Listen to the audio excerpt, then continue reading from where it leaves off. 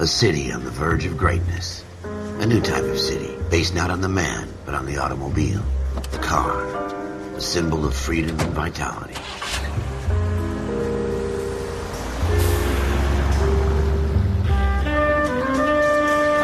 Where every man can own his own home, and have room to breathe, and not be overlooked by his neighbors.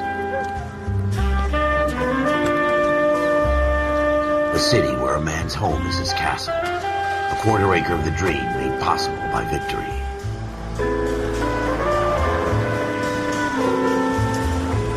A city of opportunists.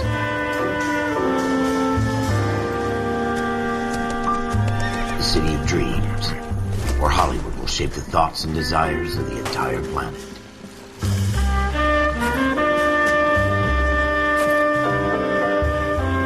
A city of pioneers.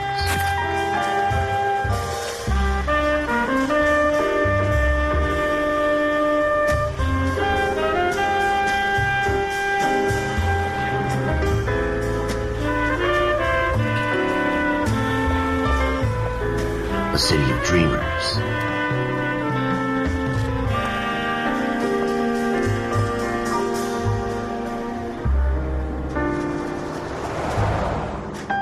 A city of undercurrents, where not everything is as it seems.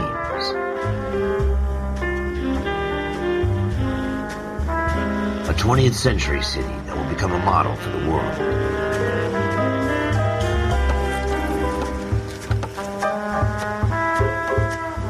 A city that has no boundaries, that will stretch as far as the eye can see.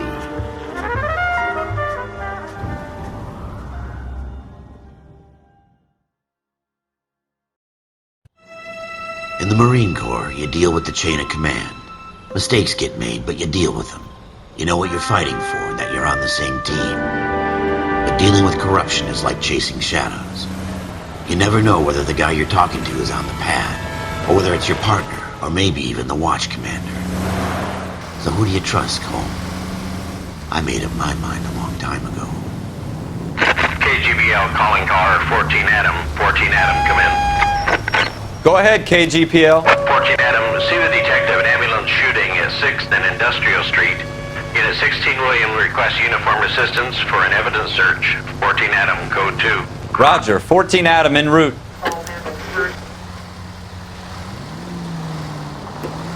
Here we go again. They don't request uniforms for an evidence search unless there's some kind of catch. Ever the optimist. From the beam of sunshine himself.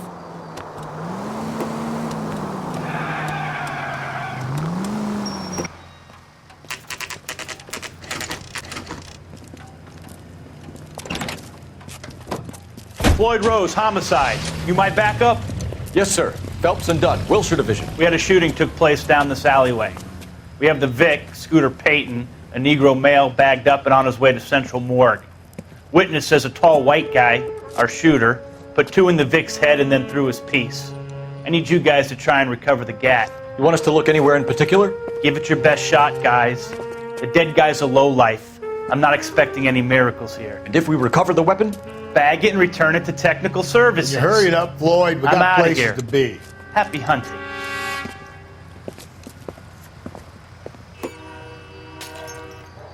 This is a fist hump. Just going through the motions. You're probably right. Let's just get it over and done. All right, have it your way. We'll search right up to the back wall. If you still don't come up with anything, come find me and we'll talk it out. 2 heads are always better than 1.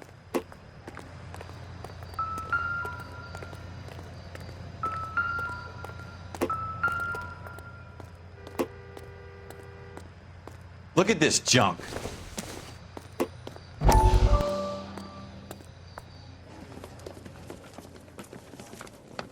Dr. Fontaine, could I have a word? Of course, young man. I really enjoyed your lecture, Doctor. Psychiatry seems to have a tremendous amount to offer. Why, thank you. I'm always happy to receive acknowledgement for my work. The mind is the last great mystery in medicine. Are you thinking of specializing, Mr. Sheldon, or Courtney Sheldon. I'm only in 2nd year, Doctor. They fast-tracked me a year. because of my experience during the war. Ah, That's what I wanted to talk to you about. Battle fatigue and collapse under duress. Can it be helped? I would say yes, given the right set of circumstances. Trauma forces the mind to close down, retreat in on itself. We try to find ways to unlock the mind again through a combination of therapy and drug treatment. Hypnosis and therapy are powerful tools in the right hands, Sheldon. I've been to visit some of the guys at the VA hospital. A good friend of mine, he's so far away. It's like he's wandering You around. went through a lot together. Yes, Doctor. Give me his details and I'll make a prognosis. I have a number of clinics in Los Angeles, Courtney Sheldon, and your penance for your friend's help is to come and work at one of them in your spare time, with what little spare time a medical student has. Is that a deal? Is it ever? I can't thank you enough. I'm not promising a cure, Courtney. I want you to remember that. Every physician has patients that he cannot hope to cure, for whom he can only smooth the path to death.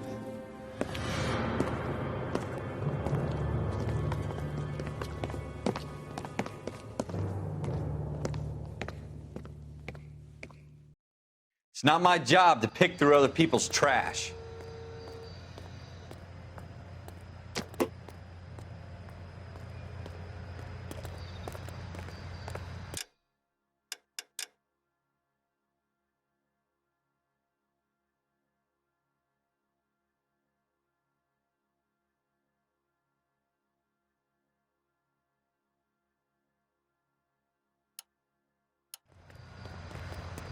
What have you got, Phelps? Anything? Jesus. Cole, come take a look at this.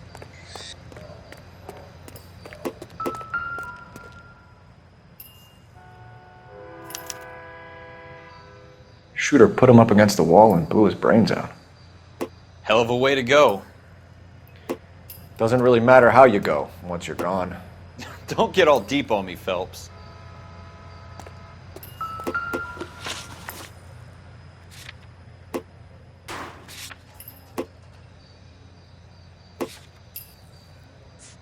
I tell you, I'm jinxed. I always get landed with this crap.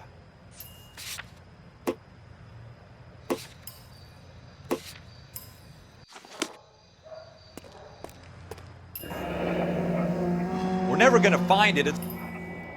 Ralph, there's something on the rooftop. How the hell did you see that? A reflection in the window. Looks like it might be our weapon. I'm gonna see if I can find a way up there. All right, don't hurt yourself. The gun's up on the roof, right? So we need to find a way up.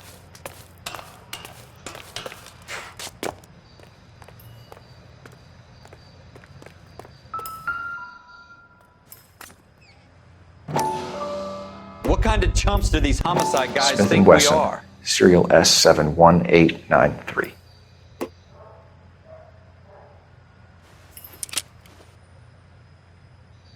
2 rounds fired. And instead of dropping it down a drain, our shooter hoists it up here. Interesting guy.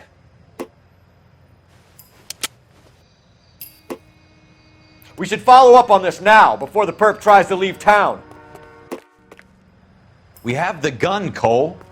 Let's take it back to Central. We could get a commendation.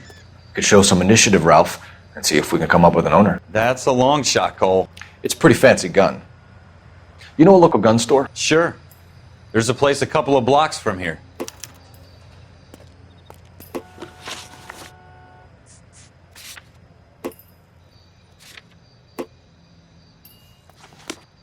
Are you sure about this? It's not really our gig. No harm in doing some digging. The suits didn't seem to give much of a damn. Such a little Boy Scout, Cole. You can't wait to get out of that uniform, can you? You'd rather round up drunks and help old ladies across the road? I'd rather get through the day without the captain's foot up my ass. It'll be fine, Ralph. You worry too much. Officer needs help, 103 and B.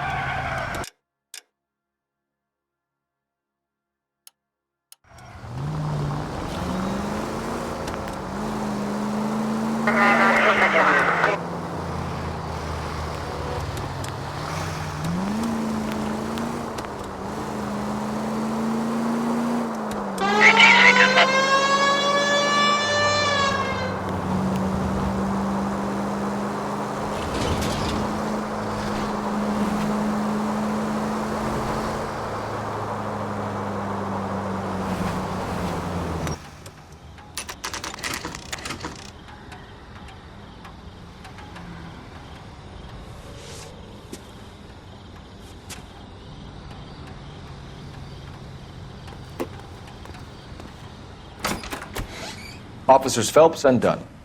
Can you tell us anything about this gun? Smith & Wesson, Model 27, registered Magnum. Chambered for .357, nickel-plated with pearl grips.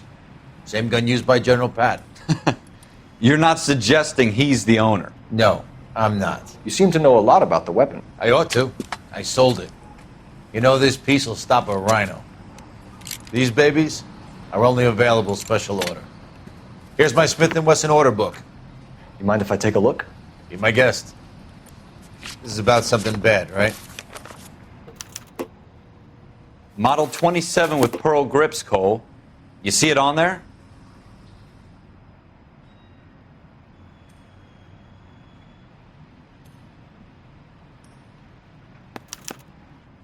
We're in luck. Errol Schroeder, 203 South Glass Street. Ordered the gun in February '46. Thanks, you've been a big help. Anytime. Always happy to help out the LAPD.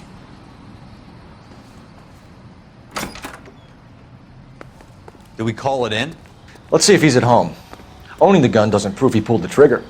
Okay. In for a penny, in for a pound. Lead the way, Gunga Din.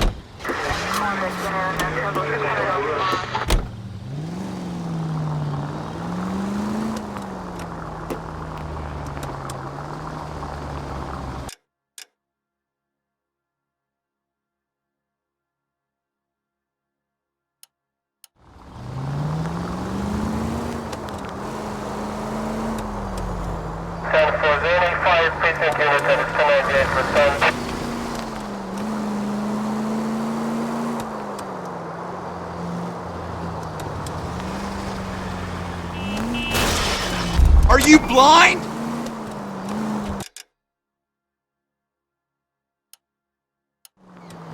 Now that wasn't so hard, was it? Just because we're in uniform doesn't mean we can't use our initiative. I guess so. Seems a little too good to be true. One-of-a-kind murder weapon, bought locally using a real name? If Schroeder's our shooter, he's no criminal mastermind. Most of them aren't. That's why they get caught. 2 out of every 3 crimes are done on impulse. Another fact from the Phelps Encyclopedia of Thin Air. You really are full of it.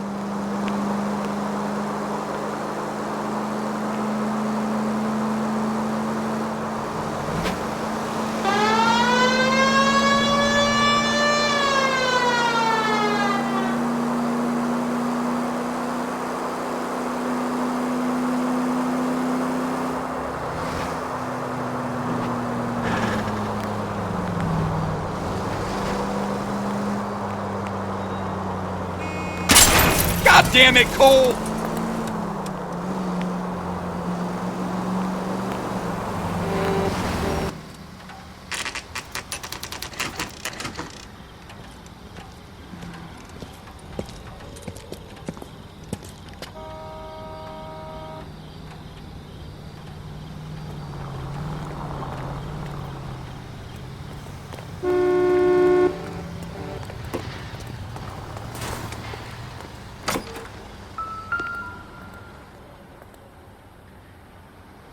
Schroeder, apartment 2.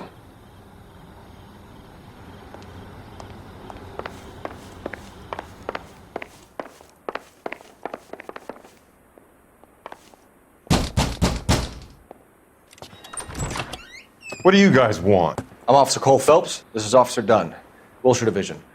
You're the owner of a Smith & Wesson Model 27, nickel-plated with pearl grips? I might be. What of it? Then you'll be surprised to know that Scooter Payton was murdered tonight with your gun. You're out of your mind. Scooter? He works for me.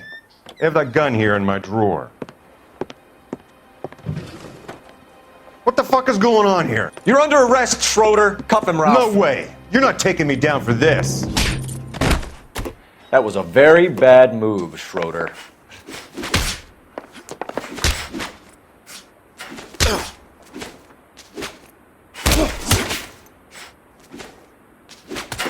You...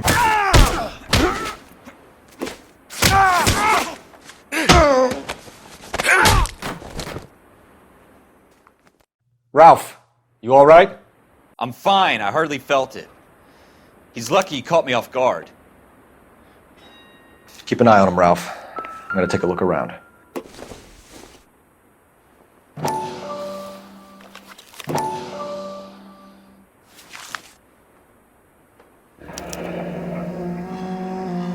names in a series of numbers.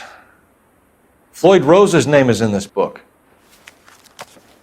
Phelps, we can come out of this all bright and shiny with a commendation. Or stick our schlongs in a hornet's nest. Call it in, partner. And leave the book where you found it. Officer Phelps, badge 1247, requesting.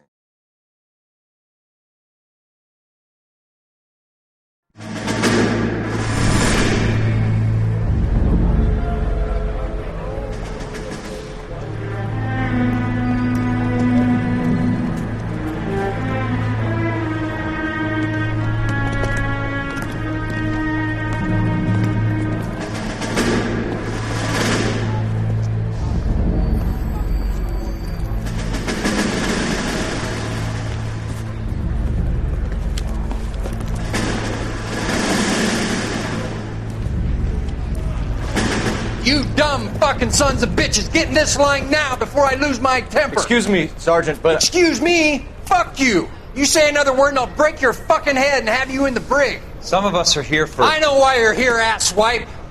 I'm having a bad day, Private. Some people don't seem to want to get on this bus. I didn't ask for your help. He didn't ask for your help. Can you believe this guy? Who are you two? Abbott and Costello? We're here for OCS, Sergeant. So it's the three fucking stooges and you're here for OCS. God help this fucking country and the USMC. The Japanese will do the world a favor and kill you quickly. All three of you are on report. What are your fucking names? Phelps. Kelso. Merrill. Any other gentlemen for OCS?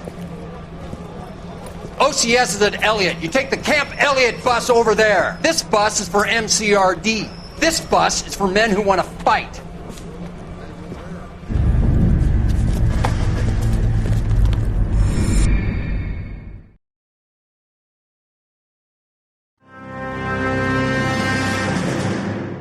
Well, you picked the right place, Cole. A city that needed an honest cop like a thirsty man needed water. You'd heard the stories, but you weren't interested. You were here to fight the good fight, solve cases, right wrongs. But the force is like politics. There's no sitting on the fence. You have to choose sides. A brown paper envelope or a Greyhound ticket to Palookaville. It could only ever end one way. All units to 211 in progress and shots fired at Westlake Savings and Loan, 1415 West 3rd Street. Unit to handle identified, code 3. We'll take that.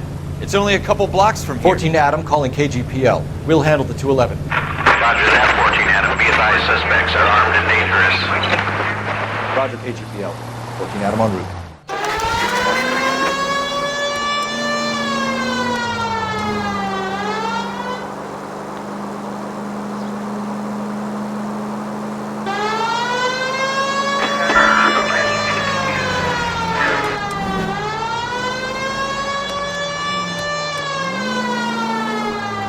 Make it quick, you guys. The cops are here. We gotta move it.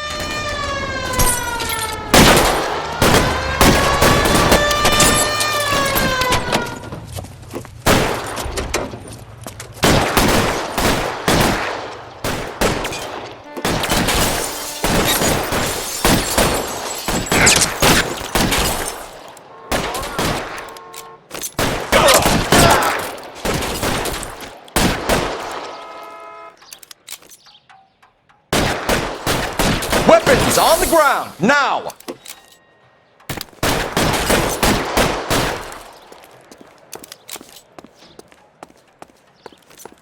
Why is nobody covering me? Try for the front door. Keep your goddamn head down. Use the cover, Phelps. LAPD, put down your weapons! The bank is surrounded! I'm offering you a chance to... chance, copper! Any closer? We'll cut. We don't know how many are in there. Stay down!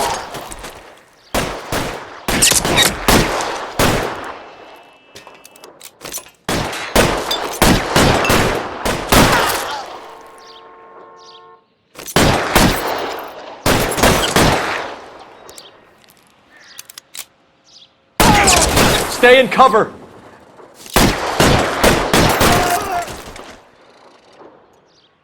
That's it? We got them all? I think we got them, Cole. Should be all clear. Lieutenant Hopkins says anytime you reach for the shotguns, you're either going to end up dead or wearing a citation. So I guess... It's okay, Ralph. You did well in there. I'm glad you had my back. Man couldn't ask for a better partner.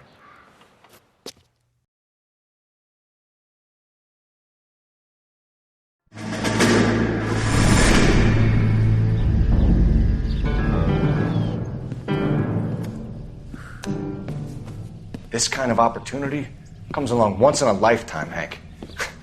I have to grasp it. You have to survive it first, Cole. Here are the veterans. The Japs love to shoot officers. If I can make a name for myself in this war, my future... Thinking of taking on a company of the Emperor's finest single-handed? You don't seem the Sergeant York type to me. When I need your opinion, Kelso, I'll ask for it. They talk about officers like you in boot camp, Cole. They call it the Custer Syndrome. Guys who go around dreaming of fame and glory and getting all of their men killed in the process. Our duty is to lead, Kelso. And their duty is to die for your wonderful future?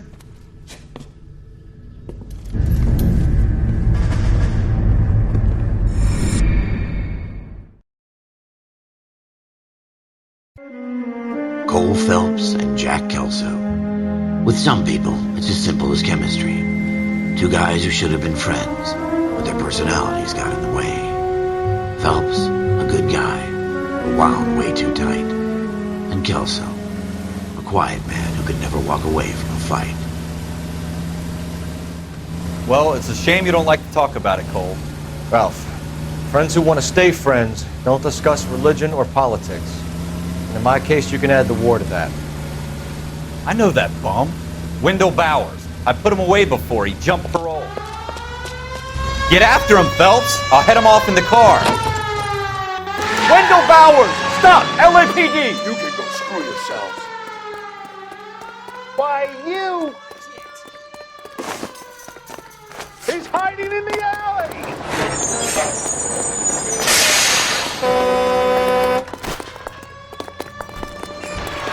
Bowers! Hold it right there! Stop now or I will shoot. I won't tell you again, Wendell. Jesus, Dunn! Watch your fire! You don't want to do this, Wendell. Get down from there right now. Give it up, Wendell! Stay the hell away from me! You've got to be kidding! You fucking asked for it. There's no way I'm going back inside. I've done my time. It's over, Bowers! You assholes already screwed me once.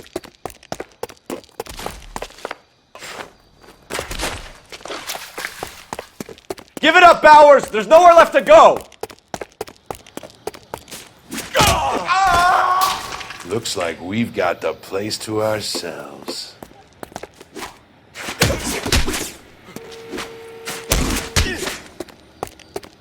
Come on then, pretty boy.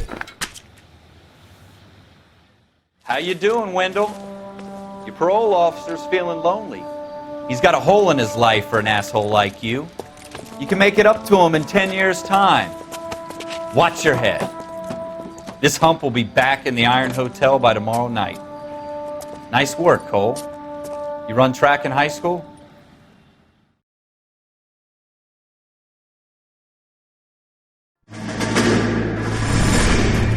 Part of the tradition of the Marine Corps and being an officer in the Marine Corps is the ability to make tough decisions. The right decision is not always the popular one. The right decision will get the men you care about killed. These ratings and your ability to give them frankly and truthfully directly affect your chances of successfully becoming a Marine officer. Candidate Phelps, you have the floor. Esprit de Corps, Merrill, 10. Franklin, 8. Weiss, 8. Donahoe, 6. Kowalski, 6. Hudson, 5. Kelso, 2. Leadership, Donahoe, 8. Franklin, 7. Merrill, 6. Kowalski, 6. Weiss, 5. Hudson, 5. Kelso, 1. Candidate Kelso. I'm sorry, Captain, but I joined the Marine Corps to fight the enemy, not get involved in this schoolboy chicken shit. Kelso, in my office, now!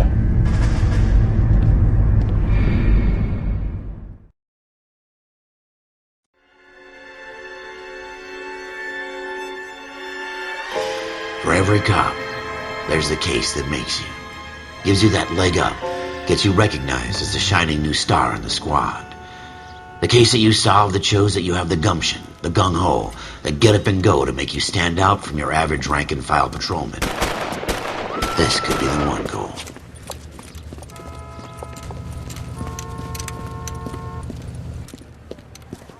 LAPD, could you stand clear of the body, please? Has anyone called an ambulance? We've called an ambulance and the police, but I'm afraid he's dead. Okay, stand further back and move along. It's your choice, but make it quick, people. Hey, Cole. You got here quick. My beat crosses 7th Street. Okay. You're first reporting then. We'll get a perimeter going and move the crowd on. You better see what you can find out before the homicide dicks show up. I'll be with you in a moment. Broad daylight. A crowded street. Now I've seen everything. Everybody stay back. Let us do our job.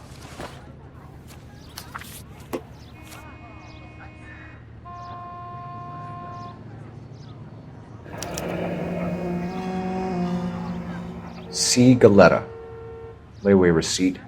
Pearl earrings. Made out to Bank of Arcadia.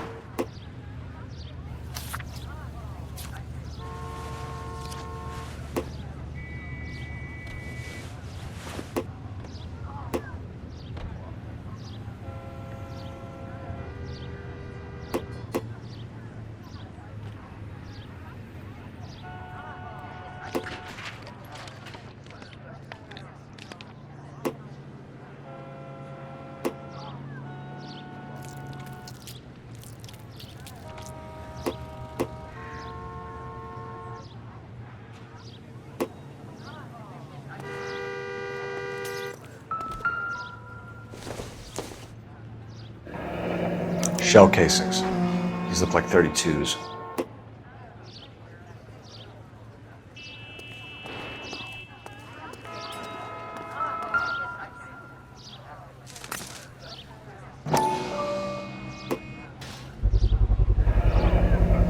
FN Browning. Serial number 01138. Might need to run it by a gun store. Eagleson's gun store's a couple blocks from here. All right. Yes, it's a dead person. This guy in the crowd thinks he saw something, Cole. You better take a statement. Don't you? Sir, I'm Officer Phelps. What exactly did you see? I heard the shots. I thought it was a car backfiring. I saw a girl run at the shoe store. I'm trying to imagine you with a personality. Speak to the witness before homicide arrives, Phelps. If you think she's lying, don't be afraid to get forceful. Verbally, of course. And don't accuse her of anything without proof. Lawyers love that shit. And if you're sure she's straight up, try the general approach. See what you can coax out of her.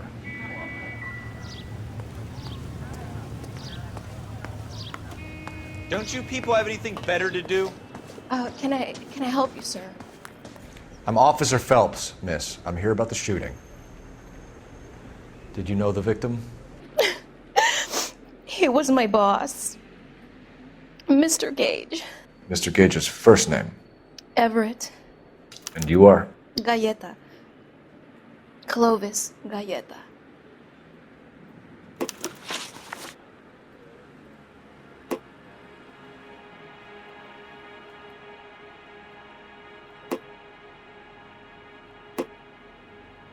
Do you think you could tell me exactly what happened, miss?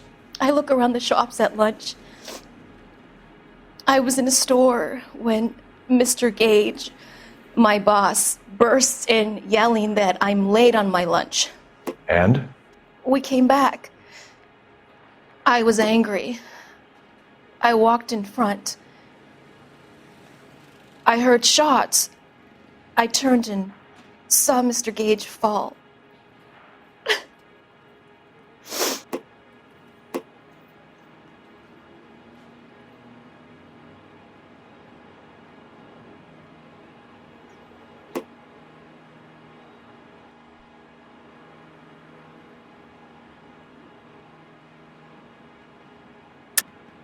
You're lying, Miss Galetta.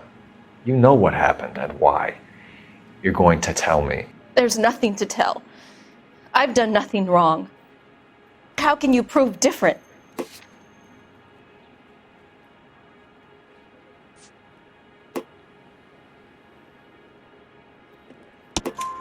Your pearl earrings, Miss Galetta. You've been paying for them for a whole year. Stop lying and tell me what happened at the jewelry store. Oh, God! I won't lose the earrings, will I? You could lose your freedom, you little fool, if you don't stop obstructing a murder investigation. Mr. Kalu. Edgar Kalu. He runs the jewelry store. He's showing me a lovely watch. Mr. Gage bursts in. Mr. Kalu gets very angry with Mr. Gage, and they start yelling at each other. Mr. Gage tells me that all of the things in the store are junk, nickel-plated, made in Japan, and yells at me to get back to work. Then what happened? We get back here, and I hear a loud bang. Mr. Gage clutches at his back. I hear another bang, and another, and another. Mr. Gage falls to his knees. It looked very painful. Which jewelry store? Hartfield's. Broadway, between 5th and 6th. Did you see the person who shot Mr. Gage? Of course I did. Mr. Kalu looked very angry. He kept firing the gun. He kept pulling the trigger. He threw the gun in a bin and turned and walked away.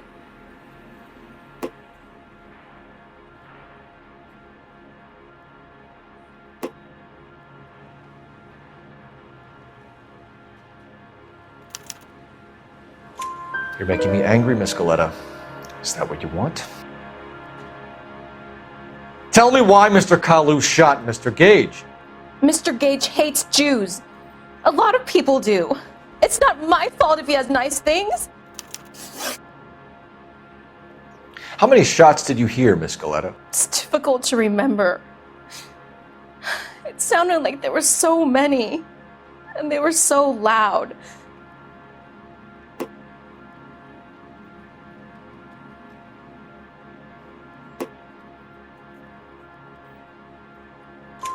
I need you to concentrate, Miss Galetta. Even minor details can become important later on. Well, there was one bang, and then another, and then 3 very quickly, close together. 5. Thank you for your help, ma'am. You've been very brave. We'll need you to make a formal statement about what happened to Mr. Gage. Does that mean I can still collect my... Never mind. Yes, officer, I'll make a statement.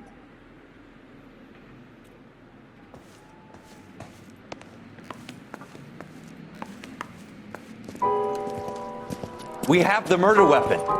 And the murderer. The girl saw it all. Our killer works at a jewelry store called Hartfield's. That's a couple of blocks from here. You thinking what I'm thinking? Tate, maintain the perimeter.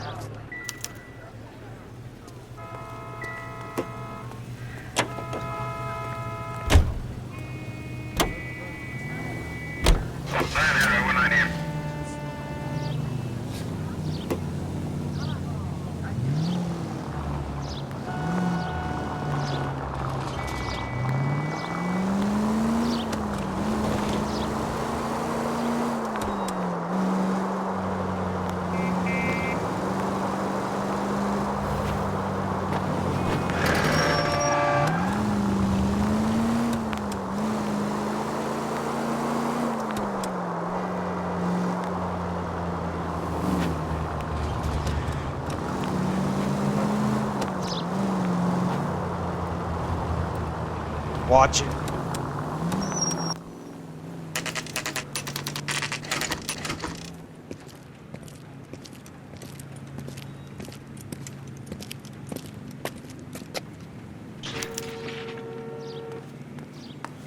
Officer, can I interest you in a new watch?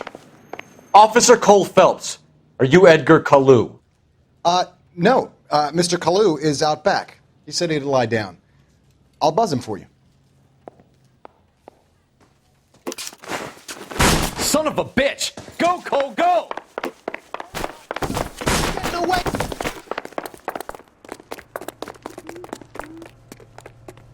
Kalu! Get back here! Can I get a bowl of that chili? God damn! Root beers all around, dawg.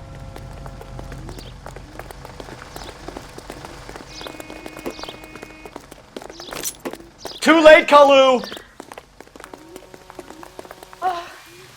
Stop or I will shoot!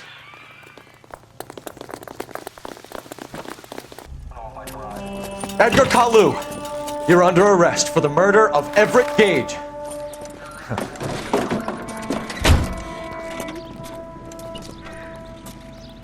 The case that makes you, and the case that breaks you.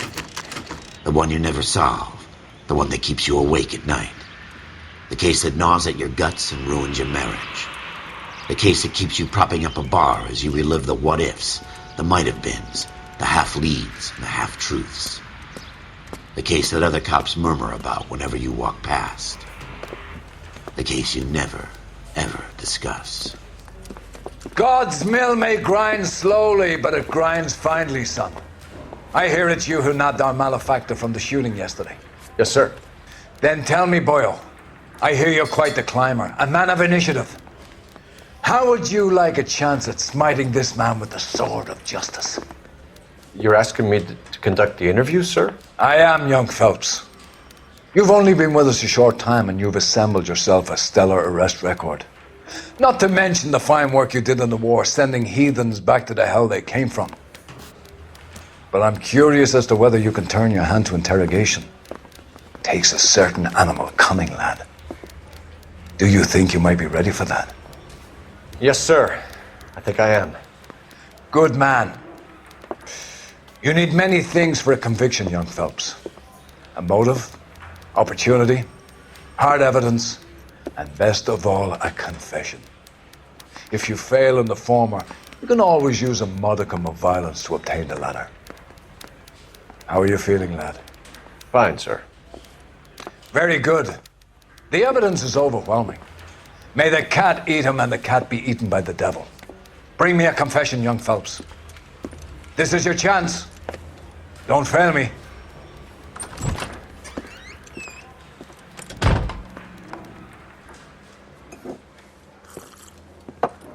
Has my lawyer arrived yet? I want to see my lawyer. A lawyer can't help you, Mr. Kalu. You shot a man dead in cold blood. You're going to have to pay for that. You followed Everett Gage and the girl back to the shoe store. You put 5 rounds in Gage's back. Gage was a bastard. Whatever he got what was coming. But it had nothing to do with me.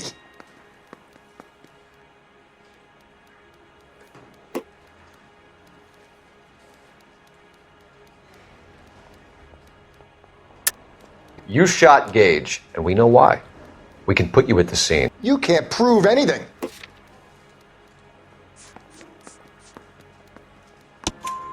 We know all about the argument. Miss Goleta made a statement. You're counting on the girl? You think her testimony is going to stand up in court? You're going to the gas chamber, Edgar.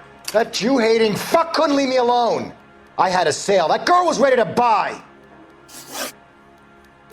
Let's change the subject. You fasting for Yom Kippur, Mr. Kalu? Yeah, let's change the subject, you going motherfucker. How about baseball?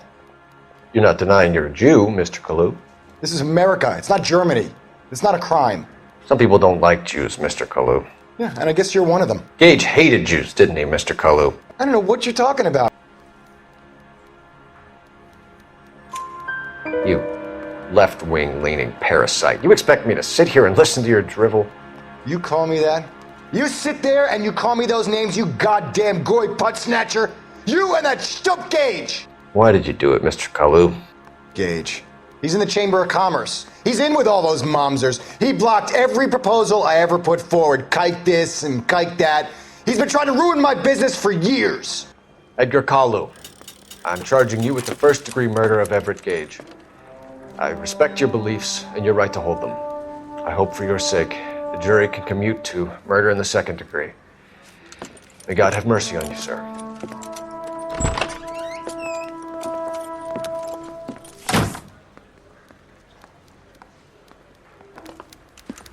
Masterfully done, Officer Phelps. It is just Officer Phelps. Isn't it, lad? Yes, sir. Then let me have a word with the Chief of Police, young Phelps. The department needs heroes. A shining, honest face the public can admire. I applaud a man with your talent for unwavering justice. Back to your duties for now, boyo. But here's a piece of advice. Get yourself 2 suits, get them pressed. You'll be needing them.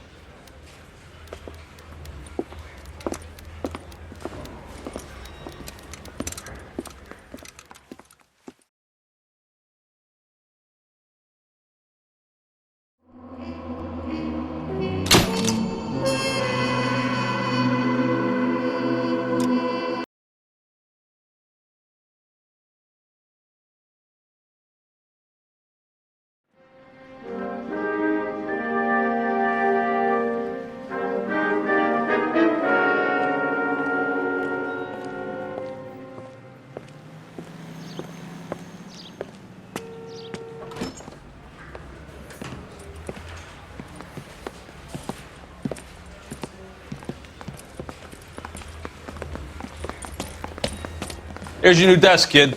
You're on traffic. The hot sheet is posted here, next to the map. What's his problem? That's Biggs. He's an institution. So this is what all the fuss is about. Why couldn't they build a freeway that goes past my place? They haven't even approved the money yet, kid. The bond issue won't be till December. It'll be years before any of this will happen. Here's your new partner, Stefan Burkowski. I've heard all about you, Phelps. You go easy on me and let me earn the odd citation, and maybe we'll get along fine. I'm here to learn, Detective.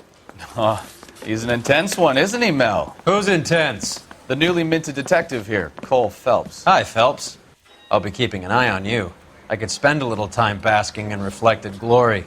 Make a change from busting hookers and dope fiends. Who was that, Commander? Roy Earl, chief detective and advice. Do they all dress like movie stars? Well, Roy is a movie star. And the whole of the seedy side of L.A. is his audience. What is that supposed to mean? Stick with me, kid. You'll find out.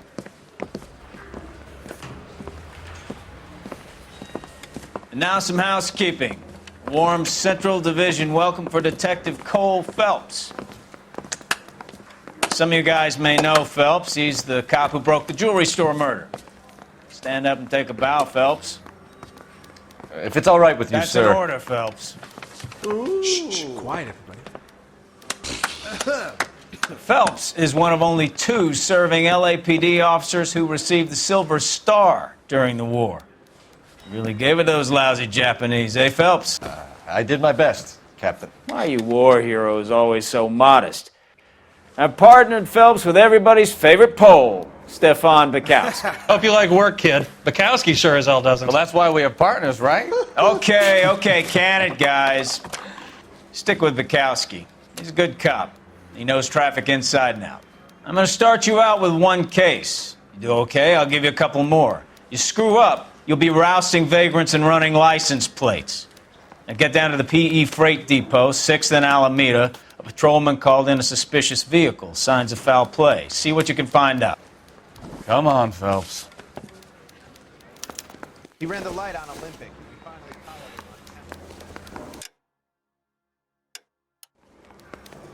The thing was, he was a really nice guy. I felt lousy tolerating him.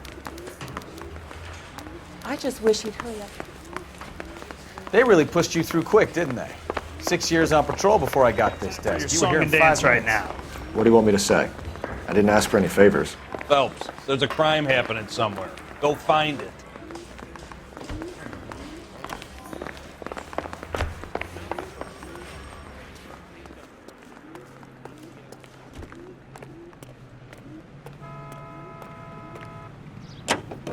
You know this place?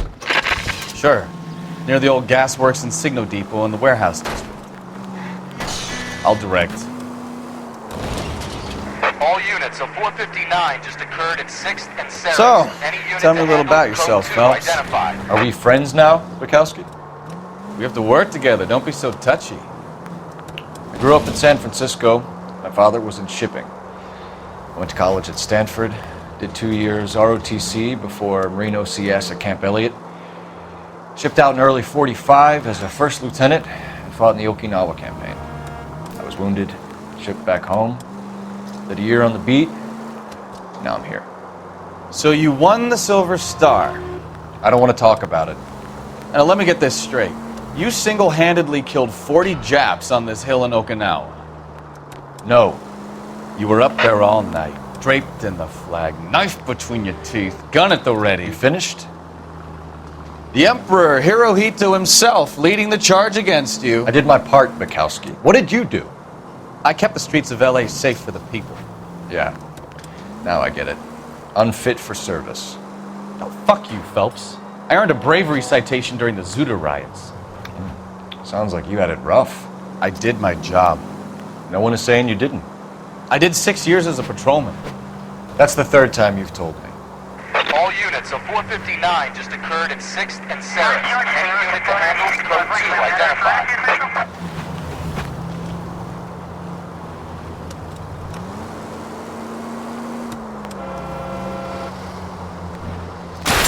Take it easy.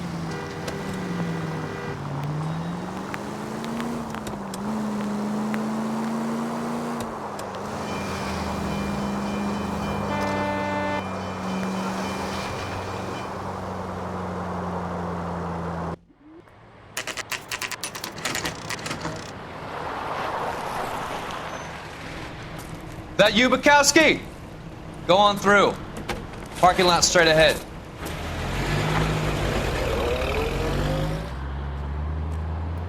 I need to get back to work, officer. The detectives are here now. You repeat to them what you told me. I did the right thing by calling this in. I'm just a working stick. Just give them your story and you'll be all right.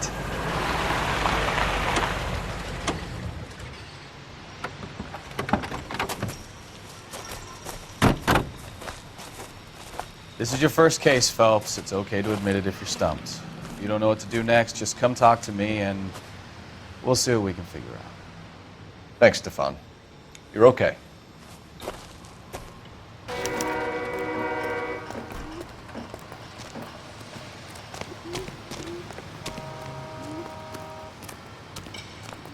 I'm Officer Hart. Phelps, traffic. What have you got? Abandoned car, probably stolen. The solid citizen is Nate Wilkie. He called it in. What gives with the coroner? There's blood all over the interior. Someone's copped a full Broderick, but no stiff as yet. We have an owner for the car? The car is registered to an Adrian Black, just north of Bunker Hill. All right, we'll take a look around. I'll keep Mr. Wilkie talking, but don't make him wait too long. He's the restless type.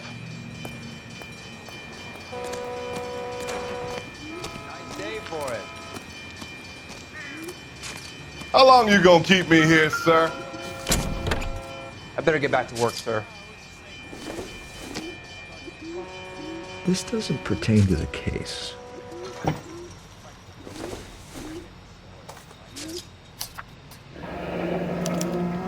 Mr. F. Morgan picked up a live pig yesterday?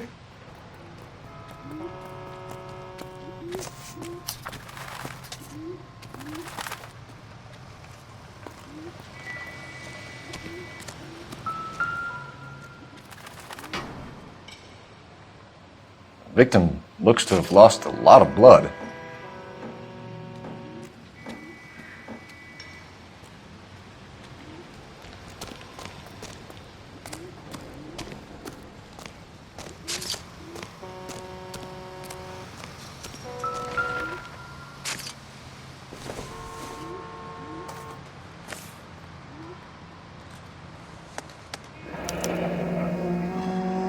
"32 years old, married.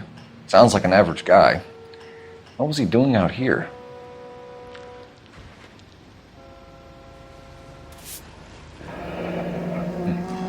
Happier times, I guess.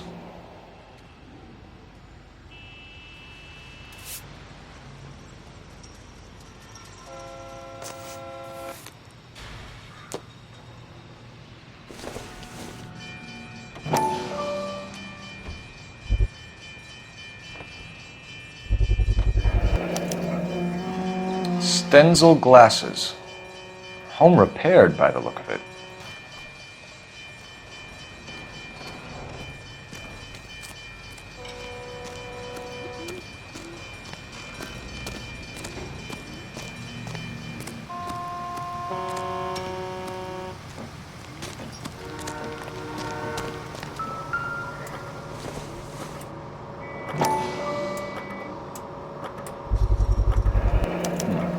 Brand name might give us something to go on.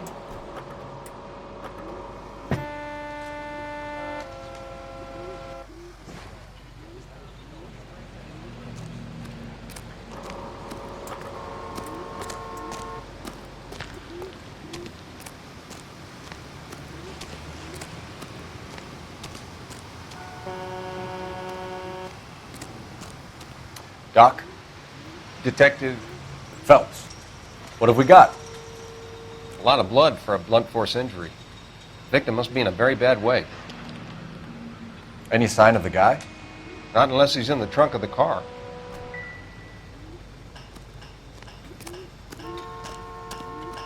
Sir, I'm Detective Phelps. Name's Nate Wilkie. You found the vehicle? Sure. Saw it just sitting there. Strange place to be parking your car. Figured I'd better take a look. And then I saw all the blood. So I called the police. Mind if I ask what you were doing out here? Well, I work for the railway. I was on my way out to the switch and reckoned I'd take a shortcut. Did you see anybody else in the yard? Maybe somebody hanging around the car? Nope. I hadn't seen a soul all day till you boys turned up. Do you know Adrian Black, Mr. Wilkie? No, sir. That ain't a name I'm familiar with.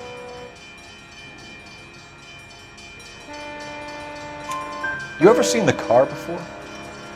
Funny enough, I did. A couple of nights ago, it was over there in the parking lot.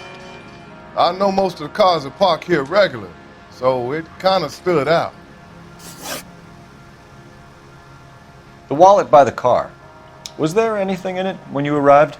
You accusing me of something, mister?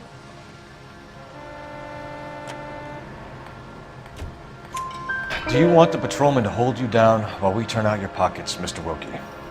Maybe I checked inside that wallet. Not that I was gonna steal anything. Maybe I took a look. But there weren't no money in there. Not even change. We found a steel pipe with blood on it near the car. Do you know anything about it, Mr. Wilkie? No, sir. I went straight for the law when I saw the car was full of blood. When you saw the blood, was it wet, bright red, or darker like it is now? Darker, I'd say. Looked dry already.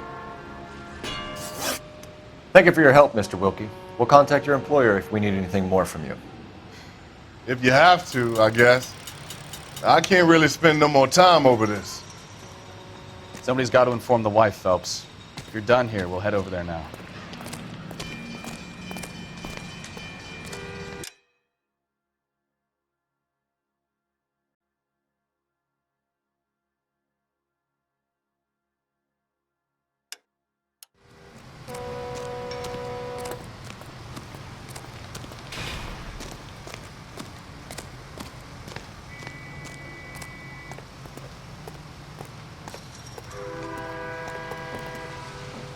Can you drive to this one? Fine. Where are we headed?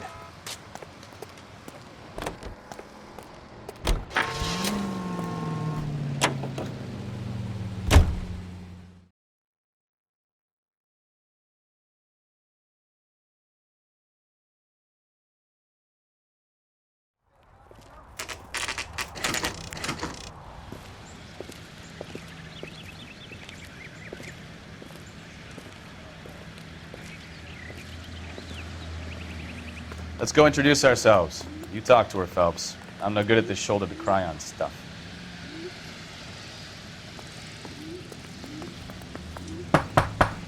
Just a minute.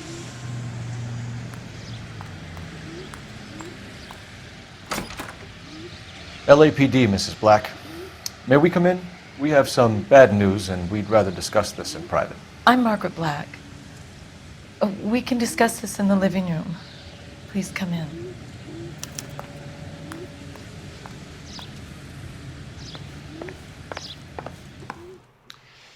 Your husband drives a blue Lincoln, Mrs. Black?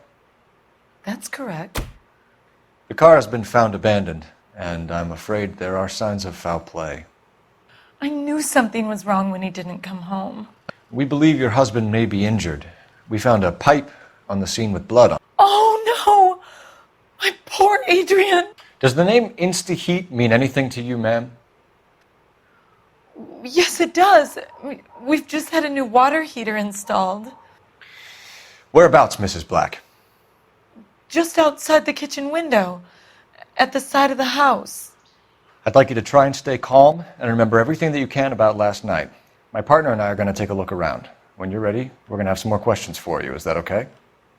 Of course, officer. Anything to help secure my husband's safety.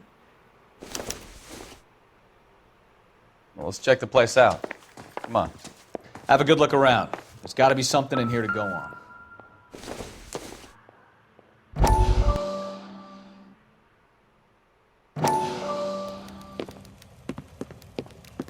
Lie down. Make yourself comfortable. So, you're a friend of Courtney's? Yes, Doctor. He seems very concerned about you. I have these visions. These blinding visions. I can't get them out of my head. My skull, it feels like it's in a I'm vice. going to give you something to calm your nerves.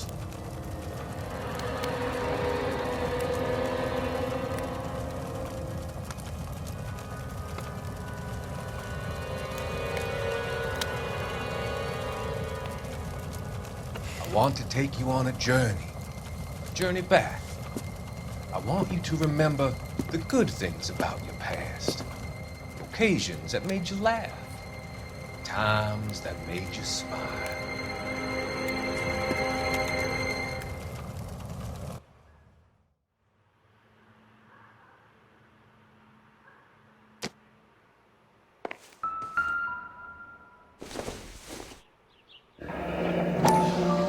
Kavanaugh's. So who brought this home?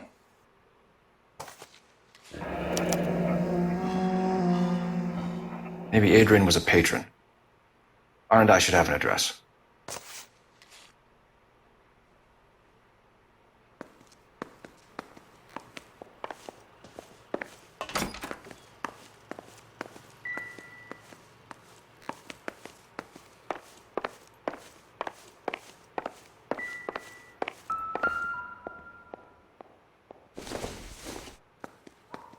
This must be Adrian's.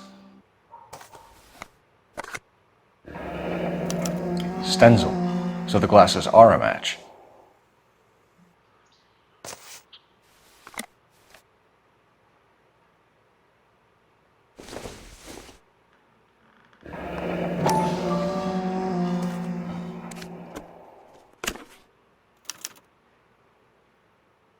To my Adrian.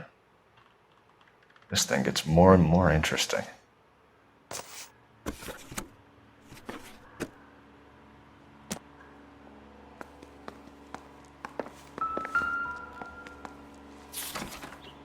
A used ticket to Seattle and a suitcase gone missing. Someone couldn't wait to get out of this house.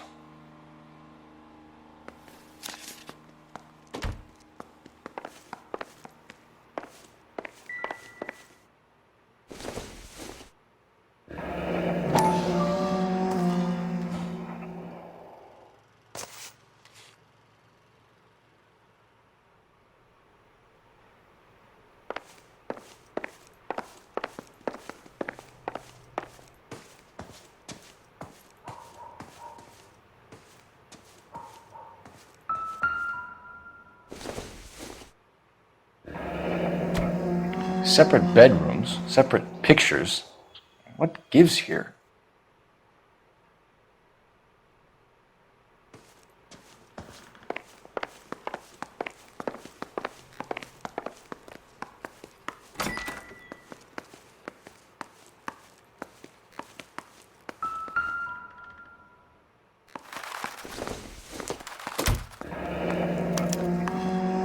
This was only recently installed, not 2 days ago. Maybe it's time we took a look around outside.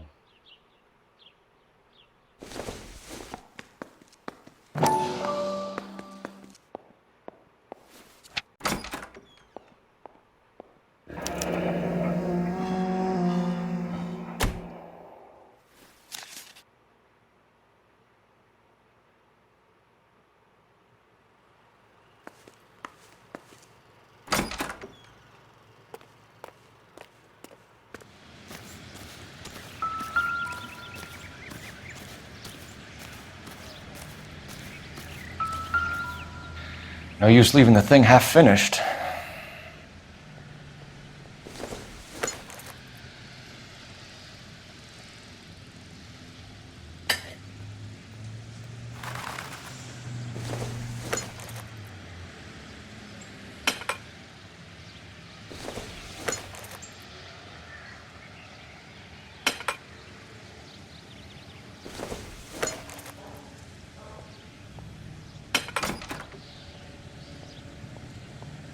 So the pipe missing from Mr. Black's heater is the same one that killed him. Huh.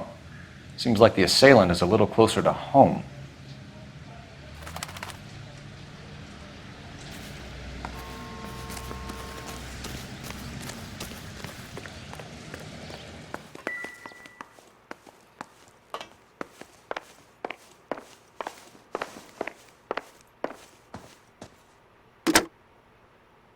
Operator, give me dispatch. Putting you through now. Phelps, badge 1247. How could I help, Detective? I need an address on a Kavanaugh's bar. Certainly, Detective. One moment. Kavanaugh's Bar, corner of Elysian and Hewitt, south side of Union Station. Thanks.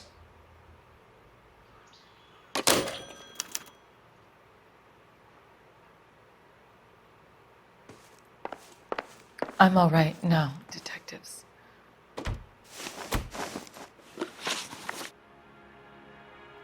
We found a receipt in the trunk of your husband's car for a live pig. This receipt was made out to an F. Morgan. A pig? Adrian runs a tool business. That would be Frank Morgan. God knows what he's up to. What makes you say that about Morgan, ma'am? He's the foreman at my husband's plant. A very shady character. I've told Adrian he needs to keep his distance from the staff. They're always out drinking together. Your husband frequents Kavanaugh's bar? How did you know that? Adrian practically lives there after work. So Adrian spends a lot of time there? Up until recently, he's been away in Seattle a lot on business. Did your husband tell you where he was going last night? All he said was he was going to meet Frank for a drink.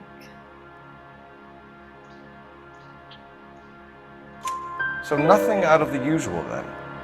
Well, he came home early from work. He never comes home early. And he went out early, too. He normally never leaves for the bar till about 7. Was your husband wearing his glasses when he left here yesterday? Yes, he just bought a new pair. Go on.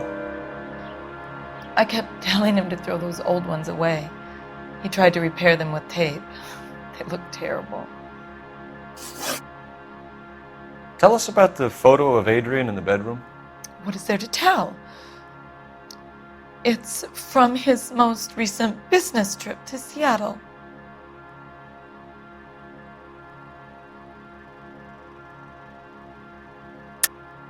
There's plenty to tell. You just won't tell it. You're lying about the photograph, Mrs. Black. You're incredibly rude and insensitive. But I guess you know that. I've told you what I know about the picture.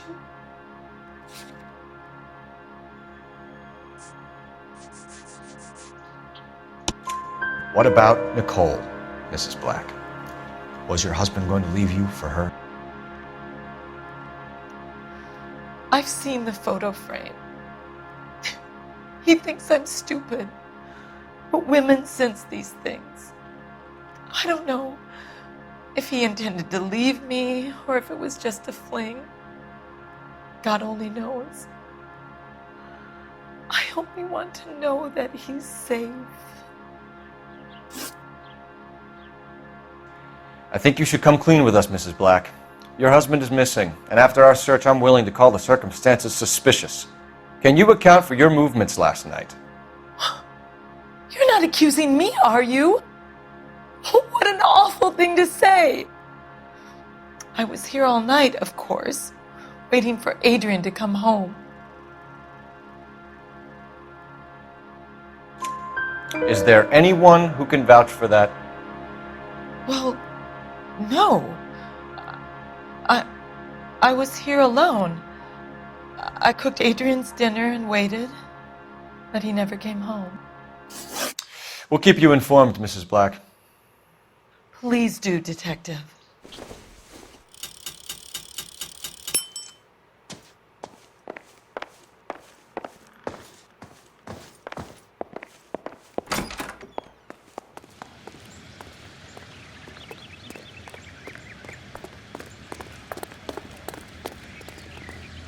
You drive. I need to go over the case notes. Do we know where we're going?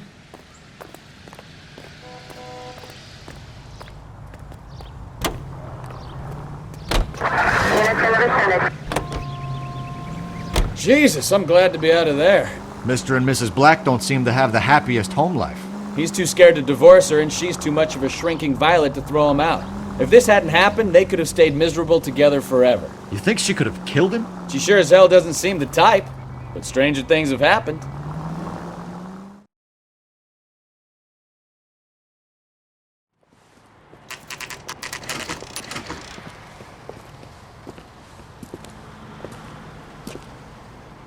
Hey, I know you. No, you don't. We were at school together. How about you buy me a drink for old time's sake?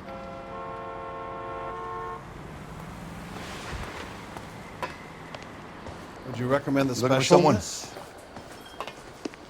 You know Frank Morgan? Sure. Frank's your regular. He's a loner in the back. That cherry pie was delish. Frank Morgan? Who's asking? Cole Phelps, LAPD. I understand you're a friend of Adrian Black. Yeah, I know him. Are you aware that he's missing? No, I hadn't heard that. Tough break. We found Black's car abandoned in a freight depot, covered in blood. You know anything about that, Morgan? Hell no. I'm sorry to hear that. I like Adrian. He's a good boss. Please, don't tell me you actually believe this jerk-off, Phelps.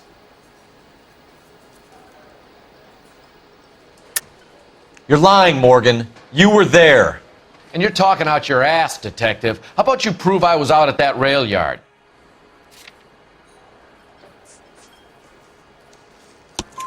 You were there, Morgan. We found a receipt in the trunk of the car. It has your name on it. We can call the slaughter yard and nail you on it. All right already. That fool Adrian's fallen for some dame in Seattle. He wanted me to make it look like he'd been attacked. Where exactly is Black holed up? No idea. I think he took off for Seattle.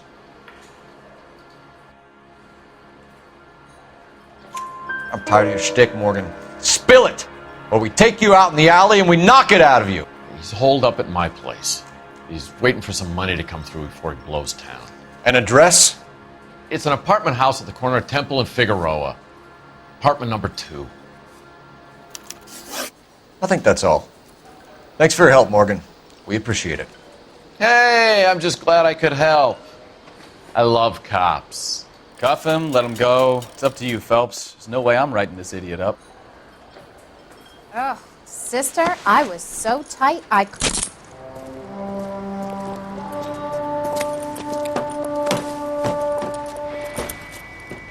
You got Morgan's address? Let's get over to his apartment.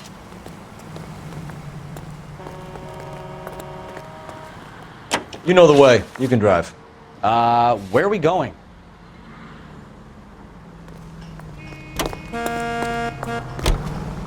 Car 11K, come in.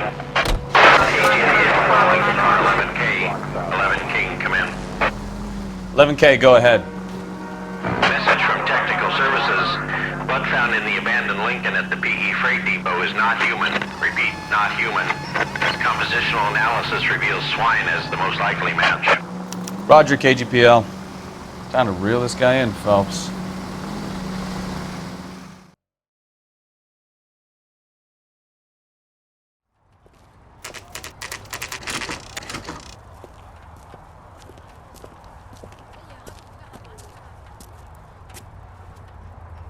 Well, let's check the place out. Come on.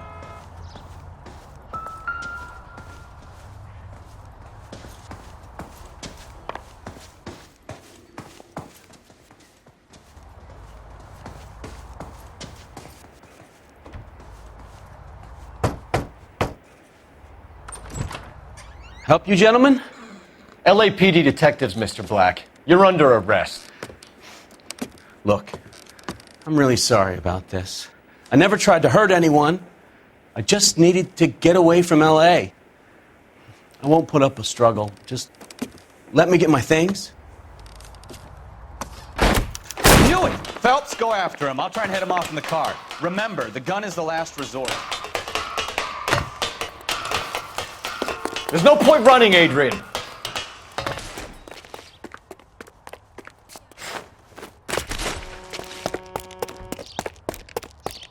Mr. Black, get back here right now.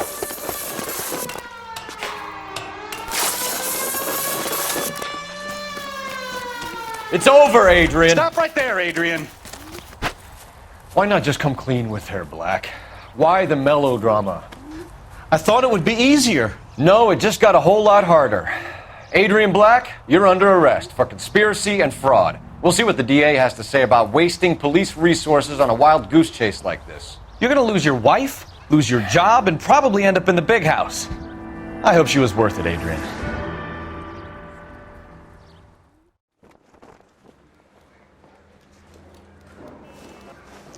That turned out to be quite some case, huh? Adrian, what an idiot. You got an arrest and a clearance in your first case, and in fine style, too. Well done, detective. Efficient investigation technique, good public presence. You keep that up and you learn from Bukowski here, and you could go a long way in this department.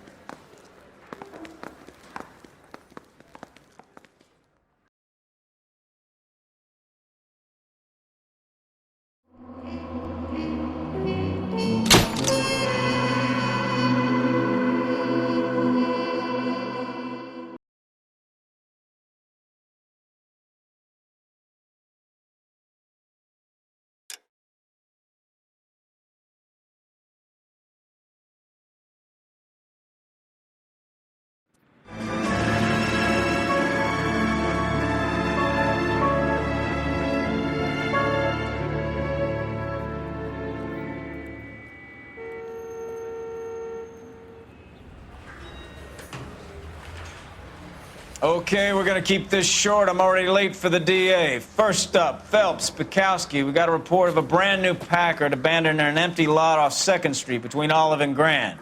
PR is one Oswald Jacobs says the vehicle was dumped in his backyard. There's a patrolman on site. Get down there and see what you can turn up. Any questions? Good, get going.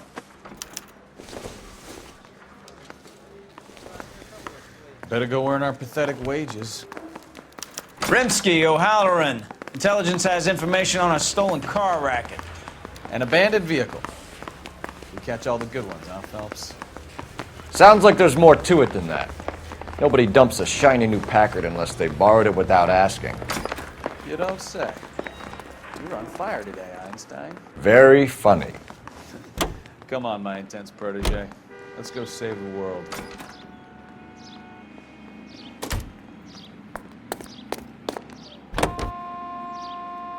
You hear about Adrian? The prom in Seattle threw him out.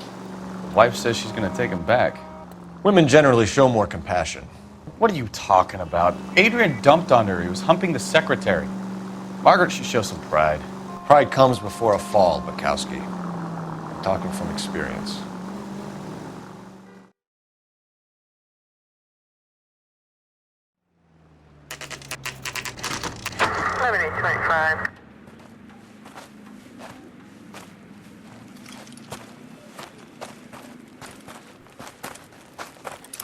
Phelps, traffic. I'm Officer Houlihan. Car's down the alleyway, detectives.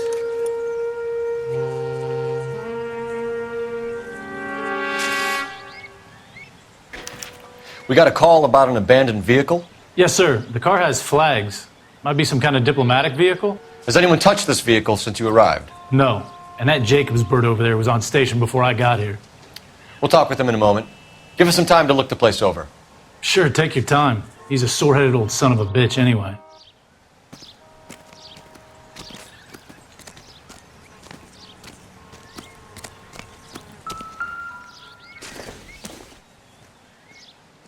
No good to me.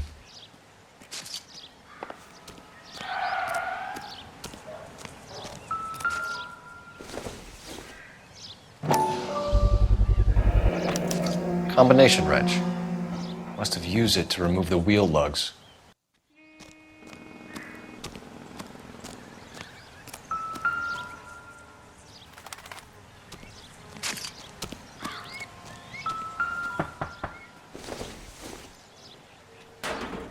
Don't think this is anything.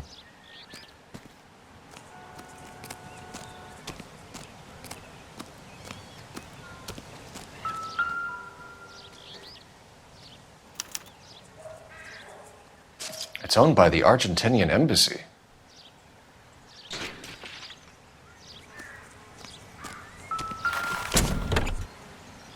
Empty.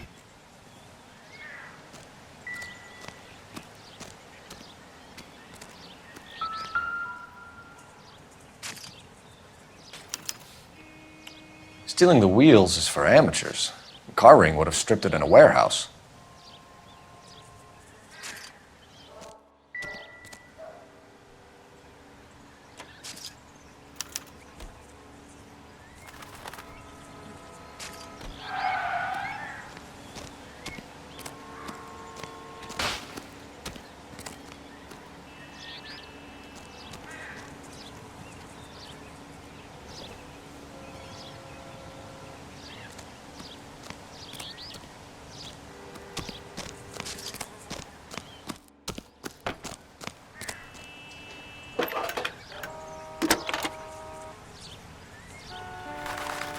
Phelps, badge 1247.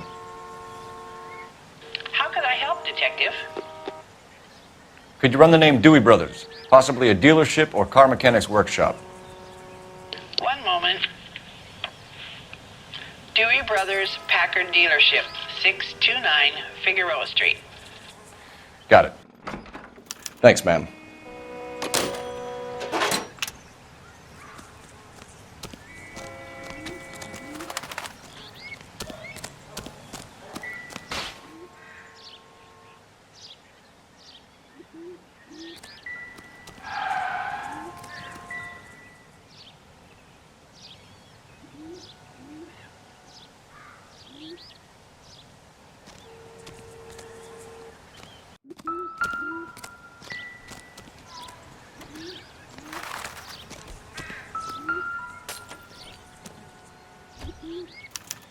I must have taken the flag as a souvenir. Can't have any street value.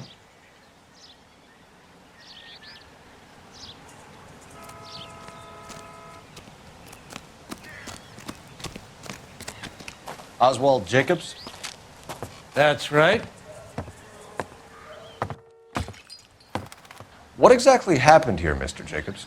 Last night, I was looking out of my window. I like to keep an eye on what's going on. I can understand that. You see this empty lot? Damn kids play stickball here. Always breaking my windows. Always asking for their ball back. Can we get back to the car, Mr. Jacobs? Don't be impatient, Sonny. Anyways, last night I see this brand spanking new Packard up on bricks.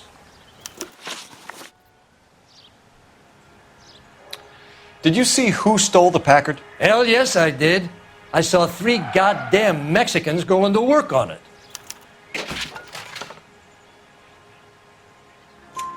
Can you tell us what they were doing? Using the headlights of an old Ford so they could strip the thing. I yelled out to them, "I'll call the cops."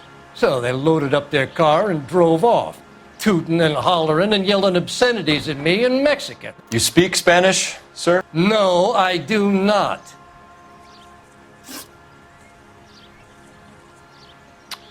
After the Mexicans left, you didn't go anywhere near the car? After I scared them off? No, I didn't go anywhere near that car.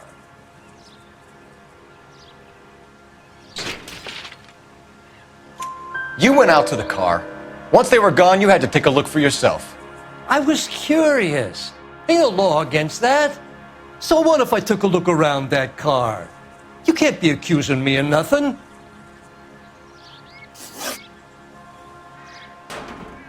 Tell me about the car they were driving. It was an old Ford. I didn't catch the license number.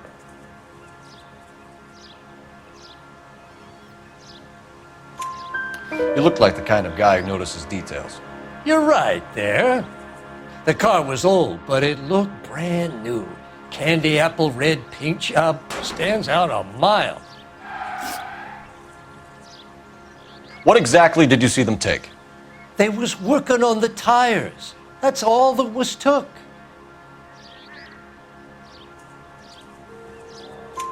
Right. So what did you take, Jacobs? Do you want my partner to pat you down? I found a notebook in the glove compartment. I was going to show you. It's on the chair on my porch. Thank you for your help, Mr. Jacobs. You can speak to Officer Thibault about signing a formal statement. When you get the car out of the way, maybe you could come back and do something about those kids. Well, how about we bring you an umpire's mask?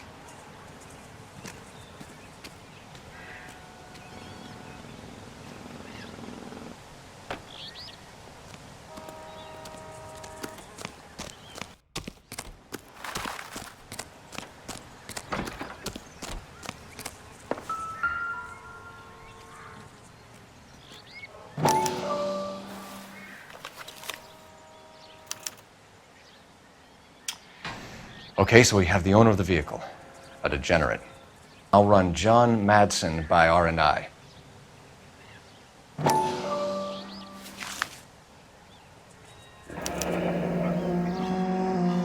Contact details on a William Dewey. This looks like business rather than pleasure.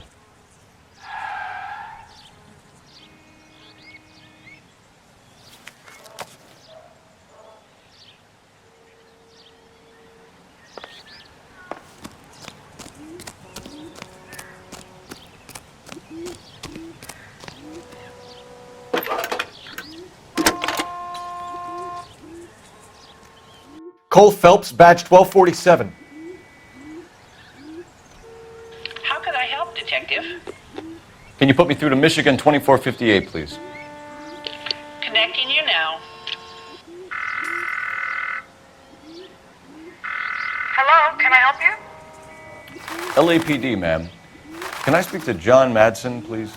He's at school, officer. What's this about? Is he in trouble? How old is your boy, ma'am? Just turned 16. Wrong person, Mrs. Madsen. Sorry to disturb you. Messages, please.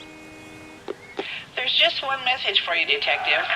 A 4-door Packard, diplomatic license number Paul Robert 706, was reported missing this morning by Juan Francisco Valdez. Could you have him brought in?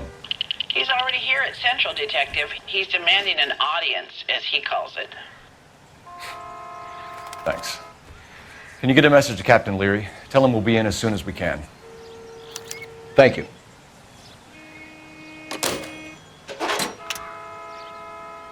Can you cordon off this lot until we have the vehicle impounded? Yes, sir, Detective. We'll follow up on the owner. Get a statement from Jacobs, and I'll read your report back at the station. You can drive.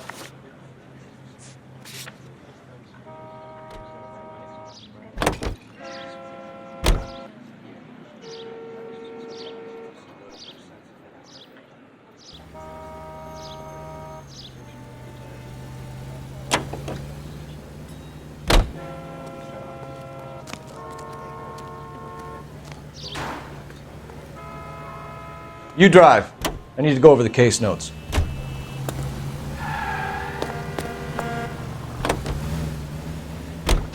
This has got to be the 50th abandoned vehicle call we have caught this year. One more, and I'm going to go crazy.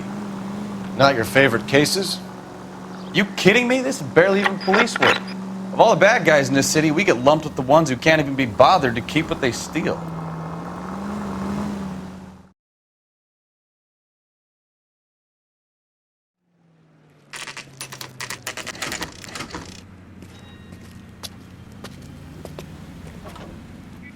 Do we have a Juan Francisco Valdez in for questioning?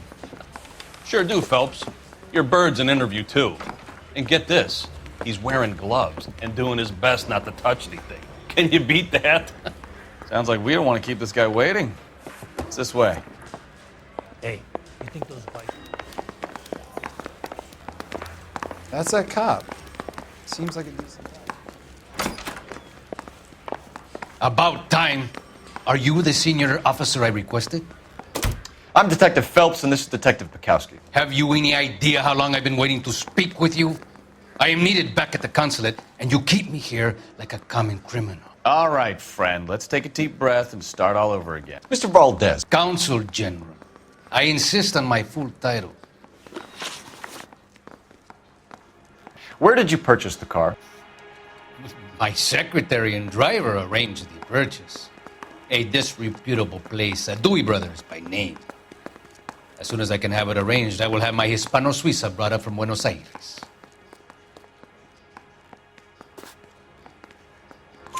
Bought a Packard, Valdez? A snob like you doesn't drive an American car. I want answers or I'll smack you around the teeth.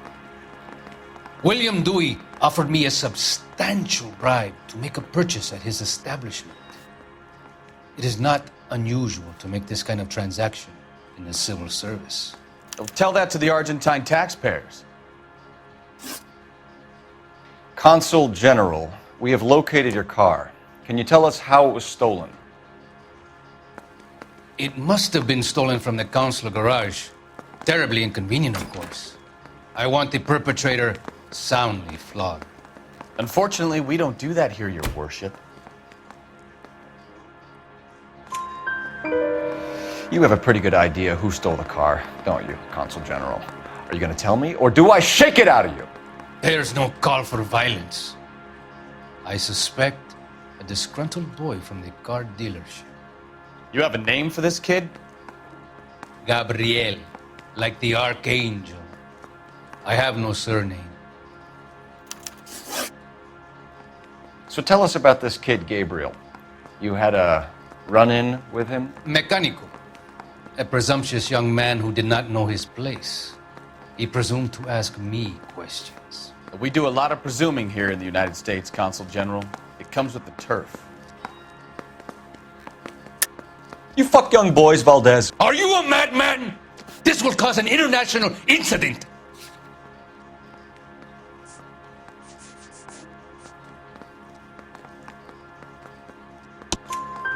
Danny, Ben, Miguel, Tristan, and Teddy. Full lips. Ring any bells? I'm sure we can come to some arrangement. Gabriel, spill it. A beautiful but impertinent boy. I mentioned rendezvous and the young man went quite insane. I thought he was going to kill me. I was prepared to pay. We'll be in touch, Consul General. I'm telling you, it'll never stick and you'll get roasted. Hey. Finished with Valdez. Thank God. I'll get rid of him in a couple of hours. I want to make Homicide. I mean, you know you've made it if you got that asshole. Can you drive to this one? So, where you want to go?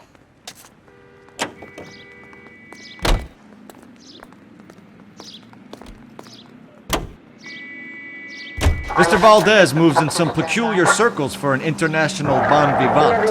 Ah, English, please. See, this is why nobody invites you out for drinks. It's just very industrious of him to be so involved in matters of consular transportation. All right, you're making it worse now. I think what you're trying to say is that lover boy in there is as full of crap as a Christmas goose. That as well.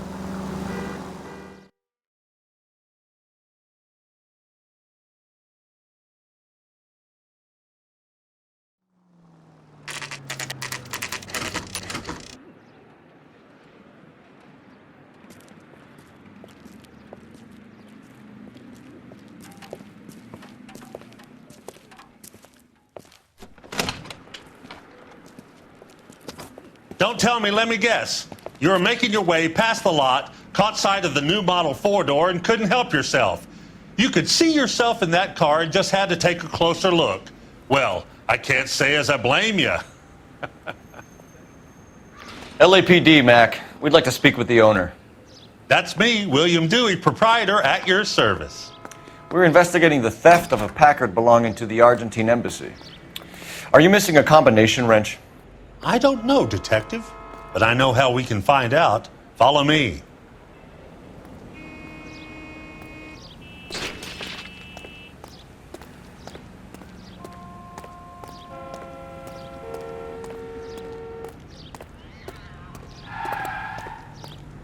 We keep all our tools in here. Mind if we look around? Be my guest. You sure you guys aren't interested in a new car? Huh? Maybe a used car. I have some nice used cars for guys in your wage bracket. Why don't you give us some alone time, Dewey? Go sell some cars or whatever it is that you do here.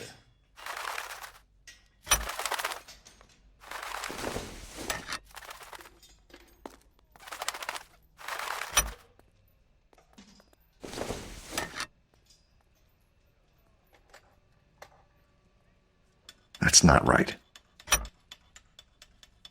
One left. Gabriel Delgado is missing a 3/4.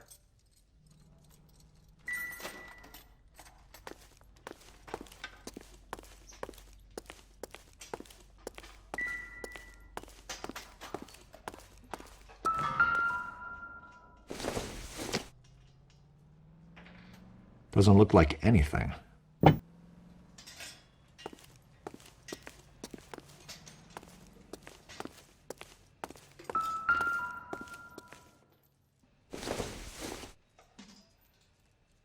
Nothing significant.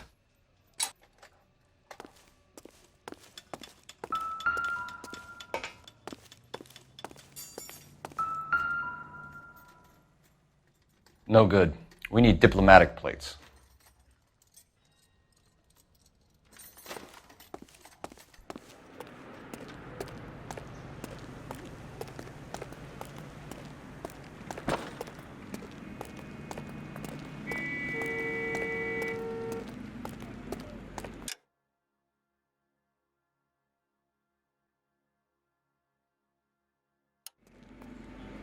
If you don't mind, we have a few questions. Packards are great cars, but this doesn't look like the kind of place favored by foreign embassies. How do you know Valdez? I don't know Valdez. The embassy bought the car. All I know is he must know a quality car when he sees one. And I know a shyster when I see one. You and Valdez are in this together. Me and Valdez? I hardly know him. Valdez wouldn't wipe his shoes with me.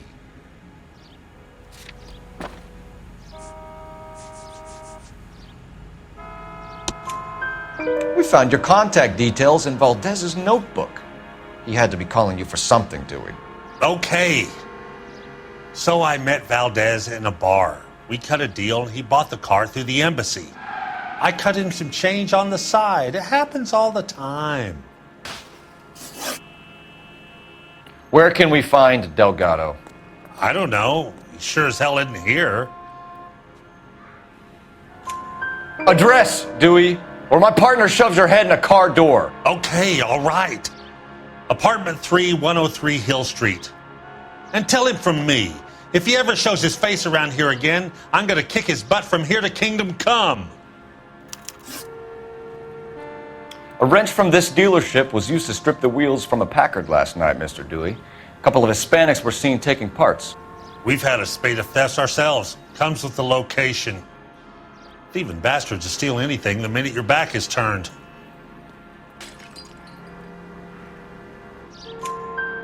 What are you hiding, Dewey? Spill it. You don't want the LAPD getting too interested in this place. So I hire a few illegals. It's cheaper than hiring returning GIs. They have less attitude. Downside is, they're a little light-fingered. Thank you for your help, Mr. Dewey. No problem. God damn that kid. I'm just an honest car salesman. Seems like you just don't know who you can trust these days. Going to movies, Dewey. You're missing your calling. Time to visit Gabriel Delgado. See how good his excuse is.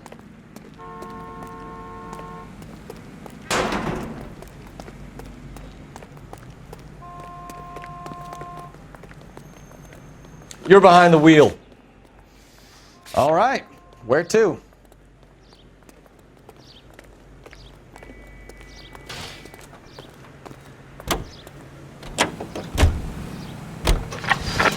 You read this story in the Examiner about the Navy developing three-dimensional movies?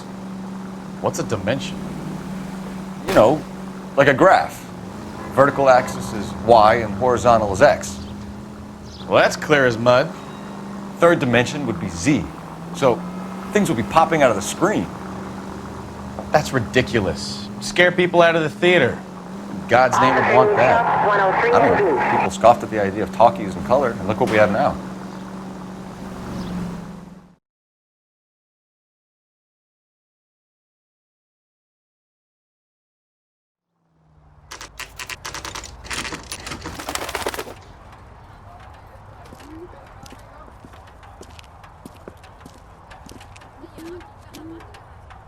Okay, let's see what Gabriel has to say for himself.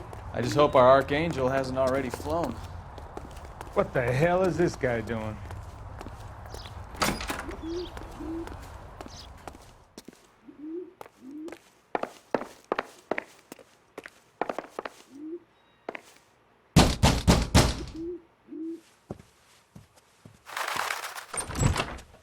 Yeah. LAPD, ma'am. We're looking for Gabriel Delgado. Gabriel? We're from the police. Policia, you understand? Yes, I understand. Could you come inside? What is your name? Ana Rodriguez. Is Gabriel Delgado here, Ms. Rodriguez? No. What do you want with Gabriel? Is he in trouble? Stay where you are, Ms. Rodriguez. We need to take a look around. But he is not here. I have told you. Check out the surrounds. I'll stay with the broad.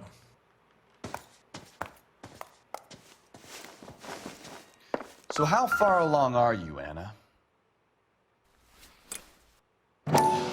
Nearly 20 weeks. Souvenirs are a dumb move. Right. So how's it going to be when you go into labor and he's not around? You are wrong about Gabriel. He will be a good father. Already he works hard to provide for us. Unless you help us here, Anna, your little one won't be seeing Papa for a very long time. Difficult to tell whether it's the suspect vehicle from the scene. Certainly Gabriel's pride and joy.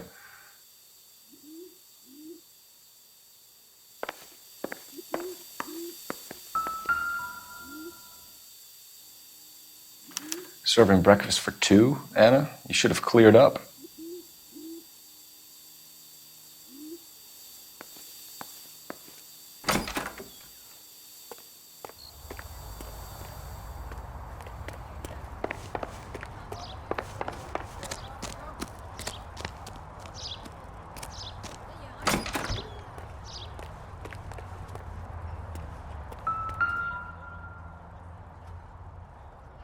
It looks like Valdez gets his wheel back.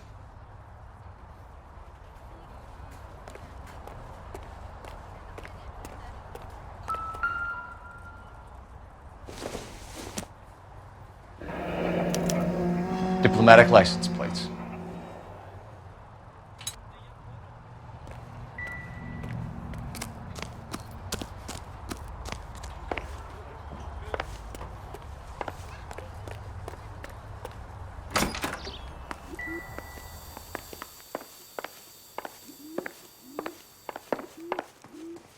You're in serious trouble, Miss Rodriguez.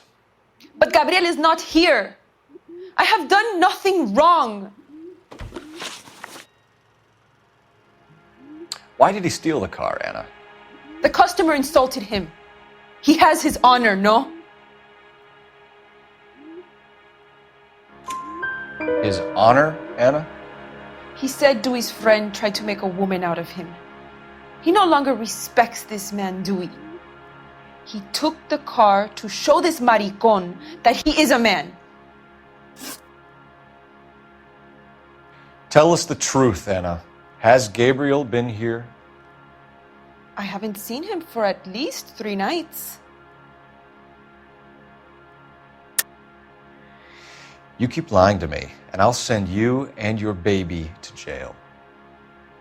He lives here, but he hasn't come home. I swear it.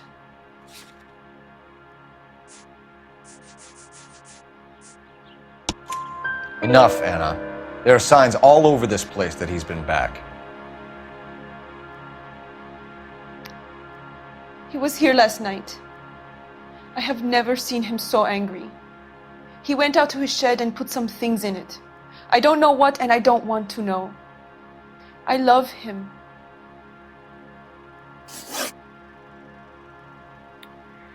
We found a license plate matching our stolen vehicle in the shed. Add in the assortment of parts, and we can make Gabriel for a dozen other thefts. It's time to get serious, Anna. You must ask these questions of Gabriel.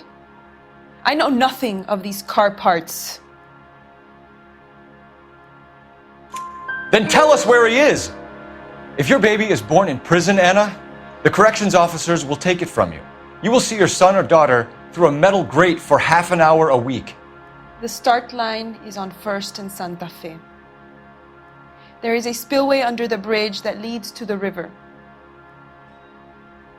Many policia have wrecked trying to follow him. We will put in a good word for you, Anna. As far as we're concerned, this sits with Gabriel. Start line? That sounds like a street race to me. It's gotten out of hand this last year. No wonder Delgado has such an eye for fine automobiles. We know where the kid is. Let's go stop these clowns and get them off the streets.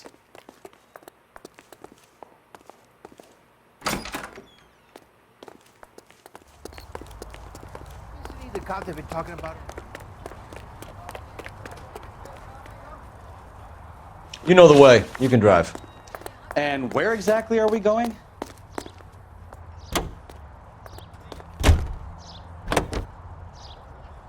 What kind of man leaves his pregnant girlfriend at home while he goes off to play cars? Pregnant girlfriends aren't always a barrel of laughs. Everyone needs to let off a little steam.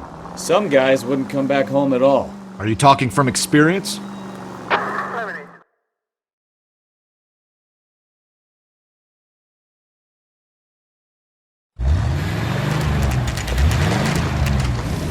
There's the red Ford. That's Delgado right there.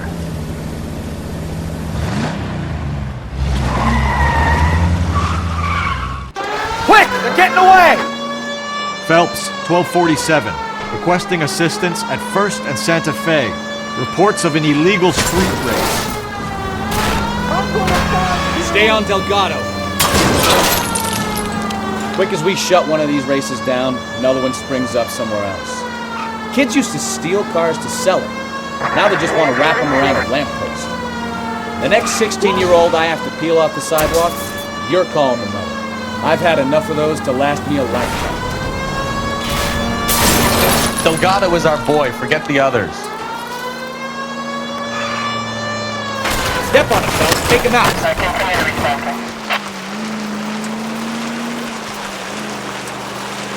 He's getting away.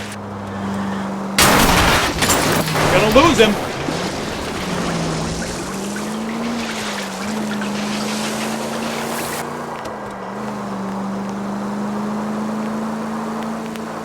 Enough games, Phelps. Take this guy out.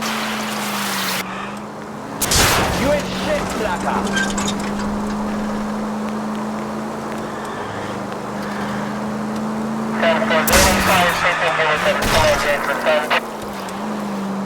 Lay into his wheel arches. Come on.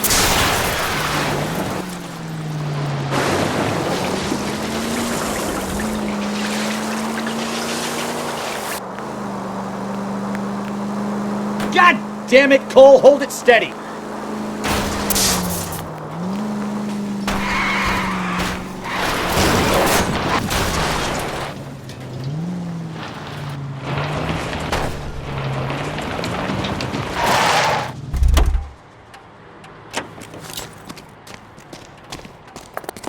Gabriel Delgado, you're under arrest for grand theft auto.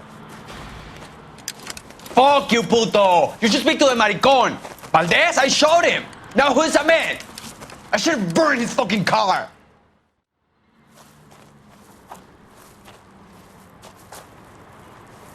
You got a foreign dignitary outed as a fruit and a kitty raper, a car dealer we're gonna let slide for the kickbacks, and a street punk car thief who sure as hell won't be taking liberties with other people's autos again anytime soon. That, Detective Phelps, is not a bad haul. You keep your chin low and your hands high, and you keep bringing me clearances just like that one. That's textbook policing, and we need more of it in this department.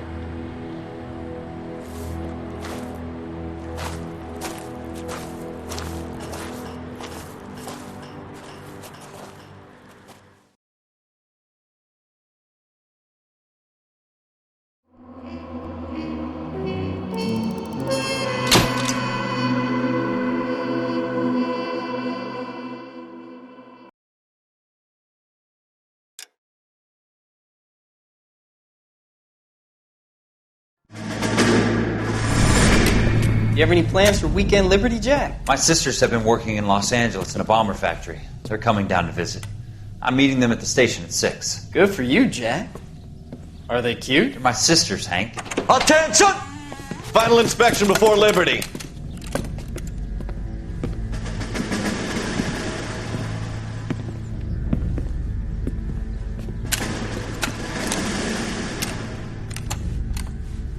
Good job, Kelso.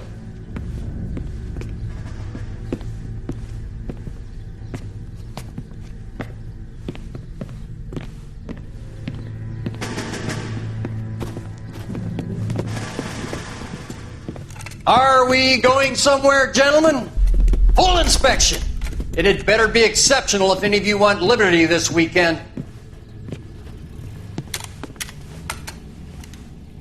Kelso, this carbine. The bore is dirty. No, it isn't. Are you arguing with me, Kelso? Do what you need to do, Sergeant. You know the bore is immaculate. Weekend liberty canceled. 2-day field drill. Clean this rifle. No. Do you know the penalty for insubordination, Kelso? Jack, don't do it. Forget him, Hank. He doesn't have what it takes. Are you two finished? Are you going to clean this rifle? No, Sergeant. Cole is right. I'm going to stop playing games and join a rifle company and fight the real enemy.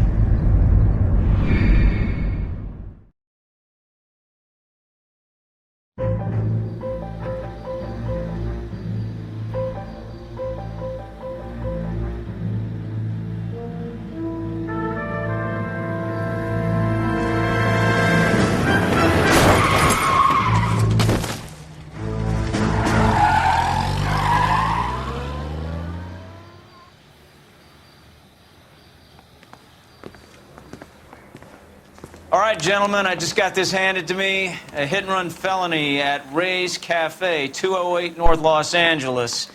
Got a patrolman on site. The coroner's on his way. Get down there, see if you can find any witnesses who can put a make on the car. Need a drink. I got the jitters again. I've been in this job 20 years. I never fired one.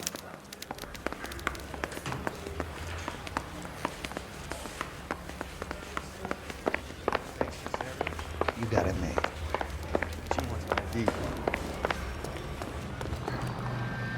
You can drive.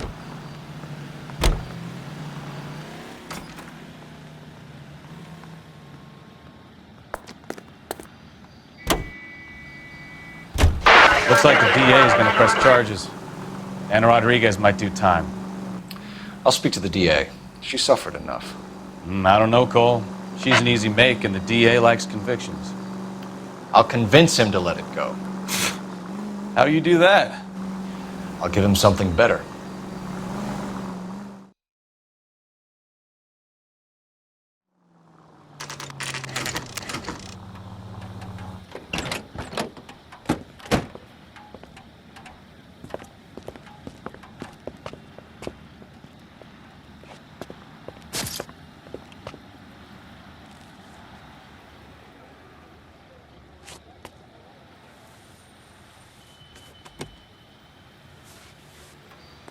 Detectives, over here. Cole Phelps, traffic. What have we got? Thick as a white male named Lester Patterson walked out of the bar and into the street. Car hit over there, and he ended up here, dead on impact by the look of it. Have you canvassed the area? The only one with anything useful to contribute is the young lady over there. She lives above the bar. Name is Shannon Perry. No, it's not a stage name. 24 years old, she left Kansas to follow the Yellow Brick Road. Is that so? We'll take a formal statement later. Right now, we're going to take a look around. Phelps? I landed on his face and ended up here. The car must have struck him from behind.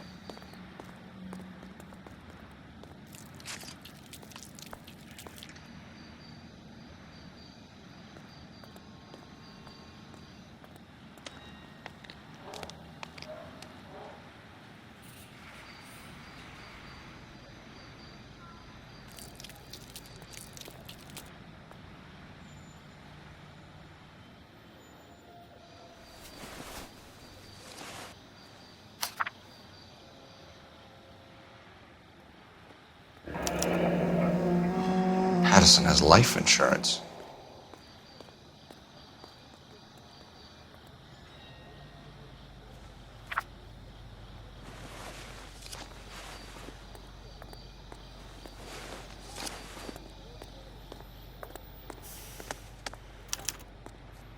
We can notify next of kin.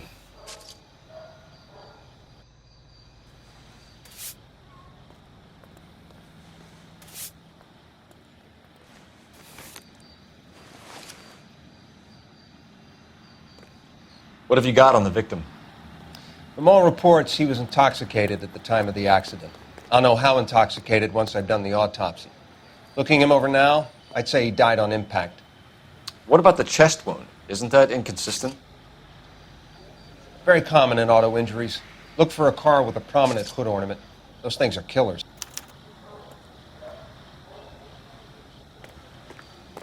Careful where you're stepping, Phelps. I don't come down to the station house and tap dance on your desk. Body traveled a good 20 feet.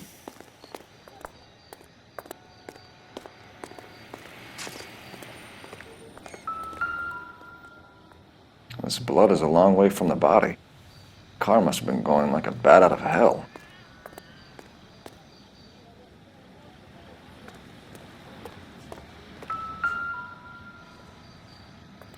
So the driver managed to brake before the impact.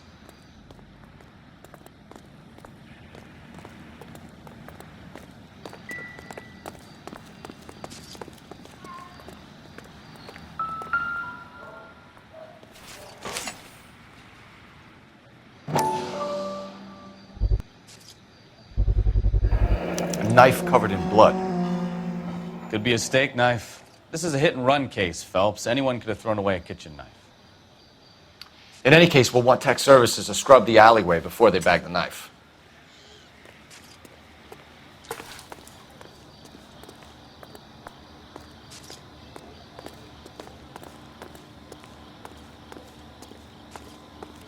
She's all yours, Detective. Miss Perry? Yes? I'm Detective Phelps. This is my partner, Detective Bukowski. Can you tell us what happened? Well, I came to the window because I heard people arguing downstairs.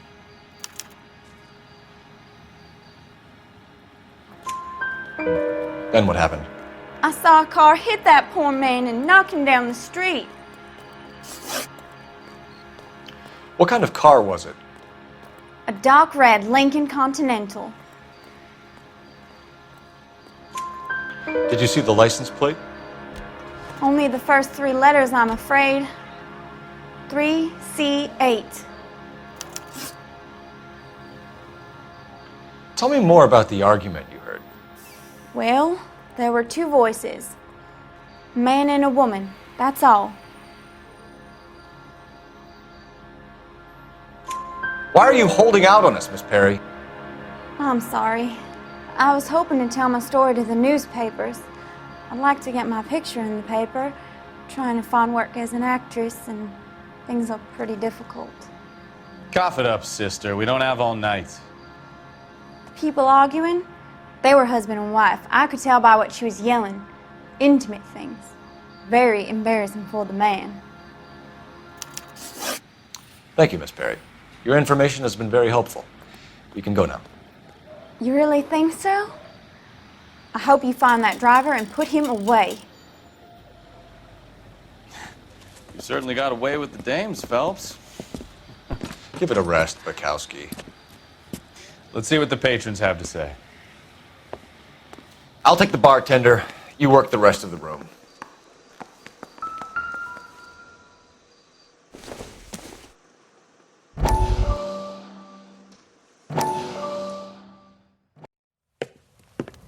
Courtney, come in. Have a seat. Thanks, Doctor. How are you finding working at the clinic? It's, fine. Are you sure?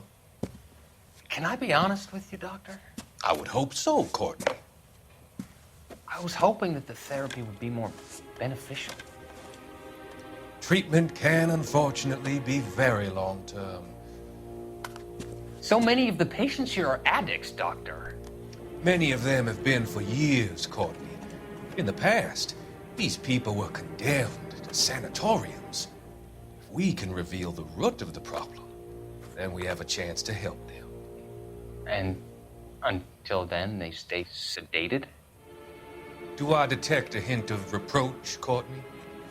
I was expecting more, Doctor. I'm sorry. I don't mean to criticize.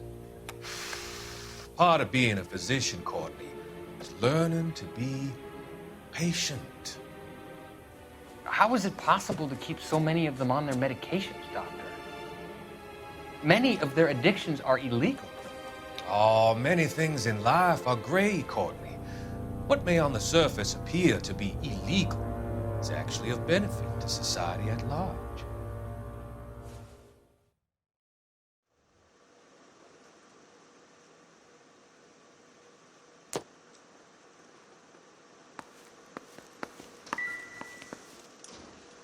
I'm Detective Phelps of the LAPD. How can I help, Detective? Your name would be a good start. Dudley Lynch. Hired help. I run the place when the owner ain't around. Where is the owner? He stepped out.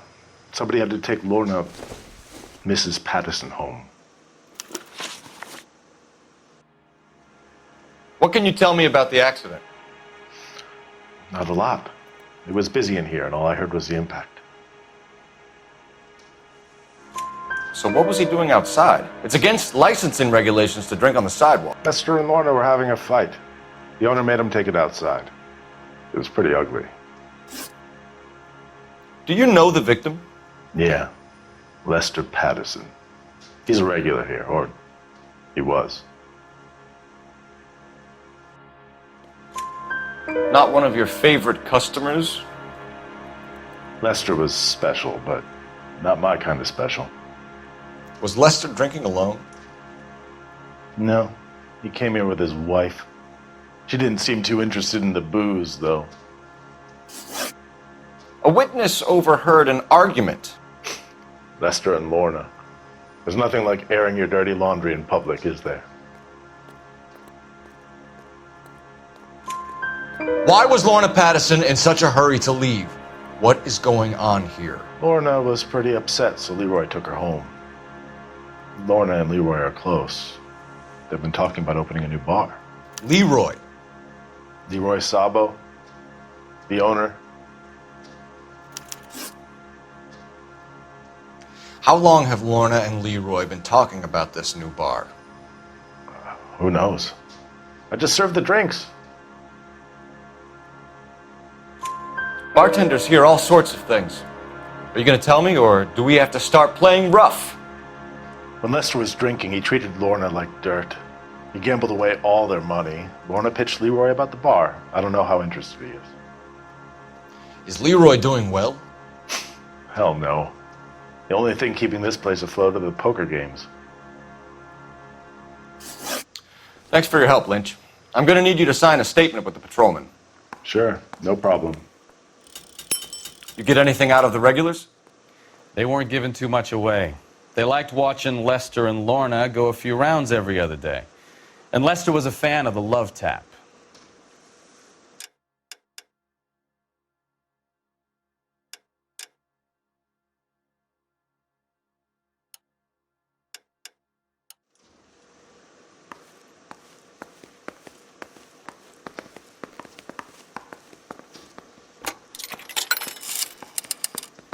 Operator, give me R&I. Putting you through now. Phelps, badge 1247. How could I help, Detective? I need to run a partial license plate, 3 Charles 8. Cross-check possible Lincoln owners. Suspect vehicle is a red Lincoln Continental. Just a moment, Detective. Only one possible make on that license. Registered to a William Shelton, 738 West Temple Street. Thanks for your help.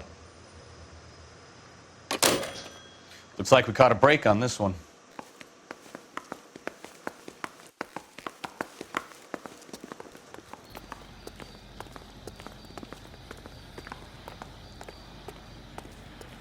We'll check in with you. Okay. I'll get him onto a slab. Should have the report soon. Thanks.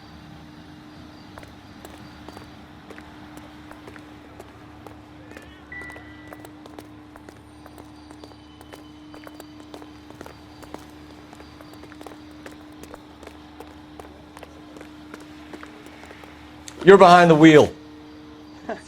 Do we know where we're going?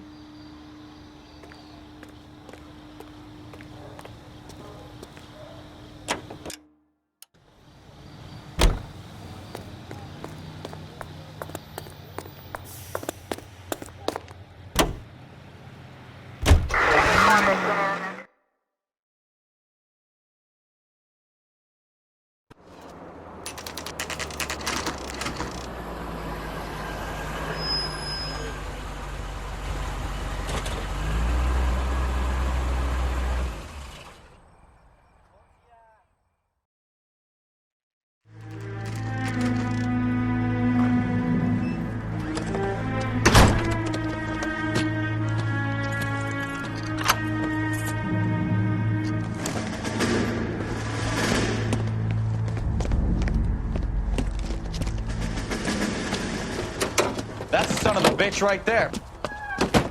William Shelton? Yes? It doesn't look good, Shelton. You packing your bags and making a run for it? You know why we're here. Yes. The accident. We've got witnesses who can put this car at the scene, not to mention the physical damage. This is open and shut, Shelton.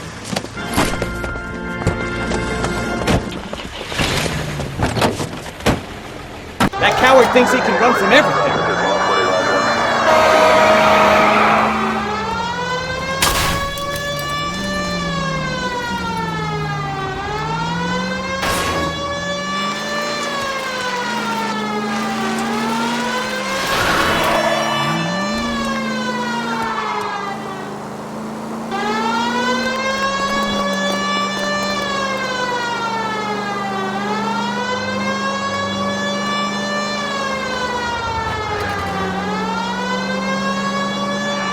No wonder he killed someone, driving like this. Enough games, Phelps. Take this guy out. Don't let that asshole get away.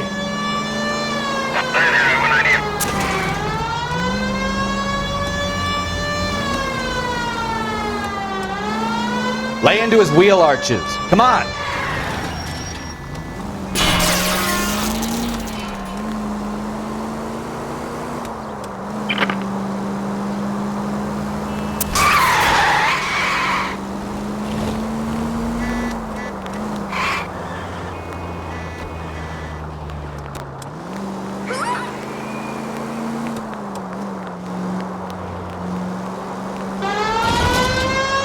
He's heading into the station. Go on, get after him.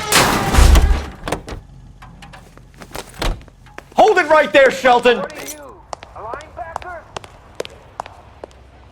Stop or I will shoot.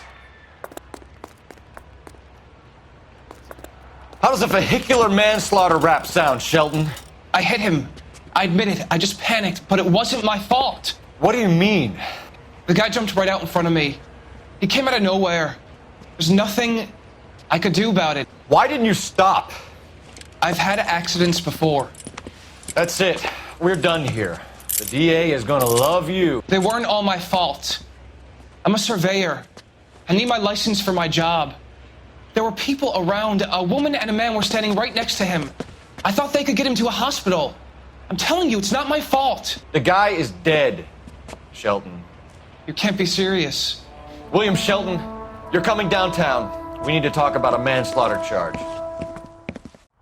Leave the coroner and the paperwork. Procedure can wait. We should probably go speak to the wife and let her know what's happening. Okay. You become all heart at the prospect of paperwork, don't you?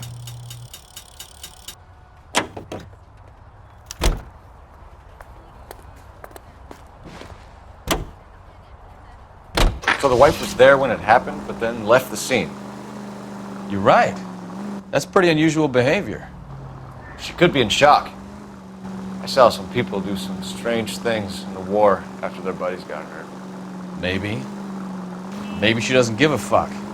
According to the patrons, her old man was a piece of work. You don't think...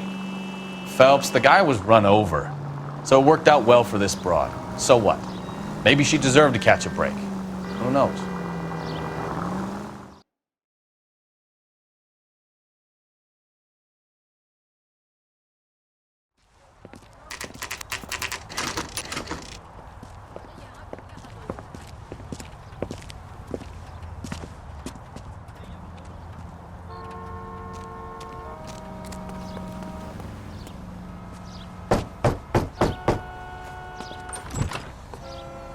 Yes?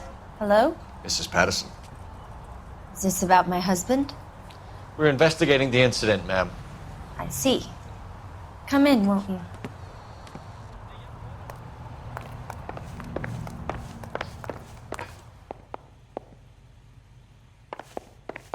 Can you tell me what happened?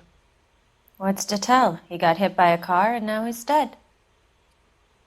You don't appear to be too upset about the fact. Lester and I met on a furlough in '44. We got married that weekend. People don't understand it now, but that happened a lot back then. I see. So you probably did well to stick it out this long. What's that supposed to mean, mister? I think it's about time you left. I have someone here, I and beg your pardon? You're gonna have to run that one by us again, sister. It's okay, Lorna. I'm Leroy Sabo. Well, well. Nice to see you're comforting the grieving widow, Mr. Sabo. All right, wise guy. Do you have any intelligent questions you would like me to answer? You can confirm Mrs. Patterson's story. Lester lost at cards. He was kind of hard to control when he lost his temper. He turned without looking and walked right out in front of the car. It wasn't good. What's your relationship with Mrs. Patterson, Mr. Sabo? We're friends. Good friends. You expect me to believe that? Look, I was filing for divorce. Mental cruelty. Lester could be a mean son of a bitch. And Lester knew about that? No, I hadn't told him. Well, hasn't this worked out well for the two of you? I feel almost bad for busting in on this little rendezvous. How did the car come to hit Lester? He walked straight into the path of an oncoming car.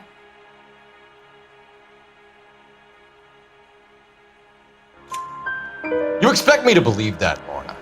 It's all very convenient. Gambling for Lester was like the needle for a hophead. He was yelling at me. He was yelling at the whole world. I kind of felt sorry for the driver. Poor guy had no chance. You were arguing in the bar and on the sidewalk? We were always arguing. So what? Admit it, you were baiting him, pushing his buttons. We can easily get the full story from the regulars in the bar. All right. Lester was playing cards out back. He lost, of course, and wanted back in. He suggested I earn the money on my back to get a mistake. That was the proposition he was putting to his so-called buddies. So maybe I was a little angrier than usual. Let's just say I took exception to his idea. The bartender said that you and Leroy were planning to go into business together. Can you explain how you'll get the money to do that? I have a little money saved away. You're being economical with the truth, Lorna. You want to back that up, little man? You increased the premium on Lester's life insurance. GI insurance policies have a $10,000 payout. It was Leroy's idea. Lester lived on the edge. He was always getting into fights, crap games, pinochle, you name it. Turns out it was good advice. It speaks to motive and premeditation, Lorna. You're forgetting the hit and run detective. You and Mr. Sabo have an interesting day. I'm sure we will, officer. Now, if you could both just leave. We're leaving, ma'am. Sorry for your loss. I can see what a tough time you're having with all this.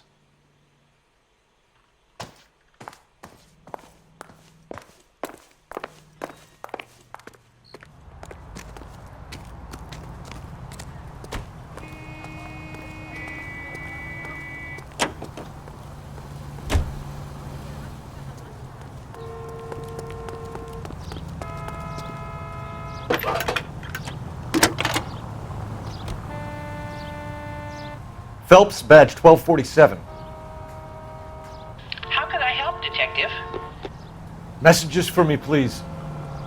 Just one detective from the coroner. Message reads, Phelps, see me at Central Morgue immediately. Results of the Patterson autopsy. Thanks, ma'am. It's him, the cop from the newspapers.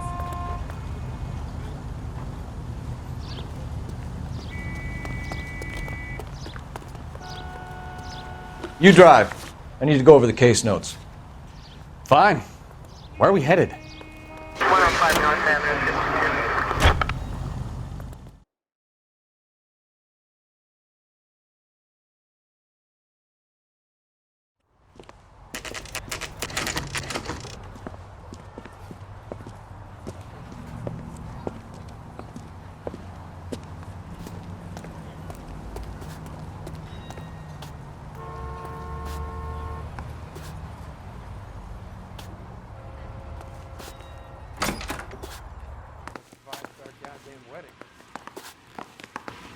We can put the driver in front of a judge in less than a week. You'd be making a big mistake. Run that by me again?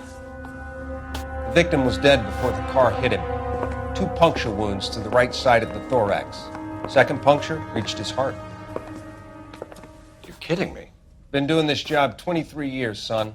No one's ever laughed at one of my jokes. He was stabbed to death? Long, sharp knife. Length of a bayonet. We found a knife in the alleyway. Where is it now? Was it bagged? By Patrolman Kaplan. Perfect. I'll get you a definite match. Jesus, we got him. Murder 1. We were right there and they tried to stare us down. Now they'll both get the gas chamber. We have the knife, we have the coroner's report, and I bet we could roll Sabo as a witness. Let's bring her in.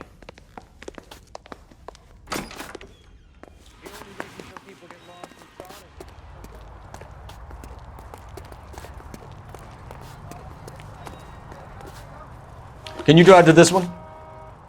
So, where you want to go?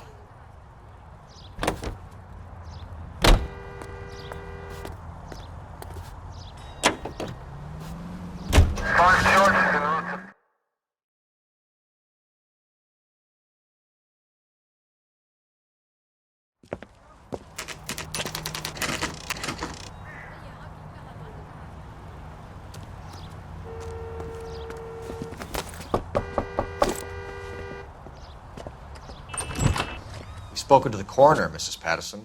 He confirmed your husband's cause of death. We'd like you to come downtown and answer some questions. It wasn't me. It was Leroy's idea. Leroy stabbed him. I had nothing to do with it. Where is Leroy now? He's in the bedroom. You're very good, Lorna. Put the gun down, Leroy. If you do something stupid now, you don't stand a chance in front of the grand jury. Nice of you to give me up, sweetheart. All that whispering in my ear telling me how we had to get rid of him, how good it could be, all the money we could claim, all that planning, how to get him into the street, how to make it look like an accident. For God's sake, you Leroy, had all shut the up! bases covered, baby. I had nothing to do You with it. think I'm gonna fry for you, He's Lorna? a crazy man. Shoot him. Shoot him, for God's sake! It's too late, Sabo.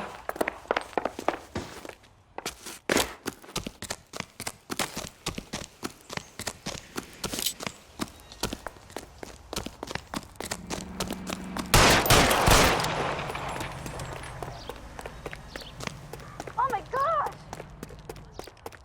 Sabo, stop or I will shoot!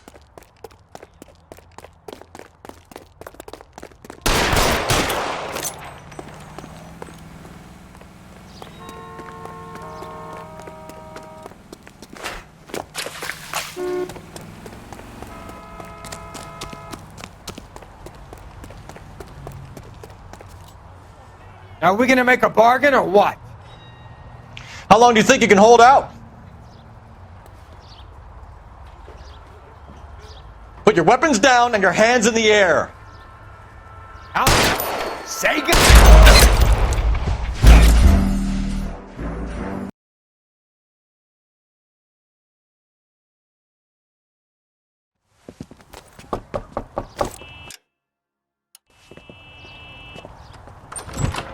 We've spoken to the coroner, Mrs. Patterson.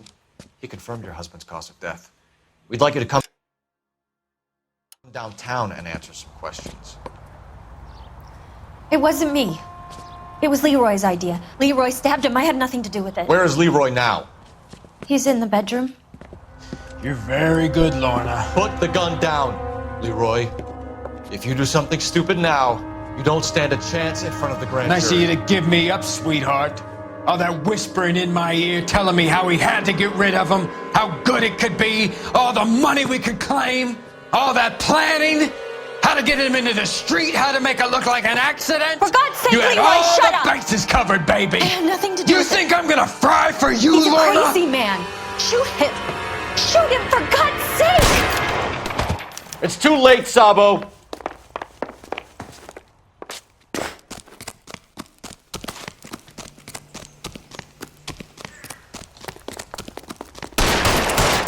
Holy Toledo!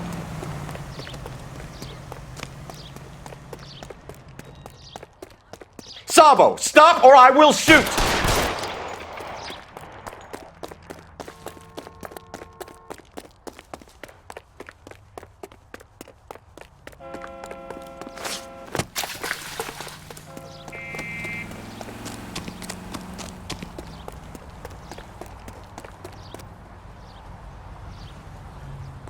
Now, we're gonna make a... You want to back off right now. Help me!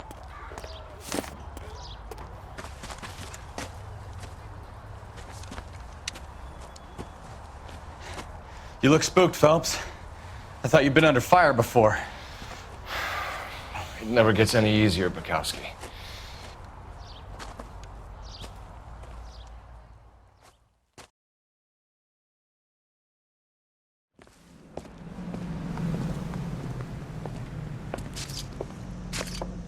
So, I give you a hit and run. You bring me back fraud, conspiracy, and first-degree murder. This is how a good detective operates, Phelps.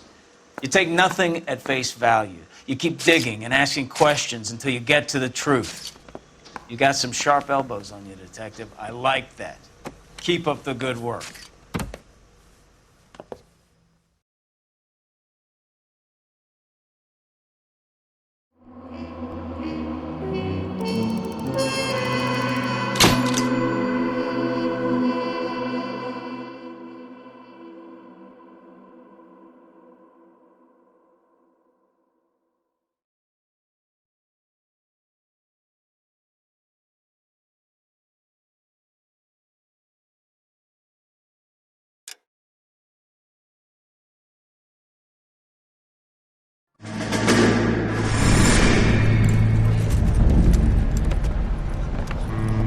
My family runs a shipping business in San Francisco.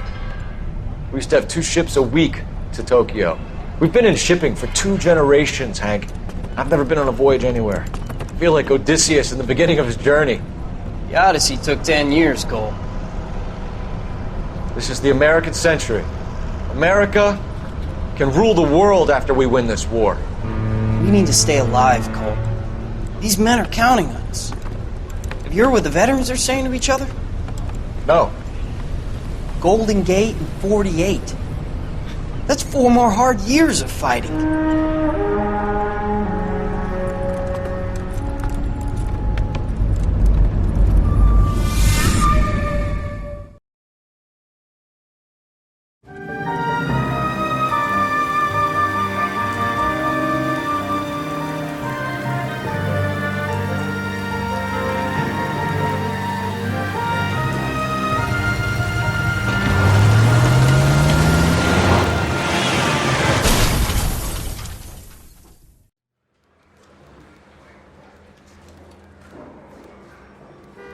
Phelps, Bukowski, you have a new case. 2 women, possible drink drive. How was that a case? The broad says she was doped and that somebody tried to kill her. Where did this take place? That's the bit you're gonna love. Right across the street. What? A Chevy Styline took a nosedive off the escarpment, fetched up underneath a Cola King billboard. Up to it, boys. We got bad guys to catch. I need a drink. I got the gun. See you later, fellers. Try not to work too hard. Look at you bantering with the boys. Brings a tear to my eye watching my caterpillar grow wings. I'm just trying to fit in. Educated, hardworking, straight as an arrow. I hate to break it to you, Cole, but you'll never fit in at Central.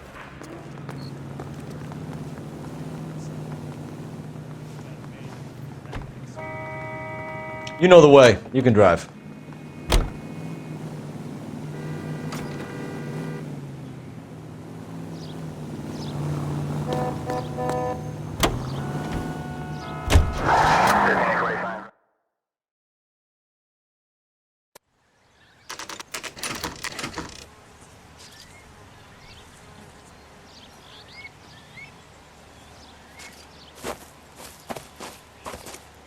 Her face looks familiar.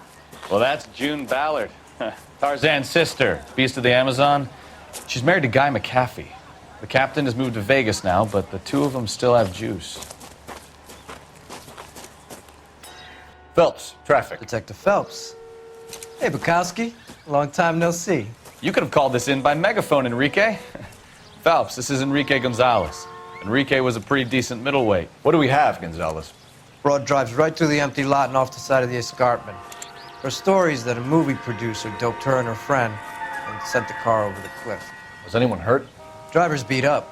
Not too bad considering. If she hadn't hit that billboard, we'd be scraping both of them off the pavement. Passenger's a Jessica Hamilton. She's just a kid. She's pretty knocked around. Kid gonna be all right? I think so. They've taken her to Central Receiving. If you want to take a look around, stall the ambulance. Thanks. Do that. One more thing. Watch out for the driver. She cuts rough.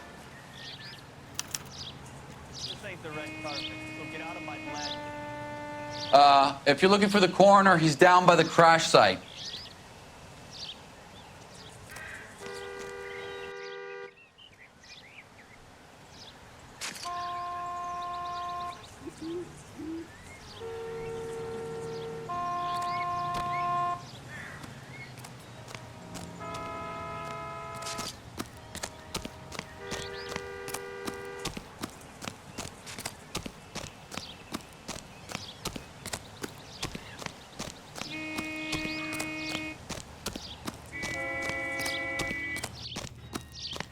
You'll want to see this, Phelps. There, laid out on the trunk. And that isn't even the best part.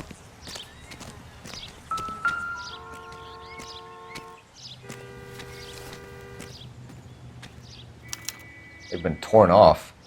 Where did you find them? They were stuffed in the young lady's handbag. I'll run a trace for semen when I get back to the lab.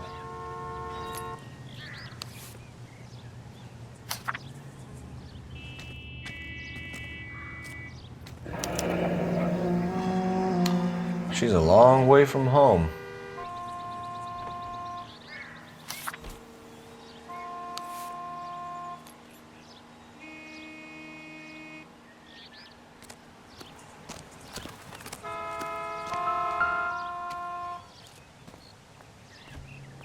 Looks like they're lucky they weren't more badly injured. Must have been unconscious. Being relaxed tends to lessen the soft tissue damage. Drunk driver? Maybe not. How so? Well, a head I found without a body piqued my interest. See what you think.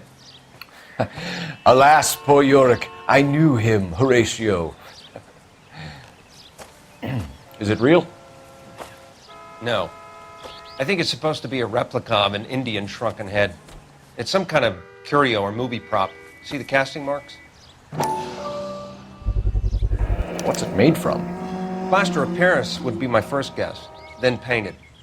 So we can rule out the murder angle? No, you can rule that in. That thing was wedging the accelerator to the floor. Whoever did it wanted these women dead.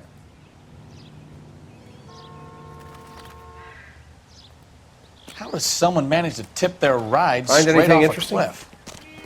If the driver's in a fit state, we should ask.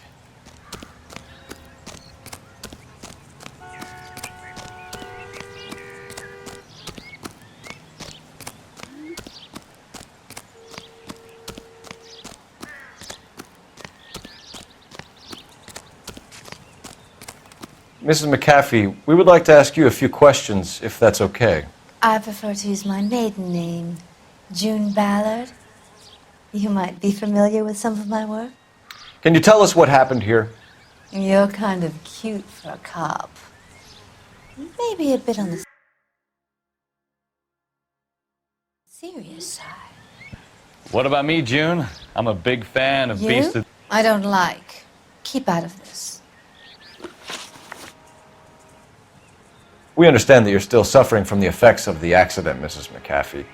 The officer says that you claimed that you were drugged. Who did this to you? That rat slipped us a Mickey Finn. It's no wonder I feel so dopey. I can't remember.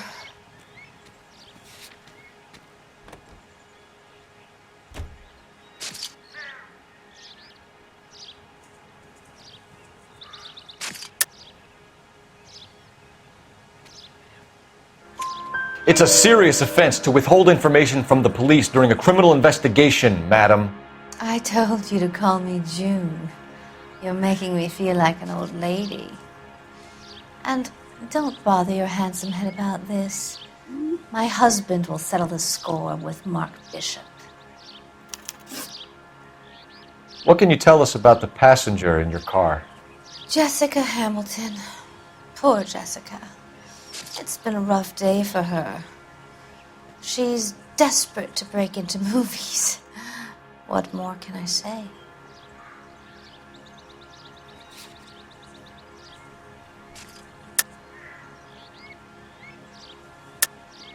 I think you're lying, Mrs. McAfee. I think something happened to Jessica yesterday before the crash. I'm offended, Sunshine. Do you have any proof?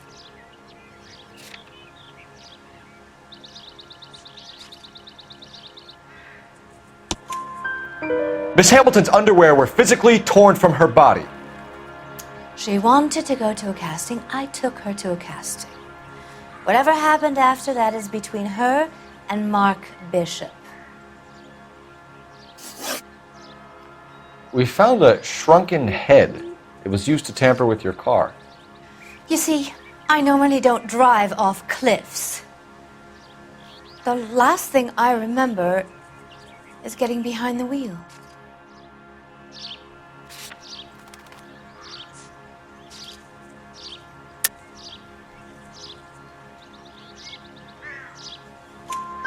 It's obviously some kind of movie prop. You must know where it came from. In case you hadn't noticed, I am the talent. And the talent doesn't deal with props or sets or any of that kind of stuff.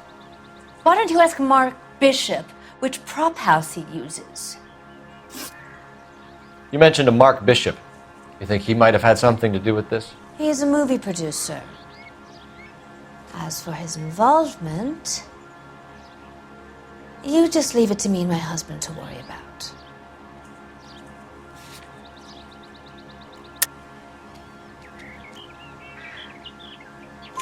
I want to know what happened between you two that made him want to commit a double murder. Bishop offered me a part in his picture. Then he withdrew it. Fact is, we had a deal. I pressed him on it, and this is where I end up. Mrs. McAfee, I think it would be in everyone's best interest if you accompanied Patrolman Gonzalez back to the receiving hospital. I'm going to be okay. These guys can take me home after my lawyer and I have talked to the news hounds. Mrs. McAfee, you are still under the influence of narcotics, and you're likely to go into shock once the drugs wear off. And I thought you were a heel. It's nice of you to be concerned. I think we're good here. Let's go see what we can shake out of the kid.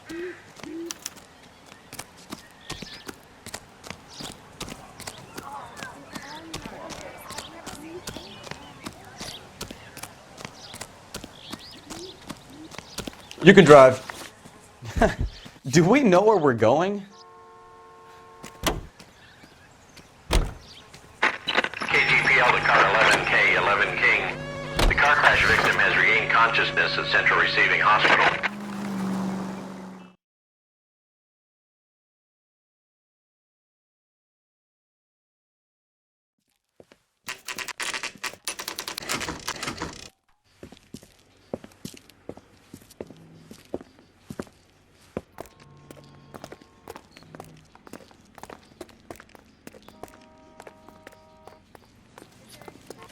Hello, Detective Phelps, here to interview a Jessica Hamilton.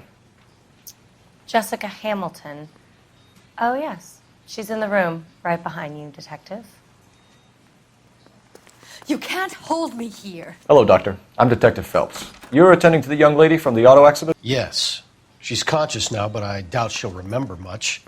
She's still feeling some of the after effects. Jessica was drugged? She certainly was. Chloral hydrate would be my guess, and there's clear evidence of abuse. She's still a minor, Detective. Someone planned a double murder to cover up a statutory rape? Swap 7 years for life and gets Guy McAfee on their case? Doesn't make much sense to me. I guess it depends on what they had to lose.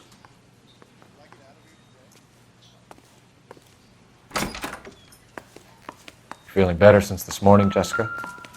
A little. My head still feels swimmy.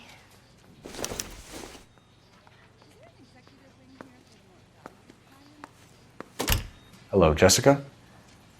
My name is Cole Phelps. I'm a policeman. I'd like to talk to you about your accident, if that's okay. Okay. Can you tell me what you remember about the crash? It's all kind of fuzzy. I remember waking up here. Nothing happened yesterday.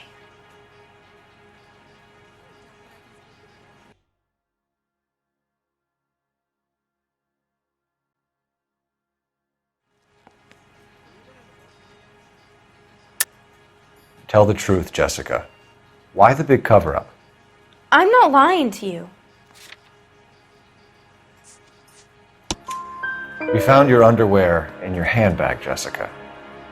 You need to tell us what happened. The doctor told me what happened. I didn't want that. I just wanted to be a star, to be in movies. I told Junie what happened, and she told me to toughen up. That was the price of stardom. Did she now, cold-hearted bitch? It's not Junie's fault. It's not my first time. I had a boyfriend back home, but my father found out about him. Even if you consented, Jessica, you're still underage. We need to get in touch with your parents, Jessica, to tell them what has happened. Oh, you don't need to worry them. They sent me along to stay with Aunt June. They trust her to take care of me. You're lying, Jessica. How are we going to make this right if you lie to us? Please, Detective, why would I lie to you?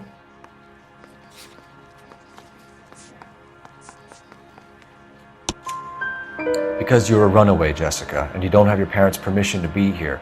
Now, do you want to tell me what really happened? I went with Junie to this strange place. It's difficult to remember. Someone gave me a drink to calm my nerves, and then I felt faint. I think I must have passed out.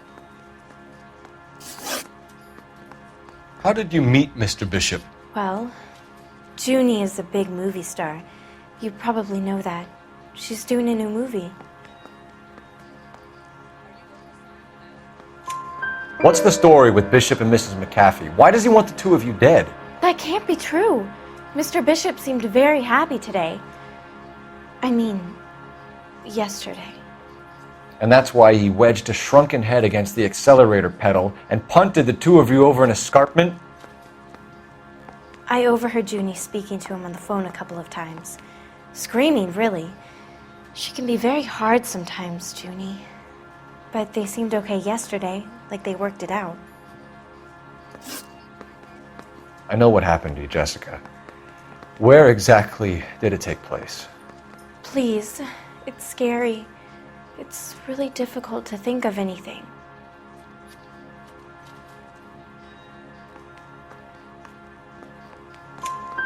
Jessica, I really need you to help me here. I remember the mermaid. Was the mermaid in the movie too? No, it was on the front of a building. We pulled up in front of the mermaid. Thank you, Jessica. You've been a big help. Here's my card. If you think of anything or you need some help, just get in touch, okay? Okay.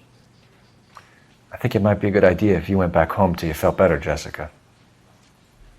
I couldn't do that, officer. What if I got the part and I wasn't there? It's the tale of this town, Cole. Lambs that go willingly to slaughter. Who the hell is that? Must be her lawyer. He certainly expedited her release. I don't like it, Cole. Why is she in such a hurry? We should follow her.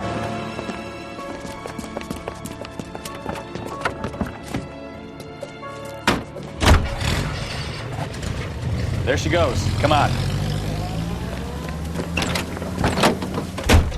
Officer needs help, 103 NV.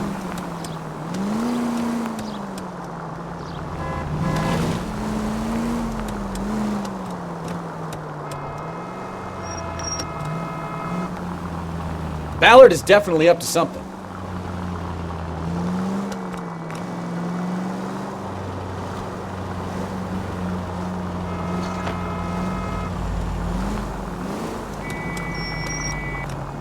She seems to have made a remarkably speedy recovery.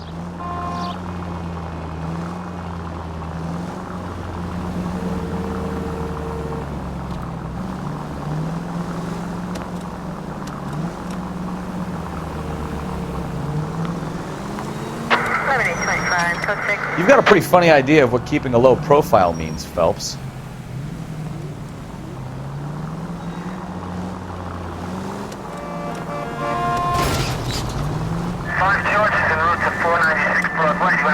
That's it. We're spotted. Back off. Hey, back off.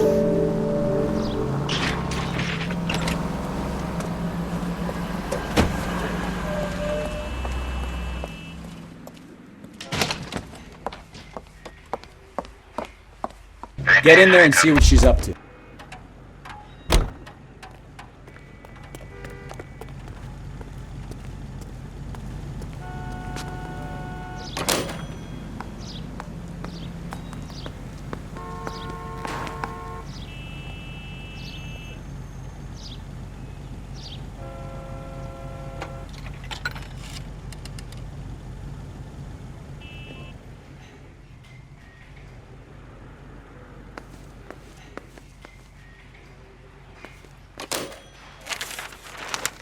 Baby?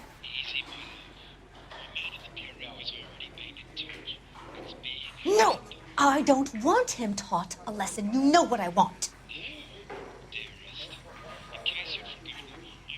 Well, then make someone else do it! You still know people out here, don't you? Then make some calls!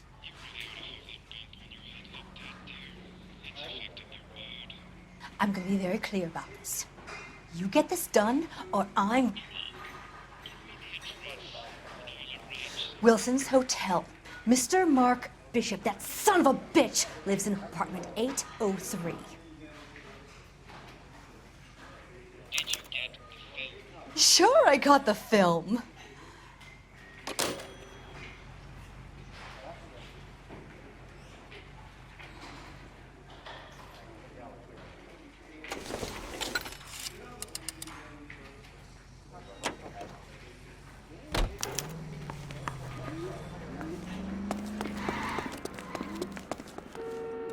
Can you drive to this one? So, where you want to go? So what's the story? I'm guessing she didn't stop for light refreshments. She made a call. Sounds like Mark Bishop has a heap of trouble headed his way. I've got an address. Wilson's Hotel, apartment 803. Oh, shit. You better step on it. If he's got any sense, he'll be as far away from home as possible. If he had any sense, he wouldn't have tried bumping off Guy McAfee's wife in the first place. Or he'd have done the job properly. McAfee will break a fella's legs just for looking at his broad the wrong way. What did you make of the kid? You believe her story? I think she was doped out of her tiny mind and given the casting couch. That fucking bitch Ballard sold her out. So if Ballard was doing someone a favor, why did they try to kill her? All units in the vicinity in car 11K, 11 King, a 415 in progress at apartment 803, Wilson's Apartment Hotel, 1220 West 7th Street, Westlake Park. 11K code 3, all other units code 2. KGPL clear. Roger, KGPL. 11K en route. All units in the vicinity in car 11K, 11 King, a 415 in progress at apartment 803, Wilson's Apartment Hotel, 1220 West 7th Street, Westlake Park. 11K code 3, all other units code 2. KGPL clear.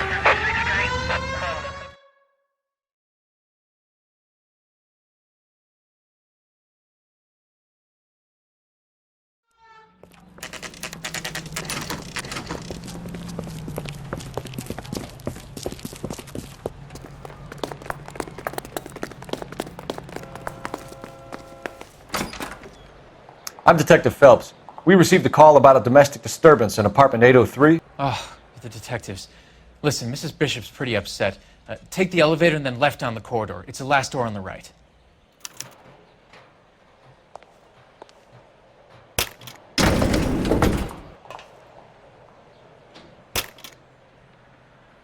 Sounds like we're about to make it a hat trick of hysterical female witnesses.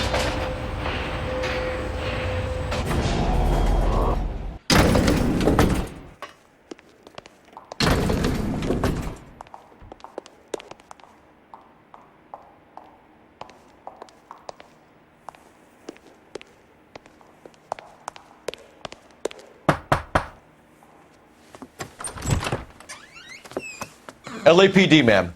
Are you in danger? I'm all right now. You just missed them. Horrible, awful men. Are you injured, Mrs.? Mrs. Bishop. Gloria Bishop. Please, come in, officers. I'll just need to sit down for a moment. Forgive me. That's perfectly normal, ma'am. Just look at this mess! We'll take a quick search of the premises, ma'am. You take a moment to gather your thoughts. I will. Thank you, officer.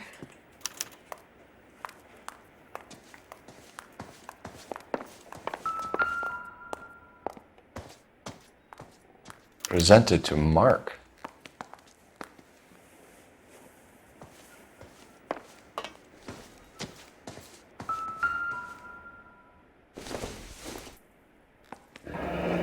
Looks like the old movie set downtown.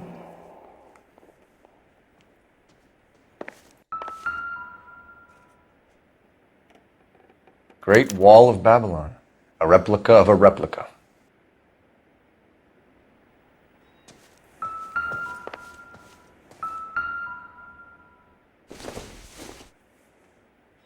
This isn't what we're looking for.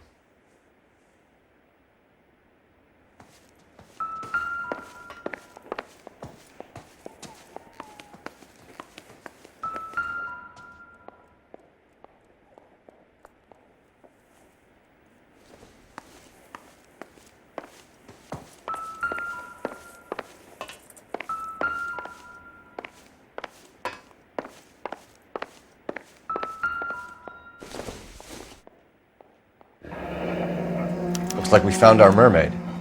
Who are these men in the picture? My husband, Mark, and Marlon Hopgood. They work together on occasion. That's Hopgood's shop.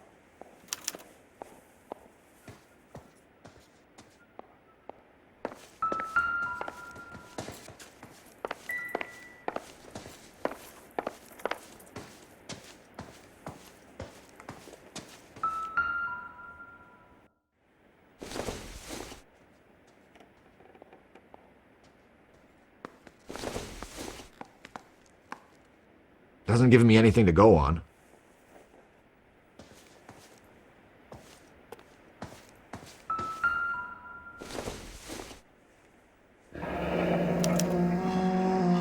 What do you have to do to earn $20,000?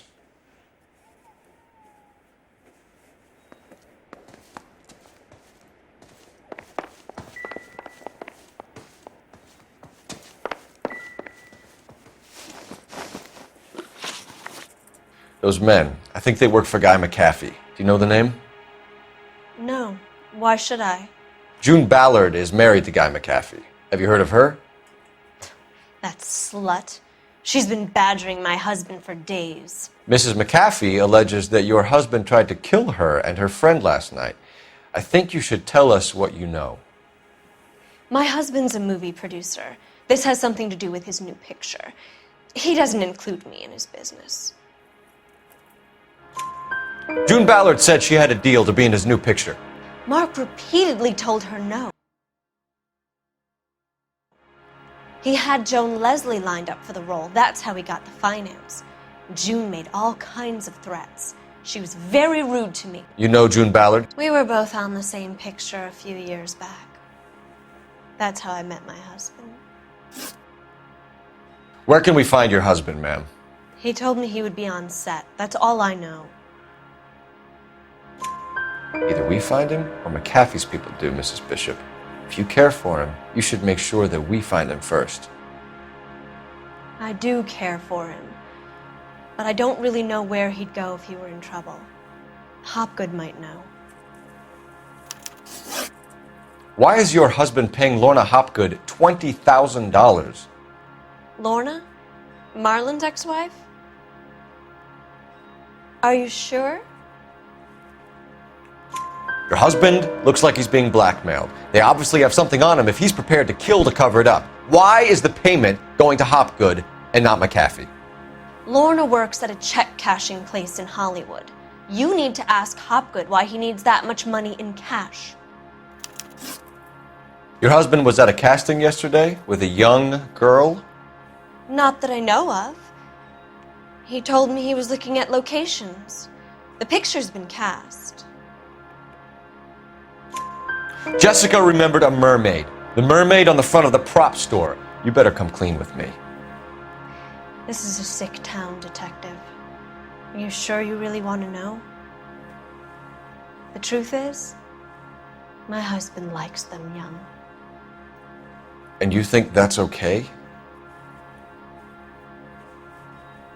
I was 16 when I first met him. I thought he was a genius, a magician with film. I was 20 before I realized he was just a B-movie hack. But he's nothing compared to some of the monsters at these big studios. My guess is Ballard sacrificed her little friend. Happens to a lot of girls. Your husband is in trouble. It could go easier for him if you were more helpful, Mrs. Bishop. He's a big boy, Detective, and so are you. This is Hollywood. There's always a deal to be done.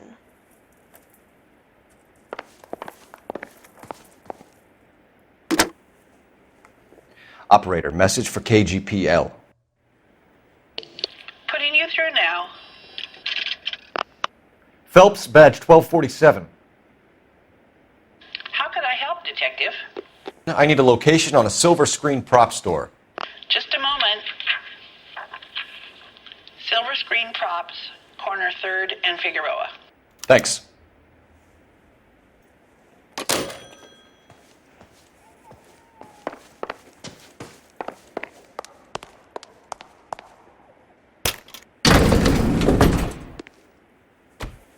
An aging movie star, a wannabe starlet, and a movie producer's wife.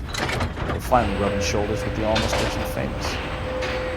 And from the stories they've given us, clearly none of them can act.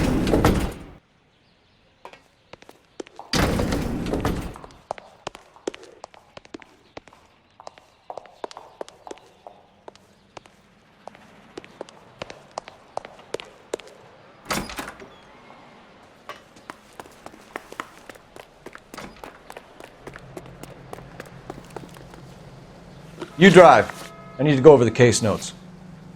Fine. Where are we headed?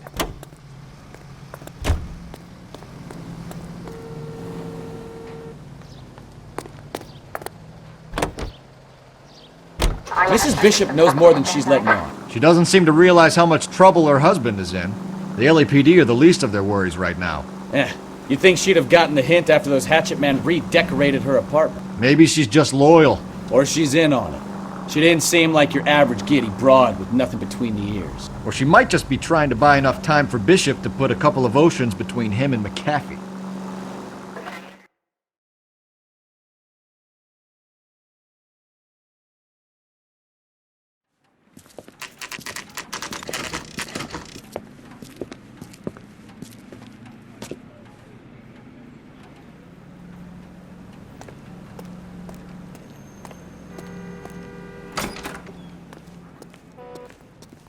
Phelps and Bukowski, LAPD. We are investigating the attempted murder of June Ballard and Jessica Hamilton. Christ! I'm Marlon Hopgood. How can I help? You hold castings here? How'd you hear about that? I got a little soundstage out back. Lead the way.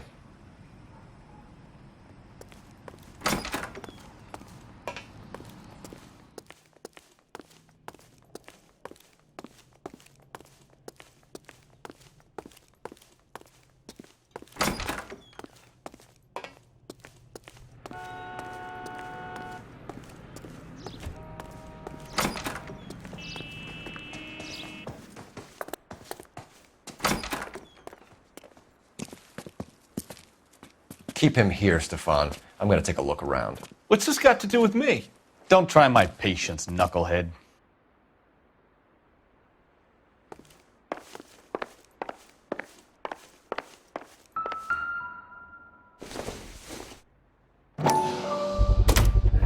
Doping a 15-year-old kid and abusing her in a screen test. What is wrong with these people?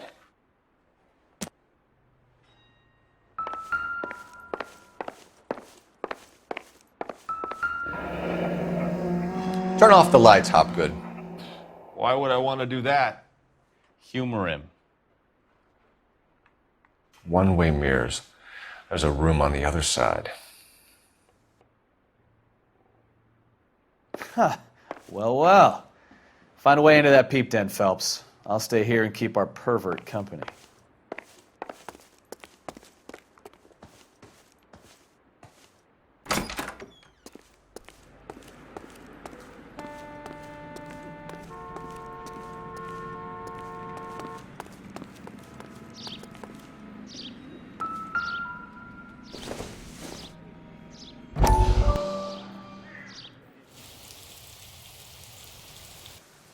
Listen, I have to call you back. I got some business here. Sit down, Courtney. This is Mickey. Mickey, this is Courtney Sheldon. What would you like to drink? Scotch. Straight up. I hear you're back at school learning to be a doctor, kid. Yes. That's right, Mr. Cohen. So you want to be a doctor and a dope peddler. Interesting combination, huh? Do we have a problem, Mr. Cohen? We might have. Yeah. Selling your dope to my boy Lenny looked like a good move, but Lenny has been supplying, wholesale, so to speak. The Bindle boys in this town aren't used to the juice without a little of the middleman taking his cut. Lenny promised that wouldn't happen, Mr. Cohen. And Lenny works for you. What can I say about Lenny? Let me think. Oh yeah, he's a putz. And he's lazy, and he's greedy, but he's my wife's brother. And how can you make a cake with those ingredients, huh? So how is that my problem, Mr. Cohen? Well, kid, the only way we're going to be able to make this work is to do some repackaging. We need to get the dope out of those dinky little cardboard boxes and... Surrettes. Yeah, surrettes. Great. We can put it into a big vat so we can water it down a little bit. I won't bore you with the chemistry, but it doesn't work that way. You're likely to kill even more people. Okay, listen. We want to buy you out, kid. I'll offer you 50 grand. Hey! You don't like my offer?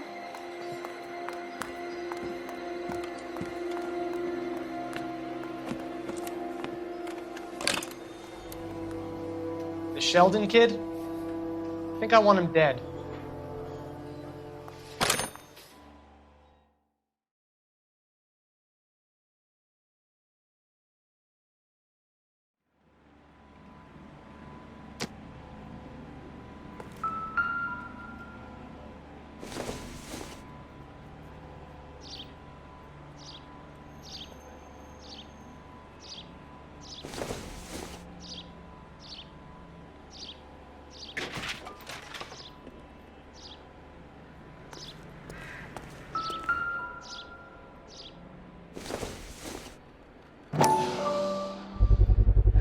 So this is where you sprang from.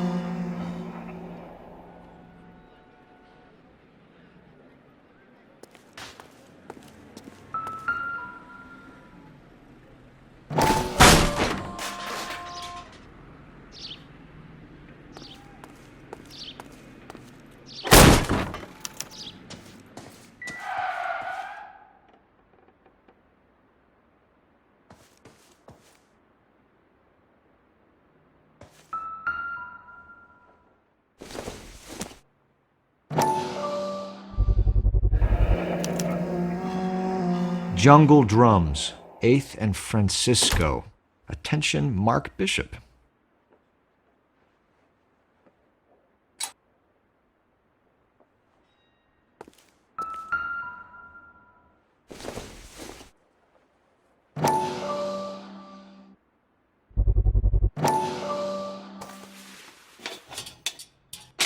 So what happened to the film of Hamilton's screen test?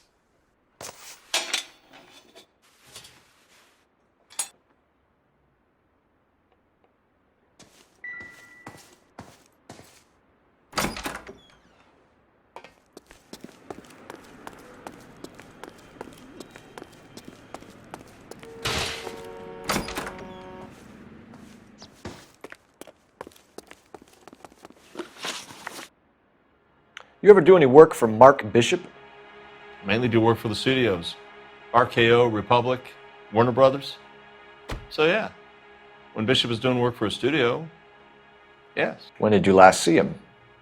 Now I'm doing work for his next picture. Still pre-production though. Haven't seen him around here in a while.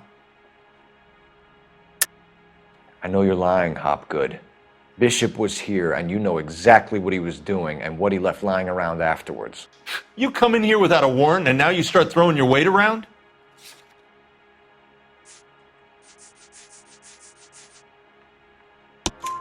A 15-year-old girl told me how she was drugged and molested at a casting house. I found the chloral hydrate in your drinks cabinet. You give me something or I will break your fucking jaw, Hopgood. Bishop was here with June Ballard and the girl. A lot of producers and directors use this place. I'm not responsible for what goes on here. McAfee's men are looking for Bishop. We need to find him first. Any idea where he might have gone to ground? If he really tried to kill McAfee's wife, my advice to him would be to leave town. You're delivering props to Jungle Drums on 8th Street? Bishop is using that old rundown wreck of a set. That place is dangerous. But it might be a good spot to hide. What's the deal with you and June Ballard? Look, buddy, I make props. I hardly ever meet the talent unless it's something tailor-made for them, like a sword or something.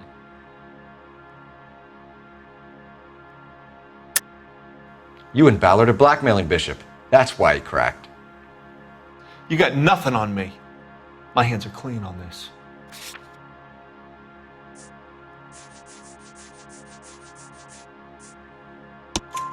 Enough!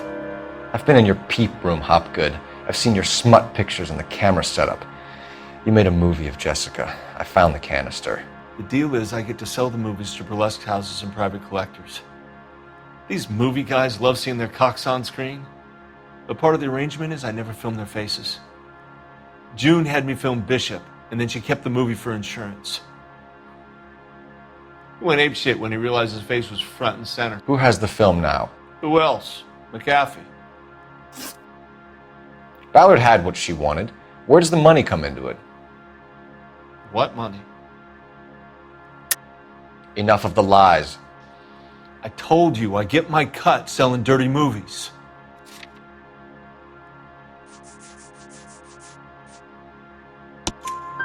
Your ex was getting 20 large from Bishop. If I wanted to skim 20 from Bishop, we'd do it through the movie budget. June said she'd sell him the film once the movie had wrapped, but Guy wanted cash. He's in a cash-only business. You think I had a choice in this? That's all for now, Hopgood. We're taking you in. Phelps! Roy Earl, advice. Hold on a moment. This is clearly a vice case. You've been roughing up my informant? Hopgood is a vice informer? Yes, he is, Phelps, and a very important one. Look at that mug.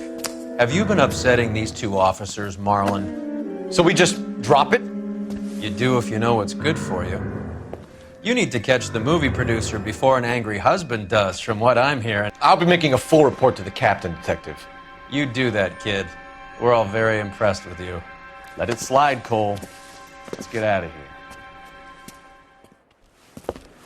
Detectives. Johnny Goldberg. You work for Mickey C. That's right, detectives. You wouldn't happen to know the guys who roughed up Mrs. Bishop earlier today by any chance? No, not us. We don't do that kind of thing. It's the husband we'd like to talk to. This is a police matter. You don't want to be taken in for obstruction of justice, do you, boys? You could try the obstruction rap, but it won't stick. We could beat that. You've had your 10 cents worth, gentlemen. Bishop knows how the world works. Mrs. McAfee hits him up for a movie part. Happens every day. But Bishop takes it a step too far and tries to rub out Mrs. McAfee. Naturally, Guy is going to get upset. What made you think Bishop would be here? We figure he might be planning a little accident for Hopgood, too. Those two guys have got some unfinished business. You let us know if you find Bishop. Guy McAfee can be a very generous man. I'm only going to warn you once, gentlemen. To stay out of this. This is a police matter. We will be bringing Mark Bishop into custody. At least he's polite. Kind of dumb, but polite. But I'm a lot less polite, you smug son of a bitch. So let me put it in ruder terms that even a pair of blockheads like you might understand. The only reason that you don't have bars on your windows already is because you're small fry. And we don't waste our time on small fry. You stay away from Bishop, and you stay away from me. Is that clear enough for you, asshole? Now run along back to your boss so we can pat you on the head and tell you what good boys you are.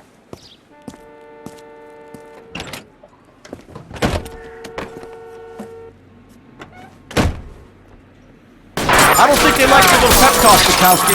Oh, shit! Get us out of here!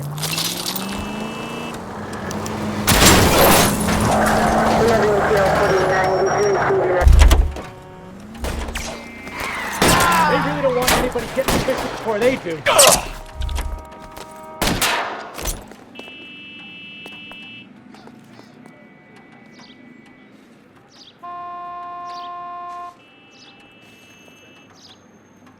Give it up, chump. I know you're there.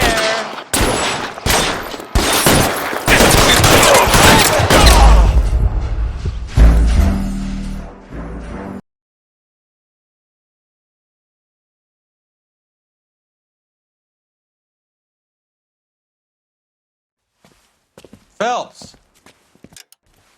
Roy Earl, advice. Hold on a moment. This is clearly a vice case. You've been roughing up my informant? Hopgood is a vice informer? Yes, he is, Phelps, and a very important one. Look at that mug. Have you been upsetting these two officers, Marlon? So we just drop it? You do if you know what's good for you. You need to catch the movie producer before an angry husband does, from what I'm hearing. I'll be making a full report to the captain, Detective. You do that, kid. We're all very impressed with you. Let it slide, Cole. Let's get out of here. Detectives. Johnny Goldberg. You work for Mickey C. That's right, detectives. You wouldn't happen to know the guys who roughed up Mrs. Bishop earlier today by any chance? No, not us. We don't do that kind of thing. It's the husband we'd like to talk to. This is a police matter. You don't want to be taken in for obstruction of justice. I don't think they like your little pep talk, Bukowski.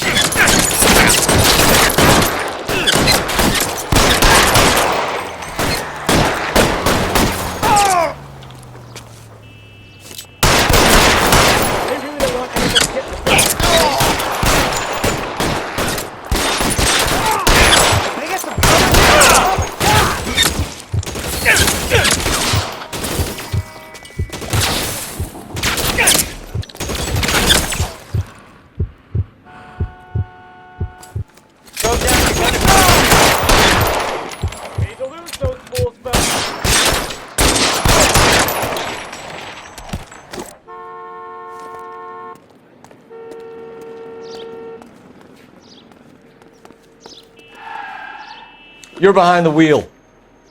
And where exactly are we going? Make a move! We're sitting ducks here!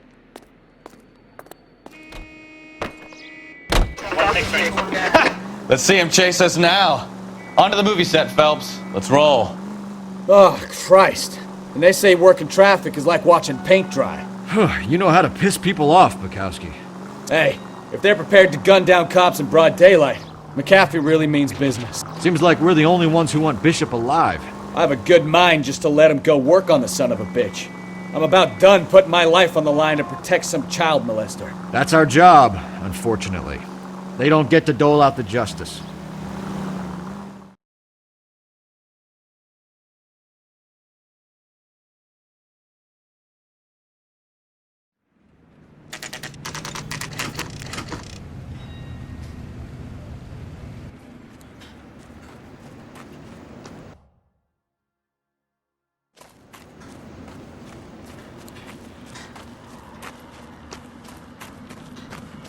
There's the slippery bastard now.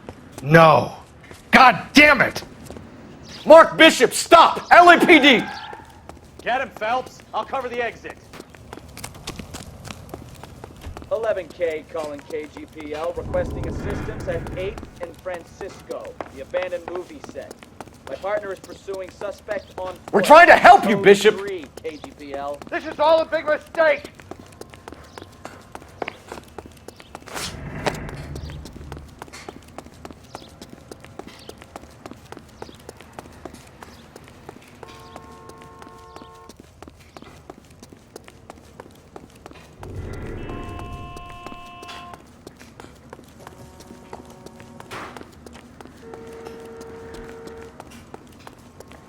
It's us or McAfee's boys. Your choice. I didn't do anything!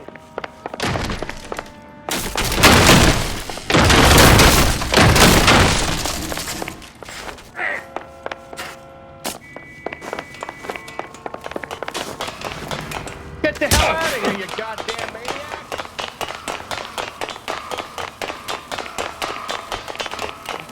Bishop, that's enough. That girl made it all up!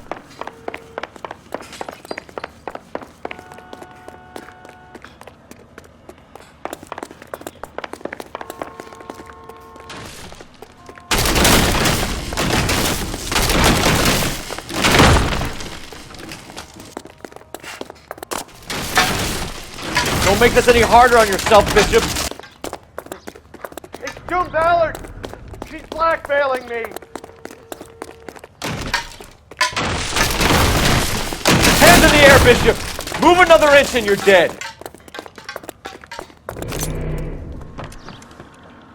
Mark Bishop, you're under arrest for the attempted murder of June Ballard and the rape and attempted murder of Jessica Hamilton. All right, I'll come quietly. Just don't kill me. If you found me, then McAfee's goons will too. Oh, we need to get out of here. All right, but you stay close. Any tricks, and I'll save McAfee's boys the trouble. Follow me. I know another way out of this place.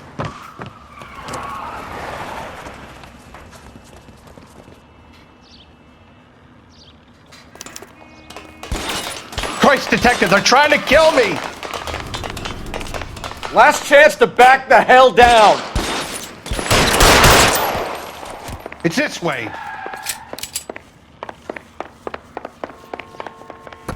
McAfee doesn't make the rules. You hear me? Kill them, for God's sake! I don't want to die! There's no way out of here. I thought you said you knew where you were going. We have to jump for it. LAPD, you're making a big mistake.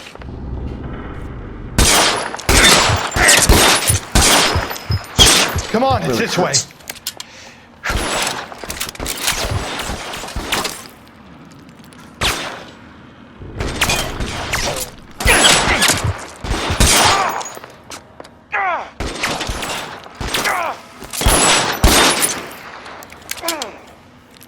Oh my God, they're everywhere.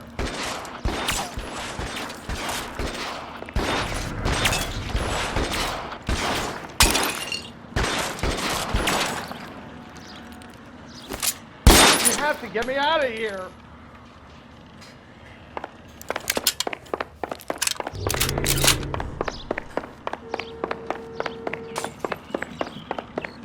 How long do you think you can hold out?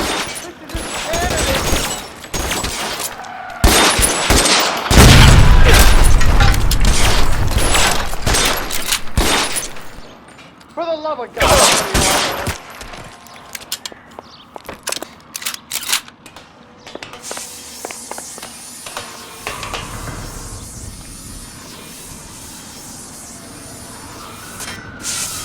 I don't want to die here. Get him over here, I'll cover you! Come on, the cavalry's here!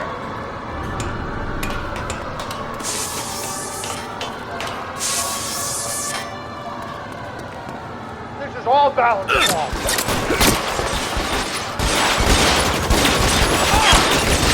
Guns back!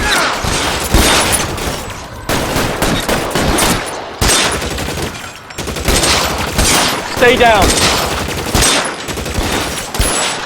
There's an army of them. We're done. Where? Go!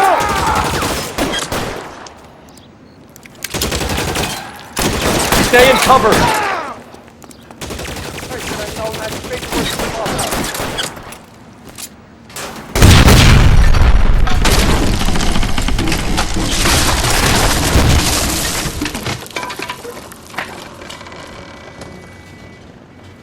Follow me. We need to get him to the car.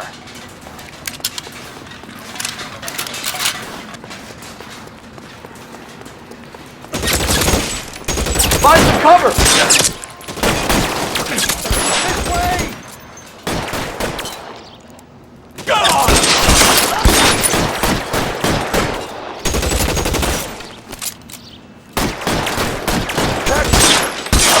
Stay in cover. Come on, let's keep moving.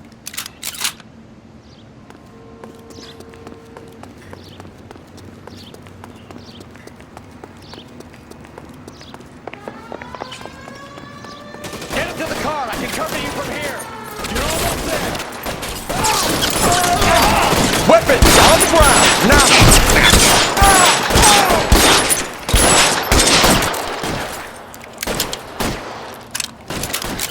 Follow me. Son of a bitch shot me!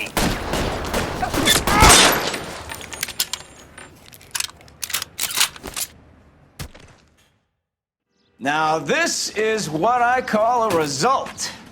Mark Bishop, erstwhile film producer and all-around piece of shit, catches a fast ticket to Quentin for statch rape and attempted murder, so he gets to spend the next 15 years playing sissy instead of sticking it to little girls. That is justice with a capital J, Detective Phelps. You've developed such a reputation, I'm not going to be able to hold on to you any longer. You're getting promoted. Go on, get your new assignment. It was good working with you, son.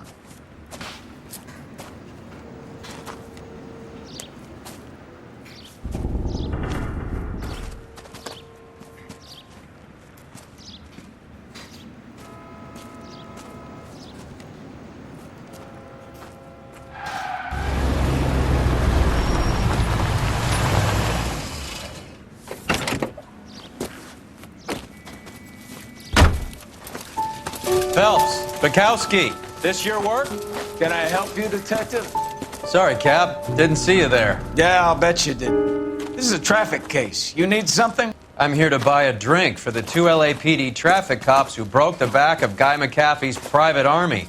You don't have a problem with that, do you, Captain? Go right ahead. Get in. I'm buying.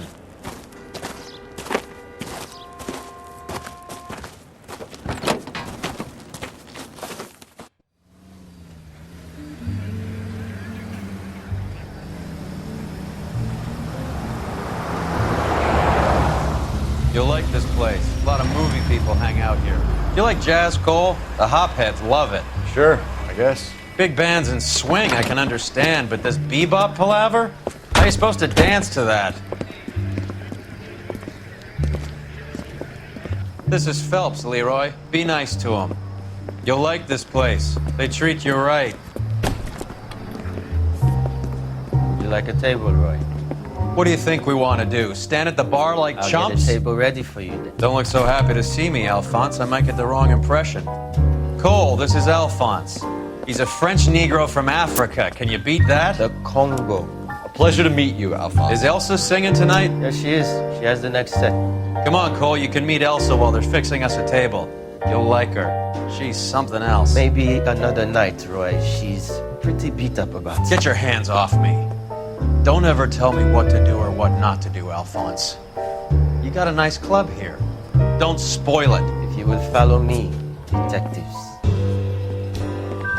Just through the door. He was my only real friend, Harlan. We went through it all. Do you realize what he meant to me? Of course I do. You have no idea. You said it was construction work. It was an industrial accident, Elsa. How can I be held responsible? Elsa, are you going on? Louis, for God's sake, he was my best friend. The only man who ever loved me without putting his hands on me. Hi, Elsa. Here's someone I'd like you to meet. Cole Phelps, war hero and crime fighter extraordinaire. And why would I want to meet another fascist from the LAPD? Sorry about this, Cole. What an evening I'm having. First a Negro puts his hands on me, and then this. Who do you think you're talking to, you German junkie whore?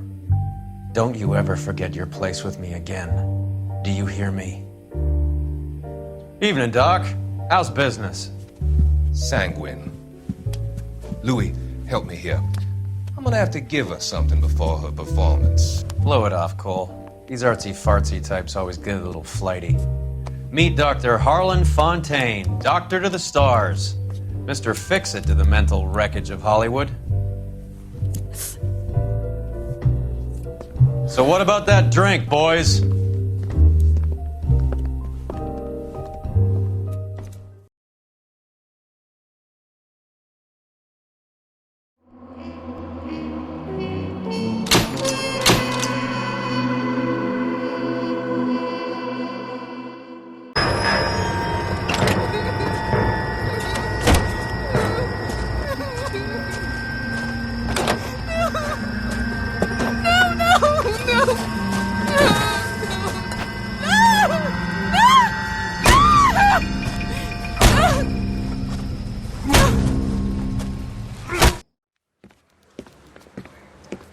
All right, gentlemen, take your seats.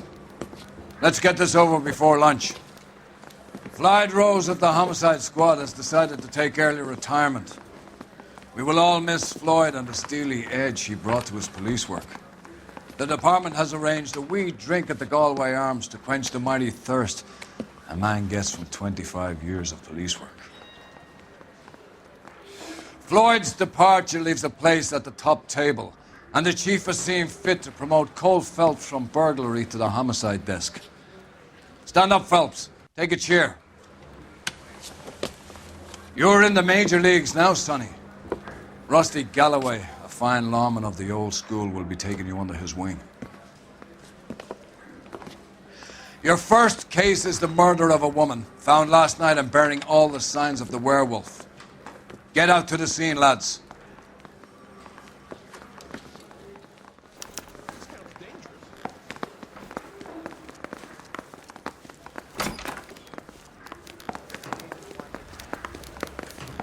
Do you have the address?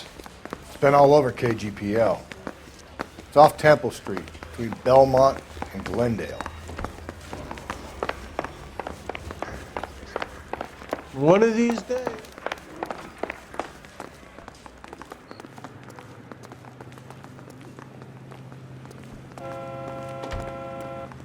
Can you drive to this one?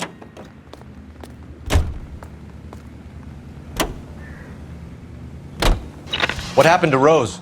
Parker wants the chief's job. Word is it's either going to be him or Thad Green. So they're both clearing the decks. So where does that leave you, Galloway? Leaves me saddled with a chump like you, Phelps.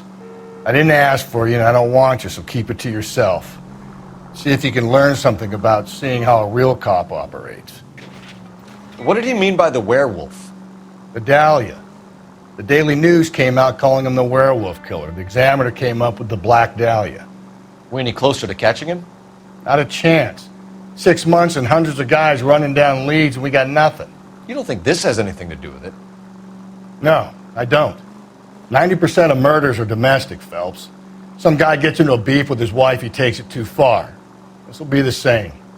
But cutting someone in half and leaving them off the sidewalk, that's a one-off. Why so many women this year? Because of the war. You should know that.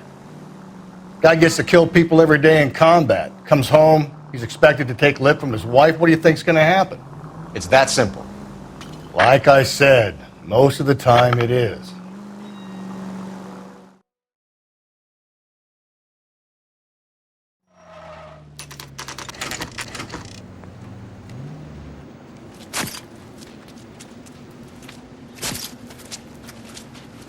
How about a scoop for the Examiner, Galloway? You could use some good press. Another tramp, another message. Is the werewolf back in business, boys? Do you have a mother, asshole? A sister? How about showing some respect for this poor woman? Let us do our job, and Detective Galloway will give you a statement later. He's good, Rusty. He even sounds genuine. That's Phelps, guys. The war hero. Defending the honor of murdered humps. You're used to it, Phelps. Moving along, guys. You got your pictures, you got your headlines. Now scram.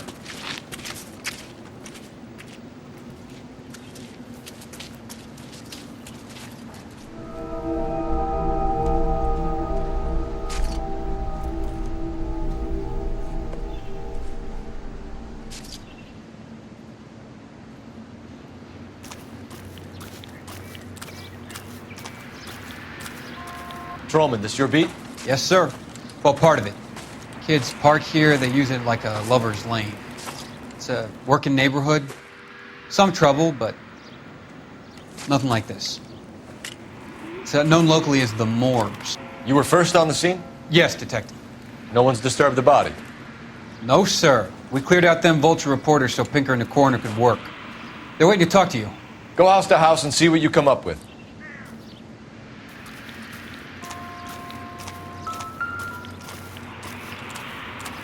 Carruthers. Phelps, you make Homicide? Looks like it. Galloway has been making me feel welcome. I bet he has. Has the scene been secured? Patrolman Houlihan saw to it. The victim's personal effects are still where they fell.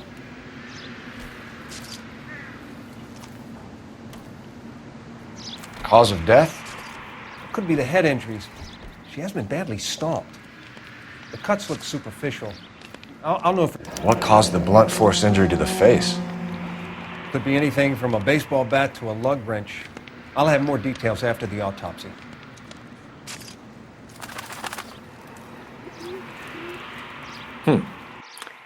Interesting.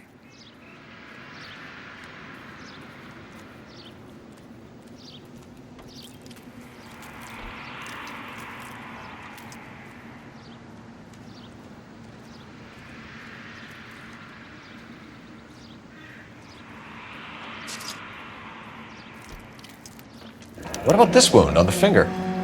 Something removed. A ring, most likely. I assume it was taken post-mortem.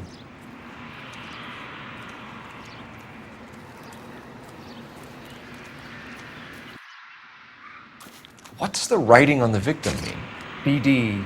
Like Dahlia? Tex? Your guess is as good as mine. Could be something to it, or it could be the killer's trying to throw you off the scent. Either way, I'll run tests on the lipstick. Any idea of the time of death? From the temperature, I'd say after midnight. I'll confirm with you later.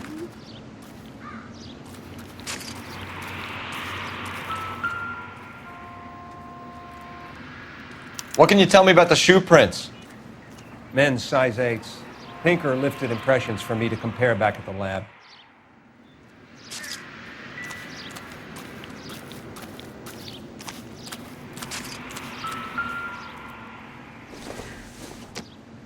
The victim's bag?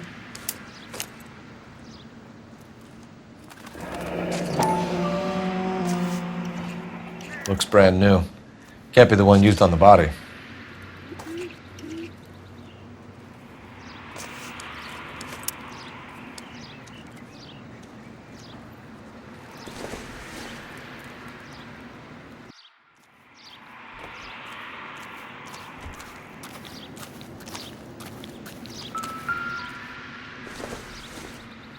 Looks like some kind of Puzzle or parlor game.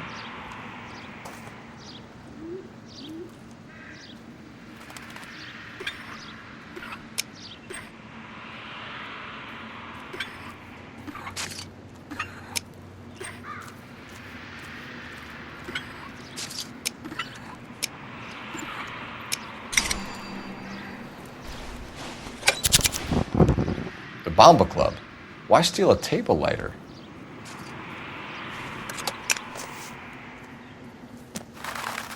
Can we get to the Bomba? A man could die of thirst in a case like this.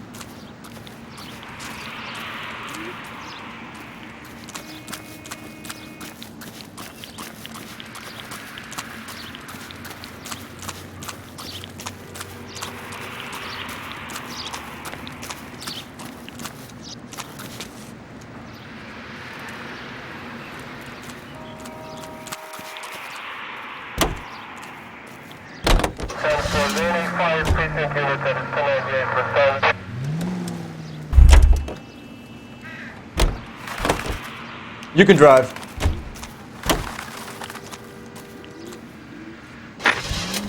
The werewolf? For my money, a copycat. We can't rule it out. We need to work the evidence. You'd love that, wouldn't you? A big head to hang on your wall. The caller of the decade.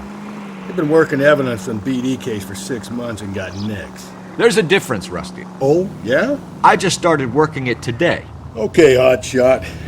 What's more likely? The werewolf comes back around, leaving us alone in a corpse? He clearly has a thing for power. Power over women. Why not power over the police department as well? Let me finish, Phelps. A guy opens his mouth again after 6 months of stun. Or some opportunist who's been reading about the BD figures he'll rip off the MO and get himself a freebie. That's not totally fantastical. You know, the Examiner and the Daily News might be good at coming up with monikers, but they're terrible for police work. There's a reason we didn't get the son of a bitch after the short murder. It was them, locusts. Where do you think the werewolf killer is now? Dead by his own hand, stationed somewhere else with the armed forces.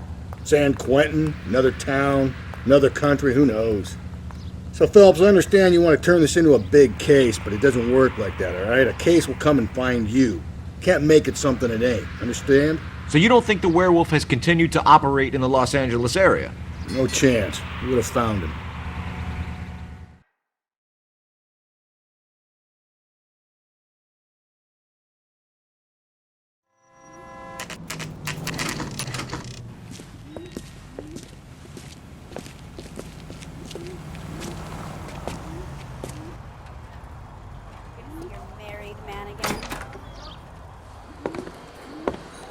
Gentlemen, what can I get you? Phelps and Galloway, LAPD. Were you working here last night? Yes. How can I help, officer? You can start with your name. Garrett Mason. You're the regular bartender on nights? I'm a temporary barman. I work for an agency. I fill in at bars across town. Do you remember a woman who came in here last night? 5'7", about 110 pounds, blonde hair, about 40 years of age. You mean Celine Henry? Yes. Do you know anything about her? I don't. But the owner, Mr. McCall, serves her most nights. Would you like to speak to him? I would. He sits at the back of the club. Wears a hibiscus. You can't miss him. Is there anything else? Fire away, Phelps. I'll stay here. I'm a little parched. Pour me 3 fingers of rye.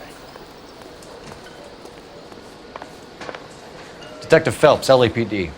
We're investigating the murder of Celine Henry. Do you know her? Celine? Oh, Christ. Sure I know her. She and I and Jacob, her husband, we go way back. She was here last night? Pay for that? Sure, she's a regular. Celine was House officer. a lovely woman. Was Mrs. Henry here with anyone last night? Not at first. Celine already had quite a head start. But she attracted attention?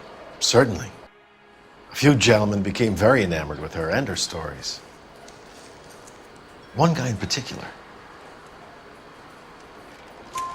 You know him? No. He's been in a couple of times. Did they leave together? Yes. At around 11. If it helps, I made the guy's license plate.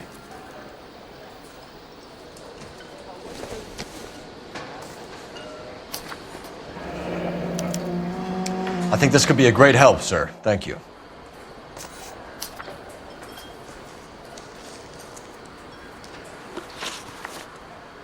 Mrs. Henry appeared to be missing a ring, torn from her finger, but not her wedding finger.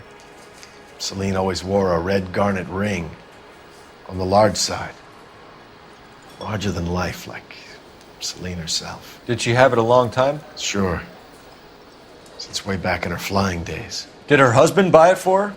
No, it was before Jacob. I think you know where the ring came from, and I think you're going to tell me. Okay, I bought it years ago.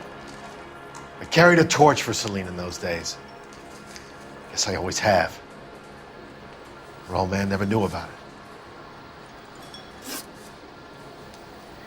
You know the husband? Sure I know Jacob. He was in the Corps. He met Celine on a furlough and married her when the war was finished. He put up with a load of shit. Do you think he killed his wife? No. No, not in my opinion. So if it wasn't Jacob, then you probably let her out of here with the guy who killed her. How do you feel about that? Stow the attitude, will ya? I tried to get onto Jacob. I rang him up. Asked him to come pick her up like usual. But he refused. And she picked some night to push him over the edge. I rang him back around 11:30, but got no answer. Thanks, Mr. McCall. You've been a big help. One more thing. Would you have an address for Celine? 142 North Union Avenue. God knows I had to send her home in enough cabs to remember that.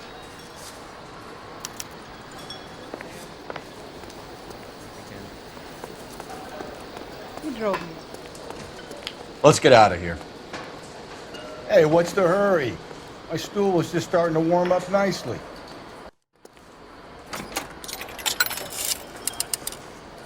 Operator, give me dispatch. Putting you through now. Phelps, badge 1247. How can I help, Detective? I need a registered owner on a license plate, 2boy8899. Yes, Detective. I'll need to contact the DMV. Shall I relay the details via KGPL? Please. Thank you.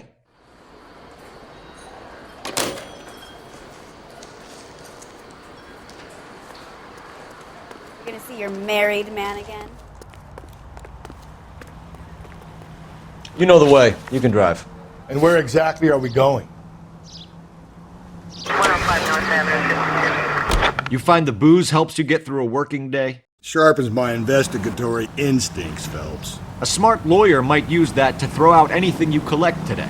A smart man might know it's unwise to stand between the patient and his medicine. As long as you're not falling over, Rusty, I'll let it slide. That's mighty kind of you, Phelps. You know, you picked the wrong job of a healthy thirst of friendship, Cole. We owe it to this city to do the best we can in this position. As homicide detectives, that responsibility is all the more serious. Always the politician. It's not political, it's practical. Maybe the men combing Hollywood Boulevard after the Elizabeth Short murder were more interested in sniffing out booze than the clues that would have led to her killer. Yeah, well, if only you'd been there, choir boy.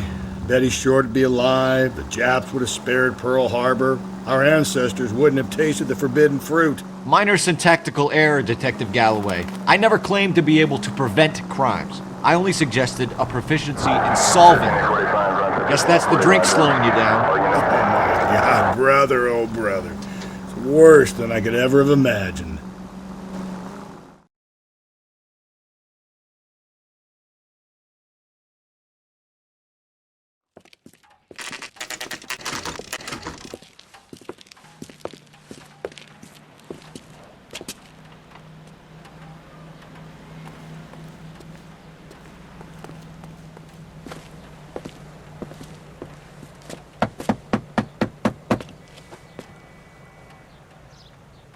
I'll try the back door. Wait here a second.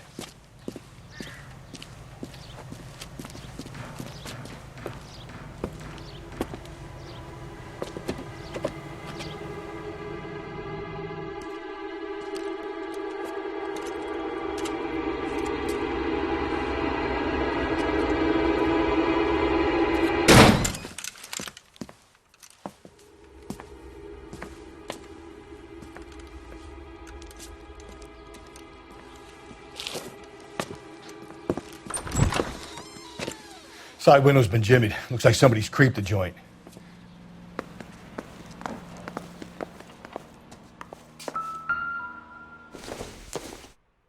You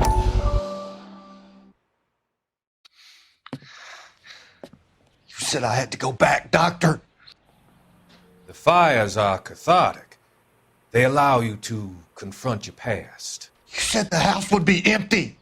Are you taking the medication I have prescribed? You said the house would be empty. I heard them screaming.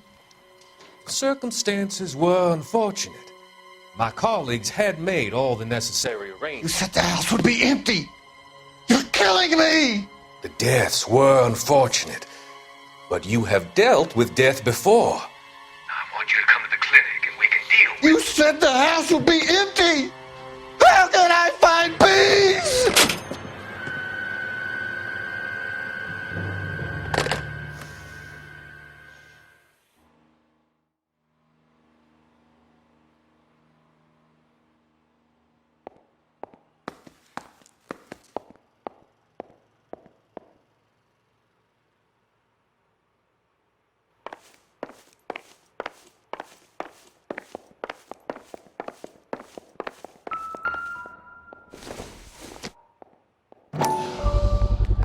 Size 9s. Above average for a lady.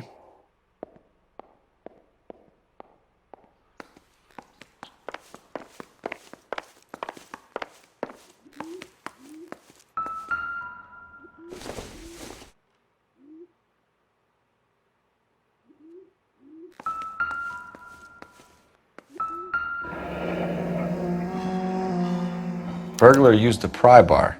Why did you kick the door in?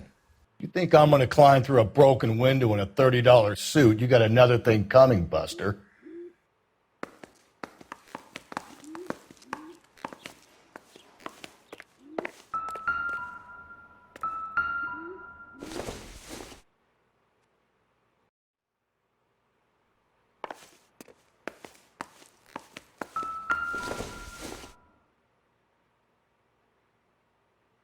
Celine and Jacob are obviously having problems. It speaks to motive. Crime scene evidence still weighs against it being the husband, but Jacob could give us something to go on. One of my exes drank like this, you'd be feeling the back of my hand. Call in burglary and get technical services out here. I'll talk to the neighbors. Don't take all day about it, Phelps. I get nasty when I'm thirsty. Tiffany? The rest of the stuff is junk. Might explain the missing ring. Homicide, badge number 564. Requesting technical services for a suspected 459 at 142 North Union. A regular Amelia Earhart in her day. The ring looks distinctive.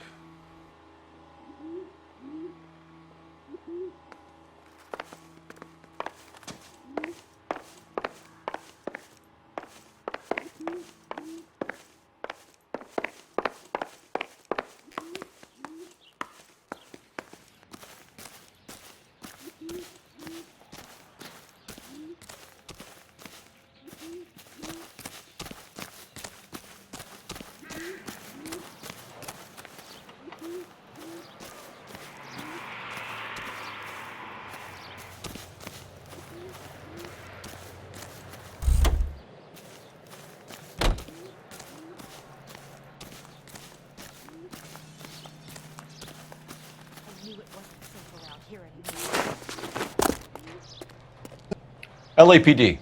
Are you acquainted with Celine Henry, Miss? Horgan. Jennifer Horgan. I've known Celine for more than 10 years. Our children grew up together. What's going on, officer? Did you see Mrs. Henry go out last night? Well, I'm no busybody, you understand, but Celine had been drinking. And she and poor, long-suffering Jacob had a terrible row. I think Jacob may have given her a black eye. He stormed out and she went back inside. Did he come back? No. Celine was listening to music and shouting until she left around 10 p.m. She was very drunk to have been driving. But she is not the sort of person you can stop from doing something when her dander is up. What is this about, officer? Is Celine all right? I'm afraid Mrs. Henry has been murdered, ma'am. Murdered? Oh, my God. afraid I need to go and sit down.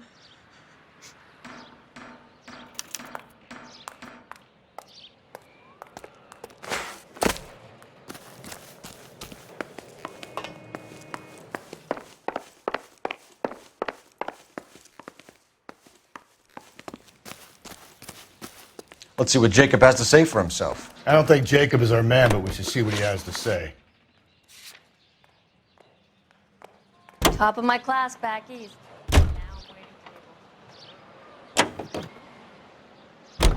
Jacob Henry had a violent argument with his wife last night. He's looking more and more likely. For my money, if the broad keeps the house looking like that, she probably deserved it. The skipper says bring him in and keep the hacks off our backs for a while. Fine by me. So it ain't the werewolf killer after all. Good to see you've come to your senses, Cole. I always said work the evidence. I only stipulated a connection to the BD killer as an avenue of investigation we should leave open. And as far as I'm concerned, it still is.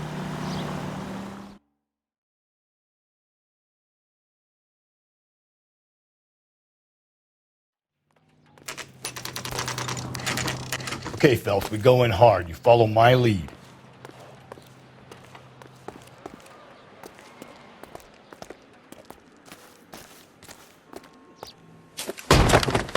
You Jacob Henry? Yeah. Who's asking? LAPD. You're under arrest for the murder of your wife, Celine Henry. Murder? Celine? Save the dramatics Oh, for my God. RKO, pal. You got bigger problems.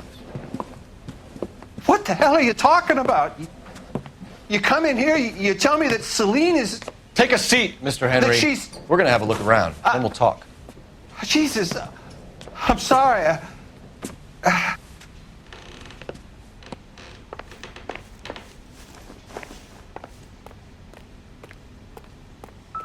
I get even the slightest hint that you're a flight risk.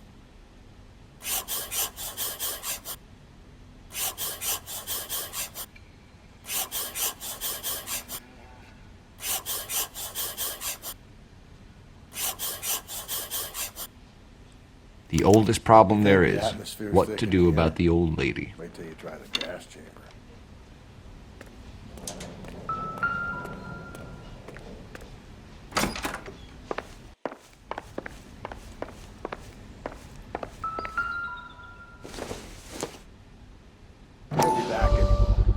Size 11s.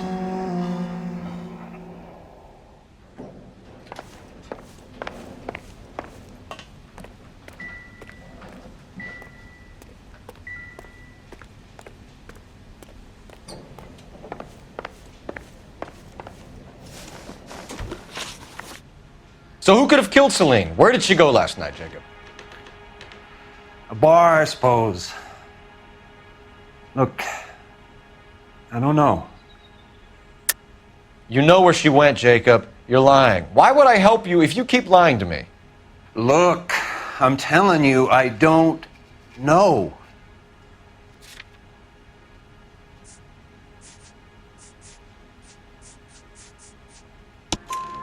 We know she went to the Bomba Club.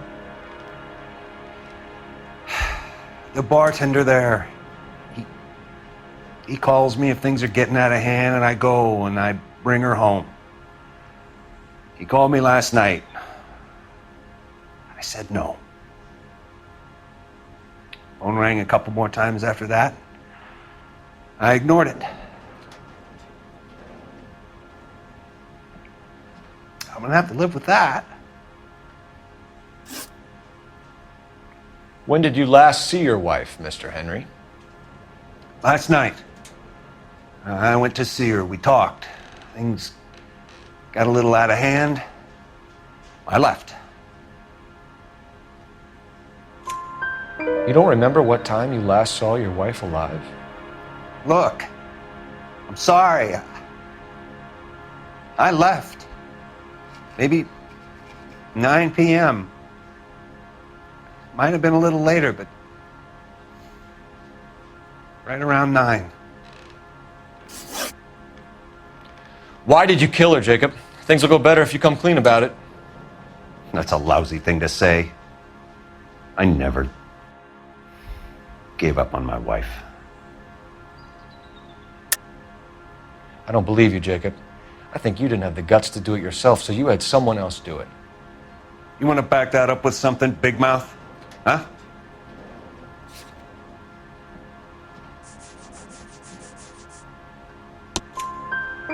The note by the phone suggests you meant her harm. You want the truth? Truth is, I was sick to death of her. I was trying to have her committed. We're still going to need you to come downtown, Mr. Henry. We can get this all down on paper, Jacob. How you got fed up with your wife and how you figured killing her would bury all your troubles. Kill my own wife? She was a lush and a tramp, and you just couldn't stand it anymore. Shut your goddamn mouth. So now you're going to tell me you loved her?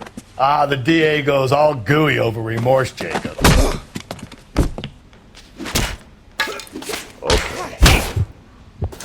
Okay. Let's just leave it at that. You're not being rational. What?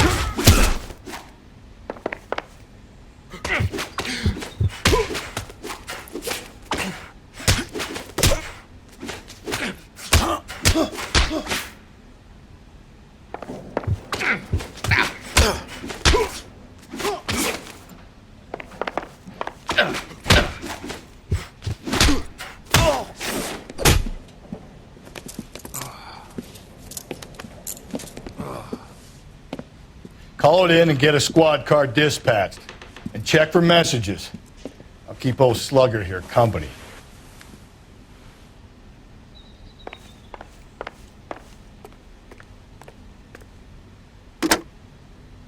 Operator, give me R&I. Putting you through now. Phelps, 1247. How could I help, Detective? I need a patrol unit to transport a suspect back to Central. Certainly, Detective. You have a message from the coroner. Do you wish to be put through? Yes, ma'am. Carruthers, It's Phelps. I've completed the autopsy. Several wounds to the head from a blunt metal instrument. Closest match would be a socket wrench handle. So the cause of death was the blunt... No, the blows to the head surprisingly were not fatal. Death was from hemorrhage and shock from the fractured ribs and multiple injuries caused by the stomping. Anything else? He's some kind of sex fiend. The tissues of the anus were bruised about 1/8 of an inch, but no trace of semen in the anus, vagina, or stomach. Thanks, Doc. Operator, give me R&I. Any word on an owner for that vehicle? License was 2boy8899. Yes, Detective. The plate belongs to a brown 1936 Pontiac. Registered owner is one Alonzo Mendez of 402 South Fremont Street, apartment 16. Thanks. Any other messages? One, Detective. From Captain Donnelly. He wants any and all suspects returned to Central. Interviews to be set up immediately. Got it. We're coming in.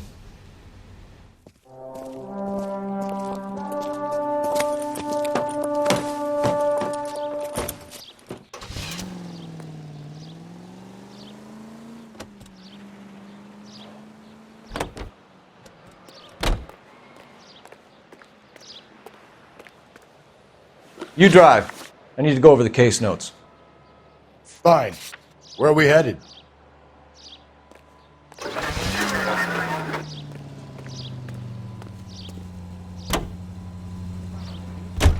Carruthers said she took a real pounding. Maybe if he had been a little firmer in the beginning, he wouldn't be in this situation now. I imagine that Neanderthal routine is a big hit with the ladies, Galloway. Women love me, Phelps. I have no complexity. They know exactly what they're gonna get.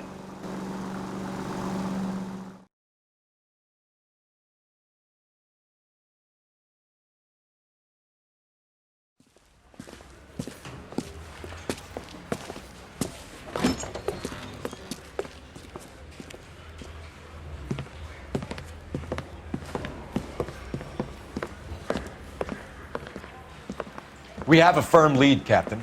Are you questioning my judgment call, Phelps? No, sir. Good. I thought not. Jacob Henry is a sub-system pushed around by his wife. I think with the right kind of persuasion, he might be prepared to seek absolution. Are you prepared to show him the error of his ways, young Phelps? I don't think he's our man. Galloway agrees with me. Don't drag me into this. Rusty is a practical policeman. A bird in hand is always worth two in the bush. Let's liberate a confession from poor Jacob, and the public will sleep easier tonight. Run along now, folks. I've warmed them up nicely for you.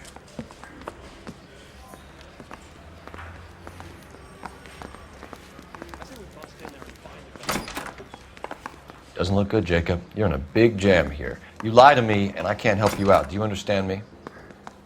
Yes. What do you do for work, Jacob? I'm a mechanic. Engines, differentials, transmissions, that kind of stuff. So you have access to tools? Yes, I do. Your wife was brutally beaten with a socket wrench handle, then stomped to death. How do you think that looks, Jacob? I was home in bed. You're full of shit, Jacob. The truth is you hated that bitch. You followed her and dragged her into the car and then took her out to the moors. She woke up and you smashed her face in with a socket wrench. No. No. And then you stomped her. You stomped her because she's a drunken whore and she treated you like shit. You stomped her for all the years you had to take it. You stomped her because you are such a weak fucking sister, Jacob, and you wanted to erase all memory of it. Go on. Try to deny it. I was at home. I should have gone to her at the bar, but I didn't. You can't prove I wasn't home.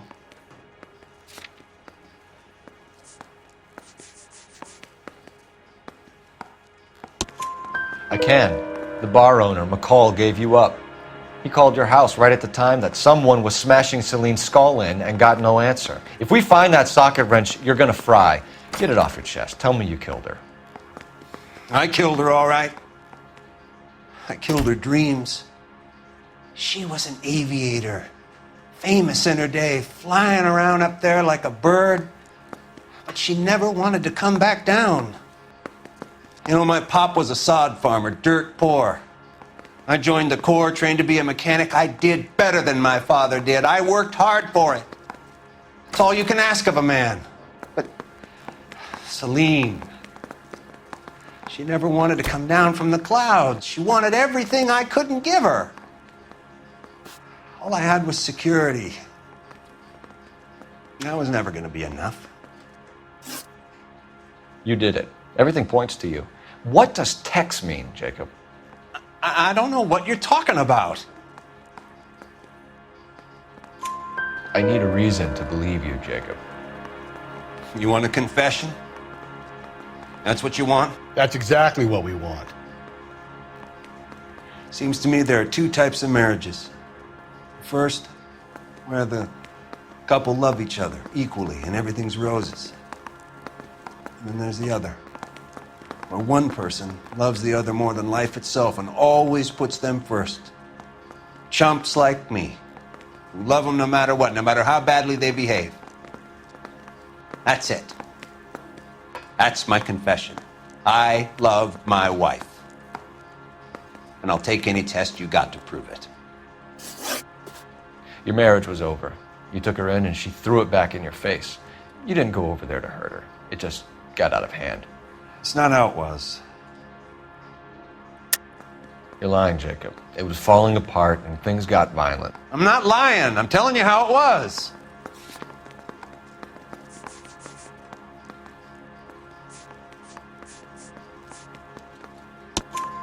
Jenny Horgan says you blackened her eye. It's all right, Jacob. The DA will understand. In your shoes, I would have done exactly the same thing. I hit her. All right? I'm not proud of it, but she was coming at me with a frying pan. What would you do? I took it for years, but sometimes a man can only take so much. Why did you break into your wife's house, Jacob? Why steal the ring? What? What are you talking about? I've got a key. Why would I need to break in? You took the ring because you found out who gave it to her. What are you talking about? Her prized garnet ring, given to her by her old boyfriend, Dick McCall. I never knew that. I lived with that woman for 3 years, and I never knew that. In that case, I think you should be talking to Dick McCall. We'll do the detective work, lunkhead. Just answer the questions.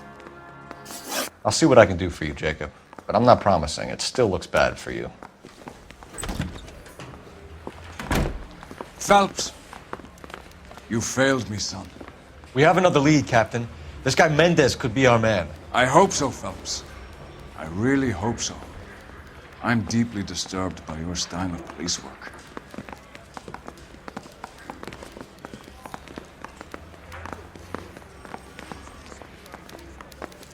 We can still pull down a conviction for the skipper if we chase down this Mendez guy. Can you drive to this one? And where exactly are we going?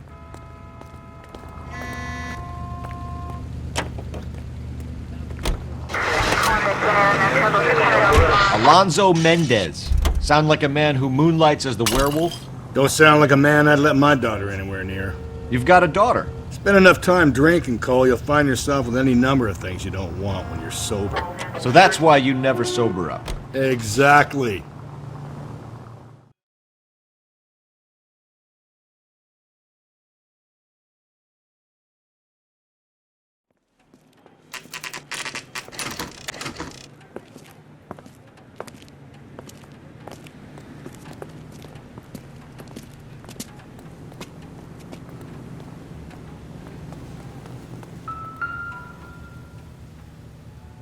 Mendez, apartment 16. She wants a 5-star goddamn wedding.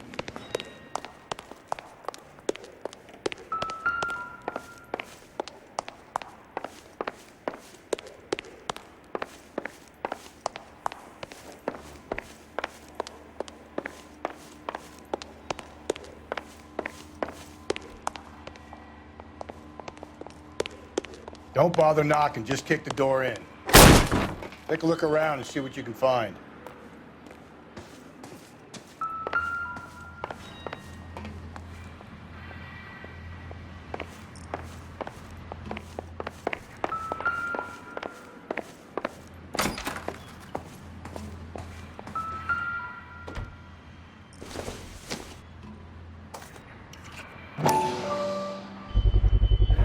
Brothers could match the color and brand of the body.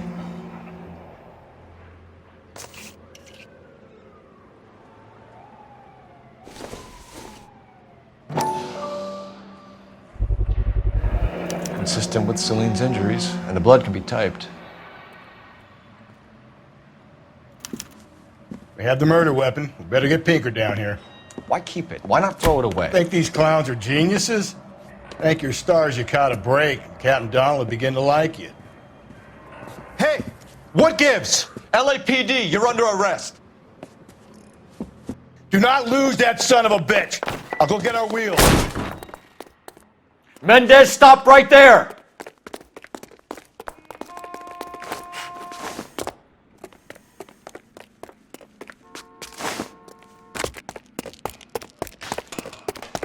You don't need to do this, Alonzo!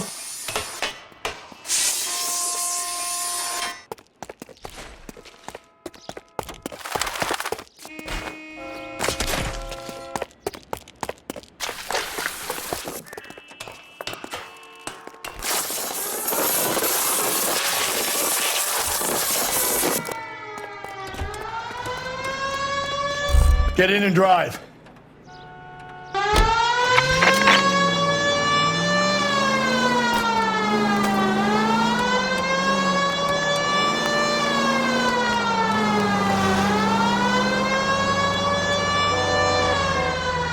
Hit him, Cole. Spin him out.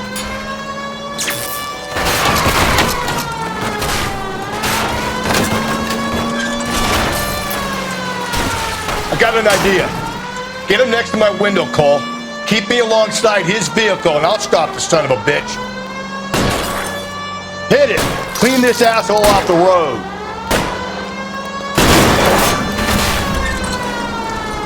Keep it steady, and I'll try to bust his tires.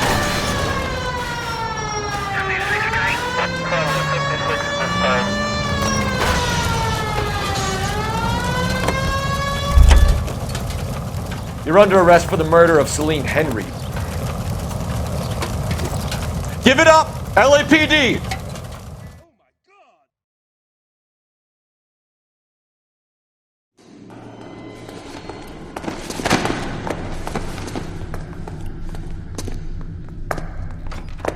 I ain't saying a goddamn thing.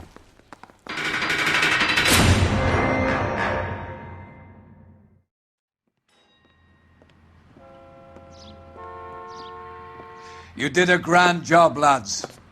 Phelps, that's quite a way to acquit yourself in your first outing as a homicide investigator. It seems the city has a new and vengeful guardian. Considering the evidence against your suspect and the thoroughness with which a report was compiled, I foresee a safe passage through the courts, and the DA agrees with me. Brutality on a scale such as this deserves retribution.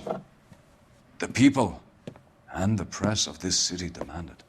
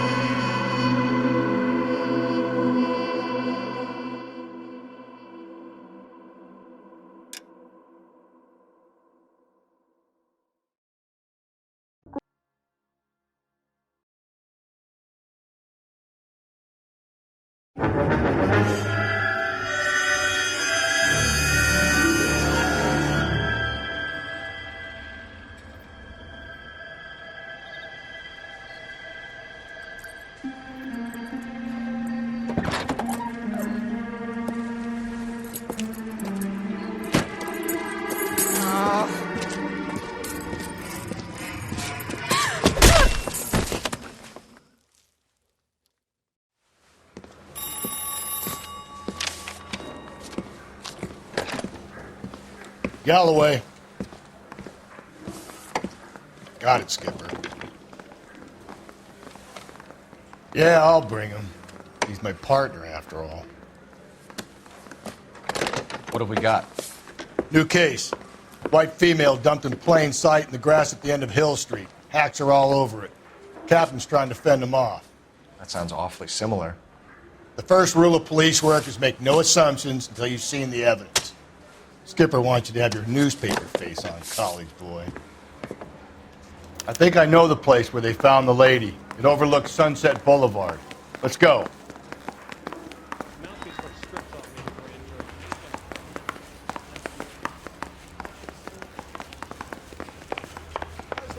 Been paid look about him.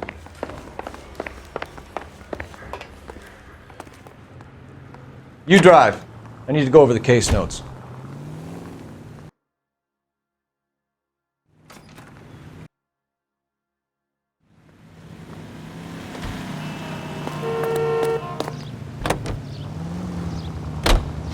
You did a decent job in the Henry case, Phelps.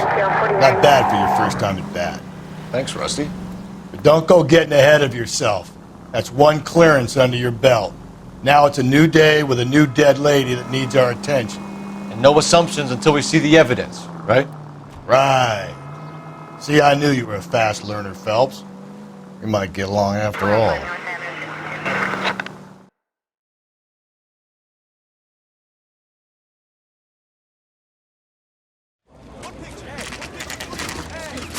Now, boys, you know as much as I do. I'll be holding a press conference once the autopsy's been completed. I have two of my finest investigators on the case, fresh from bringing down the sword of justice on the crazed sex Captain, Alonzo aren't there Mendes. similarities between this murder and the murder of Celine Henry? And of Elizabeth Short, for that So you don't matter? believe there's a crazed sex killer at large preying on women? Boys, be sensible. We have the greatest police force in all the world with the greatest scientific investigators at our disposal. How can any killer continue to beat that? Be advised. We keep the gas chamber at San Quentin primed for the sons of Cain who continue to believe they can take a life in the City of Angels. Yeah, right. Any new leads in the Dahlia case? Run along, boys, and let these officers get to work. We have God's work to do here, and it can't be delayed. What do we have, Captain? Another woman sacrificed. Speak to Carruthers. I want daily reports, gentlemen.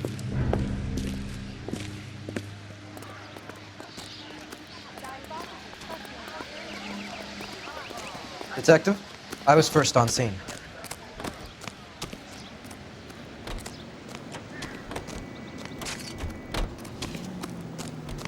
Can't be much help to you, Phelps.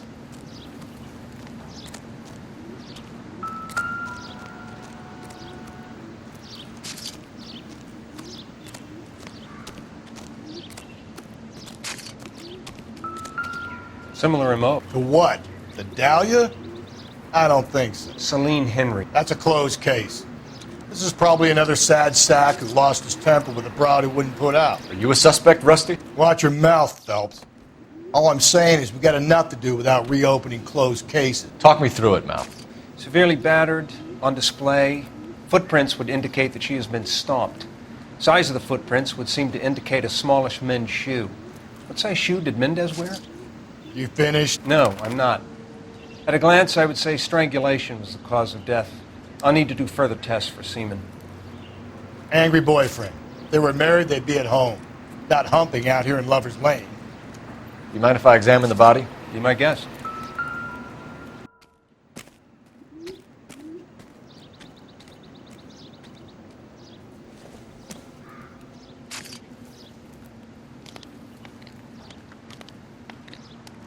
Ligature mark is very distinctive. I'll do some comparisons back at the lab and get back to you.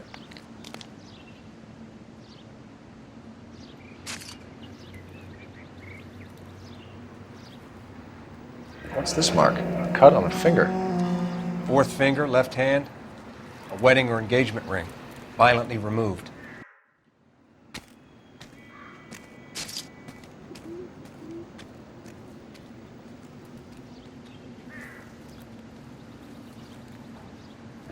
Looks like she was tied up. It does at first, but that would leave a mark on her other wrist, too. I think her watch might have been torn off.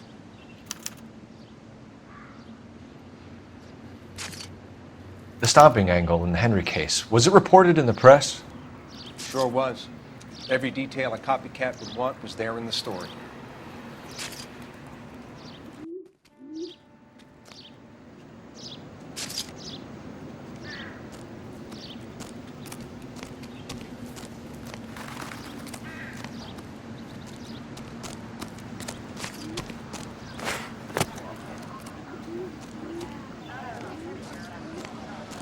This is a secure area. You all need to leave.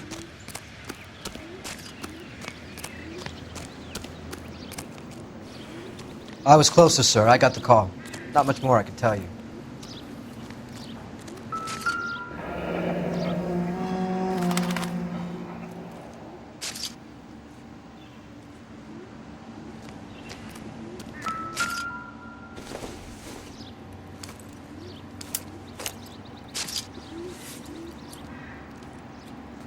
Well, we have a name. Can you run Deirdre Muller by RNI? Back in a second.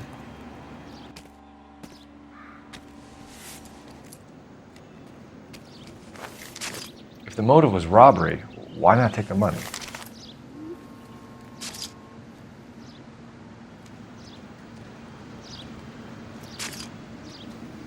I thought so. Detectives, RNI says that Deirdre Mahler of 130 North Bonnie Bray was reported missing this morning by her husband, Hugo Mahler. What'd I tell you? Let's grab the husband, take him downtown, and work him over. We could have this wrapped up by lunchtime. What about not making assumptions and going on the evidence?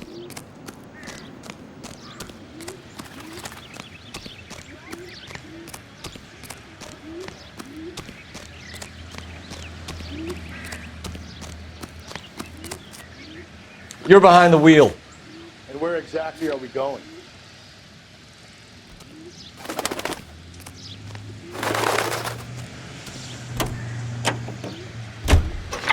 There still might be some play in the boyfriend angle. I thought we were on our way to lock up the husband. If he doesn't work out, that is. Deirdre Muller has suffered enough. More than enough. You shouldn't make disparaging comments about her without even the slightest inkling of what she was like. She was a woman, wasn't she? No, around about my third divorce, I realized women might not be the pure angels we imagine. You're married, ain't you, Phelps? Don't make any insinuations about my wife. Hey, she's a woman. She's the mother of my children. You're a father, Cole? But don't tell me your eye don't bend. This conversation is over.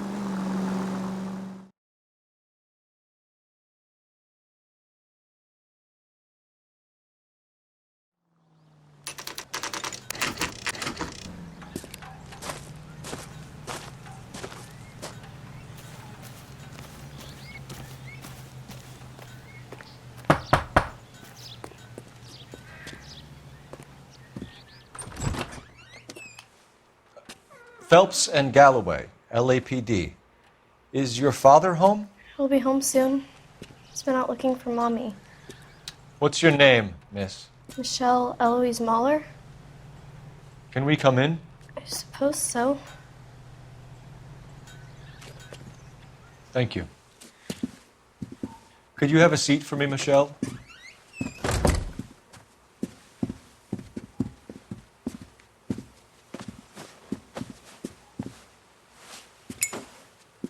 We're going to have a look around.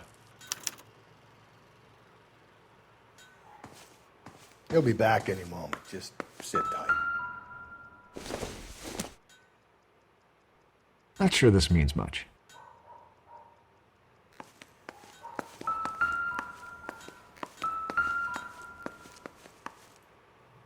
My partner will explain everything when he gets back, okay? There's nothing to worry about.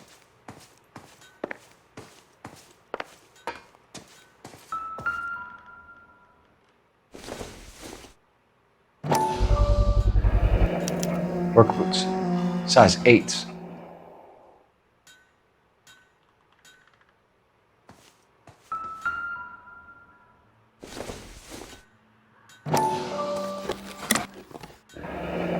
Elgin wristwatch. Probably the same one snatched from her body.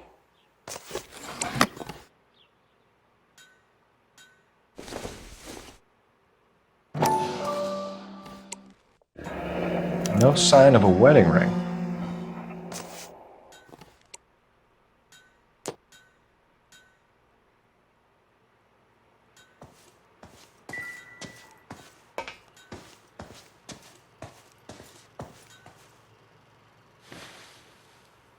Is this about Mommy?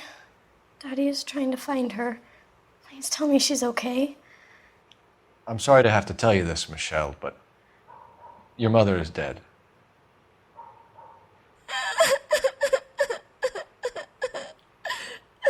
Do you think you could answer a few questions for us? Could try. Some of your mother's jewelry was missing. Can you describe her things? A ring, a watch. I never paid much attention to that stuff. I know it's painful, Michelle, but this may be important. She wore a wedding ring? Mommy chose it herself. A rose gold wedding band and a matching diamond and ruby engagement ring. She wore a watch? Yes, a yellow gold Elgin watch. Daddy bought it for her birthday. We had a fight. It was kind of a makeup present. When did you last see your mother? Yesterday afternoon, I went to a dance at Belmont High. Mommy was supposed to pick me up, but she didn't show. So what did you do then? I was upset. Daddy came instead. So you were hanging around the school for quite a while. What happened with your father? I don't know. I called and finally he answered. He came straight away then. Your mom and dad are happily married? What are you saying? Of course they are. They weren't happy, were they, Michelle? Did your father ever hit your mother? Just the once. She said she would leave him if he ever did it again. He bought her a brooch pin to make up for it. And he always wore her golden butterfly. Thanks, Miss Muller. You've been very brave. Hey! What gives? Daddy, the police Go to your are room, here. please, Michelle. I'll talk to the police. Daddy, Mommy is gone. Go to your room, young lady. She's not even out of school. You can't come in here interrogating her like she's Your some wife kind was of... found murdered this morning. Found? What? But she only... We have some questions that we would like to ask you. Sure, yeah. Yeah, I'll do my best. What size shoe do you wear, Mr. Mueller? Why do you ask? It's routine, sir. Simple process of elimination. 9s, I think.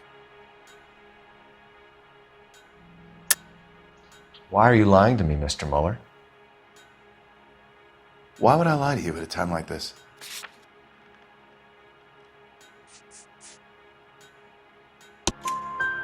That's funny.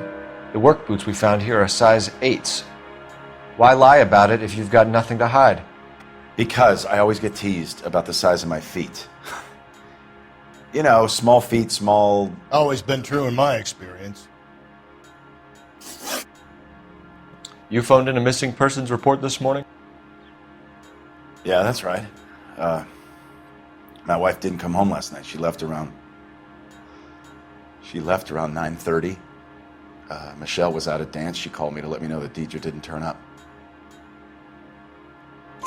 Did your wife ever go out by herself? To bars, nightclubs? No. What are you suggesting? You suggesting my wife's loose? Now is not the time for you to be pushing me, mister. Your daughter said you were having an argument. We argued about who would pick up Michelle. I worked a full day. I wanted to come home, put my feet up. So you were here all night? You stayed in while your wife went out to pick up your daughter? Yes, that's correct. You should come clean if you're having an affair, or if there's something going on. I told you I was here. Were you saying I wasn't?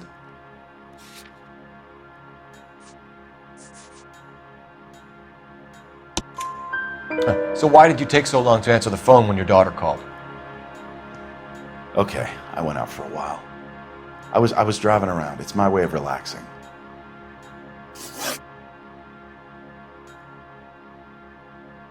Your wife was beaten and then strangled. In your case, you have no alibi and a history of violence towards your wife. That's not true, God damn it. It is true, Hugo.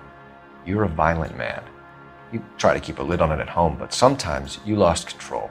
Your daughter and your wife were scared of you. You don't know anything about me.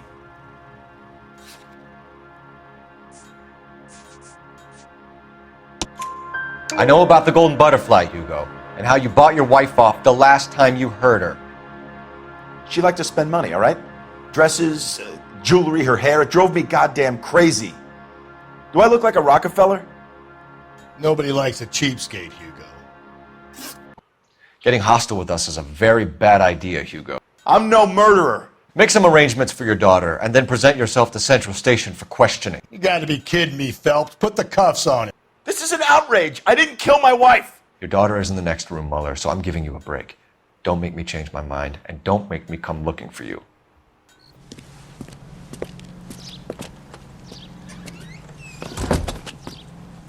We should go back in there and bust his ass. 1, we need to break his alibi, check phone records, canvass the neighbors. 2, we have motive of domestic violence, which probably goes for half the men in LA. 3, we have no evidence tying him to the crime scene. Hello, detective.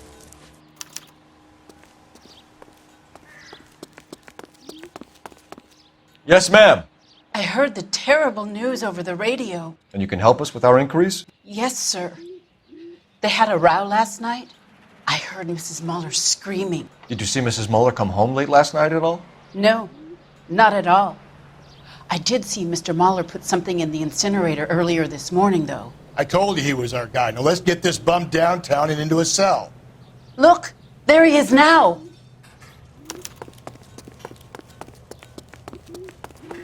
Oh, sister? Step away from the incinerator.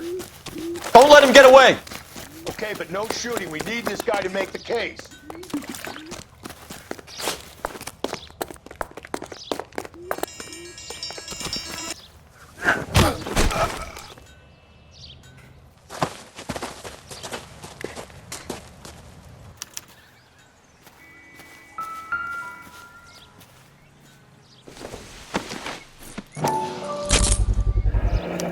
This doesn't look good, Hugo. Get him booked in at Central, officer. Then put him in an interview room. We'll be speaking with him later. And inform the captain. Yes, sir, Detective.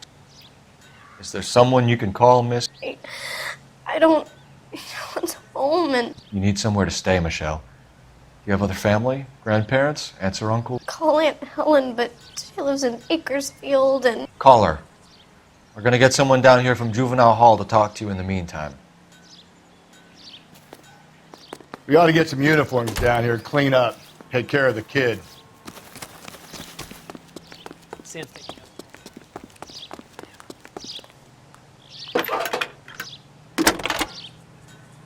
Galloway, Homicide Division. Badge Phelps, badge 564. 1247. How could I help, We get Ray Detective? Pinker and a technical service. I need an address on a Belmont High 130 School. North Bonnie Bray Checking Street. for you, Detective. Send someone down from Juvenile Hall to look after a young lady. Belmont High, 1575 West 2nd Street. Thanks.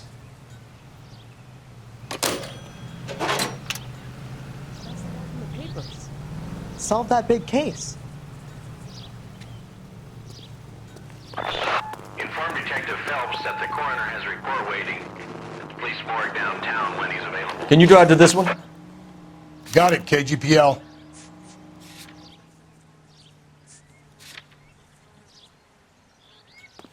Continue to respond.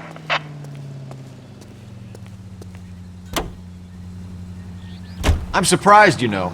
I didn't make the husband for it. Always make the husband, Phelps. 9 times out of 10, it's the closest person to the Vic who does the deed. God knows I've wanted to kill some wives in my day. Lex parsimoniae. What? The law of parsimony. Occam's razor. The simplest explanation is most likely the correct one. You know, you could have said that without getting all liturgical on me. I'll try to dumb things down from now on. Appreciate it. And try this one on for size. Rusty's razor. How's that go? You blame the guy that's banging her. Ah, of course. The famous Lex ignoramus. Closes cases, Cole. Puts a lot of people away, that one.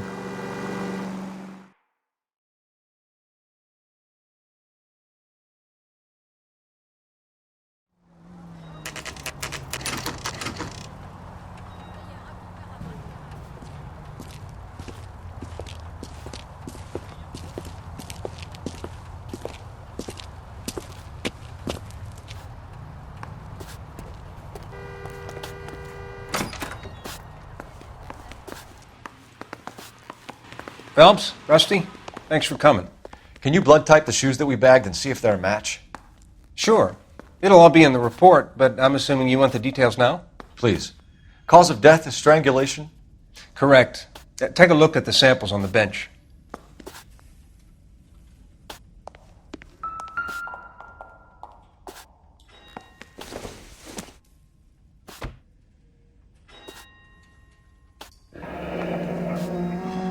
What are the normal uses for that kind of rope?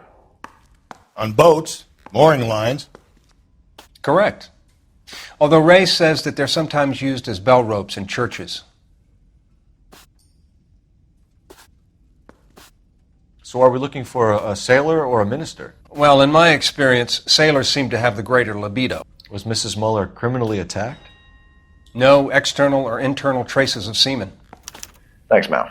Anything else comes up, you let us know.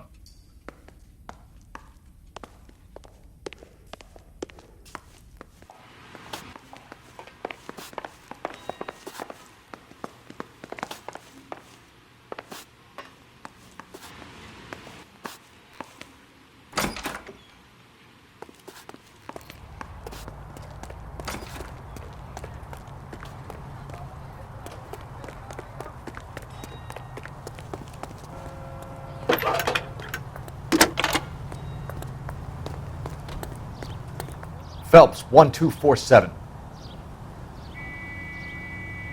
How could I help, Detective? Are there any messages for me? Yes, Detective. A green 1946 coupe, registered to Mrs. Hugo Muller, has been found in the parking lot adjoining the Belmont High School and playing fields.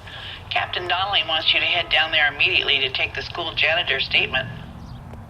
Thanks for your help. it's him, the cop in the news.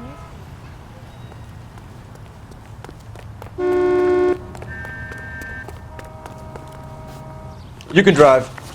And where exactly are we going?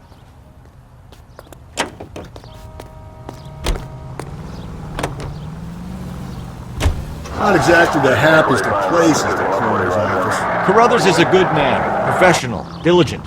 If you're working with a pro, it's easy to overlook the grim realities of a place like that. Funny job, that. The coroner's. How so? You know, you don't want them enjoying their work too much. The wrong kind of man can get awfully lonely rattling around a joint full of corpses. Rusty, that's like something out of the pulps. You been reading the same ones as me? I thought you were usually too drunk to get through a magazine. You know, if I close one eye and squint, you can just about make out the print.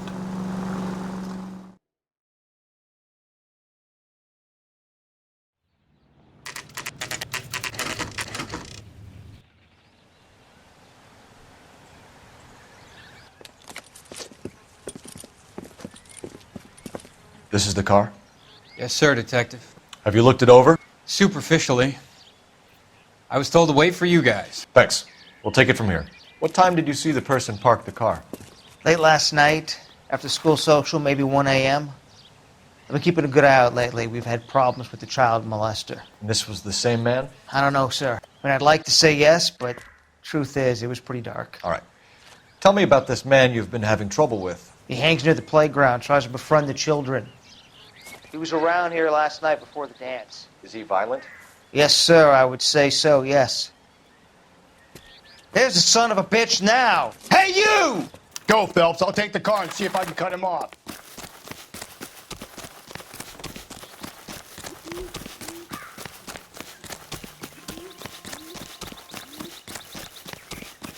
Hurry, you can still catch him.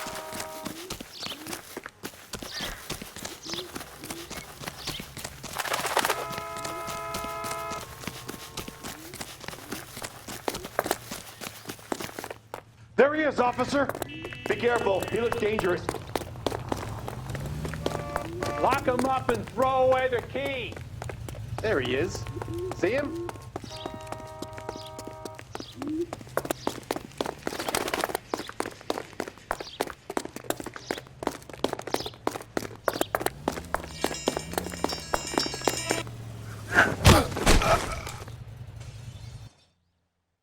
What's your name? Who's asking? We can do this the easy way or the hard way. Name's Eli Rooney. You've been in trouble with the law before, Eli? Some. What are you doing around here? I like to keep an eye on the children. Strictly paternal, is it, Eli? Don't sass me, boy. A woman was abducted here last night, Eli, and murdered. And I would love to make you for that, you oaky motherfucker. Well, I wouldn't know nothing about that. A woman, you say? I like 'em a little younger than that. Turn out your pockets, Eli. Now, why would I do that? Because I'm about to break your fucking skull, Eli. You're under arrest, Eli. You are in very deep trouble. Why bother with the paperwork, Eli? I'm going to take out my gun, and I'm going to count to 5. Let's see how fast you can run now. Hang on a goddamn minute. I found that thing in the parking lot. Get some backup out here, Rusty. We need to get this one downtown and into a cell. I'll tell them we got a kitty raper coming in. They can roll out the red carpet.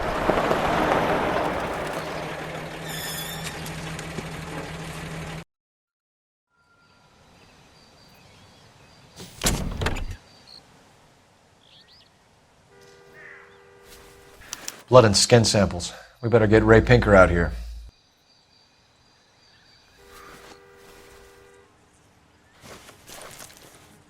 The overalls are stenciled HM. Muller is a mechanic. I wonder what Eli does for a living.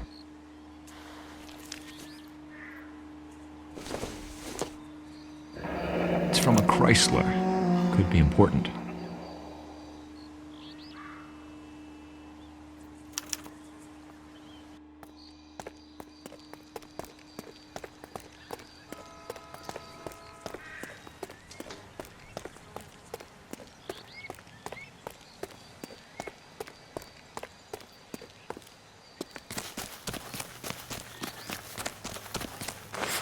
Arrested that movie producer. It's about time some of those movie people went to jail. I think they're untouchable. Phelps, badge 1247. How could I help, Detective? I need interrogation set up at Central for both suspects being held in the Mahler homicide case. Certainly, Detective. I'll get in touch with the watch commander. Thank you.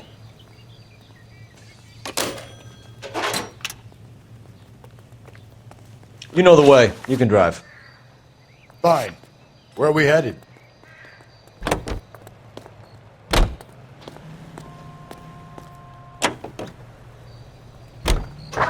I say we make Rooney for this. I think we should lay it on him.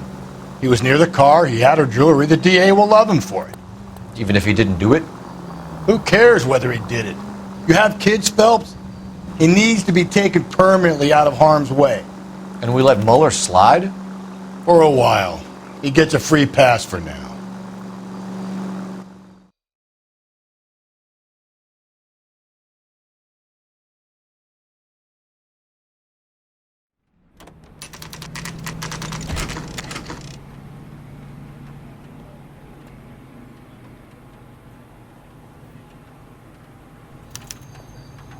You better not go soft on me in here, Phelps.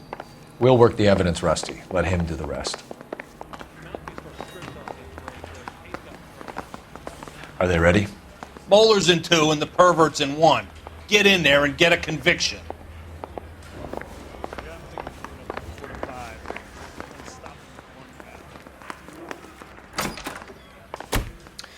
Here's where we stand, Hugo.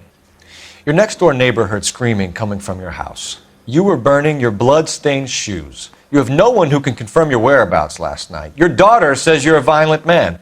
We have everything we need to send you to death row, and all you have to say for yourself is, I didn't do it. I swear I didn't kill her. Give me that lie test. I can prove it. Why did you burn your shoes, Hugo? Because I knew you'd never believe me.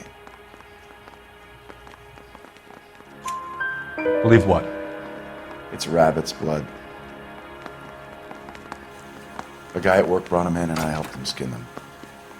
Do you know anything about ropes, Hugo? As much as the next man. I was a scout. I learned some more in the army. You learned to strangle with the rope in the army? With rope, with my bare hands, but mainly with wire. I learned a lot of things in the army, but I still didn't kill my wife. For argument's sake, what type of rope would you use? If I had to, I would use a triple braid. Less flex, easier to control. We found your wife's car. Someone parked it at the school late last night. Do you have anything to say about that? It wasn't me. Where do you keep your work clothes? I keep them at work in my locker. Enough lies, Hugo. Your overalls put you at the scene of the crime last night. My overalls are in the laundry of my house.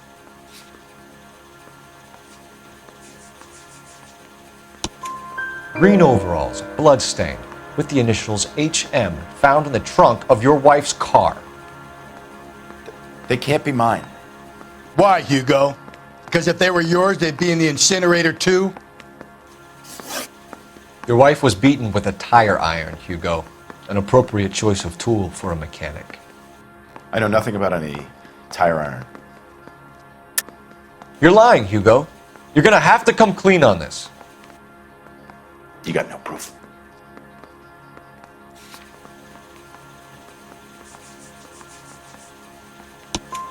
Your wife drove a Chevrolet, Hugo. What make of car do you drive? A Chrysler Airflow. So I guess that explains why the tire iron that killed your wife came from a Chrysler.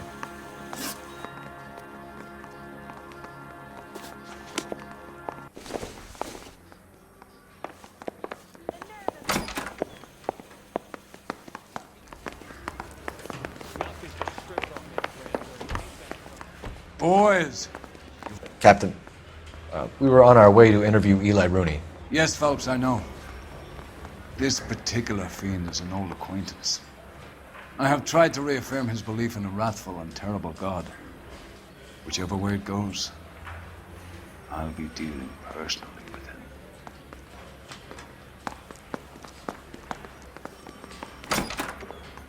You look like you've had it rough. You see me asking for your sympathy, boy? You down on your luck, Eli? I had worse. My family ate roadkill during the Dust Bowl. But you have a job. A parolee has to have a job, correct? I had me a job down in San Pedro. I'm looking for something new. This place you worked have a name? Hennessy Marine.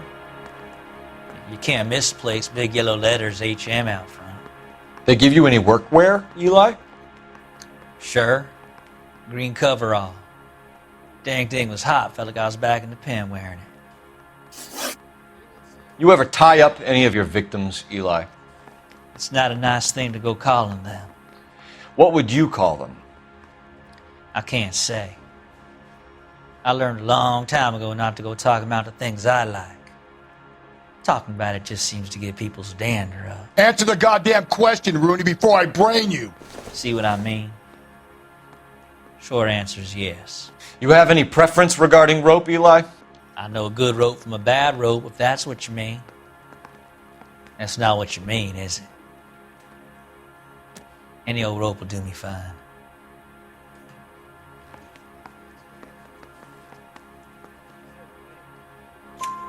Farm boy like you, Eli, must prefer McGay for roping. Am I right? I prefer braid. Tie, hitch, and braid. It stays tied. You killed Mrs. Muller and stole her jewelry. That ain't so. I ain't done nothing like that. You have no job and nowhere to live by the smell of things, and you need money. You've been in trouble before, Eli. Who do you think a jury will believe? I've been in trouble for other things, but I ain't never killed no one. I saw that car coming to the parking lot late last night. Man got changed there and then put his coveralls in the trunk. I saw him drop the butterfly in the lamplight and he strolled out, cool as you like. And I went over and I picked it up. Eli Rooney, I'm charging you with the first-degree murder of Deirdre Muller. You want to put me back in the stir that badly, boy? You go ahead and try. I'll beat that rat. I ain't a killer.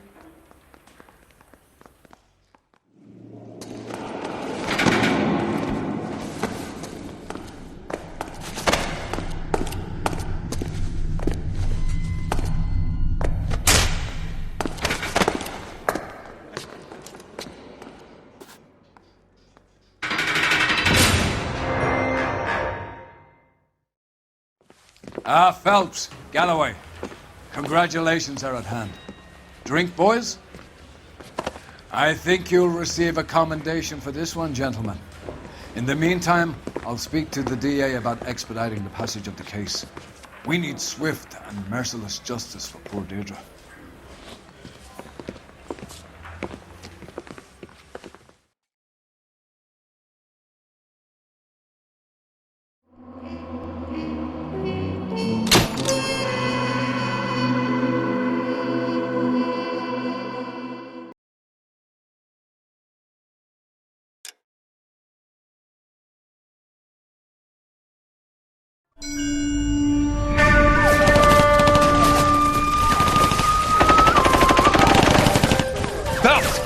We captured 2 regular armies. Lieutenant! Bell, we've been over this. That sniper barely missed you back on the beach. Until the mission is over, there'll be no more saluting or signs of rank. I'm in charge here, Medier!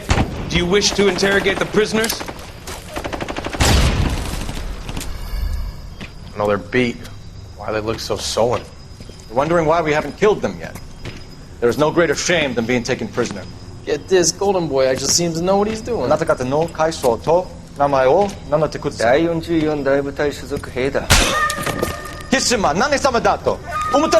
that, boys? He slapped that Jap right upside the head. It was merely to remind him of his place.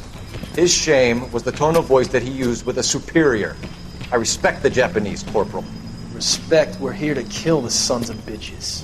Do you know why we are fighting the Japanese, Private? With respect, sir, these bastards attacked Pearl Harbor. And why did they attack Pearl, Private? Because they hate the US of A and our way of life. They attacked the US because we cut off their oil. What would we do if another country denied us the gas to run our cars?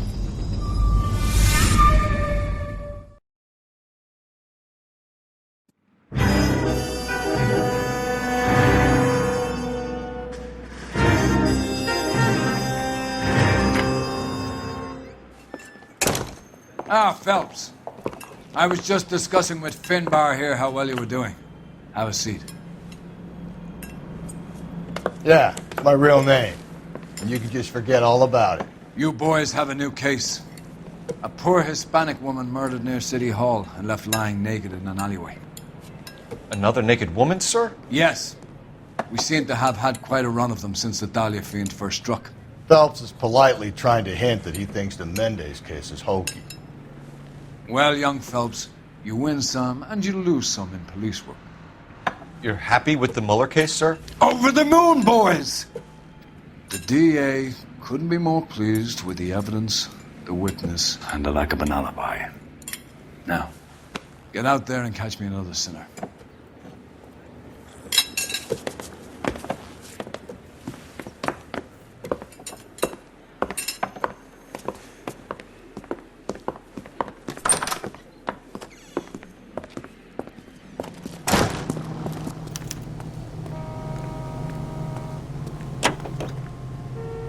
You drive.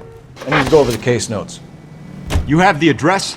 It's the alley off Aliso between Los Angeles and Alameda. You're kidding. The next one will be opposite Central Station. Count yourself lucky, Phelps.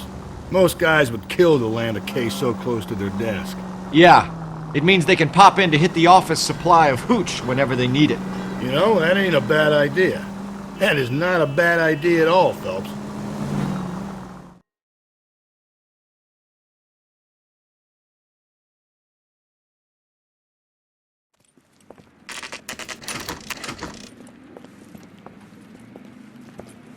Detectives, they're ready to start the show. I'll take you through.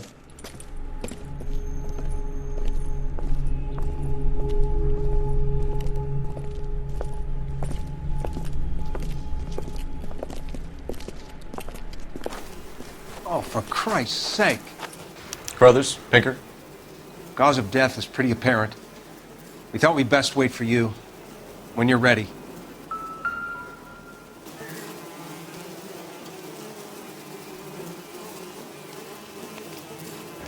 Lacerations on the neck would indicate a great deal of force.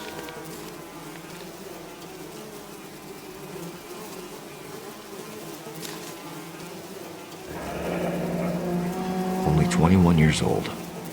But why the library card? Did he want us to find it?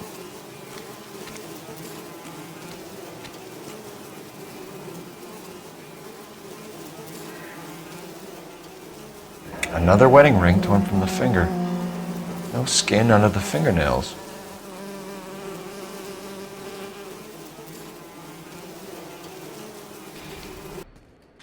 Kiss the blood, BD. The evidence in the Mueller case was solid. I'm not convinced about Mendez. The best way to get away with murder is to pin it on somebody else. I'll bet a month's salary this is a copycat. Strangled, battered, naked. Yeah. We know the M.O. So does every jerk who kills his wife and girlfriend looking for a way out. I've spoken to Brown. He still believes the Dahlia perp has medical experience. 4 women, all murdered, all put on display, all with messages. Mueller had no message. Look, Phelps, this is getting us nowhere. Anything for us to go on, Mal? Head injuries from contact with road, bruising from a small man's shoe, further blunt force trauma to the occipital region at the base of the skull. Could have been fatal, but clear signs of strangulation would seem to rule it out.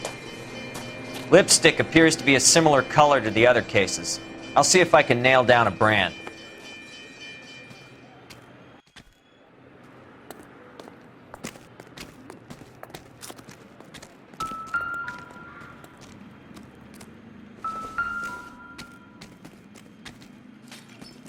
If she took a blow to the head like the others, she was probably unconscious when strangled.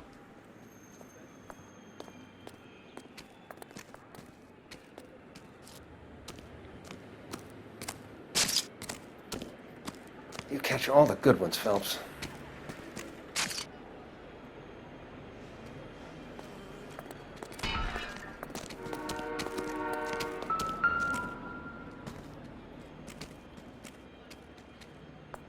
May as well follow the trail. Find anything interesting?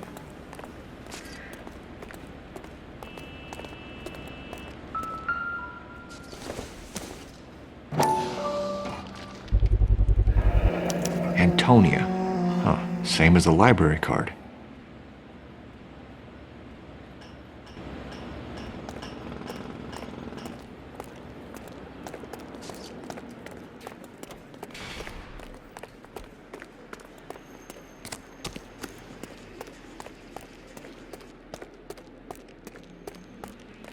We kept the area pristine for you boys. Let's check it out.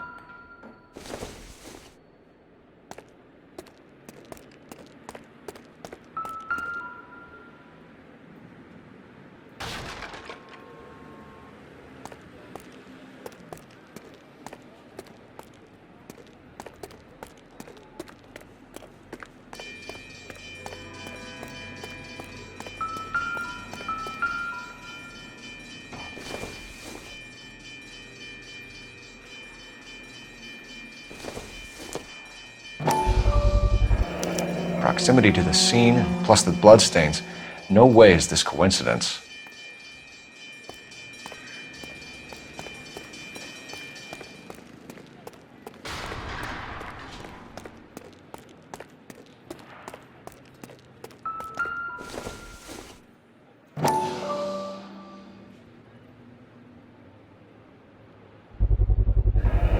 House keys, strung up like bait on a hook.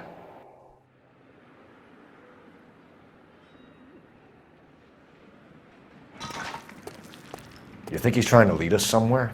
Probably all the way to City Hall, that brazen son of a bitch.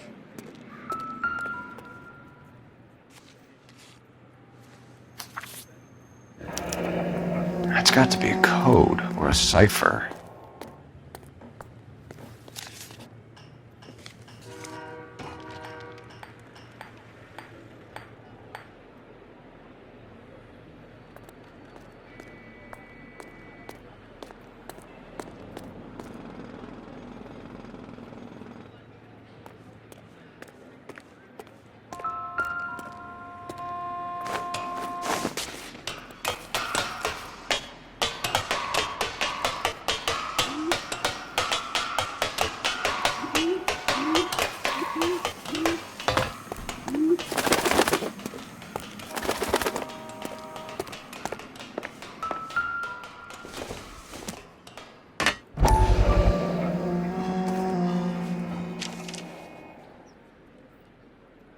Empty.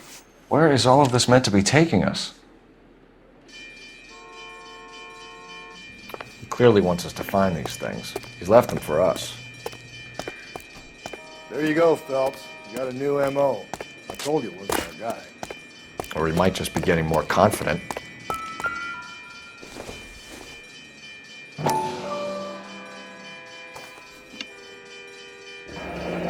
Enameled and gold-plated.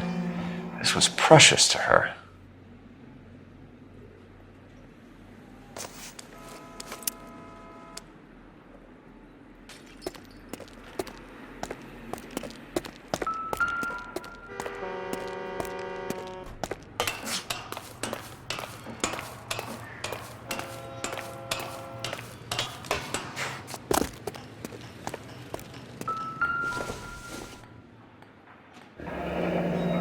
Pulled from the finger and hung up here. What's the significance?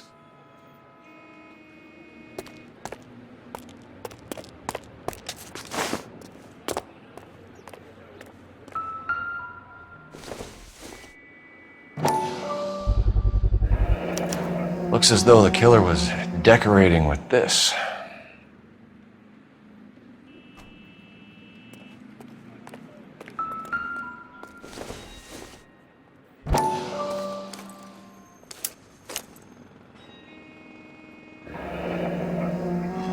Son of a bitch wants her identified. Mrs. Antonia Maldonado, 712 North Hill Street, downtown.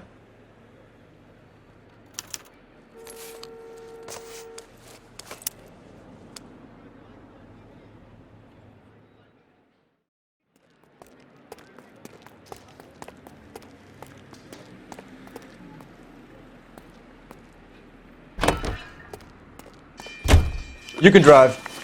And where exactly are we going?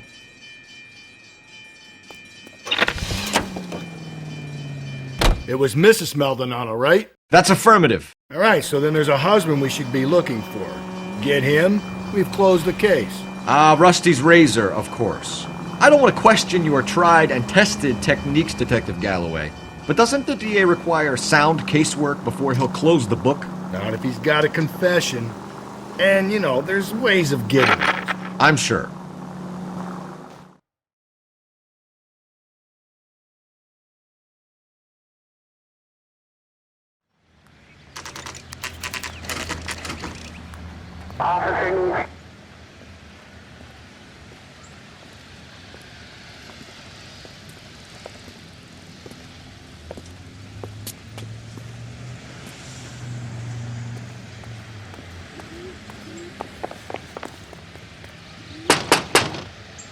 Wait just a moment!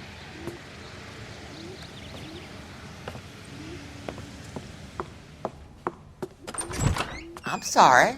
Can I help you? LAPD, ma'am. Detective Phelps and Galloway. Does Mrs. Maldonado live here? Yes, she does. I'm Mrs. Barbara LaPente, the owner of this boarding house. Is there a problem? I'm afraid so, ma'am. Do you mind if we come in? Is there somewhere we can discuss this? Of course. Follow me through to the parlor. Wipe your feet as you come in, detectives. It's this way.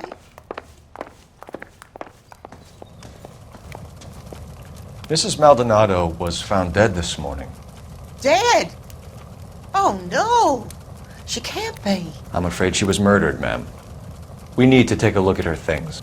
I can't believe it. A person seems so alive, and then they're gone. Antonia's room is upstairs, last door on the left. Thank you. We'll be back shortly. Excuse us a moment, ma'am.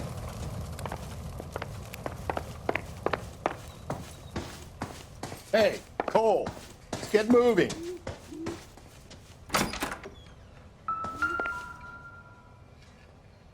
The smashed window explains why the place looks tossed.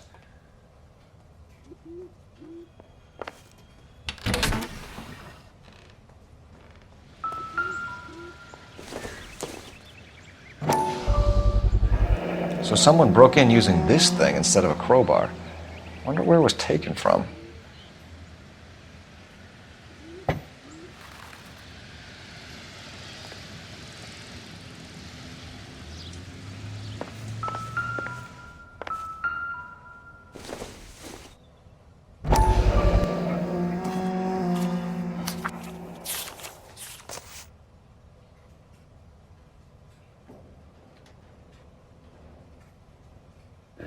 Okay, we have an address.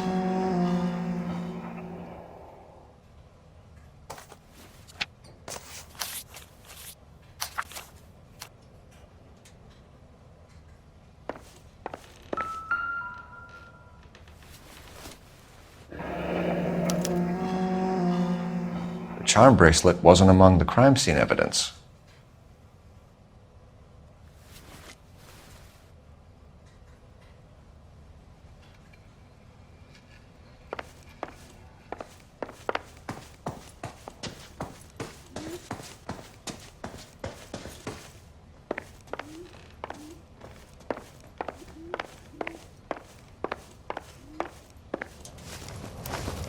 We have some questions, ma'am, if you're up to it. Yes, detective. I'll do my best. Do you have any idea who might have wanted to hurt Mrs. Maldonado? That rat of her husband, Angel. She was serving him divorce papers. If I killed every wife that served me papers, I'd be a mass murderer. Are you being flippant, young man? No, ma'am. What can you tell us about Angel Maldonado? She married him when she was 17. He was cruel to her, very cruel. She was a good girl, little on the religious side, but a good girl. What time did Antonia go out yesterday? She left around 9. Do you know where she went? No, I have no idea. She was a good girl, but she didn't confide in me. A nosy old hag like you knows everything about the people who live under her roof. Where did she go? I think she went to a bar. She's been drinking quite a lot lately. This bar have a name? El Dorado Bar. It's a Latino place on North Los Angeles Street. That's only a couple of blocks from where we found the body. You've had a break-in? No! That can't be true. You're being economical with the truth, Mrs. Lepenti. What do you have to hide? I have no idea what you are talking about.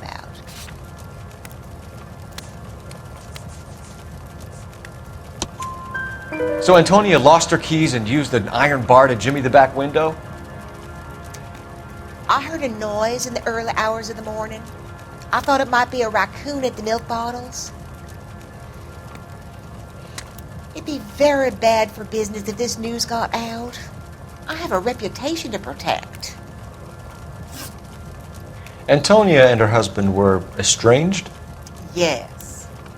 She moved here after she separated from her husband 2 months ago. But Antonia still wore a wedding ring? She wore the wedding ring and a necklace. She always wore a religious necklace. That's about all of her jewelry. What about her bracelet? I don't know anything about a bracelet.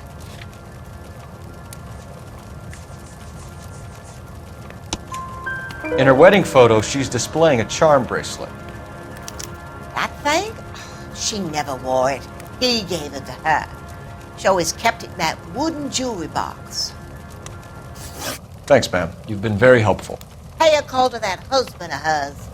Lock him up and throw away the key. We can either front Angel, seeing as the finger's pointing right at him, or we can check out the El Dorado one.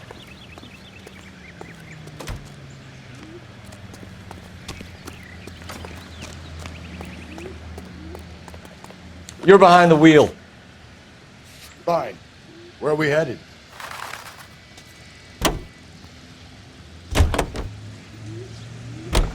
A nosy old hag? Ha! And I thought I was coming on strong with the ex-wives line. Sometimes you have to be firm to get the information you need. God damn it, ain't that the truth?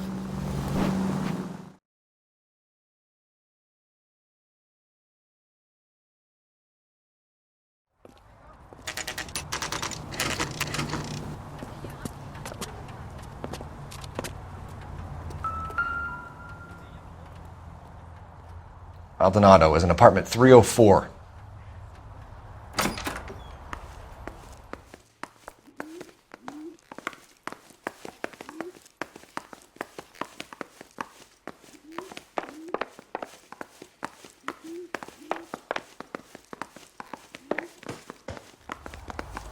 Phelps, this could turn ugly. Forget about knocking. Let's take our boy by surprise. Hey, what the fuck? LAPD, motherfucker, you're under arrest.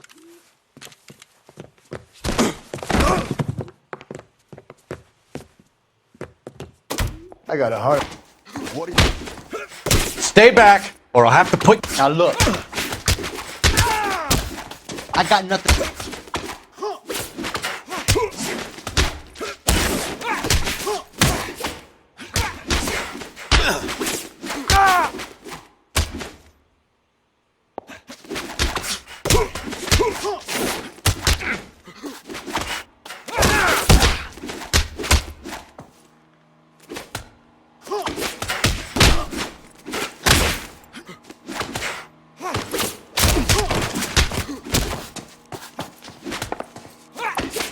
Stay fucking.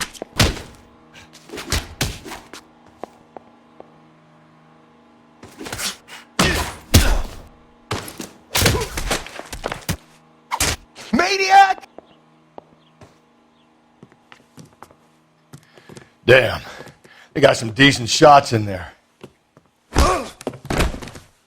Cuff these sons of bitches, Phelps.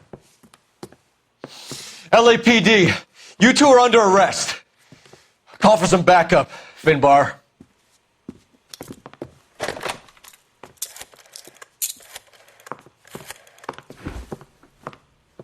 Galloway, badge number 564.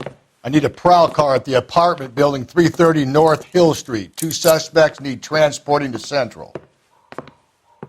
Your wife has been murdered, Angel. Antonia? Oh, God, no! Where were you last night, Angel? I was here with my brother the whole night, goddammit! You think I'd kill my own wife?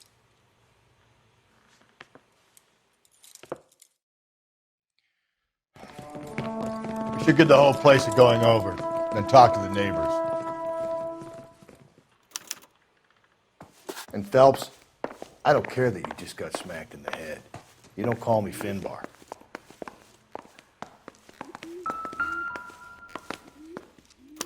Just picked Fruit Market. I wonder if Angel gets all his groceries from this place.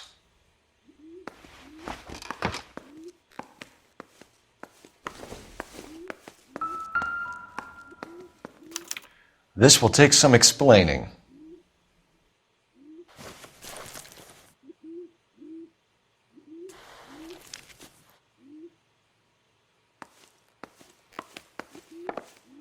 Maybe one of the neighbors took notice of Angel's movements. He's got no alibi. He's toast.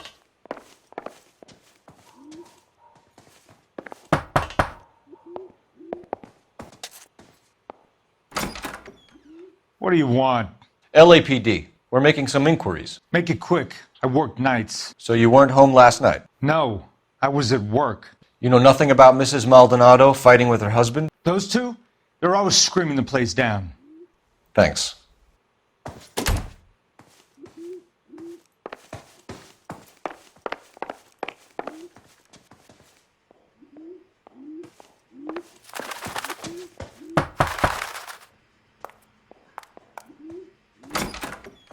Hello? LAPD, ma'am. Did you hear a disturbance last night? Yes. Yes, I did. Mrs. Maldonado lit out of here and her husband ran out after her. You saw this, Miss? Aranda. I had the door open a crack. Did you see Mr. Maldonado come back inside after he ran out? No. I didn't. Thanks. We'll be in touch. I kept thinking you were going to call that one a nosy old hag too, Phelps. Well-executed restraint. I'm executing restraint right now, Finbar.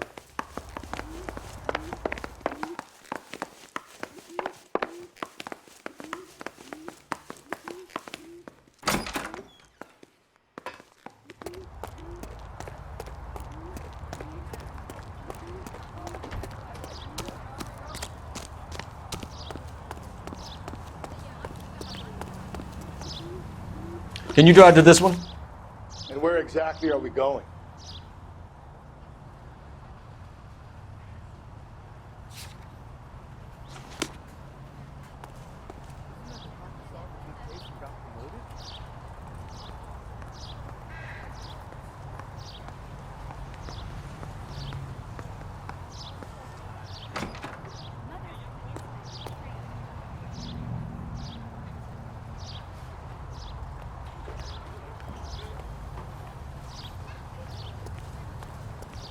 You know the way. You can drive.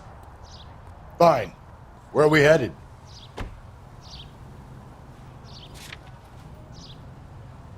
We're here now.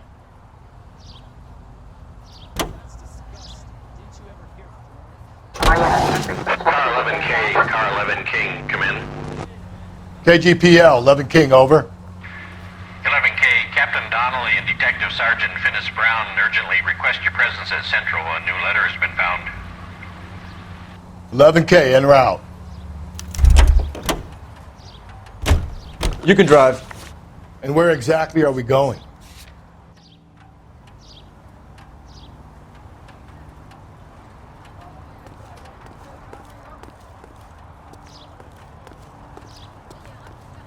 You drive. I need to go over the case notes. You know the way. You can drive.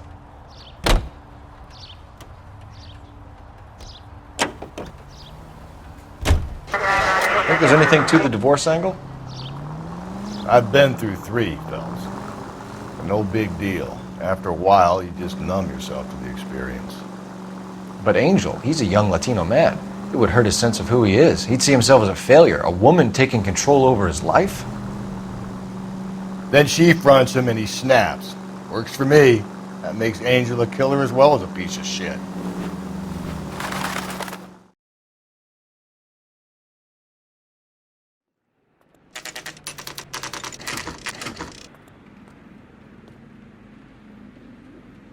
The captain is waiting for you downstairs with Pinker.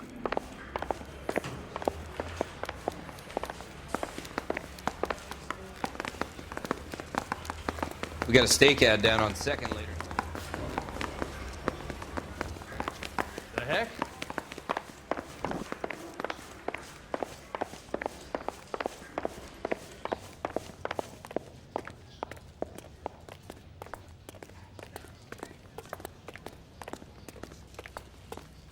Boys, come on in.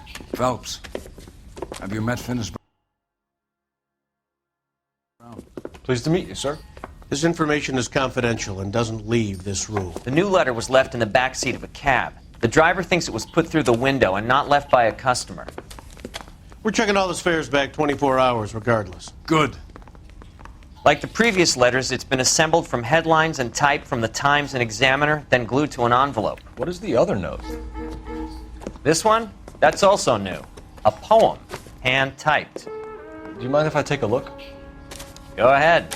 We've been over both documents pretty carefully. They've been wiped with gasoline, so there's no chance of prints.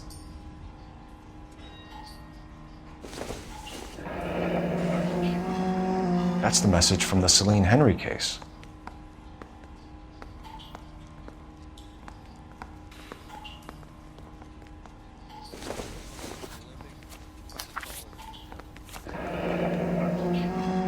Heap upon thy soul by virtue of this curse. That's why we called you in. Do you think it's original? Not unless he's a genius. You like this nutjob's poem? No, I like Shelley. It was written at least 100 years ago. Shelley? Sure, I knew that. You see, Finis? I told you this lad was a bright boy. Sure, but what has it got to do with the case? Prometheus Unbound. Prometheus was a titan, a superhuman character who defied the gods to bring fire to humanity. The Dahlia guy believes he's Superman. Your guess is as good as mine. One thing for sure is that he's educated. What about the link to the Henry case? He could have got the wording from the papers. As you said, he is fiendishly clever and takes pleasure in taunting us. What's happening with the Maldonado case? We have the husband in custody. We haven't interviewed him yet. Well, upstairs then, lads, and see if we can break him.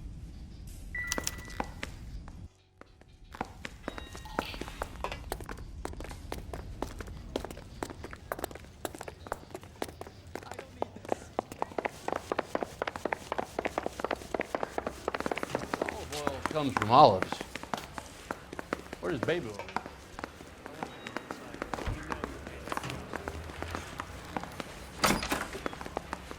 Improved your attitude, Angel? What do you want me to say? I was with Antonia the night she died, but she left the apartment, and that was the last time I saw her. So your wife paid you a visit last night. What time was that? Late, around midnight, maybe? She didn't stay long. You're lying, Angel. You went after her. I think you killed her. You're out of your mind. My brother will tell you I was at home.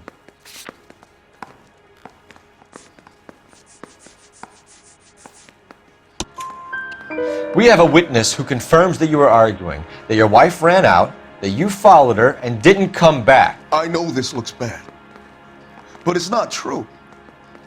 We argued, all right, but she went out and I went out after her, and she jumped in a car on the corner. There was a car waiting for her? Can you describe the driver? Not the driver. It was too dark. But the car, it was a brown Ford coupe. You and your wife weren't getting along. She was divorcing you. Is that why you killed her? We fought, yeah, but we weren't getting a divorce. I don't believe you, Angel. She'd been granted a decree nisi. She pushed you too far, and you lashed out. I told you, I wouldn't accept a divorce.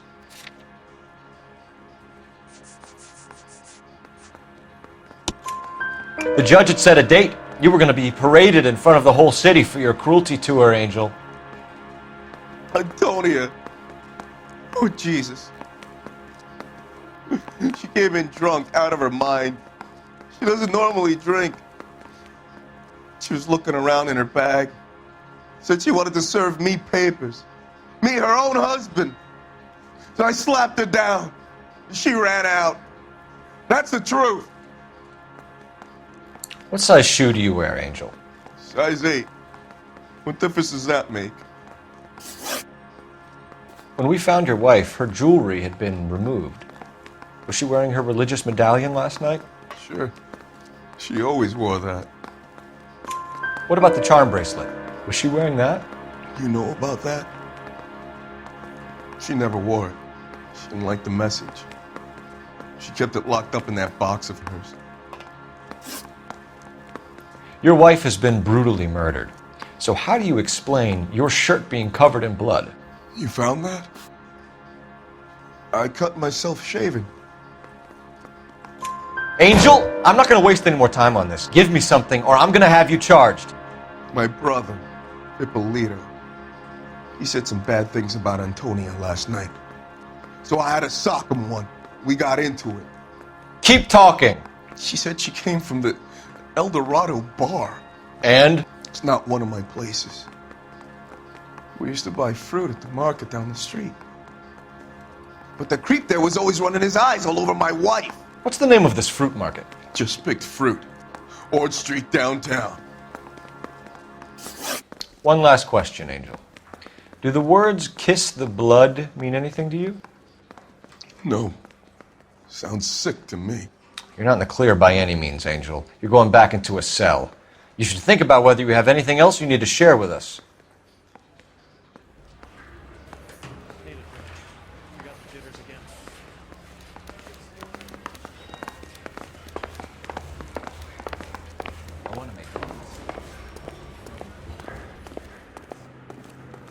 You drive. I need to go over the case notes. Fine. Where are we headed?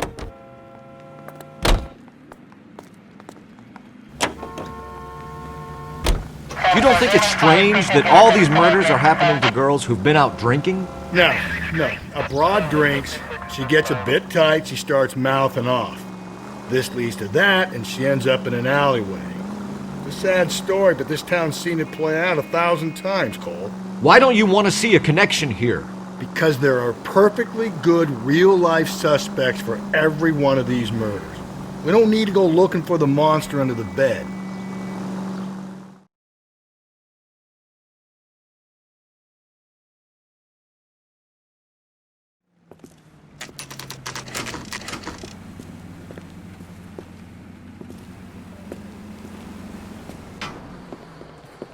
What can I get you? LAPD. Detectives Phelps and Galloway. Diego Aguilar. How can I help? You worked the bar last night? Yeah. Me and a temp guy from the agency. Did you have a woman in here last night? 21 years old, Hispanic, drinking heavily? We have a lot of ladies like that in here. But yeah, I know who you mean. Antonia Maldonado. So what did she do? She was murdered last night. Oh, shit. Do you know her well? Was she a regular? Hell no. She was good and tight last night, complaining about her old man. It's a story you get used to working in a bar. She was so hammered last night, she left a letter on the bar. I'll show you.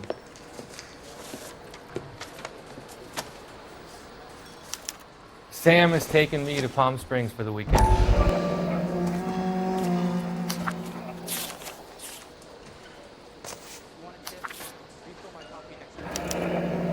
Divorce papers?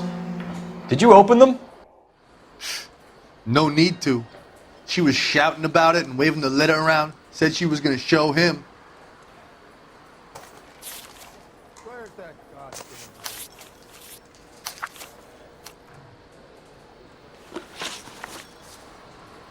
Can you remember what jewelry she was wearing? She had a necklace. Some kind of religious thing, I think. The temp guy would have more of an idea. She took the beer he served her and cried into it all night. What time did she leave? Can't say for sure.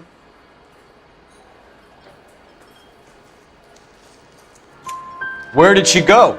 Give me something or the LAPD will start getting interested in this place. Take it easy. She wanted a cab, okay? And my phone was out of order. The closest one I knew was at the fruit market across the street, so I suggested she try there. She seemed reluctant. Did Antonia say where she was going when she left? She said she was going to serve the papers on the husband. Said that would take the smile off his face. If you ask me, she was scared. And the drink was for Dutch courage. She attract any interest? An extremely drunk young woman? What do you think? She managed to scare them off, though. Thanks. You've been a big help. No problem. Hey, get the guy, will you? We'll do our best.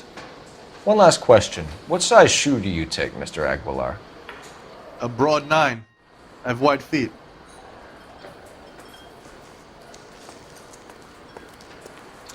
So, how's your tuna fish salad?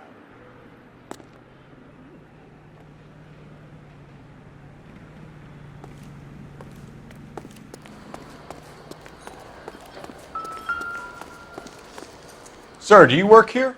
Sorry, pal, just making deliveries. From where? Just Pig Fruit Market across the street. A fruit market delivers here? Yeah, sure does. The Mexes love a little slice with their tequila. We found a crate a lot like the ones you're wheeling there, except it was filled with booze. You know anything about that? What? No, we deliver all over the place, officer. No telling where the boxes end up.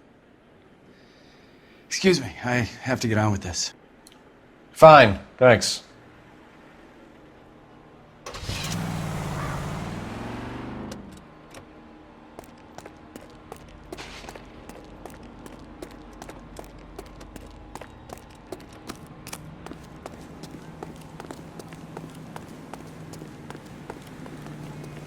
You can drive. And where exactly are we going?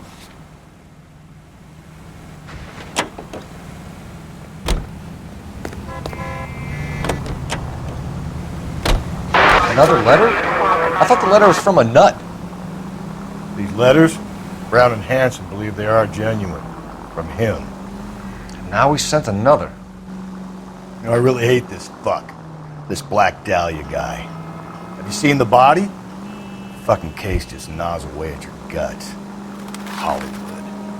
Every prom queen from every fucking hick town in America turns up here. Where do they end up? Gutted on the fucking sidewalk.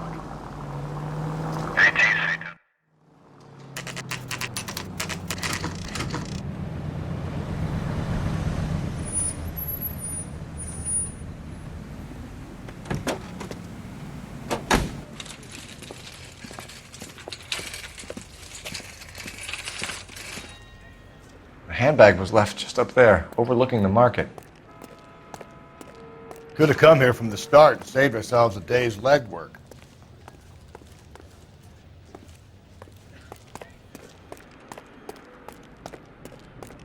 I got a call back to that Universal Chorus line.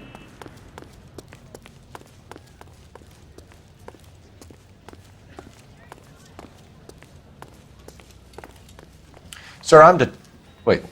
You look familiar. Hey, from the bar, right? What brings you here? LAPD, Detective Phelps and Galloway. Clem Feeney.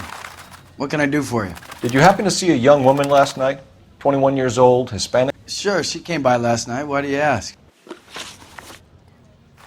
She was wearing a necklace? I didn't notice. You weren't paying attention, Feeney?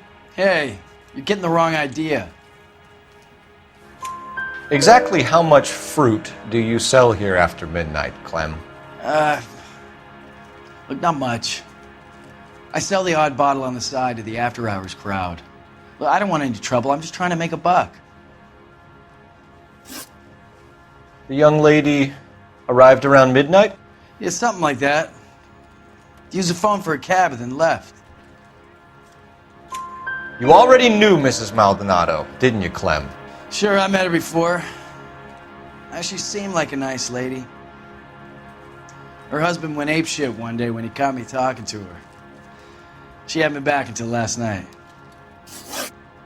Where did she go from here? She wanted a cab, but I couldn't get her one. I was about to offer to drive her, but a car pulled up and she got into that. Can you describe the car? brown Ford coupe, I think. She seemed to know the guy. Do you mind if we look around? Why would you want to do that? Because we say so. I guess you can.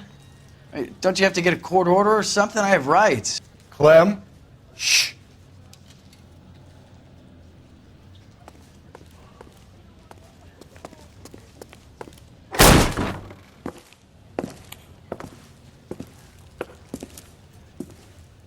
No wonder he stays open late at night. People have to get their vitamins. Check through this stuff before we get back out there.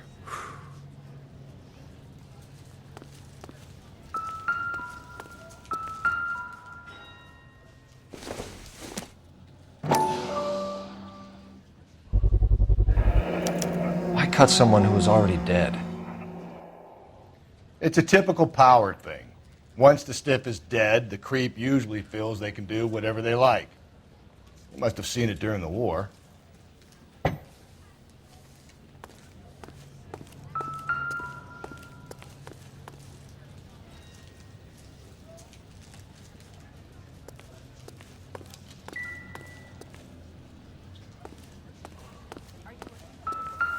So what are we hiding in here? This thing needs a combination.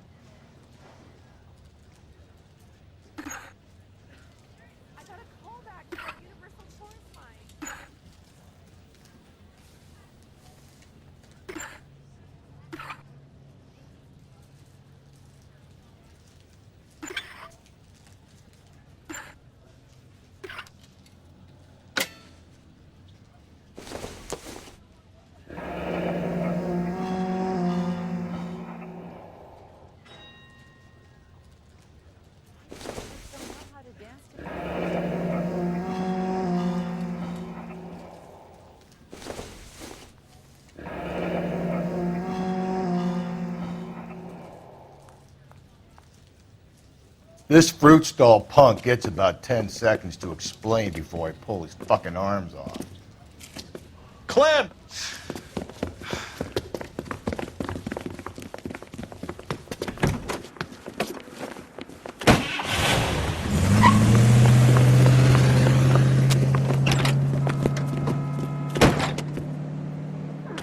God damn it, get after him, Cole! I'll try to shoot out his tires. Wish me luck.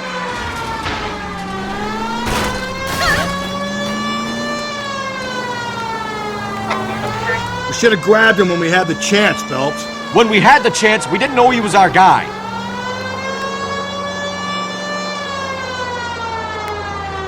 Strange that he'd leave a trail of blood right back to his own market. Maybe he wanted to be caught. A lot of them do.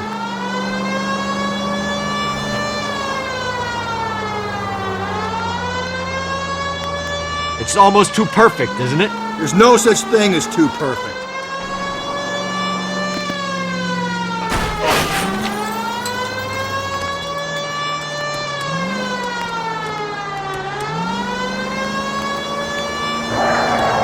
Don't go to sleep on me. Get me back in close.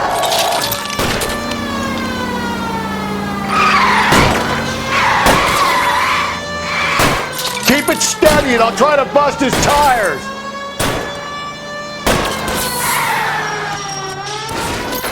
Hit him, Cole. Spin him out.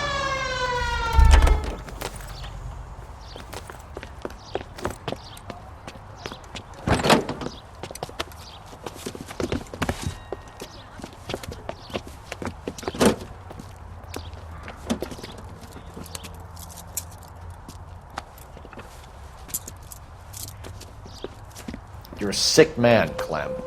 You need help.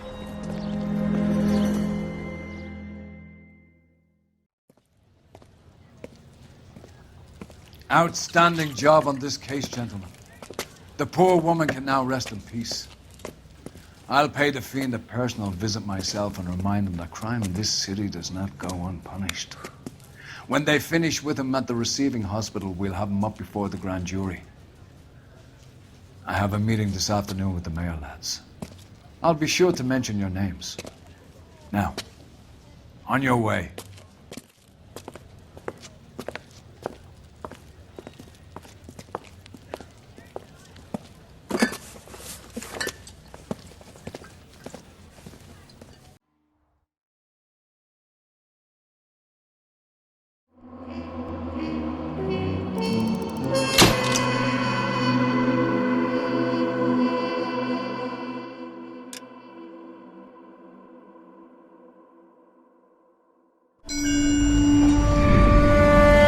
Sarge, why are the guys giving it to the doggies? They're riding in trucks, numbskull, while you're marching. They look pretty badly beat up. Yeah, they do at that. Scuttlebutt says it's pretty hard going down south. Well, we'll find out soon enough. Recon always leads. How can we fail? Skip with the Shadow leading the show. Who the fuck is the Shadow? Lieutenant Phelps, the Shadow of Death. What the fuck are you talking about? He's a quiet fucker, Sarge. Never hear the bastard coming. You're sitting there, field stripping a cigarette, and suddenly he's there looking down on you. Why do you think we keep saluting that Jap-loving son of a bitch? He's bad juju. That's enough out of you three. Bad juju? Where were you dragged up? A swamp?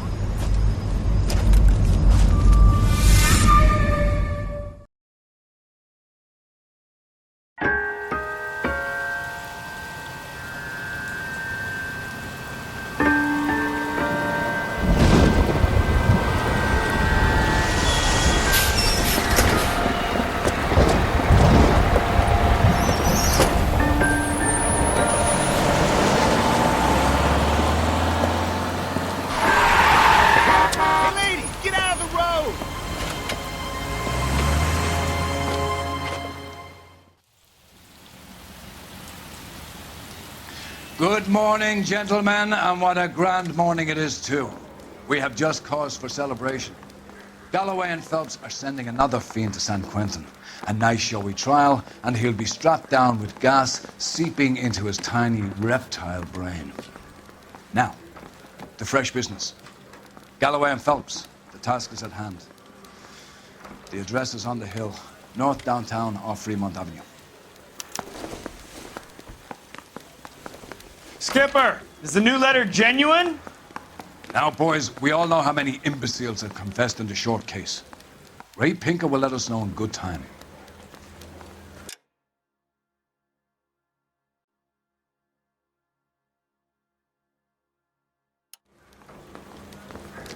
Yeah, I'm thinking of moving up to a 45. I say we bust in there and find the goddamn... A fine morning indeed. We keep locking them up, but the bodies keep piling up. Yeah, Californians love a fad, Phelps.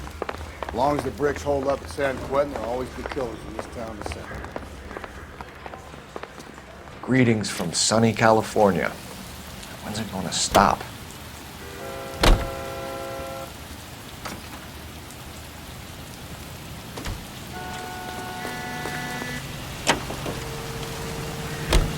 First the letter, and now another body. Come on, you can't keep on telling me there's not a killer still out there. You know, Phelps, all these arrests on your record are giving you a reputation. You don't want them turning into unsolved. Getting a vicious killer off the streets is more important than my reputation. Really? And besides, landing a big fat marlin is more impressive than an ocean full of minnows. The minnows maketh the man, Phelps. You can't always hit home runs. Sometimes you just gotta make first base.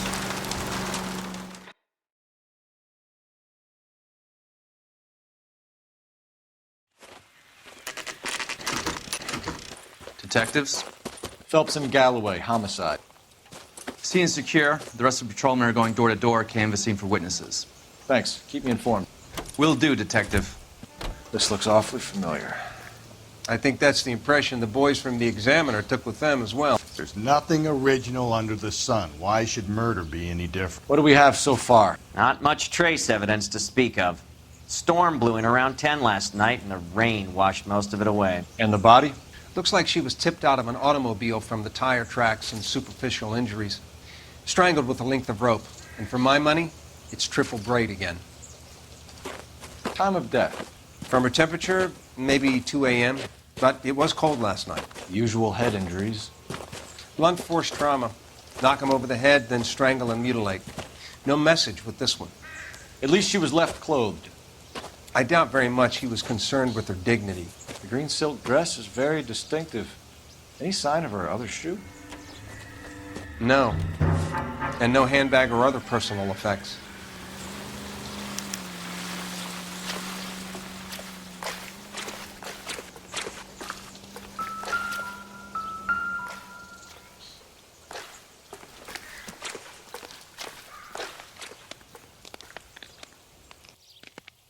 There appears to be a dry cleaning label. Superior Laundry Services, F1363.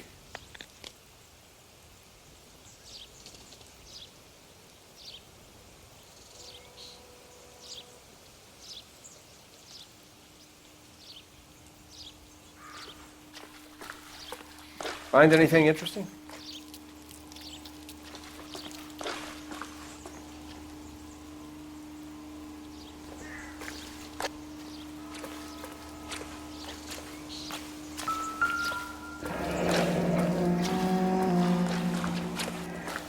No drag marks.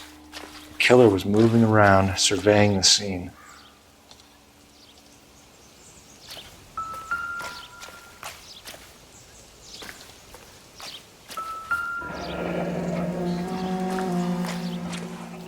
Our driver and our killer are most likely one and the same.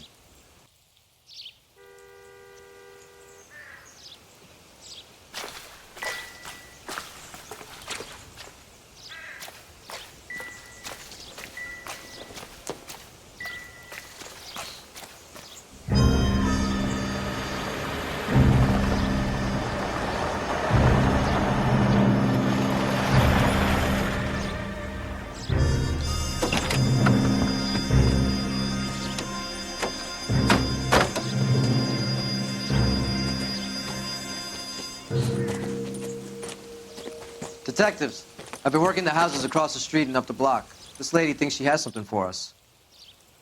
Detective Phelps, LAPD. I'm Mrs. Barton, Catherine Barton. I live just across the way. Did you see anyone around here last night? Not last night, but yesterday, early evening, I saw that awful hobo.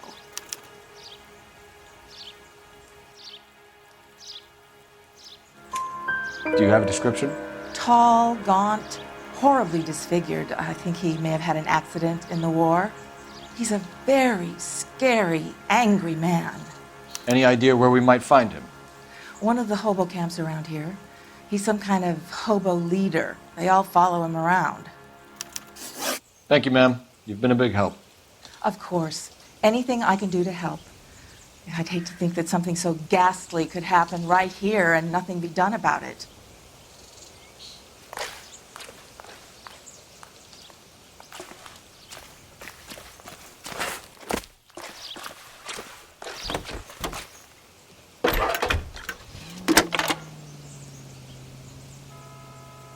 Cole Phelps, badge 1247. How could I help, Detective? I need an address on Superior Laundry Services. Just a moment. Superior Laundry Services, 1260 West 1st Street. Can you track down reports of hobo camps in the vicinity of Signal Hill? Just a moment, Detective. There's a large camp under the bridge on Grand between Temple and Sunset. Thanks, ma'am.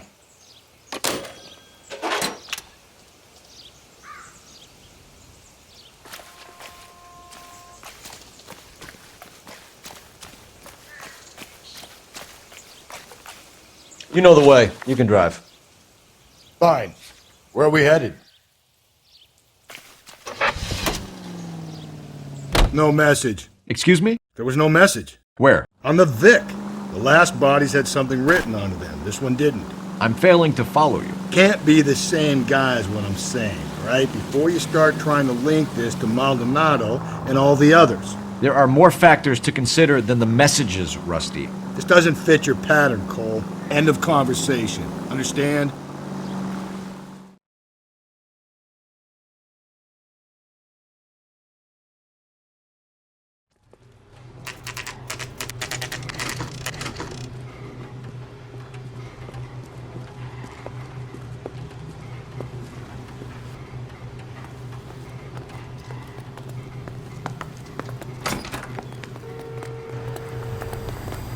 At least the rain stopped. You can change back into those white bucks now. Please. Phelps and Galloway, LAPD. We're investigating a case and one of your laundry labels came up. F1363. If you give me a minute, I'll go find a register and you can take a look.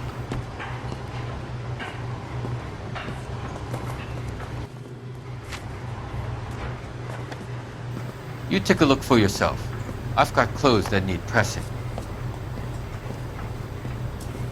You wrote the number down on that dress, is it there?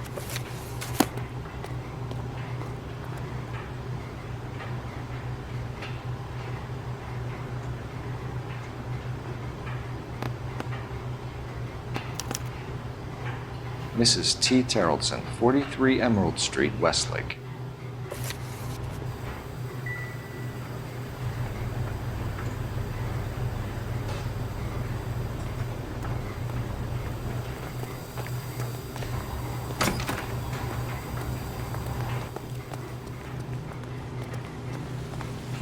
You drive. I need to go over the case notes. And where exactly are we going?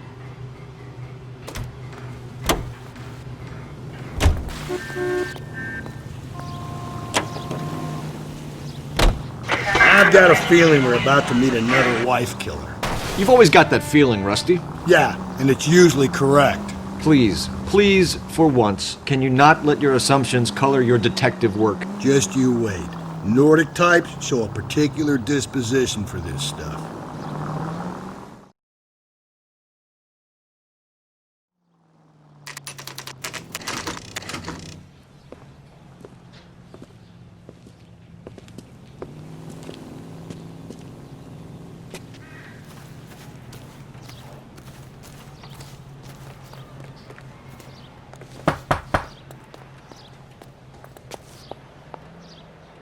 Hello? Yes? Detectives Phelps and Galloway. Is your wife home, sir? My wife went out last night and she hasn't come home. Can you describe your wife and what she was wearing? We were out at a friend's place, Bobby Ross's, for a party. She was kind of dolled up. She had her green silk dress, open-toed white shoes. Those are her favorite shoes. Can we come in, Mr. Terrellson? I'm afraid we have some rather bad news. Do you have someone who can look after your children, Mr. Terrellson? I've been trying to arrange a sitter. Look, tell me what's happened. I'm afraid your wife was murdered last night. Her body was found this morning. We're very sorry for your loss. I know this is a difficult time, Mr. Terrellson, but we are going to need you to answer some questions. First, we're going to take a look around. What for? You don't think It's procedure. You see to your girls.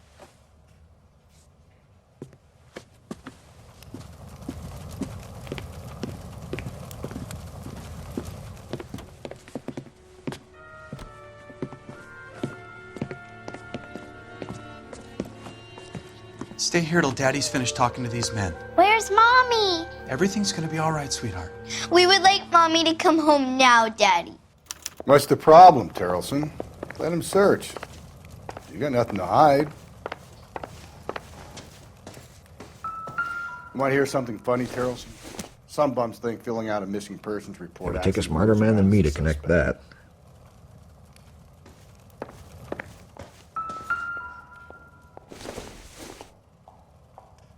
Not everything here is going to be relevant.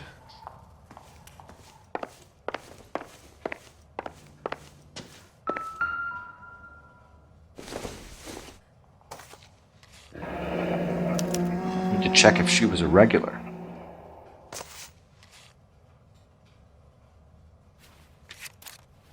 I wonder why the picture was turned down.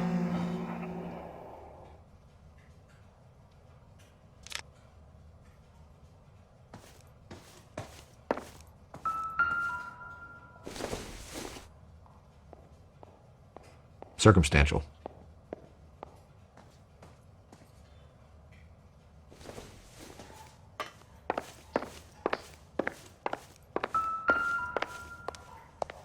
If you'd excuse me, ladies.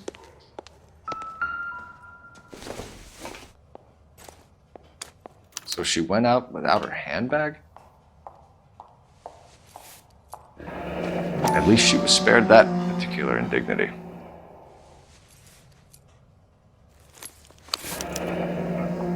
She'd have to be in quite a state to leave this behind.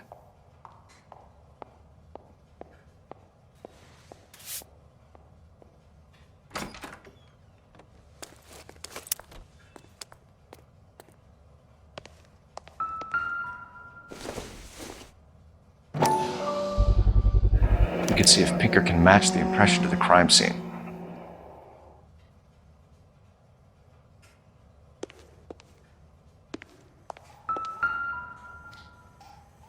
Lars was out in the rain last night.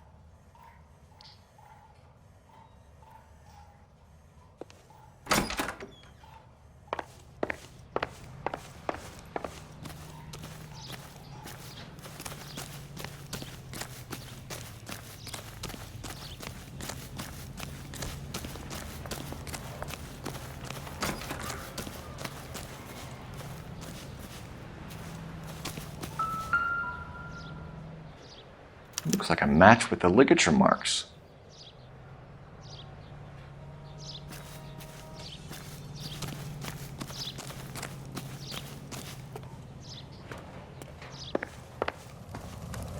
For the record, Mr. Terrelson, what is your wife's name? Teresa. Do you have any idea why anyone would want to hurt your wife? No. Everyone loved Teresa. She was so full of life. It can't be anyone who knew her.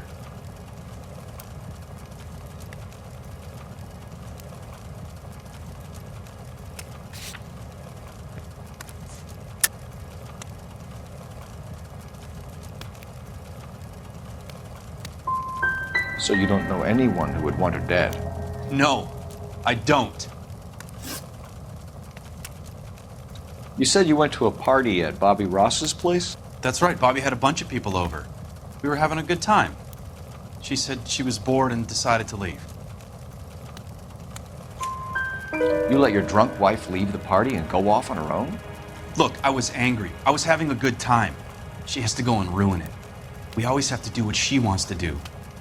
Last night she wanted to go dancing. Any idea where? Where she always goes. A bar down on North Beaudry Avenue. Baron's Bar. She goes there, drinks too much, gets maudlin, and calls me. I go and bring her home. Mr. Terrelson, was Teresa happy at home? Yeah, I think she was.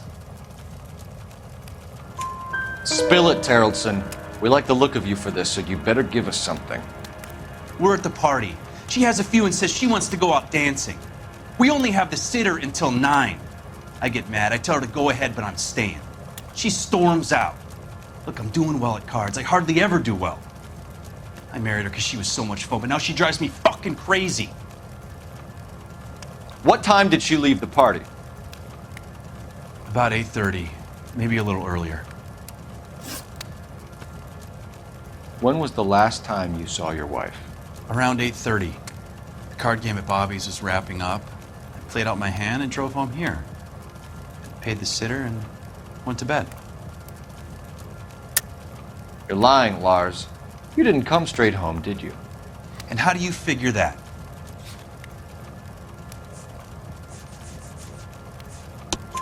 You were out in the rain. You got soaked, Lars. We found your wet weather gear. Okay, I stayed a little later than I said. This cute little brunette was hitting on me. Teresa noticed. I was half cut. I walked her home from Bobby's, but nothing happened. I walked back and got the car this morning. Thanks for answering our questions, Mr. Terrelson. You'll need to go downtown to identify your wife's body. I should have taken her dancing. In my experience, Mac, if you give in to broads, you'll be giving in to them your entire life. We could break the husband's story right now. Call in, get some uniforms dispatched to check out his alibi. Operator, message for KGPL. Putting you through now. Phelps, badge 1247. How could I help, Detective? Can you run an address for a Bobby Ross? Then send some uniforms over. Would you like him picked up?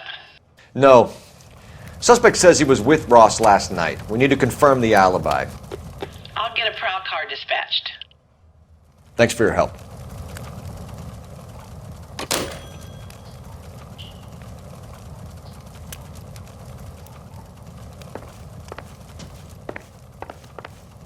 Appreciate your time, sir.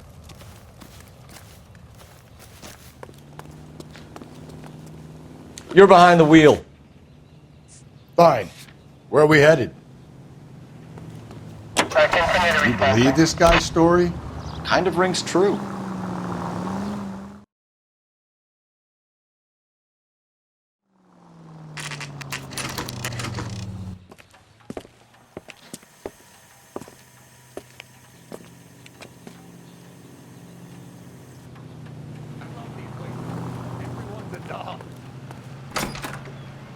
Gents, drink? Phelps and Galloway, LAPD. I'm Benny Clough. This about Teresa Terrelson? Yes, it is. I heard about it on the radio. They're saying it was that Black Dahlia freak again? God damn it. Yeah, I rang that husband of hers. The babysitter said he was out. If you don't mind, we have a few questions. What time did Teresa leave? Around 10:30, I think. On foot? In a car? By bus? How was it? She called for a cab. Did you get the number? Sure I did. I like Teresa. The only time she has a drink is when things aren't going so good at home. I was worried about her. Boy, let's take it some better days. Put out an APB on the cab. 3591. Should be traceable. Who was she with? We've had reports about a tall, gaunt-looking hobo. He wasn't here last night? I get plenty of bums in here, but nothing to fit that description. The likelihood is that whoever she left here with killed her. Give it up, Benny. All right, 2 creeps were all over her, promising to take her dancing. You get a good look at these guys? Sure. I got a good look. One of them was a sailor in uniform. His cap said, USS Indiana. And the other men? The other guy is Richard Bates. He's sitting in the back right now. Red polo shirt. Any idea where she was headed? Nope. I didn't get that. The husband said she wanted to go dancing. Yeah, she always wants to dance when she's been drinking. She was trying to talk some guys into taking her to one of the dance halls. Thank you for your help, Mr. Clough. We'll take it from here. Hey, no problem. This is Bates. That's him. LAPD, don't make me chase you, shitbird. We can't let the son of a bitch get away. God damn it all, I asked them to hold Go, him, man. Phelps, get after him. Come on, you got a ride. Get in and drive.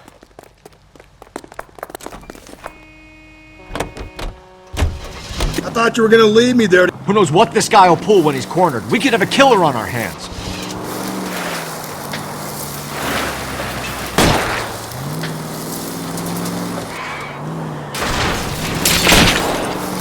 I don't think the killer would be kicking back in the bar where he met the Vic in. Listen, a creature of habit is your killer. For some reason, they're sticklers for routine. Phelps, you gotta get me closer.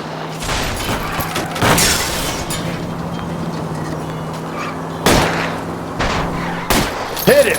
Clean this asshole off the road. I'll try to shoot out his tires. Wish me luck.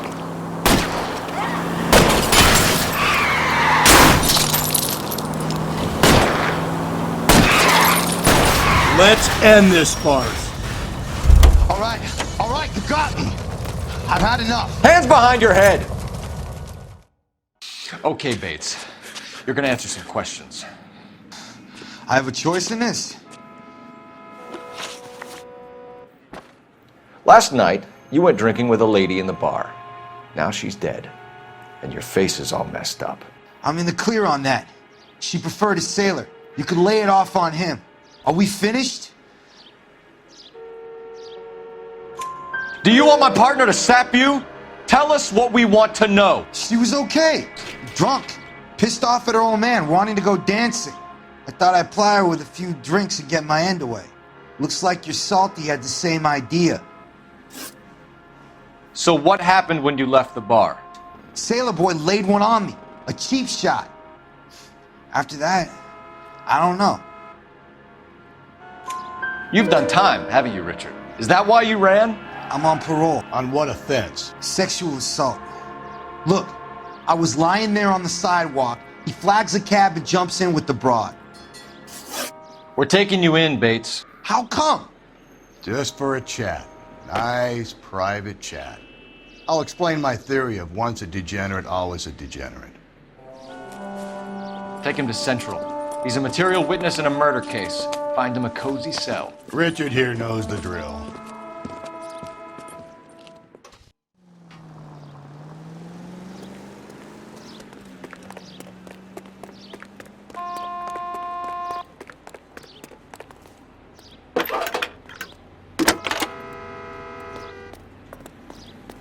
Cole Phelps, badge 1247. How can I help, Detective? I need an APB out on a yellow cab, number 3591. Ask dispatch to relay all sightings to car 11K. No problem. I'll get on the radio. Were there any incident reports filed in the vicinity of Barron's Bar on North Beaudry Avenue? We're tracking a sailor who was involved in a fight outside the bar. I can check the reports, Detective. I have a message for you from Captain Donnelly. Message reads, James Jessup, U.S. Navy able seaman, has information relevant to your case. Jessup is currently being detained at Central Station. Could be our man. Thanks.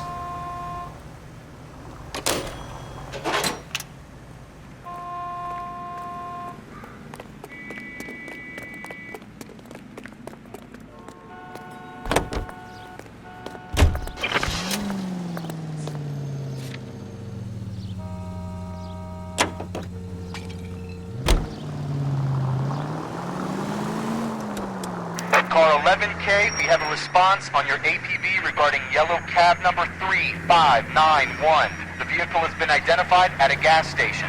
Now heading west on 7th Street.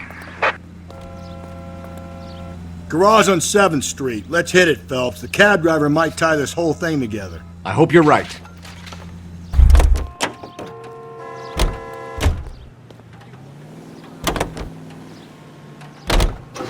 You see our taxi anywhere?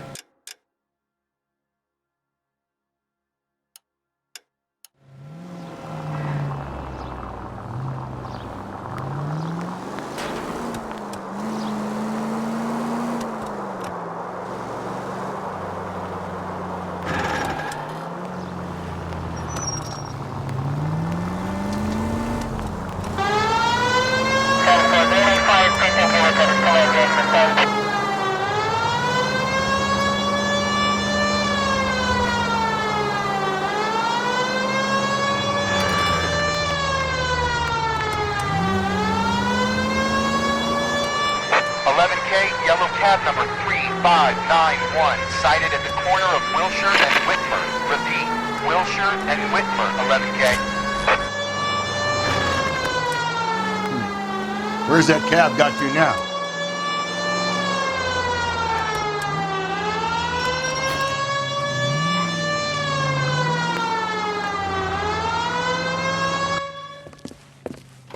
LAPD, we're investigating a murder. What's that got to do with me? The fare you picked up from Barron's Bar last night. What was the woman wearing? It's a green dress. Oh, don't tell me something's happened to her. Tell me about her. She was with this sailor, and he was all over her. She wasn't having any of it. Said she just wanted to dance. But he had that look in his eye. Where did you drop them off? It's at the Crystal Ballroom. What time? After midnight. 12:30? Something like that. Thanks. You've been a big help. Well, that's gone and ruined my day.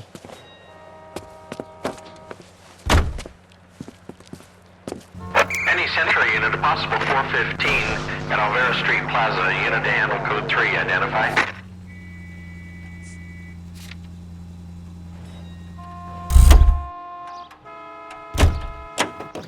You drive. I need to go over the case notes. You can drive.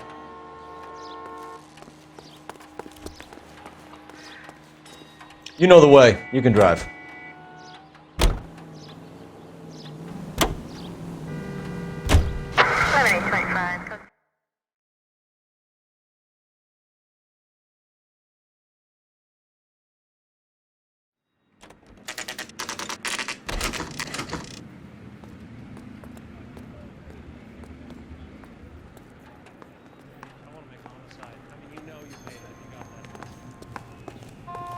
He's in interview 2. Thanks. What do you make of him? Sailor on furlough who looks like he's in trouble and knows it.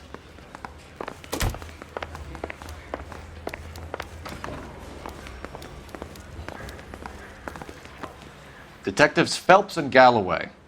We know why you're here, Jessup, so it would be best if you answered our questions truthfully. I don't want any trouble. That's why I'm here.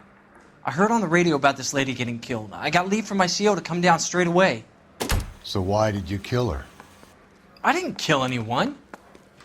Look, you need to believe me. Let's start at the beginning. You went to Barron's Bar. What time did you arrive? I got a 24-hour pass. I got there around 7. That's where you met Teresa Terrelson? Sure. We had a couple of drinks. So you tried to make a woman who was incredibly drunk? Look, I'm not proud of myself, but I never hurt her. You took her dancing? That's right. Caught a cab to the Crystal Ballroom. You had a fist fight with Richard Bates over Mrs. Terrelson. You met the guy? He's a creep. You should take a look at him for this. He's pointing the finger directly at you, Jessup. I only had one night before I was back in the tub. He had all the time in the world to look for some action. I belted him. I'd do it again. She was better off with me.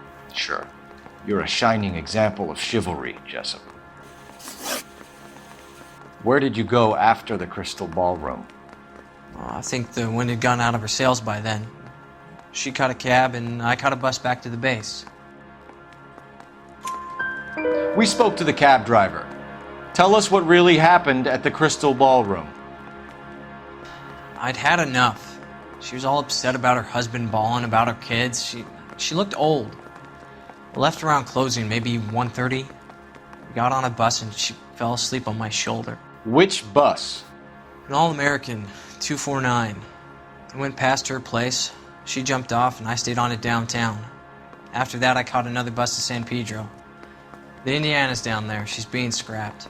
And that was the last you saw of Teresa. Yeah, that's right. We didn't say much. I think she was kind of embarrassed. The cab driver said that you were getting pretty familiar with Teresa. It's not how I'd put it. So the last thing you wanted was her playing hard to get. Did that make you mad, sailor? Yeah, it did. She knew what a guy's looking for. All broads do. Dancing comes second. And what happened at the Crystal Ballroom? Nothing. Not even a little hand relief. She had another couple of drinks. There was no fun left in her. Just poured her guts out to some bartender. We're holding you till we can clear this with the driver. Yeah, my CO said as much. Can you put the guy in 2 in a cell and inform the commander? Sure, Detective. Got a message for you. Sighting of your disfigured hobo on Grand between Temple and Sunset. And it looks like the beau has a record, too. He's wanted in connection with 2 female assaults. Thanks. What now? Drive all the way to San Pedro and check his locker? Let's see if the bus story checks out. There's a depot at 1660 Beverly Boulevard.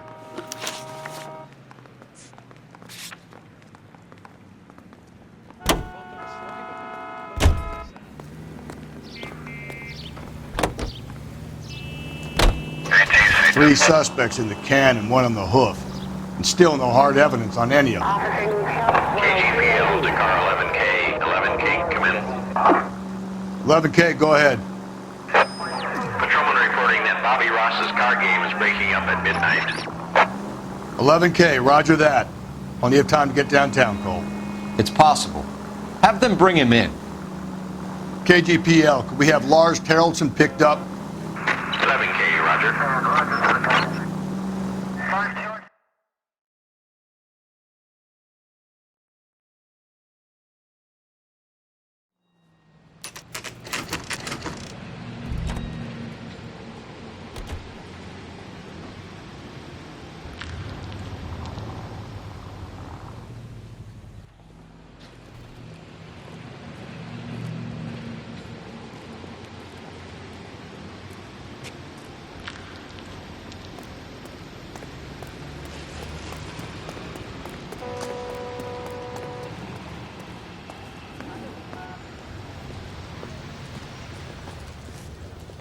And thank you, ma'am. You have a safe trip now.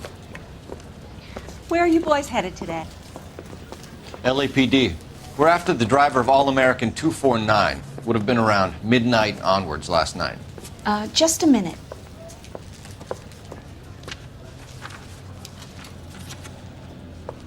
Frank Zeffirelli. He's your man. Where can we find him? Frank is out on the 7-4. Can you tell us the route? Hang on. I should have it mapped out here somewhere.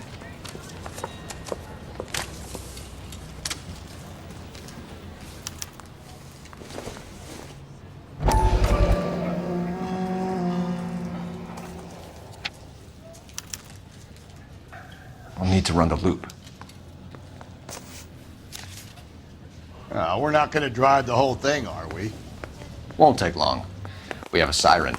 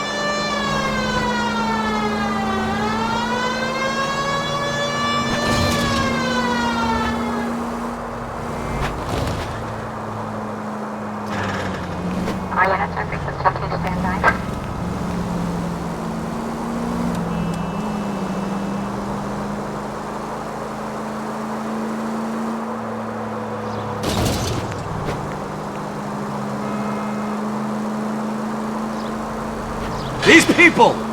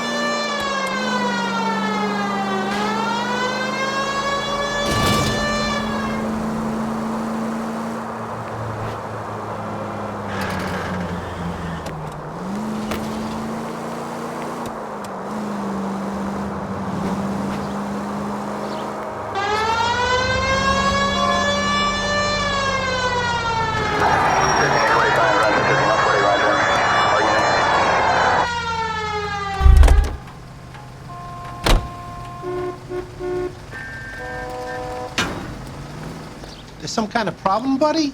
LAPD, we're investigating a murder. You had a sailor and a woman in a green dress on your bus late last night? That's correct. And the woman got off first, around 2 a.m.? Yeah, that's right. And the sailor stayed on all the way to downtown. Can you tell us where you let the woman off? On California Street. To tell you the truth, she looked a little lost, like she got off on the wrong stop or something. I didn't like dropping her off near that hobo camp. You've been a big help, Mr. Zeffirelli.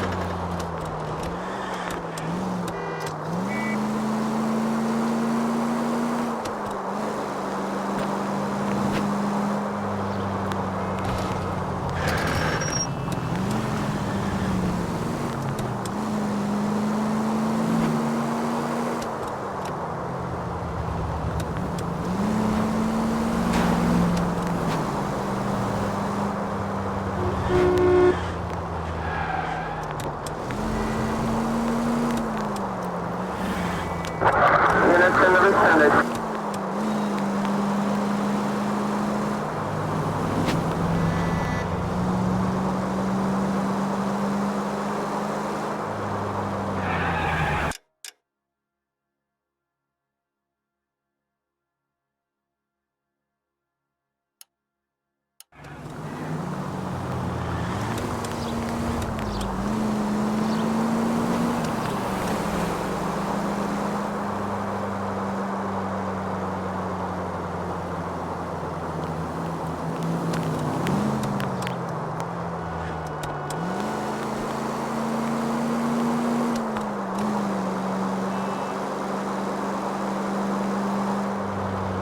That's the bus we're looking for. Easy to find it, get to the side of the road.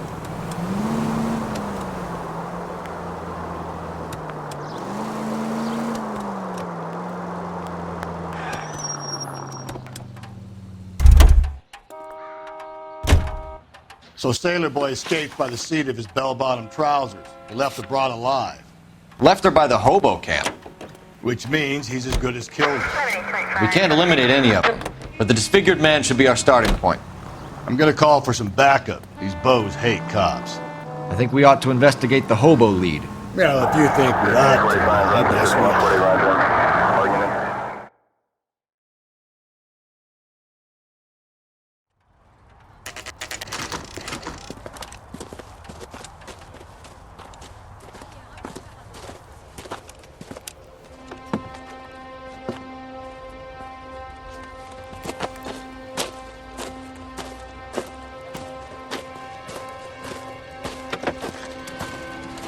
LAPD!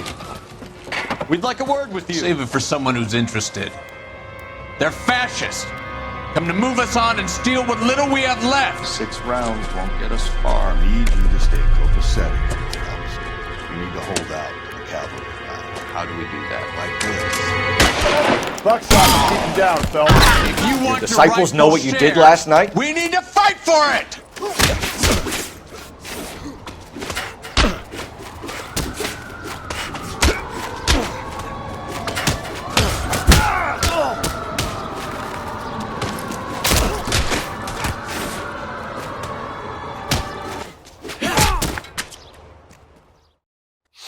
What's your name?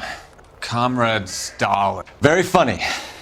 We'll find out from your personal effects. Stuart Ackerman. You're under suspicion for murder, Ackerman. We're taking you downtown. You can't do anything more to me than what the Japanese have already done.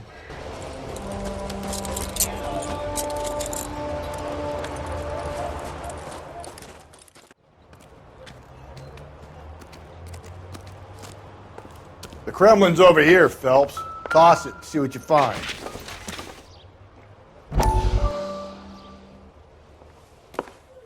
Still working, Jack.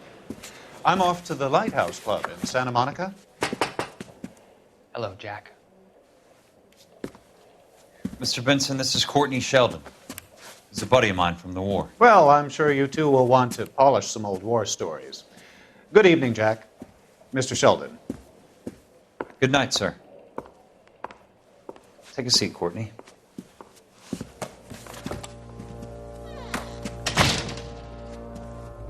We need your help, Jack. I told you I would have nothing to do with that. I'm fine too, Jack. Medical school's going well. I got a part-time job. Do dope peddlers need part-time jobs? We made a mistake and we're in trouble, Jack. A local gangster, Mickey Cohen, is putting on the squeeze. So hand it over, walk away. What's stopping you? We had a deal with them that they would dole it out slowly. They said they would supply abortion clinics and doctors, but they've been moving it on to addicts, and they can't cope with the purity. So your problem is with gangsters being dishonest. My problem is that people are dying, and that if this gets back to us, we'll all end up in jail. So how am I supposed to help, Courtney? This isn't the war. I can't just wave a magic wand and clean up your mess.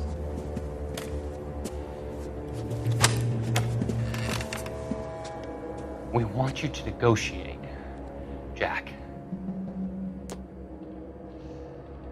The only thing these guys understand is force, Sheldon. They got to the top back east by proving to be more vicious than the English, the Irish, and the Dutch. They make their own laws. That's the nature of a secret society. God's sake, Courtney, you want to be a doctor. How can you fight with that? We are better trained, Jack.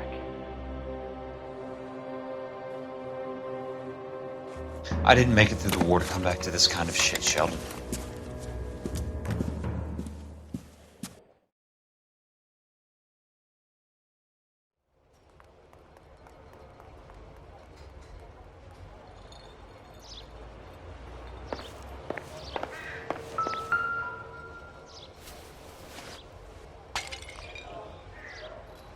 Looks familiar. Safe bet it'll match the mark under Teresa Terreldson's chin.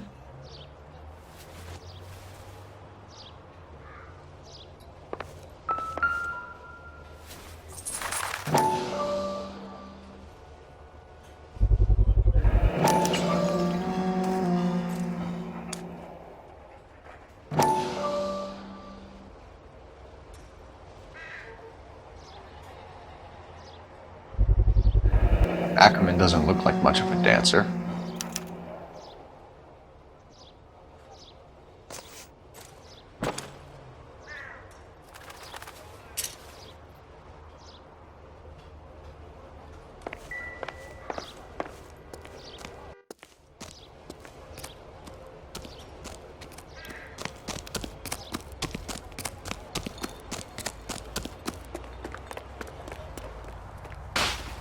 You drive.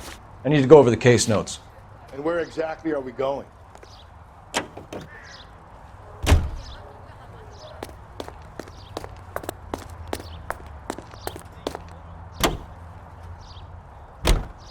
The husband has an alibi, but no real motive other than neglect. Jessup's alibi checks out. Bates is a recidivist. He'll be pulling the same shtick until we put him away for good. Ackerman has history, opportunity, hard evidence. What motive? We have the evidence. We know she was here. All we need is a confession and we can charge the bum with murder.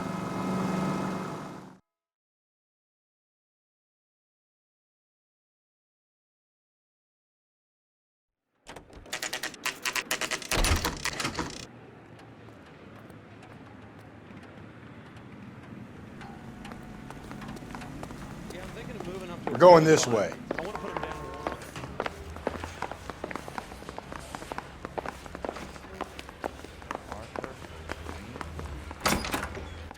Ackerman, you were in the Marines. How do you know?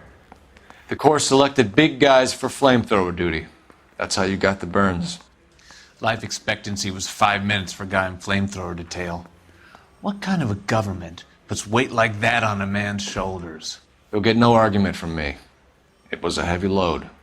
You feeling sorry for this smelly fuck? Why did you kill Mrs. Terreldson? I have no recollection of the people I have killed. Are you denying that you strangled Mrs. Terreldson with a length of rope? I'm not denying anything. You have to have proof, lackey.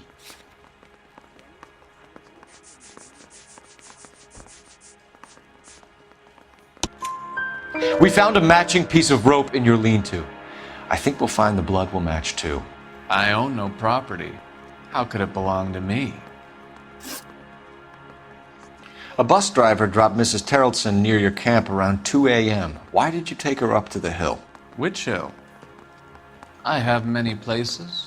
I go where I please. You are clearly insane, Ackerman. The state of California does not execute mental patients. I don't know the names of the women I've killed, but I've killed many of them. Their necks are so fragile. Where were you around 2 a.m. last night? At the camp. You were up on the hill.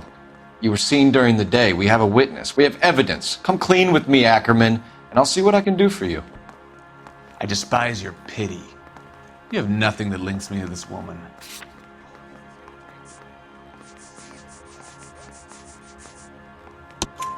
We have you cold, Ackerman. Her purse and the ballroom ticket were in your lean-to. Tell us why you did it.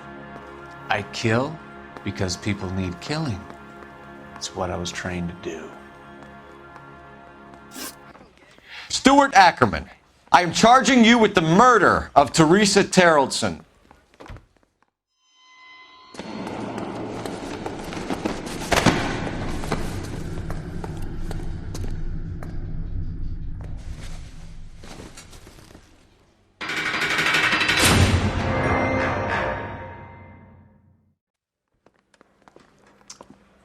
A man down on his luck I can abide. But a filthy red who chooses to live outside the rules of society, I cannot stomach. Maybe poor Teresa Terrellson will provide the catalyst we need. I've spoken to the chief and the mayor, and I think it's time we send some men in to remove the godless and send them on their way over the county line. A grand day that will be, gentlemen. And a grand result you have brought me. You two are fast becoming my finest crusaders.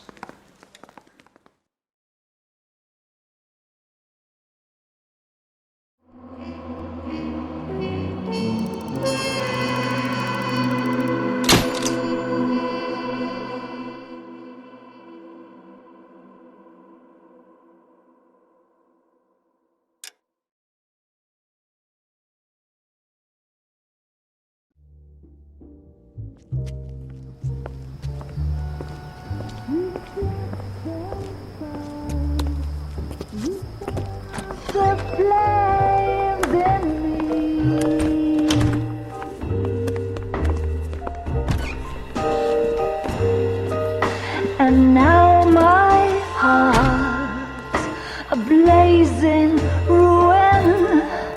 You say that you were only fooling. Don't walk away.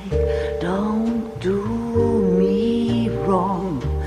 Don't leave me singing this torched song when I'm burning.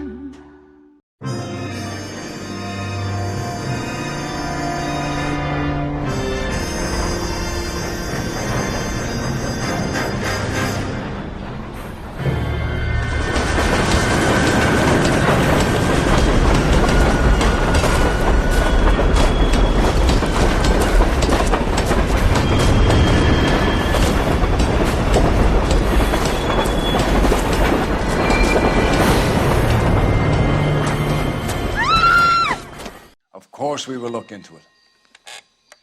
Yes, I'm aware that it's an election year. Keep a hold of your hat, Counselor. Now is not the time to lose your nerve. It would appear that someone has hocked a rose gold wedding ring and matching engagement ring. Sound familiar? Deirdre Muller. Press the pawnbroker and see what you can find out. The address is 348 South Main Street. The Muller case goes before the grand jury next week, and the DA does not want any egg on his face. Then get out to the railroad depot on Santa Fe Avenue. We have another poor unfortunate found this morning beside a railroad line. 40-year-old white woman. Right, Skipper. California.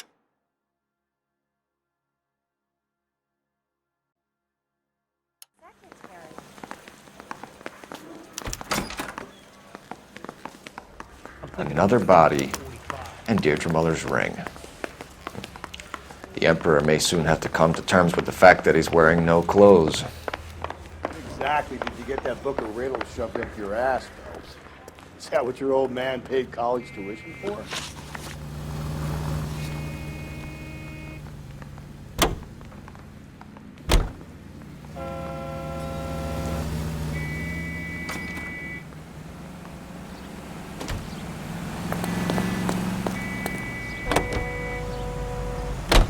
You've got to admit, this is looking odd. Anyone could pan around. But if you take it along with all of the other indicators... Cole, Hugo Moeller was identified by the school's groundkeeper. He's our guy. Witnesses have fingered the wrong guy before. He ran, for God's sake. And he always maintained he was set up.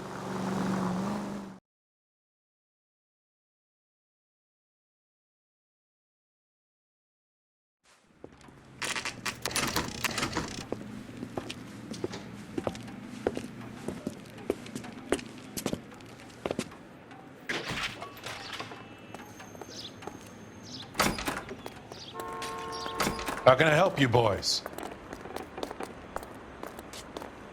Detectives Phelps and Galloway, LAPD. You have a rose gold wedding and engagement ring? David Bremner. Am I gonna get something for this pledge? Gave that bum money, now you guys are gonna leave me short. How much did you give him? $50? Try another number. 20? Try 10. You'll feel lucky you're getting it. I have the rings right here.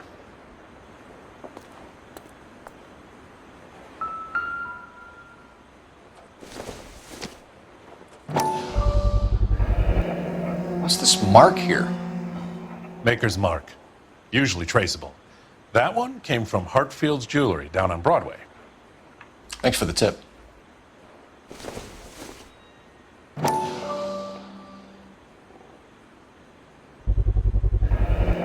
Does this mark mean anything? Hallmark. Gives you an idea of the quality.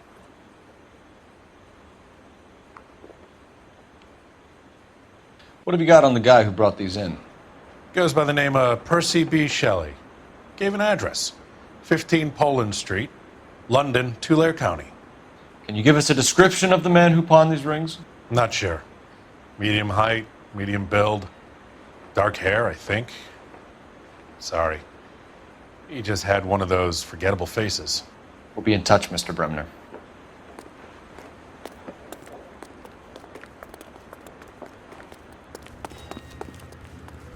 You know the way. You can drive. Fine. Where are we headed?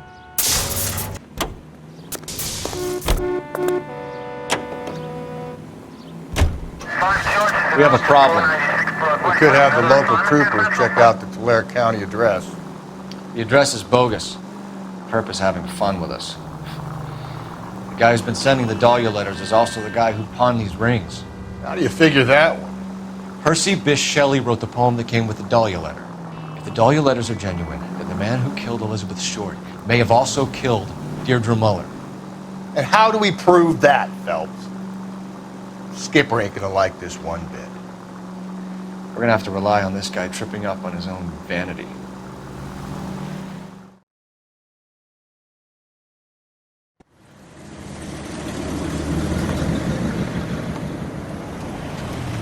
You boys ready? Follow me.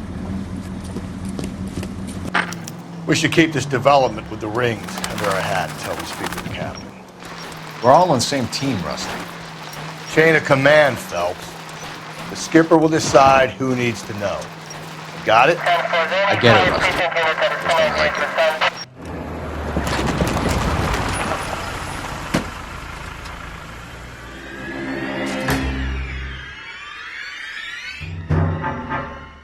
Hard, isn't it? Yeah. I look after all the rail depots. What have you got? The Negro, Nelson Gaines, called it in. I came down here to make sure him and the other guy, Jameson, stuck around. Jameson found the body? Something like that. Guy makes me sick. We'll talk to the coroner. Keep an eye on both of them.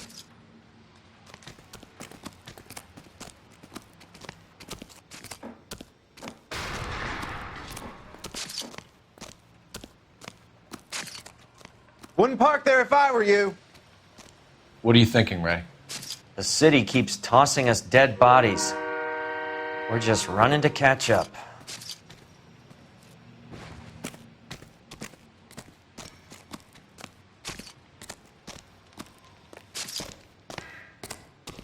What have we got here?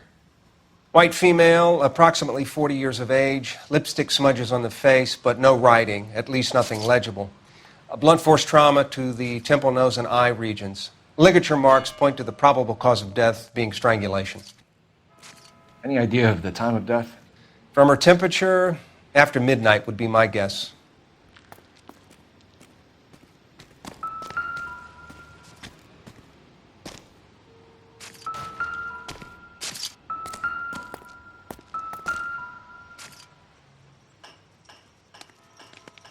Smell? Very good. There is the usual evacuation smell, but it appears she's been living rough for quite some time. Very strong smell of alcohol. Well, the autopsy will tell, but I would assume that she was inebriated.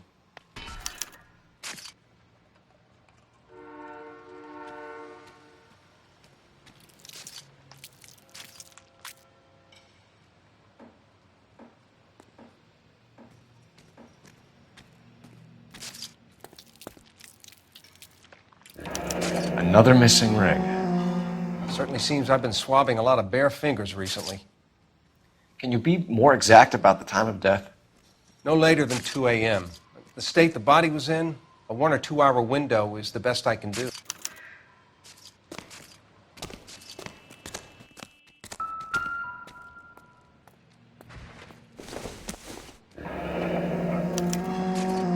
This is a chit for personal items, not booze. It's an angle worth investigating.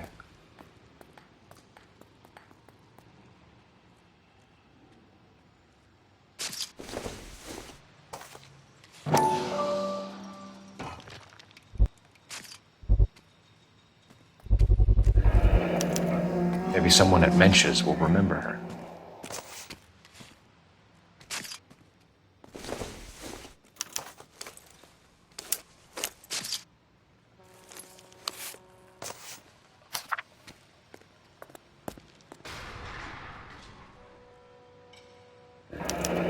Someone was trying to get her to come home.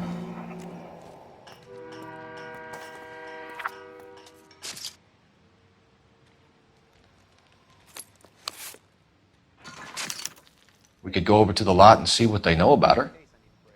That's going to be difficult, Cole. Keystone Studio lot closed back in 41.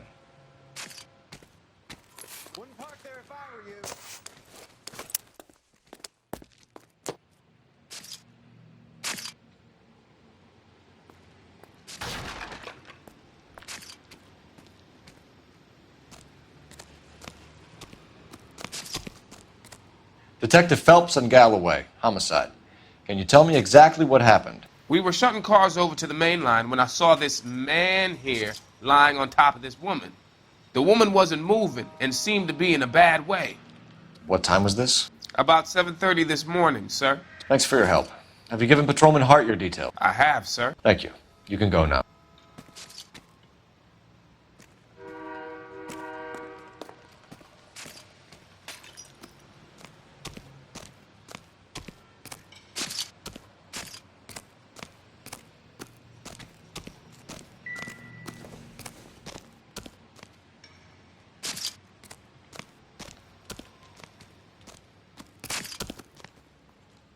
Detective Phelps, LAPD Homicide.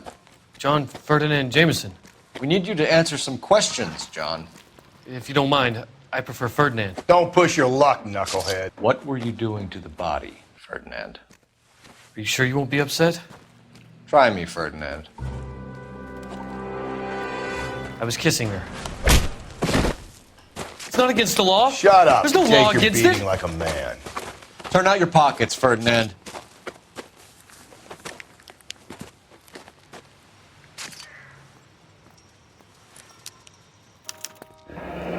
Classic Carmine. Is this yours, Ferdinand? No. I found it near her purse. I thought she could use some lipstick. Rusty, stop! Don't hit him. You went through her purse? It wasn't like she needed it. I took a look. Did you take any money? Wasn't any to take. I found her lipstick and her matchbook over on the mat. Not much else. You found the body? Yes, I did. I work here. I was coming off shift and headed home. Why didn't you report the body, Jameson? Do you know how this is going to look to a jury? A jury? What gives? I could tell that she was dead. I came through here about midnight last night. She wasn't here then. Let me belt him again. You're under arrest, Jameson. We'll see how this plays out. Until then, you can think a little on how you'd like to be treated if you were found dead. I'm telling you, it's not illegal. Me and some friends of mine...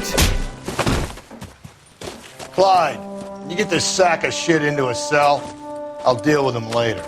Sure, Rusty.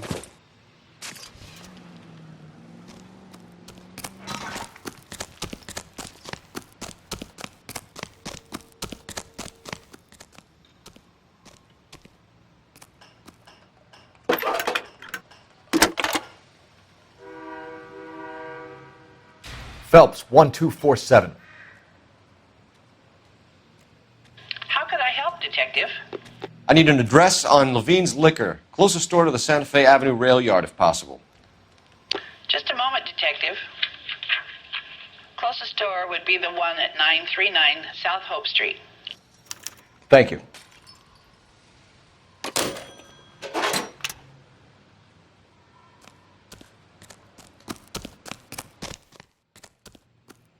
Can you drive to this one? And where exactly are we going?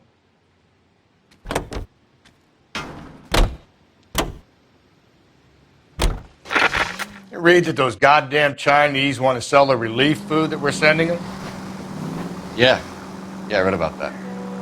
Those people are starving. They can't do that. They want to sell the food to fund the civil war against the communists. Really? I guess that's okay then. Armies can't fight without food. You spend all your money on weapons, but you still have to have the will to fight.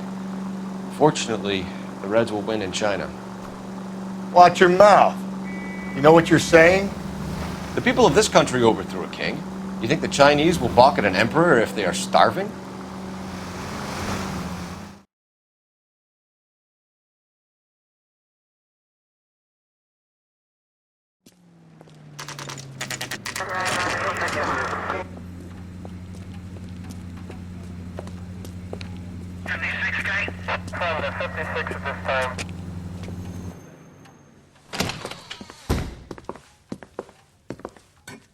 What can I do for you?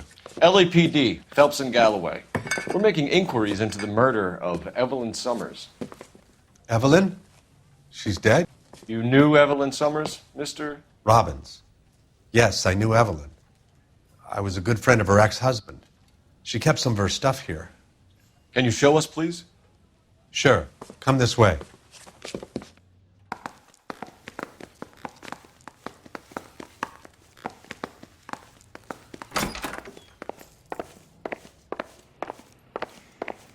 Got some fine stock here, Mr. Robbins. You know, you let us take some for the road, this case might get solved a lot quicker. He's joking, Mr. Robbins. She kept a bed here, but I probably shouldn't have let her. An alcoholic in a liquor store. That was never going to work out, was it? We'll take a look around. She wasn't always such a loner.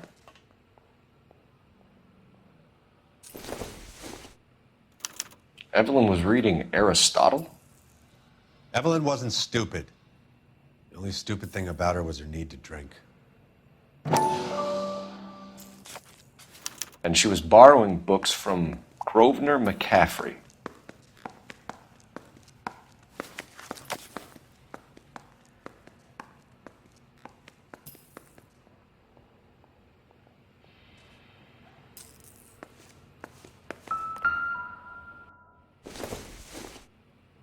I'm guessing Evelyn hadn't held down a job for quite some time before she was killed.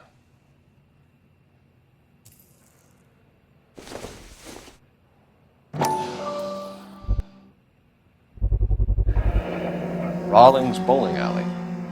Maybe Evelyn did something other than drink in her spare time. Rawlings. I know that place. Corner of 9th and Grand. A lot of cops bowl there on Tuesday nights.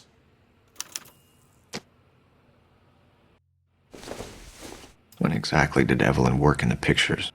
A few years ago. She worked in legal copyrights for music.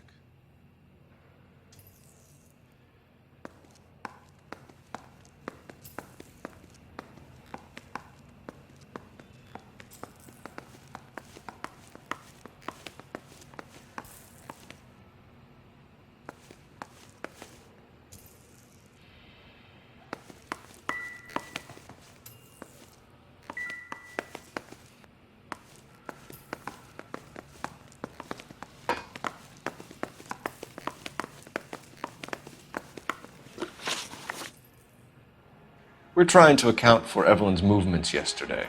She came by in the morning. A social visit? To pick up some of her things? She had a couple of bucks and bought a quart of rye. Any idea where the money came from? She didn't mention it. But she did say the booze was a present for a boy. She said they had been fighting and she had to make it up to him. Were you and Evelyn close, Mr. Robbins? Not many people will be sad she's gone. I'll be one of the few. We got the impression that Evelyn had been sleeping rough of late. It became difficult for me to have her staying here. Her mother was trying to get her back on the straight and narrow. She's old now. And to be honest, you have to have a good reason to want to get back on. Do you know a friend of Evelyn's by the name of McCaffrey? Not personally.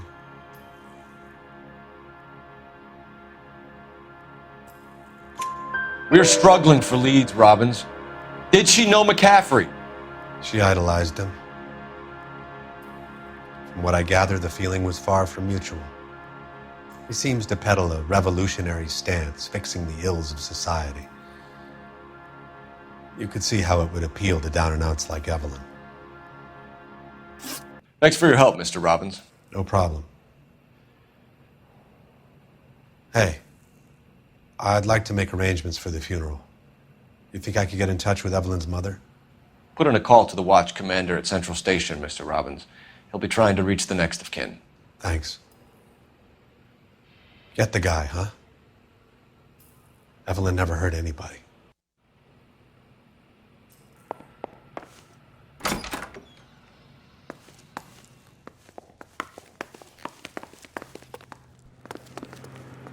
You know the way. You can drive. Fine. Where are we headed?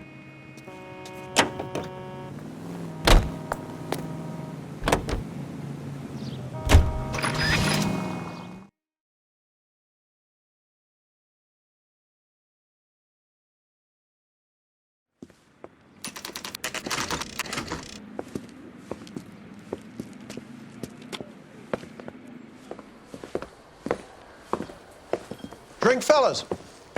Phelps, Galloway, Homicide. We need to ask you some questions concerning Evelyn Summers. I'm Walter Mensch. Evelyn Summers, what is it now? You knew Evelyn? As well as I wanted to know Evelyn. She's a pain in the ass, always coming in here, cadging drinks, never had any money. She was in just a couple of nights ago. Did she ever tell you where she was staying? I don't know. I think she was living rough. She had that kind of stunk about her. Who did she drink with? A bunch of these guys. Ask around.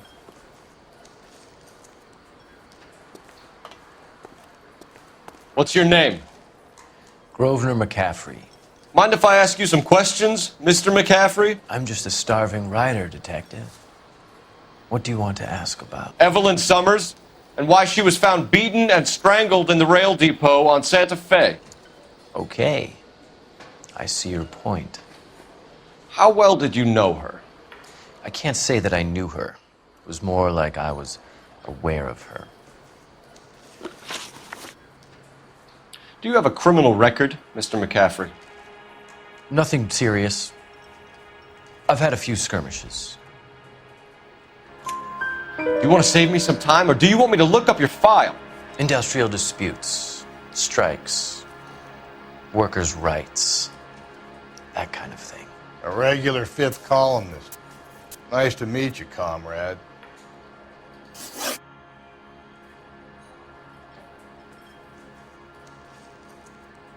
You say you barely knew Evelyn?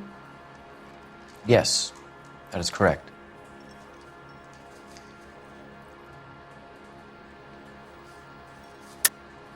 You're lying, McCaffrey.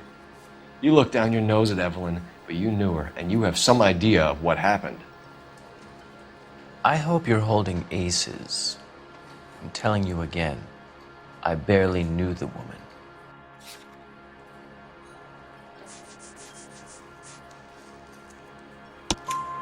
Why would you lend her your book on metaphysics if you only knew her in passing? It was more than that. A Renaissance man like yourself lending his books to his acolytes. She hounded me about that goddamn book, and then she lifts it from my apartment and lies to my face that she didn't take it, as if she could even comprehend any of it. I saw her go into a hotel with Tiernan last night. They had booze in a paper bag. He's your man. Thank you for the information, Mr. McCaffrey.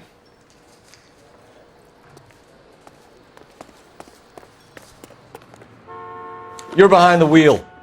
And where exactly are we going?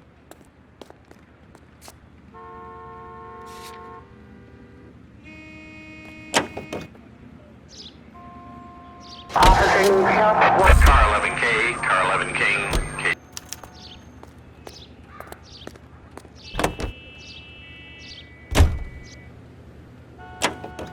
You drive. I need to go over the case notes.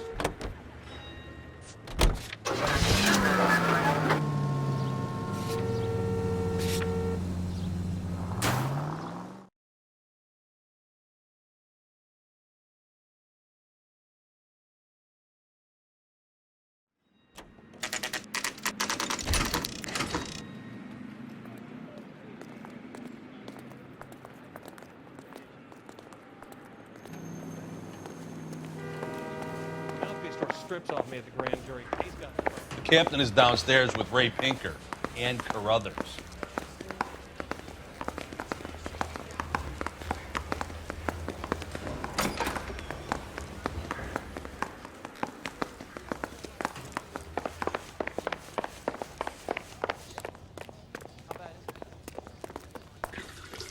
What's this about, Captain? Ray and Mal have some concerns over the Henry and Muller cases, which I don't want aired outside of this room. The evidence is solid, Captain. I agree, Rusty. It's just that corpses keep piling up. Copycats. I've been banging the same drum. But the notes and the lipstick messages. Evelyn Summers, Cartel Classic Carmine. Each woman, same brand, same color. Teresa Tarleton didn't have a lipstick message. Technically, you're right, Rusty. She didn't have any lipstick. But she did have a message. We found it beneath her dress, scraped with a sharp stick. What did it say? You sure you want to know? Ray? As far as we can be sure, it said cunt BD. That's one way of looking at it. Looking at what? Cunt is all about access, Phelps. You're married, so yours is mortgaged. Some of us like to pay by installments. This guy doesn't like to pay at all. Why are you so angry, Mal? Because I just had to fire one of my assistants. He was a friend of Jameson's. God knows what he might have been up to. Captain, we have good leads in the Summers case, but it's up to you to decide how we proceed. Keep this under your hat for now. And to follow up on Evelyn Summers, I want daily reports.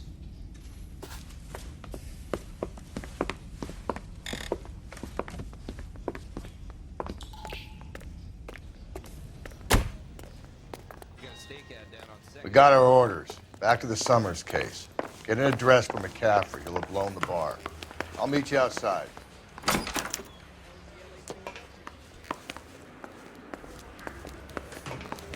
I gave his wife a tap. I said all's fair in love and war. Operator, give me dispatch. Putting you through now. Phelps, badge 1247. How could I help, Detective? I need an address for a Grosvenor McCaffrey. Grosvenor McCaffrey. Apartment 6, 126 Yale Street, between Ord and Alpine. Thanks, ma'am.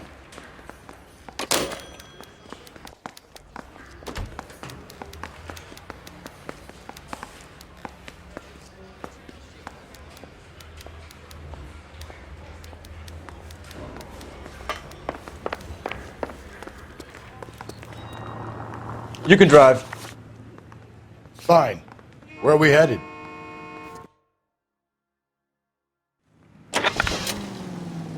Let me pose a question. Depends. What's it got to do with? Morals.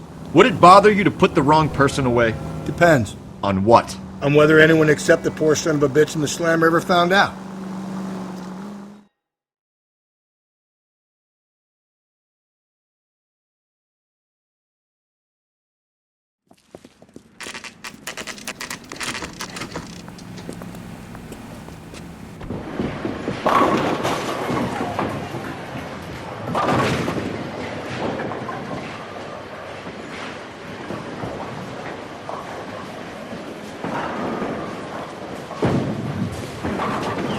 Hello, Rusty. Two on your usual lane? I'm Detective Phelps. Homicide. You must be new. What's your shoe size? We're conducting an investigation, ma'am. Do you know the name Evelyn Summers? Sounds like I should. Oh, maybe it could be Jimmy's friend. Jimmy? James Tiernan. He's a pin setter. One day he introduced me to a lady after work. It stuck in my mind because she was much older, too old for him. Where can we find Jimmy, Florence? He'll be hopping around the lanes toward the back. Thanks, ma'am. Let's go get him.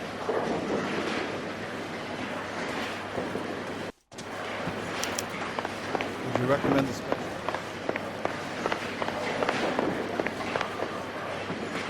Tiernan! LAPD!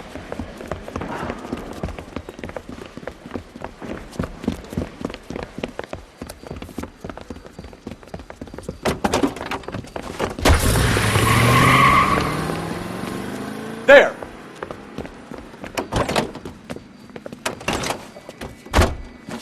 What are you waiting for? Get after him! We might go faster if we weren't carrying the extra weight. These are flashy cars to be parked outside a bowling alley. The lanes attract a fast-living individual with money to burn, Cole. Or a middle-aged individual with the need to feel virile. Keep it steady and I'll try to bust his tires! Another runner. Well, at least we've got a suspect. Why do they always run?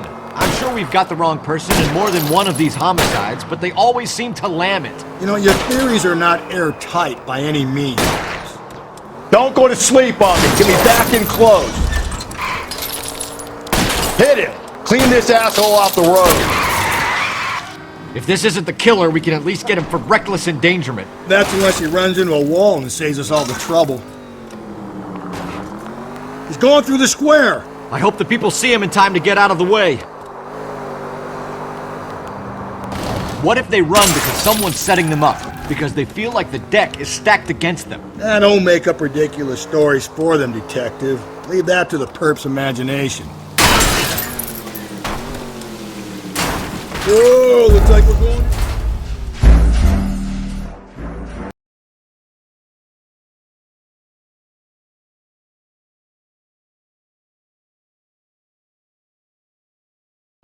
Tiernan! LAPD! What are you waiting for? Get after him! We might go faster if we weren't carrying the extra weight. These are flashy cars to be parked outside a bowling alley. The lanes attract a fast-living individual with money to burn, Cole. Or a middle-aged individual with the need to feel virile. Phelps, you gotta get me closer! Hit him! Clean this asshole off the road. Another runner. Well, at least we've got a suspect. Why do they always run? I'm sure we've got the wrong person in more than one of these homicides, but they always seem to lam it. You know, your theories are not airtight by any means. I'll try to shoot out his tires. Wish me luck. Hit him, Cole! Spin him out! If this isn't the killer, we can at least get him for reckless endangerment. That's unless he runs into a wall and saves us all the trouble. Going through the square! I hope the people see him in time to get out of the way. What if they run because someone's setting them up? Because they feel like the deck is stacked against them? Don't make up ridiculous stories for them, detective. Leave that to the perp's imagination.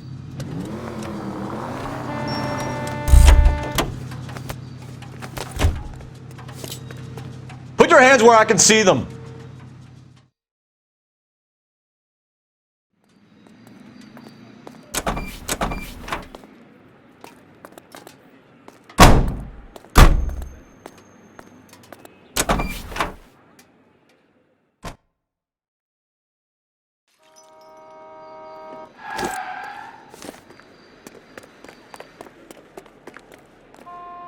You're behind the wheel. And where exactly are we going?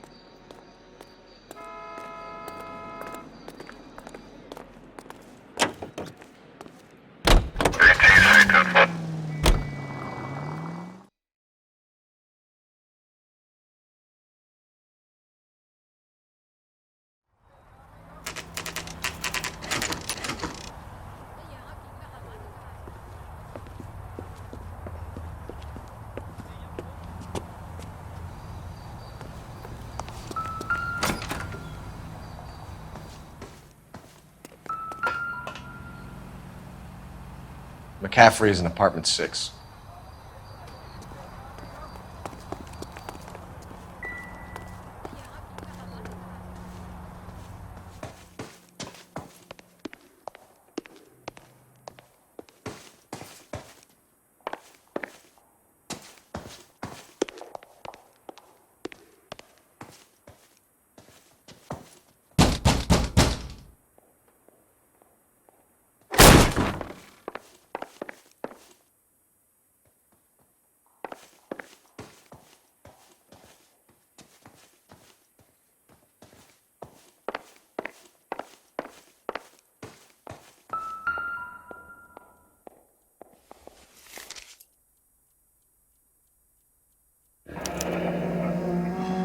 Torn from the letter we found beside the body. At the very least, I'd say it ties McCaffrey to the scene.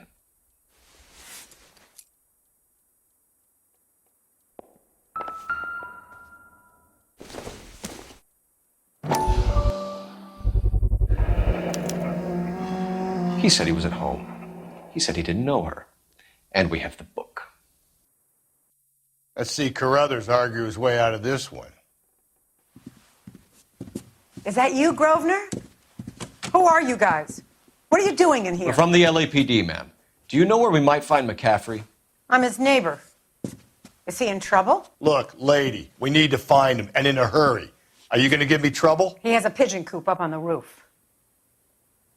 He spends his mornings up there when he's been drinking. How do we get up there? Down the hall and up the stairs. Drunk and in command of a carrier pigeon. Surely we can write him up to that. A citation, at least.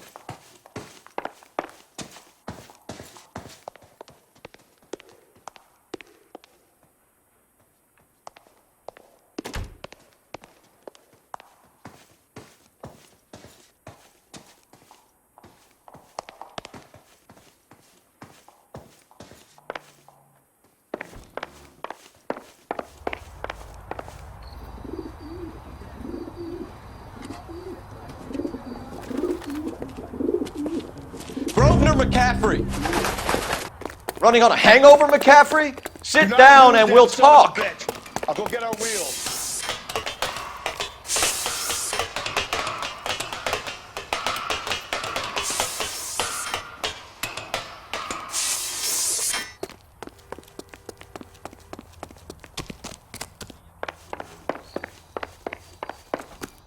You a runner, McCaffrey? Stay and fight the good fight.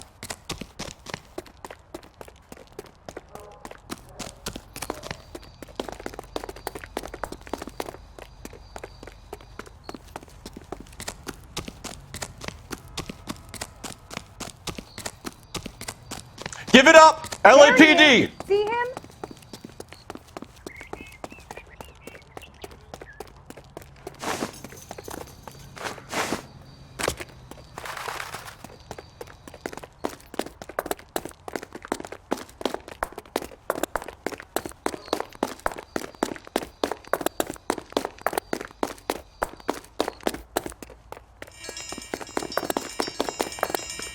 Don't make me chase you!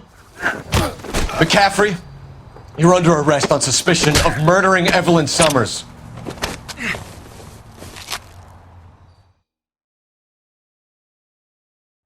We need to get downtown and wrap this thing up. It's got to be McCaffrey.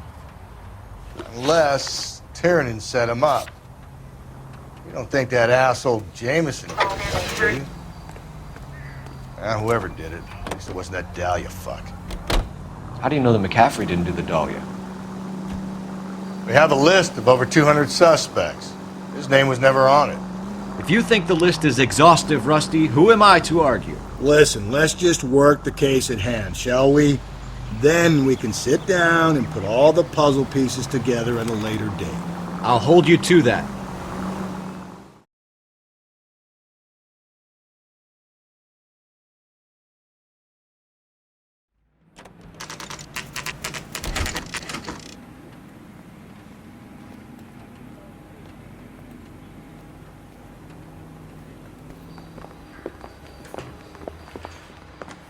You sure you can make it stick with one of these suspects, gentlemen?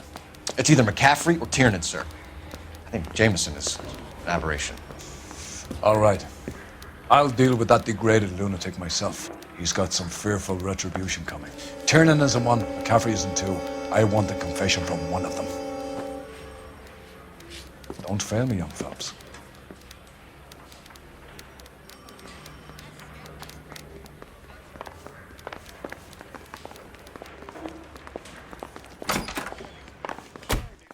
Why did you run, Tiernan?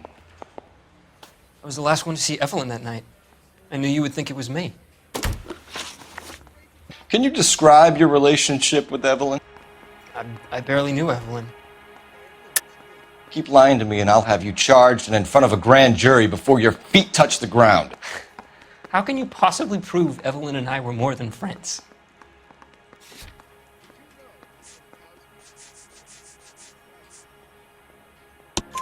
McCaffrey gave you up, Tiernan.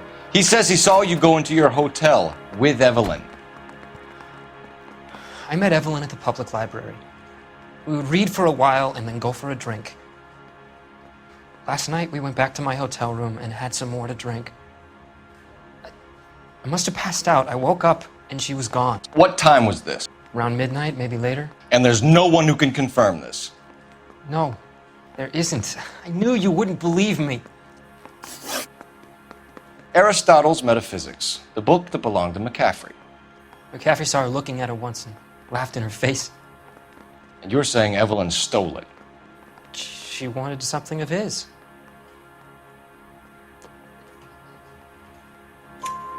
We either hang this on you or McCaffrey. You better give us something.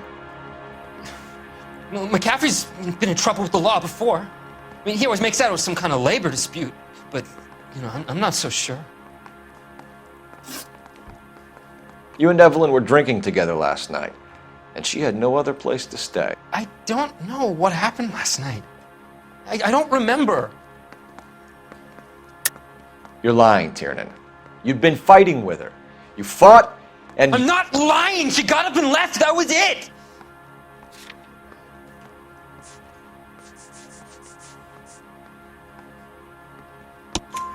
She left, but she came back. She bought you a quart of whiskey to make it up to you. She told the liquor store owner.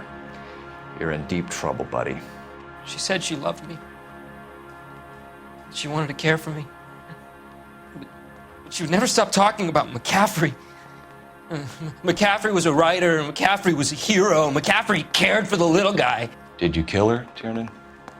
I might as well have. I kicked her out. She had nowhere to go. Do you own a car, Tiernan? No, I don't.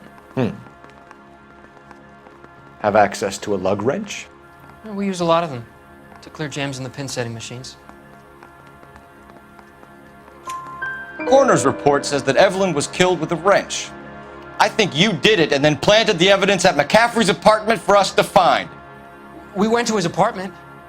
McCaffrey was up on the roof. Evelyn stole the book. McCaffrey went crazy when he found out. He said he would put her out of her misery. He can be very cruel. Evelyn was missing a ring from her right hand. That's strange. She always wore it. A big black circular disc with a white E in the middle. It was made from an old typewriter key, a present from the prop department at her old movie studio. We're going to talk to McCaffrey. You need to think about what you've told us, Tiernan. You're not in the clear.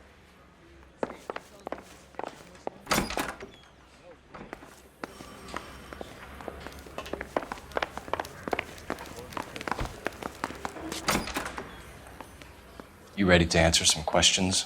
You think I have all the answers? People who run from the police usually have something to hide. Touché, detective. Let's see where this takes us.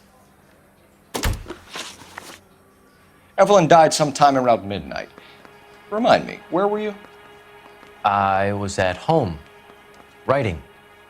I'm working on a manuscript. You're lying, McCaffrey. You were out at the rail yard. And what do you have that proves I was there?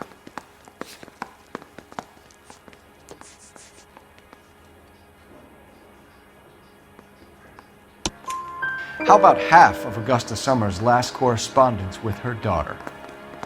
What are you talking about? After you were done beating Evelyn, you searched her and found her mother's letter. That old lady's anguish amused you. I know nothing about a letter or Evelyn's goddamn mother. So what was it doing on your writing desk? I don't know, but if I didn't put it there, somebody else did. Try exercising your powers of deduction on that. We found the lug wrench that Evelyn was battered with in your apartment, and the note from her mother, and your blood-stained clothing. We have you cold, McCaffrey. You think if I could be bothered to murder Evelyn Summers, I would be stupid enough to leave the evidence in my apartment? I don't believe you, Grosvenor. The evidence says that you killed her. You can prove that I wanted to kill Evelyn?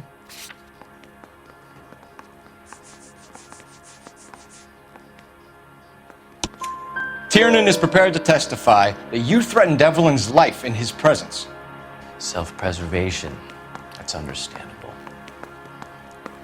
Okay, I'll level with you. Tiernan killed Evelyn. He came to me for help. I listened to him, and he explained why he did it. Tiernan went to you for help. You expect me to buy that? That's how it went down.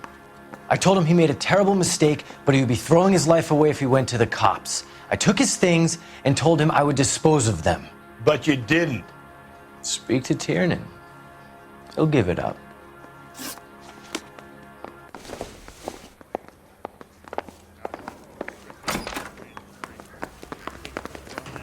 DA wants my head.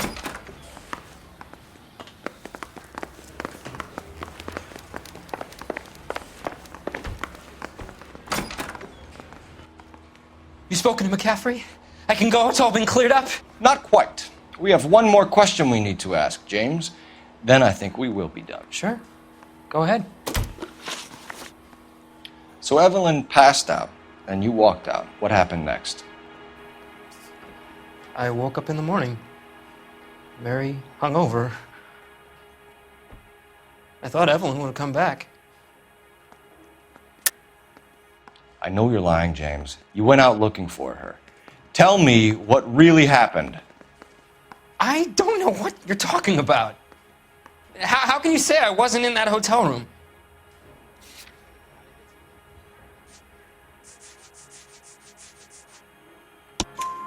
You wound up at McCaffrey's. You were still incredibly drunk. You passed out on his floor. It's time to tell me what really happened. McCaffrey woke me up the next morning, and he showed me the lug wrench and the letter and the box, and he said I came in with him last night.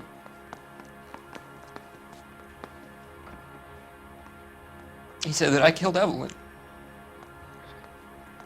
and that it was all over the radio, and that he would protect me. And I don't know, detective, for the life of me, I can't remember a goddamn thing. I was angry with her. Really angry. I could have done it.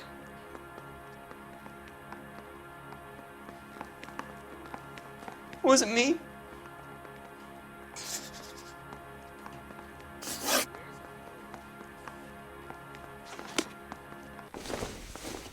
Wait here.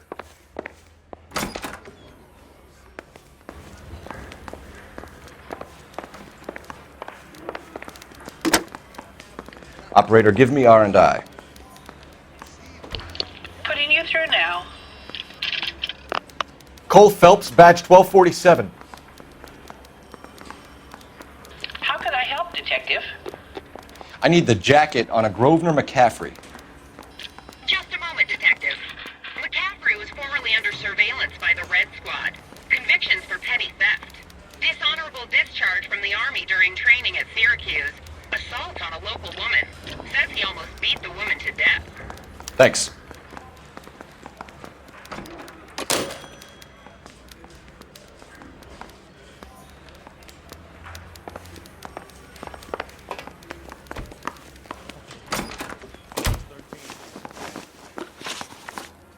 You were in the war? Yes, I was. Seeing the things that I saw, it changes a man. I came back here determined to change things. All I wanted was a pen and an opportunity to speak out. You told us before that you had only minor run-ins with the police. You didn't mention petty theft. I've never been in trouble for violence. That's the salient point here, isn't it? You're lying, McCaffrey. You have a history of violence towards women. How do you turn a couple parking tickets and a petty theft misdemeanor into an assault charge?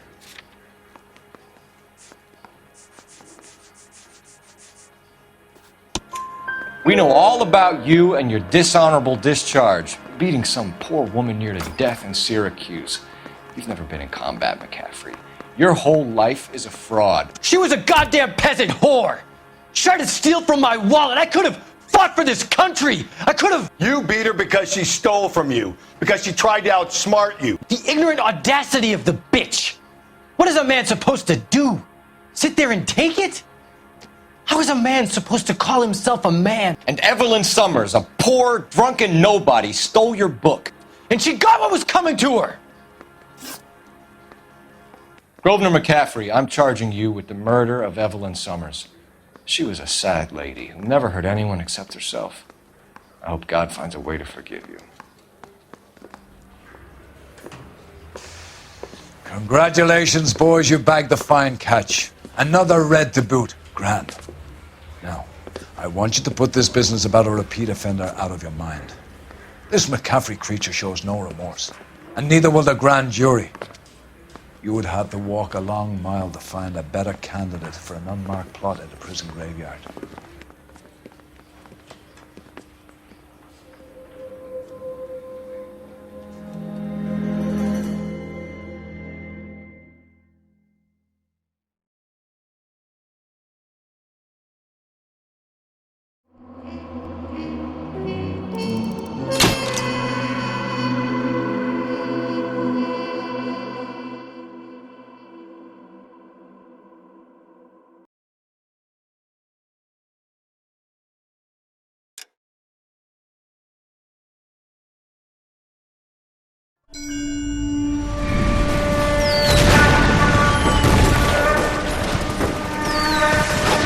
We have lost most of Shaughnessy and Dunn's squad. The gunny is dead, first platoon is in worse shape. That medic is either crazy or the bravest man alive. Can we rally with the first and try for the Nambus? It's sheer to the left. To the right, it goes right through a pass with 2 Nambus and enfilade. Mate, we can lose everyone. Lieutenant!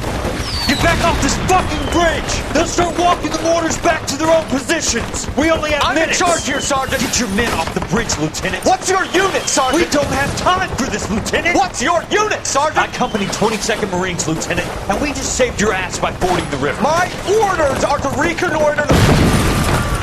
I think that point is now moot. You have 10 men left. My orders are to save what's left. Move out!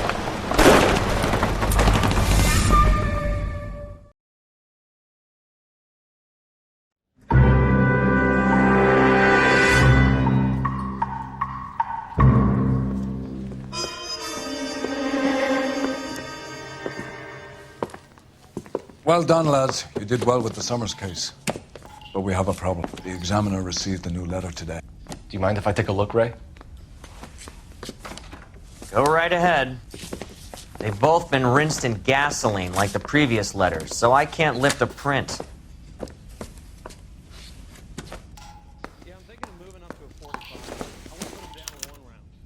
No one else but the killer knew about this message.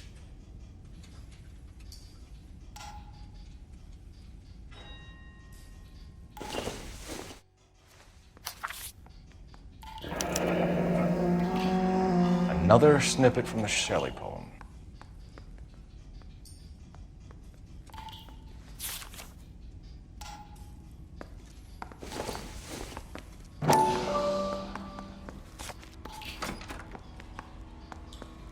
To suffer woes which hope thinks infinite, to forgive wrongs darker than death or night.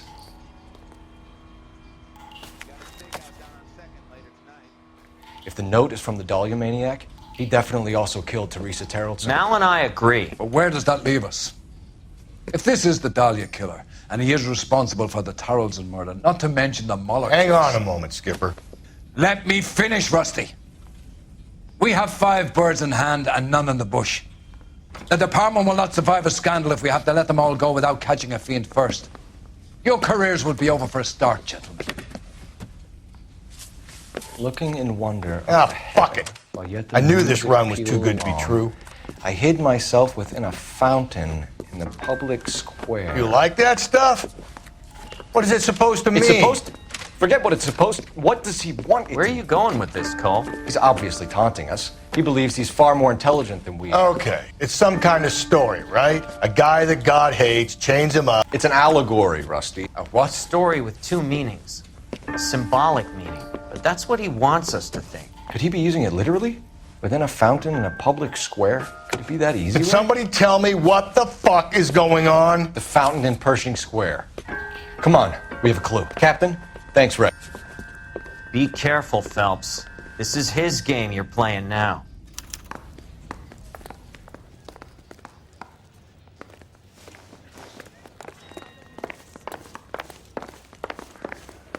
I heard he's an honest cop.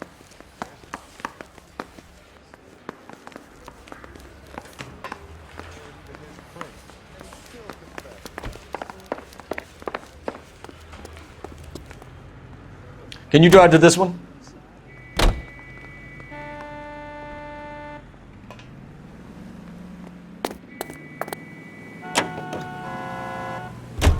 All those cases, Rusty. What have I been telling you all along? We gotta get this guy. I know. Enough women have died. Yeah, and it's our asses on the line too, Phelps. You heard what the captain said. The department is not gonna take responsibility for all those bad convictions. Success is a double-edged sword. Let's just get this sick pervert and have it done with.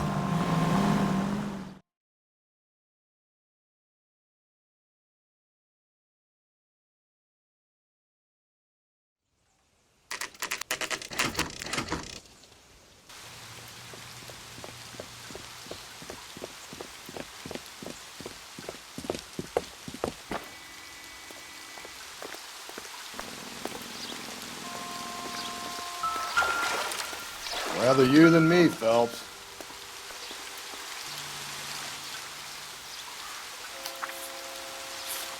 You know the local hobos use that as a drink. There is a cave, all overgrown with trailing, odorous plants which curtain out the day. Where next?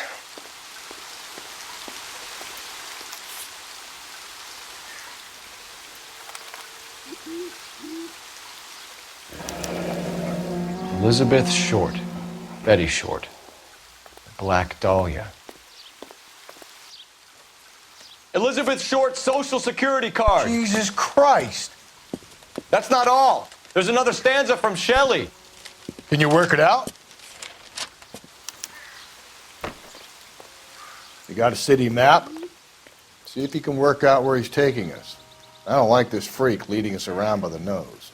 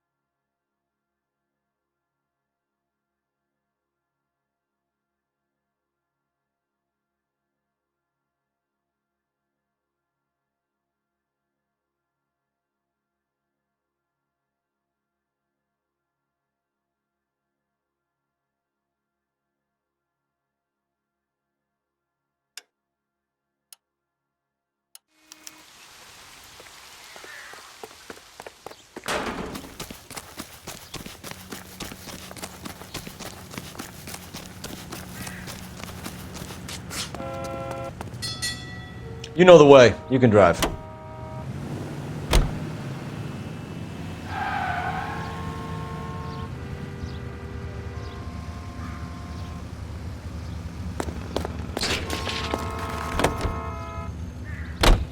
Him. It's really him, the fuck who killed the Dahlia. And you believe this? He's leading us. It's his game, Rusty. He may want someone to catch him, but he's extremely dangerous. I doubt if he will give up easily. Suits me down to the fucking ground. We clip this fuck and we get citations. What a day to be a cop. That pencil-pushing Parker won't be able to shove me aside after this.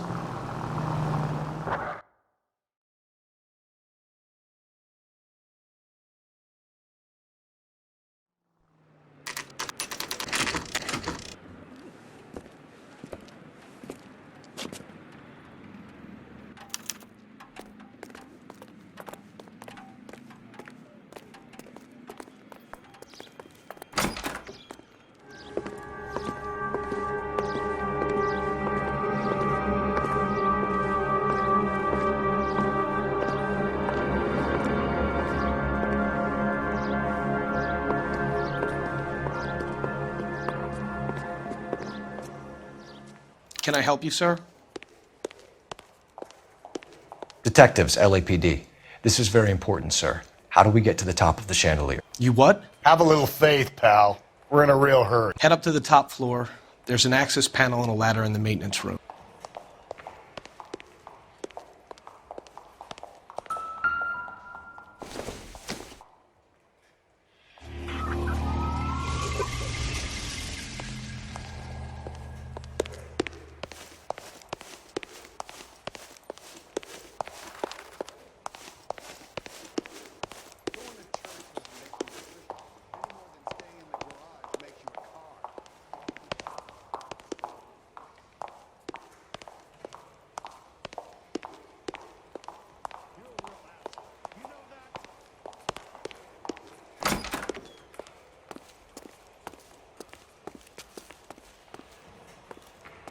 Let's go.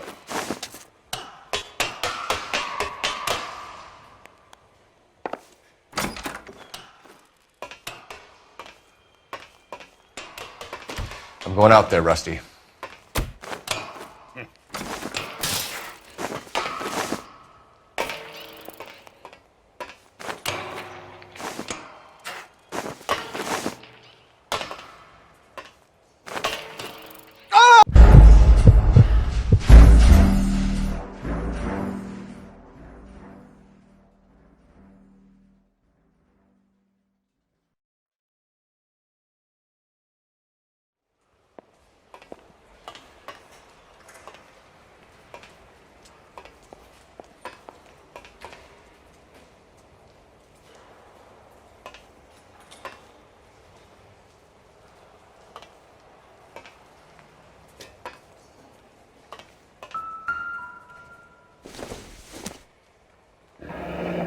Deirdre Muller's missing watch.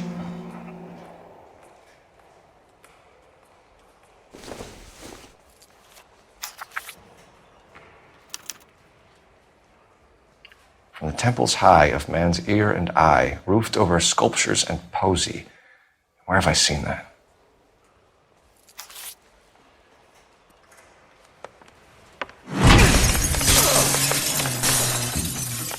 Jesus Christ, Cole, get off that goddamn thing. Find a rope, Rusty! There isn't time. See if you can swing that thing from side to side. Get it over the edge, then jump for it. Swing, damn it.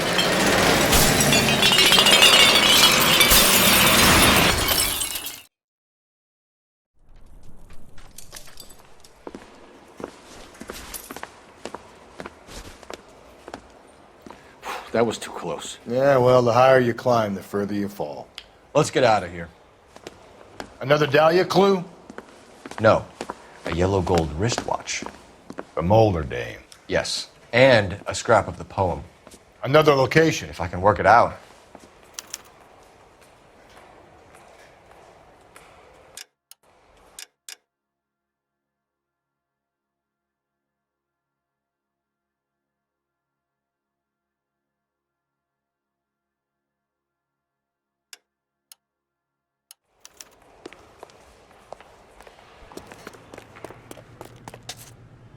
You're behind the wheel.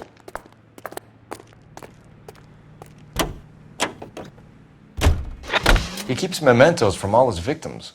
This guy needs to be taken out of circulation. He takes pleasure at stringing us along, demonstrating how much smarter he is. You can enjoy it while it lasts. We got you now, genius. We're coming for you.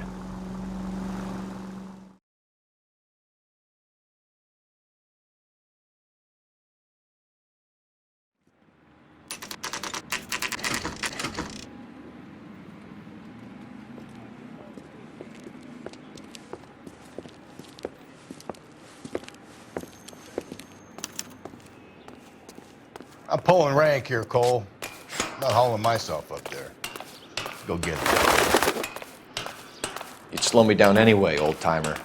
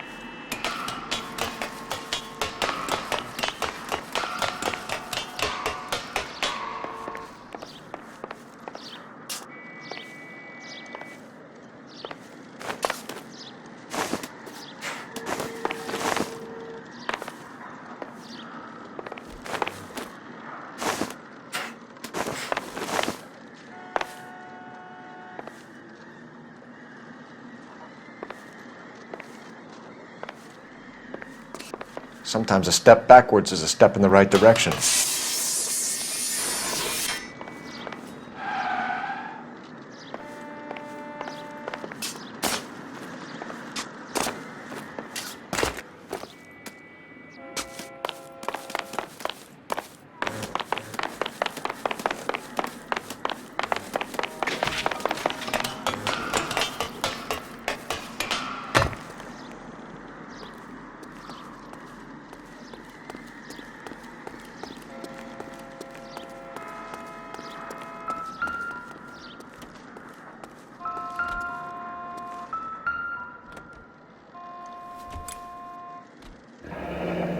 Our Lady of Guadalupe, ripped from Antonia's necklace.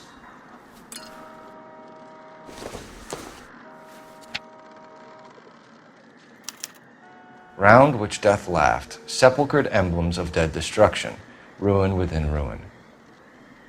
So this is a treasure hunt.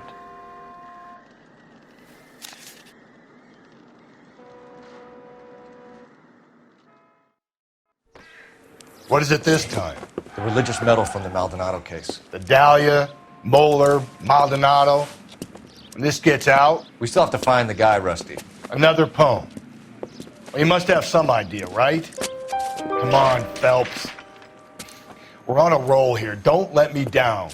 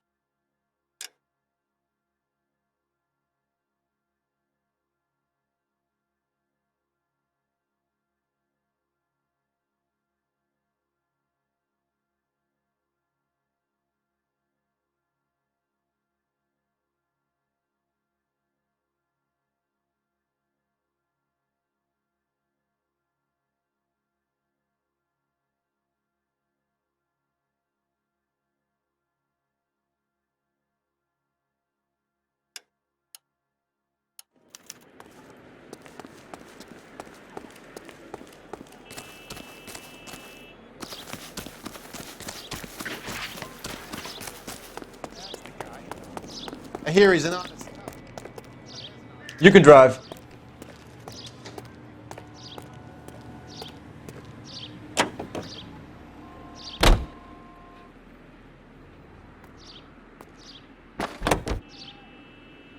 We're gonna catch hell for this. Banging up innocent men. The newspapers will crucify the guy. They won't have time to wonder about our mistakes.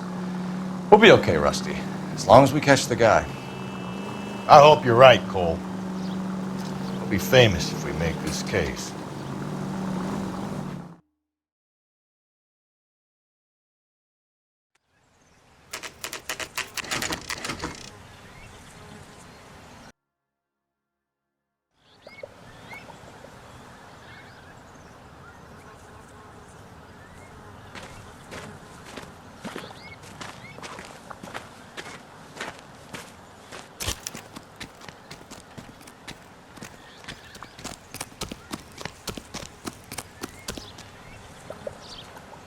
These are my best shoes, Phelps. I'll leave you to it.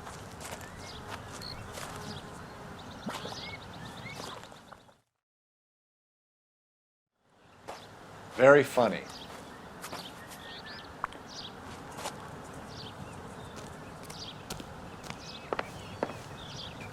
Whoa! Get a move on, Cole. Those boards are sinking. You want to end up like the other fossils?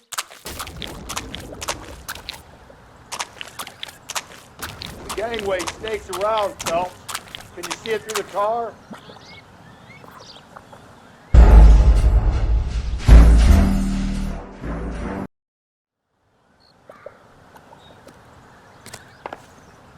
Easy. Get a move on, Cole. Those boards are sinking. You want to end up like the other fossils?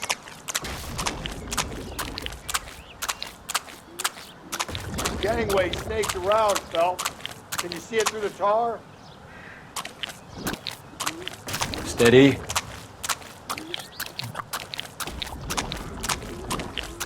How you doing out there? I'd be doing better if you were the one trying to get across this thing.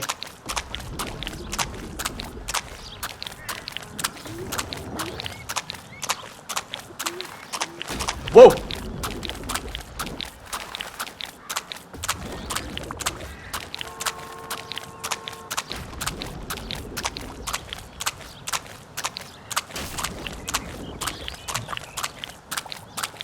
Easy. You don't want to fall in now, Phelps. That's at the forefront of my thinking.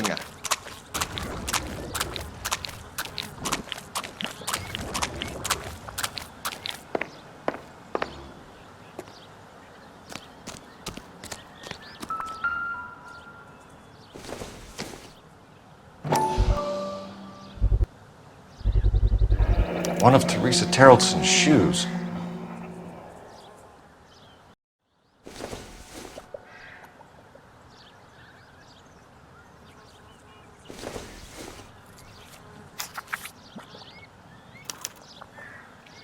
A sphere which is as many thousand spheres. Okay, where to now?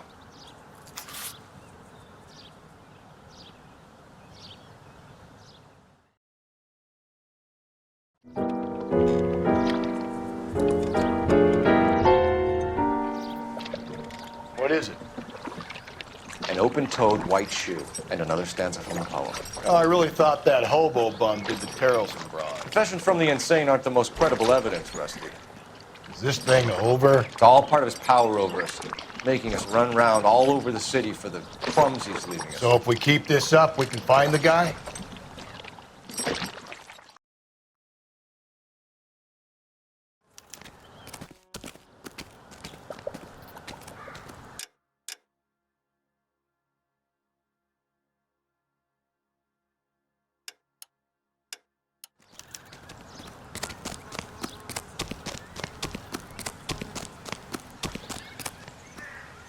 Can you drive to this one?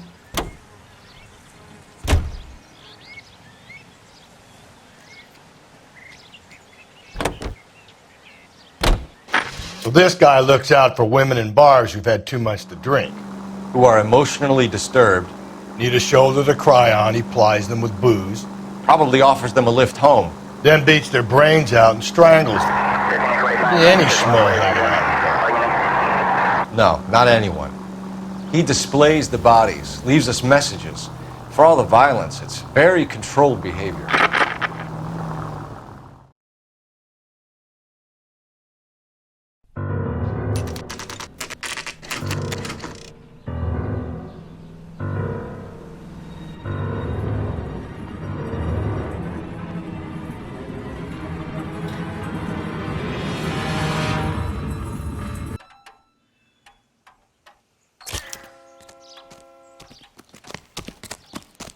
On it goes. When do you think we'll reach the end of this thing?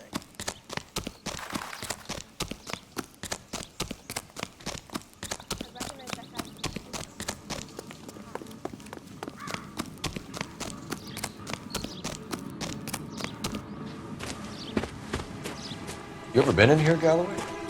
No. I have no intention of going in. I heard that thing's tricky. I'm gonna wait here and have a quiet smoke. Think about hidden meetings.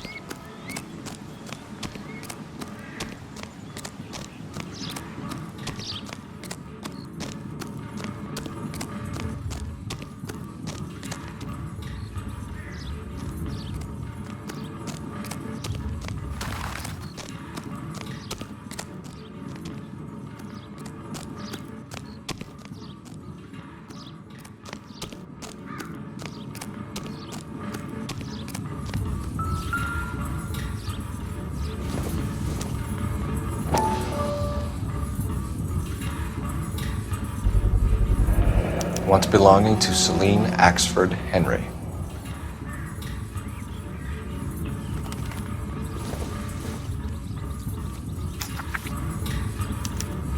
Thrones, altars, judgment seats, and prisons. No, it couldn't be.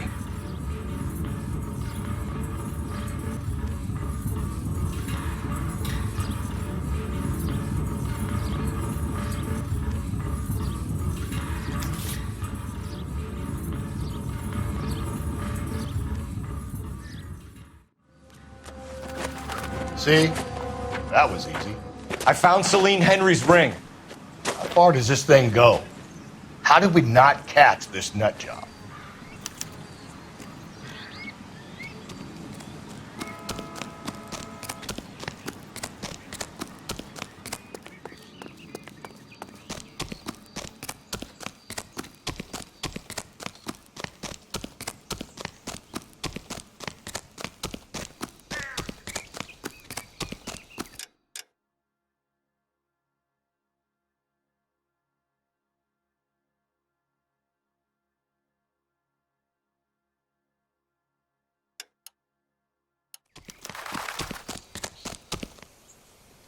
You drive.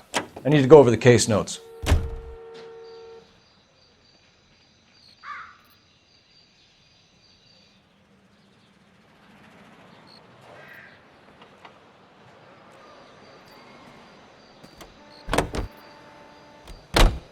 He's leaving us this trail of evidence.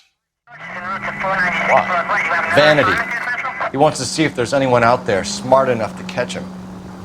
He leaves us evidence, but every location is a trap. He's testing us, physically and mentally, to see whether we are worthy. The Titan guy, who had the stoush with God. Very good. You thinking about reading some Shelley? All that egghead stuff? I'm sticking to the funny papers and the form guide. You sleep better at night.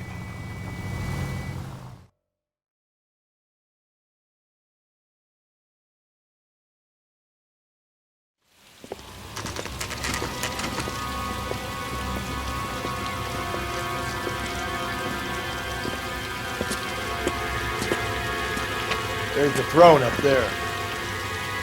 Now it's just a matter of getting to it.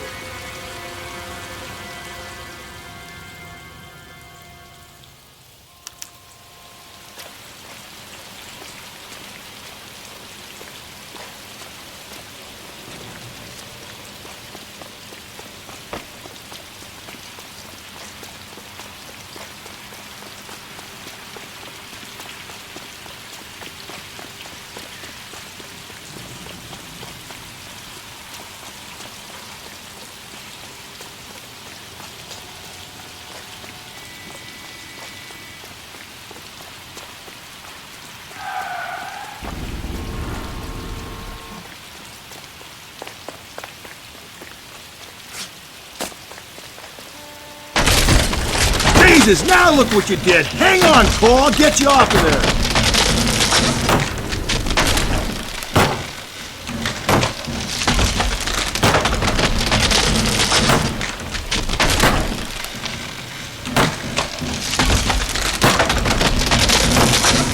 You gotta make it to the next platform. Get that thing as close as you can, then jump.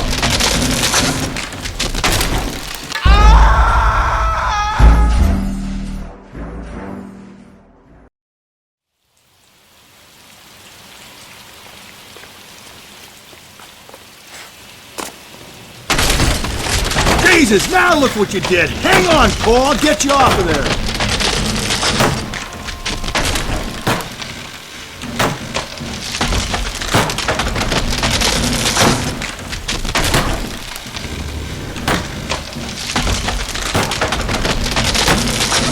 You gotta make it to the next platform. Get that thing as close as you can, then jump.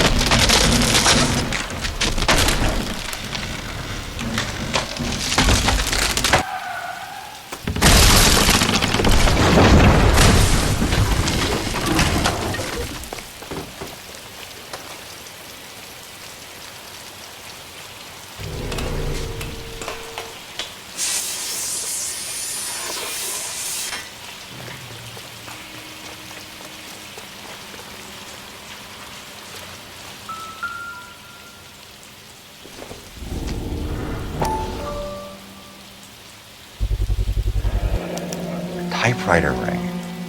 Evelyn Summers.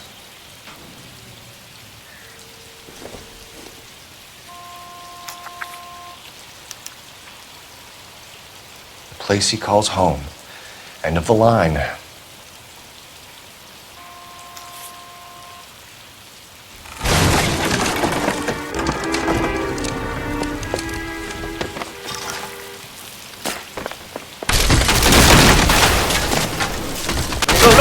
No! Come on! Ah, no!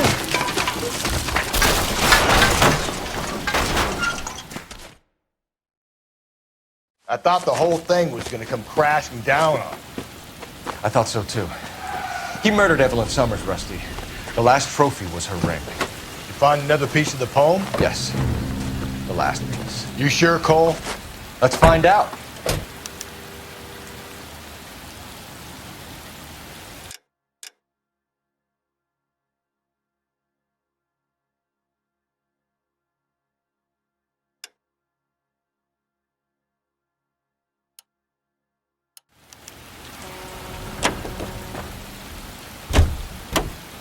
Can you drive to this one?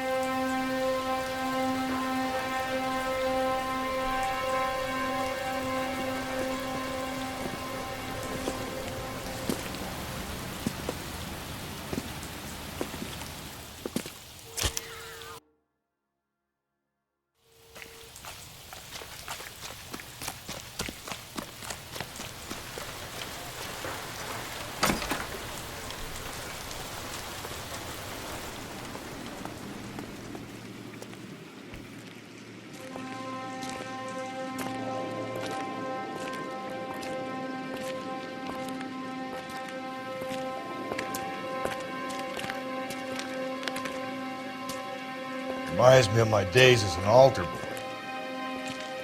There's a light coming from the house. Nothing hasty, gentlemen. Keep your hands where I can see them, or I'll be forced to redecorate the stucco with your entrails. We're from the LAPD, sir. I'm gonna tell you only once to lower your weapon. The LAPD, you say? Is it really possible you could have found me after all this time? How interesting. Put down the gun, shitbird. Last warning. This boorish ignoramus could never have found me. It was you, wasn't it? Do you remember me, detective? The temp bartender. Yes, you found me. You know what I'm capable of, and yet you walk in here like lambs dressed for the slaughter. We'll see about that.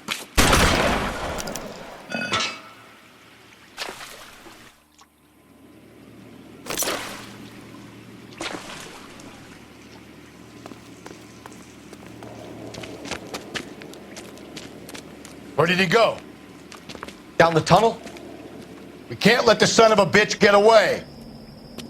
The house, Rusty. There must be another entrance into the house.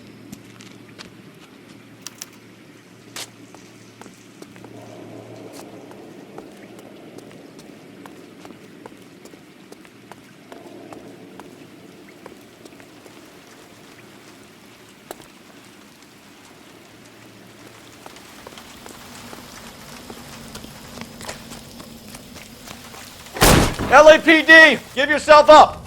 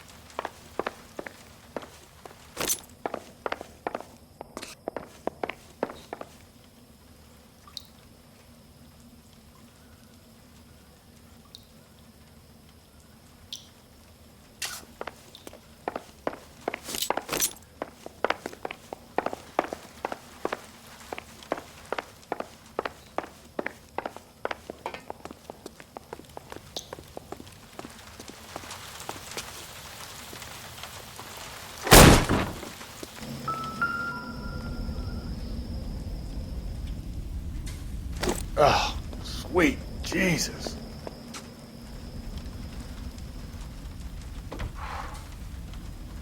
You realize this must have been the place, Rusty.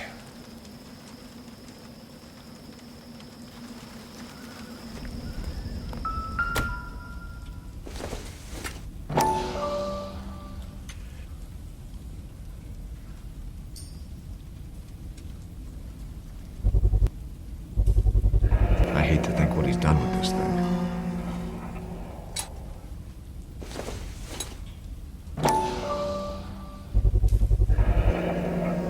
Medical experience, maybe? At least some working knowledge of biology. He's cruel and he's methodical.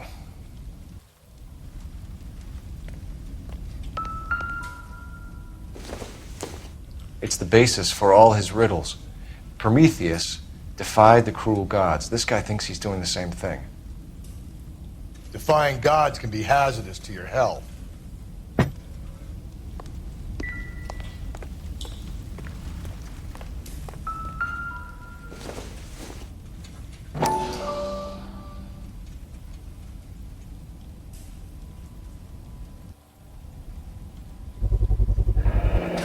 If we can bring him in alive, there's enough physical evidence for an airtight case. You heard him, Cole. He's fucking nuts. What are the chances of hauling him out of here alive?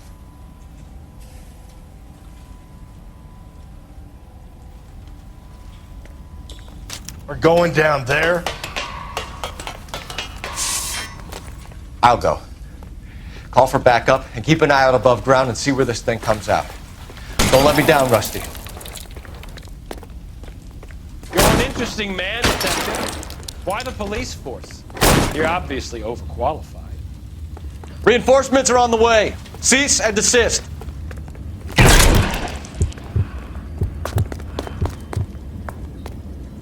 Do I get a sense you're looking for personal redemption?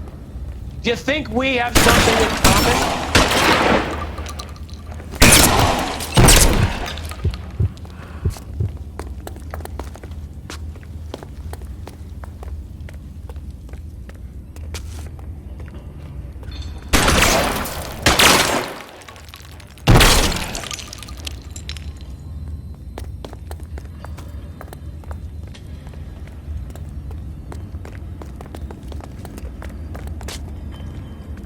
Acquainted with slaughter? Does it attract you? Have you felt the fear? Understood the power?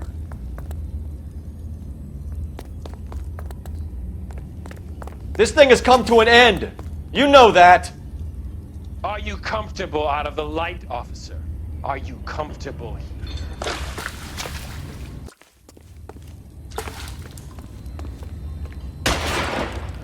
You're exactly what I expected. We were looking for a low achiever.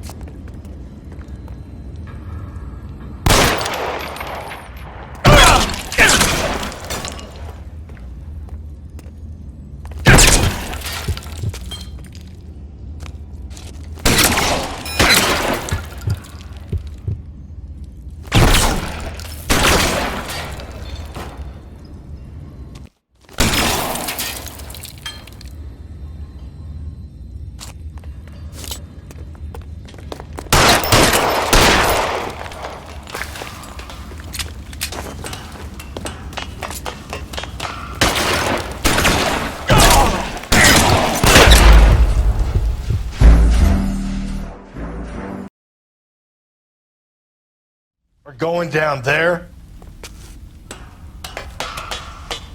I'll go. Call for backup and keep an eye out above ground and see where this thing comes out. Don't let me down, Rusty. You're an interesting man, Detective. Why the police force? You're obviously qualified. Surrender now or I will use deadly force.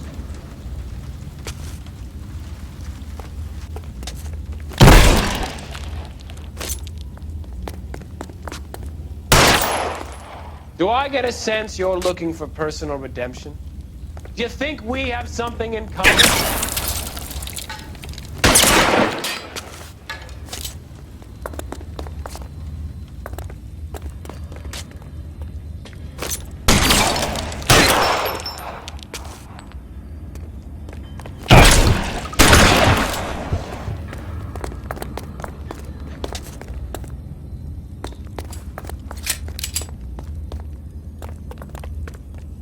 Are you acquainted with slaughter?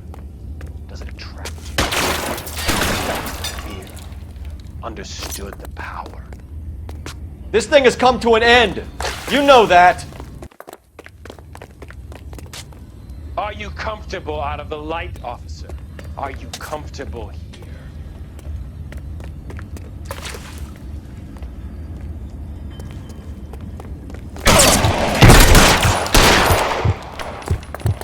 You're exactly what I expected. We were looking for a low achiever.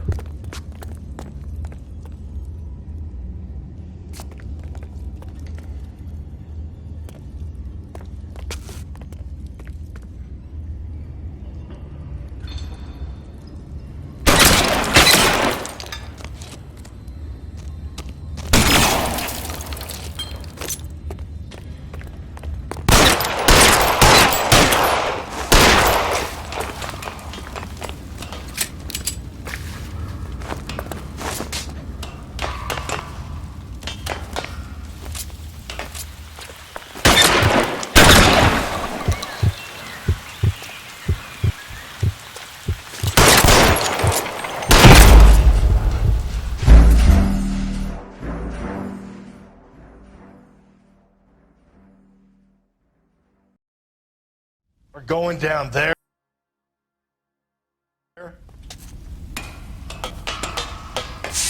I'll go. Call for backup and keep an eye out above ground and see where this thing... You're an interesting man, Detective. Why the police force? Reinforcements are on the way. Cease and desist.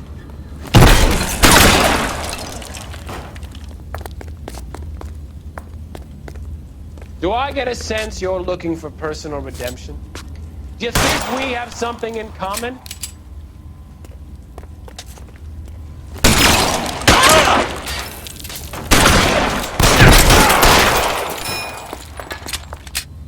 Surrender now, or I will use deadly force.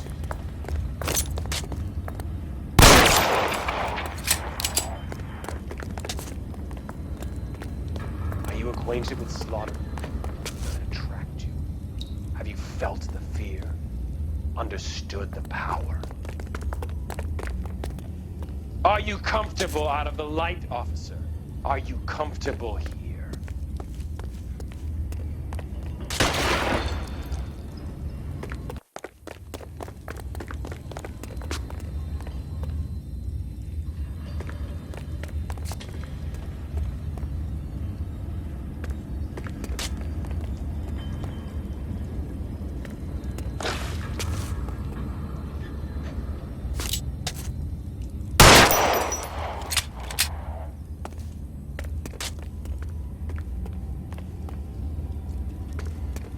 This thing has come to an end.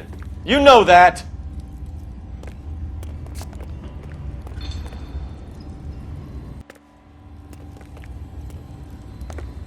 You're exactly what I expected.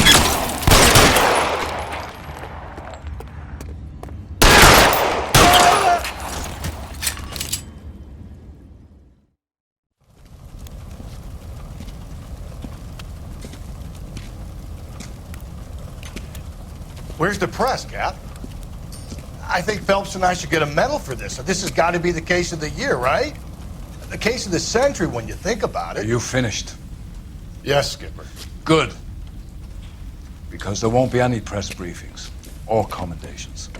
What are you talking about? We got the werewolf, the guy who killed the Dahlia, killed all the other broads. You got no one.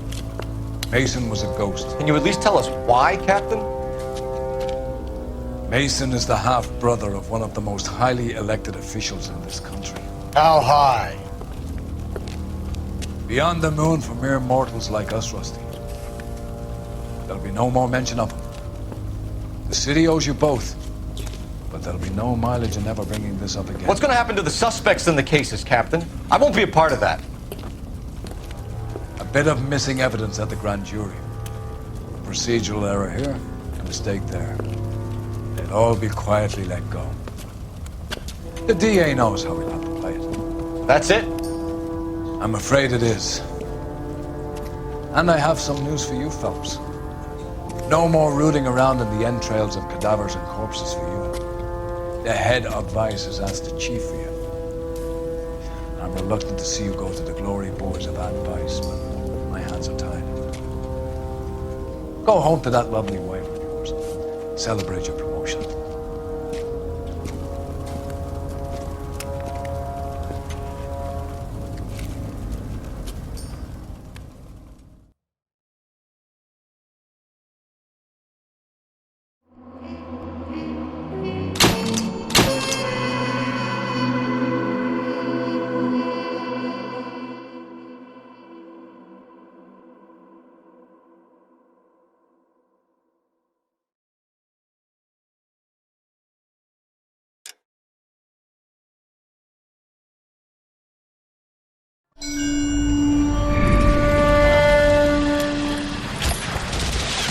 Breathe out, kid. You'll go purple. I'm scared, Sarge. Everybody's scared, kid. Anyone who says he isn't is a damn liar. How many times have you been in combat, Sarge? I was with Raider Battalion on Peleliu my first time. Was it bad? It's always bad. Will this be bad? As bad as it gets, kid. But you stick by the Marine next to you, and he will stick by you. So, some of the guys, they aren't very friendly, Sarge. They've lost a lot of their friends in the last couple of days, kid. They think if they don't get to know you, that they won't have to grieve for you if you get killed. They're wrong. It doesn't work that way. Don't worry. No Marine in this company will let you down.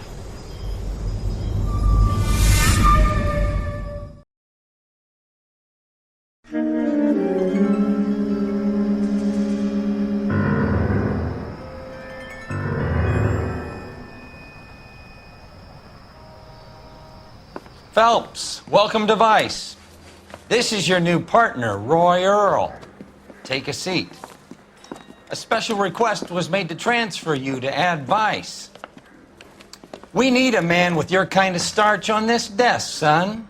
We have 2 dead Negroes found in an apartment this morning on Yucca Street. Number 6358, apartment 5. We got better things to be doing than wasting our time on 2 dead junkies. Did I ask your opinion, detective? 2 men dead on U.S. Army issue morphine. That makes it an Ad Vice case. Beat it! Yes, sir.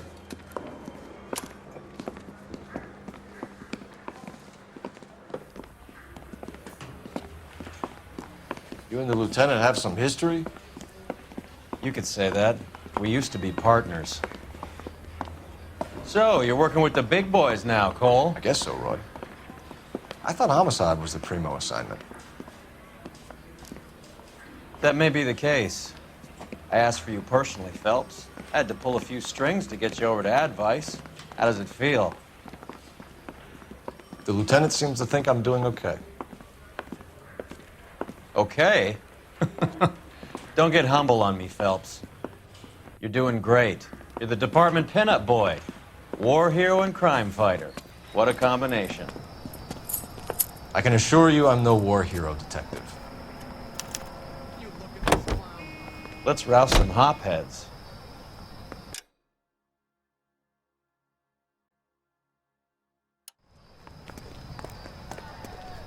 You can drive. Nice car, Roy.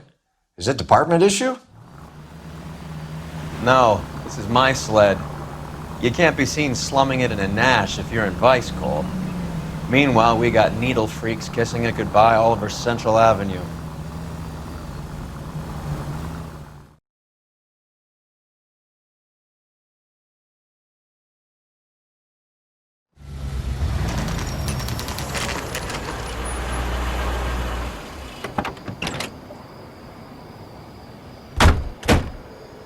They really picked a prize shithole for our first date.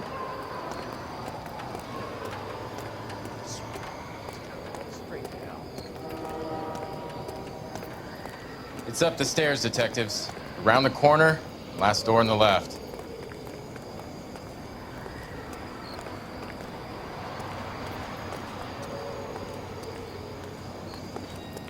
I'm all done. Your show now. Carruthers. Phelps? I've been reassigned to Advice. What have we got? 2 stiffs, overdosed. Been dead a couple of days. Government issue morphine. We use the same syrettes in Okinawa. Fucking Negro junkies can't take supply this pure. You know these guys? I know of them. The younger one's a 2-bit horn player by the name of Cornell Tyree. The other one works in distribution. Started using a little too much of his own product, and Jack D took exception. He wasn't born that ugly. His name's Lamont. Tyrone Lamont. So who's supplying the drugs? That's easy. Whoever knocked off the wharves in San Pedro. Jack Dragna, Mickey Cohen. Dope's been all upside down ever since Jimmy Utley started the long walk at Quentin. You talk about it like it's a system. It was a system. But those days are long gone. We are supposed to uphold the law. Yeah, and we do. But we can't change people. The truth is, everyone wants the license to get a little dirty now and then.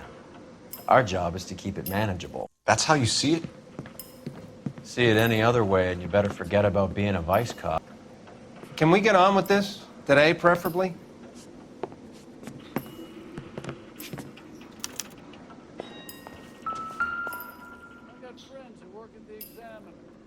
Took his jolt and drifted off. And I suppose his friend wasn't in any condition to notice that he had stopped breathing.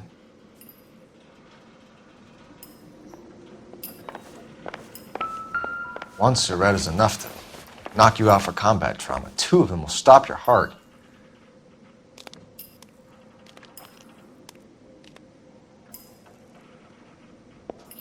Never the same, are they? Looks like it was always going to end this way. These clowns lived on popcorn? Must have been messy eaters. It's all over the floor.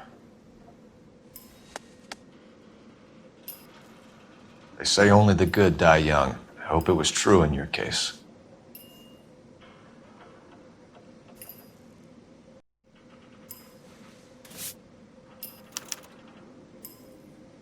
Who is JJ? And why do these 2 care about his taste in music? Another day, another dollar.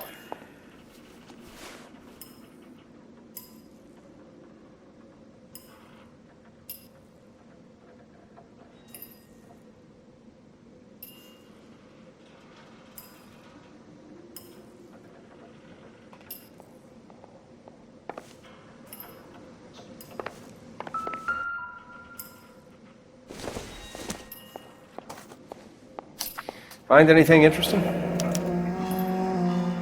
Some kind of fruit, a bell, and win. A strange doodle.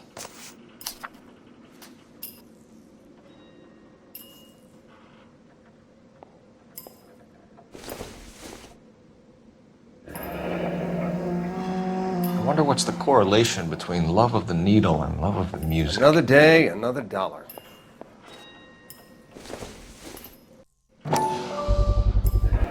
Black Caesar from the joint across the street.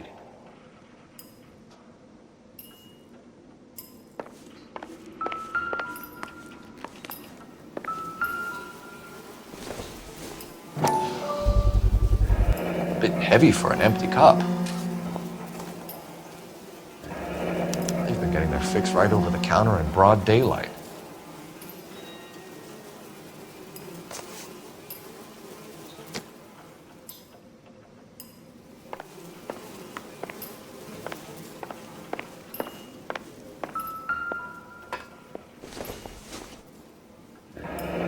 Street life have no idea how dangerous this stuff is.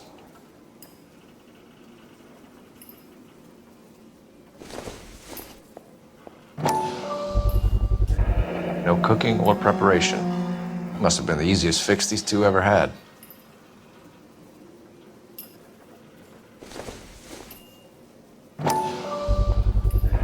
Another special order from the Caesar.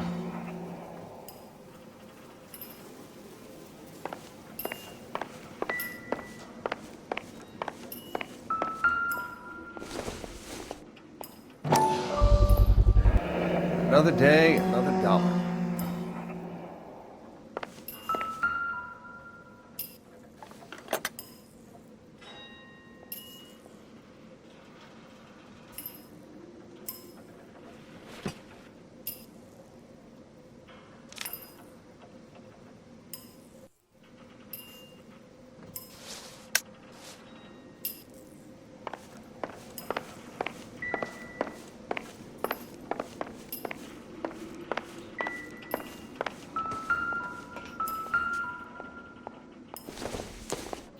Never the same, are they? Tyrone Lamont, not even 23 years old. A small chance in life is probably better than no chance.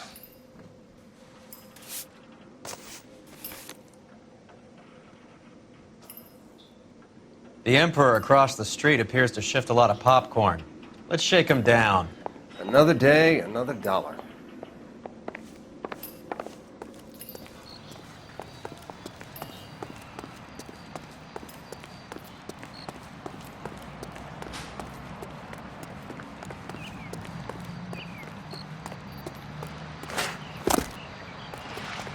You're behind the wheel. Where are we going?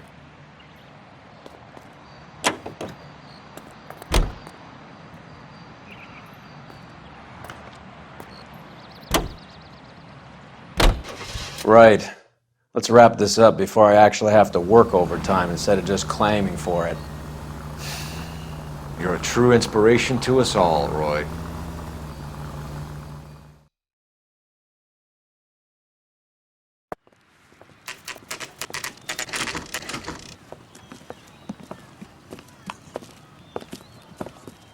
Help you? Detectives Phelps and Earl, LAPD. We're inquiring into the deaths Hand of... over the popcorn, numbskull, before we kick the door in.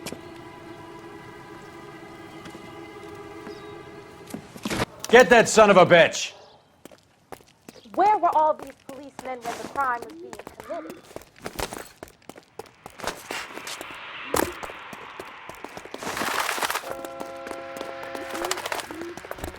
Stay on it.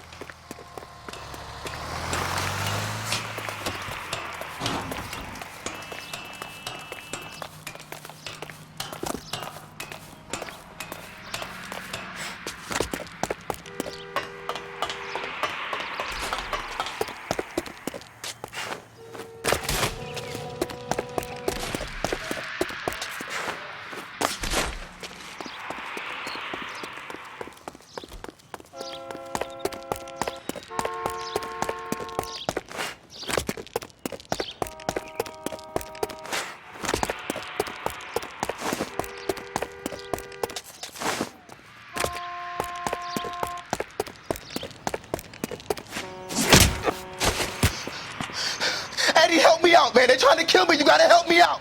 What the hell going on here? Morgan! That you? You picked the wrong cop, you fucking animals.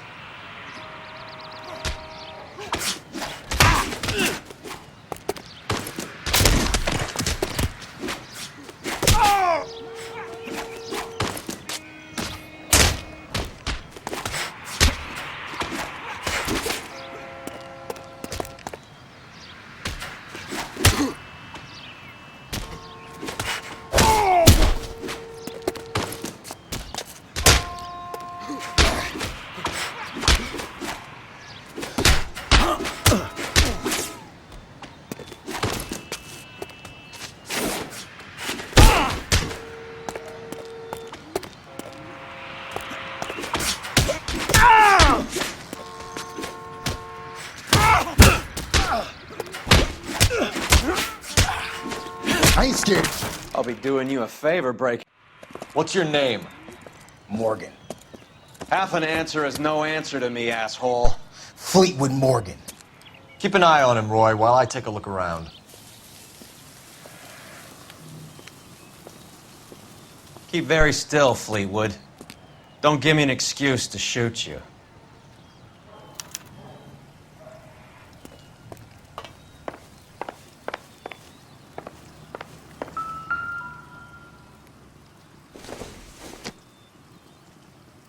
Doesn't look like anything.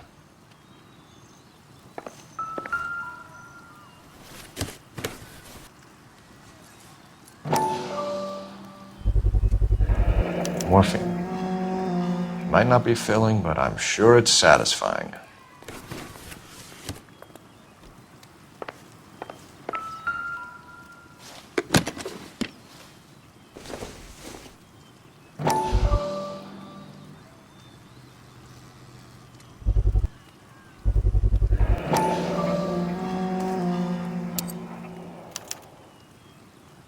These number slips might affect your tone, Fleetwood.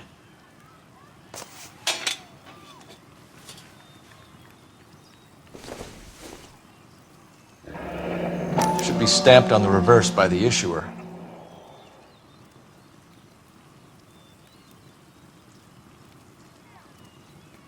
Junk.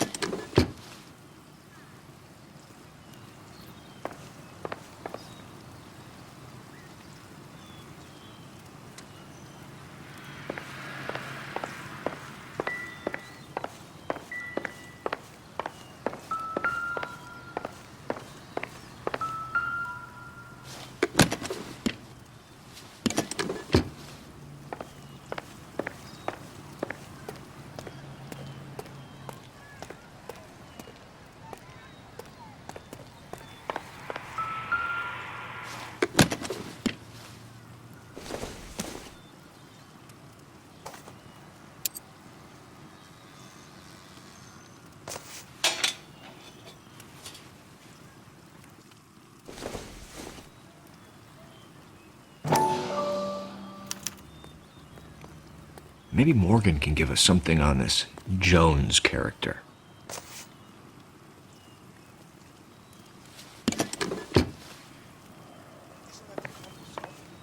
About time we heard what Fleetwood here has to say, Cole. We're inquiring about the deaths of 2 men in an apartment across the street, Fleetwood. We want answers. Of course. I'll do my best, mister. You sold the drugs to Cornell Tyree and Tyrone Lamont. Oh, I sell fried steaks and black-eyed peas. You're lying, Fleetwood. We know that you supplied them. I don't know nothing about no drugs. All I do is my 10 hair flipping burgers. Can you prove any different? Flipping burgers and strapping jolts of morphine to the bottom of popcorn cups, Fleetwood. Now I want the truth. Who supplies the drugs? Cat by the name of Armstrong Edwards. All right, he brings the stuff around about once a day. I know Armstrong. He's a 2-bounce, strictly small time. Who's he working for, Fleetwood? Jermaine Jones. We have you for the hop and resisting arrest. Tell us about the numbers if you want our help. Look, the numbers are the white man's tax on poor folk. All right, now what else you want to know? We have an address on the slips. We're gonna go down there now and rat you out, Fleetwood. Tell whoever it is that you rolled over and gave them up. No. Look, I've been cooperative, okay? Now you gotta help me some. Fleetwood, I'm going to speak personally to the judge on your behalf. A name, Fleetwood. Look, he's a real slick dude. Wears a hat and swings a cane. Goes by the name of Merlin. All right, I ain't got a last name. See you at the station, Fleetwood. But you're gonna help me, right? Of course, kid. You helped us out. We always like to repay a favor. Can you see that Fleetwood gets a nice cell, Wallace? One with a window and a nice fresh pillow.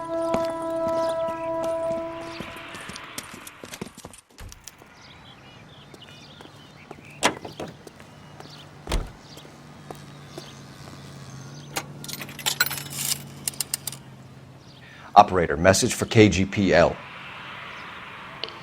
Putting you through now. Phelps, 1247. How could I help, Detective? I need an address on a Jermaine Jones musical booking agency. Just a moment, Detective. Jermaine Jones. The office is listed as 5528 Santa Monica Boulevard. Thanks for your help.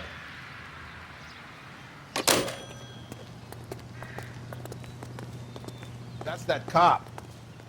Seems like a decent You know guy. the way. You can drive. All right, where to? Isn't that the cop who caught the guy who's pretending? I heard you were in the Blue Room the other night. Shouldn't you have been at home? Tucked in bed with the wife and kids?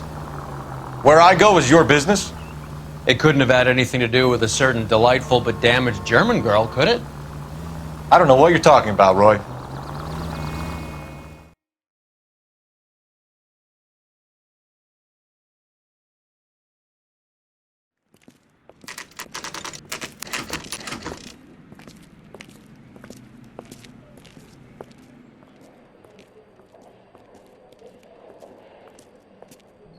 Look at this place.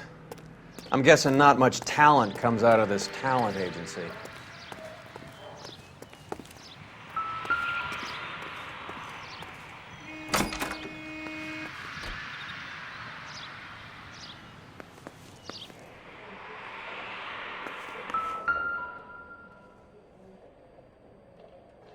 Here we are.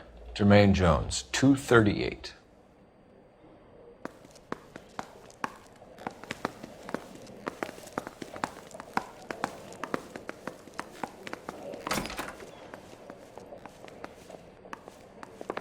Hey, who let you in?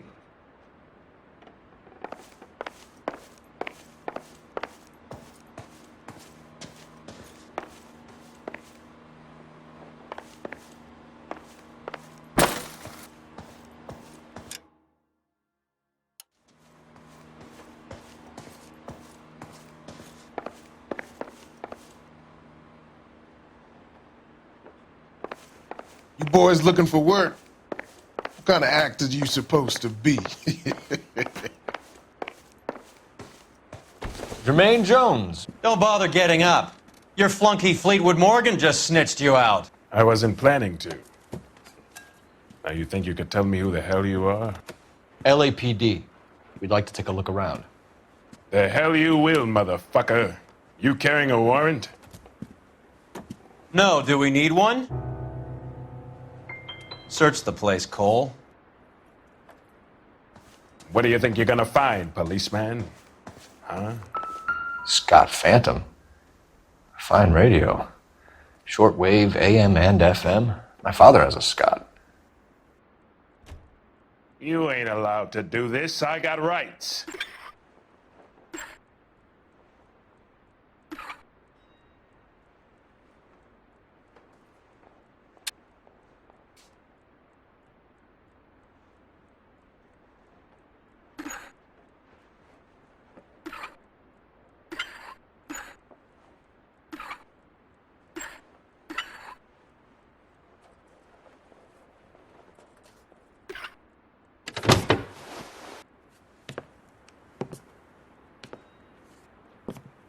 No wonder this thing is sounding a little muffled, Jermaine. Brennan! Wilt! Get over here! Take these assholes apart. You heard the boss. Is this the best you got? These mugs are dope to the eyeballs. Clean them up quick!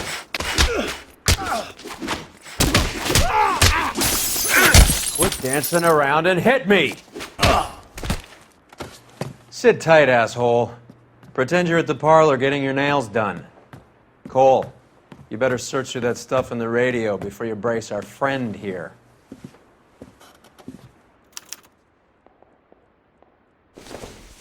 How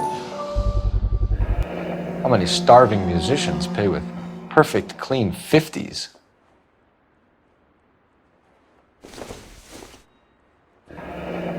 This must be how those two bums standing guard take their wages.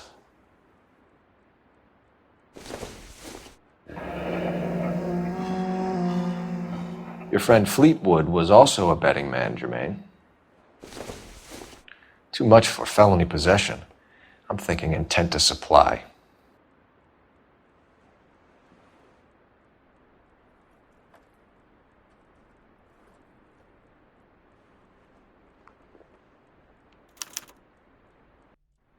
Ramez Removals. They must have taken special care delivering this for you.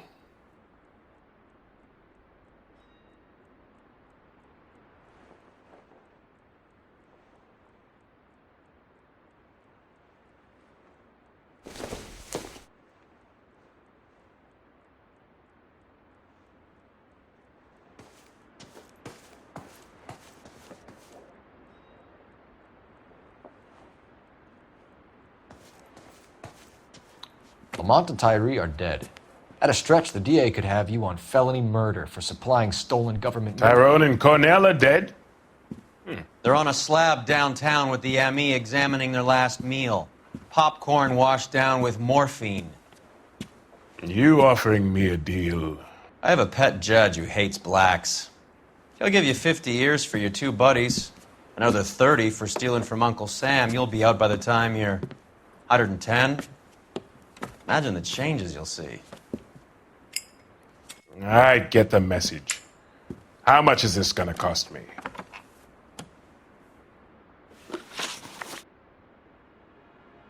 Who supplies the morphine? I don't know nothing about that. So we make you for all of it. You're the fall guy from Mickey Cohen. In case you haven't noticed, I'm a colored man. You see any Jew boys running around here? I collect my cut. Lenny the Fink controls the action. Lenny who? Lenny Finkelstein, Mickey's dipshit brother-in-law. What is the link between the morphine and the numbers slips? There is no link. You're wasting your time here. You're lying to me, Jones. Tell me about Merlin. Who? I don't know anyone named Merlin.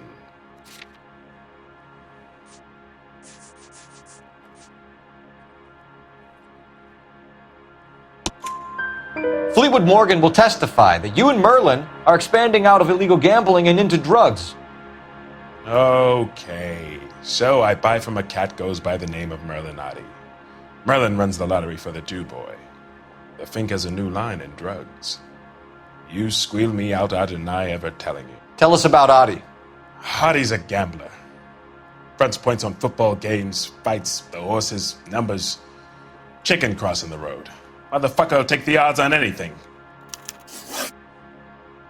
What's the score with Ramez removals? I brought a radio from there. That's all. So when we visit Ramez removals and tell them that we want a special bookcase or wardrobe to hide our dope in, they're going to be copacetic? And when we tell them their good friend Jermaine sent us and said they could do a nice deal for the LAPD. I could use an act like you two. Those fucks Abbott and Costello are on the slide.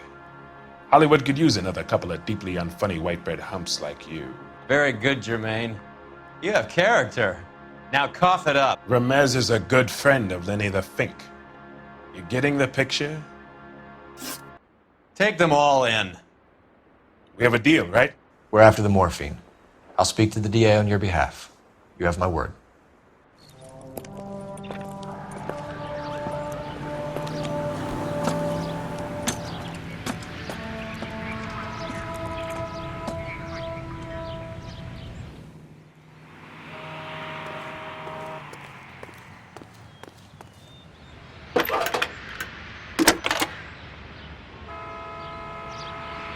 Phelps, badge 1247. How can I help, Detective? I need an address for Ramez Removals. That's Ramez, R-A-M-E-Z. Just checking. Ramez Removals, corner Sunset and Wilton. Owned by a Jose Victor Ramez. Thanks, ma'am.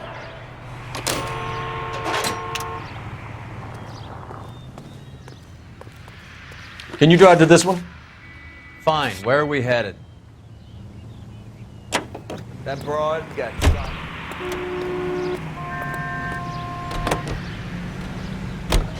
How was Hopgood doing, Roy? Who? Marlon Hopgood, your informer. He was my corroborating witness in the Bishop case. Oh, right. Marlon. You're not still sore about that, are you? You made the case without him. He was an accessory to the abuse of the girl, Roy. As long as Hollywood exists, it's going to be chewing up starry-eyed little girls. Marlon was small time. You caught the big fish. And look how much good it did your career.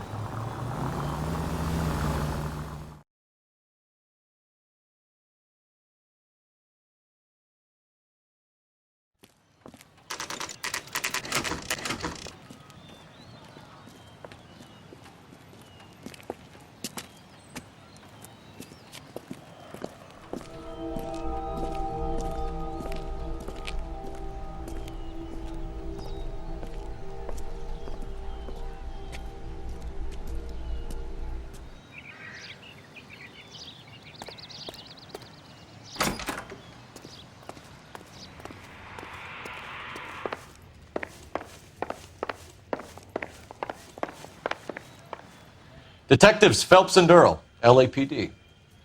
The name's Merlin Otti. I run a strictly legitimate bookmaker's detective. So that's not an illegal wire service that your colleagues are running? And the number slips that I've been picking up all morning with this address on them have nothing to do with you? I pay my kick to the WAPs, and they pay their cut to the LAPD. You can't go shaking me down. You're a loudmouth motherfucker, aren't you? Anyone ever tell you the criminals are supposed to keep their mouths shut? Stay where you are while we look around.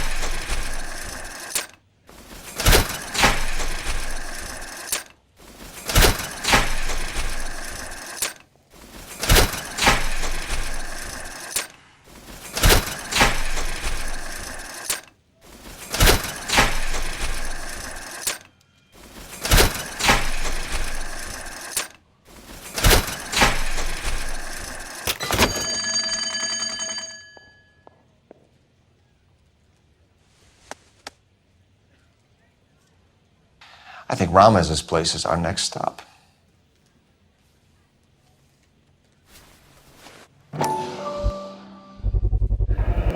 With this quantity, we're looking at a high-level trafficking charge.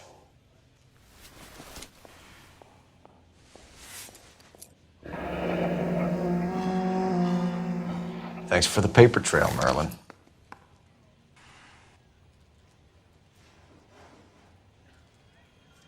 Oh, that's quite a win for a dime, Merlin. You better start talking. God damn it.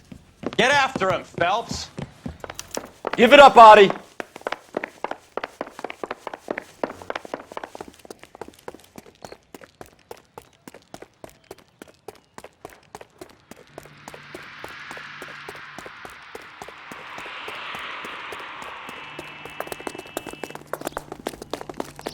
That broad has socks in his ear. Stop right there, Adi, or I will shoot.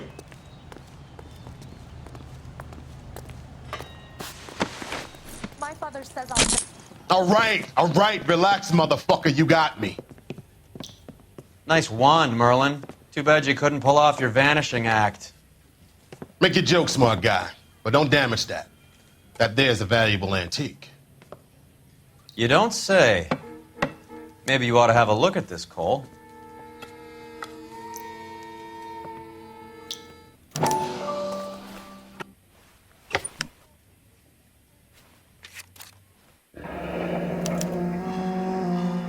Adi has Jose Ramez in his pocket. Ramez must have forgotten his lucky numbers.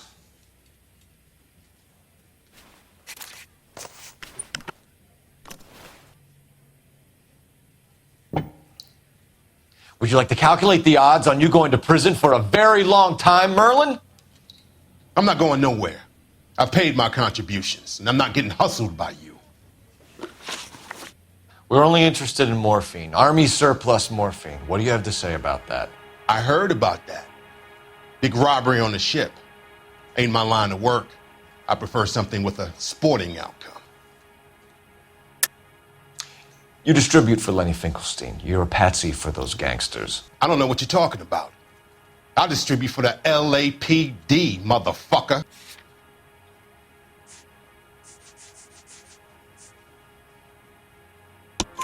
Jermaine Jones gave you up as his supplier.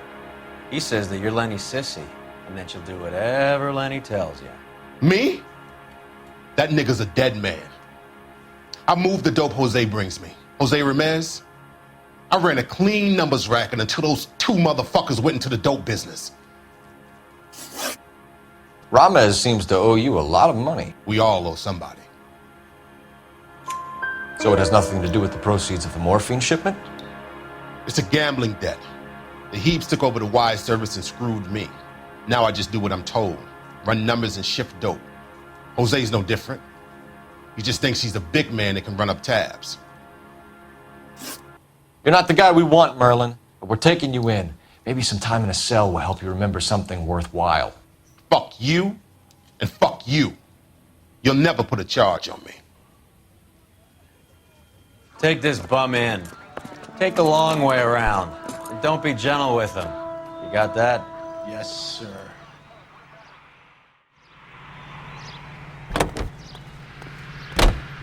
You drive. I need to go over the case notes. Do we know where we're going?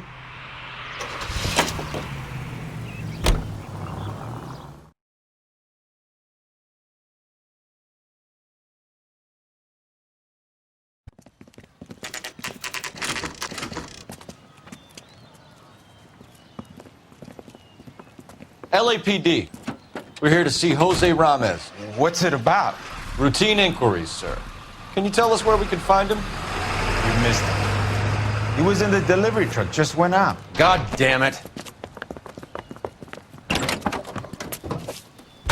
11K calling KGPL. Go ahead, 11K. 11K requesting assistance in pursuit of narcotic suspects aboard a GM delivery truck. Commercial license David Charles 457. Roger, 11K. Hit him, Cole. Spin him out. What does this lunatic think he's doing? We're not playing around here. Take this clown off the road. Here comes the cavalry. Hit him. Clear this asshole off the road. I'll try for the tires. Keep your foot down. Holy shit, that was close. Step on it, huh? Just get me a little closer. Get in close and steer him off the tar. He's going left onto Hollywood. Get alongside him and take him out.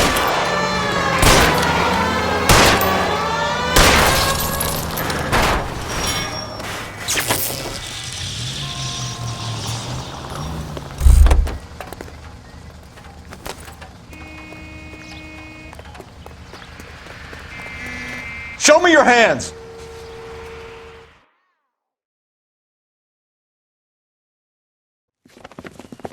Jose Ramos, you're being arrested on suspicion of supplying illegal drugs, resisting arrest, and for malicious damage to LAPD property. Hey, hold your horses.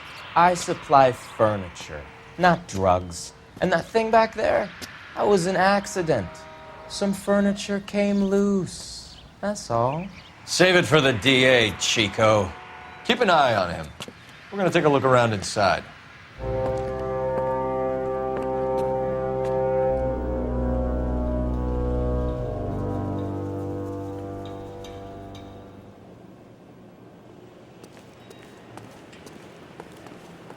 What's with the puddle? Where's that trail of water coming from, Cole?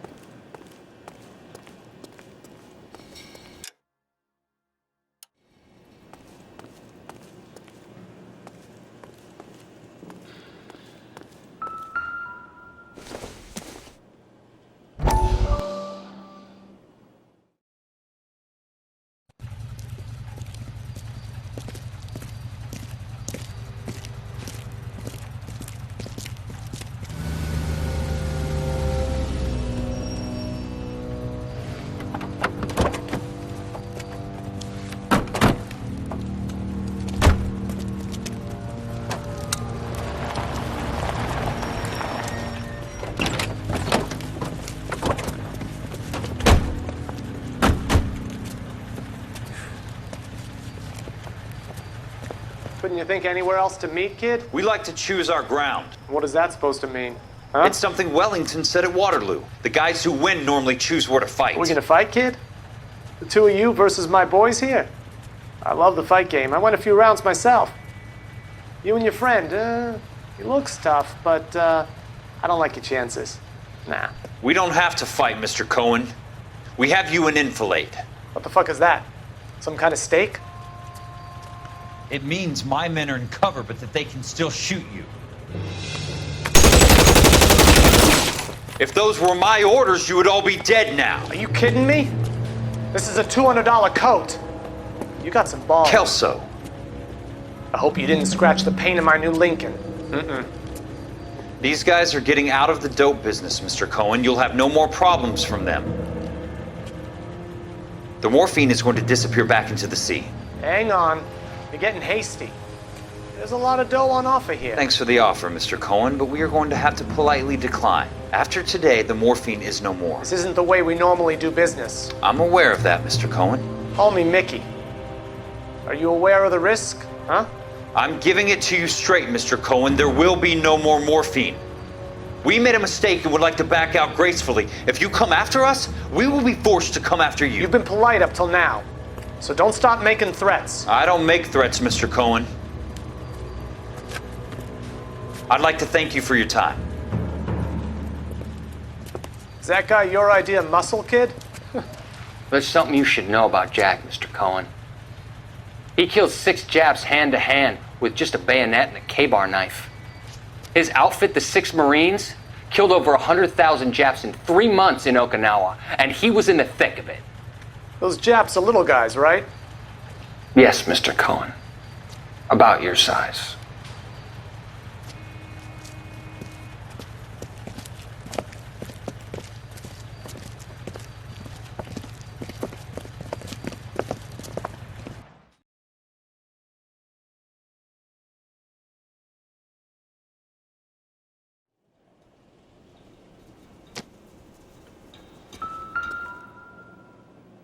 Where's he been delivering? And who's been delivering here? Any repeat business in the ledger, Cole?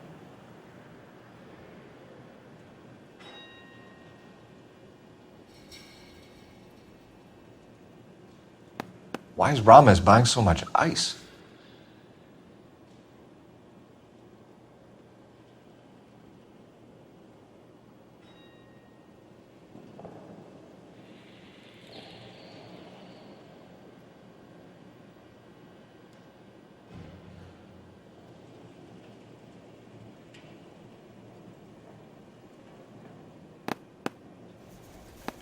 Merlinati is buying a lot of furniture.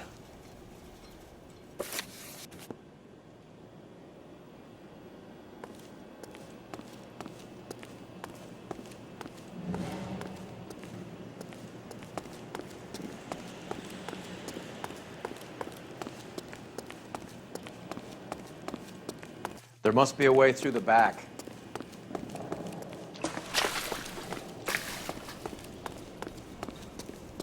Welcome to Furniture Village, where taste comes to die.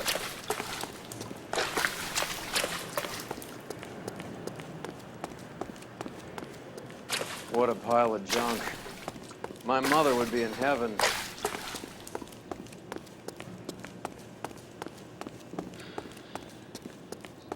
I bet this is the kind of crap you love, Cole. 20 years out of fashion.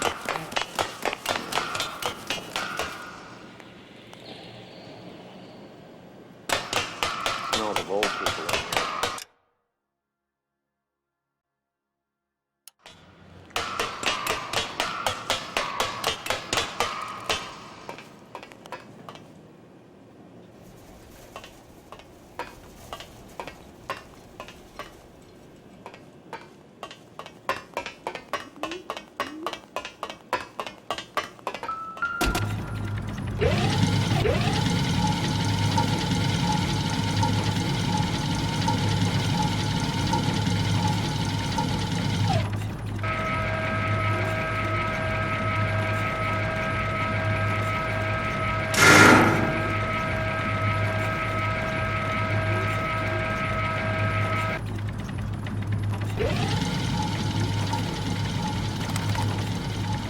Get down here. There's a cold room in the back.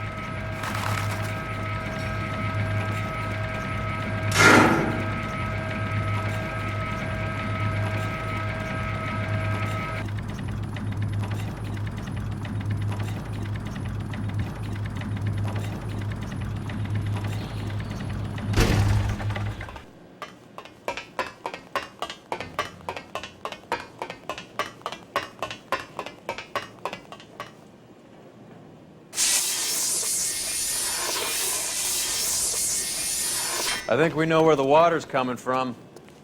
You're gonna want to see this.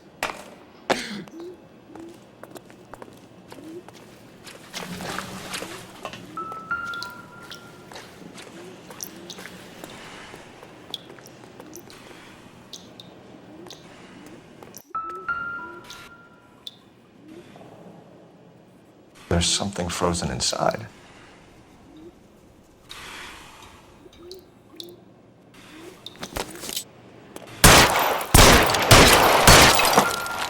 Well, I'll be damned.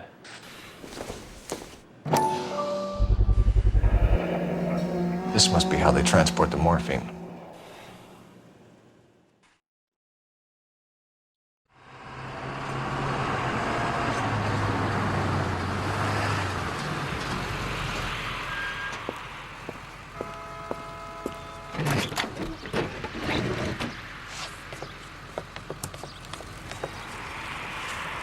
LAPD, leave it right there.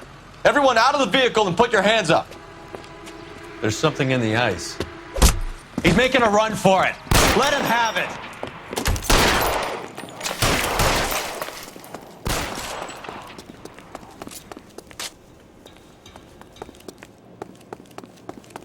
Show me your face, motherfucker!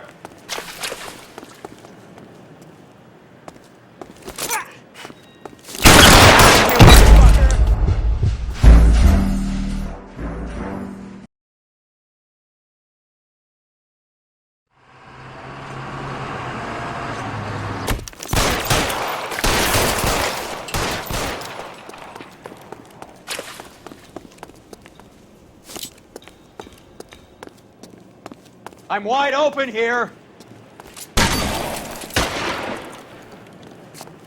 Show me your face, motherfucker! Catch this, you asshole!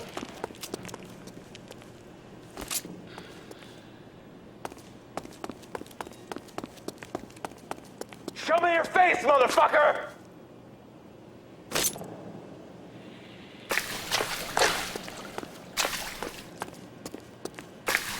Show me your face, motherfucker!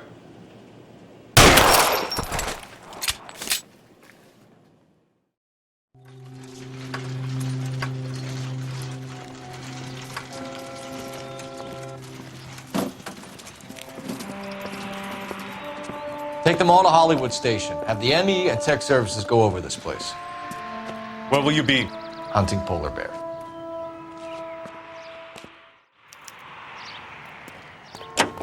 You're behind the wheel. All right, where to?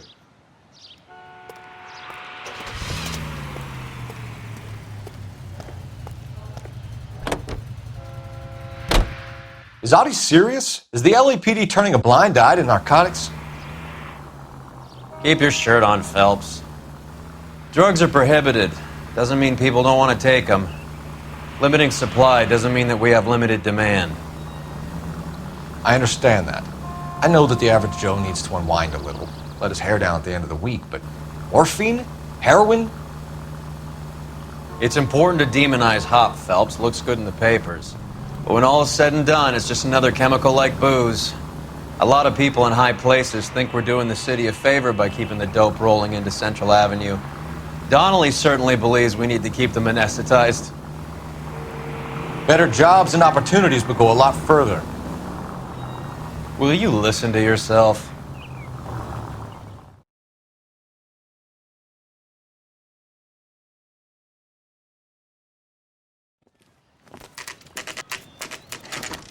Factory is closed. Has been for years. Not much call for ice anymore with all those newfangled refrigerators. Save it for someone who wants to hear it. How many janitors carry a gat? That's one way of announcing we're here.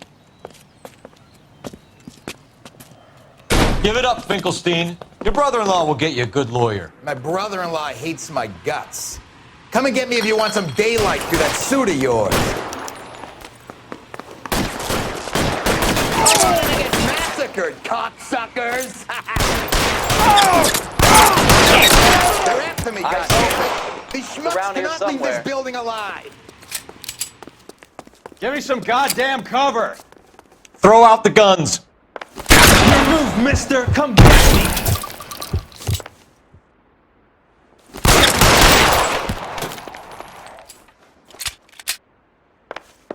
What the hell is the matter? Clear me some Can someone space please here! just kill these assholes already? There he is! Blast him! Stay down!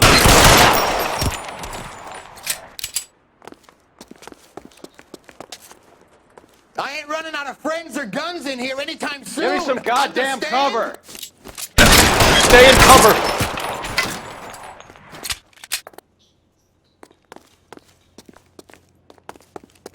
I'm wide open here! Find some cover! You're pretty brave for a dead man. Clear me some space here!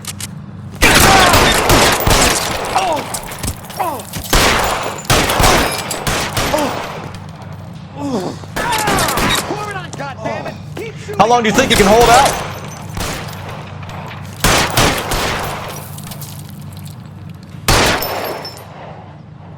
You're clear, go! Weapons on the ground, now! Let's see if I can. I walk! Give me some goddamn cover! Stay in cover! Catch this, asshole!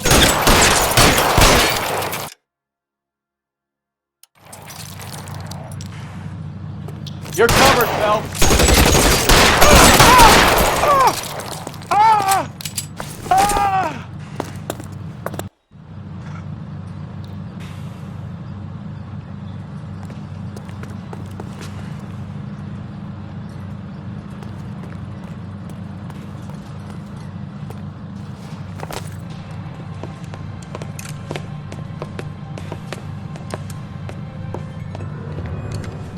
They're all dead, Finkelstein. Leave the weapon and put your hands up now. Put my hands up. Sure. Then what? Cop to peddling the dope? Cut a deal? Ship me off to the queue? As soon as I get locked up, some old friend puts an ice pick above my ear? No thanks. Only one other way out, shitheel. So it comes down to...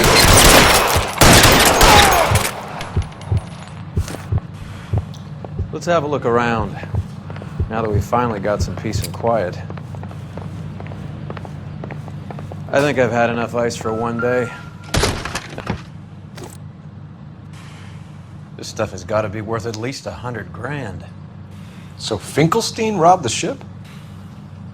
My guess is Lenny took it off their hands. This is big. This is gonna make the papers, Phelps. As senior investigator, I'll do the talking.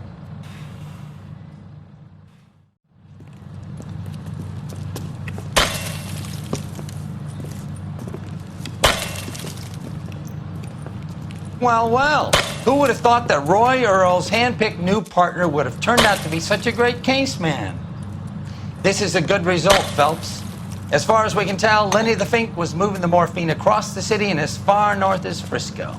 This makes the feds very happy, and it makes Mickey Cohen look bad. I won't lie to you, kid.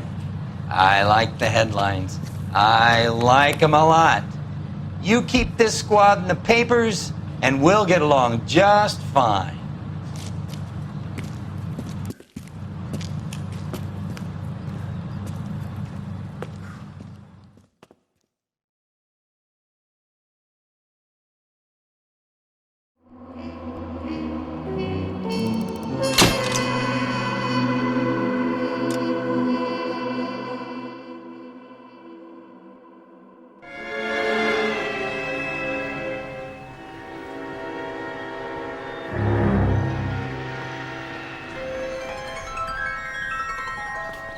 You know a Freddie Calhoun? Sure, I know Freddie Freddie. needs money to get out of town. Says he's prepared to blow the whistle on a primo reefer distribution ring. Says he Has he said how much it's gonna cost? $50. And the department will front me the 50? You can put in an expense claim. He's over at Mike Lyman's on Hollywood Boulevard. See what you can find out.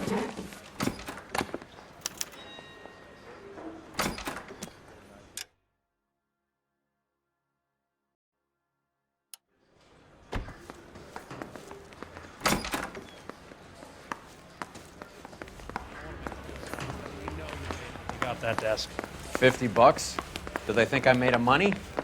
No, you just look like you're made of money. Oh, very good. The kid's on form. I'd say on a scale of dull to scintillating, you're a solid tedious today, which you can be pleased with. Do you ever listen to yourself? I don't have the same voices in my head as you do, Cole. He's the cop that arrested that movie producer.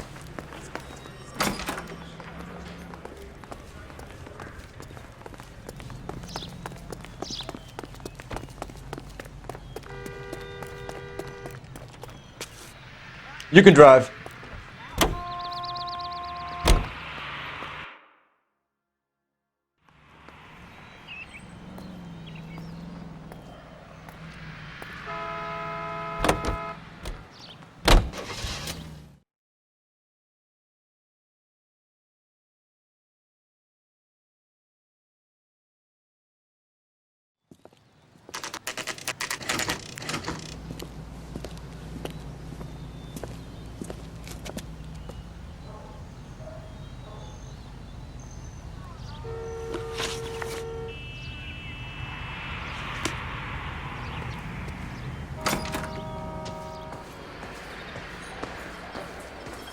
There's a little sneak. That's him in the back, Cole. Food wasn't great. Freddie, you're looking good. You're gonna help me, right? That's what I'm here for. You got the money? The 20? Sure, right here. 20? I said... You want the money or the alternative? Tell us about the reefer, Freddie. Lucy, Another good Samaritan. Answer the question. grass comes from Tijuana. They bring in 50 pounds a week. 50 pounds? Are you hallucinating, Freddie?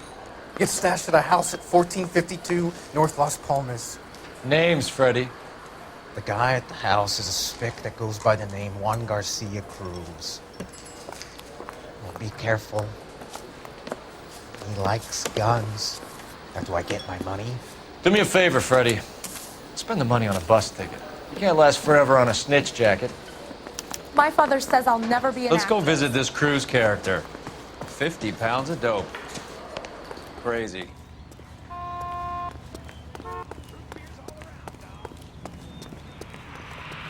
Can you drive to this one?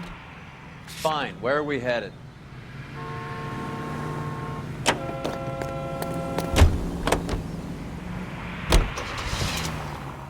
You believe his story? Sure. A hophead like Freddy would raffle his sister for his next score.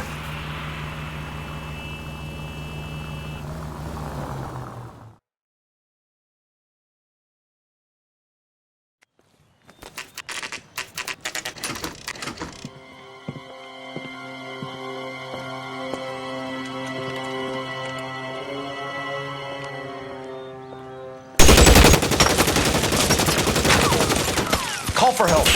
I'll try and find a way in.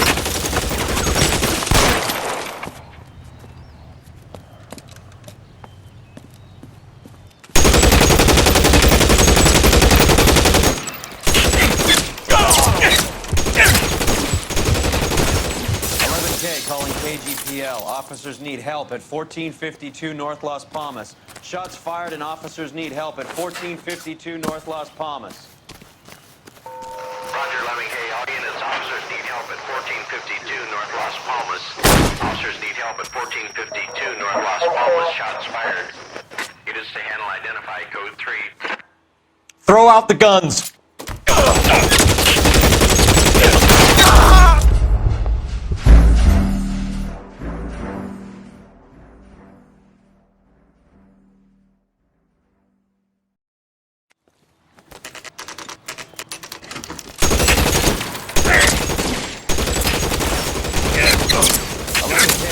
KGPL. Officers need help at 1452 North Las Palmas.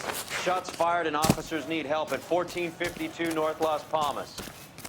Roger, 11K. All units, officers need help at 1452 North Las Palmas. Officers need help at 1452 North Las Palmas. Shots fired.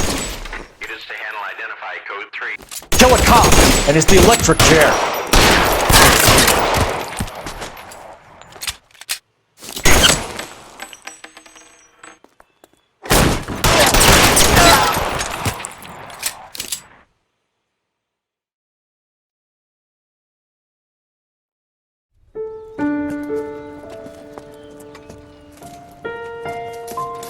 I'll ask you politely to move on. Next time I won't be so nice.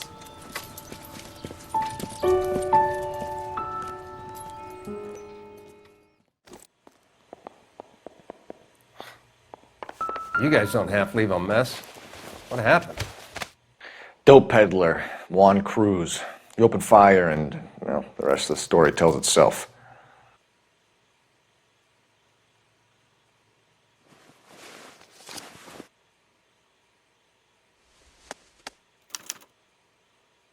Juan Garcia Cruz. This is his address, but this place looks like a front.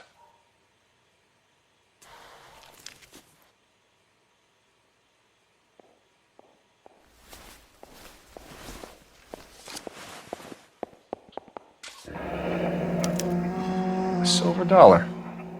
I thought they took these things out of circulation.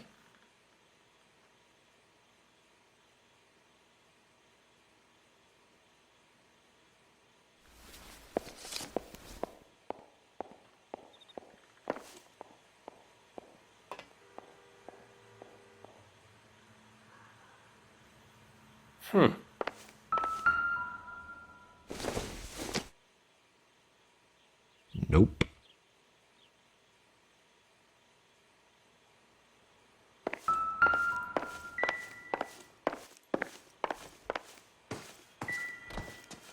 Not now, Phelps.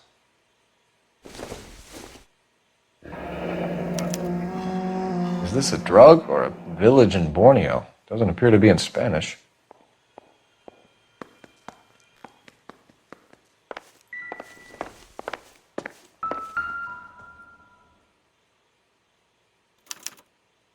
Doesn't anyone eat regular meals anymore? Junkies feeding on popcorn and grasshoppers living on soup.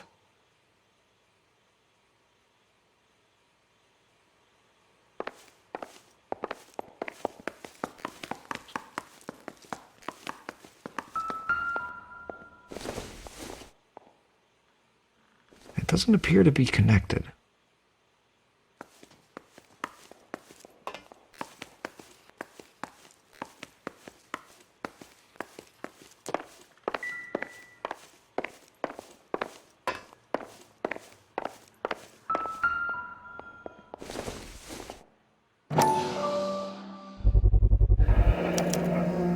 Maybe these are the guys keeping Juan so well stocked with soup.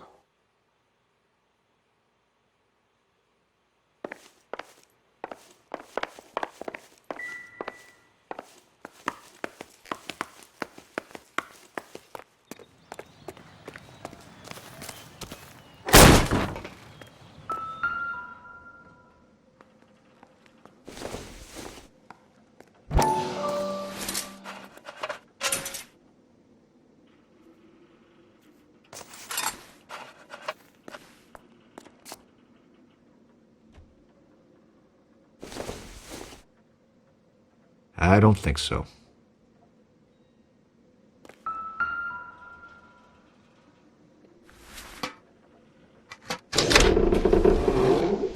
Now we're getting somewhere.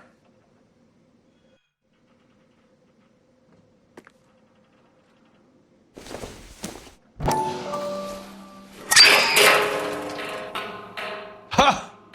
Phelps, you jump like a girl.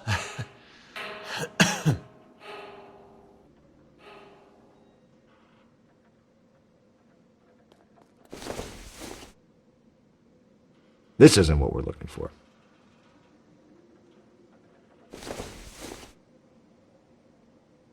Doesn't tell me anything.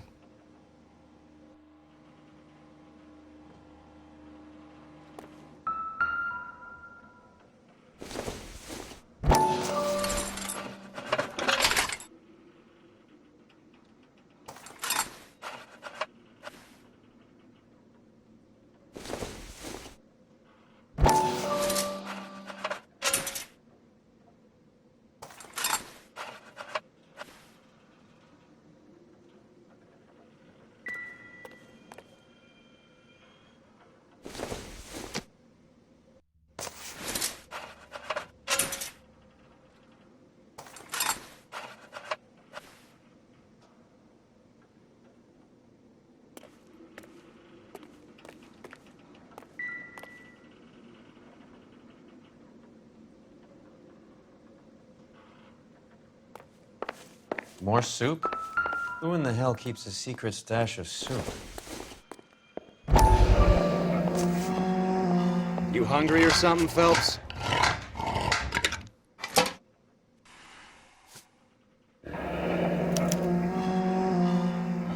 I'd say that's pretty good value for 12 cents. Factory sealed. Someone at the cannery has a lot of explaining to do.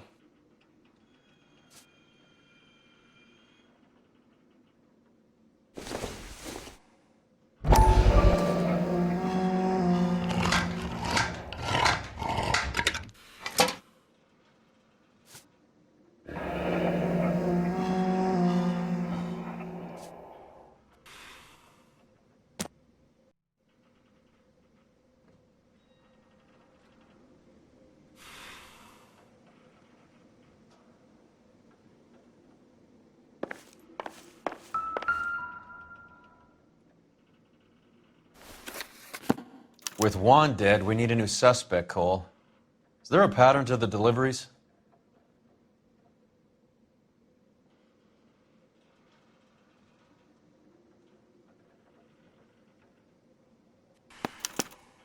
This guy EJ seems to be bringing in most of the serious weight. The dates and times seem pretty regular. We should notify the border crossing. Those fuckers are probably in on it. Let's wait and see how this plays out.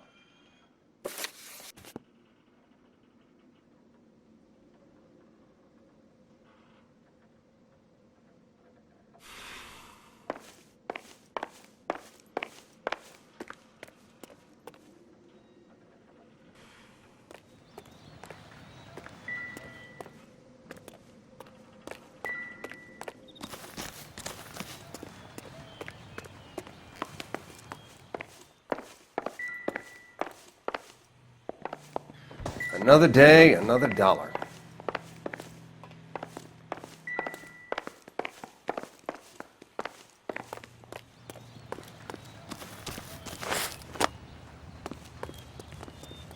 You know the way. You can drive. Where are we going?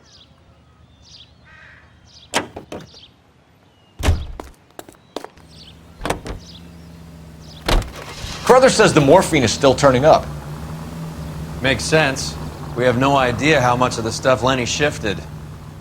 There's been no comeback from Cohen as yet. Maybe Confidential Magazine is right, and Bugsy is on the slide. You read that stuff? I wouldn't say it to his face if I was you. That is one hot-tempered son of a bitch.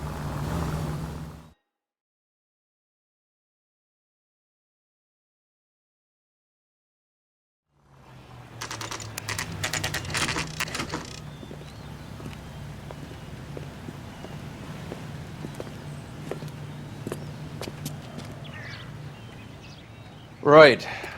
Let's see if we can find out who's been over-seasoning the soup in this place.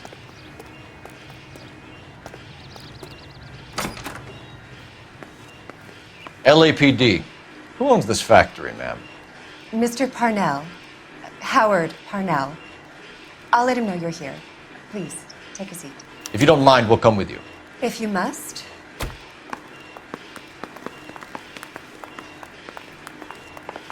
You just wanted to follow her, didn't you? You sly dog. I must apologize for my partner's roving eye. He hates saying goodbye, but he loves watching them leave.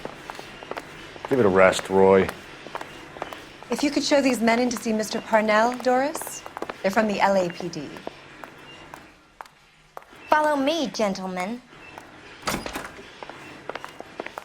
What is going on? LAPD, sit tight, fatso. You could be in very serious trouble. There's no reason to be rude. Take a seat, gentlemen. I'm sure we can sort this all out. Maybe you can explain why we found $5 bags of marijuana in sealed Parnell soup cans. That's an outrageous allegation. How do you explain it, Chubby? We found at least 30 cans, all sealed up tight with your label on them. Can I get a list of your employees? Of course. We have nothing to hide. Doris, can you bring me in the current employee listing? Here it is, Mr. Parnell. On the desk, please.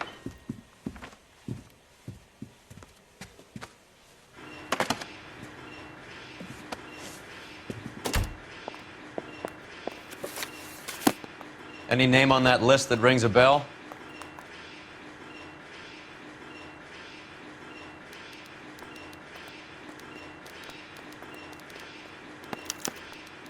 This is familiar. 1452 North Las Palmas. A Jorge Garcia Cruz.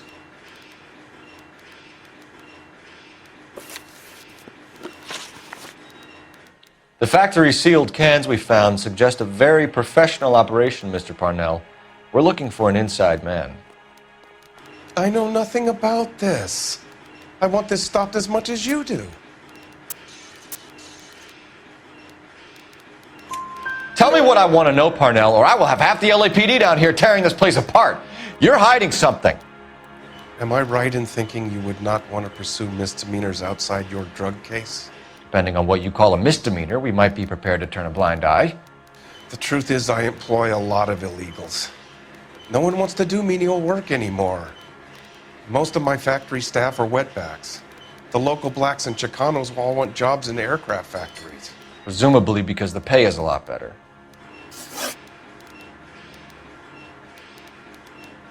How are your sales, Mr. Parnell? Just fine and dandy, son. We're entering a new era of prosperity. I hope you're both big soup eaters.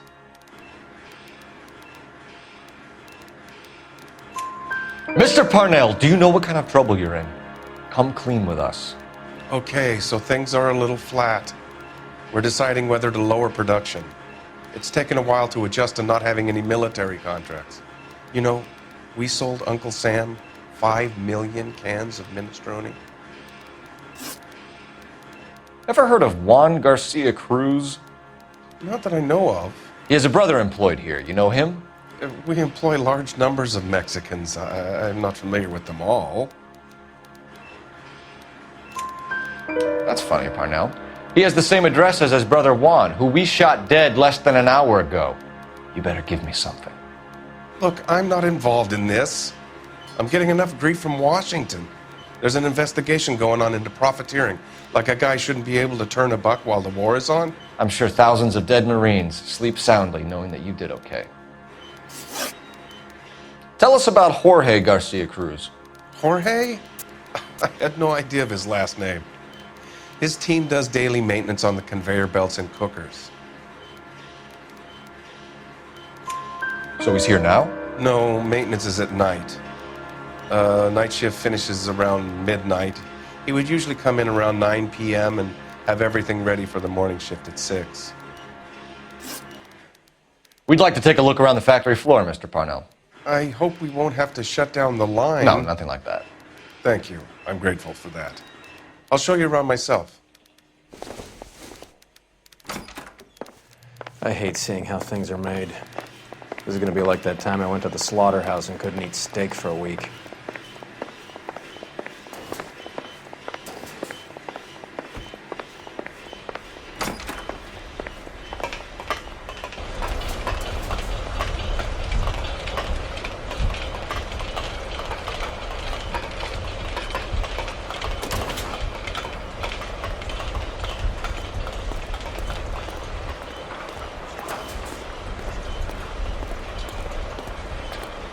This is where the produce comes in.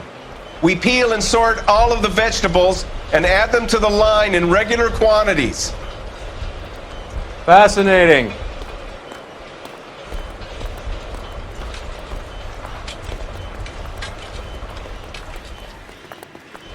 Why don't you keep quiet? Might learn something. Oh, good God. This really is turning into some nightmare school trip flashback.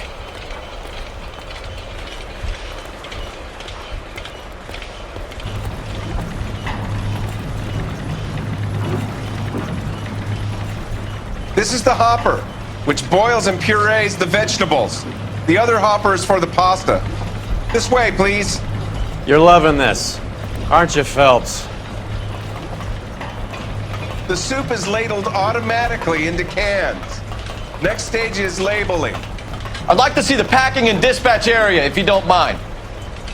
Sure. It's over here. Follow me.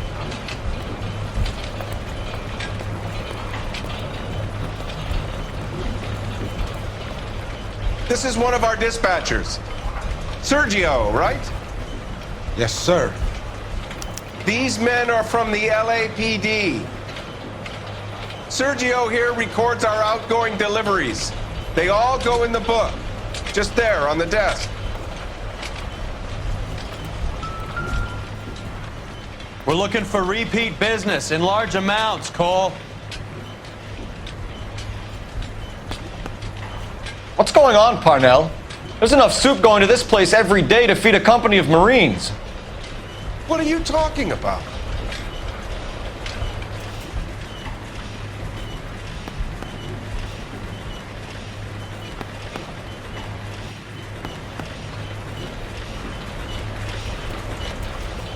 Can I have a look at that coin? Sure, why not? Silver dollar, right? Yeah, that's right. The markings on it say it's been taken out of circulation. Maybe. I'm not trying to buy anything with it. I like it. Brings me luck.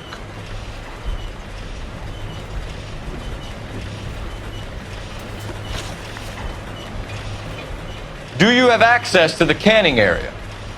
I do. But I keep to my station. Loading and unloading. Don't care much for soup. Sergio, if you don't give me something, I'm gonna go to Immigration Services and have you deported. I get a shipment once every 2 weeks. Ernesto does the driving. I don't know his full name. Gets delivered here at night, or he gets it canned up. From here, it gets sent all over the country. What do you know about the 20th century market? Nada. I get the orders from upstairs. I send the goods where I'm told. And you don't know Juan Garcia Cruz? No, not me. You're a liar, Sergio. You're in it, and I'm gonna break you for it. You're loco, Placa. I got nothing to do with Juan Garcia.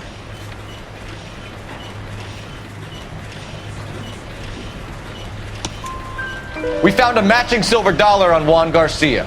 What are the odds of that, Sergio? Juan and Jorge aren't brothers. They're cousins. They work for some evil gabacho. The guy is an aberration. He gives out the silver dollars. Jorge gets me a list of deliveries every morning. 20th Century is always on there. You keep your mouth shut for today and I don't take you in. Do we have a deal? Do I have a choice? Is that a serious question? That's it for now, Sergio. If we need to speak to you again, we'll put in a call to Mr. Parnell. If you have to, I guess. We will be in touch, Mr. Parnell. It is imperative that things appear as normal here. Keep an eye on Sergio in case he gets tempted to blow the whistle. Thanks. I'll do that. You're going to overlook my little immigration problem, aren't you? Cheer up, fatso. We're gonna let you go on squeezing these poor saps a little while longer. Well, until some commie union types infiltrate this place.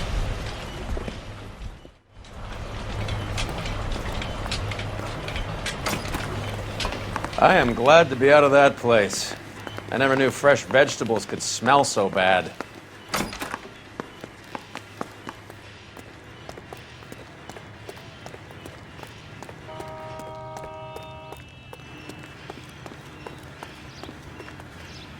You're behind the wheel. Fine, where are we headed?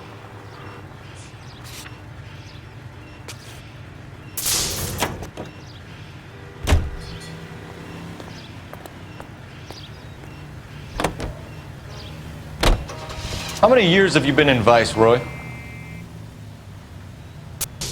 More years than I want to own up to, Phelps. You have any idea who Rojas was talking about? The gringo runs the operation? Could be anybody. You don't expect those morons to be running the show, do you? If you asked Rojas how much a silver dollar was worth, he'd probably say 50 cents.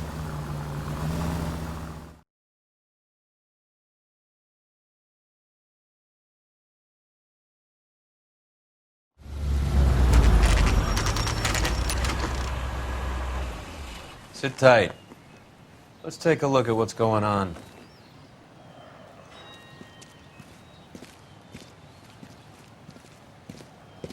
Either these customers are serious soup lovers, or I think we found our middleman. Car 11 King to KGPL. Car 11 King, go ahead. I'm requesting assistance in a B-Wagon at 20th Century Markets, 1558 North Highland. Numerous narcotic suspects. Code 2 only, no sirens. 11K, roger. Okay. Cavalry should be here any minute.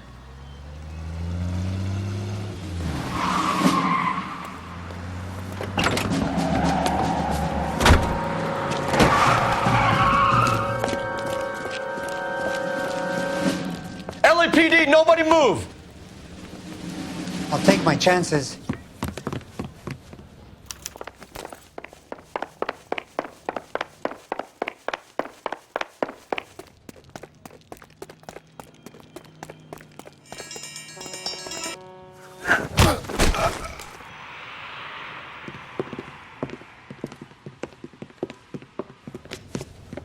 Whatever you're carrying, hand it over.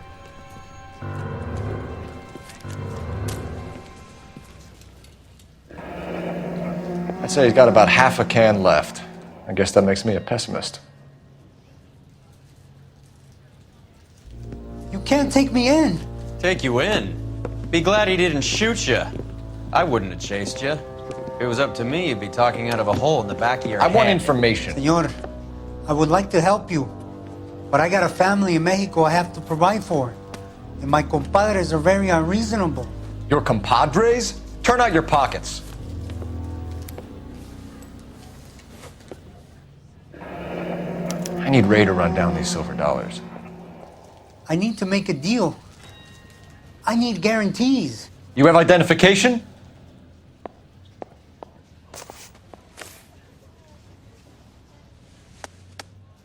Sanchez Erto, Mexican, Tijuana address.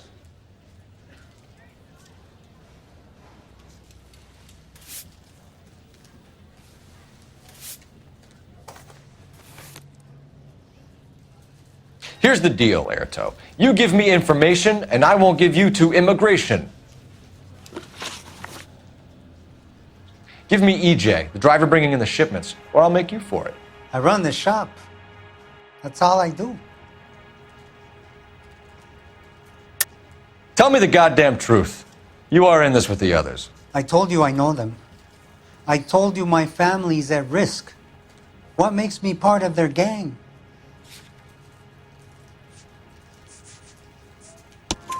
You have a silver dollar, Erto, just like Juan. I'm sure Ernesto and the rest have them as well. The silver dollars are his mark. Whose? Give me a name. None of us are allowed to see him. His creatures carry his orders to us. If I gave you his name, I would be buried alongside my wife and children. If you don't give us something, you will rot in jail while your family starves on the street. Ernesto Juarez, tonight at 1 a.m. He's bringing the truck into the soup factory. Please help me, sir. Ernesto can be very cruel. Tell me about the soup cans. The soup is very popular, as you can see. It's real funny, wise guy. You want to try saying that again with no teeth? I get a delivery at 7:30 every other day from the factory. Jorge organizes everything.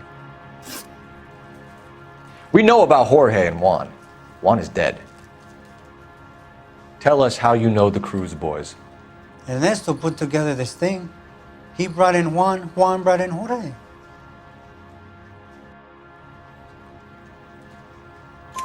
Continue. I was already here. Ernesto knows I'm illegal, so he threatened to report me if I didn't help.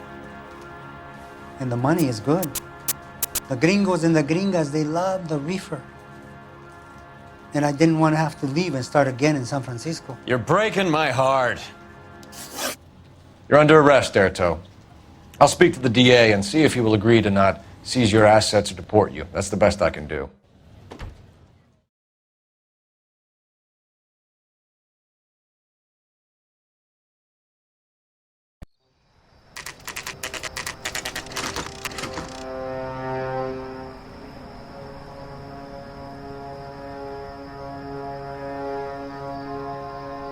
Freddie said they were moving 50 pounds a week. That's a lot of soup cans. I think this is an interstate operation. Moving dope around the country to selected grasshoppers. Local weed gets distributed in the usual way, through Pachuco street punks. Someone must know something about this drug baron character. Here they come.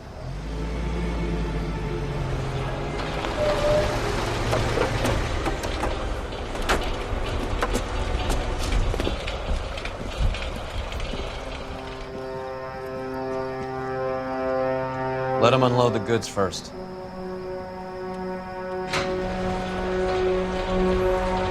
Now? Let's get them.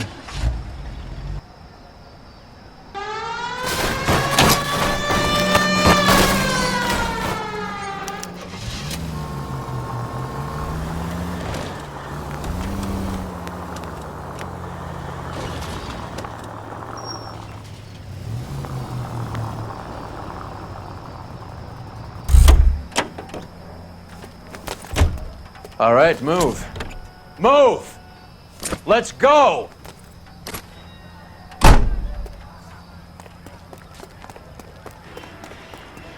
Everyone into position. Got your back. LAPD, put your hands where we can see them. Go, Phelps. Get in there.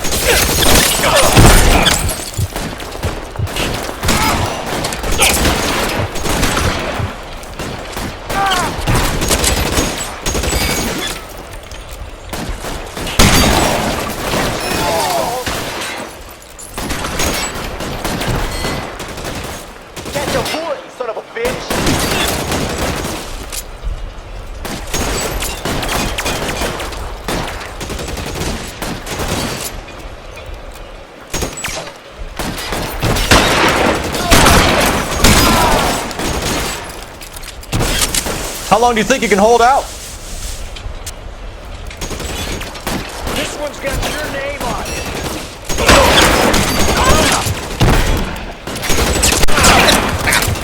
Fucker.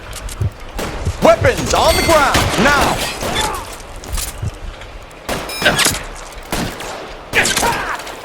Long time to run out of...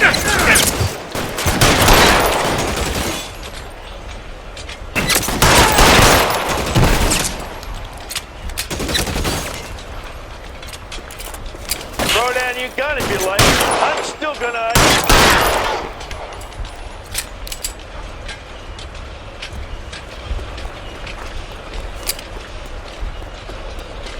Catch a board, you son of a bitch!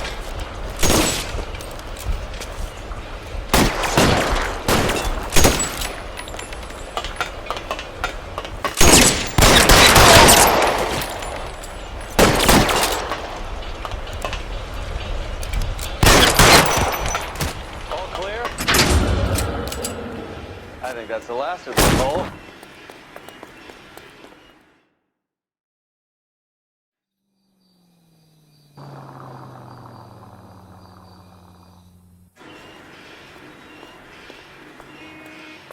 Detectives, found something here you probably want to see.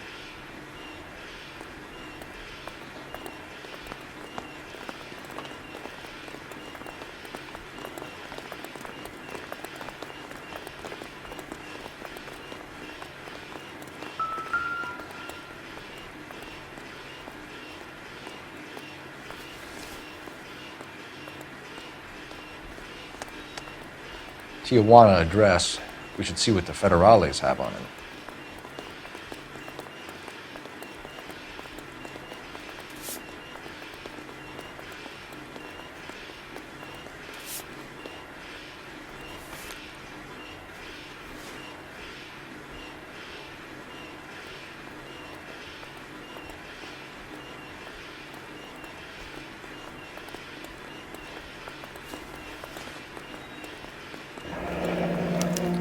$1 per dead man. Doesn't seem like much for a human life.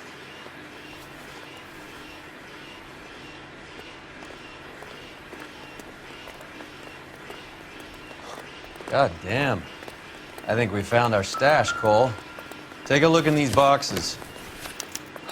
At the very minimum, another 50 pounds. Detectives, I think we got the guy. Does the name Cruz mean something to you? It certainly does.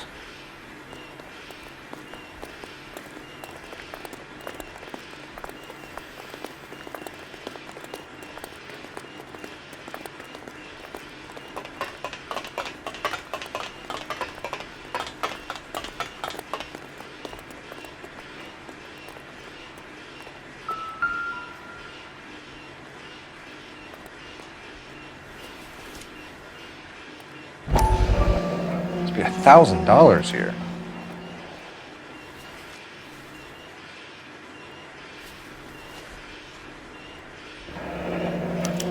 Yet another silver dollar. Phelps, Earl, looks like quite a bloodbath. What was this all about? Drugs and money. What else? Speaking of money, where did that roll go? I picked it up for safekeeping. The department owes me 50. Ray, I have another 2 coins for you. Great. I've got something to show you. It's all set up on the table over here. There. Take a look at these coins you've been collecting. There are letters cut into each coin, along with not legal tender. What does it mean? Those are Morgan silver dollars from the 20s. They were removed from circulation and sent for disposal. A number of smelters around the country had the contract. Look at them together. Can you work out what it says?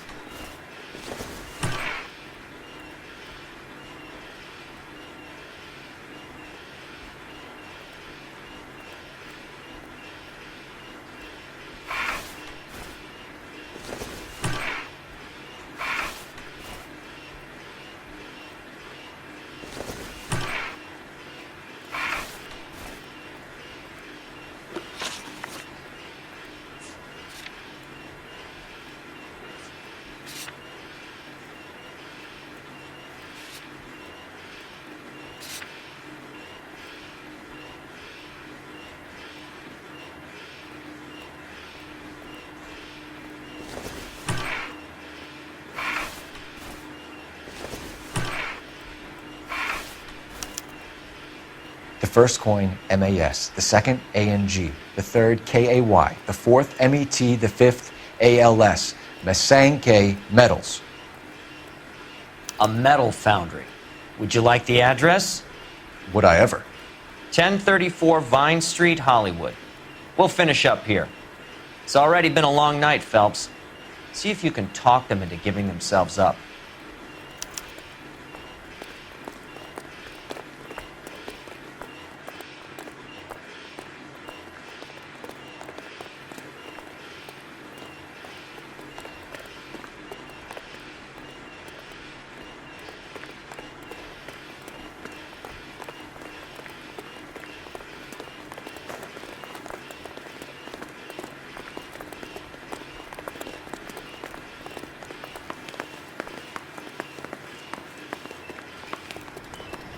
You drive. I need to go over the case notes. Do we know where we're going?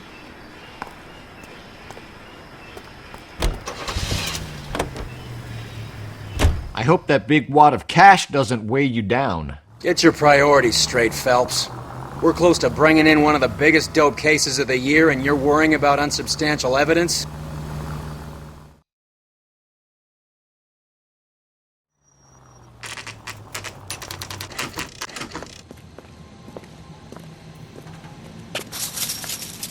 Locked. We need another way in.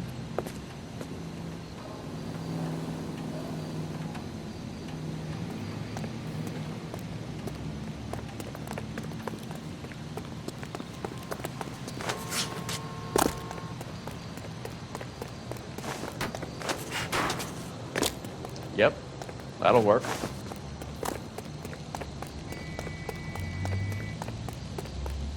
Full house. Cover the back door, Roy. God damn it! You win one more hand, Andy. I'm taking my money and going home. And fuck whose turn it is to mind shop. Hey, what can I say? I got lucky. Hey, who the fuck is that? Find some cover!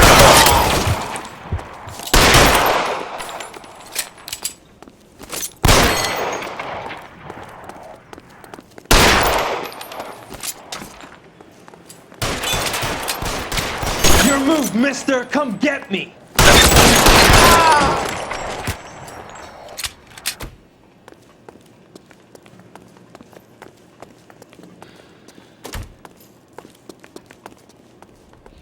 You okay?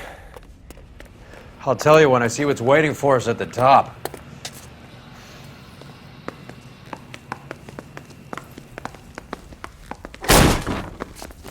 Stay down!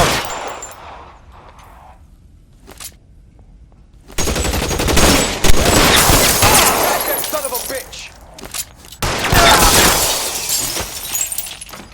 You're surrounded! And your buddies are dead!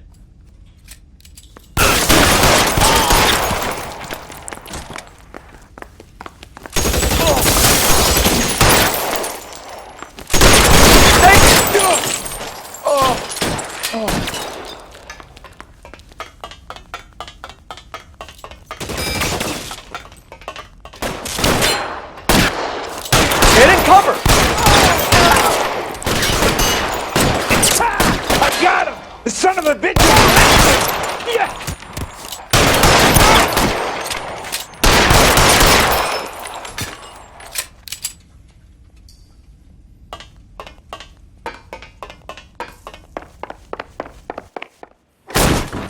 LAPD, hands up!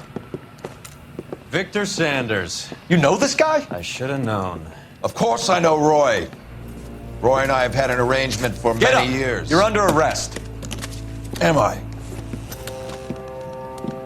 We have a mountain of prima facie evidence, as well as the testimony. You'd be surprised how things have a habit of sorting themselves out. Evidence disappearing. Witnesses that can't be found. Policemen that forget. The impossible becomes probable when you have a client list like mine. Shut your mouth! Turn around and put your hands behind your back.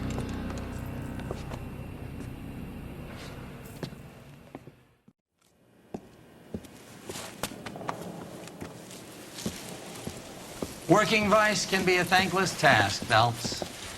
But on behalf of the brass and the moms and dads and the concerned citizens, I'd like to commend you and your partner for smashing this dope ring. Reefer is almost as big a threat to the children of this city as communism. What about Sanders, Lieutenant? Leave Sanders to me, Phelps. The chief will be looking after that one personally. He will be brought to trial. Phelps, we are celebrating your success. Don't push your luck. Sanders is no longer your problem.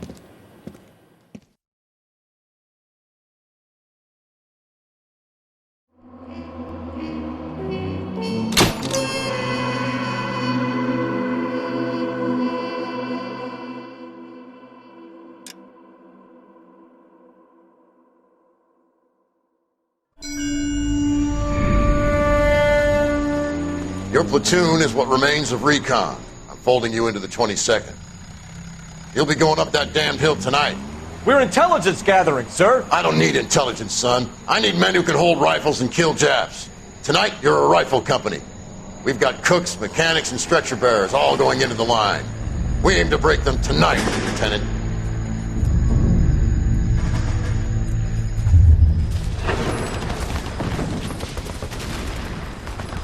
Good to see you, Hank. You too, Cole. How's your war? Not quite what I expected. As long as I live, I will never get over that sound. Hey, who's that medic? He'll be killed going out there. It's Sheldon, the guy from the Osakawa Bridge. That guy's got no fear.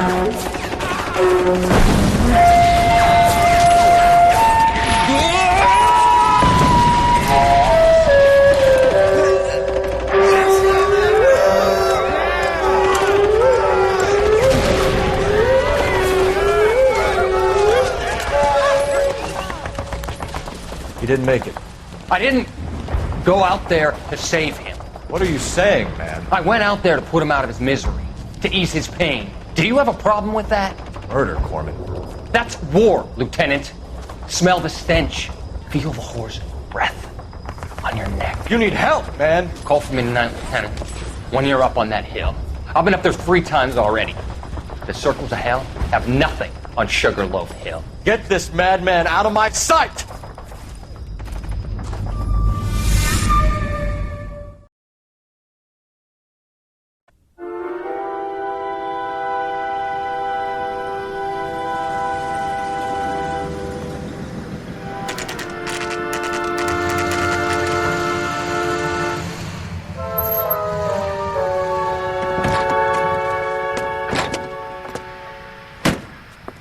You like the fight game, Phelps?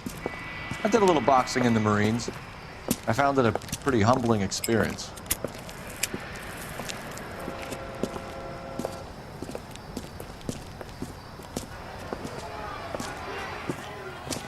Fix you a sandwich, buddy? Corned beef and egg salad, 12 cents. Bologna and ham and cheese, 10. It's strictly a mug's game. You'll like this fight, though. A plucky limey's about to take a beating from an up-and-coming Negro. You sound pretty sure about the result. I ought to be. I got $50 on the black kid.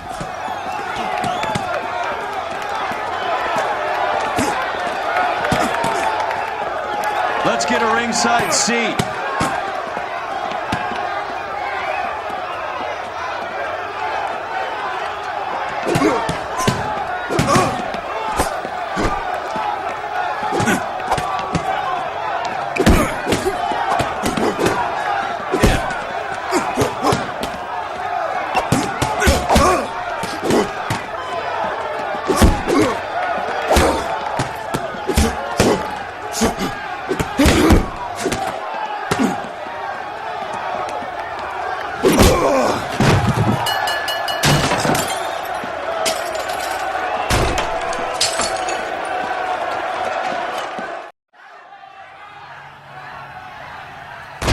That son of a bitch Hammond made a run for his dressing room.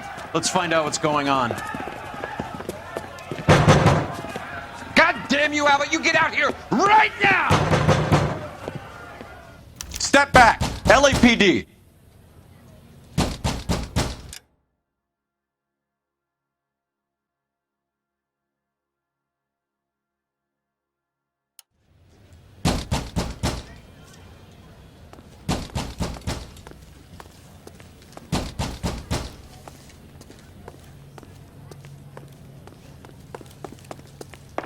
What's going on? That son of a bitch Hammond has jammed the door. And who are you? Carlo Arcaro. I'm his manager. I'm his trainer. Interesting attitude to have towards a victorious athlete. Victorious? We had an arrangement. We had a goddamn arrangement! That limey bastard was paid to take a nap. He reneged. And you were out of pocket? Damn right. Me and a couple hundred other people. Stand aside.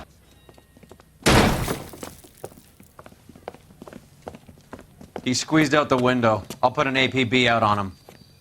Why would we do that? He won the fight fair and square. To prevent him from getting clipped. He was paid to flop. There was big money riding on this So are we fight. here because you lost money, or because we're investigating a prize-fighting racket? Very funny. Look around and see what you can find. Which is Hammond's locker? Over by the pinboard, second from the end.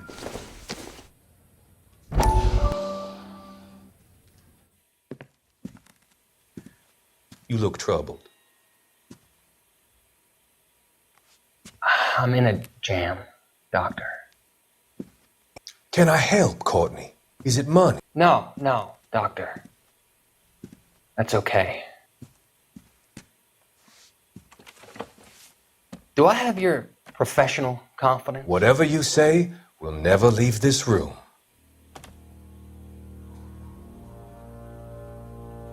I talked some of the guys in my old unit into doing something, and it's gone wrong. I guess I did it for the wrong reasons, for short-term gain. We came home from China on the Cool Ridge. The morphine robbery. That was us. I thought I could get the guys a fair share. Some sort of benefit for the sacrifices that they made in the war. Those guys deserve it, Doctor. Oh, I'm sure they do, Courtney. But the deserving aren't always rewarded. Tell me about it, Doc. We shifted our stuff onto this mob-connected guy, and it's been turning up all over town. It wasn't meant to be like this. The presumption was rather naive, Courtney. I know that now, Doctor. But people are dying. Might I venture a few questions? Sure. Do your underworld contacts have all the morphine? No, they don't. We doled it out, hoping we could control it. Are they pressing you for further allocation? That's the polite way of putting it, Doctor. I may be able to help you, Courtney. Thanks, Doc. It helps just to talk about it. I mean, I have a solution that will help you financially and salve your conscience. I'm all ears, Doctor. I will transact to take all the narcotic off your hands, and you can rest assured that it will all be medically administered. I will use the funds that I no longer require for the purchase of medication and invest them in housing developments. Housing? The developments in question are housing projects for former servicemen. Your return will come from the sale of the properties, and your investment will benefit those that you care for most. Does this arrangement meet with your approval? You're a magician, Doctor.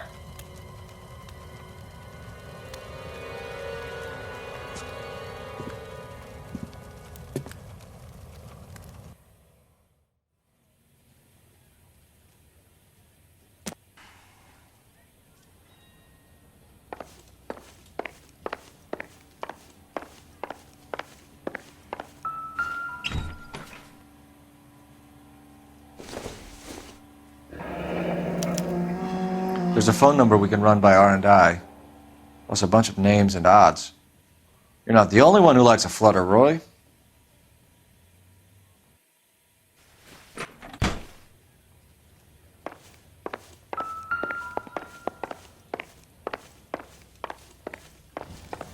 You better find that cocksucker and you bring him to me. I feel bad too, Mickey. He guaranteed me he would take the flop. I guarantee that you will be fish food if you don't bring me...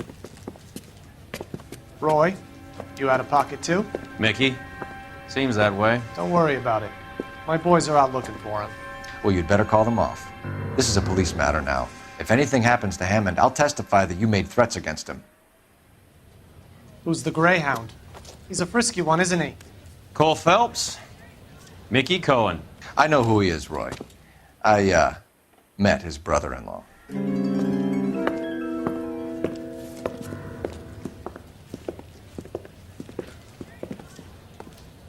I think you had the mixture pretty scared back there.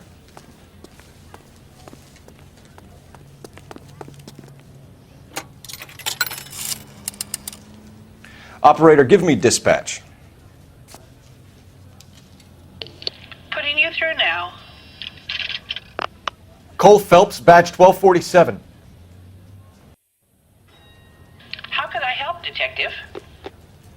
I need an address for the following phone number. AL345. The address for the phone number is the Hotel El Mar, 6294 Leland Way, Hollywood. Thanks. You know the place? Flop house. Quarter a night, no questions asked.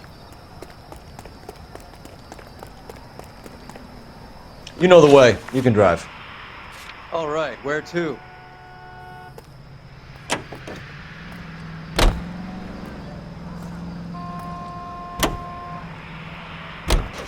You seem to have a pretty cozy relationship with Cohen and Stompanato.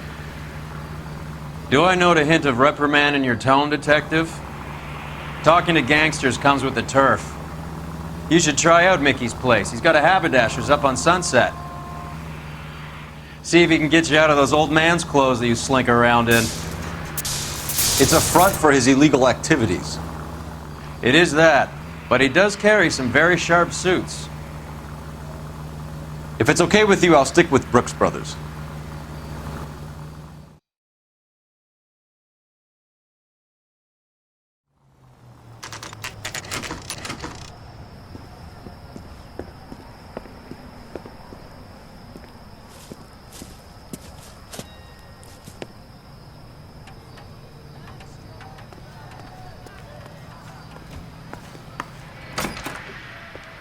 Yeah, what do you want? LAPD. We're making inquiries into the whereabouts of an Albert Hammond. No one here by that name. You sure?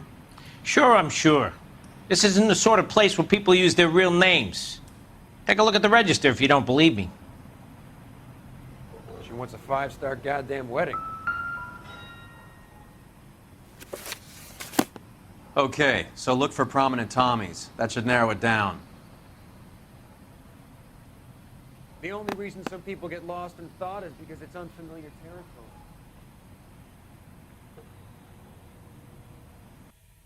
I saved a whole year for that car! Winston Churchill. A very patriotic Englishman is staying in room 207. The old bulldog. Even at a flop house, Adley can't get out from his shadow.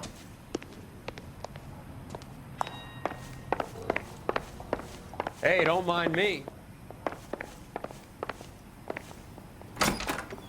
Hey, buddy. Door's unlocked. Looks like he's had a broad up here. He must be heading home. You know, I hope he makes it. That crooked son of a bitch? No chance.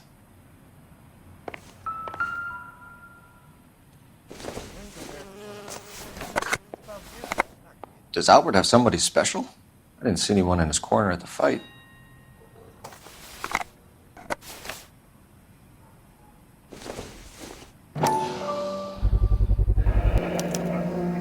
I guess a fighter has plenty of time on his hands between bouts.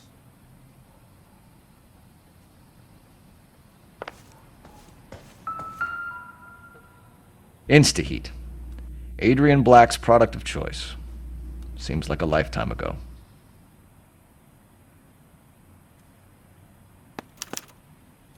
Candy has expensive taste. Albert has his work cut out for him. Who's Candy? Candy Edwards, the lady who filled out this coupon.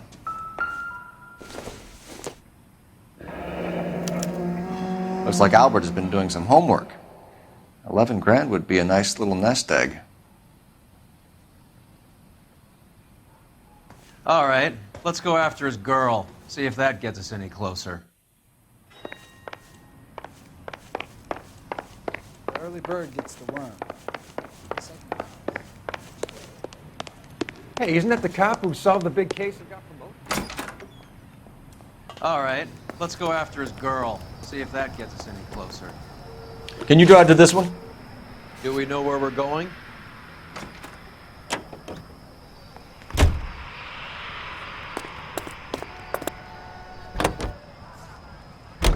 So, you boxed in the Marines? We all did.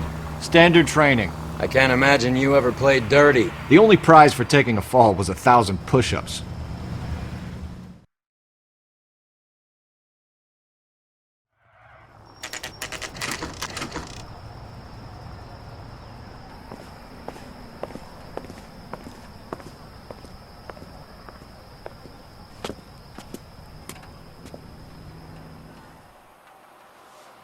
We need to know which room is Candy's.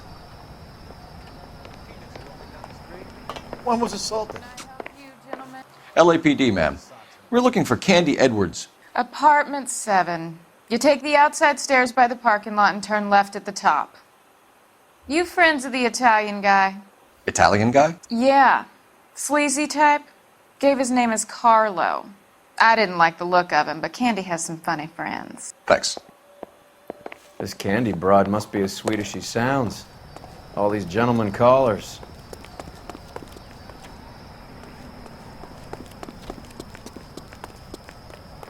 Give it up, Sounds bitch. like we're missing all He's the gone fun. and fucked Get in both there, of us, Phelps. and you know where he's hiding. Now tell me where he is before. Like hitting women, do you? This isn't gonna end well for you, friend.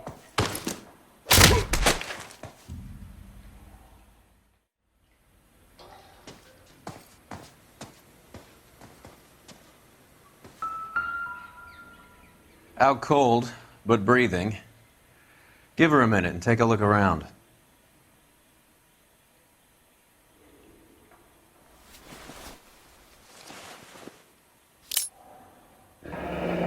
Nasty weapon. All the Italians carry them. A real man uses his fists or a gun.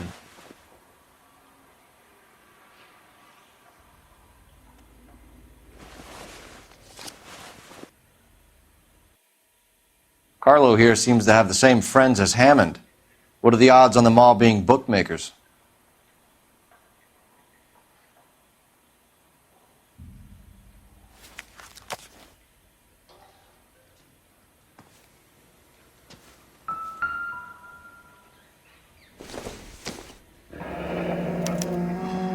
Single ticket. One way. I guess there isn't a lot for Albert in Ohio.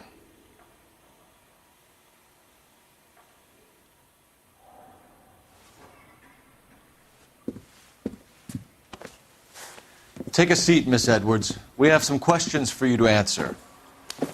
Look, I haven't done anything wrong. Ever? I find that pretty hard to believe. Can you answer some questions now, Miss Edwards? Sure, I've had worse. I'll shake it off. We're trying to track down Albert Hammond. We have reason to believe he might be in danger. Do you know where he is? No, I don't. I'm over Albert. I haven't seen him. You're lying, Candy. You were in his hotel room. He came back after the fight and you weren't there. What happened? You can't prove that I was in the room. How do you think we found you, Candy? You wrote your name and address on a coupon. Look, Albert was supposed to take a fall. We were all supposed to make a little money out of it. But Albert got too goddamn stubborn. Said his pride was all he had left. So I told him, shove it. Let's see his pride keep him warm at night. So you walked out before the fight? Yes, I did. What's the problem? I didn't take anything.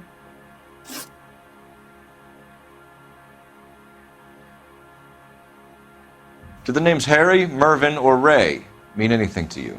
Could be anybody. How the hell would I know? They're bookmakers, aren't they? Tell me the truth. How the hell would I know? Albert wrote his winnings down on a notepad in the hotel room. We found the odds in his locker. Who has the betting slips? That son of a bitch, Albert. Everyone thought he was dumb, including me. But he beat them all. You're leaving town, Miss Edwards? Yes, I'm going straight home. Albert is going home by boat as soon as he collects his winnings. I know you're going to meet him. Albert is going to collect nothing. He'll be lucky if he can get out of town in one piece. How will you fare any better? They already believe you're in on it. Hell, I know you're in on it. You can think what you want, Buster. I'll take my chances. I got a few errands to run, and then I say adios to this dump. Do you want to press charges against Arcaro? Just get him out of here. That's all I want. Get out, Carlo, you hump. And get rid of that pig sticker. You ever pull that thing on me, I'll shoot you like a dog. That bitch knows where Hammond is. She knows where my money's gone. My money too, tough guy. I'll handle this. Good luck, Miss Edwards. I hope things work out for you. Thank you. It's very kind of you to say so. Bad people are looking to hurt Candy, and yet she's not heading straight for the train station? I smell a payoff. I say stake her out. See where she goes.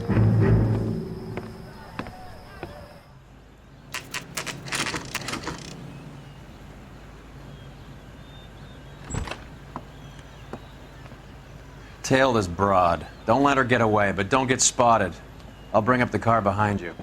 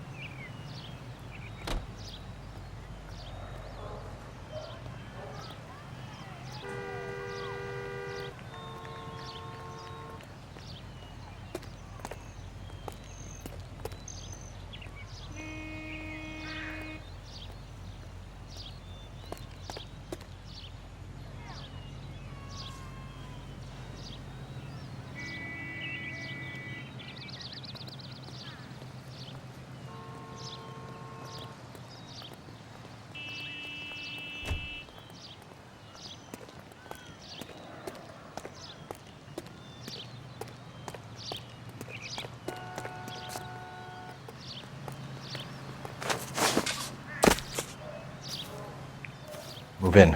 Can't risk losing the trail.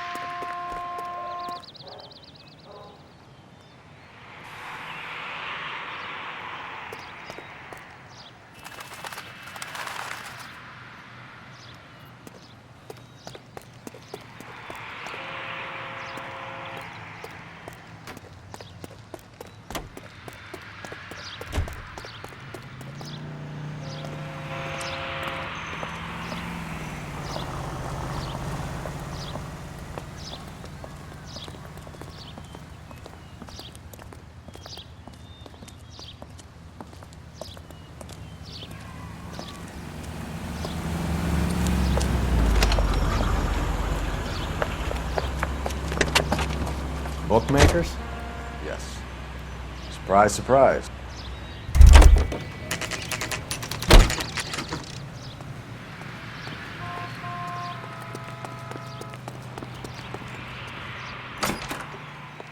A blonde woman just came in. I heard he's an honest cop. She went out the back way. Said she was being watched. How much did she collect? $3,600. She cleaned me out. On the Hammond Kid Galahad fight? You got it.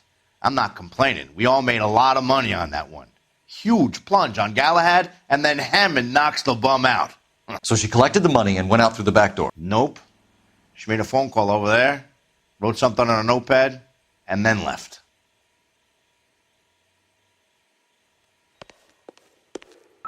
What are you doing? An old intelligence trick from the Marines.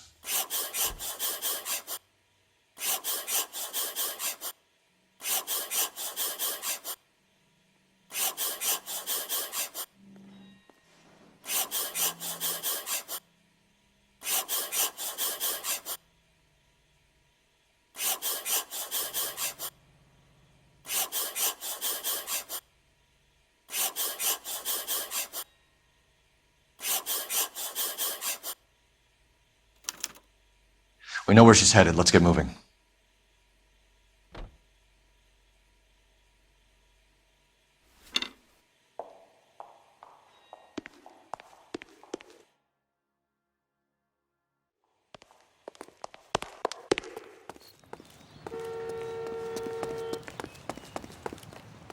You're behind the wheel.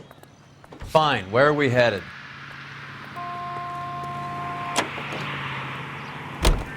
Car 11K, 11 King. Further to your request, Bunko Fraud has 3 known bookmakers operating out of storefronts in the Hollywood area. Thrifty Liquor, 6106 Santa Monica, the Examiner Drugstore, and a Max Spirits at 1658 North Cherokee. KGPL clear.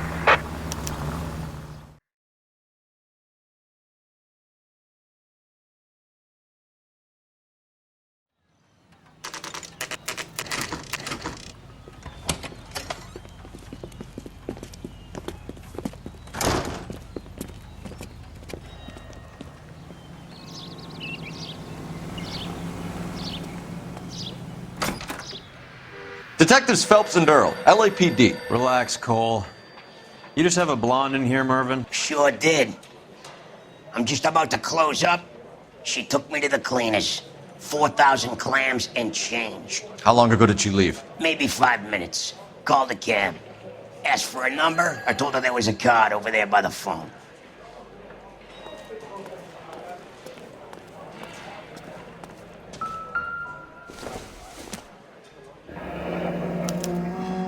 Yellow cab.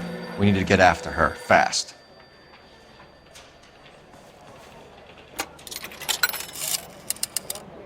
Operator, give me R&I. Putting you through now. Can you connect me to the Yellow Cab Company? Hollywood 2187, please. This is Detective Phelps, LAPD. You dispatched a cab to 1487 Ivar Avenue, Hollywood? Yes, sir. Send 1 round from the pool. Do you have the number of that cab? Number 179. Thanks.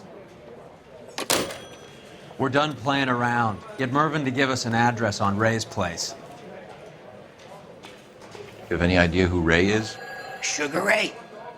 Not now, Mervyn. Cole doesn't have much of a sense of humor at the best of times. Ray runs a shop up on North Cherokee Avenue, just south of Hollywood Boulevard.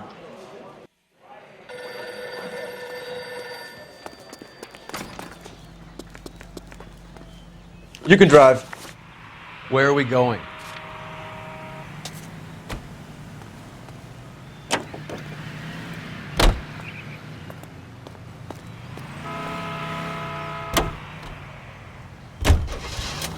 Hammond backed himself to win. And Candy is picking up the winnings. Smart play. Question is Candy collecting on Albert's behalf, or is she cheating him too?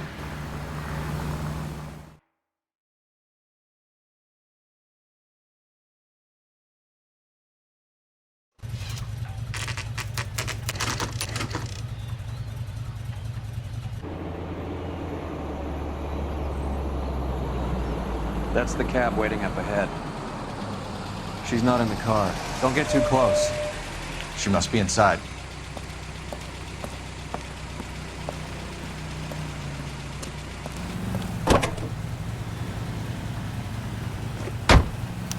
We're on the move again, Cole. After her. Don't lose that cab. Hammond is over the hill. He's a punching bag for the up-and-comers. She knows his goddamn place. I think he knows. I think he worked out the place isn't L.A.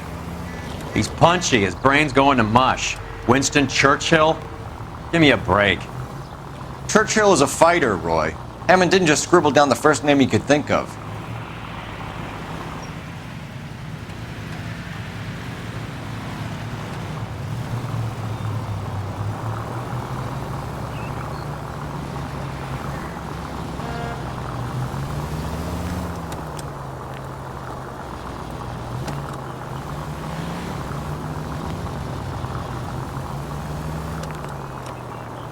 Hammond is full of himself, being this sure he was gonna win.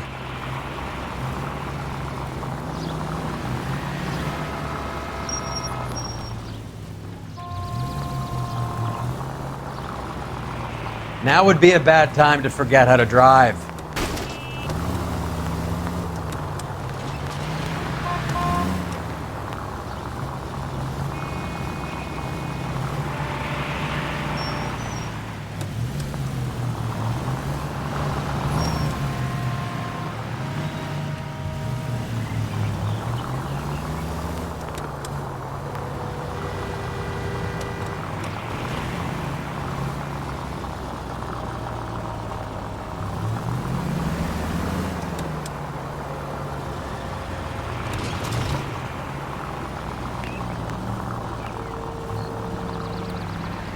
That bitch has given me what I'm owed. That's all I know.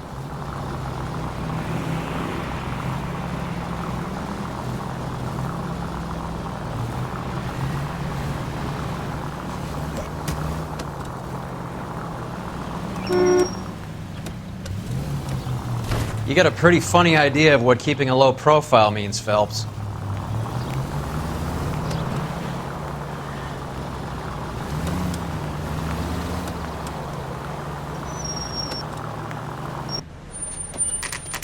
Pull over. She's heading inside.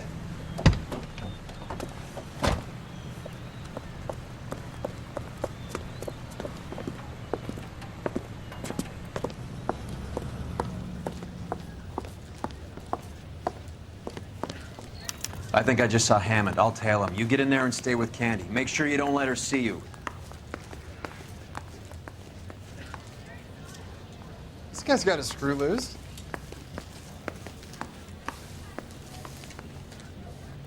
Am I missing something here?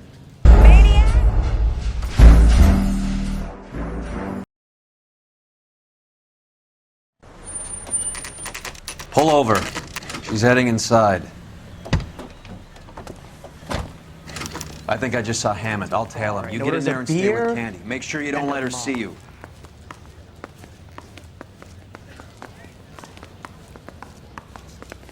I understand you, but thousands would...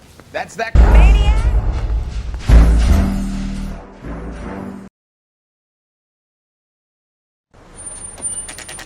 Pull over.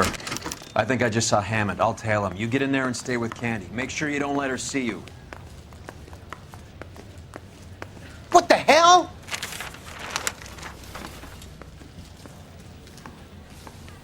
I used to be indecisive. Now, I'm not so sure.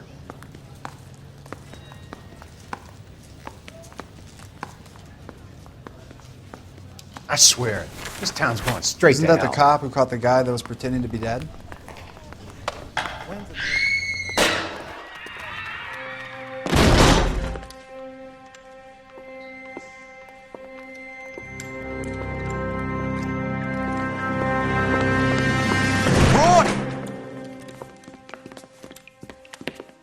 Call an ambulance. Hammond got away. He said... Just try and sit still, Candy. Who shot you? Was it Albert? Car.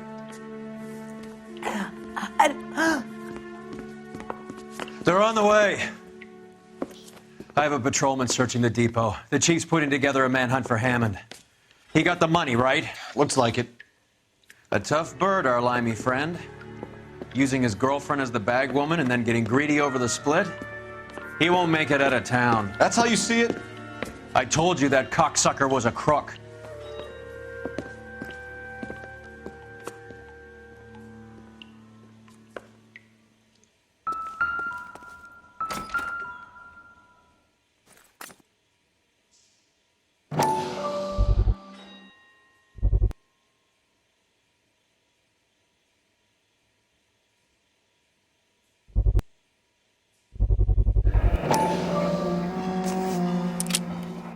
.32 caliber. One shot fired.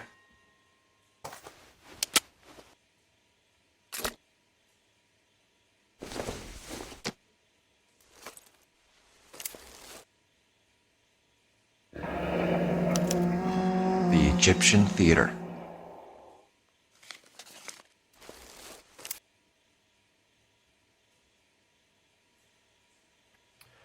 So, what now? The theater, I guess. We don't have much else to go on.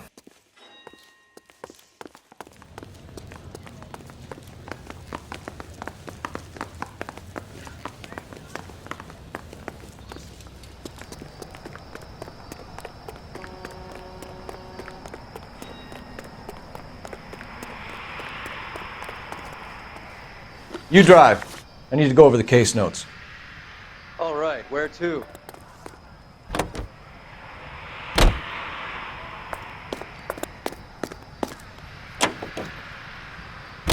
Poor girl. She didn't deserve that. Poor girl. Half the precinct aren't taking a vacation this year because of her. You need to leave town a lot quicker than that if you decide to screw over Mickey C.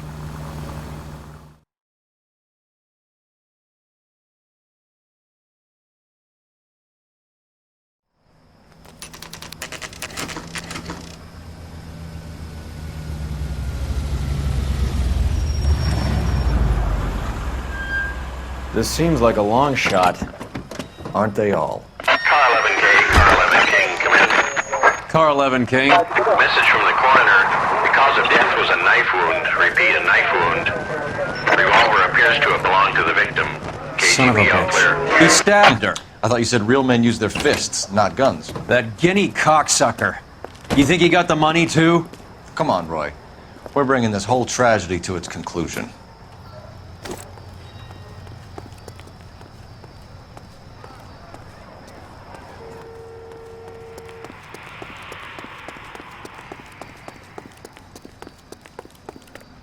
Why'd you kill her, Carlo? Your gripe was with me. She was collecting the money for you. Mickey made it clear it was either me or you, and I intend to keep on living.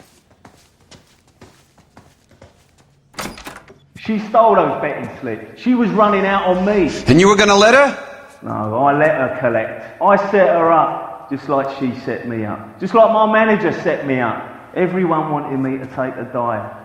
Everyone wanted me to take the short money. It's for the best, kid. You were washed up, kid! You couldn't climb, and you were too brave to sink. You were going nowhere!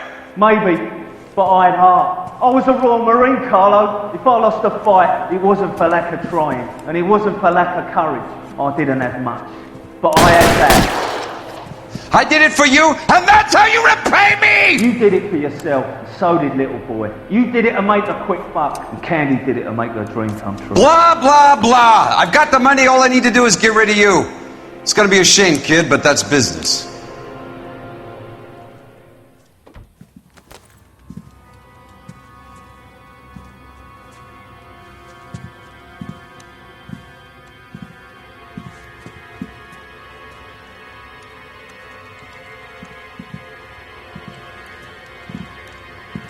We've heard enough, Arcaro. Put down your weapon.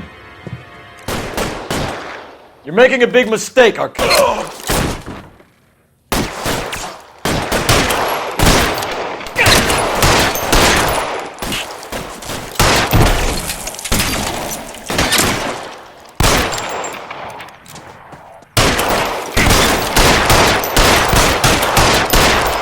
Clear me some space here.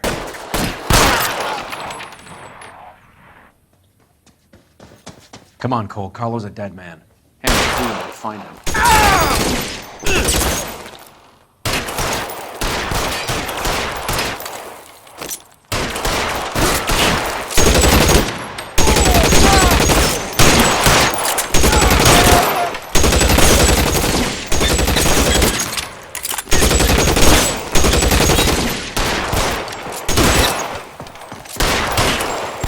Give me some goddamn cover.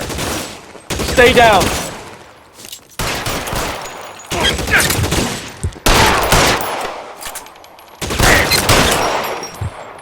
Where are you?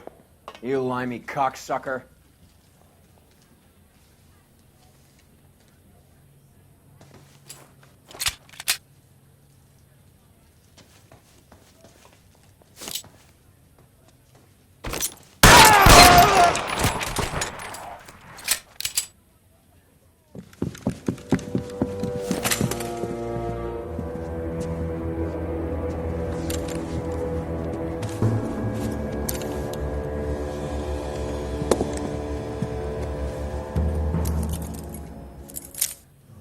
It's time to come out now, Hammond. Put the gun down, Roy. That son of a bitch owes me a lot of money. Catch. Escania sails from New York, Hammond. Be on the next train and don't ever come back. Why? Because I was a Marine, and I once lacked courage. Everyone deserves a second chance. Now beat it.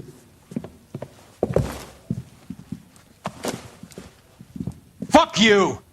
That English prick is getting away with my money, Phelps!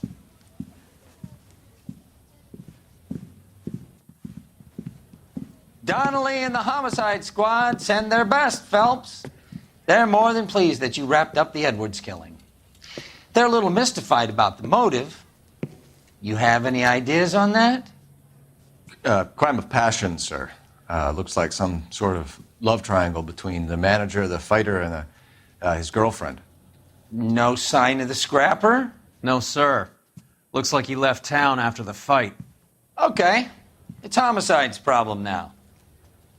Good work, gentlemen.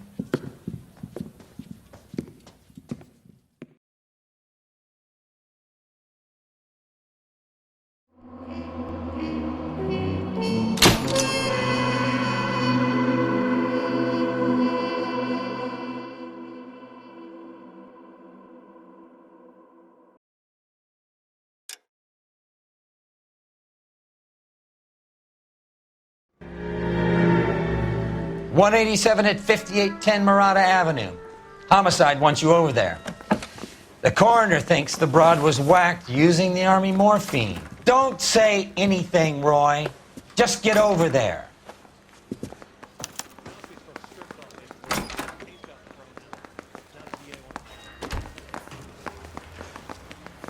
Hey, I gave his wife That getup of yours anyway. I should start introducing us as Detective Earl, and this is my science teacher, Mr. Phelps. Your interest in my appearance is starting to get me worrying. Like it or not, we're a dysfunctional couple now. People judge me with you on my arm same way they would a fat broad with a 5 o'clock shadow. I really hope you're joking, Roy.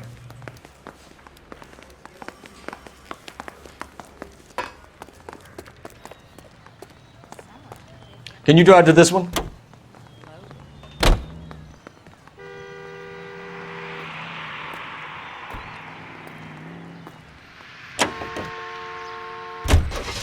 You seem distracted. We recovered the morphine.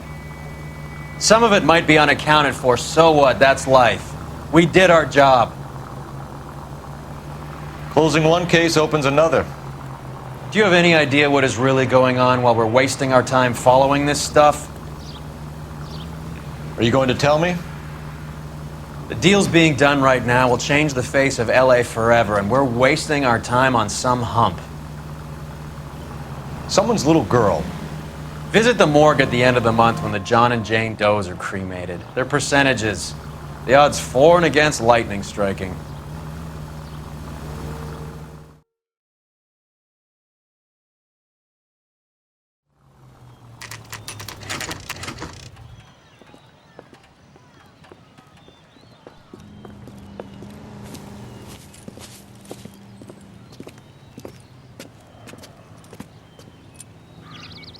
Second floor, apartment 6, in the back.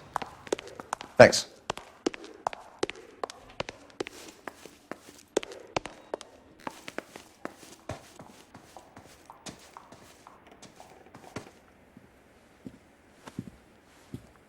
Bukowski, you made Homicide. That I did.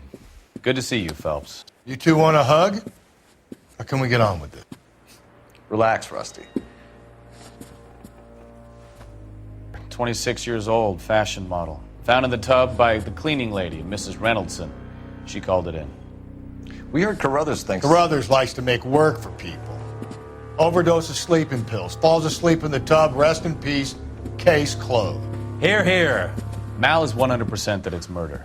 Do you mind if I take a look around? Sure. Go right ahead.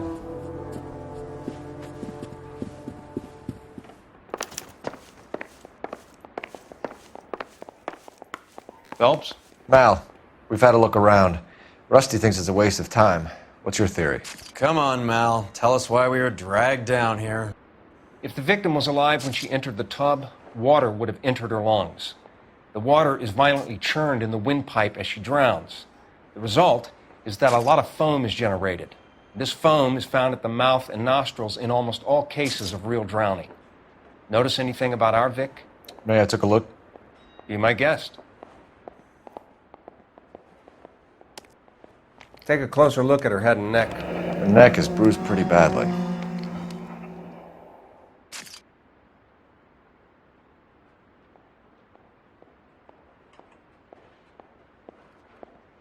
Bruising on the forearms, and these look like bite marks.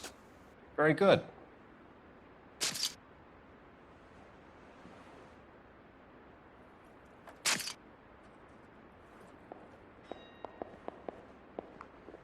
A very unusual ring. I could be wrong, but it looks like a black sapphire. The eyes are a classic sign of morphine, and the bruises tell their own story. I think one man held her down and another held her arm and injected her. They put her in the bath to try to cover it as a drowning. And spread a trail of barbiturates. Take a look around outside on your way out and see if you can find the syrettes. It would make my theory. And morphine would have been very quick, and there wouldn't have been much of a struggle. Okay, so find two guys who recently bought syrettes and weren't junkies, and you might be onto something.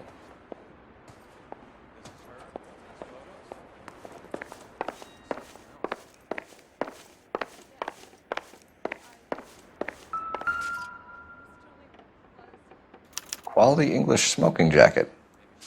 I don't know anyone under 45 who would wear one.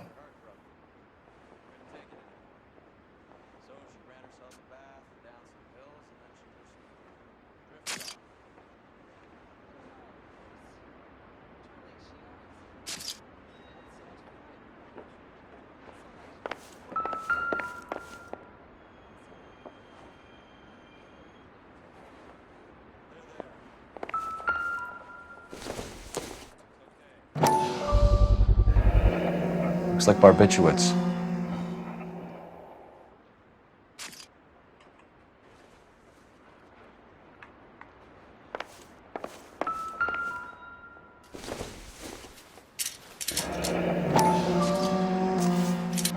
Barbiturates. What else is rattling around in this thing?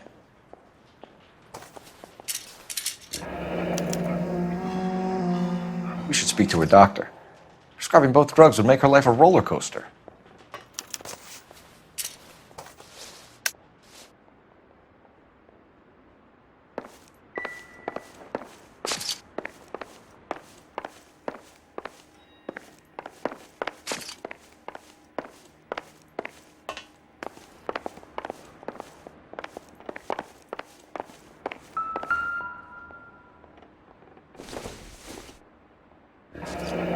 This is all top end of town stuff.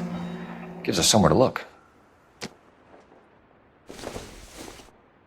Could have been a modeling assignment.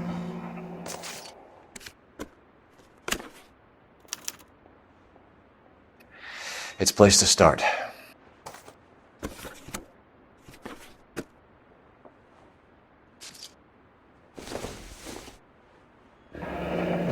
Beautiful girl. Clothes certainly aren't from the Sears catalog.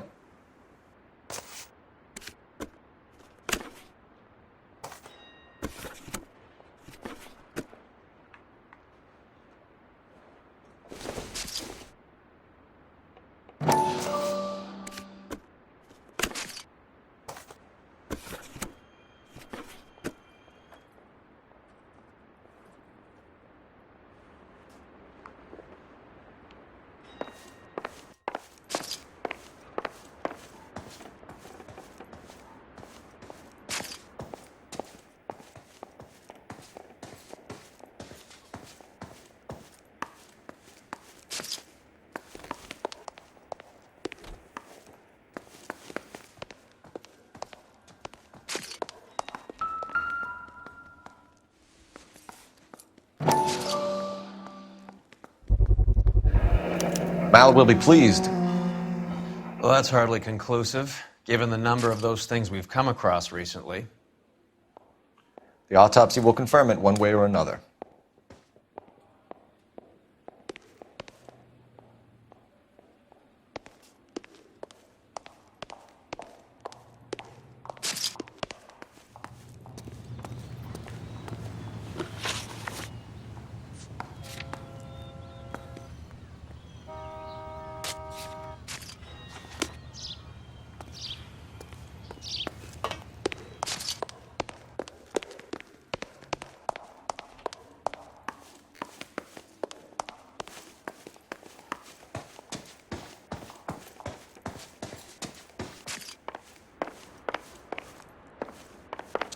I'm Detective Phelps.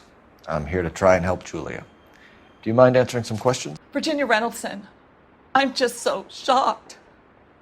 I feel like there's something I should be doing, someone I should call. We can make those calls, ma'am. Who needs to be notified? That's just it. I don't know. Miss Julie doesn't have any family in town. Someone has to set her affairs in order. Mr. Henderson, maybe? Who else is there? I don't know. If you give the details to the other detectives, ma'am, they can try and get in contact. Was Miss Randall depressed about something? Upset? No more than normal. What are you hiding here, Mrs. Reynoldson? Julia was obviously disturbed about something. I have no idea what you're talking about.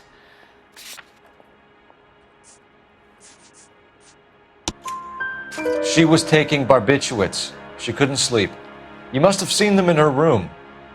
You've seen the pillbox, the things she hid in there. I don't know how she supported herself. Always new clothes and jewelry. She lived like a movie star. A princess. Does modeling really pay that well? Did Miss Randall have many friends visit? I'm not sure. I only come around twice a week. Why are you lying to me, Mrs. Reynoldson? Julia had men stay here. I will not speak ill of the dead. You can't prove that.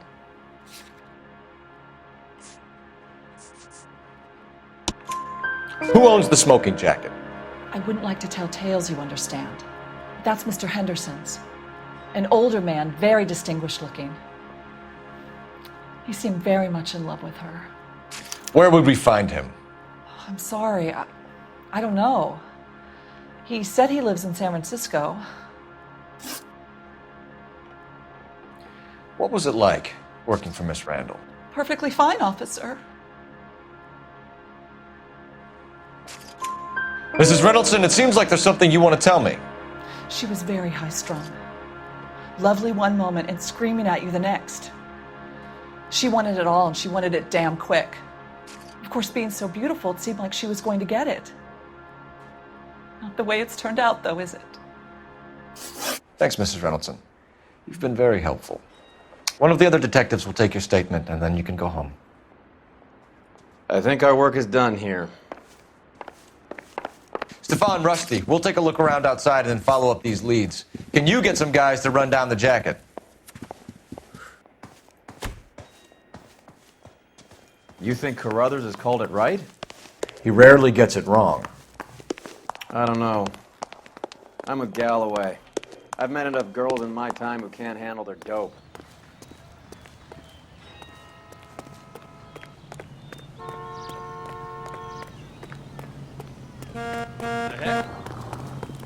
That's the cop from You the know the way. newspaper. You can drive.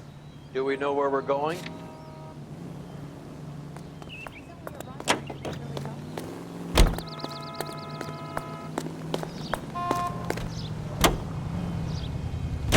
Bukowski, Galloway, quite the little reunion in there. Almost brought a tear to my eye. They're good police. How would you know? You got promoted so fast you barely had time to learn their names.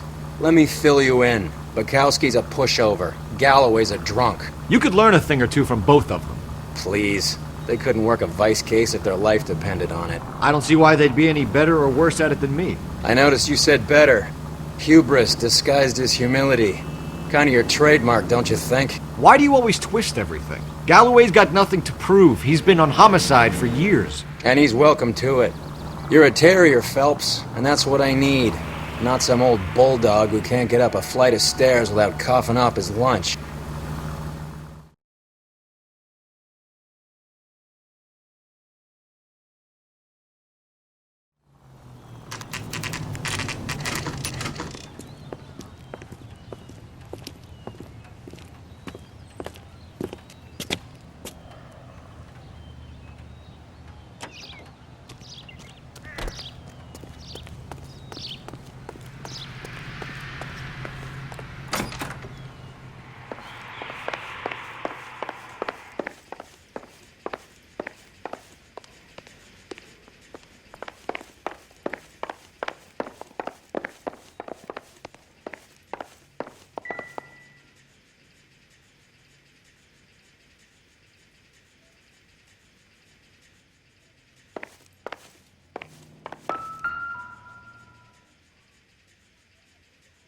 Here, Stoneman, office 505.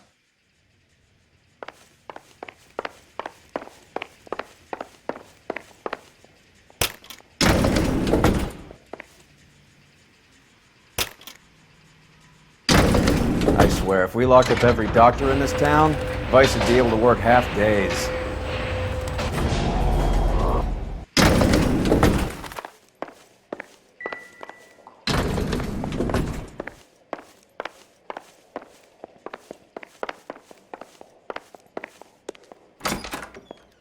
Yes, sir, your name?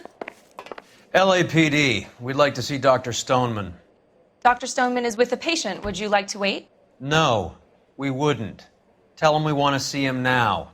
There's no need to be rude. Save it, sister. Dr. Stoneman, I have some gentlemen from the LAPD here to see you.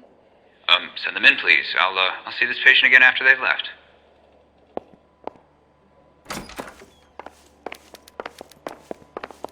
Your investigation is much more important than... Dr. Stoneman, we are investigating the death of one of your patients, Julia Randall. I'm very sorry to hear that. Do you mind if we ask you some questions about Ms. Randall? Not if it doesn't compromise doctor-patient privilege, Detective. How well did you know Miss Randall? Barely at all. She'd only been a patient 6 months or so. Julia Randall has been your patient for nearly a year. I'm sure you know that. Do you doubt my veracity, Detective? Do you have access to my patient records?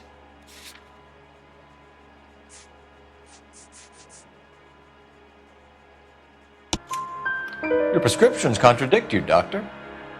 Miss Randall was in the fashion business, as you probably know. She was jumped up on Benzedrine by day and knocked down by sleeping pills at night.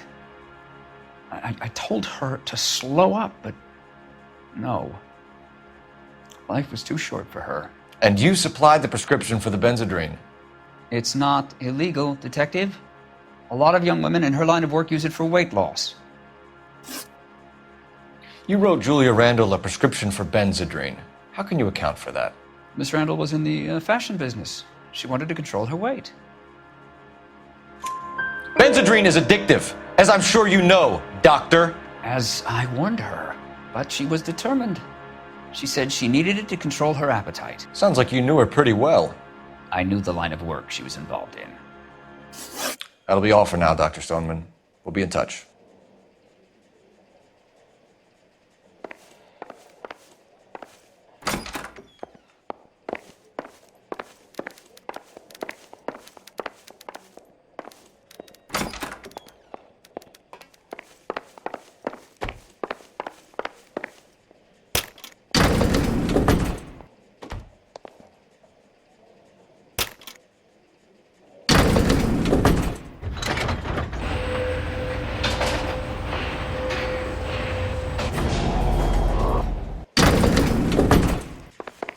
The old boy's lying. About what? I don't know. He looked relieved when you said she was dead. That's a strange reaction to have to the death of a young patient.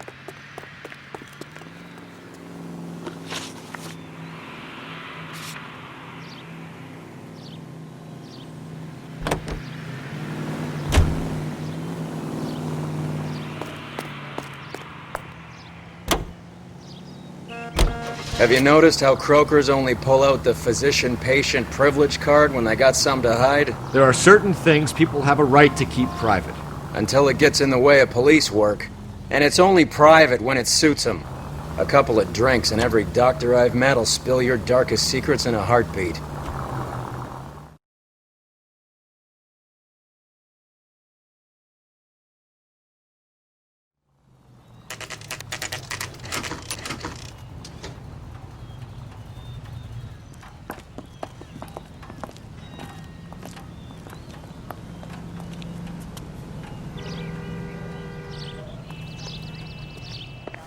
Well, hello. What can I help you with today? LAPD, ma'am. I hope I haven't done anything wrong. No, ma'am. We're making some inquiries about Julia Randall. Does she work here? No, I had to let her go. Is she in some sort of trouble? She was found dead this morning. How long had Julia worked as a model? Well, she worked in New York before coming here. She was a very beautiful girl. Could you tell us why you let Miss Randall go? Husbands sometimes come in here with their wives. When Julia Randall modeled, the husbands were often more interested in her than they were their wives' dresses. The wives weren't happy, and neither was I. Did she have any close friends here? Actually, yes. Heather Swanson. Would you like to speak with her? I'd like that very much. Please don't inform her about Miss Randall's death. Very well, officer. Heather, these gentlemen are from the LAPD. I'm Detective Phelps. This is Detective Earl. I understand that you worked with Julia Randall, Miss Swanson? Yes. Julia helped me get my job here.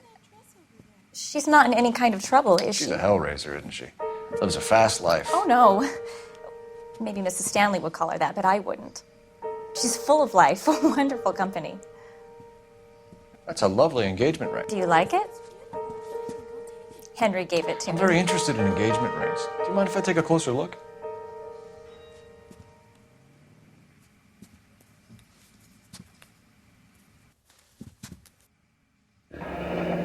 That's some pearl, Miss Swanson. Would have cost Henry a fortune. He must really love you.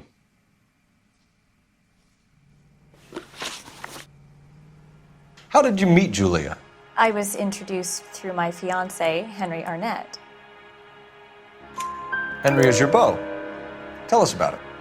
Yes, he is. Henry has a fashion business. He and Julia have been friends for years. Are Miss Randall and Mr. Henderson engaged? Who's he? She was wearing a sapphire engagement ring. Someone must have given it to her. She never mentioned a man named Henderson to me. That's all for now, Miss Swanson. Could you ask your fiancé to visit Hollywood Police Station? It would be very helpful to our inquiry. Now, wait a moment. I don't think I'll pass on that message until you tell me why you're asking all these questions.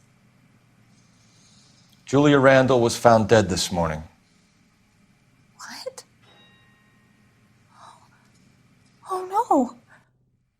Oh, I can't believe it. She was so full of life.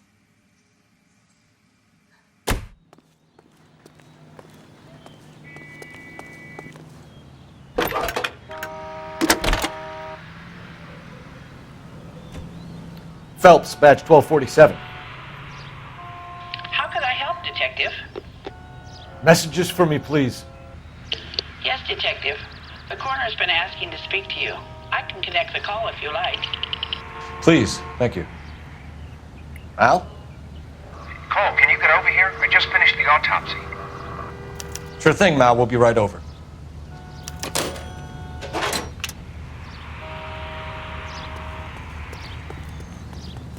You drive. I need to go over the case notes. Fine. Where are we headed? Nice move not telling old Sweet Lips in there about her friend taking the big jump till we were half out the door. Very slick. I figured we'd get more out of her that way. You're learning, Phelps. We'll make a vice cop out of you yet.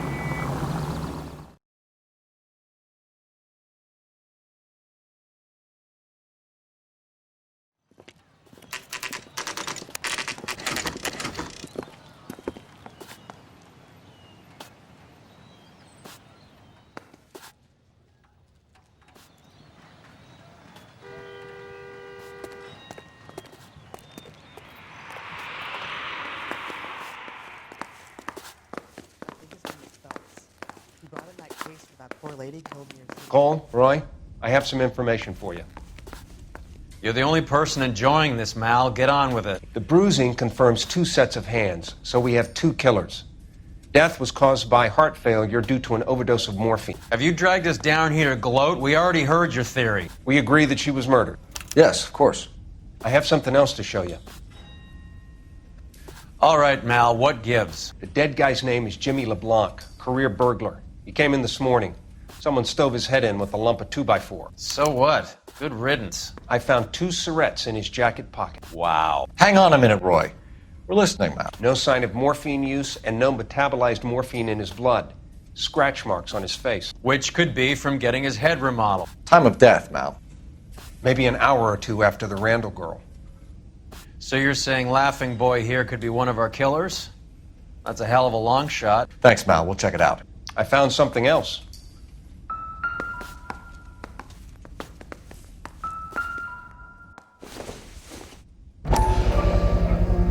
Sorry, I don't play. I don't know if it's significant. His wallet was empty. The only other things he was carrying were the harmonica and the morphine. Carruthers. Yeah, he's here. I'll send him over. They have a guy called Henry Arnett in interview 2 for you next door. Let me know how you get on. Sure, Mal. And thanks for the lead. Sure, Mel. Thanks for the lead.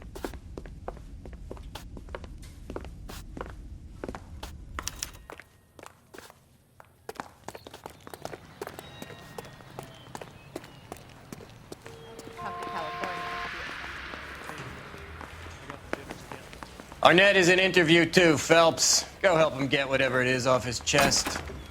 Mr. Arnett, I'm Detective Phelps. This is Detective Earl. Thanks for coming in. Call me Henry. It's the least I could do. Terrible news about Julia. How well did you know Julia Randall? Vaguely. I'm in the clothing business, and Julia occasionally modeled for me. He's asking whether you banged her in a chuck-on-the-shoulder fraternity kind of way. I'm engaged to be married.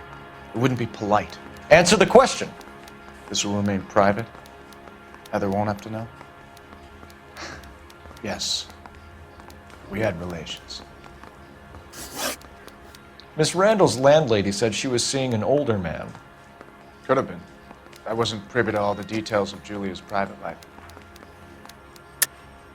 Henry, I don't like when people lie to me. She was seeing a man named Henderson. You know who I'm talking about. Easy on, Detective.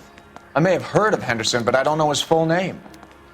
I think he's from New York or someplace back east.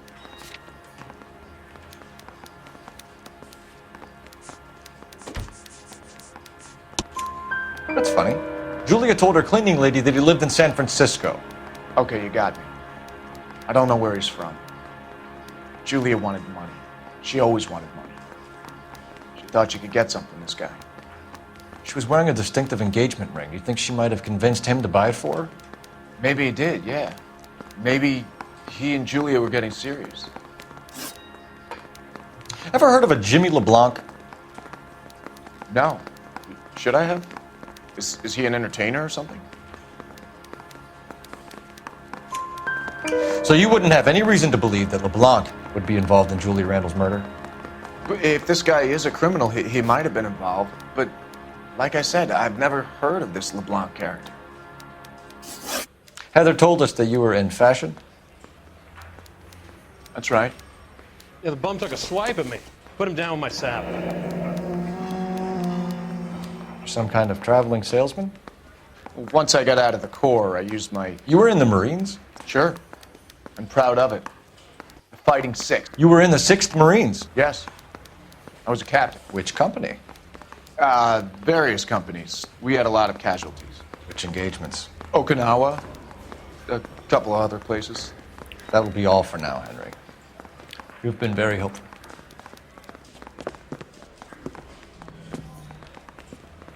That son of a bitch was never in the Marines. Why'd you let him off the hook? Because we're giving him a couple of minutes before we start tailing him. Arnett is an amateur. We need to find out who killed the girl. Can you pass this on to Bukowski? Have him check the place out and go through his records. Sure, I'll pass it on. Thanks. Can you also have R&I run the records on a Jimmy LeBlanc and find out who was his last arresting officer?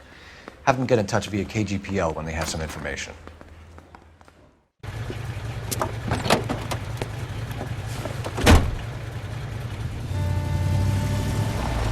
He's in that car at the lights.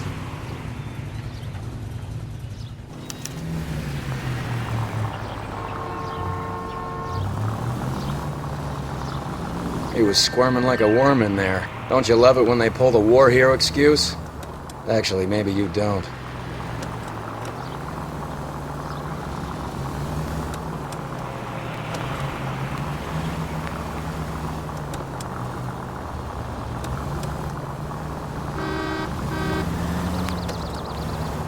I'd have expected a cad like Arnett to be a better liar.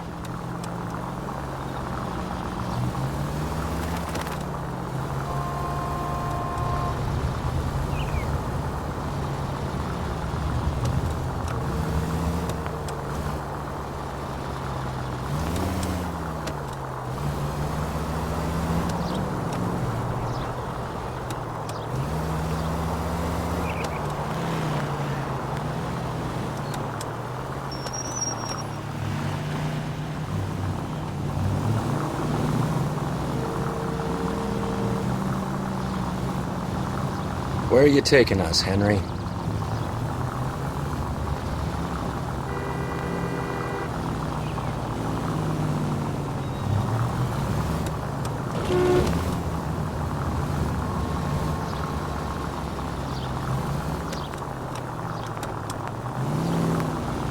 God damn it. Everyone's looking at us, Cole.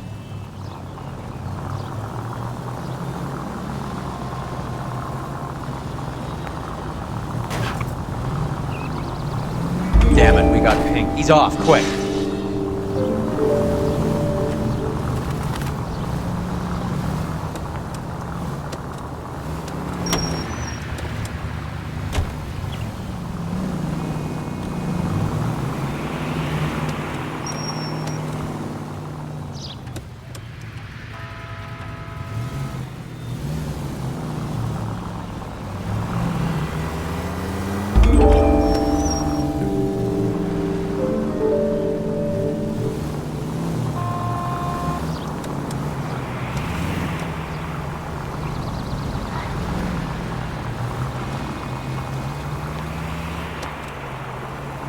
That idiot never stepped foot in Okinawa.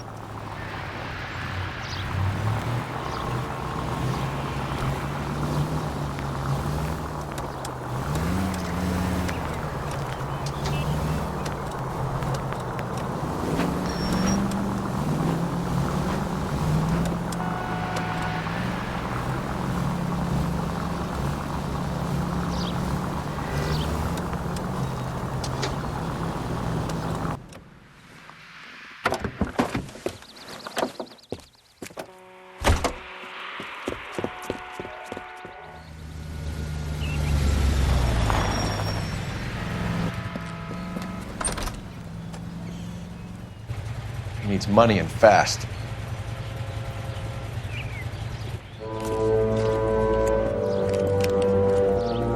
Get in there and find out what he pawned.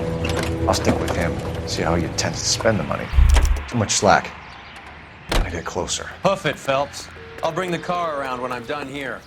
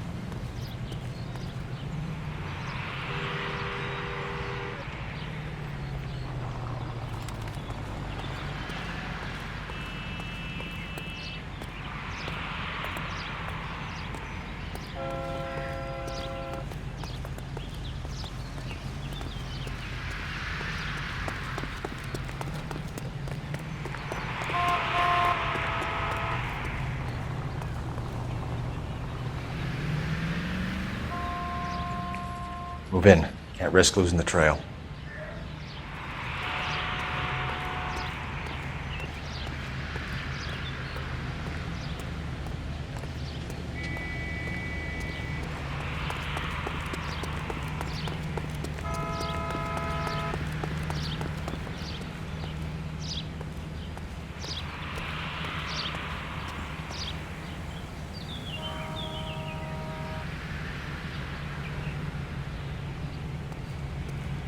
Too much slack.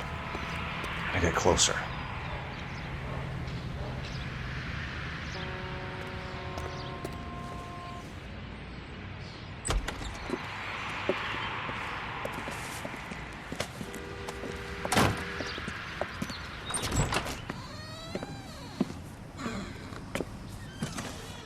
That's right, Mexico City. One-way ticket, please. Next available seat. That would be 1 day from now. Is that okay? It's going to have to be.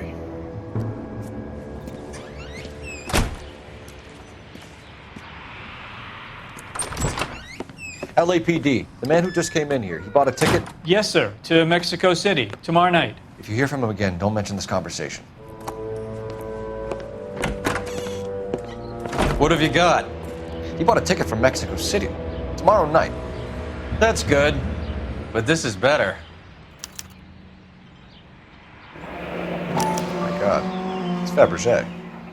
Should have seen the look on the pawnbroker's face when I told him to hand it over.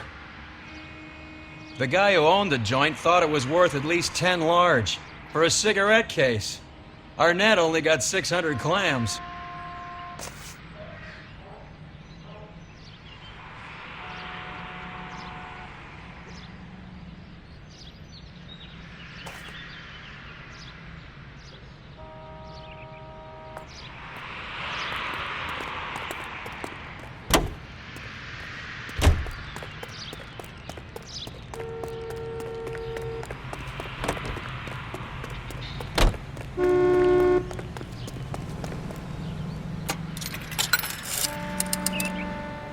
Operator, message for KGPL. Putting you through now. You can only dream. Phelps, badge 1247. How could I help, Detective? Any messages? Yes, Detective. Detectives Bukowski and Galloway request you return to Hollywood Station. They have information in the Julia Randall case. Any luck with the arrest record check on Jimmy LeBlanc? Yes, Detective. Jimmy LeBlanc's last arresting officer was Patrolman Fred Wallace. He's posted the Hollywood 9th Beat Sunset Boulevard between Gordon and Wilcox. Thank you.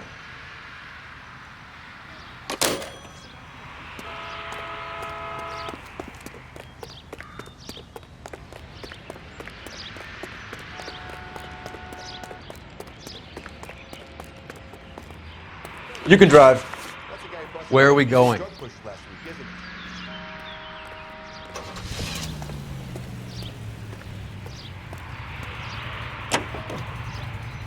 A one-way ticket to Mexico. Old Henry's looking as guilty as a dog next to a pile of dog shit. What's his motive? I can think of a few, but I'd put my money south of the belt. One guy plus 2 dames always equals problems.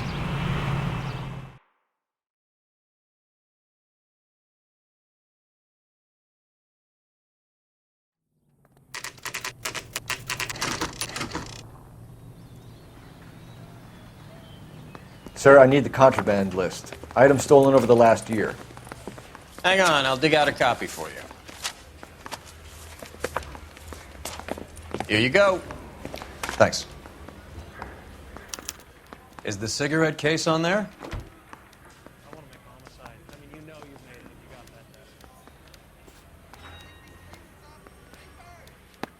that. It's here. Arnett must be out of his mind trying to move this while under a murder cloud.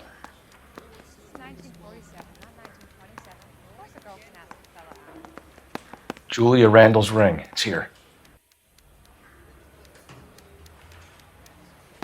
Seems Julia wasn't the first bored society girl to hide her bennies in that pillbox.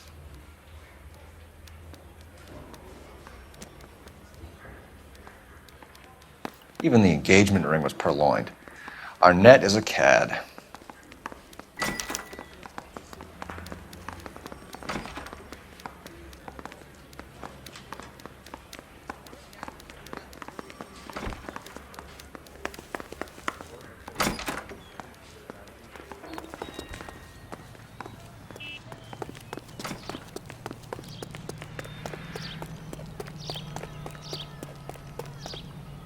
Can you drive to this one?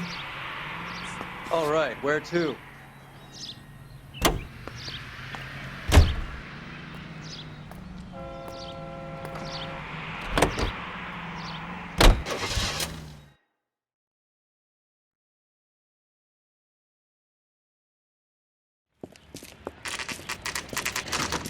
Nice house.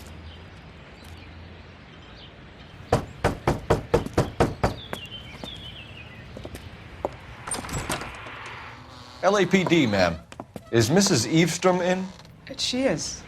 Would you follow me, sir?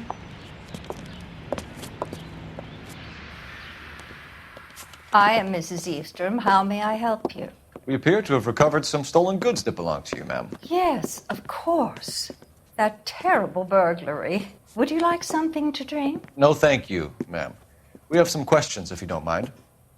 Why would I mind, young man, if you are returning 43 pieces of my property? Okay, before we get down to that, I'll have a scotch. Thanks, straight up. Maria, can you get the detective a drink, please?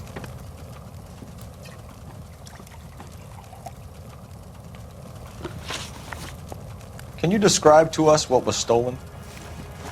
It would be easier to describe what wasn't stolen, Detective. A priceless tiara that has been in the family for 50 years. A Fabergé cigarette case that was worth $25,000. Why are you lying about the value of your jewelry, Mrs. Eavestrom? Who do you think you are, making heinous accusations in my own home?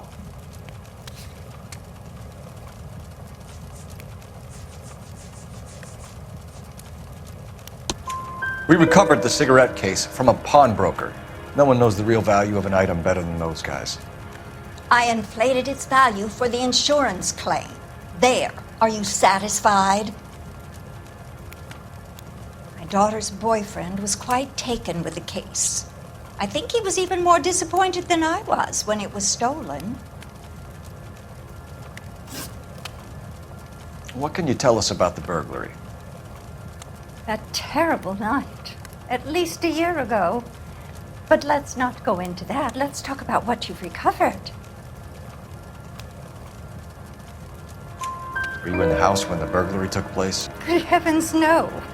I was at a social function held by a Dr. Harold Stoneman and his lovely wife. I returned home and all of my things were missing. That's about it for now, Mrs. Eavestrom. The department will get in touch and let you know how you can recover your valuables. You have only mentioned a few of the items that have been stolen, Detective. What else has been recovered? You see, Phelps? That's why you get the drinks in early. Hello, Mother. Hello, detectives. What is going on? We'd like to ask exactly the same question. You have met my daughter? This morning at work. Oh, mother and father divorced. I took my father's name. The detectives recovered some of the things that were stolen, darling. Well, what did you find? A sapphire ring on the corpse of Julia Randall. What are you talking about? Your engagement ring, Miss Swanson. Would you be surprised to know that it was part of the proceeds of a burglary?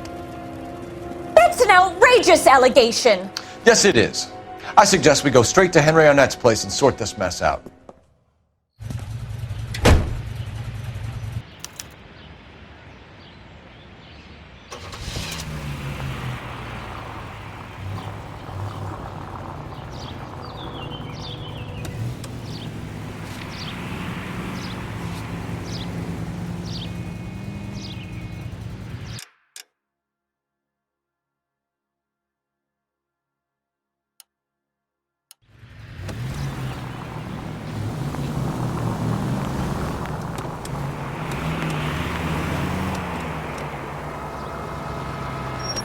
We're missing something here. Arnett is obviously arranging the burglaries. That's my fiancé you're making scurrilous accusations about. And Randall was obviously his partner. But neither of them are the type to creep apartments. You're being ridiculous. Both of you. There's a very good explanation for all of this. Put a sock in it, sister. You're being played for a patsy and you're not even smart enough to see it.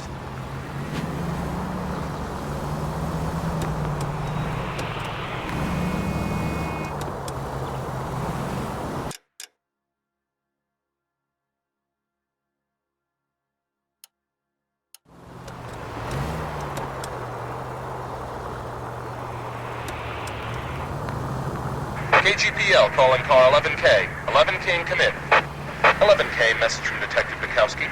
Murder victim Jimmy LeBlanc's record shows he most often worked with an accomplice. Caucasian male, approximately 6'2", 220 pounds, heavily built, known only as Willie.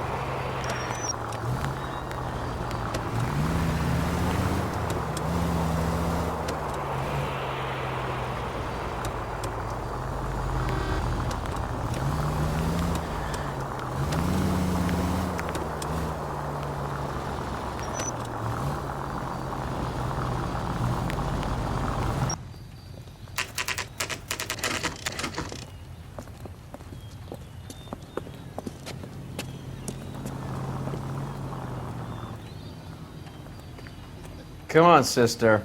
Let's find out who your fiancé really is.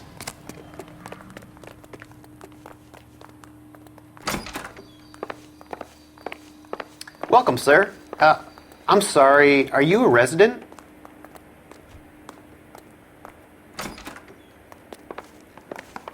LAPD detectives. We're here to speak to Henry Arnett. Oh, Mr. Arnett? Apartment 30. You can take the lift. Thank you.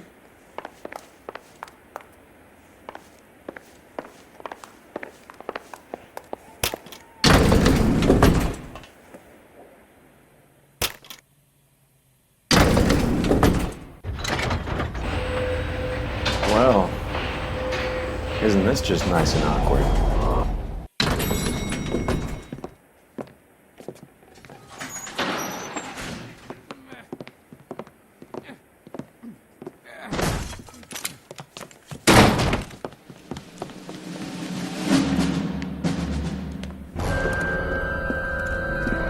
Stop! LAPD! Don't kill him, Cole. This guy's our case. Go on, get Put out your of here. hands in the air!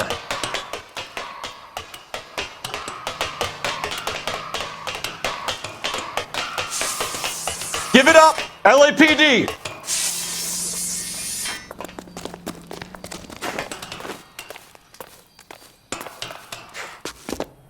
Don't make me chase you!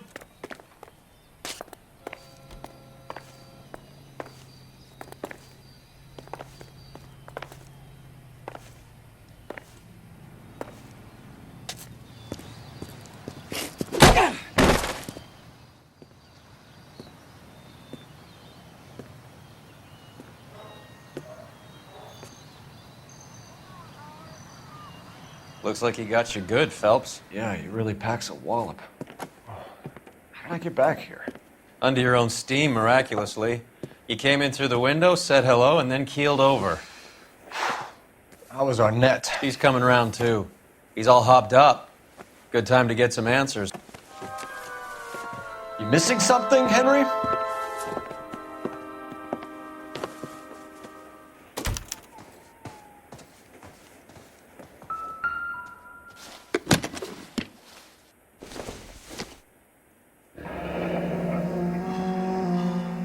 You told Heather you're honeymooning without her?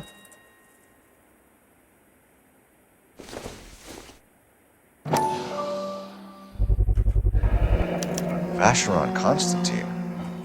That's an extremely expensive watch, Henry. A graduation present from my parents.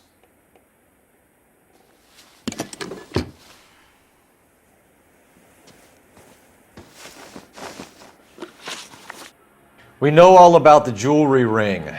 You and Randall and LeBlanc and Willie doing the legwork. I'm in the fashion business.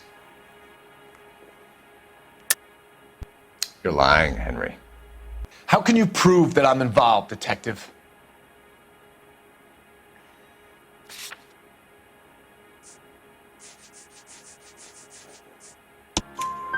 Because you pawned a Fabergé cigarette case today for $600. A case that is on a list of stolen items. It was Julia's idea. Get a list of society parties and find out where and when and then have the guests burgled. Julia was desperate for money. No matter how much we made, she always wanted more.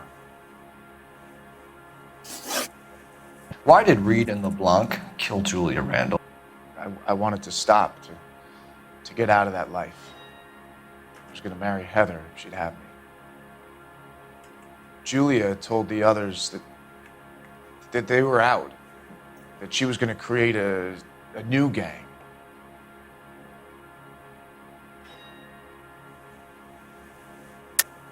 You're lying, Arnett. I think you ordered them to kill her.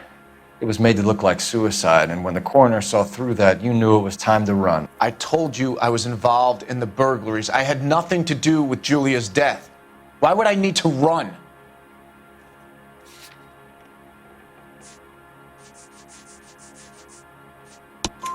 Have you told Miss Swanson that you're leaving for Mexico City tomorrow night? That it's a one-way ticket? Henry? Tell me it isn't true. I had no choice. I wanted to marry Heather. I told Julia I wanted out, and she laughed in my face. I had to pay Willie and Jimmy a fortune to do her, and now I'm completely broke. What you are, Buster, is under arrest. Who is Henderson, and what is his involvement? Tell them what you know, Henry. I'll stand by you if you'll only tell the truth. There is no Henderson. Tell me about your first burglary, and don't lie. I can't remember. I don't keep a list of these things.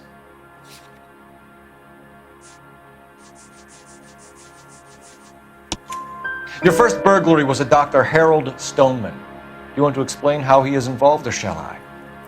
Henderson is Stoneman. He was crazy about Julia. She could get him to do whatever she wished. He threw the parties, and we arranged the burglaries. Julia never let him touch her. She just kept him hanging on the promise. Drove the good doctor almost insane. Henry Arnett, you are under arrest for burglary and for the murder of Julia Randall. Henderson is Stoneman, all right? I'm not the guy you want. Go talk to the good doctor. Oh, we will, knucklehead. Meanwhile, we're fitting you for convict stripes.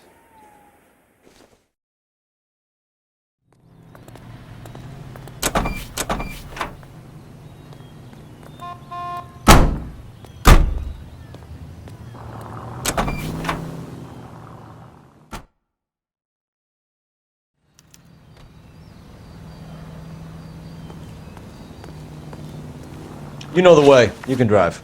Do we know where we're going?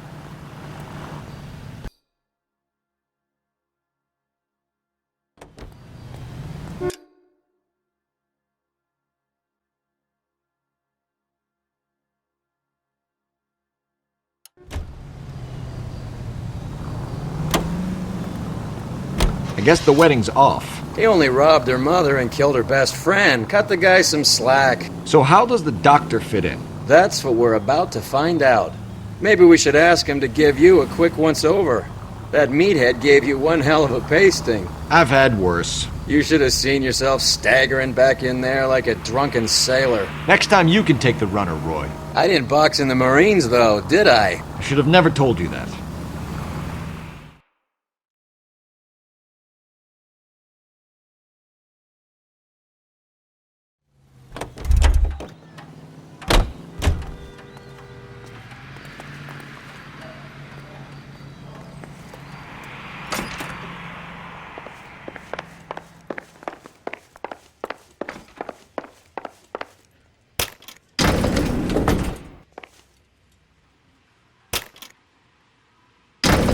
Time for the doctor to give us something to make this all better.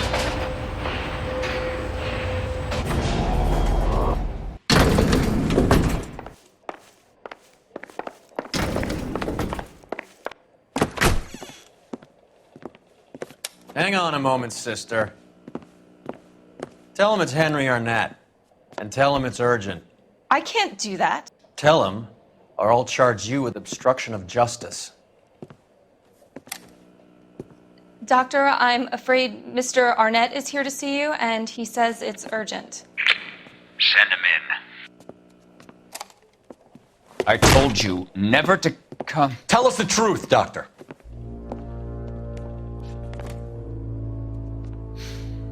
I'm so glad you came. Prison will be better than insanity, and I'm already half insane with grief. Do you know that I loved her? I ruined my life for her, and yet I still love her. Will you testify in court that Arnett and Randall did these robberies? They organized the robberies. Julie would get the names of the guests attending my wife's parties. Didn't matter how much money I showered upon her, it was never enough. She never really cared for me. Doctor, I'm afraid you're under arrest.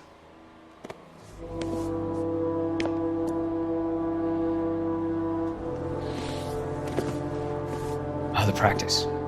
You'll call Dr. Gerard. No. Please don't cry. I want to see no one. Not my wife or my children, nor my friends. And I don't want a lawyer. Just lock me up and throw away the key. What have I done?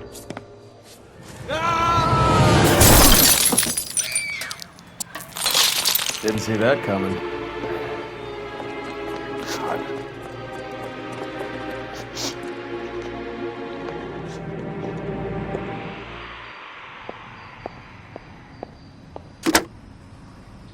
Operator, give me dispatch. Putting you through now. I need an ambulance and the coroner immediately to the offices of Dr. Harold Stoneman, 1646 Ivor Street, Hollywood. En route, Detective. You have a message. Detective Bukowski says the suspect is named Wilson Willie the Wolf Reed, former wrestler. Last known address is an apartment building at the corner of Hollywood and Vine. Detective Bukowski says to meet them there. On our way. We have an address for the runner. Let's try and wrap this up then.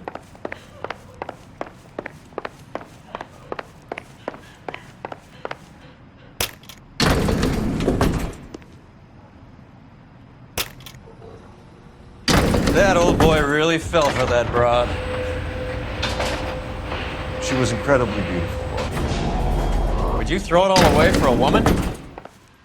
Life has a way of making you pay for your pride. You're quite the romantic, Phelps. Stick with the percentages. Broken hearts are for chumps. You're talking from experience. I certainly am. Oh, I like women as much as the next guy, as long as they're in their place and doing what they're told.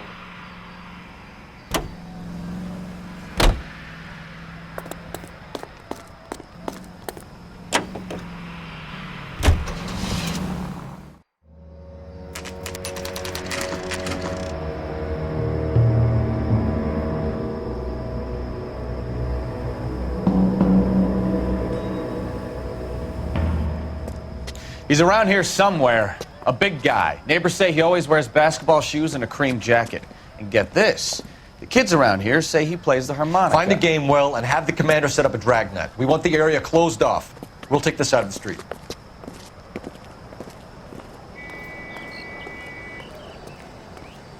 A harmonica-playing wrestler. That's a weird one. Think he knits as well? Just keep your eyes open and your mouth shut. We don't want him to bolt on us. Wait. Bull. You hear that?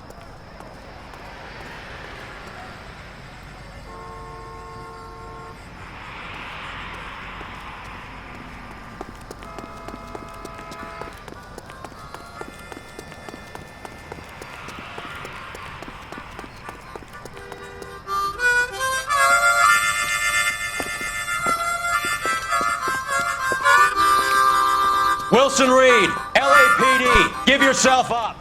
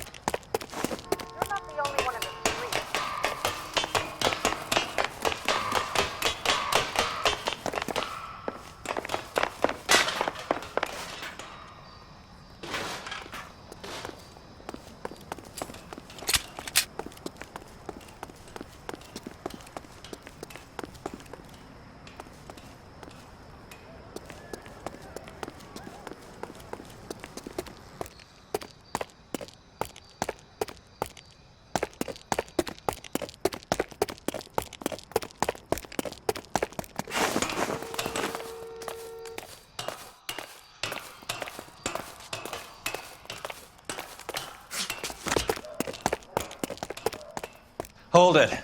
He's got to be around here somewhere. No place to go unless he grew wings. There he is! Waste the son of a bitch!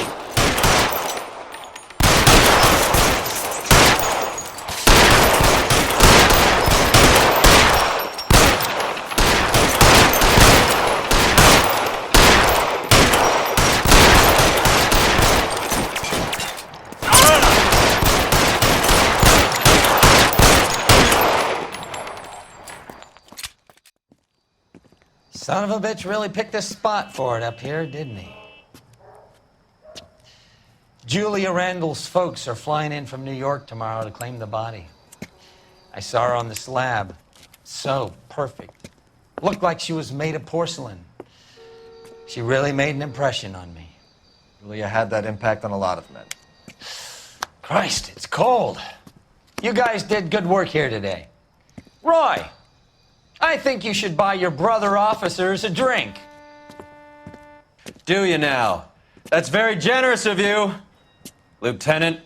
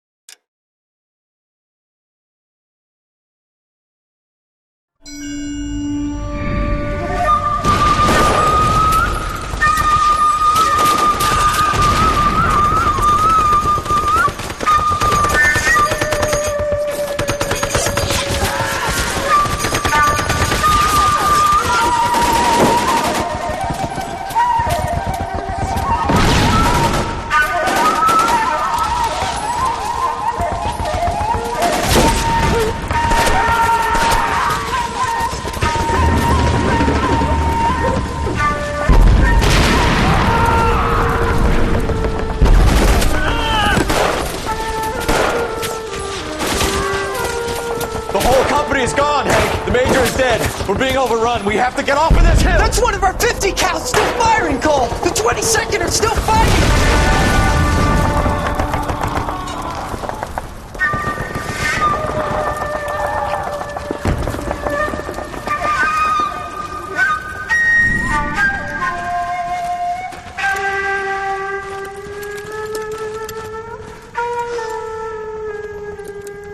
It's over, Cole. Looks like you're one of the lucky ones. Say goodbye to your friend Hank, Jack.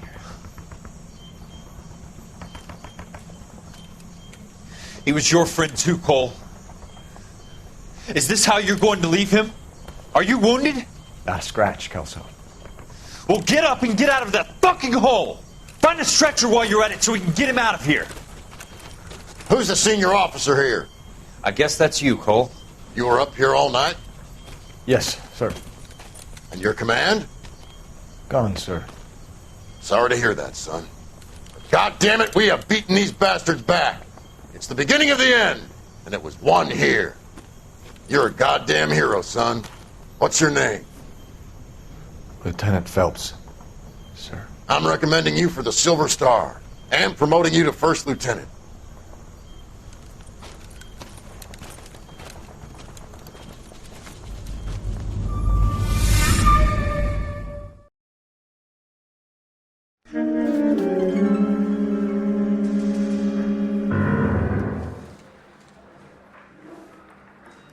Earl Phelps, a shooting at the 111 Club, 6232 Hollywood Boulevard.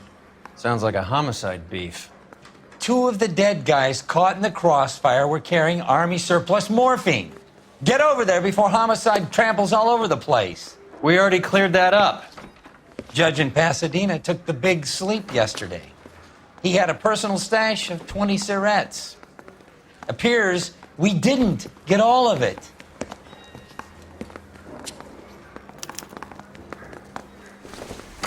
You're the reason brothers and sisters shouldn't marry.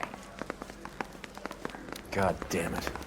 Just can't seem to put this morphine to sleep. A dead judge. It's not good. Everyone has their vices. Even you, Phelps. Even his prince. I don't care.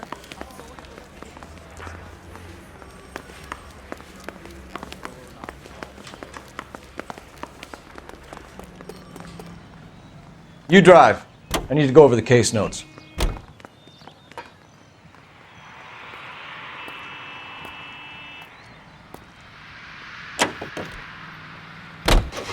Parker and Green are going toe-to-toe for the top job.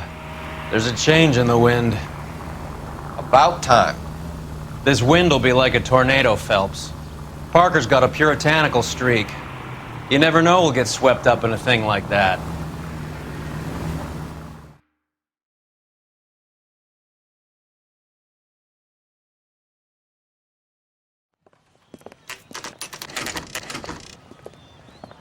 Homicide guys are already inside.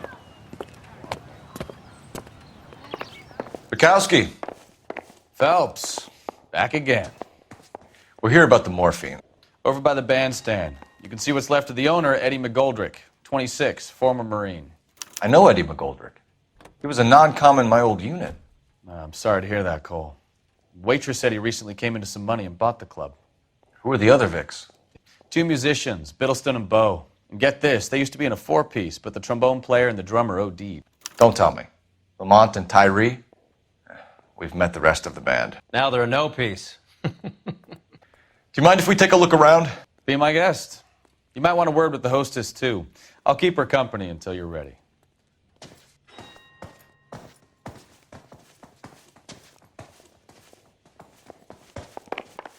You catch all the good ones, Phelps.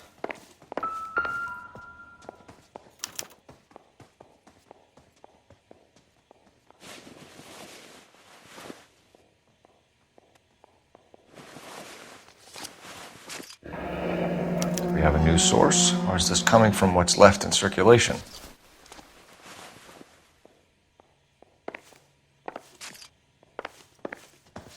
When you're ready to have a civil conversation, we can try again. pumped a dozen rounds into him. Certainly sends a message.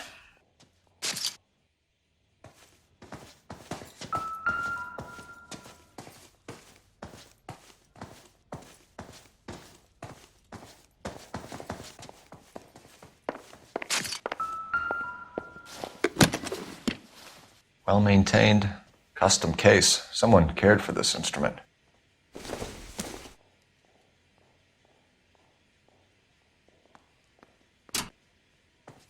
What's that click?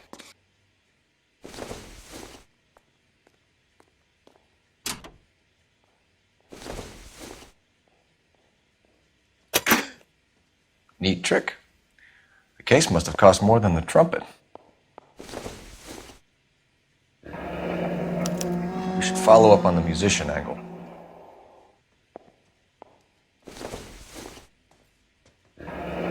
He kept his stash close at hand. Just when I think I've seen it all.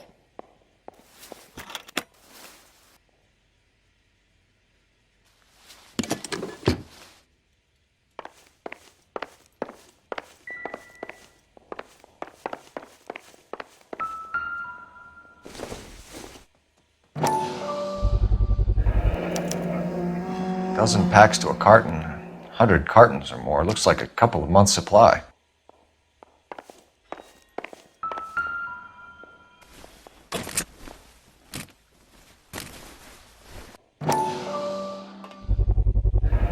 These look brand new.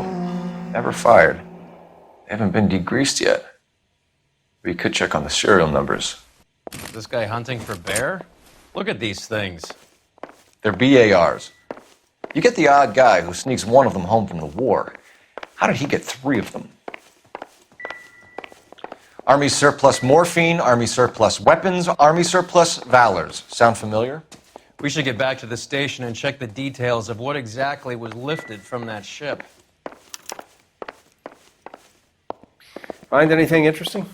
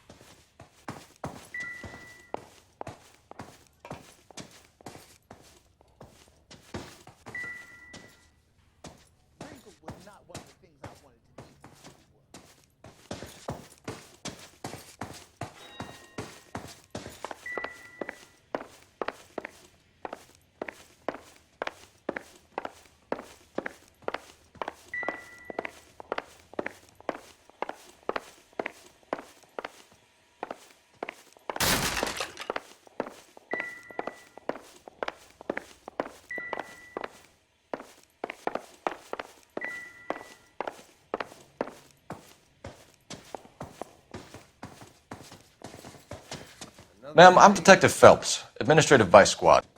Welcome to the 111 Club, Detective. Feels like I've had half the LAPD in here today already. Any idea who did the shooting? No idea. It was my day off.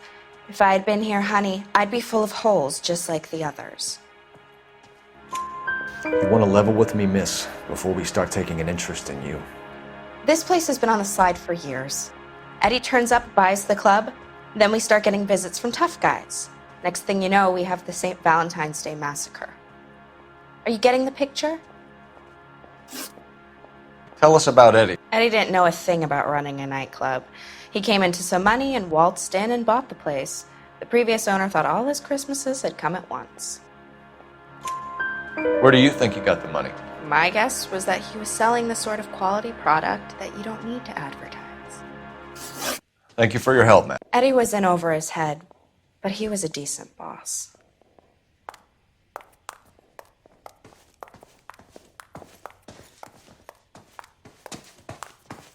You catch all the good ones, Phelps.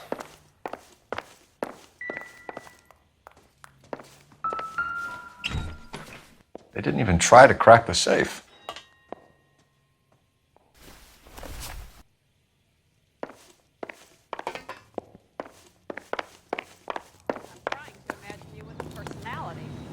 You can drive. Fine. Where are we headed?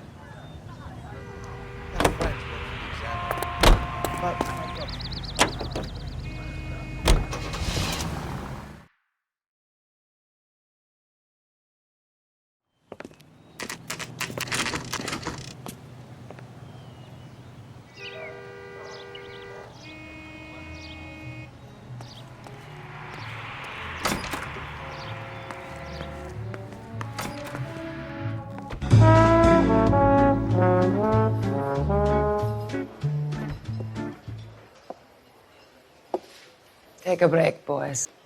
We would like them to stay, Miss Lickman.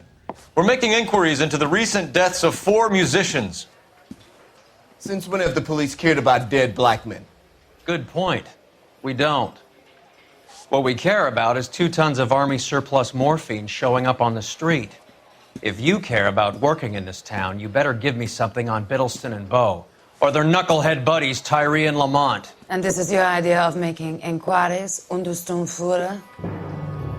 I've told you 1,000 times about speaking that German gibberish at me, Elsa. Roy! How about you get a drink while I see to this?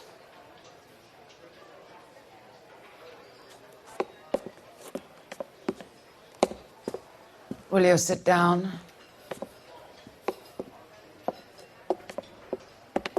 Why antagonize him, Elsa? You know what he's capable of. Ask your questions, Head Officer. We have work to do. People are dying of overdoses. If you know anything about it, you need to tell me. I can't help you. A lot of cats are into the thing. There's nothing special about your boys. You can do this the easy way with me, or I can call my partner back over. I can assure you he's a lot less sensitive. You think your threats frighten me? Black man don't supply nothing.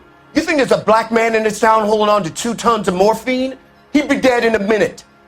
White man supplies, black man buys. My partner mentioned a couple of names. You recognize them? I have no idea what you're talking about. The only way you're going to get rid of me is to give me an answer. I knew Cornell. We worked together a few years ago. He loved the music, but the music didn't love him. What does that mean? It means that he just wasn't that good. He was a sad, lonely cat. Boys, take 5 minutes, please. I need to have a private word with the officer.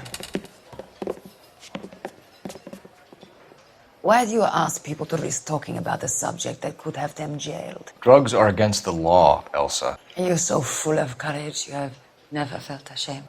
This is getting us nowhere. Do you think you'll win your war against narcotics? It's not my war. It's against the law. My job is to prosecute the laws of this city. Do you think you can stop people from needing drugs, Detective? I'm asking the questions here. Then why do you come to me with your stupid questions? You know who controls the drugs in this city. It's not enough to just survive, Elsa.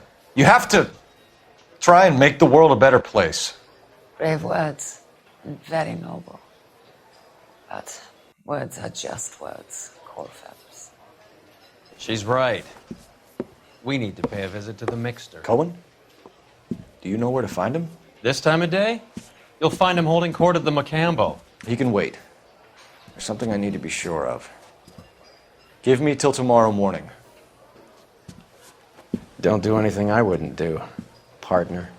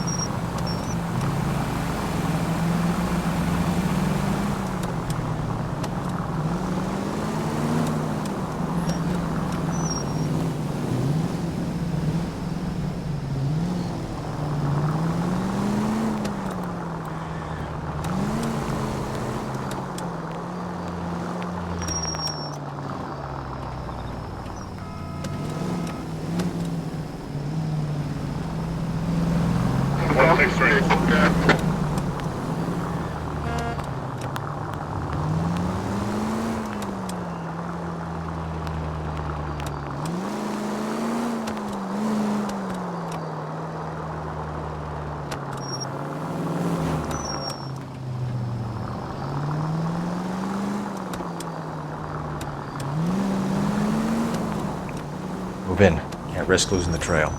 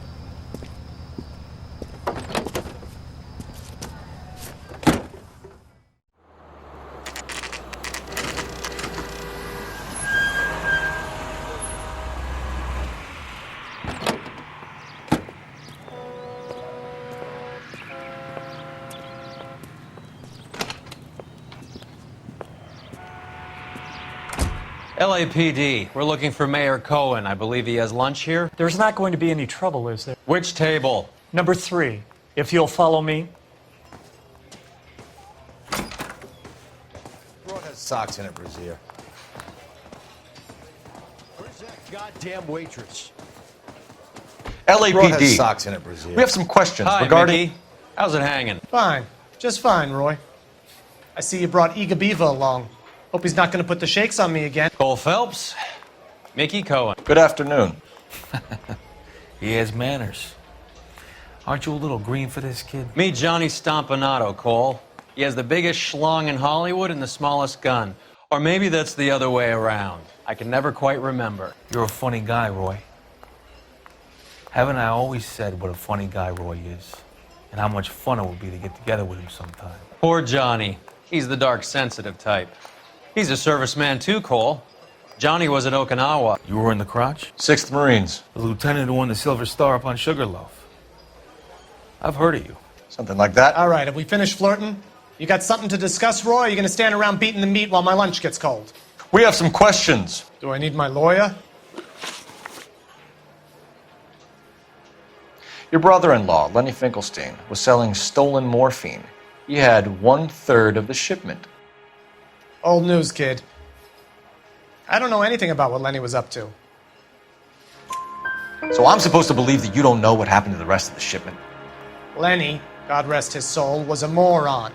He was family, though, and I haven't made a beef about that, so count yourself lucky, kid. The H is a filthy habit, and I don't condone it. The simple solution would be to have all the dope fiends put down. So you don't know where he got the morphine? Kid, ask a question you might get an answer to. We believe there's a link between a group of Marines and the morphine stolen from the SS Coolidge. One of those Marines was shot to death in a club last night. I wouldn't know anything about that. So you haven't heard anything about what happened at the 111 Club? What can I say, kid? I'm shocked that in the land of opportunity, Uncle Sam's finest feel the need to resort to crime. It's a dangerous business. I can attest to that. I'd recommend they get out of the life. Quickly. A few Negroes saying goodbye on the sidewalk will never make the papers, Mickey. But we had a judge in Pasadena say adios the other day. Prominent white people popping their clogs makes everyone nervous. You know dope has never been my thing, Roy. It's always been for schmendricks like Jack D. and Jimmy Utley. But I'll ask around and I'll get back to you. Hey, you boys want some lunch? How How about a drink? We'll take a rain check on that. Come on, Cole, we're leaving. We have to cut that dope. It looks bad with people dying. We have to get the rest of it. There's no way of watering down the stuff in those little packages. We have to put the squeeze on those guys and get the rest of it. They don't seem the type to frighten that easy. We'll see. What's going on? That fucking rat Stoker has gone public about Brenda. Who is Brenda? Brenda is LA's most famous madam. And everyone knows it? Of course everyone knows. Brenda pays her way. Are we cops or a collection agency? Whores have been around since the Bible. Our job is to keep it off the street so Joe Citizen and his wife can stroll around unmolested. Then we should change the law. Are you out of your mind? Every politician in America is against prostitution, except when they're using them. So where does Stoker come in? He objects to the LAPD and the administration taking its cut. Is everyone in on this? Yeah, and that's the problem. From a little acorn does a large tree grow. He could bring the whole thing crashing down on us. Aren't you supposed to be working the... Sir, do you know which robbery detectives are working the Army surplus theft from the Coolidge? Caldwell and McManus. I saw Caldwell in the squad room not long ago if you want to speak to him. Thank you, sir. We'll do that. This way.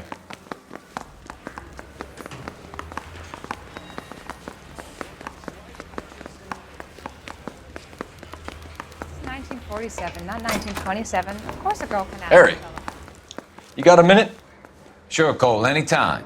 You've been working the docks robbery on the SS Coolidge? Yeah, that's right. So how do you see it? Inside job. Either the guys working the wharves or some of the guys on the ship. What else was taken apart from the morphine? Case of BARs, case of Thompsons, crate of Valor smokes. Homicide just recovered 3 BARs and a mountain of cigarettes at a shooting at the 111 Club. No kidding. I better get over there. Do you have a copy of the manifest? Yeah. Here it is. So, how do we connect the docks robbery to the mess at the 111 Club?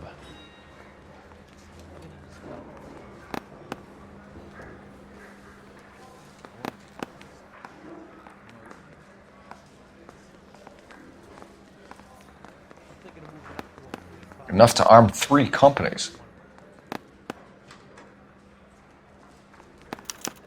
This is the crate we recovered. 500,000 cigarettes loose on the streets of LA. Some of these guys are from my old unit. They must have finally shipped home. Kelso, Sheldon, McGoldrick. McGoldrick was on the boat? Sure, we checked him out. McGoldrick bought the 111 Club, Harry. His brains are all over the bar. Looks like whoever stole the dope is getting muscled. By whom? Dragner or Cohen. They control the hop. Detectives, KGPL's going crazy. Shots fired at 1384 North Bronson. Some guy with an automatic spraying a Hollywood bus. They want every car. Go!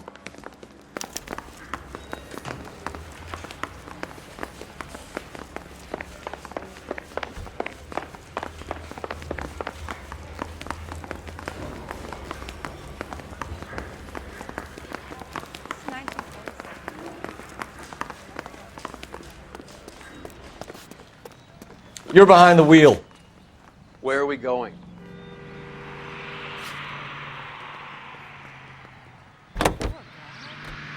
Must be going crazy.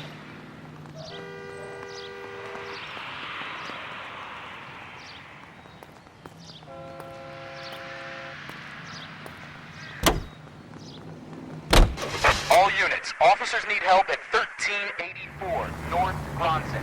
1384 North Bronson, shots fired. Any units to handle identified. Code 3.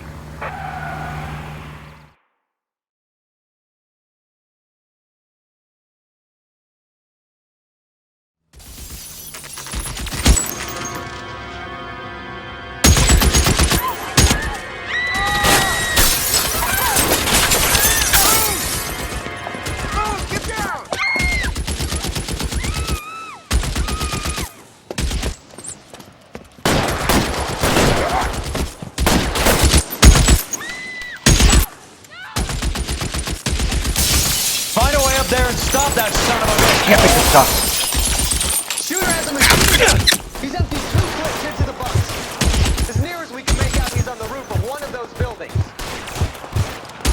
Reinforcements are on the way. Cease and desist. Move, I gotcha.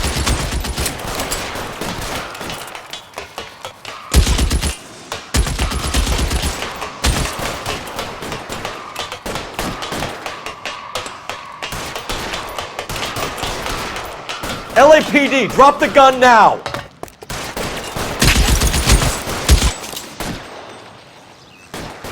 You're clear, go!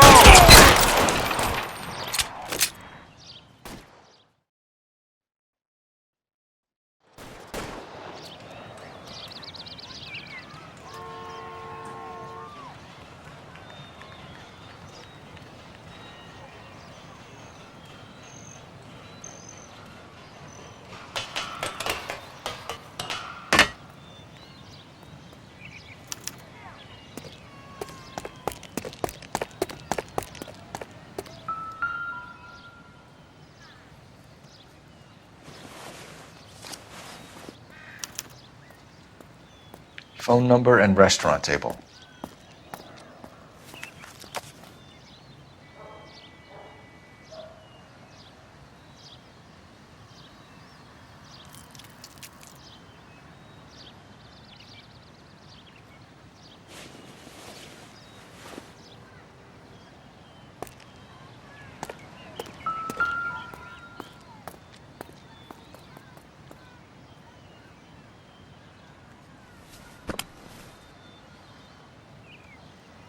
It's one of the BARs.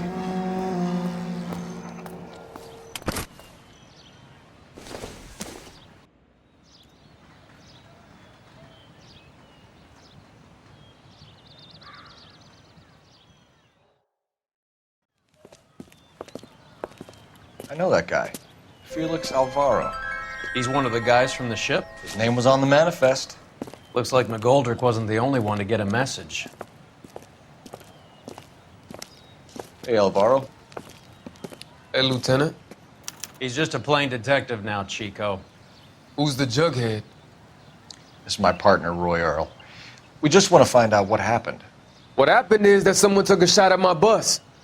And then cops turned up and started treating me like I'm some sort of Pachuco punk. My people have been in California for over 300 years. Very fucking admirable, Felix. You hear anything about the big heist on the Coolidge? Yeah, I heard about it. So what happened? Not much. The cops came and interviewed me and all the other guys on the ship. I was down at the 111 Club this morning, waiting for the medical examiner to scrape Eddie McGoldrick's brains off the bar. You want to tell me anything about that? I heard that Eddie came into some money. Too bad he didn't keep a low profile. It was a tough break to get through Okinawa and then have to buy it back home. Who's shooting at you, Felix? How the fuck do I know?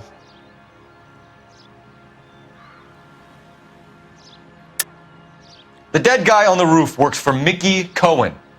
Why would Cohen want you dead? Man, I don't know anything about Mickey Cohen or any of those gangsters.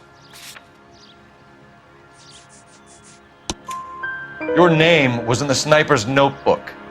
Level with me, Felix. Cohen thinks because we were on the boat, we have the morphine. Courtney's meeting those guys to sort it out.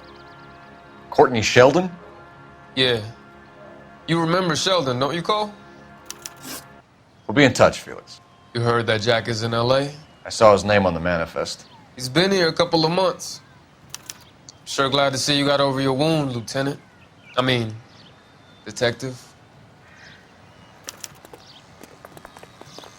Pretty cool customer. He's been under fire before. You buying his story? Not for a minute.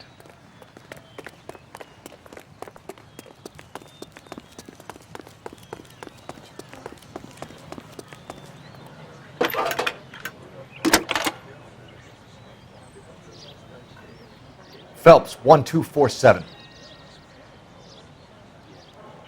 How can I help, Detective? I need an address on a Jack Kelso. Just a second. Jack Kelso, apartment 4, 1408 North El Centro Avenue, Hollywood. Thanks.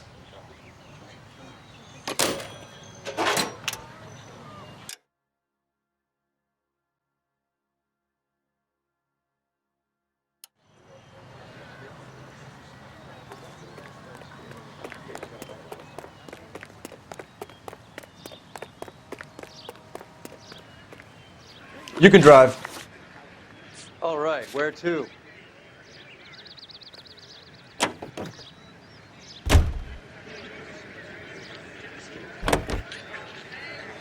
How well did you know the owner? McGoldrick? Well enough. He was in my unit. That's some cruel irony. You survive the war, then get blown to pieces back home. It happens more than you'd think. Young guys trying to adjust to normal life, getting mixed up in the wrong crowds. The kid had just bought a nightclub. I'd say he got mixed up in the right crowds. Until someone filled him full of holes. You don't come into that kind of money that quickly without pissing a few people off.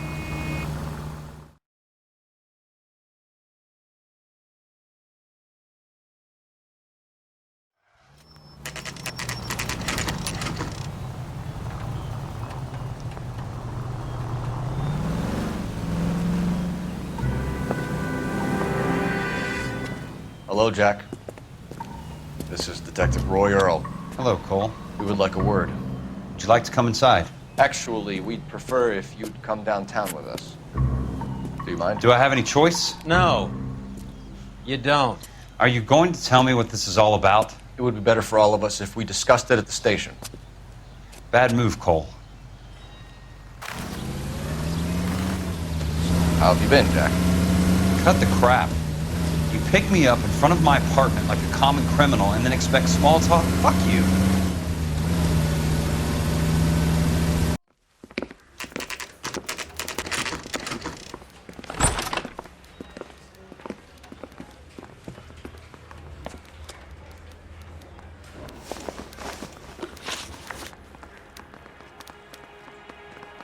Do you know that there's a gang war going on in LA trying to recover that stolen morphine? That has nothing to do with me. I'm sure it would be gripping to hear more of your life story, boys, but the truth is, I don't give a fuck. You were on the boat, Kelso. What happened? Do you really think a bunch of Marines could muscle in on the dope rackets in this town? Between the Vice Squad and the mob, I hear it's pretty sewn up. You'd better watch your mouth. Did you know that Eddie McGoldrick recently came into money and bought a nightclub? No, I didn't know that.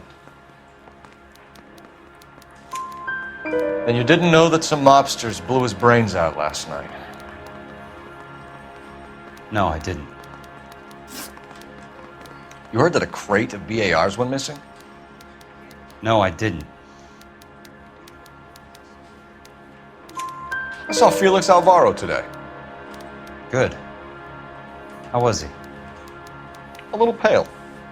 One of Mickey Cohen's goons had emptied about 60 BAR rounds into the bus he was driving. A public bus, in the middle of Hollywood. Are you going to tell me what's going on? Or do more innocent people have to die? Yeah, and what's in it for you, Cole? Newspapers?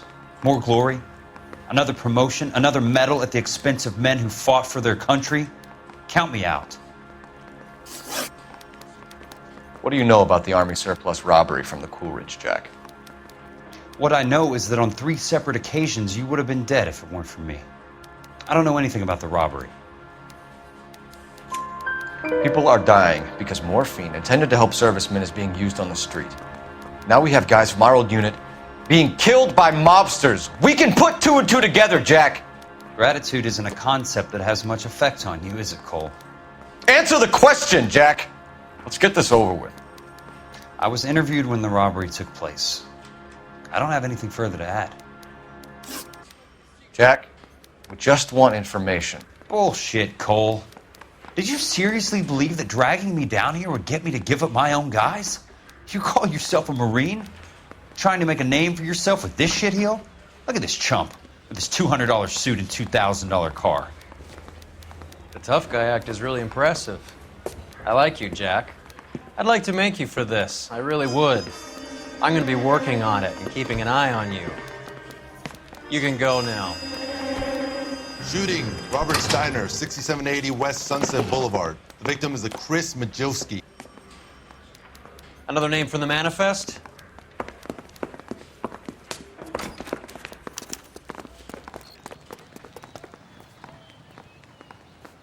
How many more friends of yours are gonna get plugged today?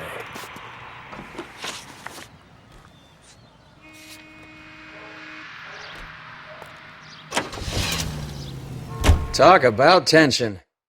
That was like being trapped in an elevator with a married couple who can't decide whether they love each other or hate each other. We go back a long way. You went too easy on him. Next time, you leave it to me. I know how to handle that smug son of a bitch. You don't. Jack will never give up his own men.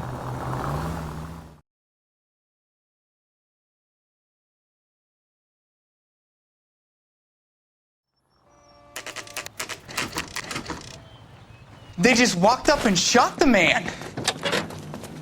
Two of them officers, they went that way. Go on, get after him. Jack was a company sergeant. He would never get involved in something like this. We brace him and drag him downtown. It won't work. He's a tough customer.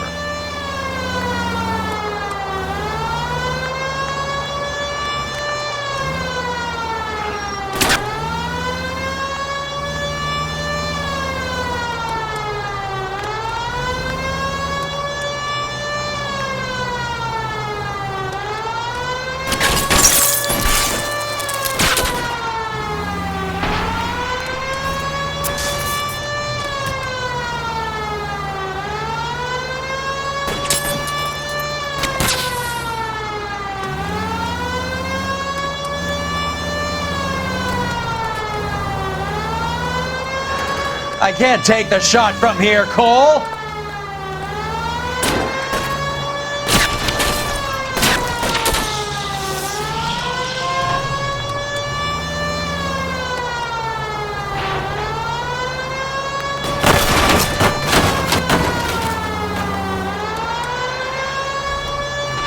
Watch it.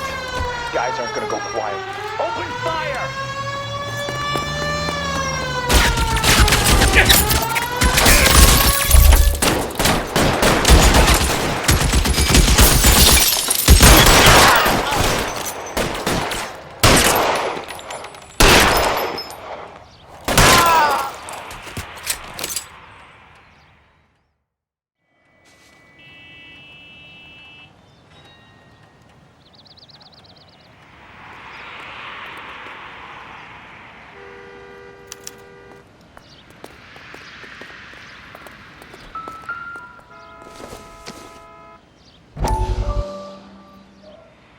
We have to look at damage limitation.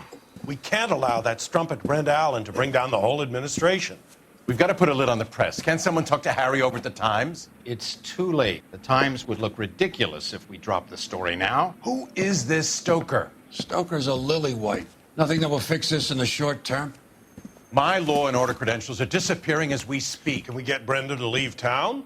Yes, we can, but she won't go quietly. Brenda has extensive records. Can she at least lay low? That's already been taken care of. Mayor? District Attorney? Who is this guy? And what does he want, Horrell? Name's Roy Earl, detective, administrative vice. Aren't you one of the clowns that got us into this mess? Oh, I think that the orders regarding Brenda come down, not up, Mayor. I have a human interest story. It involves a certain LAPD cop, a hero from the war, who has let his beautiful wife and kids down, who has betrayed America for a German junkie whore, who has abandoned his pledge to the LAPD and his commitment to the public we all serve. Could be all over the papers by tomorrow, and you would be off the hook. So what do you want in return, Roy? Fingering a fellow officer?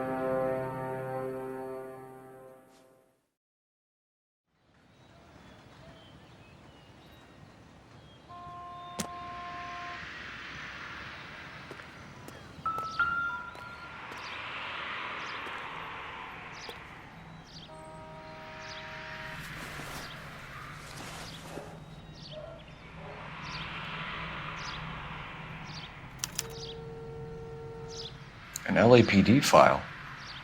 We have a traitor in our midst. All of the names on the list have a hit team assigned to them.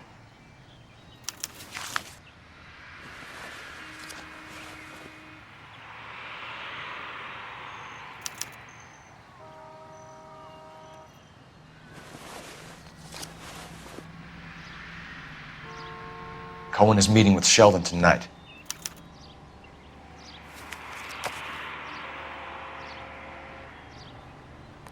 We need to get to those guys fast, otherwise there'll be no case.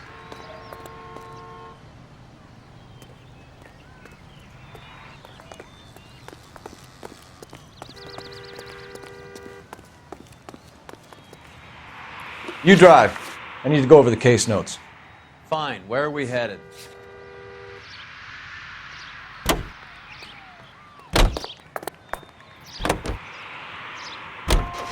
They're taking out all the guys from the ship.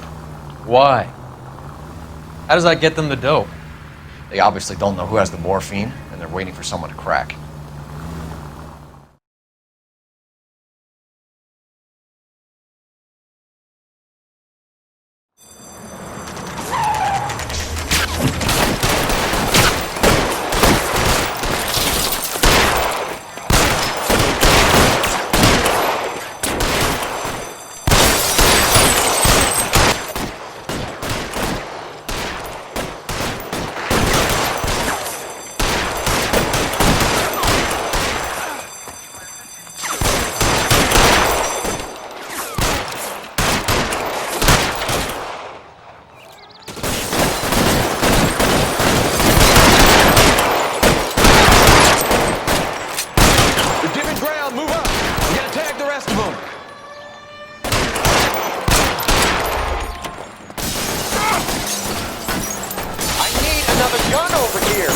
How long do you think you can hold out?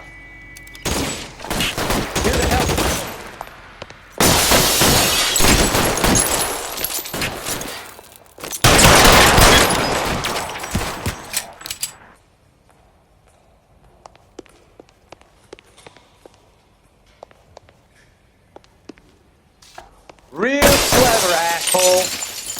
I'm gonna find you.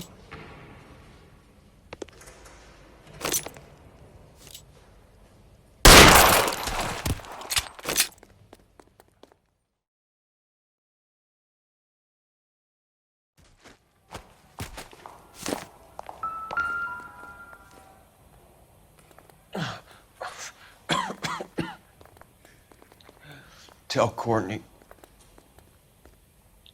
Bad luck. It was worth a try. It was worth a try.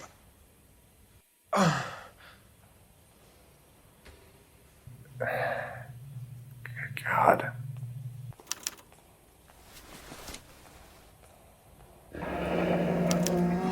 Polar Bear Ice Company. You really did it. Wonder whether it was worth it. Most people never get the chance to be rich. Wouldn't you risk it?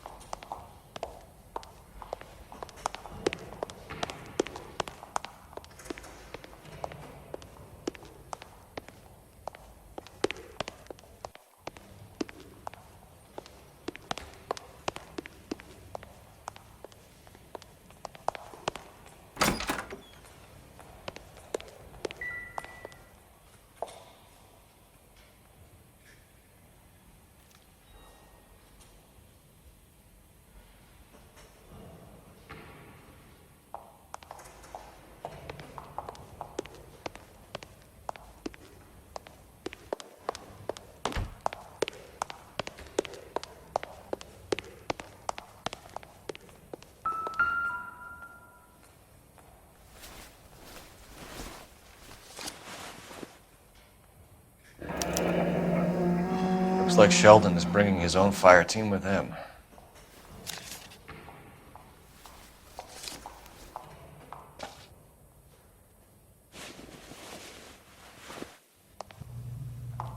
Majewski, Beckett, Goldrick, Driscoll, these are good guys. Why did they get wrapped up in this thing? Not everyone has your unwavering restraint in the face of temptation, Cole.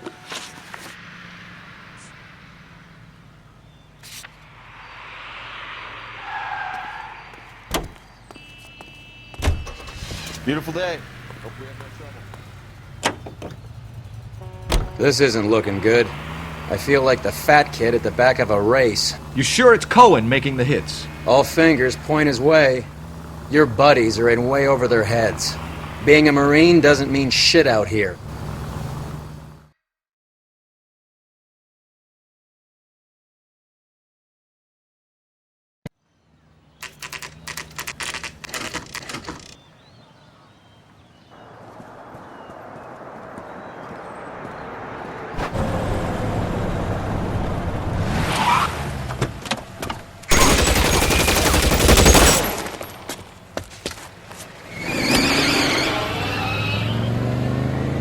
Getting close and steer him off the tar.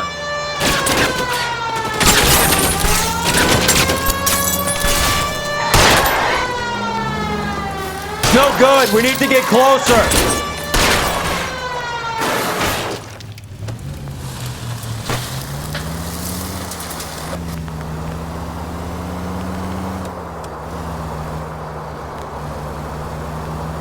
I can't hit a target that isn't there, Phelps. Hit him, Cole. Spin him out. I can't take the shot from here, Cole. Getting close and steer him off the tar. Step on it, huh? Just give me a little closer.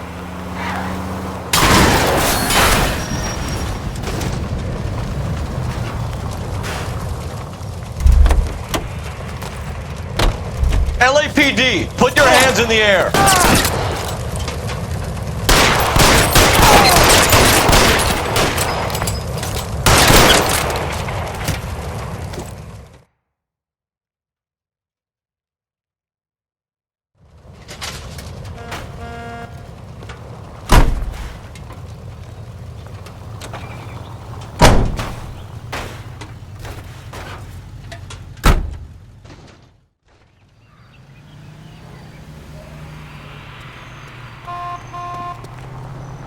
You know the way. You can drive. Where are we going?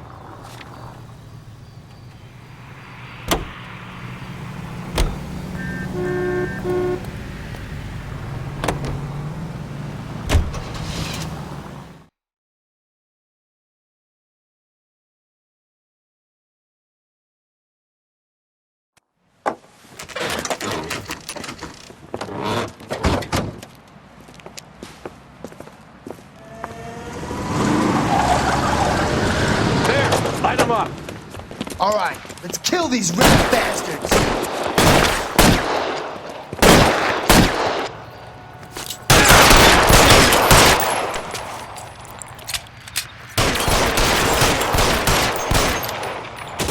Keep moving, I'll cover you. On the roof, Cole, nail him. Throw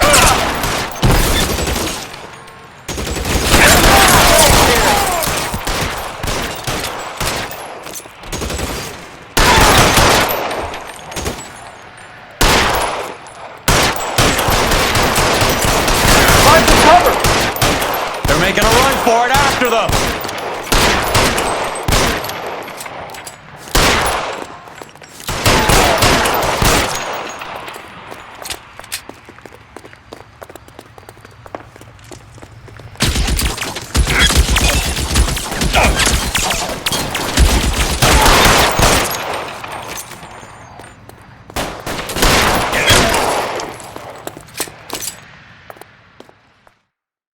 I'm gonna put out an APB on every one of the sons of bitches on that hill. APL to Car 11K. Car 11 King, come in. Car 11 King.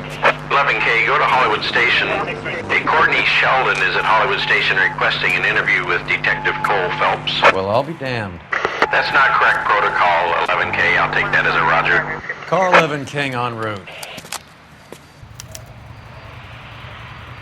You're behind the wheel. Do we know where we're going?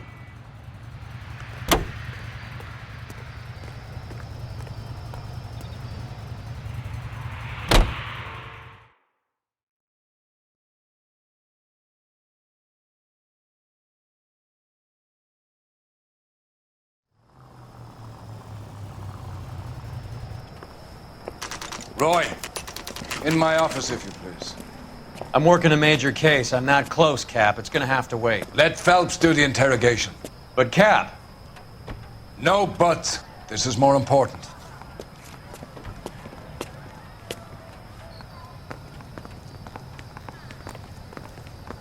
I'm going to memorize your name. Hey, you think those Vice boys get any on the side? Sheldon, is this your attorney? No, Detective.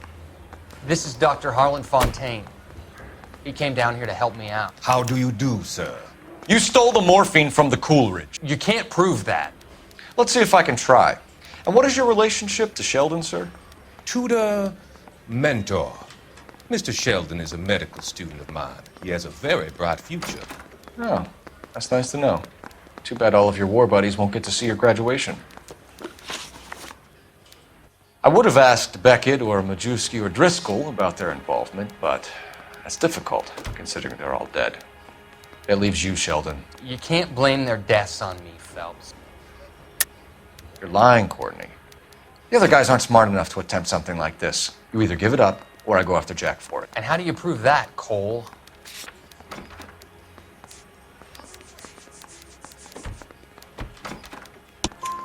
We know about your showdown with Cohen. We found notes on your guys. Cohen is hitting our old dude. He believes we have the morphine. I told him that we don't have it.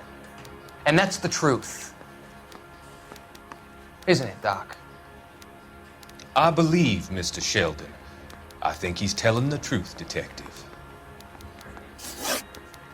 You were on the ship, Sheldon.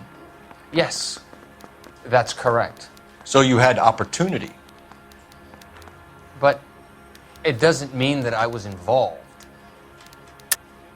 So you don't mind that the mob executed McGoldrick, Driscoll, and Beckett to get to you?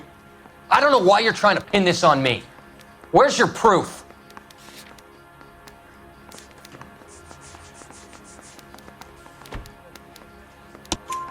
Beckett had a message for you before he died. Bad luck. It was worth a try. I feel bad about Beckett, Phelps. He was a hard charger. Those guys deserve more. I don't blame them for taking their shot. Have you finished, Detective? I'm just getting started. You have an answer for everything, Courtney. Let's hope Jack does, because now I'm going after him. Is there anyone you're not prepared to sacrifice? Jack is not in this. He's a good guy. You or Jack, Courtney. I don't care who goes to jail. I just want the morphine off the street. What are you offering, Cole? Don't be ridiculous, son. This man is gambling. What's your offer? Doctor, good to see you. I'm conducting an investigation. Upstairs in my office now. This man is about to confess. As of now, you're suspended from duty, pending a fitness review. What are you talking about?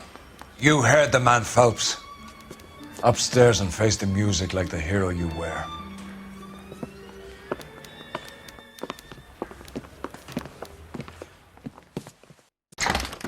You certainly had us fooled, Detective. Phelps, you're one of my favorite sons. You've broken this old man's heart. Sir, what is going on? You're suspended, Phelps.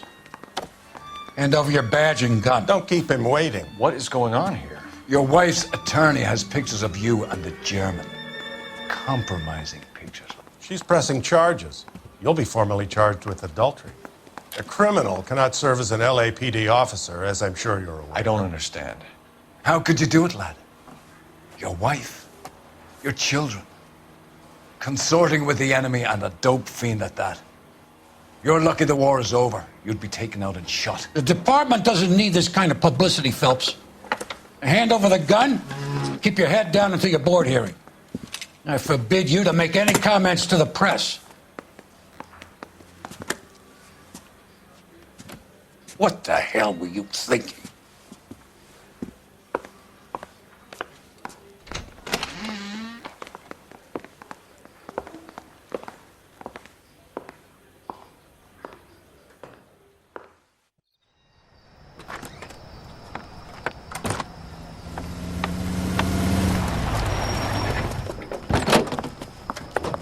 Marie, listen, Marie, I need to explain.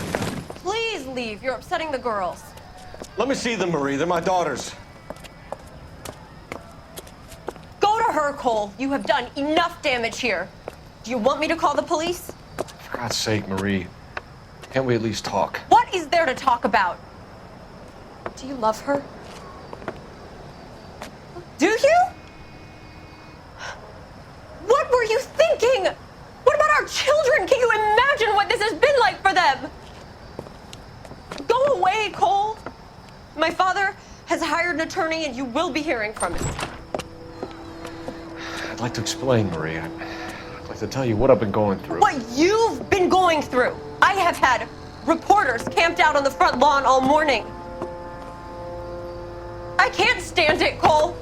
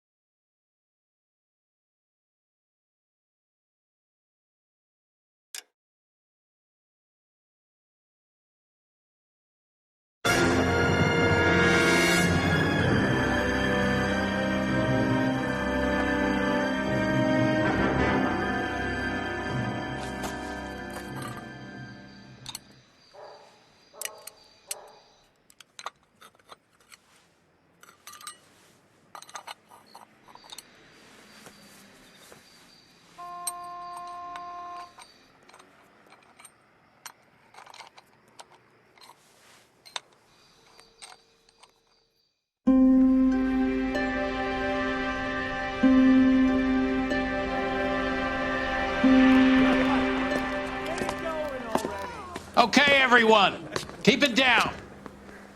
Cole Phelps joins the arson squad today. How'd you like porking that German whore, Phelps? Phelps is up before a review board in December. Until then, he works the arson desk. End of story. Phelps. Yes, sir. I don't care what you did or didn't do, Phelps. I hear you're a good case man. But if you fuck up on my detail, I'll have you out of here before your feet touch the ground. Do we have an understanding? Yes, sir. Cap, we don't want a fucking rat like Phelps. Can it, Tilden? Phelps, I'm partnering you with Herschel Biggs. I don't do partners. You know that, Cap. You do now, Biggs. Social basket cases like you two should get along just fine. Biggs will show you the ropes, Phelps. This is arson. There are no ropes. It shouldn't take long, then. Start with these two. House fires. 326 South Kenmore Avenue. Steffen's family was out of town when it happened. Then go to 4414 Rosewood, family by the name of Sawyer. Fire brigade will be on location. Are they suspicious, Captain? That's for you to find out, Detective. Now get out of here. Both of you. Get out!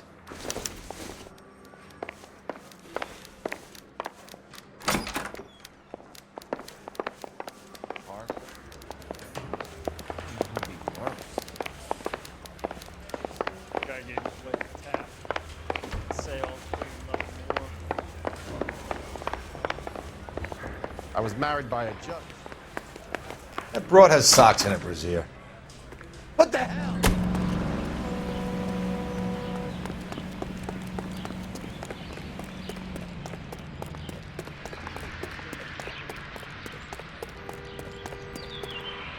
You drive. I need to go over the case notes. Fine. Where are we headed?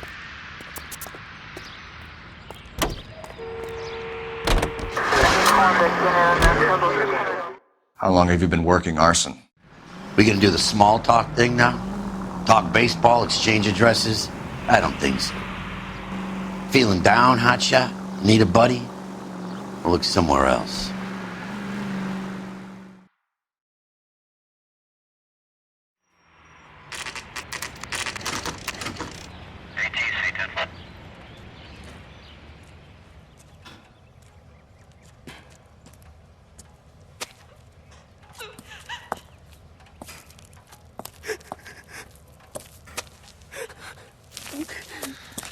There isn't much left. There never is if the job's done properly. You think it was deliberate? Nah, that's real pain in your face. They would have moved out the things they care about if this was insurance. There's no mileage in this. Hello, Mike. Hey, Hirsch. Cap this one. Yeah, Mike Brannigan, Cole Phelps. It's okay, Brannigan. His name may be dog shit, but there's none on his hand. No offense, Phelps. None taken. Do you have anything? The fire started late last night. Steffen's family at Catalina Island. Won some kind of competition. Looks like the only thing they ever won in their lives. And they come home to this. I'd say they were pretty lucky, really. They don't have any insurance.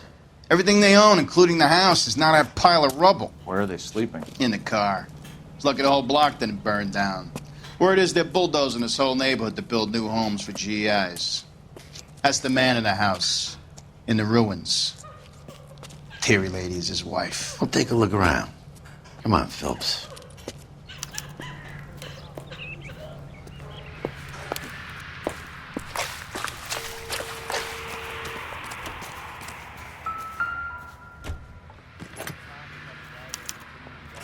Recently serviced. Could be something to go on.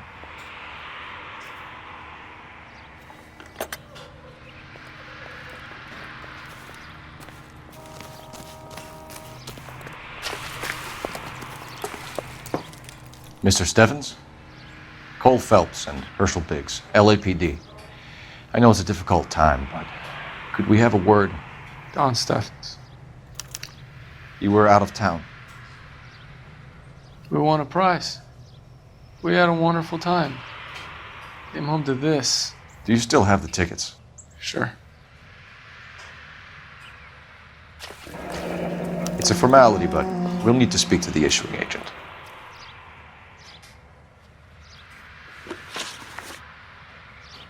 Can you tell me any more about the prize that you won, Mr. Steffens? Weekend at Catalina Island. My wife got this flyer in the mail from the Suburban Redevelopment Fund. Did you enter any kind of competition? My wife filled in a flyer.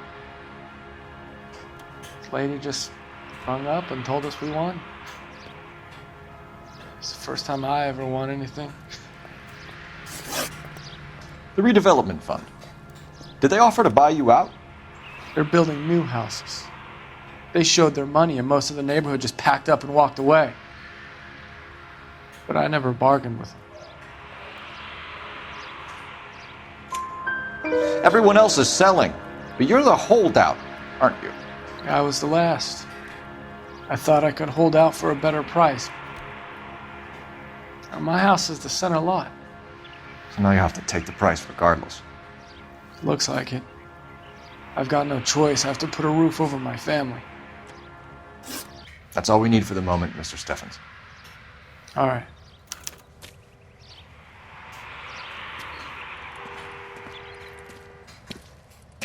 What's with him? You've seen the papers. I guess he's thinking about his own family. I'd say he's searching for some kind of atonement right now.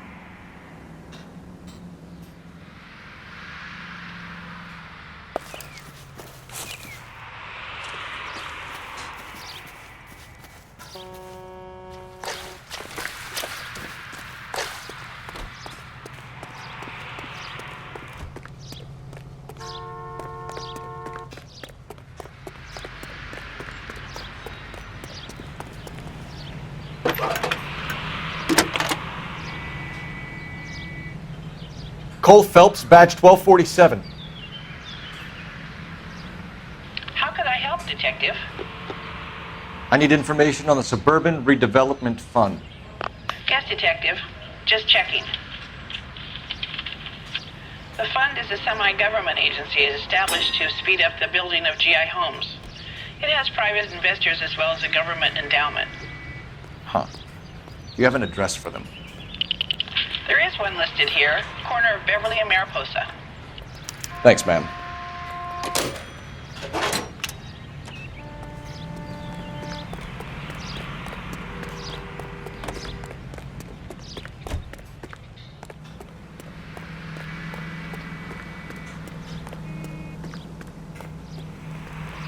You can drive. All right. Where to?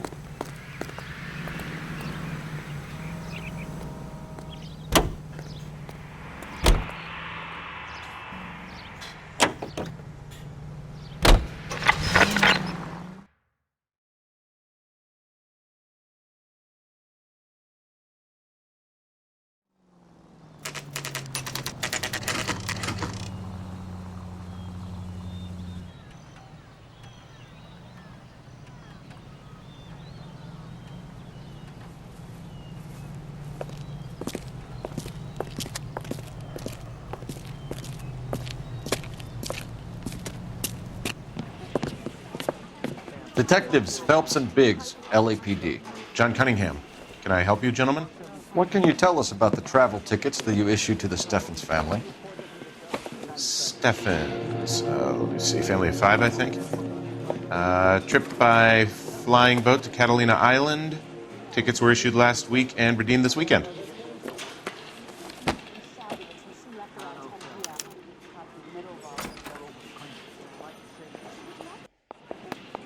Here they are. Steffens.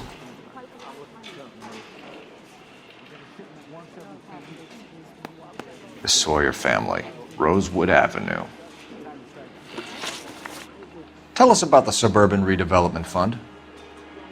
There's not much to tell. They run a promotion. Our promotions mailing list covers half of LA. So they are not a government agency? I don't believe so. Government organizations don't usually get involved in promotions. I'm told the tickets were a prize. Yes, they were. You do a lot of these prizes? Look, there are hundreds of these promotions running at any one time. If you're the lucky guy, you get your name pulled out of a hat. While the Steffens family was at Catalina Island, their house burnt down. You consider them lucky? Christ. I'm sorry to hear that. Can you tell me who offered the prize they won? Sure. Look, there's supposed to be some sort of supervised draw with hundreds of tickets. But the reality is the Suburban Redevelopment Fund calls me every couple of weeks and tells me exactly who has won. Thanks for your help. No problem. I just wish I could do something for that family. You could put round the hat. A few bucks would really help them now. I suppose so. Good. I'll put you down for 50. I could tell you were Samaritan the minute I walked in the door. 50? Are you? Good man, Cunningham. You're all right. Yeah, I'm great. Poorer, but great.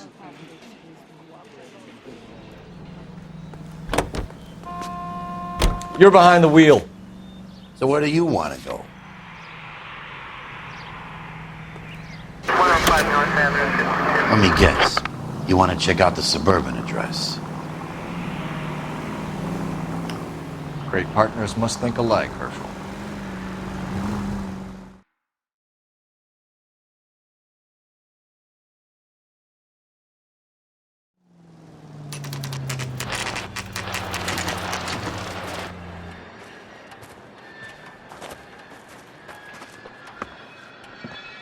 This is supposed to be the registered offices of the Suburban Redevelopment Fund. This is an Elysian housing development, Mac. So Elysian is an investor in the redevelopment fund. Looks that way. Are we done here, Mac? I've got work to do. Sure, buddy. Thanks for your help.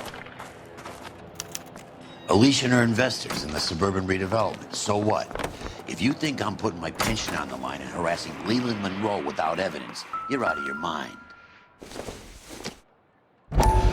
So Elysian Fields builds the houses, while the Suburban Redevelopment Fund foots the bill.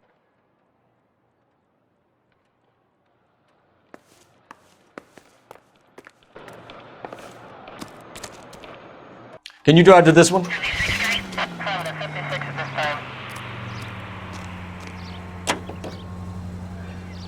Have there been any other house fires? This is Arson. We get an average of 2 a night.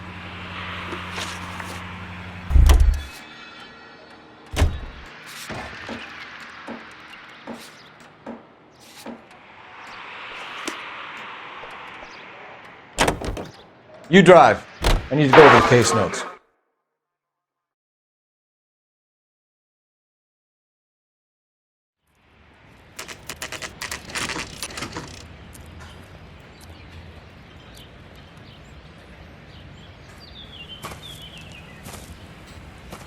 Hi, Albert.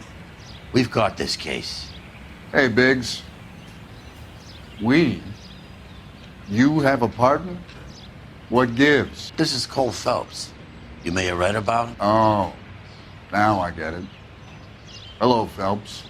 Welcome to the netherworld of Arson. Family of 4 found dead in their beds. Heater exploded. Another one? Looks that way. Insta-Heat Model 70. Before you get excited, we get a couple of water heaters a month go back. Take a look around the yard and see what you can find.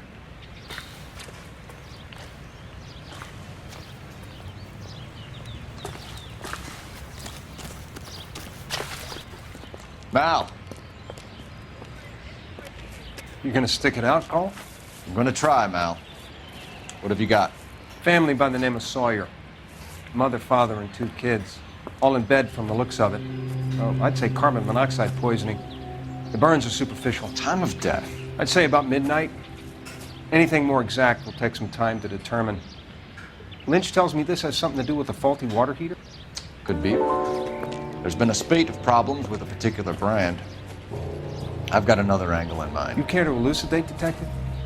This is a murder and not an accident. Sharing information has helped us solve quite a few cases together. I need something concrete, Mal, before the department gets wind of it. I'm in Arson for a reason.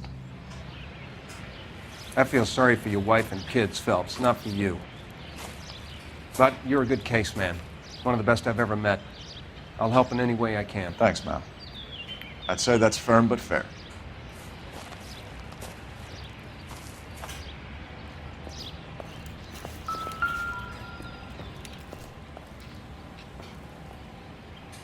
How about the insurance companies write these incidents up as acts of God?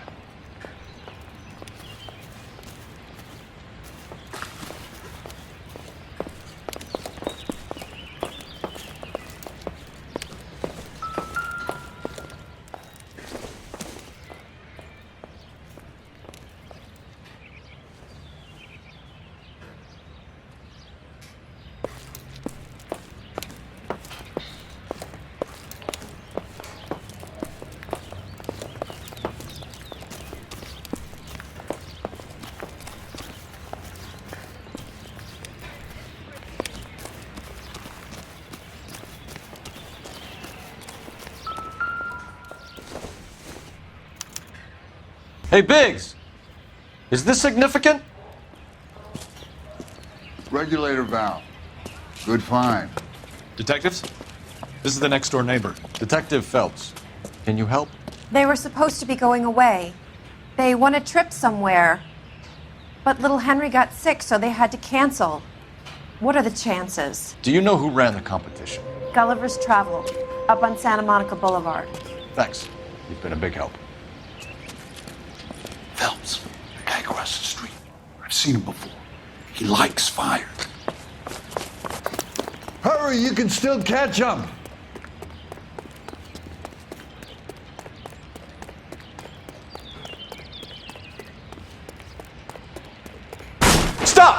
LAPD! See. We got an ID on you, Firebug. Stop right there!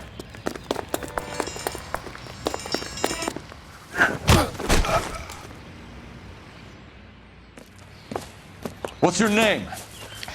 Herbert Chapman. So you like fires? Some. Watching them or setting them? I don't want any trouble. Turn out your pockets.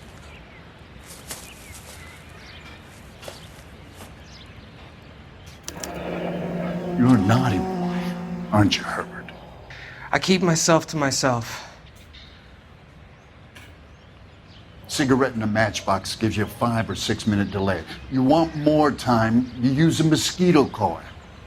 Don't you, Herbert? You like this fire, Herbert? Hell no. I heard it over the fire radio. Sounded sweet. When you finish following your leads, come and see me at the fire station. I have a theory about this. Will do, Lynch. Take this guy in. We might want him for questioning later. You got it, Detective. Why have you got such a hard-on for this case? If it is murder, it's almost impossible to prove. Fire doesn't leave much evidence. There's no percentage in this. I think it's more than one case. They're house fires, Cole. Accidents, heater fires, gas explosions. There's got to be a reason. The reason is you want to be a star again. Forget it. Give it up. You'll feel better. There's something to this. I know it. What are you talking about? Arson is insurance. It's always been insurance. We still investigate the cases, Biggs. The people in this house are dead. Go soak your head, Phelps. This hero business is a full-time obsession with you. I'm gonna make this case. I'm gonna rub the department's nose in it. Help me or stay out of my way. You got it? Lynch says we should visit him at Fire Station 32. Who exactly is? You know the way. You can drive. And where exactly are we going? Excuse me, officer? Lynch is a legend. You should feel privileged. He doesn't let many people into the inner sanctum. Keep your mouth shut, and you'll learn something about fires.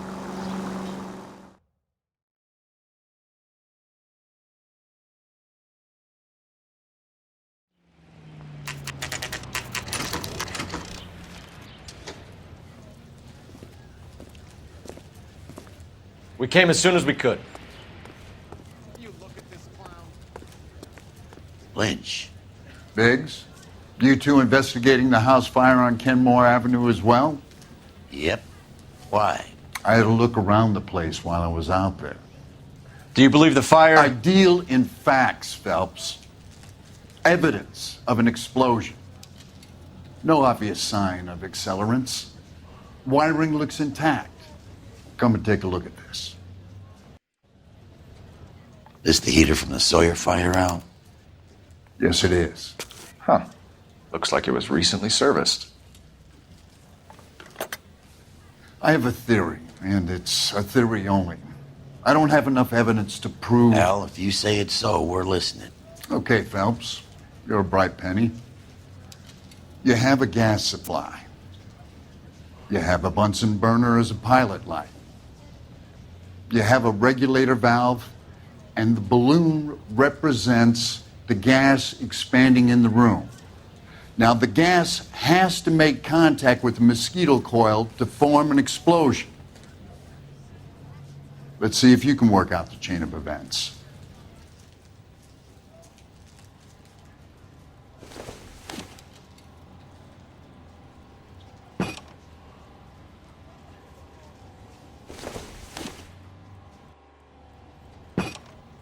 Good, your regulator's in position.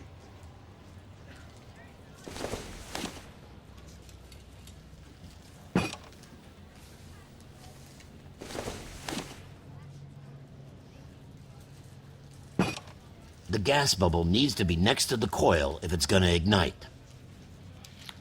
Okay, I'll light your pilot and turn the gas on. You pull the lever on the left to turn on the gas.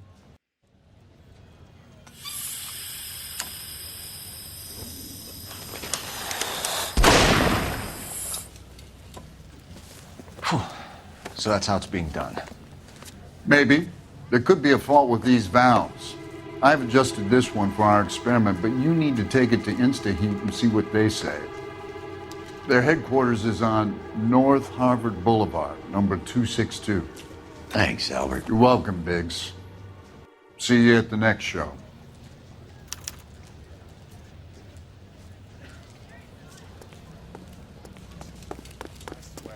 This town is going straight to hell.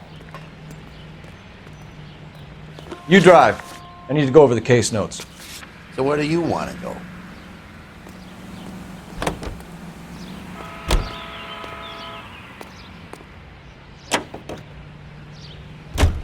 Show? The next fire. We should go to the factory and see how many of these things are going bang in the night. You know this Chapman character? Guy's a freak. Loves fires. He's the kind of guy that we'd like for a lot of things, but we don't really have any credible evidence to pursue him with. 11825, code 6.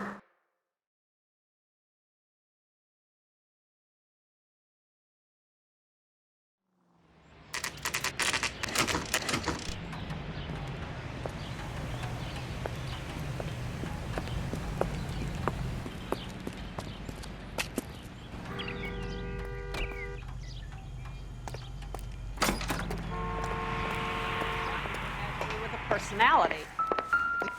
LAPD detectives, ma'am. We need to speak to someone in charge. I see. Well, duty manager for today is Mr. Rasick. You should find him in his office.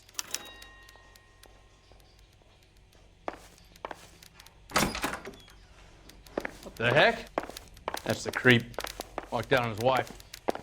This is 1947, not 1927. Of course a girl can ask a fella out.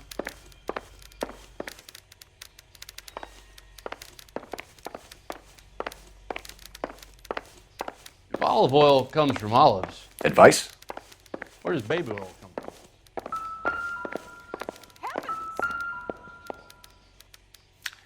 New and improved model. They'll be selling these like hotcakes. I was married by a judge. Should have asked for a jury.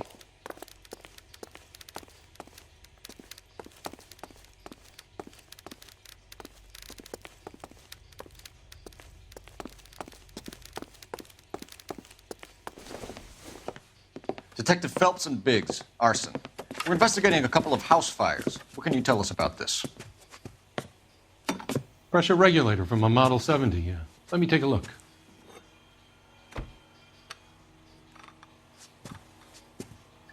We have a problem. This has been tampered with. What? You see this diaphragm? It forms a seal across the saddle here. Gas flows across from here to here. The diaphragm regulates flow. It's been reversed. It's a subtle change, but it means the gas never closes off properly. So you're telling me that this is not a manufacturing fault or service repair? I don't think there's anything inherently wrong with the design.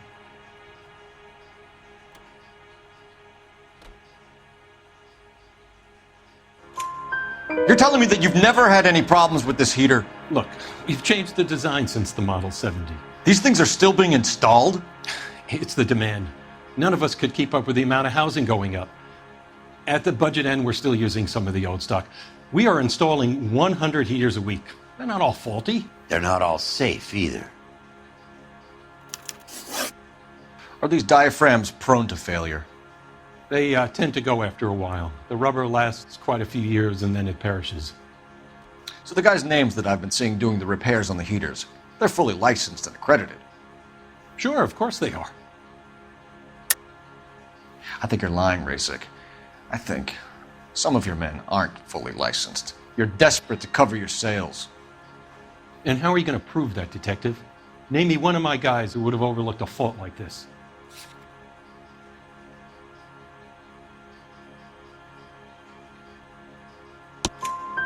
What about Matthew Ryan? You know about Ryan, huh? All right, he's been in some trouble, I know that. He's done his time. You in the habit of hiring criminals, Rasick? I need guys, Detective. This boom is a once-in-a-lifetime opportunity. I want you to get me a copy of the list of your installers. Okay, I'll get it for you. There, around a dozen of them. Housing business is going crazy at the moment. This is a long shot. We are not going to roust that whole list. I want to run it by R&I, cross-reference for arsonists. See if any of these guys have any previous. Sir, I need to use your phone. Go right ahead.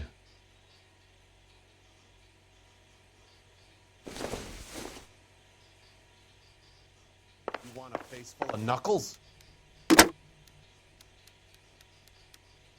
Operator, give me R&I. Putting you through now. Phelps, badge 1247. How could I help, Detective? I need to know if any of the following names have a previous criminal history.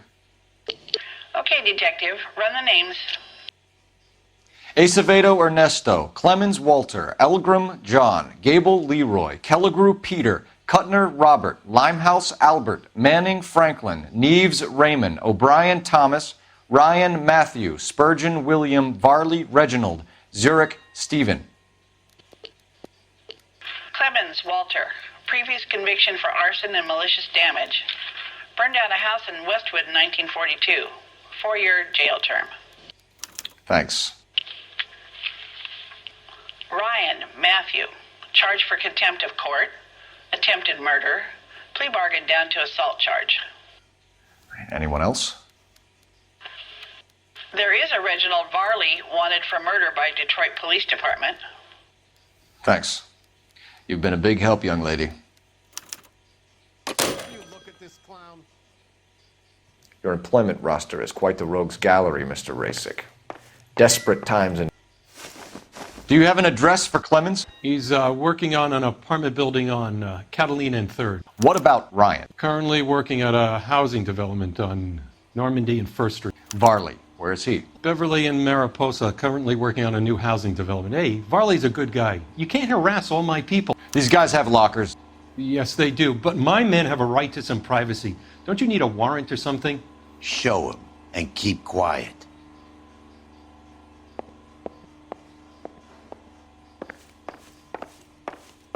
What was that? Here. Happy now? Stick around, Mr. Rasick.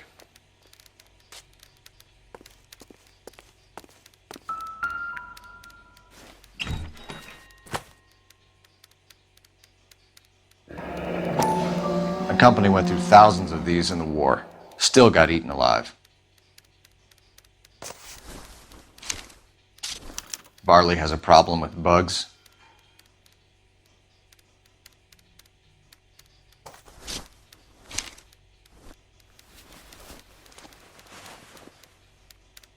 You know that a mosquito coil takes an hour to burn down, Rasick? No, I didn't know that. It's the favored choice of ignition by arsonists. Gives them time to get away. You're crazy. He probably lives near the canals in Venice.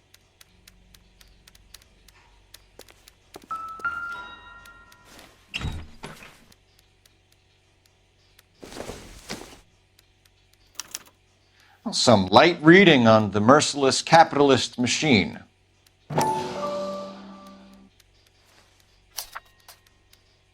Ryan wants the world to be a better place, don't we all?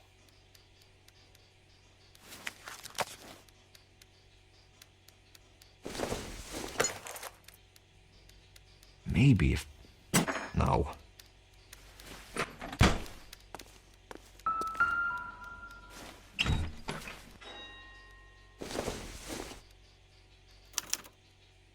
Clemens is a fellow traveler.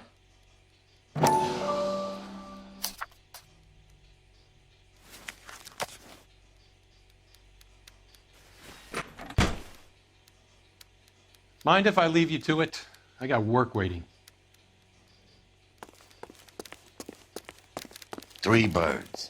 Clemens, Ryan, Varley. Where to, Phelps?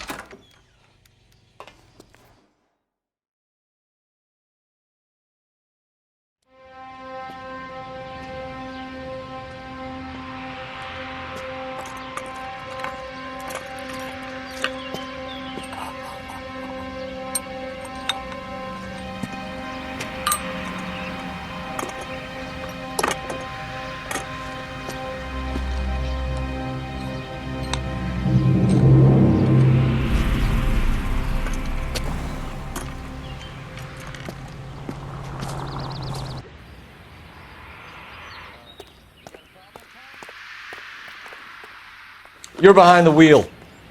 All right. Where to?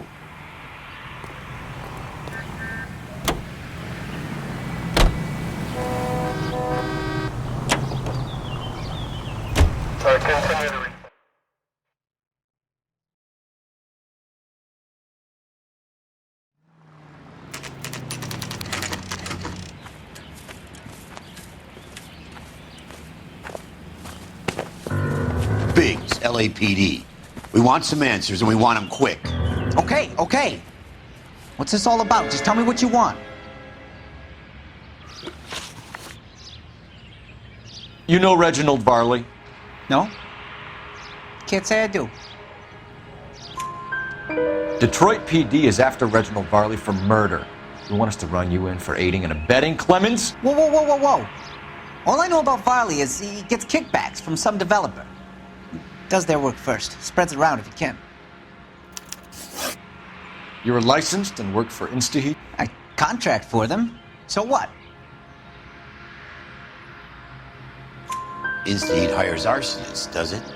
I've worked as a fitter all my life. Put everything I had into that house. And my fucking mud shark of a wife gets awarded it in settlement. She's blowing spics 2 at a time while I'm at work. And she gets the house. Yeah, I burnt it all right. Set fire to that fucker and watch it burn to the ground. I did my time and I'd do it again. Sorry about the rouse, Clemens. You did the right thing. Do you know Matthew Ryan? No. Don't know the name. You and Ryan are fifth columnists. And how do you figure that, wise guy? What proof do you have? Been following me to meetings?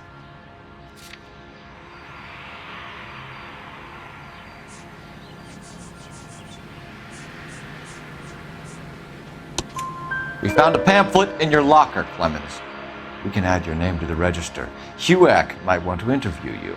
That shit was from Ryan. He's always pushing that shit on people. Drives me nuts. He's got it in for the company. All right, Clemens. You're off the hook for the moment.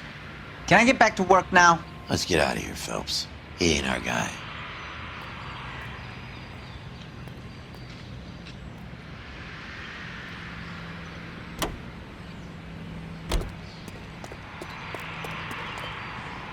You can drive. Fine. Where are we headed?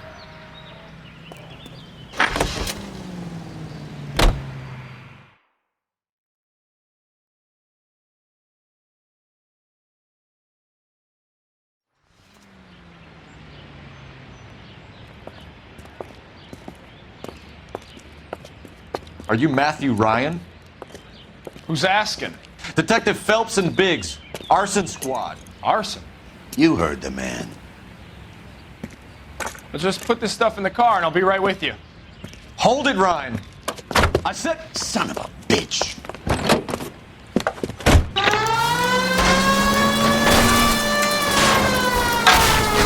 Those are GI's backyards he's crashing through. The damage is only cosmetic. He's a one-man wrecking ball. Move in! I'll take out the van. Get in close and steer him off the tar.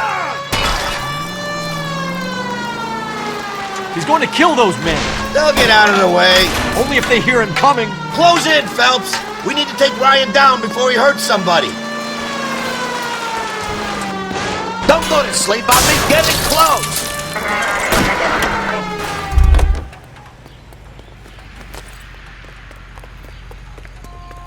Put your hands in the air.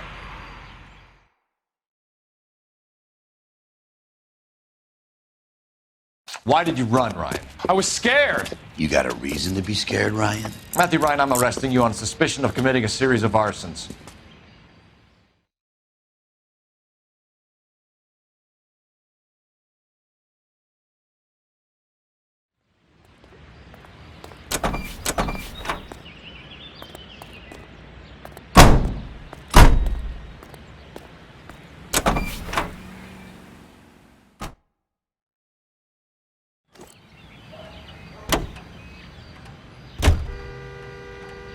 Can you drive to this one?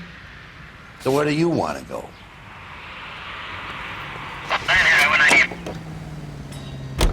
Farley's on the run. He might be packing heat. If He's wanted for murder. I say we take the doubt out of the equation and let him have it. You nervous? It's been a while.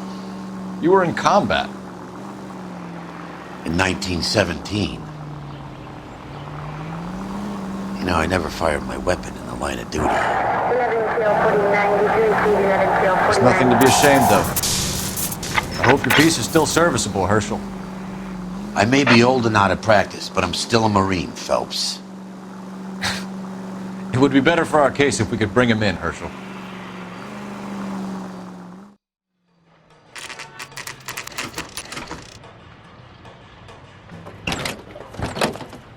LAPD, Varley!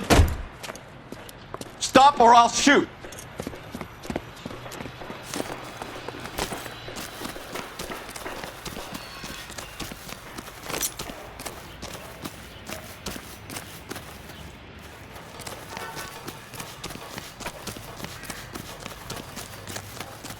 Come on, Varley! You can't keep running forever! Stop or I will shoot!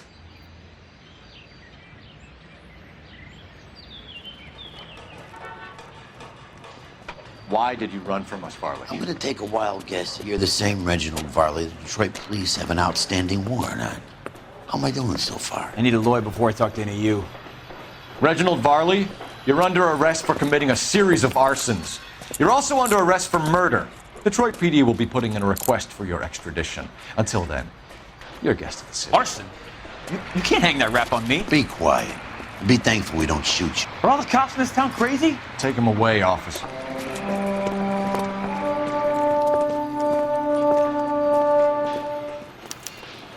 We have 3 suspects. As much as I'd like it to be Chapman, I think it's one of the other 2 guys. You can drive. Let's get to the station and close this case.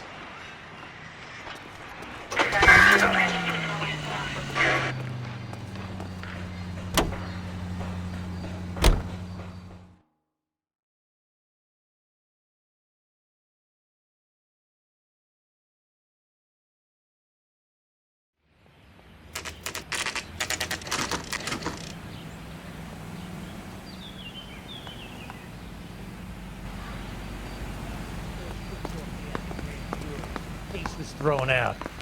Now the deal. I have 2 suspects. Phelps, you got nothing. Biggs, Ryan's waiting for you in interview 1. Varley's in 2. Hey, Hopkins, you practicing your asshole routine again? Come on, Phelps.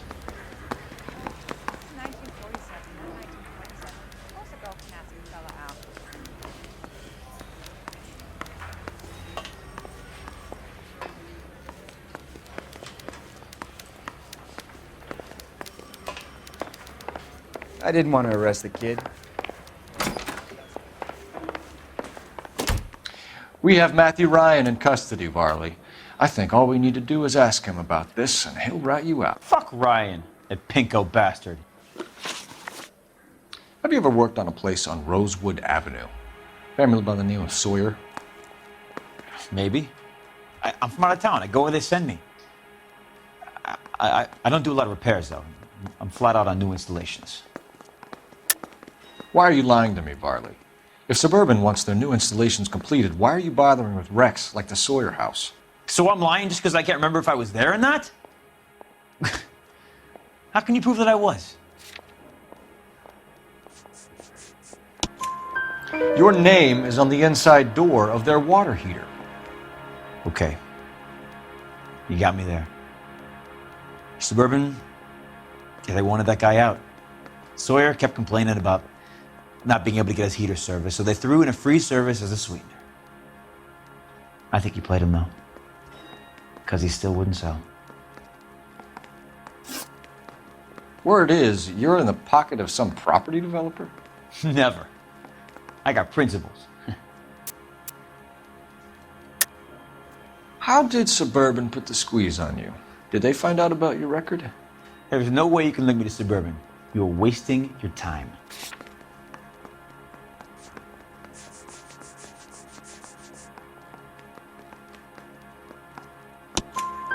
Clement says you offered to cut him in on the kickbacks they were offering. I'll testify in court. Suburban, they got real time pressure on getting some of the big developments finished. There's some big date that they can't afford to miss. So yeah, I took their money. But so did a lot of guys, all right? Carpenters, electricians, plumbers. It's no big conspiracy. What would reversing the diaphragm of an Insta-Heat Model 70 do? Yeah, I made that mistake before. You get a big bang when you turn the pilot back on. So you didn't deliberately sabotage the water heater at the Sawyer house? No, I did not. You out of your mind? I don't believe you, Varley. I think Suburban wants homeowners who don't want to sell out of the way. I think you're out of your mind. Where is the evidence that I have done anything to contribute to this fire, huh?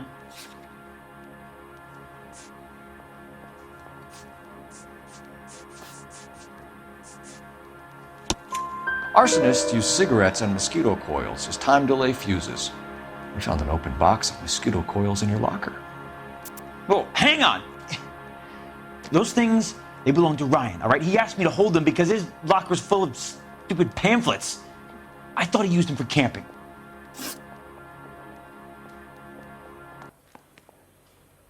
We're done for now. So what happens? You're either going back to Detroit to face a murder rap, or you're staying here to answer for these arsons. Yeah, the bum took a swipe at me. Put him down with my sap. I want to make Homicide. You know what I hit that desk. I've been in this job 20 years. I never fired my gun. Save yourself some time and get this thing off your chest. If that's your opening gambit, you better try again.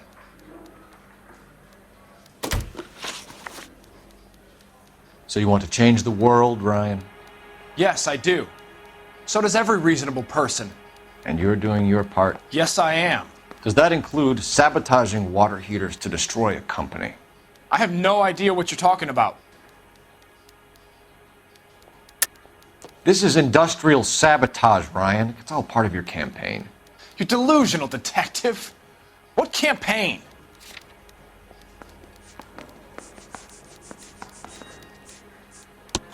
Your locker is full of pamphlets. Clemens told us how you were always foisting them on people. Sure. I spread the pamphlets. A guy has to do something. Insta-Heat heaters break down every day. They're still peddling the same lousy design that they lifted from Hephaestus. Insta-Heat bought out Hephaestus? Them, Vulcan, Pyro, and a bunch of other companies. And you still work for them? A guy has to work. And the directors of the company. How do you feel about them these days? You work it out. You know how to reverse a diaphragm in the regulator valve of a Model 70 heater? No, I don't. If you know enough to do your job, you know enough to do that repair. You're lying, Ryan. And how do you think you can prove that?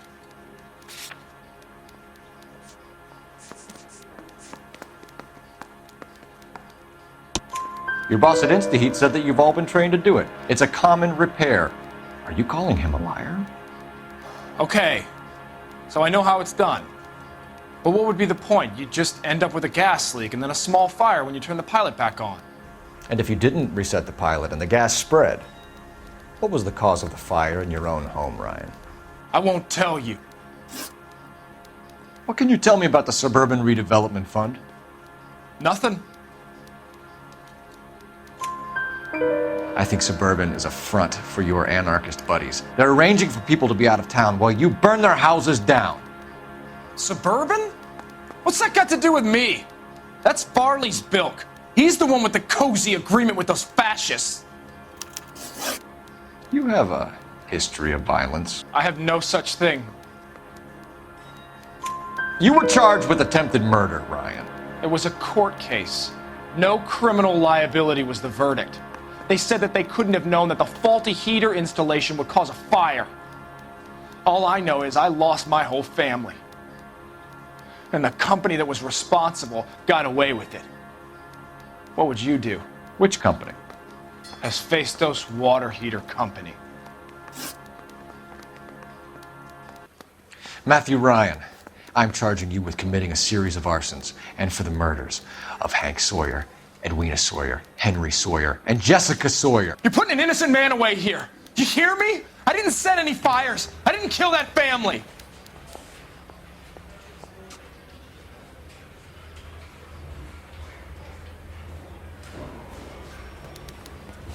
Phelps, what you did to your wife and kids was un-American. My wife threw me out. Did I ask for your opinion?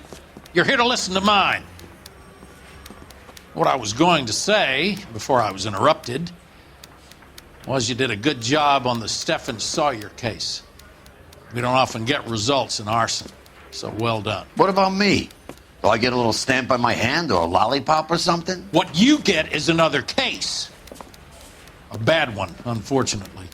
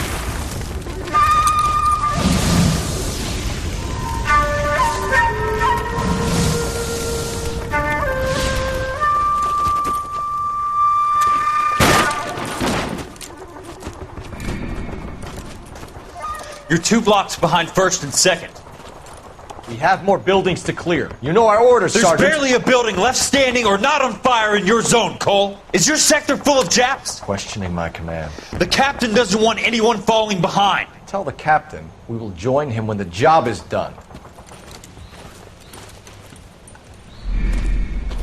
Just give us the word, Sarge. We'll take care of him. He should be sectioned. That Jap lover's a fucking liability. We're here to kill Japs, not our own people. Star-crossed son of a bitch.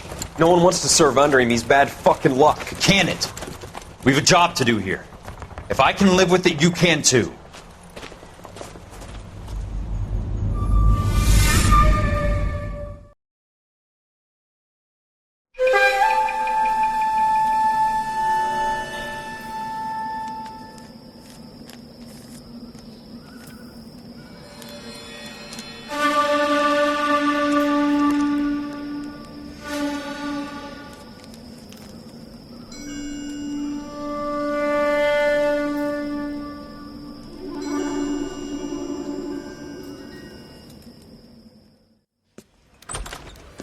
House fire. Bad one. At least 4 Vicks. Get out there and find out what you can. The address is 650 North Hobart.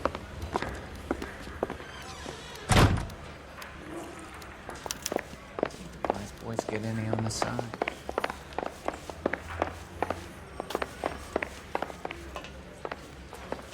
I'm thinking of moving up.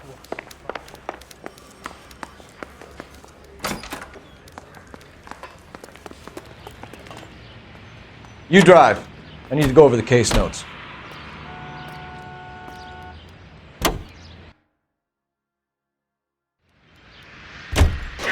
You hear about Rancho Escondido? Are we having a conversation, Biggs? Okay, fuck it. Forget I'm teasing you, Herschel. Tell me about it. One of the new housing developments, a couple of weeks from completion. Burned to the ground last night. GIs are ready to move in this weekend. Developer's gonna have some very angry customers.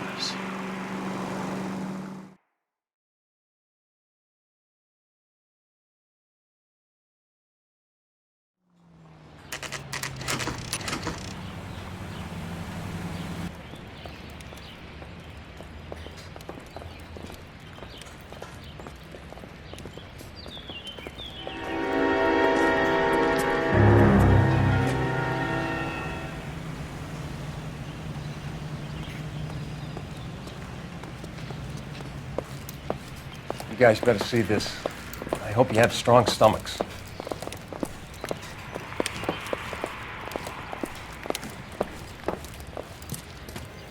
Do you have a name? Morelli, Mike. We recovered a picture of the family.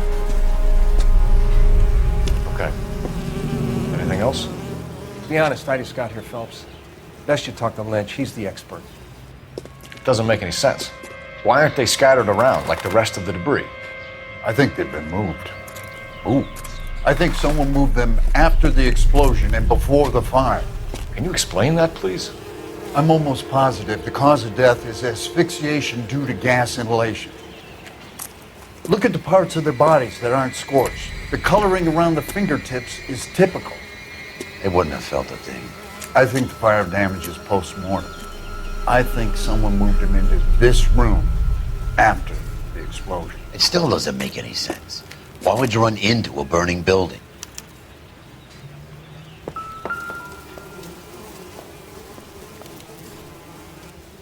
What are they doing?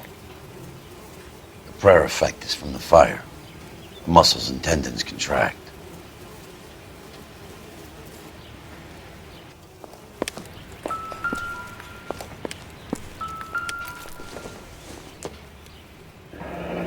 You ever think about how many people have died in this world? And how big heaven would have to be to accommodate them bigs? No, I have not. Show Another some day, respect. another dollar. It's our boy. I think he watches the fires. I think the Sawyer fire went wrong. So what about the guy we have in jail, Phelps? You got the wrong guy. That doesn't explain why he ran into a burning building. What would make anyone do that? Guilt. For the fires? For his mistake. This guy wants to burn houses, not families. He expects the houses to be empty. He was trying to redeem himself. He probably thought they'd be happier together. You are one very disturbed individual, Phelps. I know you had it rough lately, but you should start to compartmentalize your thoughts. He could be right. Can you come up with an alternative explanation? I'm sure it's the same guy. Are you telling me that some son of a bitch murdered these people, the whole family, and arranged them here like Cupid dolls? Might fit, Cole, but I don't think we could ever prove it. There's very little evidence. Evidence? Albert, check out the hot water system. Make sure we're dealing with the same MO. Sure, Phelps. I'll get back to you. Leave the rest to us, Cole. We better find out what's eating Biggs.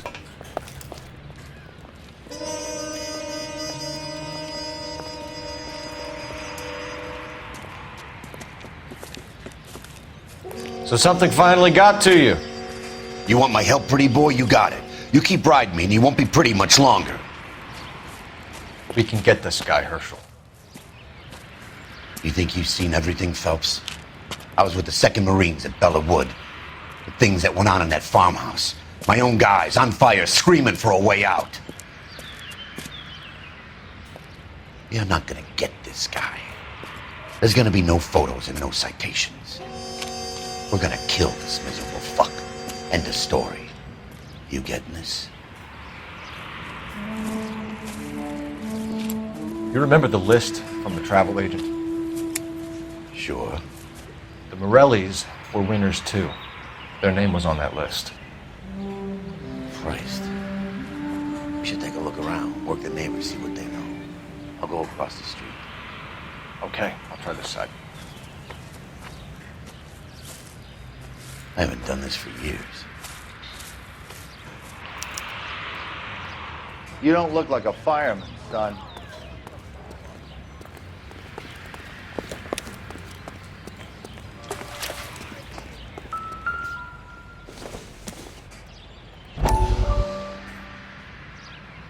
How did you get my number, Ira? At first, I didn't understand you. But now I do. I'd like you to come back to the clinic. I'm helping other people now, Doctor. I think you are confused. You haven't been to the clinic for weeks. I'm not confused anymore, Doctor. I'm helping people be together. This world is only temporary. We'll all be happier in heaven. Why don't you tell me where you are and I can come to you? I think the fires should end now. They have served their purpose.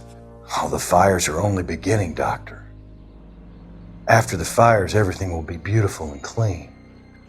Everything will be erased. The world will be fresh and new. I can see my purpose now, Doctor. And you helped me to find it.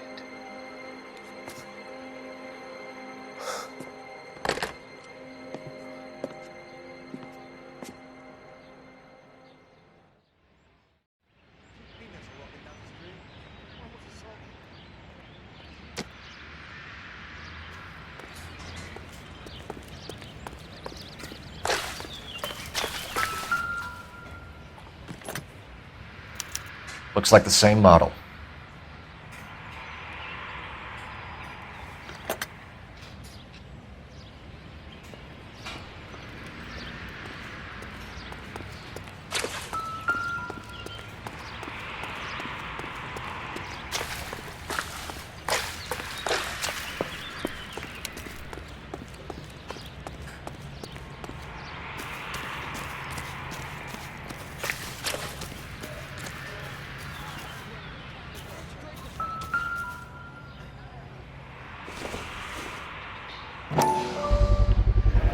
Someone was keeping watch.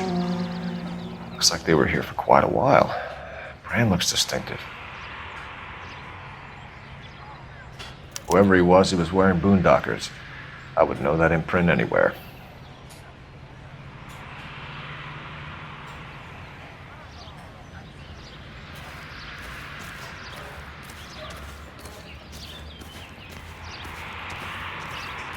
LAPD. Can you tell me anything about the fire next door? Terrible luck. Imagine after having won that weekend away. What's your name, sir? Foreman. Dudley Foreman. Did you see or hear anything that might have... Look, we were asleep when we heard the explosion.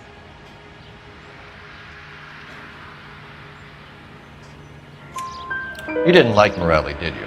Some neighbors you get along with, some you don't. Guess they should have sold up. What do you mean? They're knocking down all these old houses and building a new subdivision for GIs. Morelli was being difficult. Did you see anyone hanging around the Morelli's home prior to the explosion? Nope.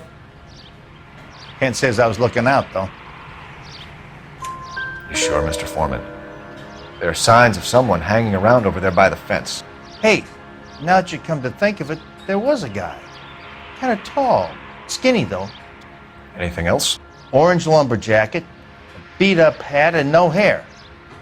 I thought he was the pest exterminator guy who was working around here the last few days. But that guy had hair. You said someone is knocking these houses down? Elysian Fields. You must know them. They're billboards. That Monroe character beaming down at you. We've had an offer for the house. Did the Morellis want to sell? I don't know. Whatever you thought of Morelli, his whole family is dead. They couldn't have all deserved that. I want you to help me here, Foreman. Morelli was pig-headed. He built the house himself. He didn't want to sell. Stubborn fool was ruining it for all of us.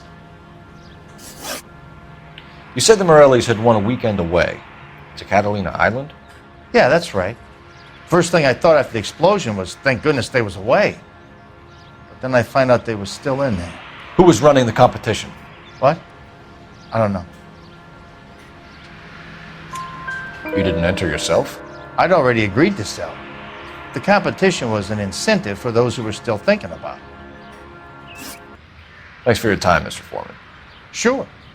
Hey, if you're interested, I have one of those competition flyers in the kitchen. I could get it for you if you like. That would be great. Any luck, Cole? A couple of things. What did you pick up? Folded piece of paper. Looks complicated. Japanese call it origami. Can I take a look? Sure. Paper crane. There's a legend about them. You fold 1,000 of these and you get a wish.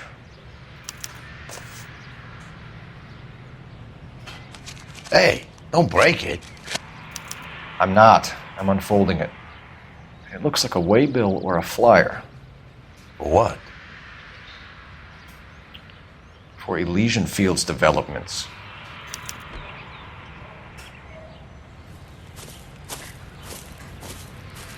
Oh, I see you already have one.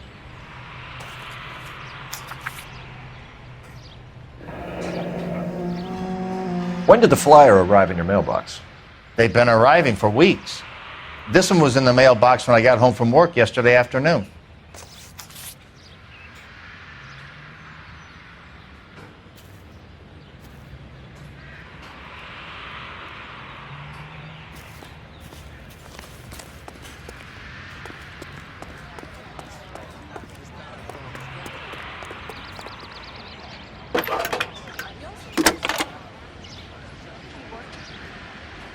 I need an address for a property developer. Elysian Fields Developments. One moment, Detective. The address is 748 North Oxford Avenue, Wilshire. Anything else? Messages, please. You have a message. Contact Captain McKelty immediately. Thanks. Can you put me through, operator? Of course. Here you are. Commander? Leads on the Morelli fire. We're about to go and visit Elysian Fields Developments. You're about to do what? Leland Monroe. He's a personal friend of the mayor and the chief. Are you out of your mind? I'm warning you, Phelps.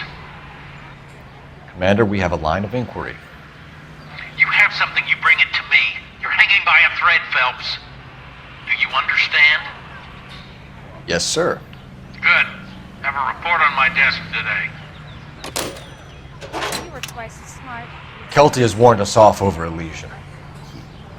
Makes sense. It's a dead end. We should check out Rancho Escondido. You know the place? Sure. Corner of Fountain and Wilton. Let's go. You're behind the wheel. And where exactly are we going? Officer needs help, 103 MD. Shame about Chep.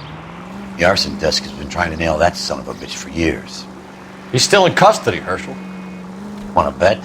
Fella kicked him loose already. Can't hold him for misdemeanor cigarettes and matches.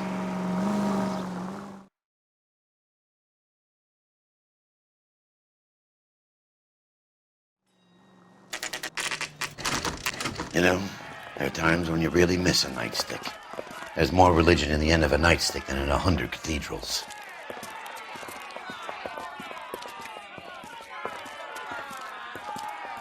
I'm not gonna tell you again, sir. Don't tell me when and how I can come and go on my own property. It is not This is safe, America, sir. dickhead. Now step back, or I'll lock you up for a Smart mouth fray. son of a bitch. Come on, then! I'm gonna beat you This is black not and fit. blue. We're gonna have to pacify these poor saps.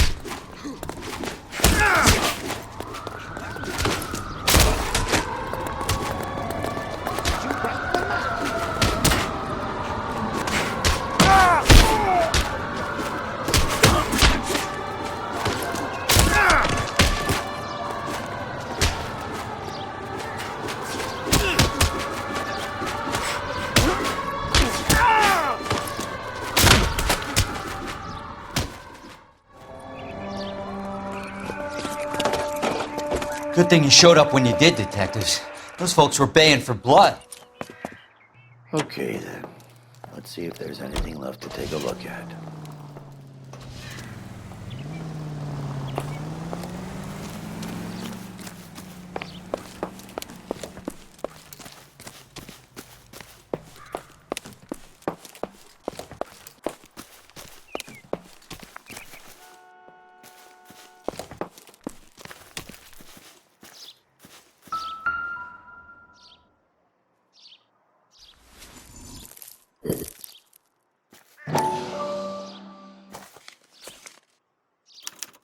The mortar is like dust. Is that normal in a fire? You'd expect some shrinkage in the heat, but it looks like the cement barely adhered to the brick. Doesn't appear to be any wall ties either. This thing looks like it was built on the cheap. If we're paying a visit to Elysian and ruining my career, let's bite the bullet and get on with it.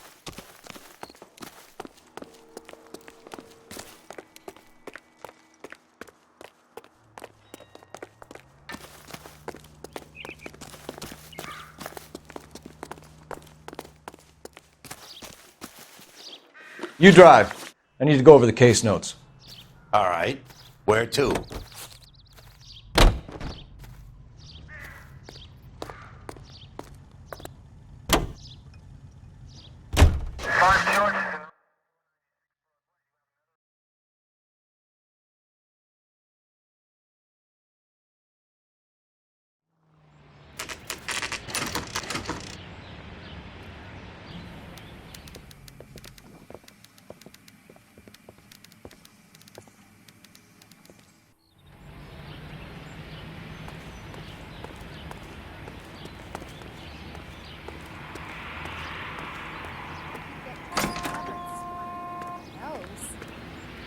Detectives Phelps and Biggs, LAPD, to see Leland Monroe. Do you have an appointment? We're the police, lady. We don't need an appointment. Can I tell him what it's about? It's an official investigation. There are 2 police officers here to see Mr. Monroe. Send them through. And that's our cue. Thanks, ma'am. Meh. We would like to speak to Mr. Monroe. I'm afraid it's impossible. Mr. Monroe's schedule is booked weeks in advance. Cut to the chase, sister. Is he in? I'm not at liberty to reveal that, officer. So he hired you for your intelligence? I find that offensive. You have every right to. This is getting us nowhere, miss. Casino. Would you like us to return with a warrant? That won't be necessary, gentlemen. Come into my office.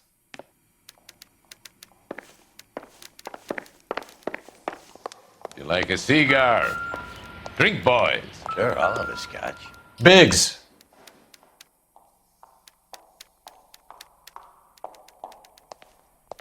We're investigating a series of domestic fires, Mr. Monroe. It's terrible, boys. How can I help? Elysian Fields and Suburban Redevelopment Fund flyers keep turning up in the vicinity of the fires. They're turning up all over town, boys.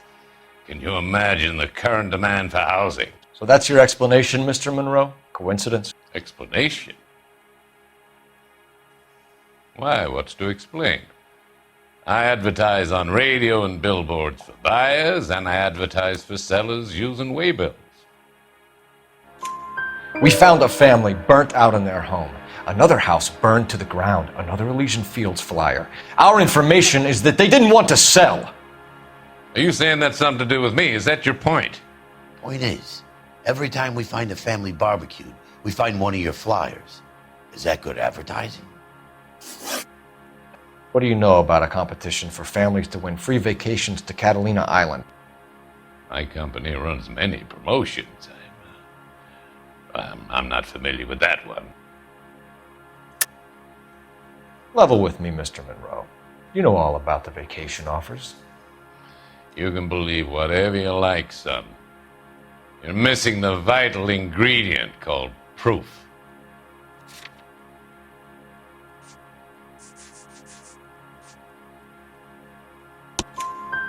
Your face is all over the flyers, Mr. Monroe. You know about the prizes, and you're aware that they get given to holdouts. My face is the brand. It's on all our advertising. Did you know that the mayor and the chief of police are part of the Suburban Redevelopment Fund? You want to accuse them of murder as well? You've made offers to buy houses in areas where fires have been recorded. Are you suggesting that I'm burning people out of their homes so that I can sell them new ones? What happens to your plans if a family like the Morellis refuses to sell? We work around them. Business finds a way. That's the American way. Come on, Mr. Monroe. You expect me to believe that you would build a new development with one of those old piles smack bang in the center of it? Progress is an inexorable process, detective. Those who choose to stand in defiance are usually confined to the wastebasket of history. To answer your question, yes, we would build around them if we had to. Most people see sense. What's Elysian Fields' involvement in Rancho Escondido? One of our latest housing developments. It was due to open on the weekend, or was before the unfortunate conflagration. It met with building code regulation. Absolutely. Only the best for our returning heroes. You're lying, Monroe. There's something out of kilter about that development. Son, I've had enough of you and your fidgety friend. There's no way in hell you can prove that my materials were inferior.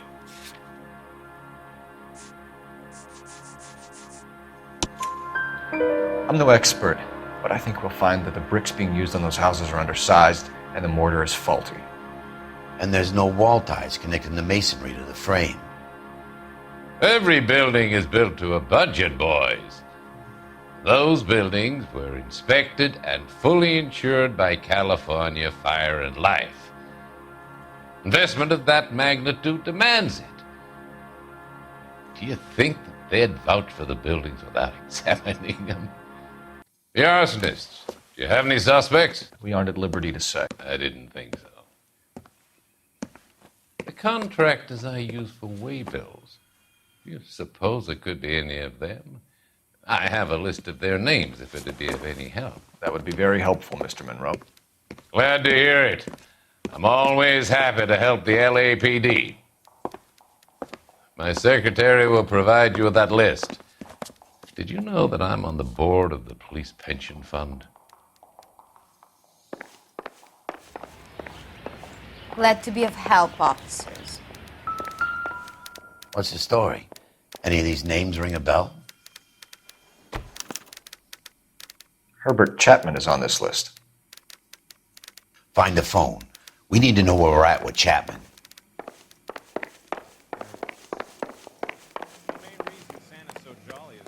Your boss is a fine man. Oh, I wish I could afford that.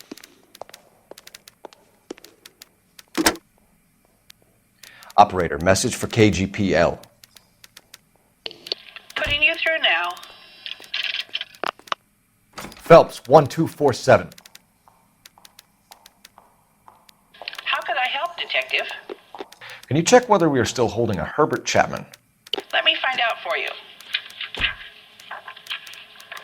He was released this morning, Detective. Damn. I'm sorry, Detective. Not your fault. Can you give me a last known address and put out an APB on the guy? I'll get back to you, Detective. APB will go out over KGPL shortly. Thanks for your help. Well, I love the chase till the minute I win it. A beautiful face still earns love for me in it. Give me your heart and baby I'll bill it. 'Cause I always kill the things I love. Buy me a drink, Cole? No! Not even for old time's sake? Not even for that. You're not gonna ask me why I'm here? I wouldn't give you the pleasure. We'll get around to it. She's in fine voice this evening. I wonder how the commander would feel Save about... the threats for someone who cares about them, Roy. You're breaking my heart, Cole. You know how I feel about you.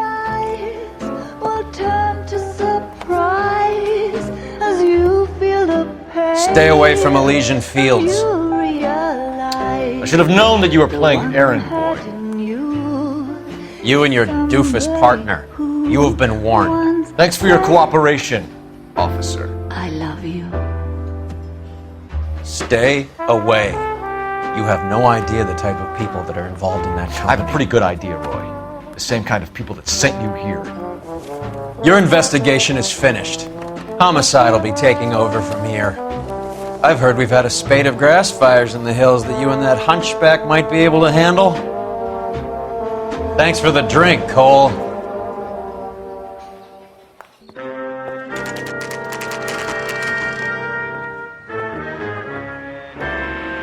You get the message about Monroe? Yeah. Earl delivered it. You? McKelty. He started making noises about my pension. Sorry about that, Herschel. I didn't mean to drag you into this. Save it, Phelps. Monroe's an asswipe. And so was Earl. And so was McKelty when it's all said and done.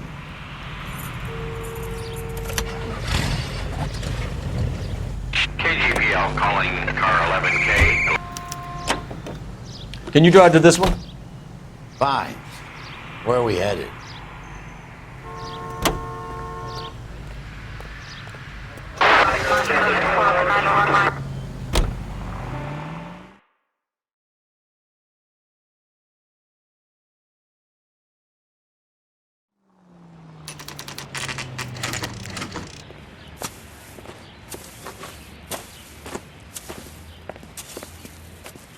We're looking for Herbert Chapman. I'm looking for him too. I need him to move his car so I can mow the lawn. He's definitely not here. I've been banging on his door off and on for a couple of hours. Yeah, he He's out somewhere. There's some Let's kind of take problem. a look at the car.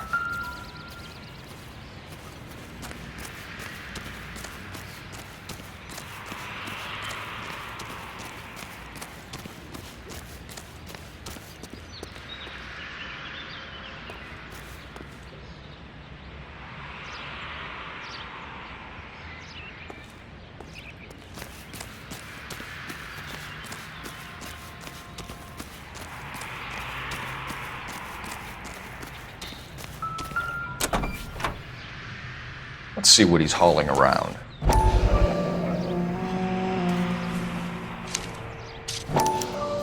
Motive, opportunity, and hard evidence.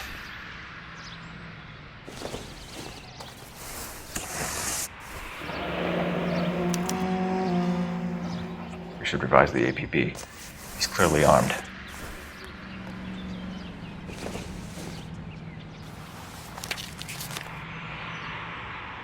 Definitely gives him opportunity.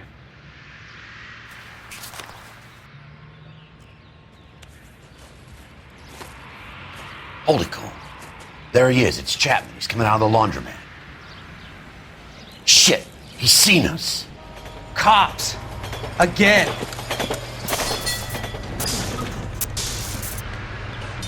Son of a bitch. He must have caught the trolley. We gotta move fast, Cole.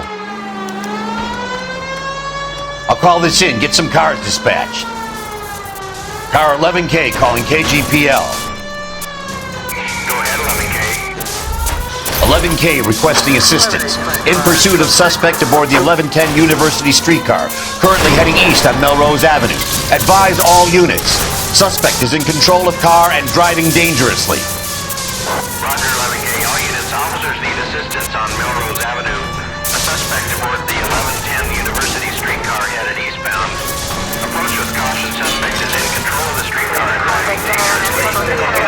Code 3 identified. Stay on his ass, Cole. Don't lose him.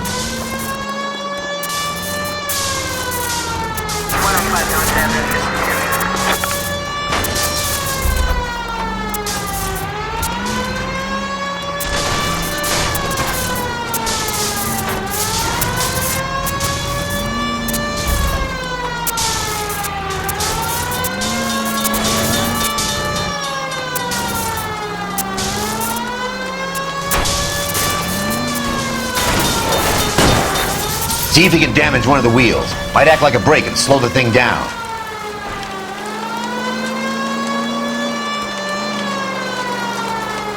Hold him tight, Cole. As soon as he ditches the tram, we'll be there to grab him. I can't hit a target that isn't there, Phelps.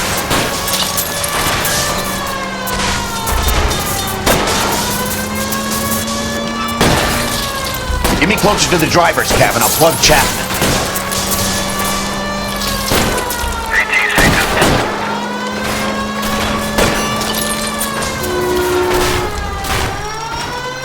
End of the line, you little prick. Come on, Cole.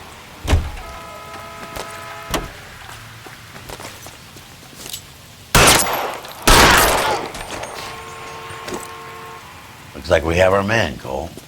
Well done. I'm not so sure.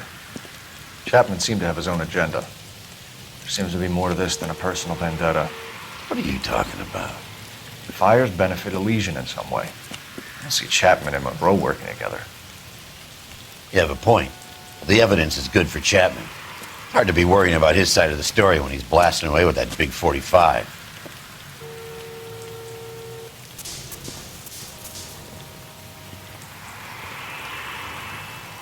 Nice work, gentlemen. Put yourself at considerable risk stopping that trolley and probably saved a lot of lives.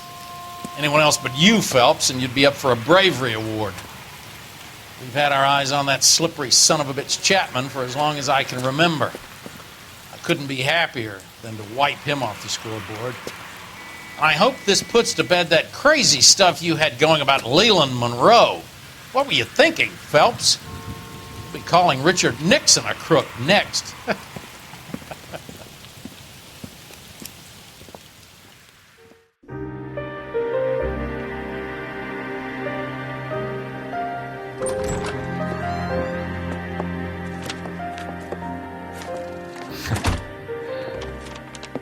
What is it? A letter from Lou. His insurance policy named me beneficiary. California Fire and Life. You worked for Elysian? The roof that he was working on collapsed. It's a very generous settlement. Elsa, I'd like you to do something for me. I think there's something dirty about Elysian Fields. What has that got to do with Lou? I want you to reject this settlement. I want you to go and see an investigator named Jack Kelso and ask him to make some inquiries about Lou's case. Isn't this police work? Do you want to find out what happened to Lou? Why would he help this Kelso? Jack won't be able to help himself if he smells a rat. He's a friend of yours? He hates my guts. Elsa, you could take this money and let them get away with it, or we could get Jack's help and do something about it. Why not be honest with this man, Cole? He deserves your honesty if you want his help. Believe me, Elsa, I'd like to level with him. I really would, but it's too late. Years too late.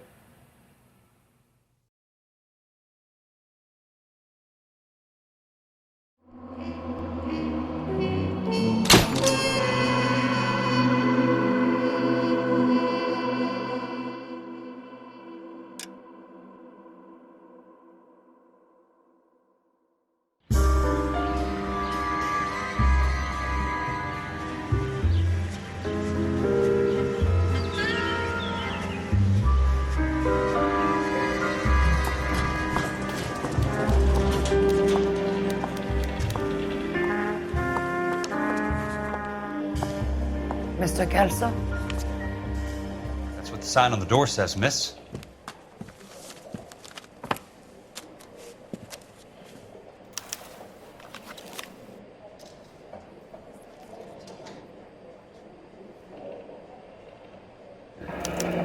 And there's no need to come into the office, Miss Lichtman. If you accept the settlement, all you need to do is sign here. I don't accept this. What do you mean you don't accept? I think you're pushing your luck, lady. This seems to be a ridiculously generous settlement. A $200 policy with a $20,000 payout? You should... I don't want the money. What do you mean you don't want the money? I want you to investigate this case. I feel my friend may have been the victim of foul play. Okay. Let me get the case file.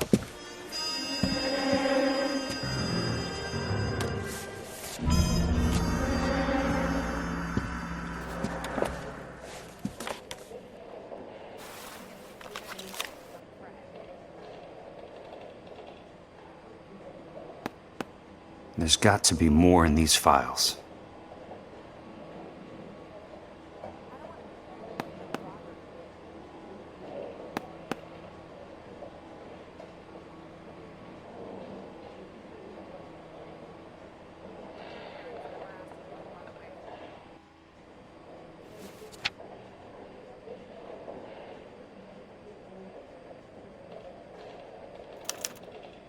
Sounds like your friend took a hell of a fall.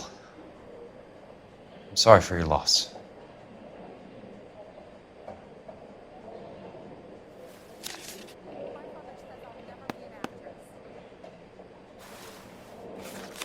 Do you mind if I ask you a couple of questions? Of course not. What basis do you have for your claim of foul play? Lou Buckwalter was a craftsman. I don't believe he would have made a roof that would collapse. You want me to reopen this case based on your woman's intuition? That isn't going to happen. Take the money. I've already told you I do not want the money. There's something wrong with that house. You and Buckwalter weren't married? No. Then how did you become his beneficiary? We were family friends. You expect me to reopen this case because you come in here walking that walk? Well, I'm not buying it. I think you should tell me what the hell is going on. You really want to know? Yes. We were interned together on Ellis Island. Resident alien Germans whose parents had been killed by Nazis. Do you see the irony in that, Mr. Kelso? We spent 4 years there. So the roof collapsed, accidents happen. What exactly are you trying to achieve here, Miss Lichtman? Exactly what I said. I want that building thoroughly investigated. I'm intrigued, Miss Lichtman. I really am. But you're going to have to give me something if you want me to get involved in this. There is a conspiracy surrounding Elysian fields and the new houses they are building. I believe your insurance company is involved. That's pretty heady stuff, Miss Lichtman. Flimsy, but heady. I've told you what I know, Mr. Kelso. What are you going to do about it? All right, Miss Lichtman. One final question. Yes. What's your address? Is that usual? Is there anything usual about this case, Miss Lichtman? The address is on the letter, Mr. Kelso. The address, not the phone number.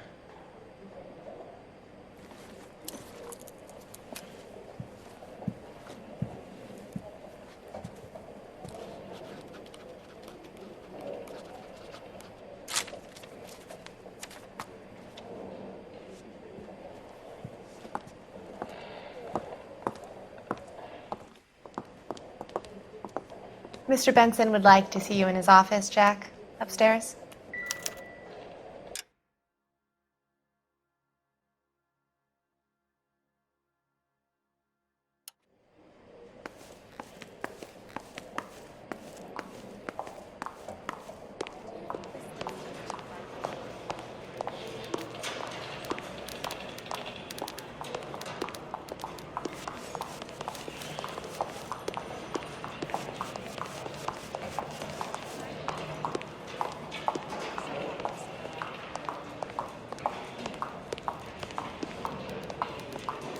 I'm going to memorize your name.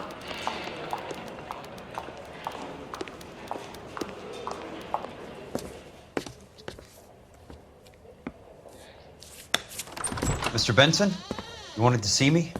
Ah, yes, Jack. I'm just trying out a new putter. I noticed Elsa Lichtman in the lobby. It's the weirdest thing, Mr. Benson. Call me Curtis, Jack. This is California.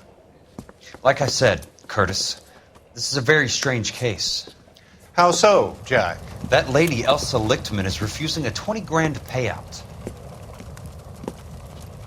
Elsa Lichtman is hardly a lady, Jack. She's a jazz musician. Plays at the Blue Room in Hollywood. She has a fine pair of lungs, now that I think She's of the it. beneficiary of this guy, Lou Buckwalter. He was killed in an industrial accident working for Elysian Fields Developments. You know Elysian? I'm familiar with Leland Monroe. We move in similar circles. Well, Miss Lichtman is making some pretty serious accusations. She says the case stinks and that She's a something very happened. highly strung girl, Jack. Strung out might be a better way to put it. It's a pretty generous payment, Curtis. I think I should look into it. Is there anything wrong with the paperwork, Kelso? No, there isn't, Mr. Benson. I didn't think so. Pay the case out and get her off our backs. I can't make her take the money, Deal sir. with it, Jack. Do your fucking job. Do I have to do everything? No, sir, you don't. Fine, Jack. Fine. You know I have the greatest confidence in you. Thanks, Mr. Benson.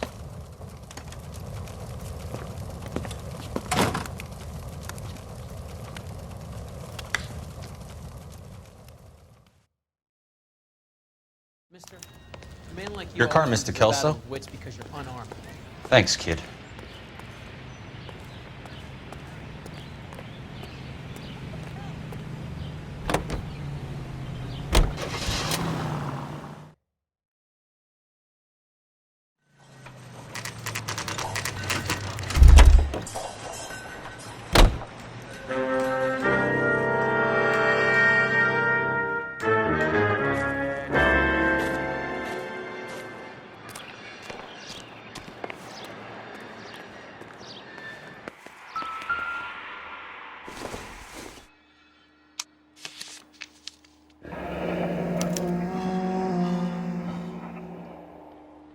That's not how my pop taught me to mix it.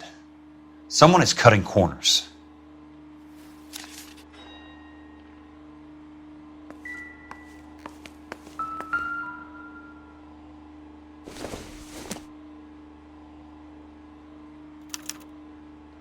Bulldozing and starting again.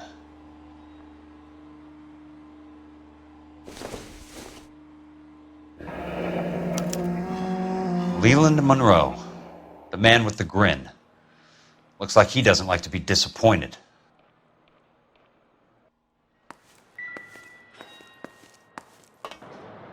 Hey! You just can't be walking around down here. I'm Jack Kelso, from California Fire and Life. I don't care if you're from the Vatican.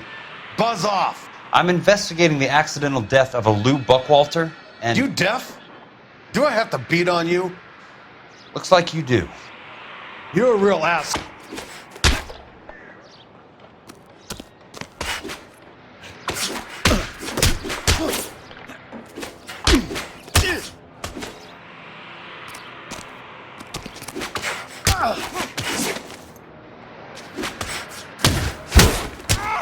I came to see the house where Lou Buckwalter died. You were just about to offer to show me the way. It's out the gate and 3 houses down on the left. Don't know what you're looking for, smart guy. There's nothing there. Then I'll poke around in the rubble. Fine. As long as you're out of my sight.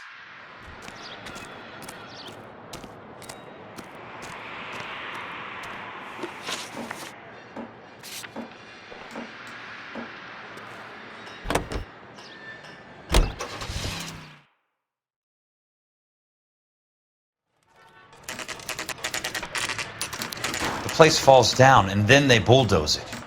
What gives here?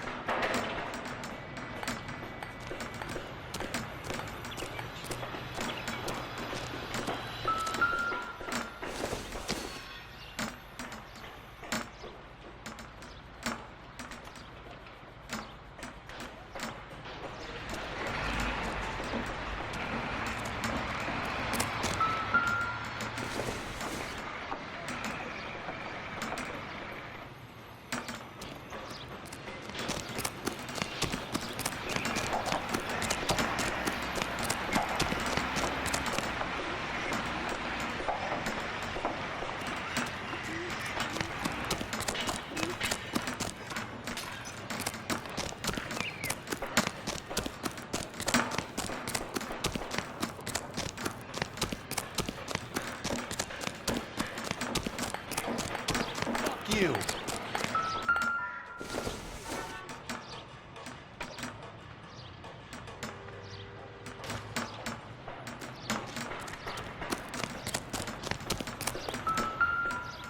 Let's try to piece this together. That's not right.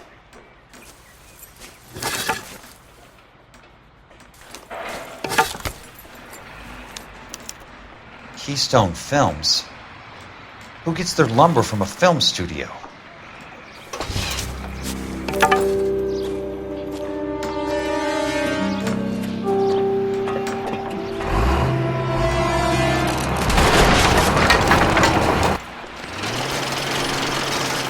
You son of a bitch!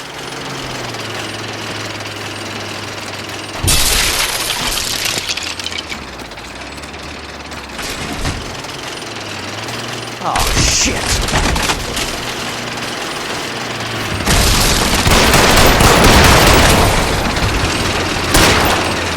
Sorry, pal. Just when I thought we were starting to get on.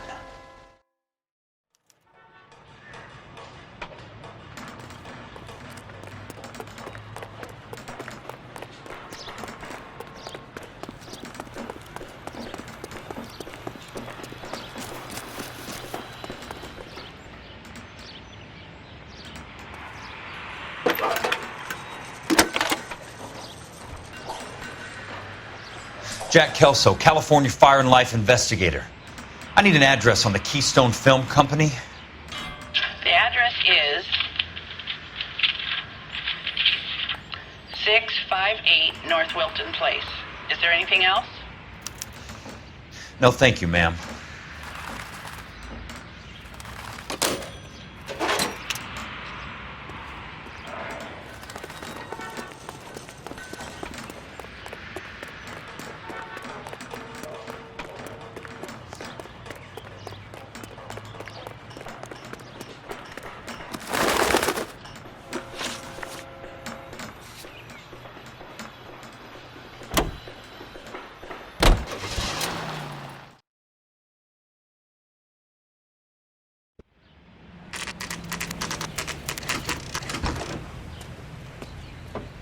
Hi, Mac.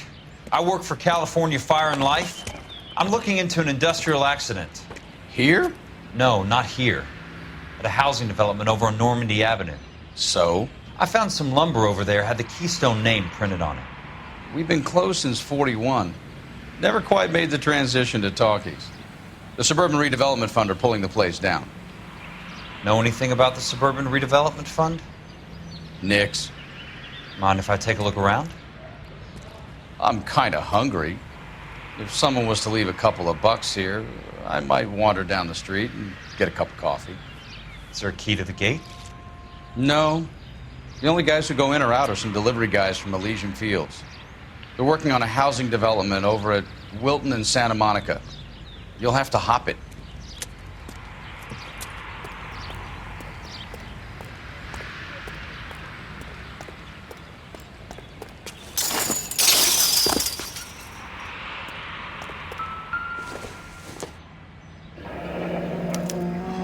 So this is where their lumber comes from?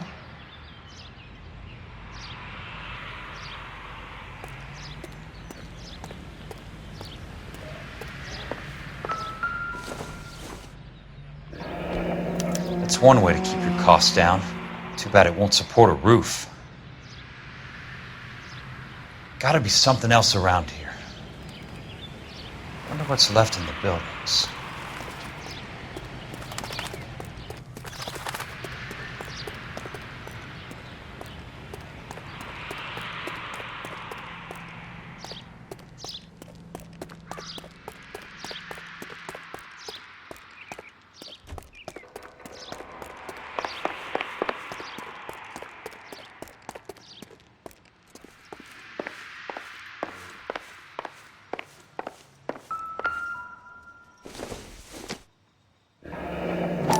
Let's see what the rich and powerful have to say for themselves.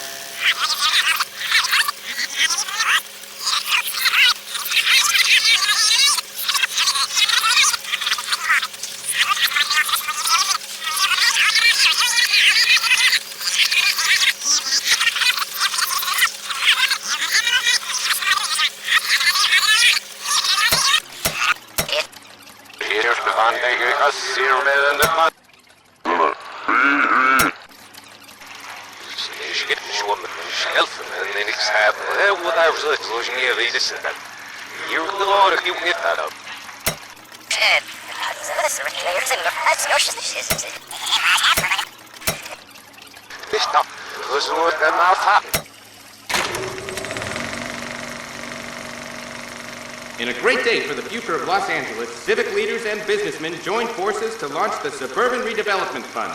The Suburban Redevelopment Fund pledges to speed up housing development for returning GIs. Gentlemen, this is Dr. Harlan Fontaine.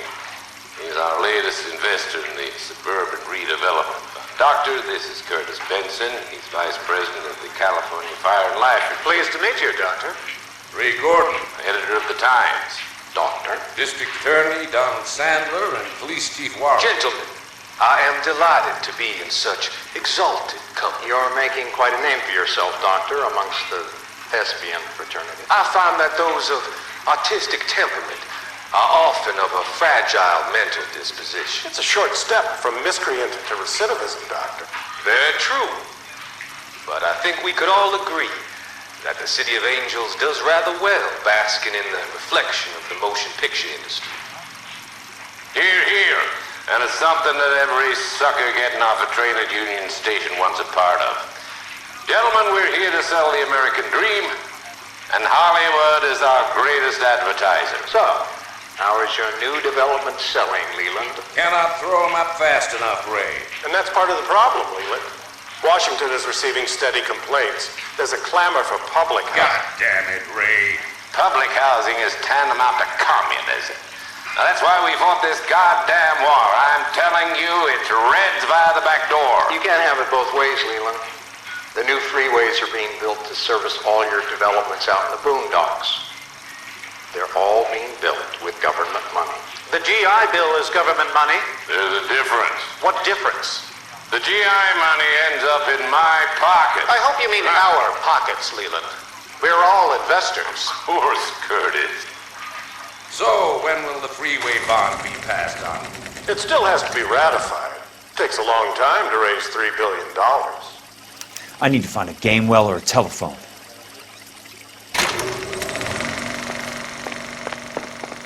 In a great day for the future of Los Angeles, civic leaders and business...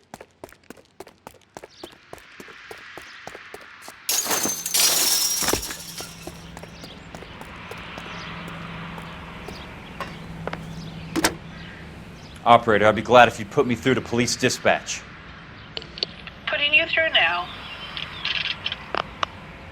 This is Jack Kelso, investigator for California Fire and Life. Can you put me through to Curtis Benson, please? Just a moment, please, Mr. Kelso. Jack, how can I help? Do you know anything about the Suburban Redevelopment Fund, Mr. Benson? I've heard of them, Jack. Building new homes for GIs.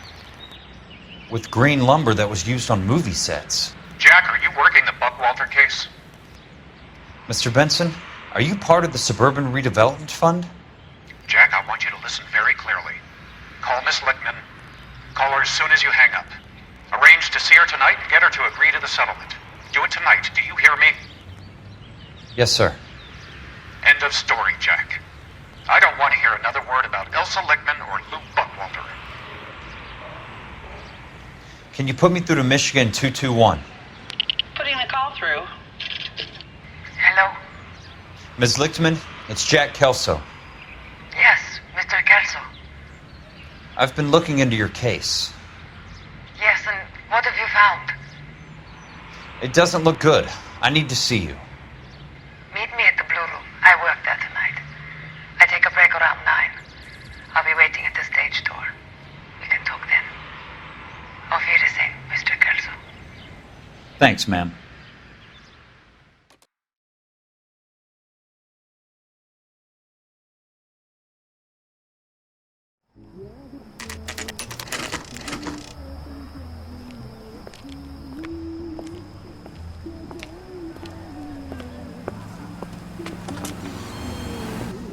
And don't suppose I'll make a plea, 'cause baby, you know I'm guilty.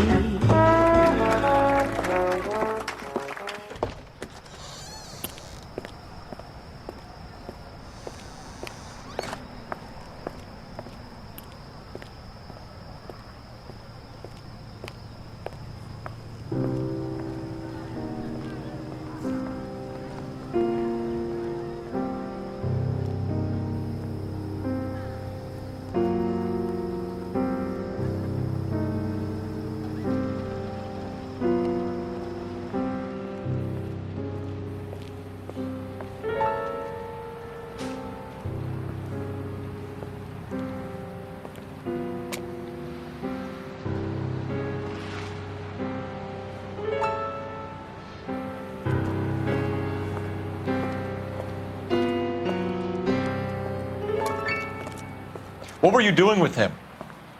I was doing what you asked. I didn't ask you to meet him in an alleyway. Why do you snarl at me? Your friend came to ask me to accept the insurance. He's not my friend, Elsa. I think he's a brave man, and you have placed him in great danger. You've involved him in something, and he has no idea of the risk. Can you live with that, Cole? Elsa, I need his help, and he hates my guts. Forget the past, Cole. He deserves a chance to say no. If he helps you, let it be on his terms. I'll go see him in the morning.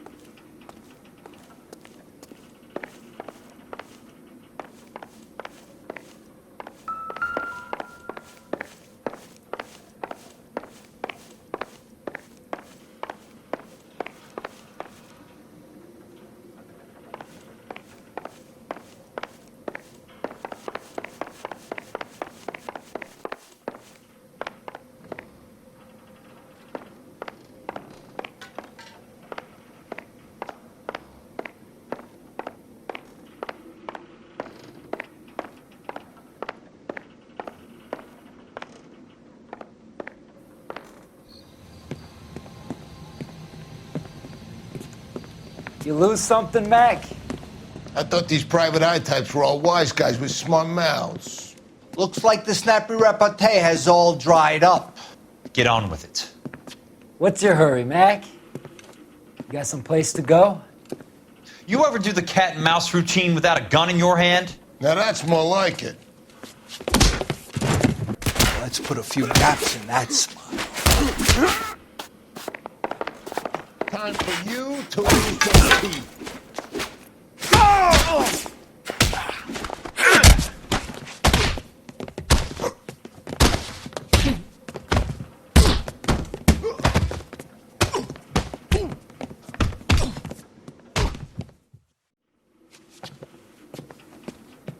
You're a worn tough guy. You should learn to take a hint. Get him downstairs and into the trunk.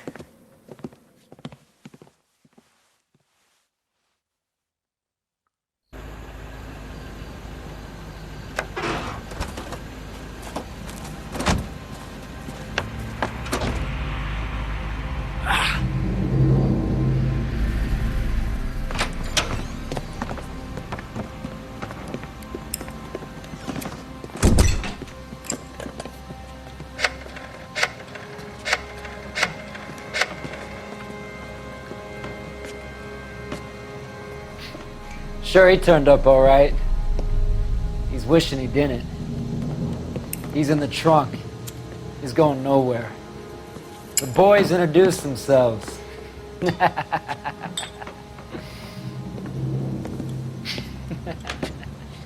What do you want done with him, Mr. Monroe?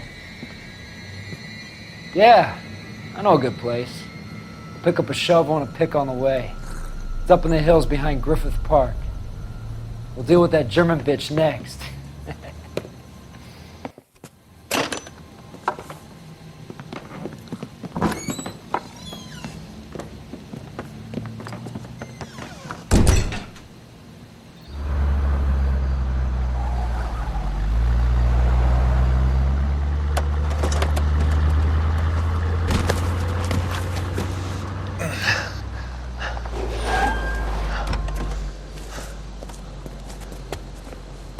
Elsa.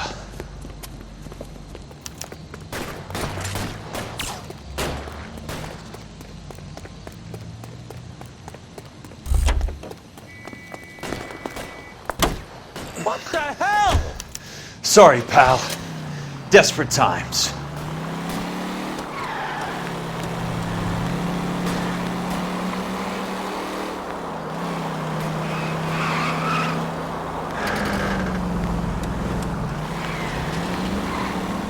Monroe owns the city, owns the cops. I need to find Elsa.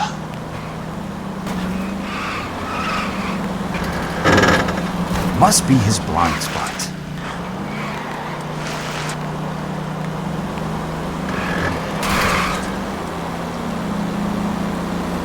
Control your car. Hey!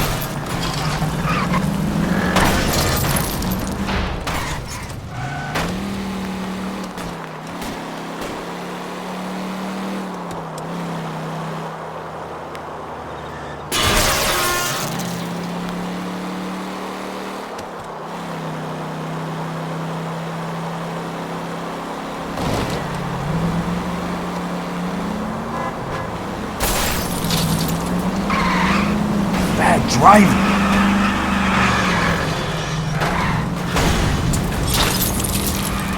Can't you see what's happening?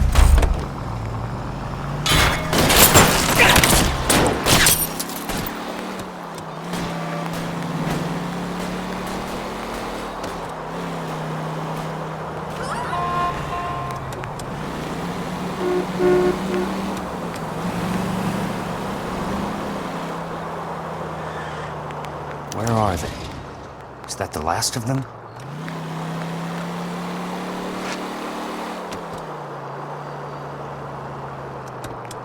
Slow down.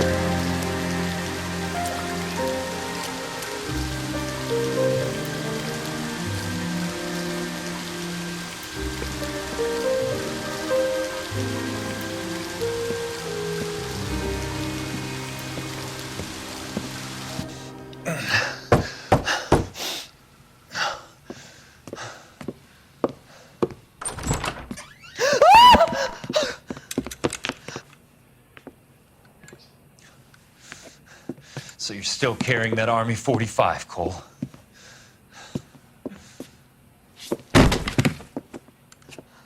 For God's sake, Cole! Call an ambulance!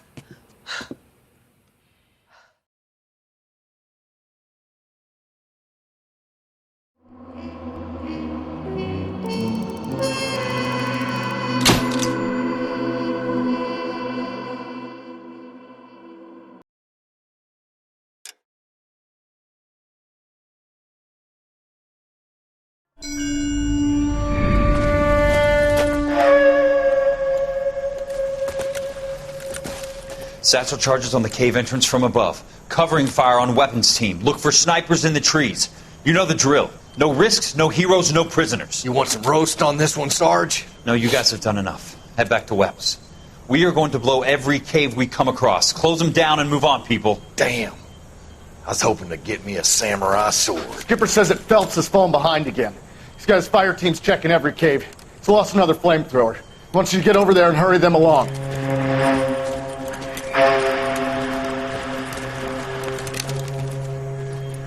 Hoboom. Weapons Company. Sir. We have a major cave complex in front of us, Hogaboom. I want flamethrowers and BAR teams to clean it out. Begging your pardon, sir. But if it's a big complex, why don't we bring the Shermans in? They could pour it in there. We can't wait for tanks to be brought up. I'm already behind. Then blow the cave. No skin off our nose. Bury them. We are going in there and clearing them out. We are doing it by the numbers, Sergeant. Get your team in place. We're moving out. Mount up! First fire team and flamethrowers! Head in!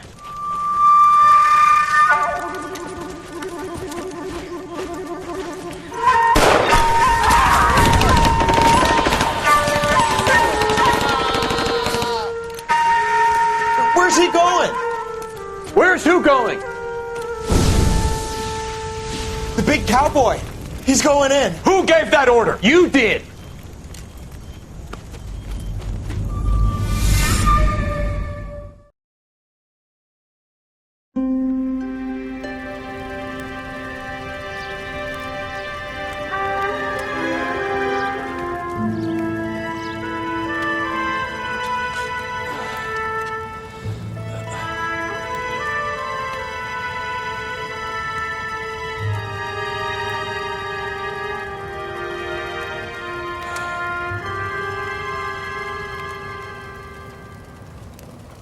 Hello, Miss Lichtman.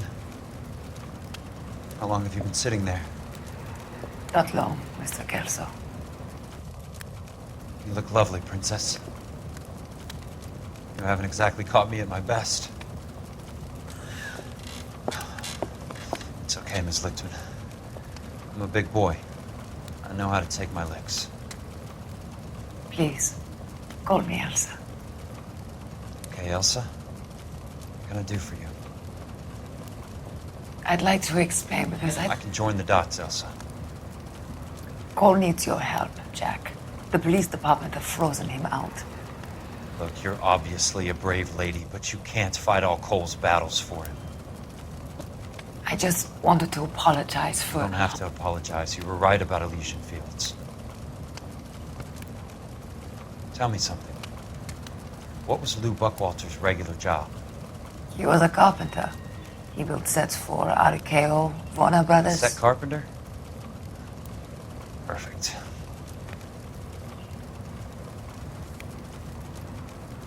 If you don't mind, Elsa, I'd like to get a little rest now. I've got a lot more dots to join, and it's making my head hurt. That's perfectly understandable, Mr. Jack. I hope we can meet again under less dramatic circumstances. I hope so too, Princess. I'd like that.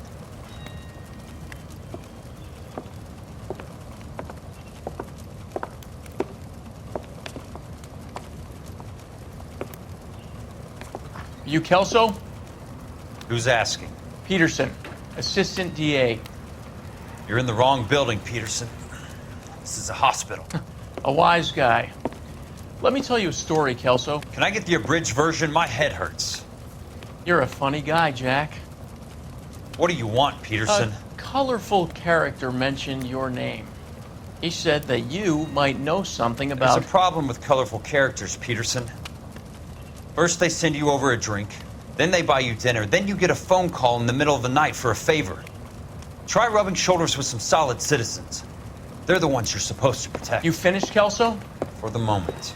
I'm going to run for DA, Kelso. The current administration stinks. And you want me to help? I'm looking for a DA's investigator.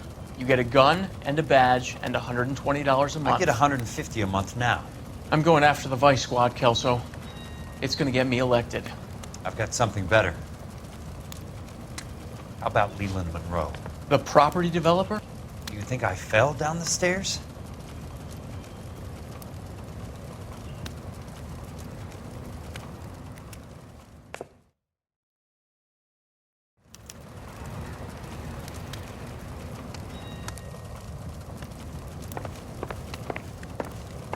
Thanks for the patch-up, Princess. It might be the only R&R I get for some time.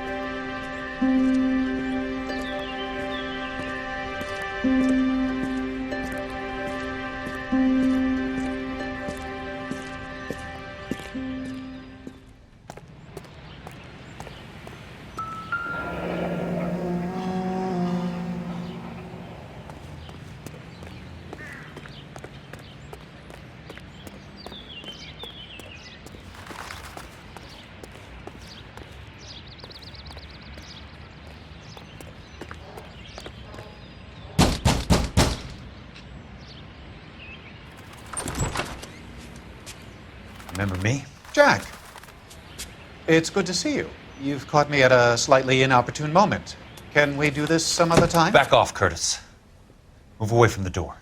Jack, there's no call for that. You're smooth, Curtis, I'll give you that. You try to get me killed and you still manage to be polite about it. Jack, how could you accuse me of having anything to do with that? I want to know all about you and Monroe, Curtis. You give it up or I beat it out of you. Get the fuck out of here, Jack. You're fired. Who do you think you are? Get out of town now while you still have the chance. You have no idea what kind of forces you're dealing with here. I guess we've exhausted the passive options. Sit tight, Curtis. I'm taking a look around.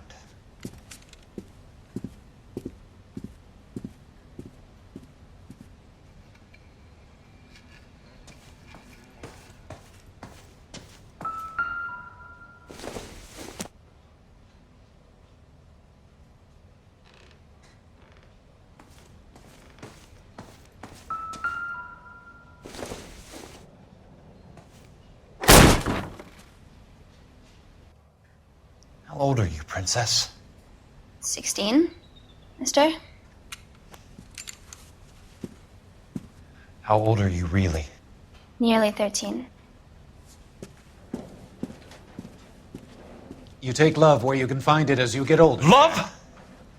That has nothing to do with love, Curtis. Some might find your romantic notions endearing, Jack. I find them very tiring. You're finished, Curtis. That remains to be seen, Jack. I haven't told you about my new job, Curtis. DA's investigator. Who do you think the DA reports to, Jack? Get dressed, you're getting out of here. He's not so bad. He just lays on top of me and grunts for a few minutes. He's kind. And he buys me nice things. Get dressed, you're leaving.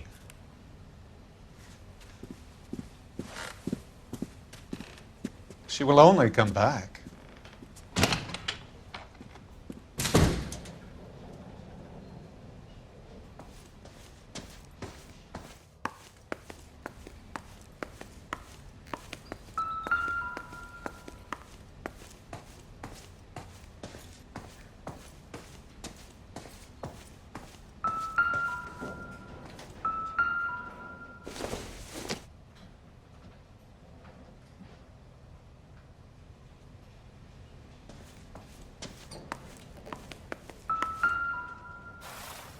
What exactly do you expect to find, Jack? Get all of the stockholders. I need to follow the paper trail.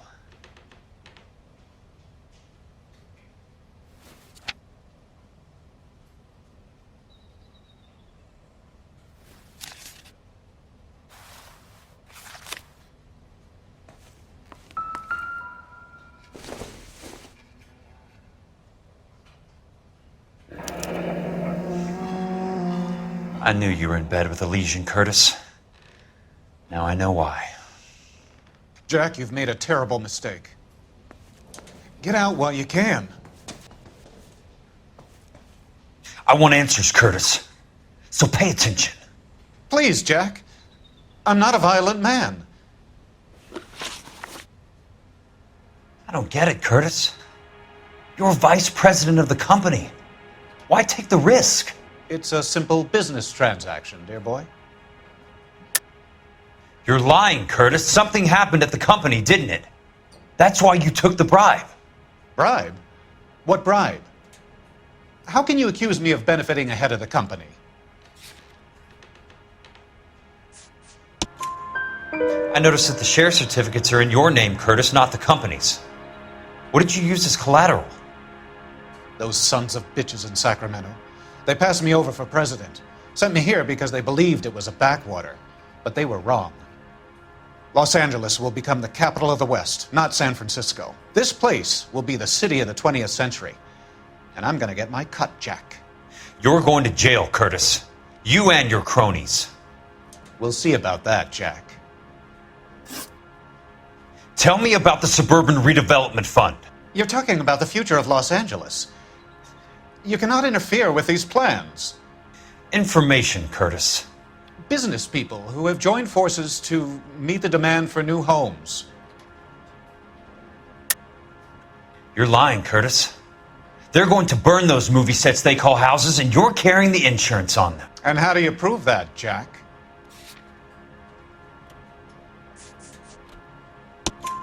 Rancho Escondido burnt to the ground. California Fire and Life is carrying the paper. Jack, the best result you could get from insurance would be replacement cost. The stakes are much, much higher. Why the big payoff in the Buckwalter case? It was bound to bring it to attention. Who could have predicted this particular confluence of events? Elsa Lichtman as the beneficiary who spurns the cash. The brilliant but flawed detective becoming her lover. And you, Jack, taking their bait. You buy green lumber and use it to build houses. How do you expect it to end? Mr. Monroe has a fine reputation for building houses. What would I know about his choice of building materials? Give me what I need or I'll beat it out of you. It's all there in the case file, if you know what to look for. Very neat, Curtis. Maybe I can't work it out, but Phelps can. He may be many things, but he is one of the best detectives the LAPD has ever had. Your card is marked, Jack. You'll have an unfortunate accident if you don't leave town. Your California isn't the same as mine, Mr. Benson. Not at all.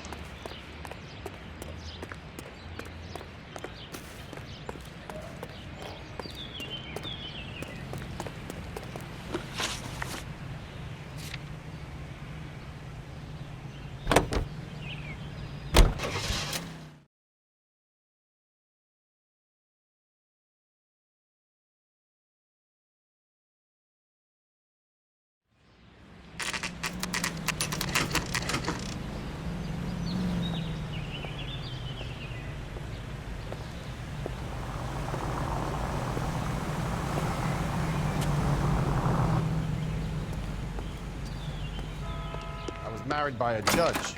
Should have asked. I'm just going up to my office, Barty. Got to check over some files. Take the elevator. First door on the right when you come out. You know the way, Kelso.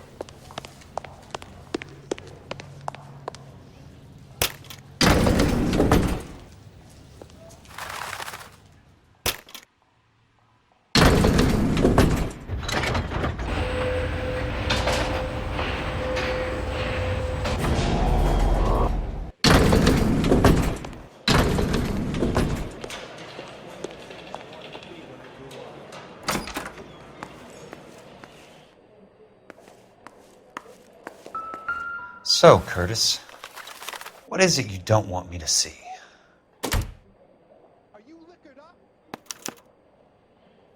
34 degrees, 4 minutes, 29 seconds north. 118 degrees, 17 minutes, 58 seconds west.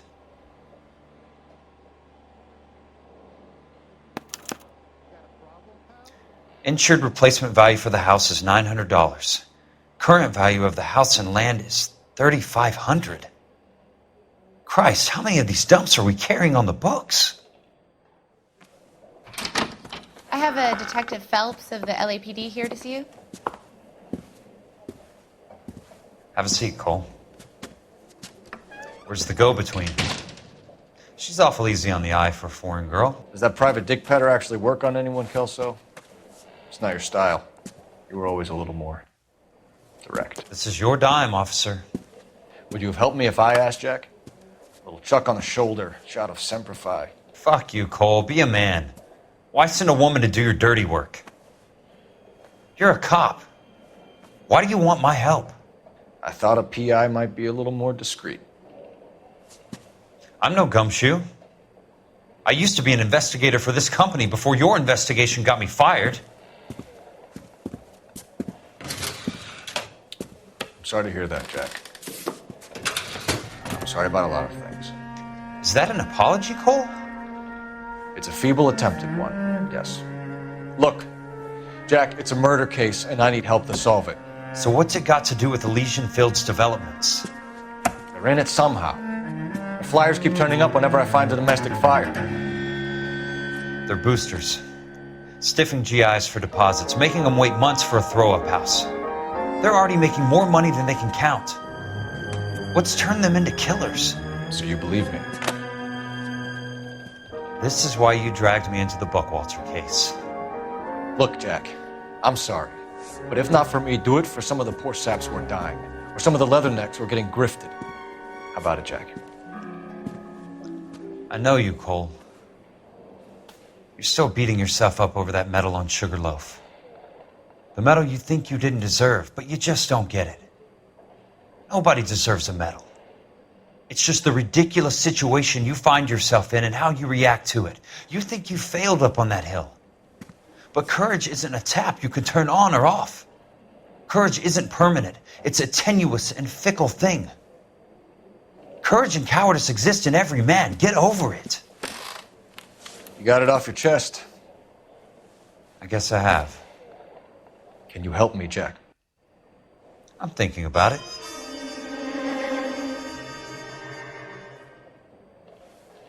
The Hall of Records is the place to start.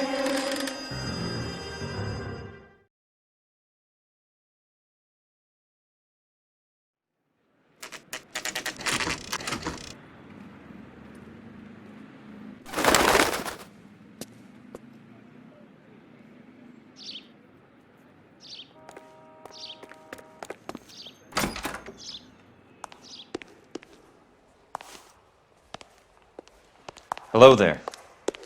The Land Registry Office. Where is it? Just up the stairs. Thanks.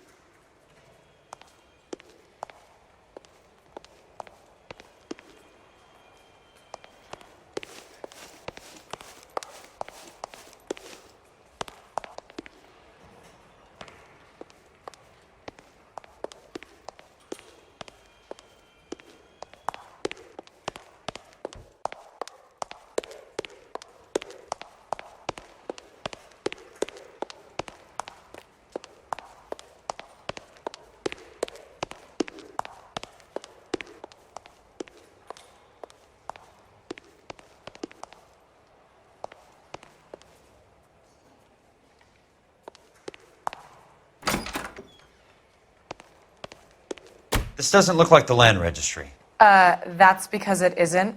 It's just downstairs and across the way. Thanks. You sure you don't want to stay and keep me company? Maybe some other time, Princess.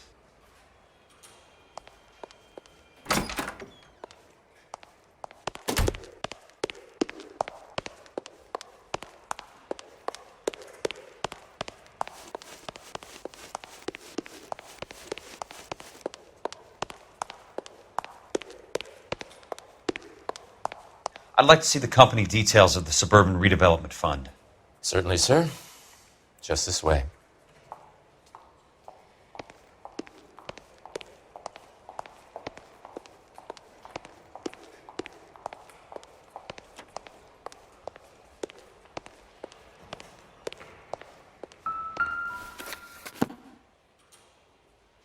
All those suburban sons of bitches ought to be listed in here.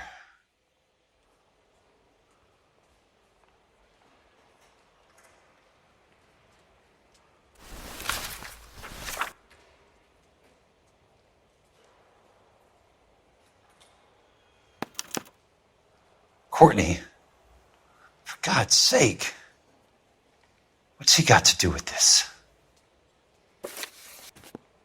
I'd like information on a plot of land. Okay, do you have the address? Not exactly. It's a new lot. I have the coordinates. 34 degrees, 4 minutes, 29 seconds north. 118 degrees, 17 minutes, 58 seconds west. All right, that makes it a bit more difficult. Come with me. I believe that is in the Wilshire area. Here. 34 degrees, 4 minutes, 29 seconds north. 118 degrees, 17 minutes, 58 seconds west.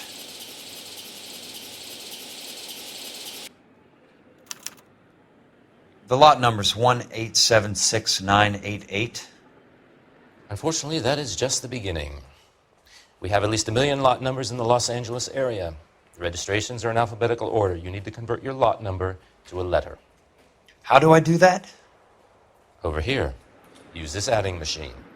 There are 90,000 entries to a book, so divide your lot number by 90,000. 1876988 divided by 90,000, yes.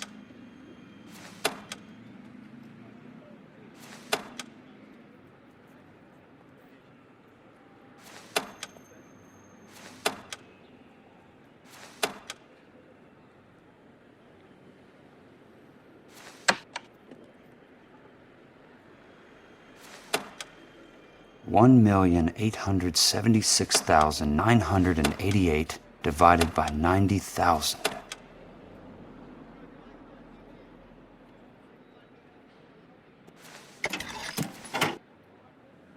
$20. A starts at 0, so you want to add 1 to your number. 21. That number is your letter of the alphabet. Once you have the letter, find the right aisle, and you are in business. You do this every day?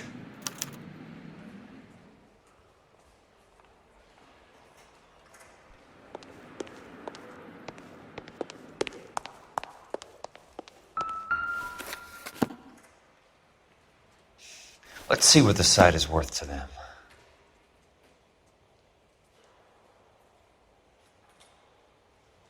$1,876. The book value is $350. With the new home in place, the improved value of the property is $3,500.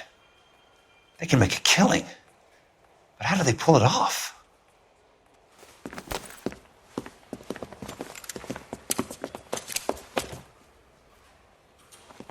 Know why I plumbed for the caddy? The extra trunk space. One thing you learned in the war, boys. You do your talking once the smoke clears.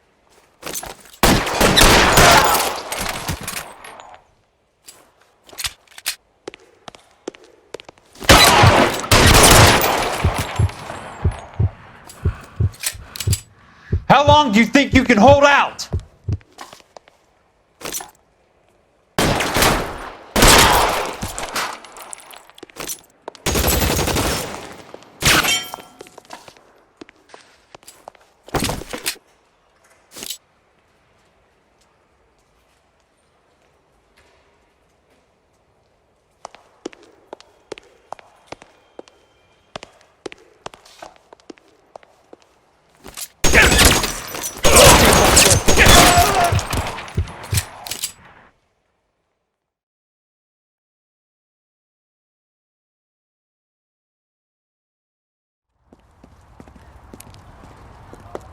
I need a word, Courtney. That's okay, Jack. You didn't need to come all the way down. It's important, Courtney. How can I help? Tell me about the Suburban Redevelopment Fund. What are you talking about? Don't fuck with me, Courtney! Jack, I swear, I don't know what you're talking about. How does your name appear as one of the investors in the Suburban Redevelopment Fund? You're out of your mind. I was down at the Hall of Records checking on a property company called Elysian Fields Developments. Their funding comes from the Suburban Redevelopment Fund. Seriously, Jack, I have no idea. Your name is there, Courtney, with some pretty interesting company. The mayor, the district attorney, some dirty cops, and your buddy, Dr. Harlan Fontaine. Dr. Fontaine? Spill it, Courtney. I want all of it. Fontaine and the rest.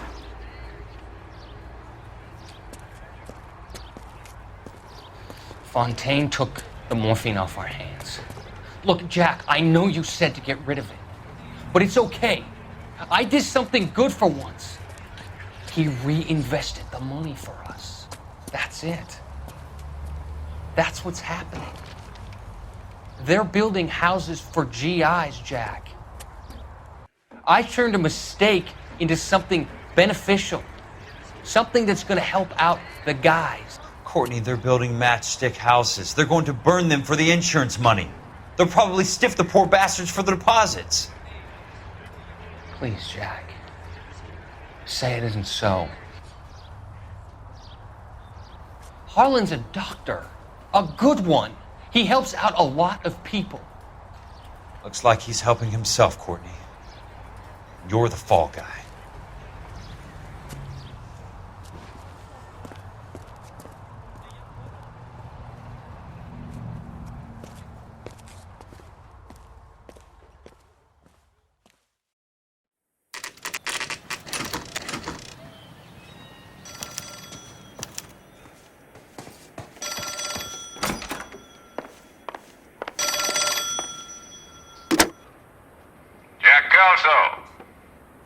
Who's asking? Leland Monroe. I was wondering when you'd get around to calling. I'd like to meet with you, Mr. Kelso. I bet you would, Mr. Monroe. But I value my skin highly enough to not want to meet with you. Why don't you just send some more of your boys around and we'll have a nice cup of tea? You realize that I could make you a very wealthy man, Mr. Kelso. Better than $220 a month? You're a very witty man, Kelso. Substantially better. I'm going to have to let it slide, Mr. Monroe. Are you haggling with me, Jack? I might be. Come around to my place at 9. 5164 Santa Monica Boulevard. You'll come? I might. Good night, Mr. Monroe.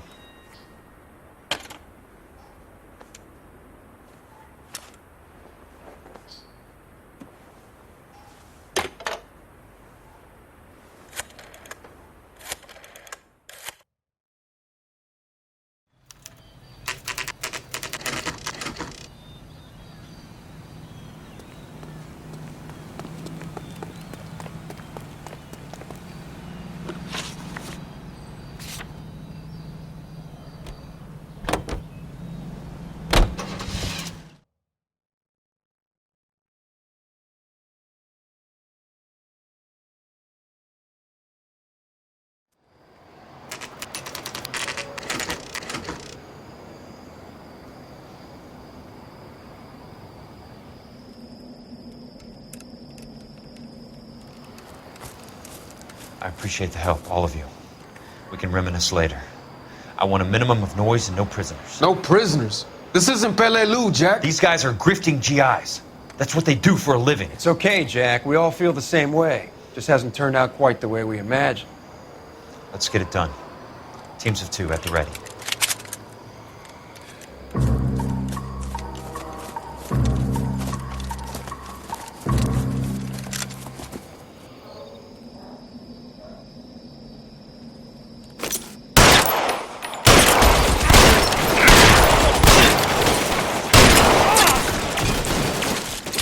Keep your head down!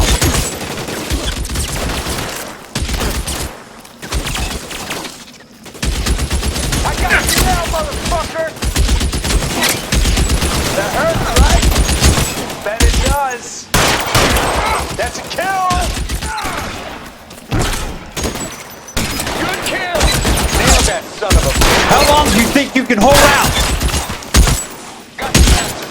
Move up! They're in open ground, Jack. Chew them up!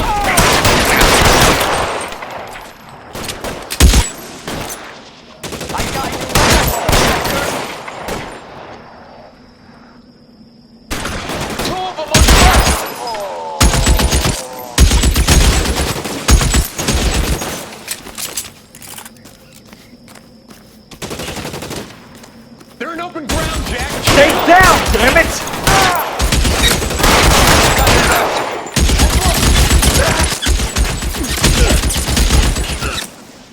Slow down your gun if you might. Good kill! Nailed that son of a bitch. Real clever, asshole. I'm gonna find You're surrounded and your buddies are dead!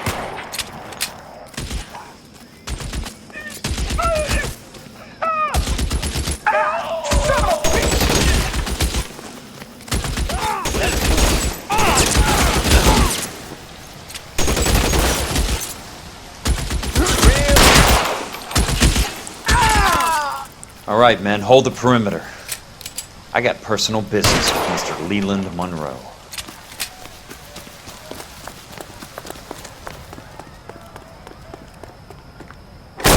Throw out there!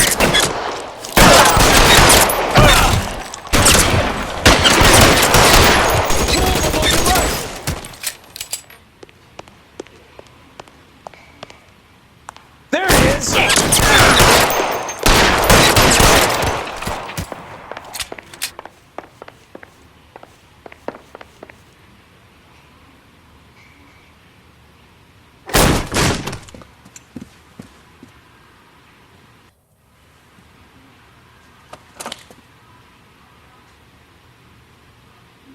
You're a very sweet-looking girl to be holding such a big gun. I know how to use it, mister. I'm sure you do. So how about pointing it over there in the direction of Hollywood instead of at me, Princess? You're quite the wise guy. I don't normally shoot women, Princess. How about putting the cannon down?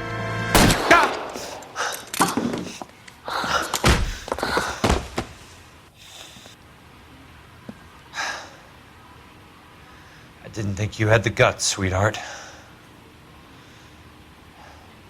I was never very good at reading women. Monroe! Where are you, damn it?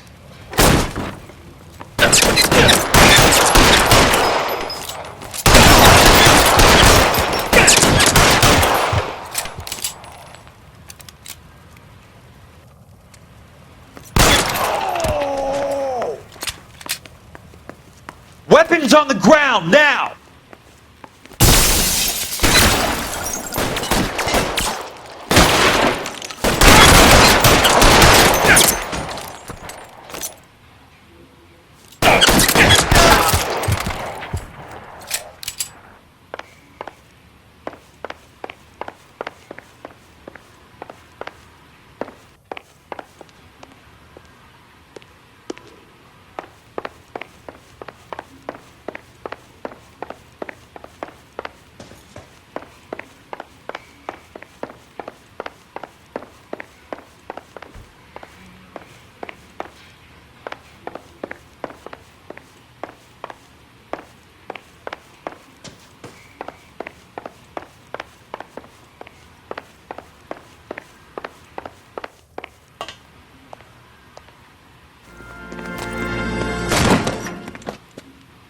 Jack Consul. That's my opening negotiating position. Oh, you crazy son of a bitch! How did you get in here? I'm bleeding to death. Get me a doctor. I thought I had an invitation, Monroe. Your boys outside were certainly expecting me. That's my second offer. You sadistic bastard! What do you want? I'm going to take a look around, Monroe. Then I want you to tell me what you know about the mayor and those Trojan houses that you're building.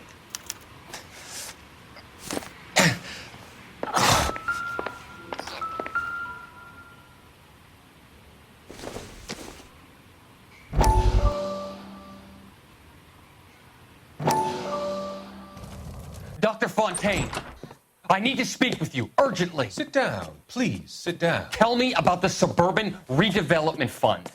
It's the fund we are using to channel money into the development of new houses. Why is my name on the board of managers? Technically, you are a major contributor. Please, Courtney. Those houses are a sham, Doctor. They're going to be burned for the insurance. That's a scandalous allegation, Courtney.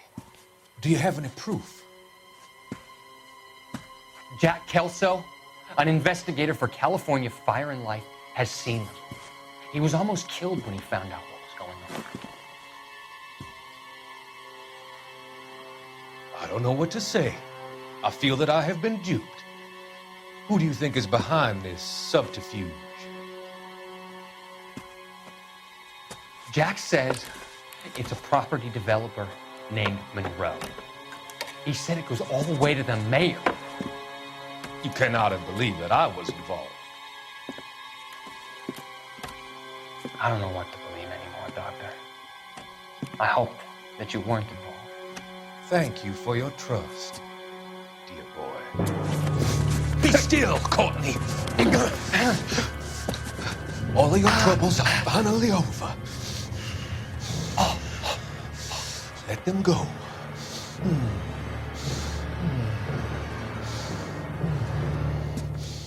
Let them drift away.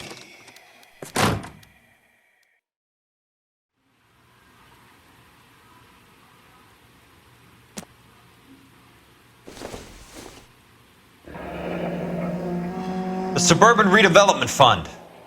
Remind me what they say about absolute power, Monroe. Fuck you, Jack. Call me an ambulance already.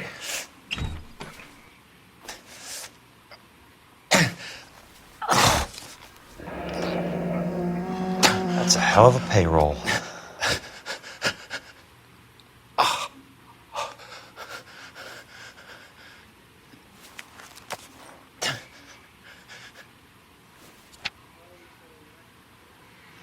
I'm guessing Benson's portfolio is only a fraction the size of yours, Monroe.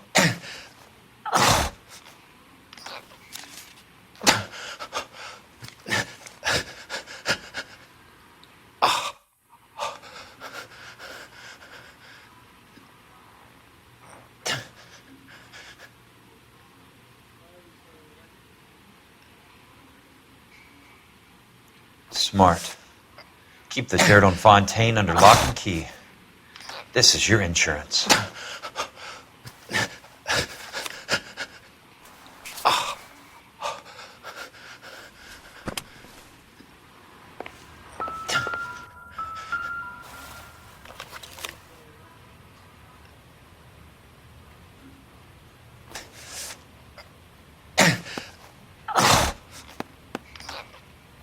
Some sold up. The others obviously didn't know the links these sons of bitches would go to. It can't be stopped, Kelso. There's too much money at stake. Kingdoms rise and kingdoms fall, Monroe. Ask the Emperor of Japan. Have some fucking mercy! Operator, put me through to Phelps, Arson Squad. Yeah, Biggs, it's Jack. I'm at Monroe's. He's in a talkative mood. If you get here in a hurry, you might get something before he bleeds to death. Elsa. Oh, thank God. Where? Fontaine. Dead? Former patient. So that crazy son of a bitch finally came back for a checkup. It's Monroe. He's raving. You want information, cocksucker. You get me some medical help. I've got to go, Herschel. Monroe's negotiating again. Do you want my final offer, Leland? Tell me how I find the guy who has Elsa. Not Casey. He did whatever Fontaine asked. He had some kind of power over him. He did all the fires and then he went off the rails. I don't have a fucking name! He worked as a bug sprayer. Get me a goddamn doctor!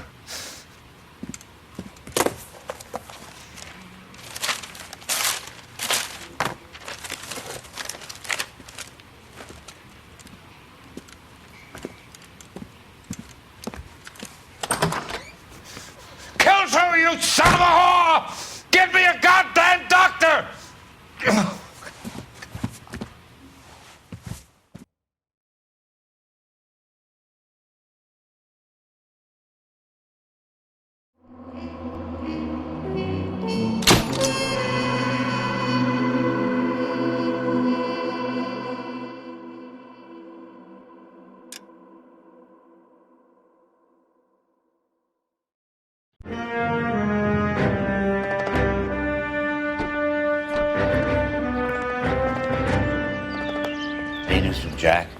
There's a statewide APB out on him. Jack's okay. He has something up his sleeve. He's not worried about being caught. How do we help? We go after the other side of the equation.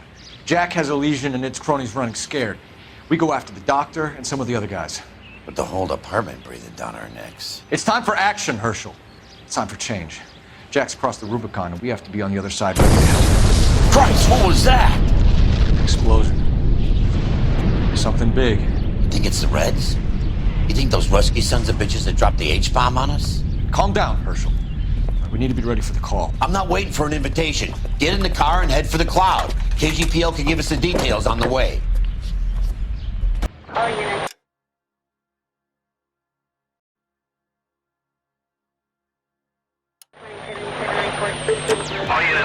Reports of an explosion. You can drive. So where do you want to go?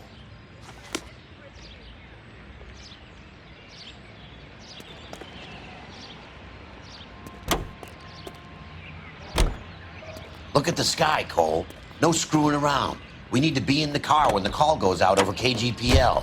163. All units, car 88K reports an explosion downtown. Repeating, 88K is reporting an explosion downtown. All units, stand by for further. Downtown? It can't be. All units, explosion location is somewhere in Wilshire. Car 14 Adam reports the address. Units, stand by for further.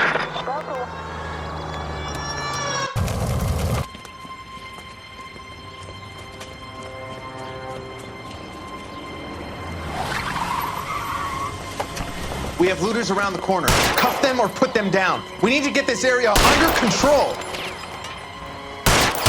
Shoot at cops, you little prick! Get that bastard, Cole! Now ain't the time to be looking for a profit, asshole!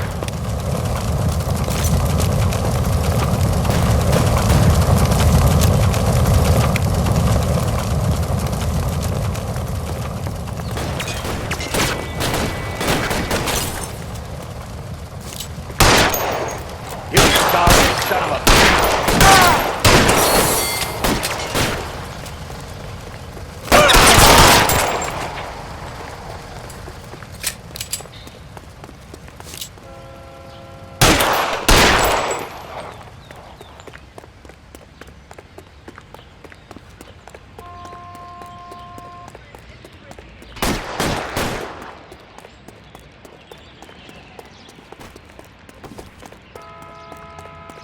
Catch your bullet, you son of a...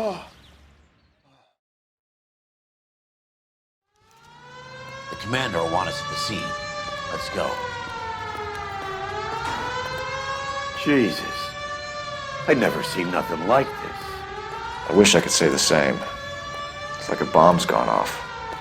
Jesus Christ. Poor people. We gotta find out what went down.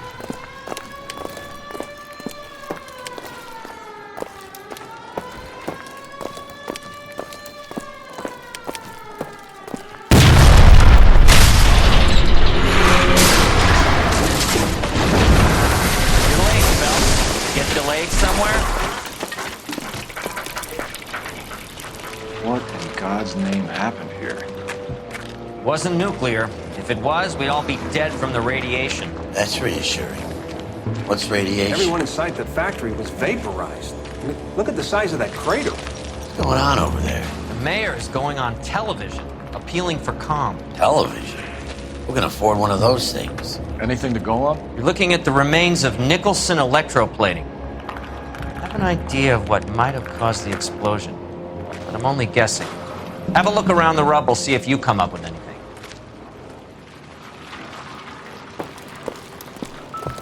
Worlds turn upside down, Cole. Then it's time for us to do our jobs. Vaporized. Oh, brother.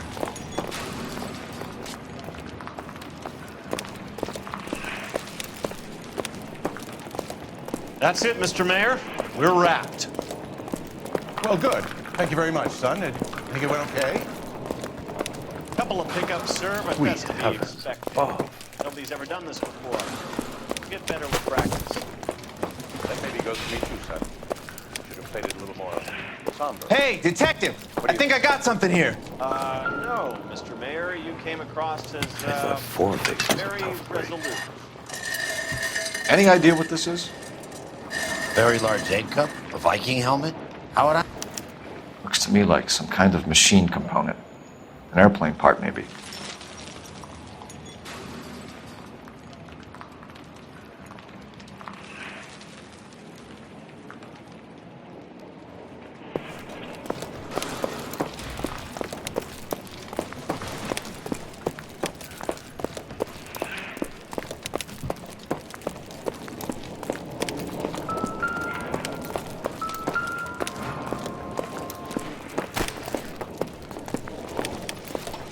Detective, you seen this yet? Come take a look. Blew the locker open, but shielded the contents. Let's see what we got in here.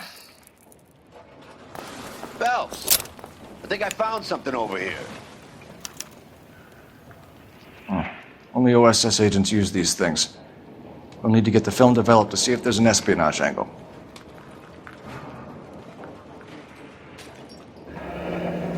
Any ideas, Herschel? None that I care to utter for public consumption.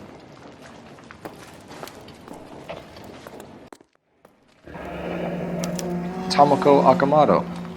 Japanese name. What is it? A substitution cipher. The Germans used them in the war. These are cipher rings. You know what to do with them? Maybe. I used them in OCS. These first letters are the cipher key. The rest of the message should align itself.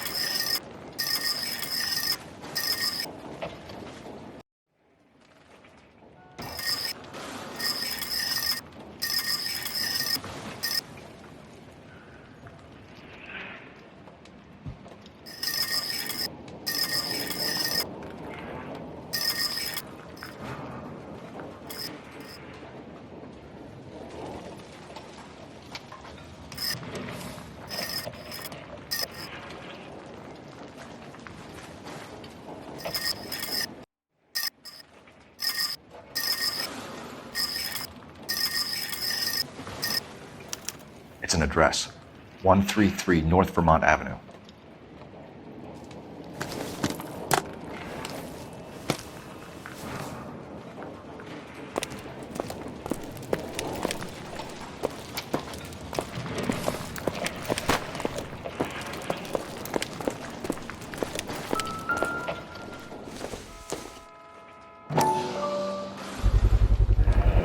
Looks like all that's left. I can try the launder tag.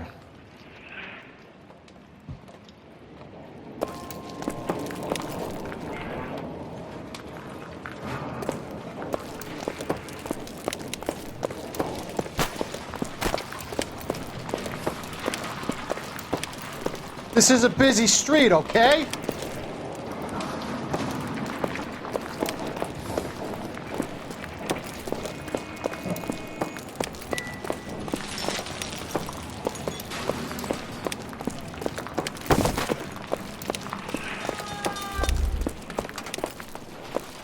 I'm Fred Nicholson. This is your place? What's left of it? 32 years of work up in smoke. Can you tell us what happened here? Our chief chemist, Harold McClellan, was using this area to test the new process. And what exactly is this new process? That's classified information, son. A lot of people died here, Mr. Nicholson.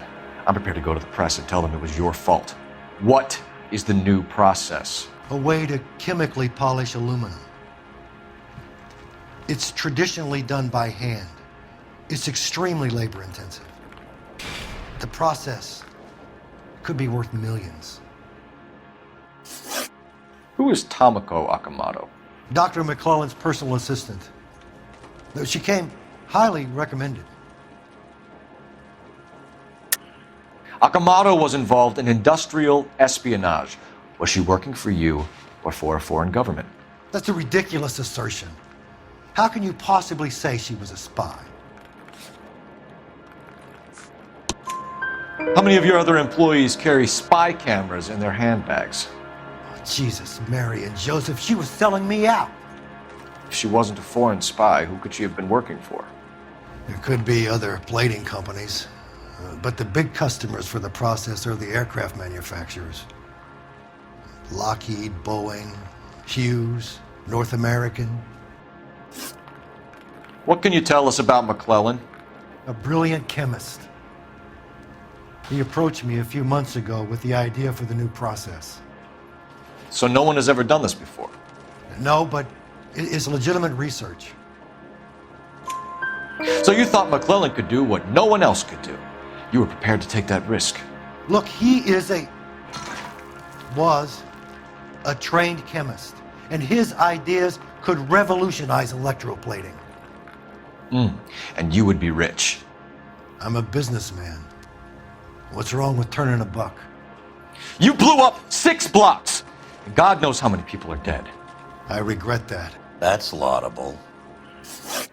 We'll be in touch, Mr. Nicholson. Can you send us Dr. McClellan and Miss Akamoto's personnel files? I will if I can find them. By the way, we also found the collar of a shirt. It has a laundry tag. They're likely to be Dr. McClellan.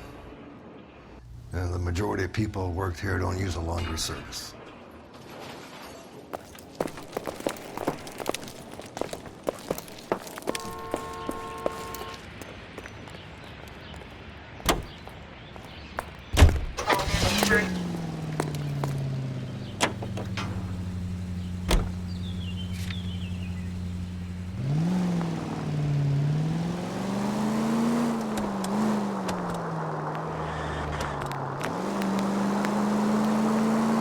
You think McClellan went up in smoke?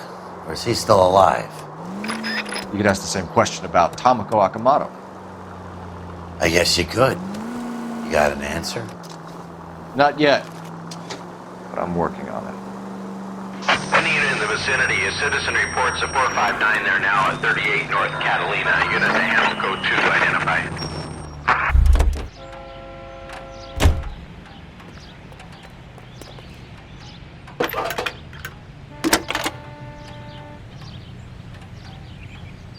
Detective Phelps, badge 1247. How could I help, Detective? Can you speak to someone at the Army Air Force Base for me, please? Of course, Detective. Tell them I have what I believe is an aircraft part. It's polished metal, light for its size, and it looks like a cone of some sort. It's stamped on the inside. P&W Wasp Major R4360. I'll get back to you, Detective, when you check in for messages. Anything else? I need an address for Superior Laundry Services. Closest store to your location is in Wilshire, 4766 Melrose Avenue. Thanks for your help.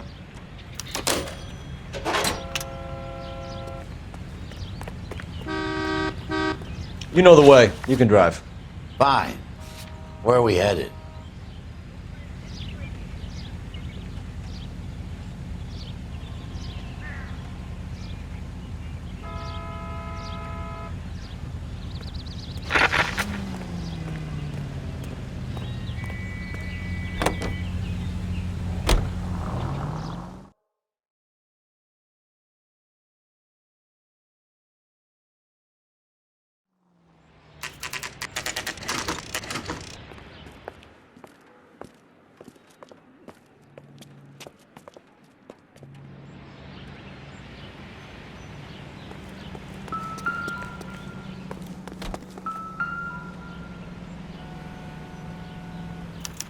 Well, well.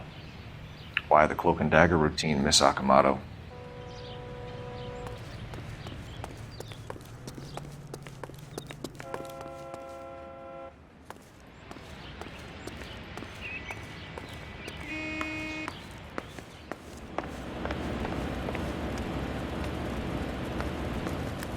Somebody turned the place over. Better watch your step.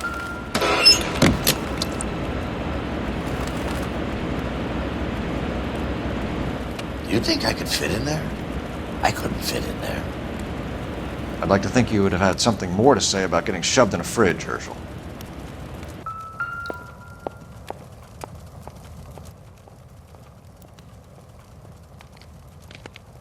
One to the head, one to the heart. Point blank.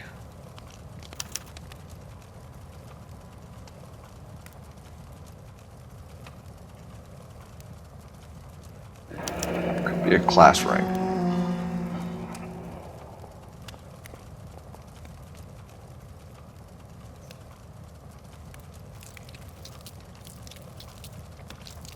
On Jeans Lindbergh. Very expensive watch. Favored by flyboys. I always wanted one as a kid. That's funny. As a kid, all I wanted was some food on the table.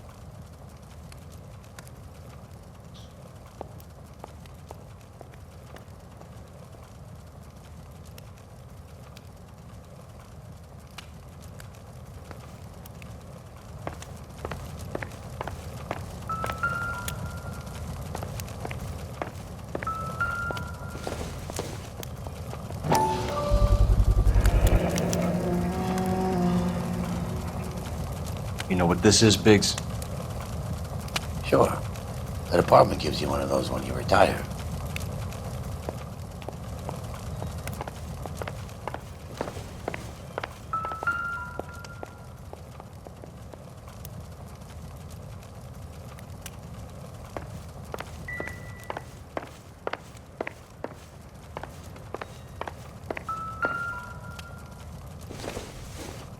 Looks like we have a match.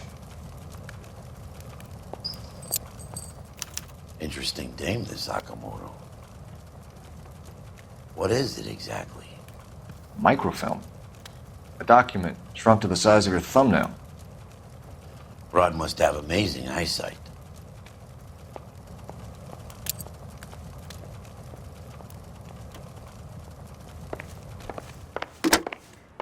Biggs, badge 525. I'll need a couple of black and whites at 133 North Vermont Avenue, Wilshire. We'll need an ambulance in the corner, and probably a team from technical services as well.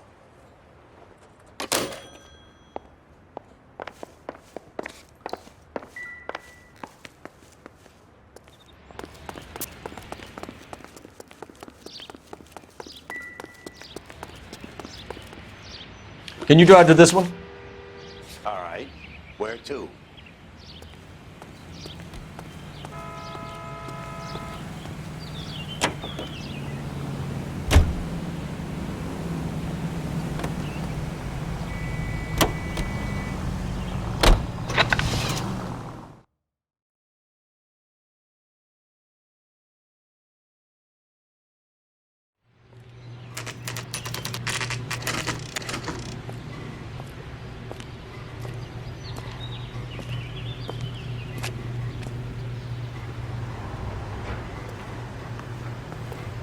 What do you need?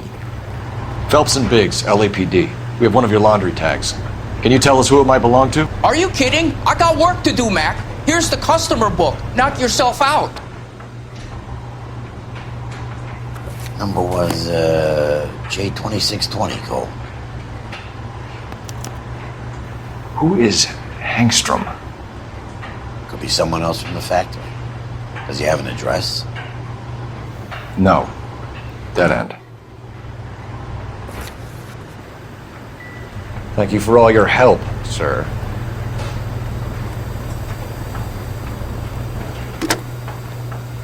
Operator, give me dispatch.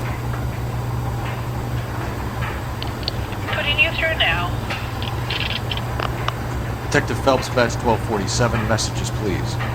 You need to call Ray Pinker urgently. Can you put me through? It's ringing now. We're on our way in. Nix that.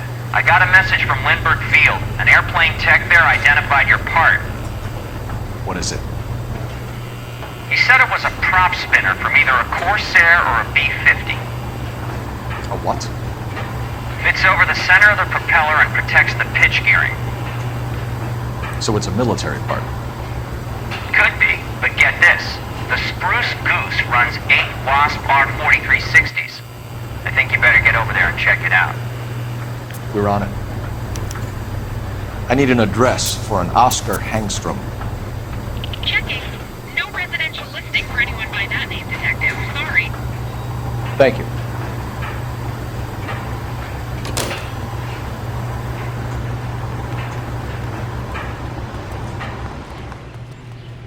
You drive. I need to go over the case notes. And where exactly are we going?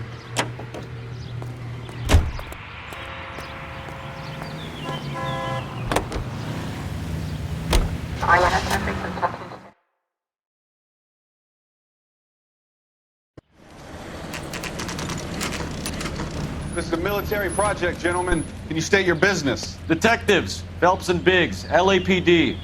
We're investigating the explosion. We have reason to believe there may be a link to Hughes' aircraft. I'm sorry, I can't help you there, Detective. Without authorization from military HQ, you won't be allowed onto this facility. What seems to be the problem, gentlemen?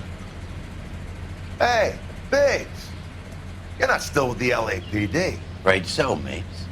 Can you help us out here? Sure. What seems to be the problem? We're working the big explosion at the electroplating plant. I found a part there that belongs to one of your planes. I work head of security for Mr. Hughes now. I'll take full responsibility. I'm sure we can clear this up. Follow me. It's the big hangar. You can't miss it. Who is Mapes? And what's his connection to Howard Hughes? Vernon Mapes used to work Advice. Word is he runs fuck pads for Hughes' starlets. A pimp. Earl and Mapes would seem. Mapes was the role model for creeps like Earl.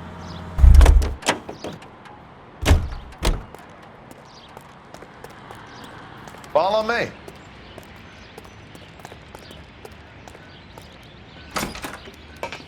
Good day, miss.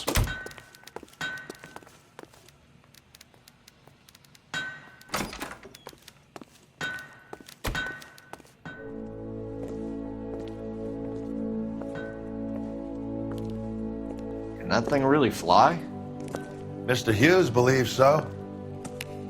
Amazing, isn't she? So, this is the Spruce Goose. Jesus Christ, Biggs, you want to get me fired? Mr. Hughes hates that fucking name. It's the H-4 Hercules to you. Do you mind answering a few questions, Mr. Mapes? Call me Vernon, kid. Fire away. Do you know anything about the explosion that happened at Nicholson Electroplating this morning? No more than anyone else. Heard the boom while I was shaving. Almost shit my pants. Thought it was Pearl all over again. But you had no personal contact with any of the employees. And you have no idea what caused the explosion. I'm in security. I handle Mr. Hughes' personal interests, if you get my meaning. I'm not directly involved in manufacturing. Do you know Tomoko Akamoto? Never heard of the broad. Why?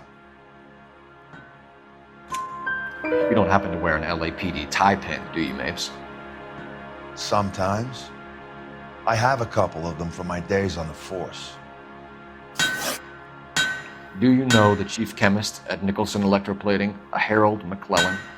I've heard of the guy. He was pitching some fancy process to the company. We know that you were sending parts to Nicholson for testing. Question is whether you were going through Nicholson or cutting your own deal with McClellan. Interesting theory, kid. How you gonna prove any of that? We found a prop spinner in the wreckage. We believe it belongs to this aircraft. We sent them some aluminum parts to test. Howard and the Boffins were interested in this guy McClellan's theories.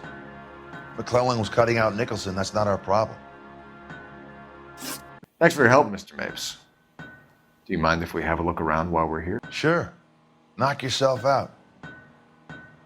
You want to take a look inside her? Can't hurt.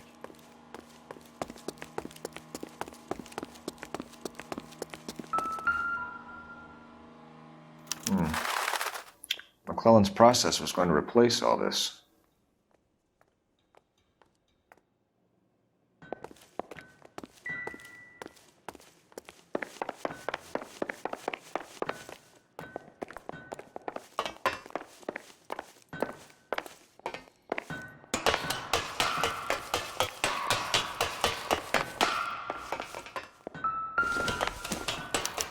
Latitude 24 degrees, 15 minutes north. Longitude 76 degrees, 0 minutes west.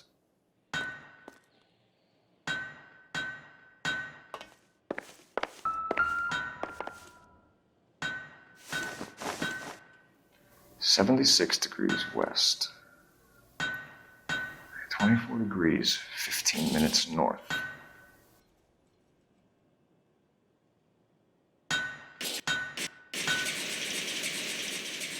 (76 degrees west). 24 degrees, 15 minutes north.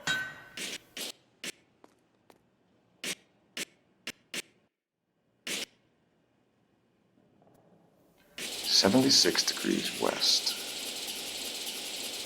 24 degrees, 15 minutes north. Let's see where this is exactly. The Bahamas. Somebody's already got their maiden flight planned.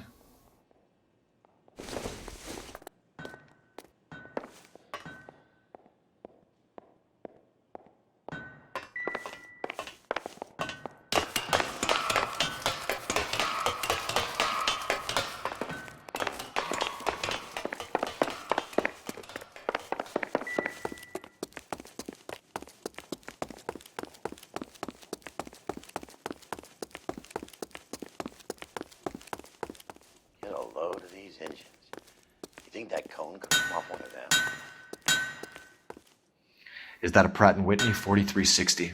Sure is. You know your motors. Do you mind if I take a look at the prop spinner? We're getting her ready for sea trials, so be quick about it.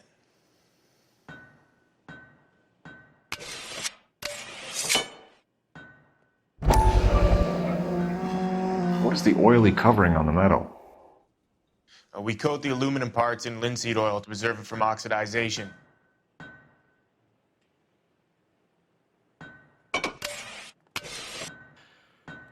Looks like Mape's office is in the far corner.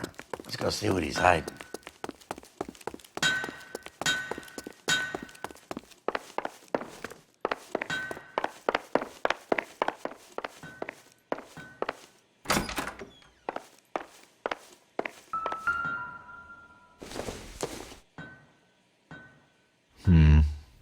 Don't think this is any use to us.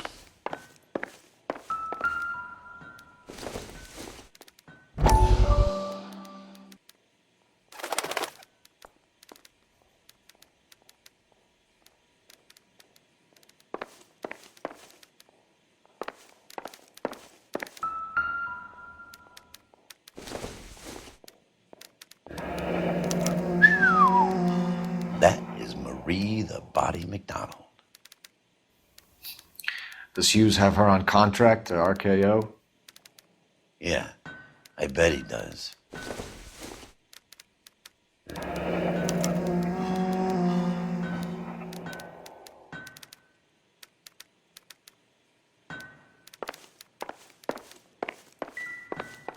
Let's see what Pinker has for us. He's probably done tinkering with that camera by now.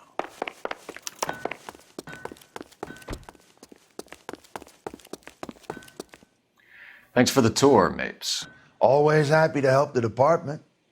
Hey, don't I know your face from the papers? You're the cop that's stripping that German broad. Nah, I think you got the wrong guy, Vernon.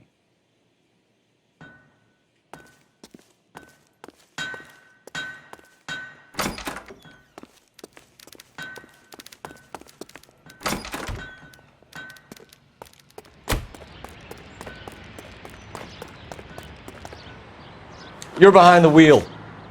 All right, where too.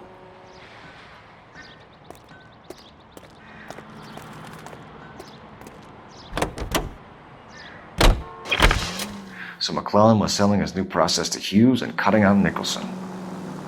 Looks that way. But this would never go all the way up to Hughes. You would have middlemen dealing with stuff like this. Someone like Mapes? The word middleman was invented for guys like Mapes.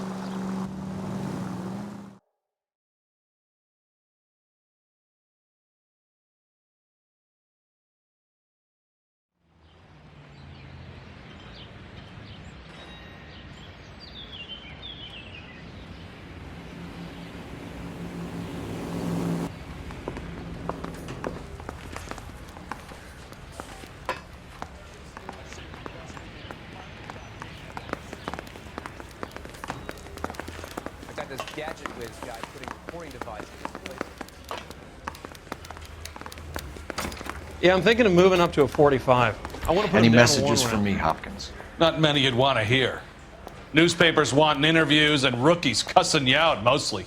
Nothing else. Pinker wants you in tech services.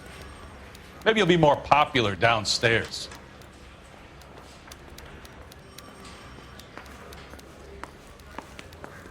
Broad has socks in it.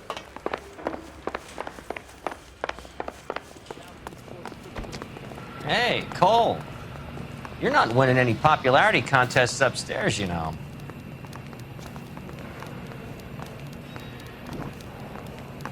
Guy gave his wife a tap. I said all's fair in love and war.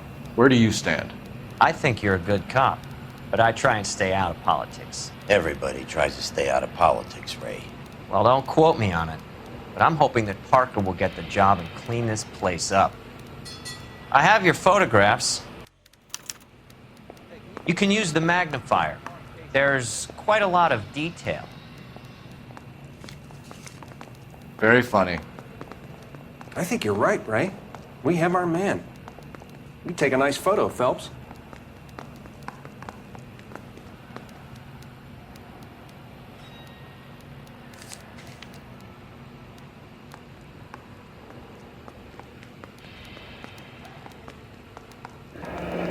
Bringing the Watcher a match for our John Doe. He's obviously the competitive bid. Can you get this over to Lockheed so we can get a name for this guy? It's already on its way.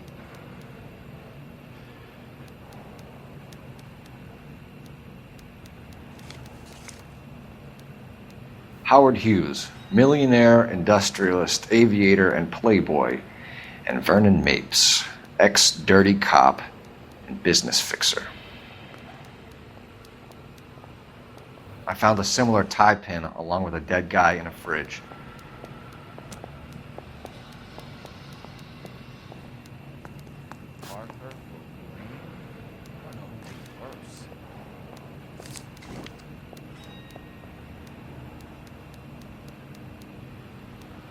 Excellent photography, Tomoko. So Tomoko had the goods on McClellan. Too bad they blew the place to hell.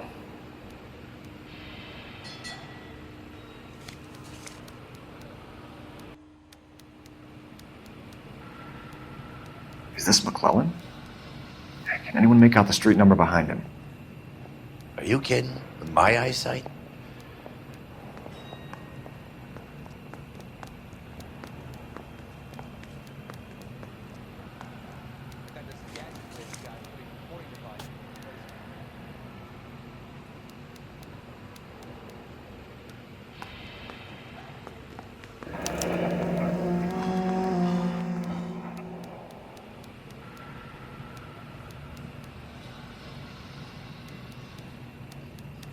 Cole, can you help me with a little experiment?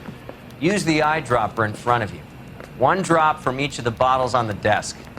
Place the drops in the petri dish. Mouthpiece tore strips off me at the grand jury. Case got thrown out. Now the DA wants my head.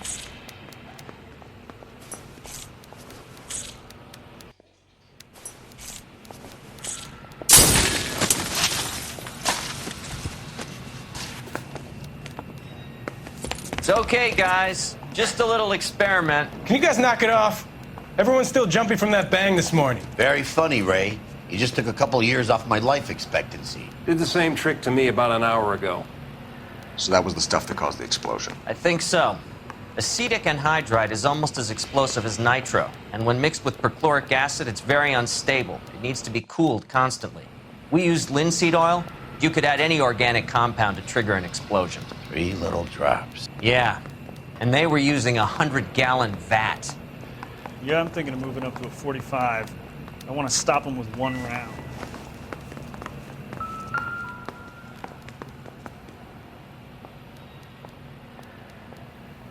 McClellan's patent application. So we have McClellan raising a patent and selling to Hughes, and Akamoto copying the details for Lockheed. Where does that leave Nicholson? With a great big hole in the ground.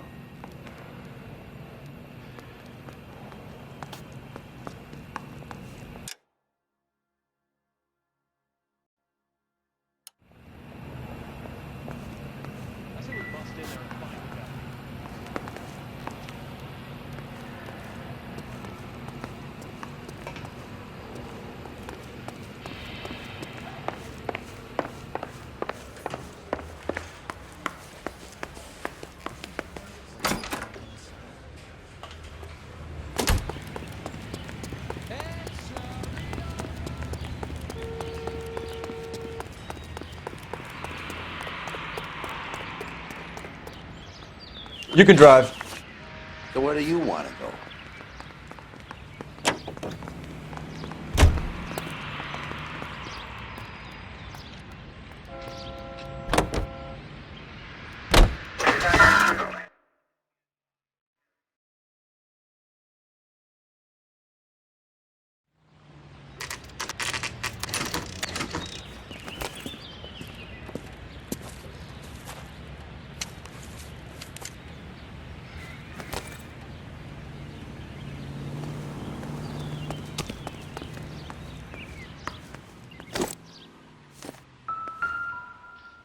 Place stinks of petroleum. Avgas, if I'm not mistaken. It's all around the floor.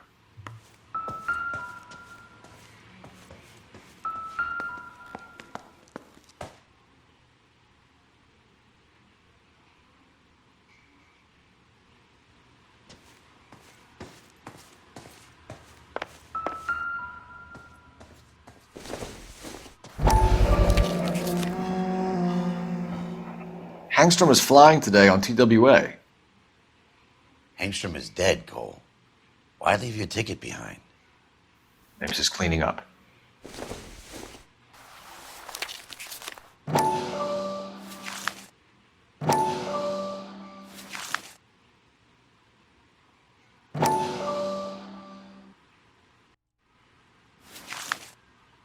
Hangstrom and McClellan are the same man.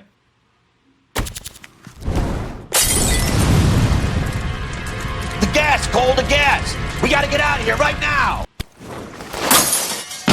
Look, by the stove! Shoot the gas line!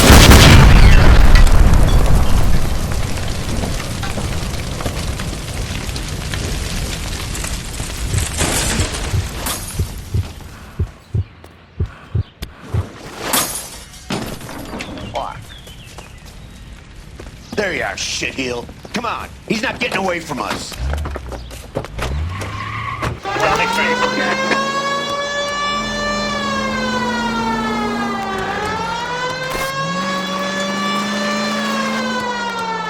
Continue to respond.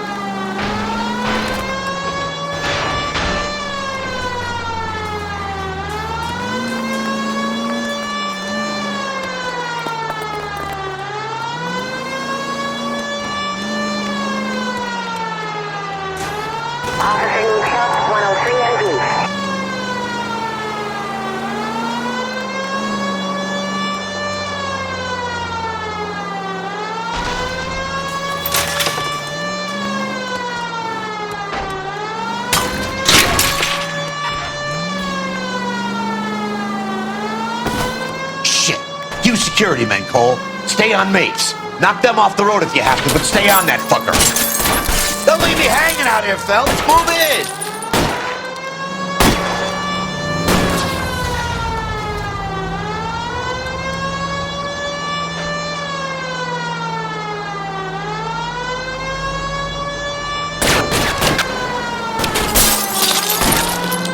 I'll go for the tire. That ought to slow the son of a bitch down. Lay into his wheel well, come on.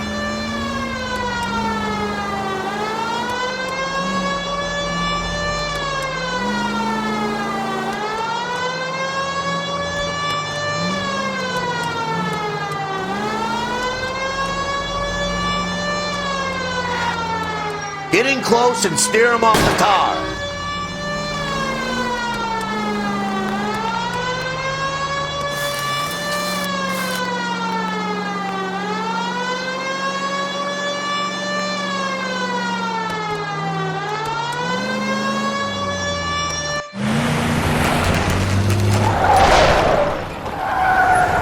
Stop right there. Get out of the car slowly. Fire a warning round. We're gonna have to go through all the security men first. I hope you're ready for a fight, Aim at Cole. the tires.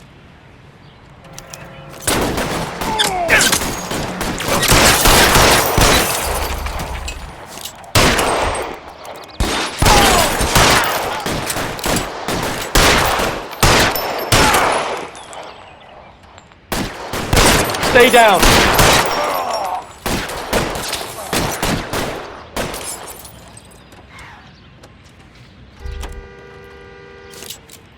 Forward.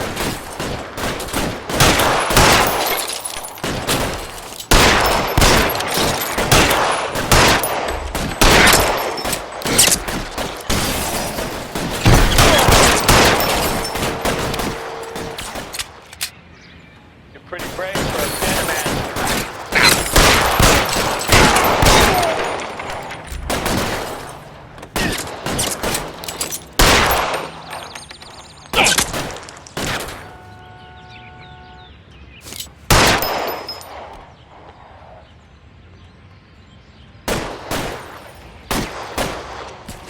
Your move, mister. Come get me. Stay in cover.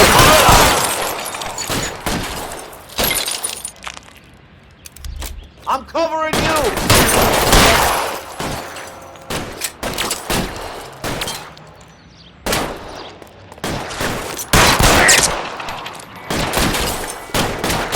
Throw out the guns.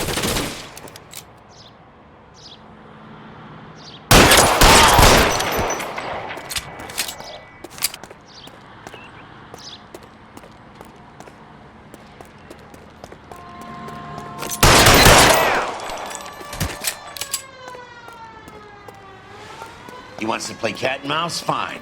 Let's go and get his ass.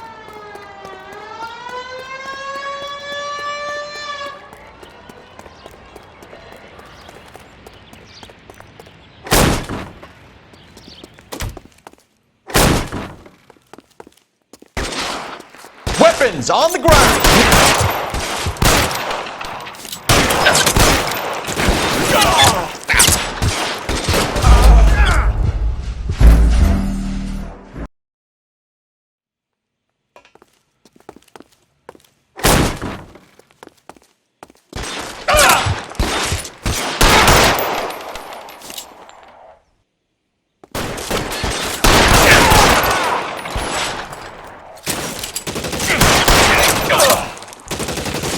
Worse than a war zone. Give me some cover!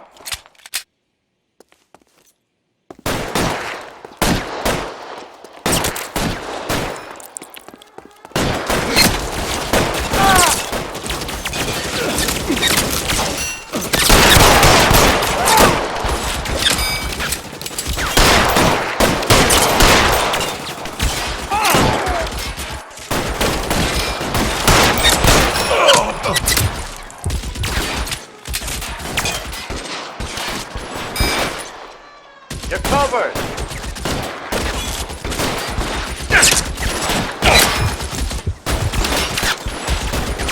I'm gonna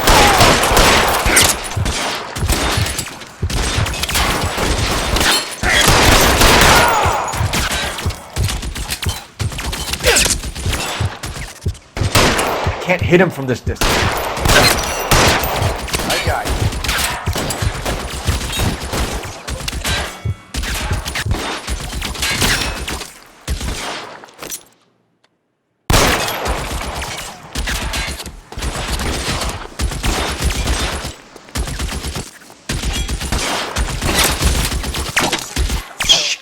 Really cool.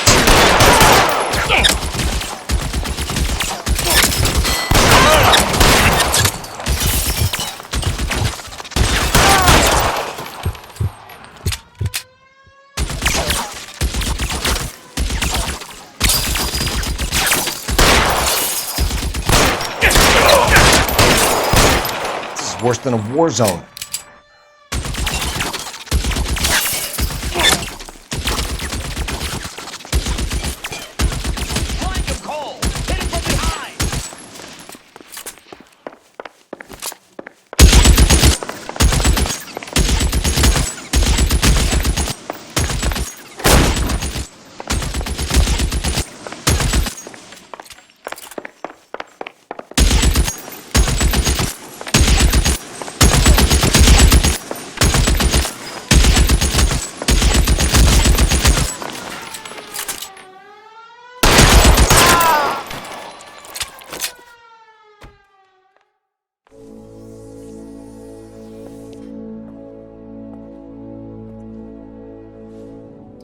You're gonna have to explain this to me again.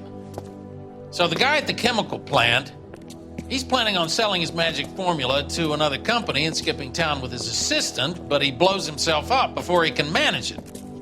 So why the dead body in the refrigerator? Mapes, Captain.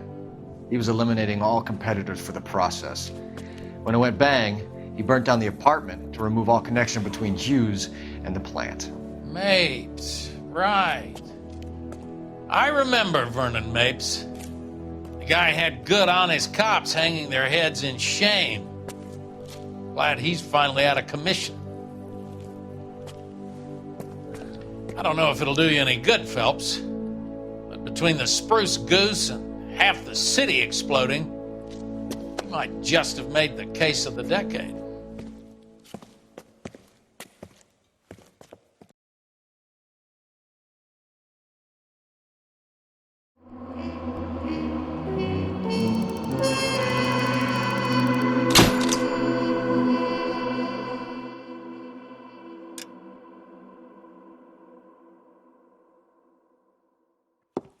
Good morning, Doctor. And a good morning to you too, Elsa.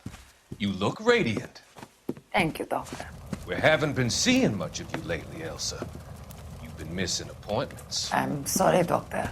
I've been feeling much better. That's very good to hear. And what has brought about this improvement? It's the new man in my life. He's convinced me to fight my addiction. Ah, the policeman from the newspapers. How has he coped with his fall from grace? He can finally see things from a human perspective, rather than the ivory tower he created for himself. It's making him stronger. And it's making me stronger helping him. You wouldn't make a bad analyst yourself, Elsa. Should we swap seats? We're both finding we have a lot to live up to. And what is that? In my case, Lou. He went through hell along with me and still came out smiling. In Cole's case, his friend, Jack Kelso. Kelso? You've heard of him? No, I just like the sound of his name. Cole and Jack are working on a case together. Is Jack a policeman too? No, he works for the district attorney. What? He's a special investigator. I thought you didn't know him. I have never met the gentleman in question. He has been looking into Lou's case. Cole thinks it might be linked to some fires he's investigating. You look pale, Doctor. It's cold in here, Elsa. I think I'll close the window.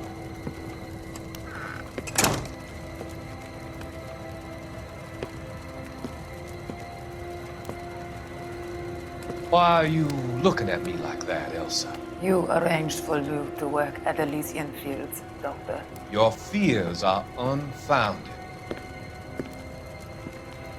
I meet many people in my line of work. There are many ways that people can be helped. Finding them work is just one of them. I don't believe you, Doctor.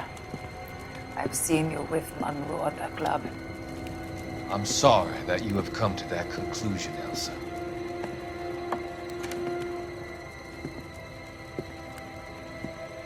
I've always so enjoyed our conversations. I can see your future, Elsa. And Cole, the policeman. And Jack, the investigator. It's an unfortunate and grisly end.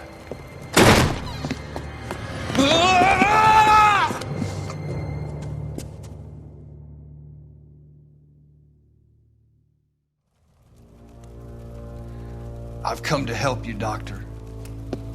To help you cross over. All your sins will be forgiven in the next life.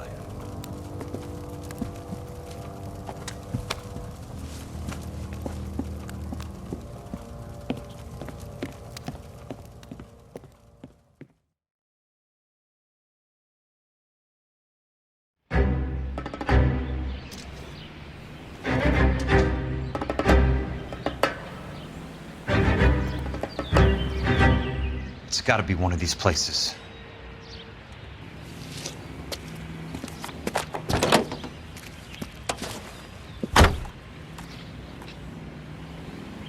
The arsonist's a bug sprayer. He must have worked at one of these joints.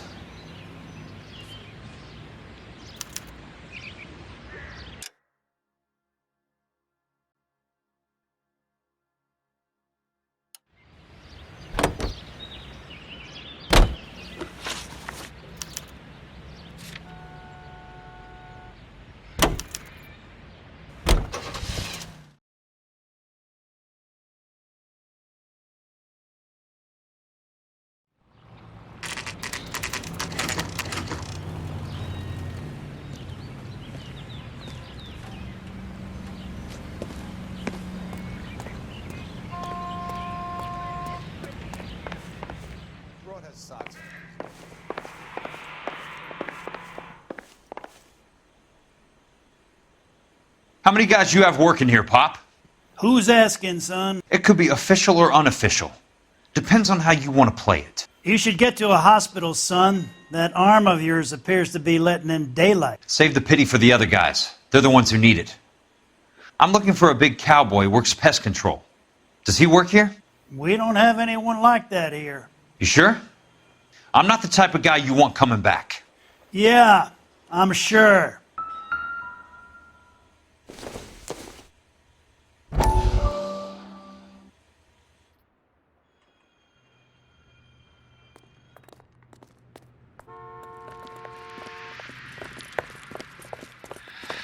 What have you got?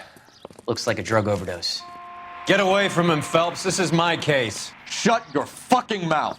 Since when does a bagman work a case? I knew this creep wasn't on the morphine heist. Victim of his own product. Hey, detective! Can we back it off a notch? This is getting out of hand. A time to talk and a time to shut up. Now is the time to be quiet, son. Courtney Sheldon was a corpsman, Roy. He served his country. He went out with a medical kit and an Army 45 into places that made the Valley of Death look like a picnic. He was either naive enough or dumb enough to get involved in the Suburban Redevelopment Fund, along with the mayor, the DA, Monroe, and a certain crooked cop. He was involved in the morphine heist, but he has a puncture wound in his jugular, which makes this a murder case. He was a better man than you'll ever know. You say one more word about him and I will blow your fucking head off! You finally lost it, partner.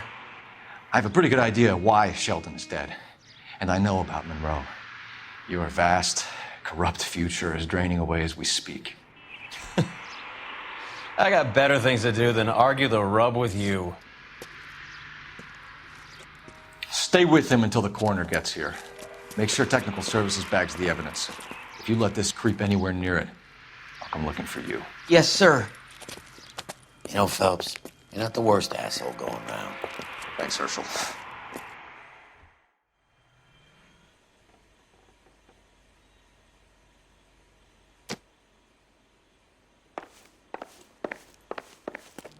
Help you?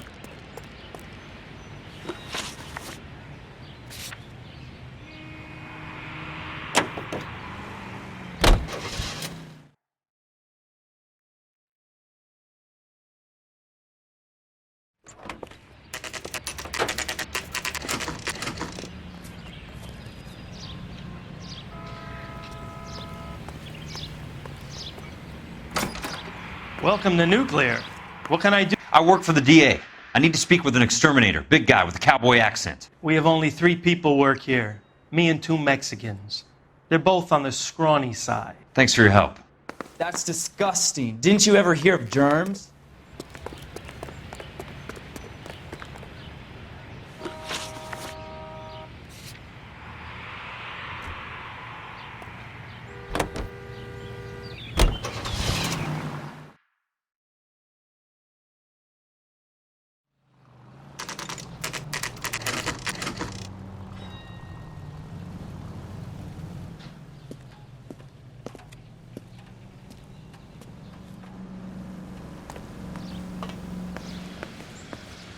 I work for the DA. I'm looking for a big cowboy, does extermination. Anyone like that working here? Well, I wouldn't want to get anyone into any trouble. We could do this the hard way. An address? Yeah, he lives in a bunkhouse on the remains of the old Rancho Rincon. Thanks.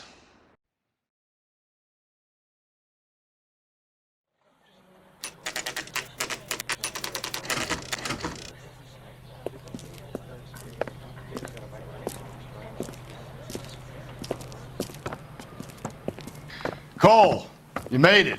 What's this got to do with me, Rusty? Dr. Fontaine, prominent shrink, dead in his patient's room, spine snapped like a twig.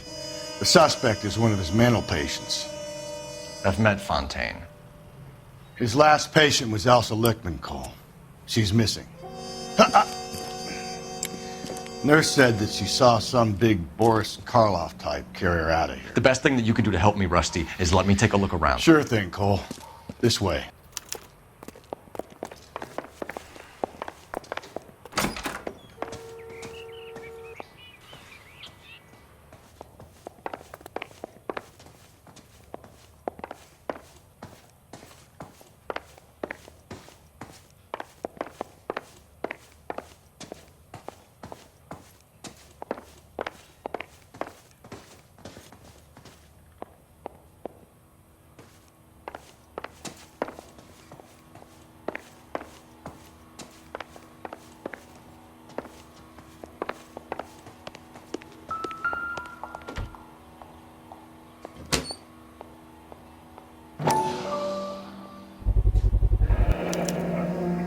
Looks like Fontaine has finally dispensed his last treatment.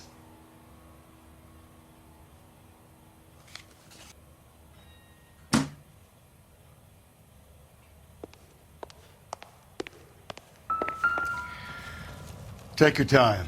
I'll give you and the doctor some privacy.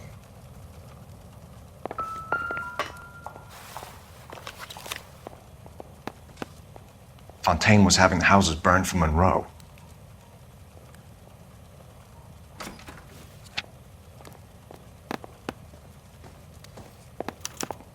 Monroe wasn't happy. People started dying and it attracted attention. He and the doctor lost control.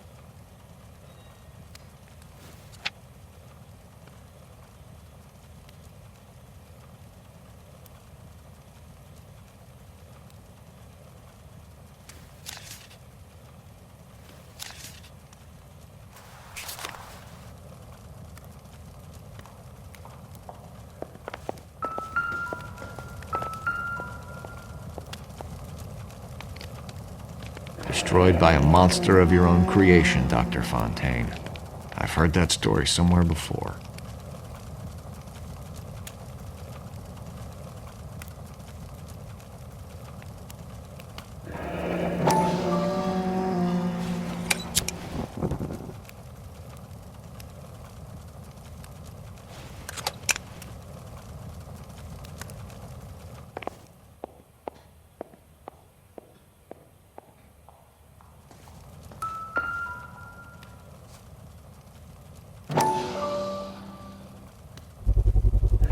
So much for your foresight, Doctor.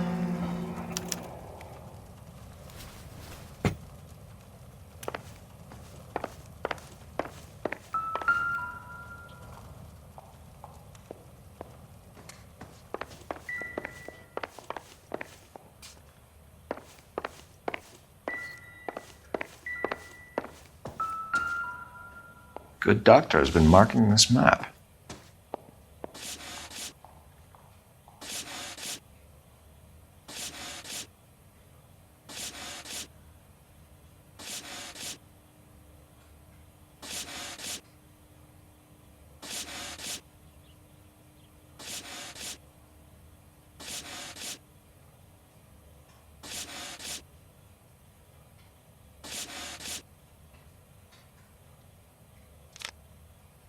Edgewood Grove, McCarthy Vista, Crescent Heights, Rancho Escondido. Do those names mean anything to you, Herschel? Yeah. How come?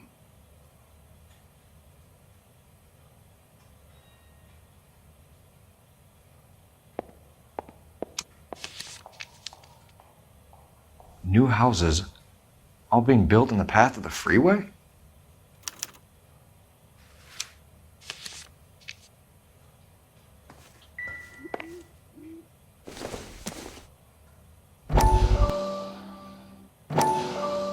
That goddamn pet lunatic of yours is burning down our houses. Keep your voice down, Leland. Control is of the essence. Keep your voice down? Do you know how much these sons of bitches charge for lunch? Fuck 'em! Leland, we will not solve our problems by announcing them to the general public. We only speed ourselves on our way to the gallows. He's your imbecile, Harlan. Get him under control or get rid of him. Speaking of which, I've had to dispose of our young medical student. What? Certainly are a cold character, Harlan. He has a friend called Kelso who knows all about the development on Normandy Avenue. I know about Kelso. And you thought it unimportant to inform me. I thought I could take care of it. And have you? No, I haven't. Kelso works for Benson. Is he reliable? No, he's totally unreliable. But he has so many pernicious habits, he's got nowhere to run. Can you take care of Kelso? Don't push me, Harlan. Get rid of the fruitcake. No longer necessary. I'll take care of Jack Kelso.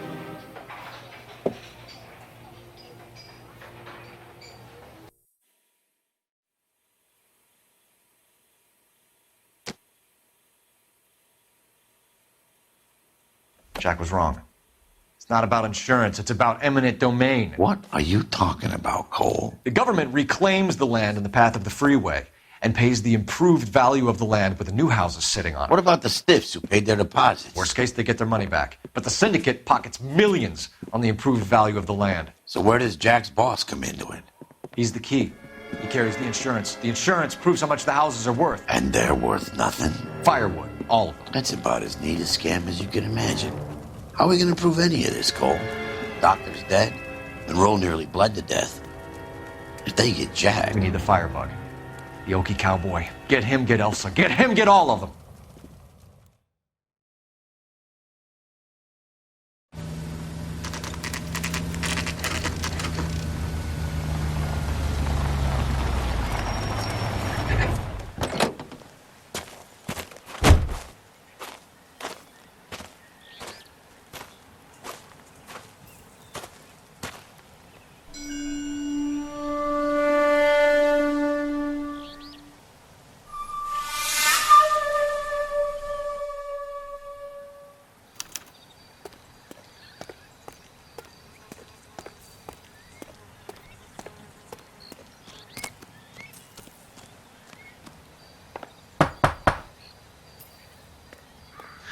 Guess nobody's home.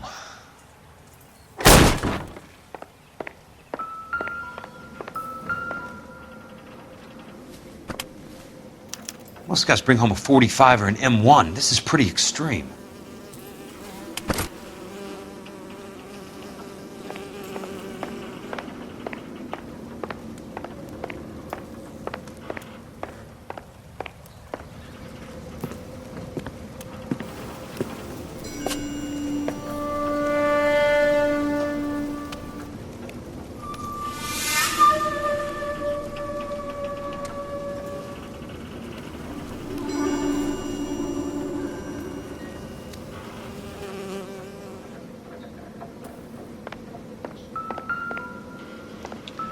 Quite a flock you got here, kid. A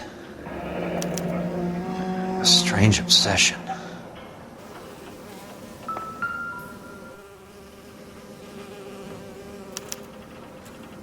The river tunnels. This guy's a tunnel rat.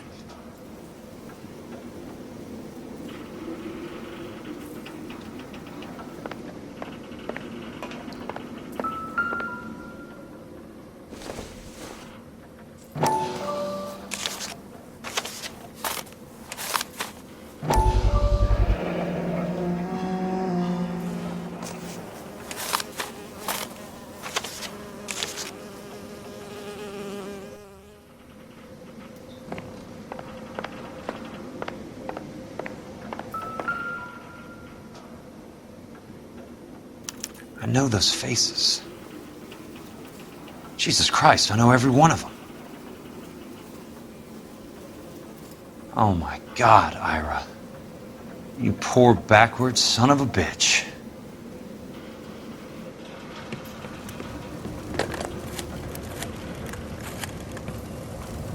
Peterson, I'm going to need some help. I've got Monroe, Fontaine, and all the others. It's all tied up nicely. It goes all the way to the top. Meet me at the LA River Tunnel entrance just north of the First Street Bridge in half an hour. Don't ask questions. Just be there.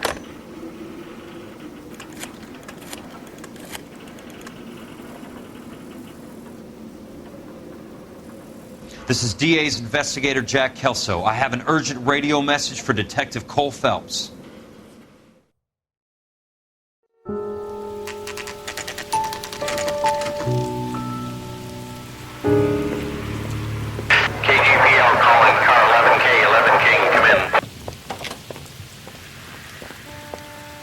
Go ahead, KGPL. 11K, see the man. A 207 just occurred on the spillway north of the First Street Bridge. DA's investigator Jack Kelso reports a kidnapping suspect outstanding in the LA River tunnel system with a hostage. 11K, handle Roger code that. The hell is Jack playing at? Like a suicide note. Half the LAPD will be down there hunting for him. We need to get there first. All units on all frequencies stand by. Car 86 Adam is in pursuit of suspect vehicle heading southwest on Sunset Boulevard. Suspect vehicle belonging to Jack Kelso, described as a Navy Chevrolet Fleetline. License number 4, William 0286. Car 86 Adam is in pursuit. They picked up his car. I'll need help to make it to the river.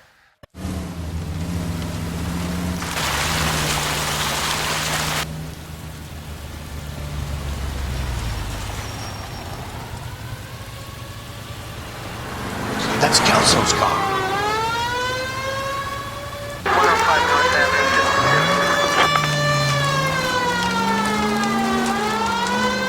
All units, Chief Laurel reports that the suspect is armed and extremely dangerous. Repeat, extremely dangerous. Suspect vehicle to be disabled immediately. If necessary, use of deadly force is authorized.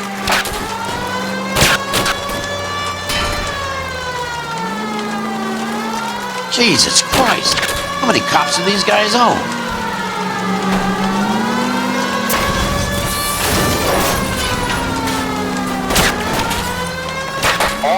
All units, we have a new suspect vehicle. It is shop number 13516. Repeating, shop 13516 is a second suspect vehicle, described as a green Hudson Commodore, license 3 Sam 0102. Reported to be aiding suspect Jack Kelso. Use caution and continue pursuit. All units, stand by for further. All units, suspect vehicle sighted heading northeast toward 3rd Street on the embankment between 3rd and 4th. All units, suspect vehicle is now northbound on Los Angeles, passing 2nd Street. Car 66 Adam, 77 Adam, go to 1st and Alameda. Car 19 William, go to 1st and Vignes. 1st and Vignes. Units to handle, identify, code 3. All units, further to the second suspect vehicle, shop 13516.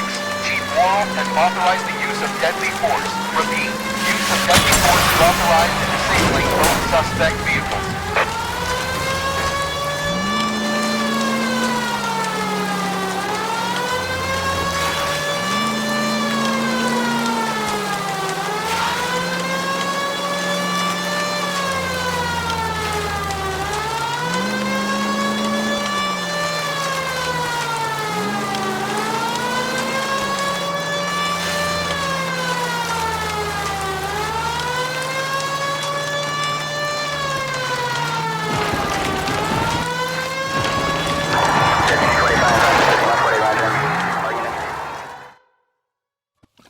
Who's this guy? Peterson, assistant DA. What's he doing? He's here to cover our backs. I'm going in there, Jack. No one's trying to stop you. I found this at the ranch house. He's marked his routes. I'll go in here. Cole, you take the next entrance. Biggs, I need you to take the car and cover this spot here. I think that's his fail-safe exit. Cole, he's one of ours. What are you talking about? Right where you are! Got it? Got it. Peterson, you want to be DA? We'll earn your salt. So, Kelso is your boy, Peterson? And working with Phelps? A handy lad, that Kelso. Yes, he is, Chief. You can't imagine what those two have uncovered. It could go all the way to the top. I hope you won't be implicated. So, you're the new broom, Peterson? Looks like it. And you think he'll make it out of there alive? I think he might. He's a difficult boy to get rid of. All right, Peterson. I'm listening. What's your offer?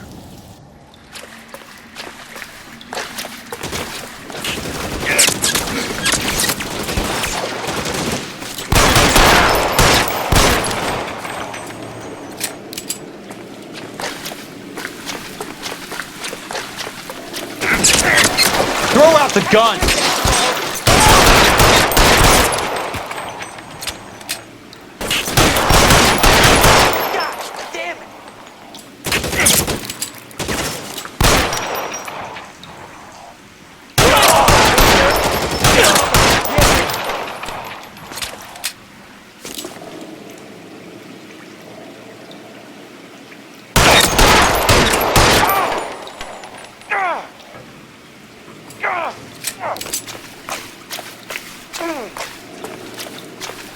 This one's got your name on it.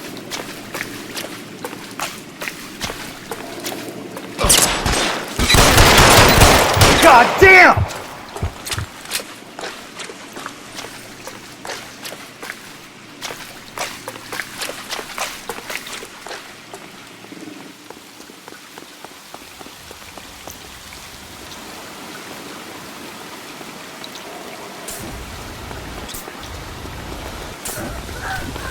You can walk out of here or go out in a box. Your choice.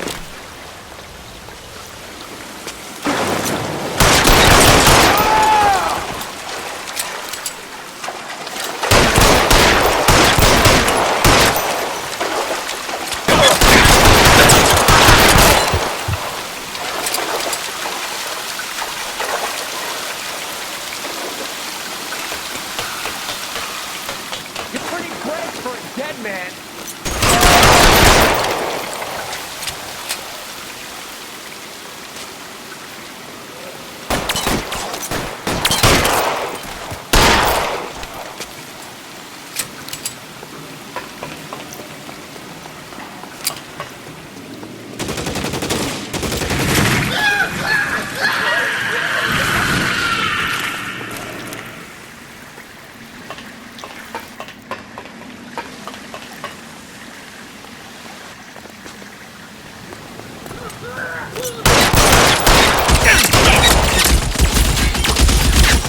How long do you think you can hold out?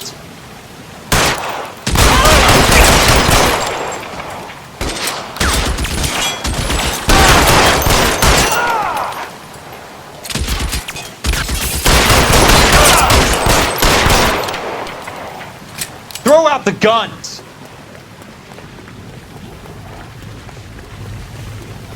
As soon as he pokes his head out, we'll step on it. Eyes open. He's around here somewhere. You want me? You got it. That's plugging this one over here.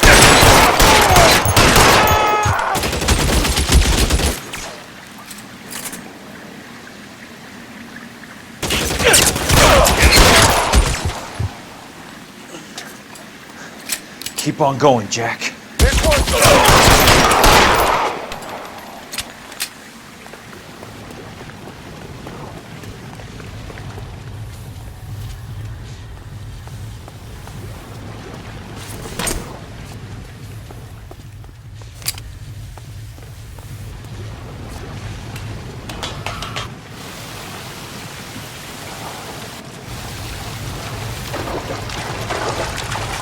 The water's rising.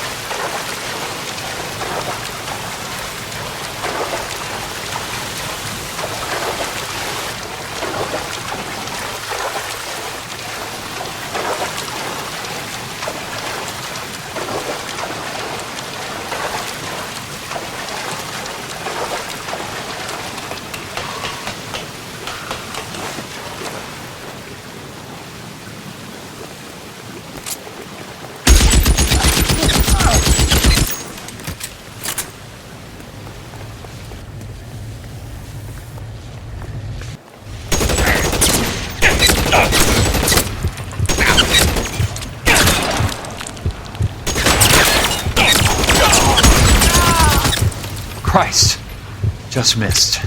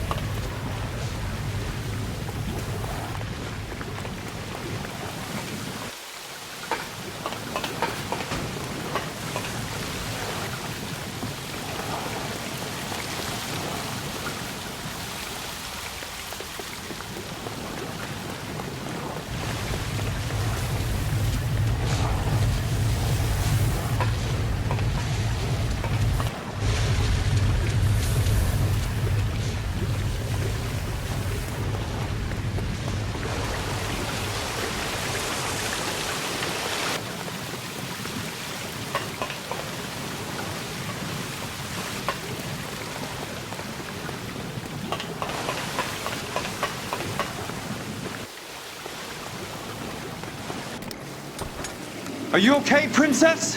I felt better. He saved me from the doctor. Hi, Tex. Do you remember me?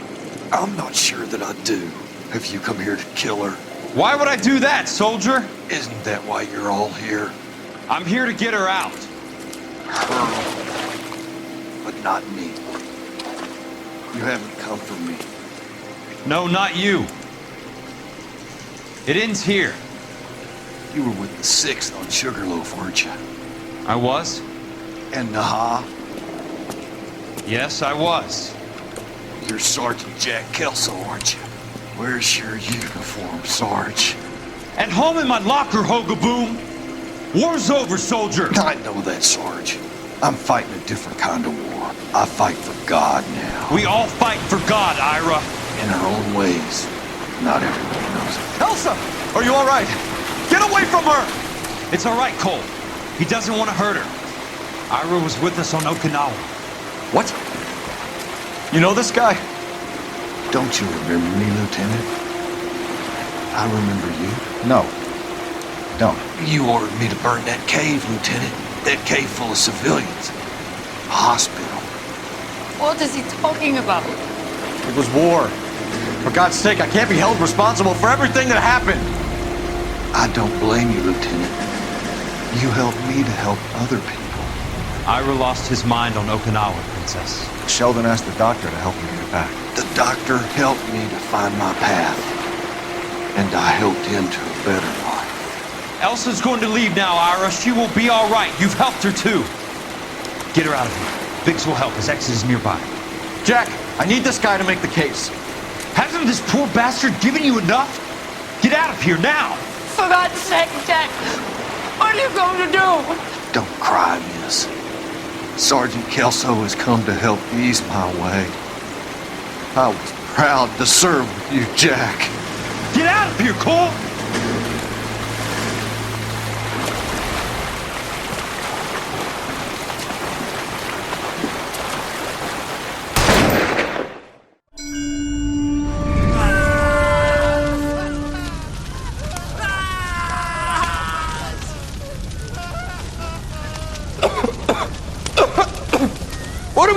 Lieutenant!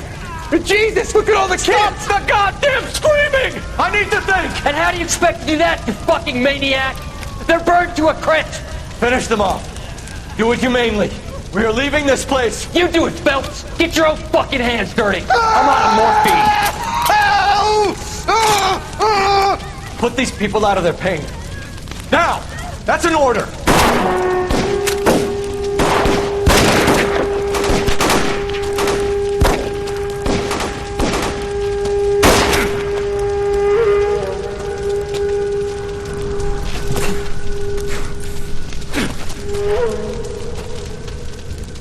Everyone out of here now. Double time! You two get Lieutenant Phelps to an aid station. Weapons team will be blowing this place in 2 minutes. Everything that happened in here stays in here. Do you hear me? I don't want to ever hear another word about it.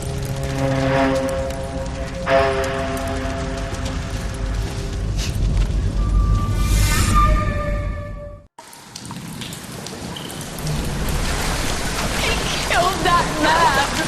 He was doing him a favor, Elsa. Cole, up here! I'll get this grader first! The water's rising! You're first! Hand her up! Get out of here! You're not Jack! I'm not arguing. You're wounded, Jack! Let me help.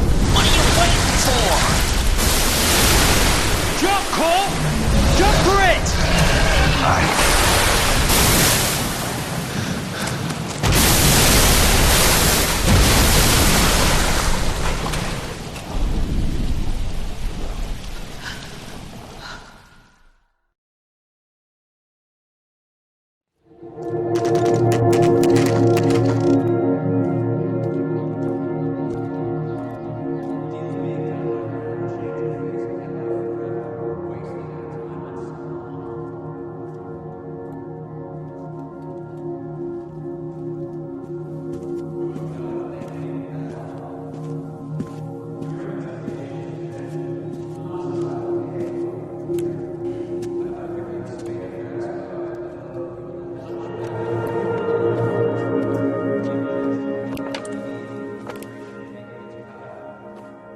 We're gathered here to honor Detective Cole Phelps.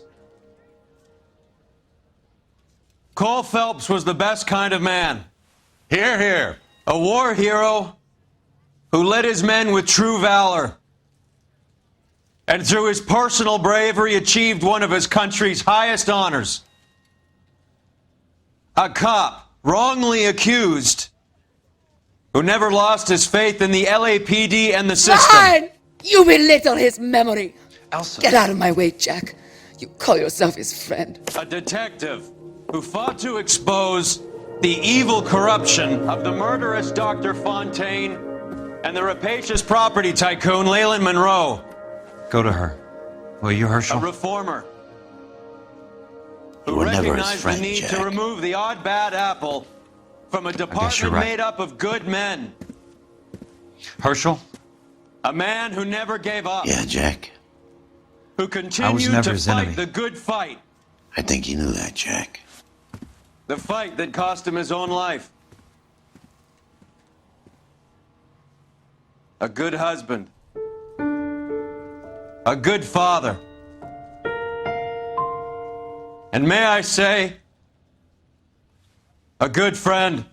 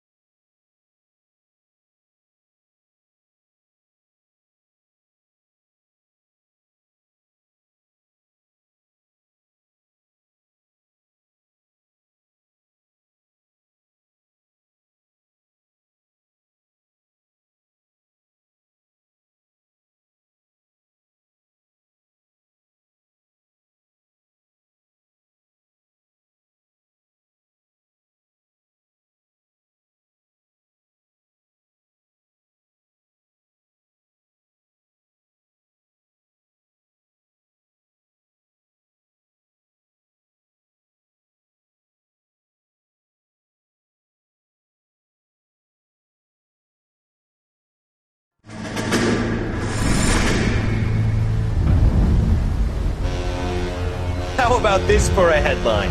Guess which former 6th Marine hero has been promoted in the LAPD? No idea. Well, it could be anybody. You give up? Tell us or hand over the fucking paper. The Shadow, boys. Our very own Silver Star winning son of a bitch. Phelps? He didn't die, Jack. He did just fine, and that's all we're going to say about it, right? The one and only.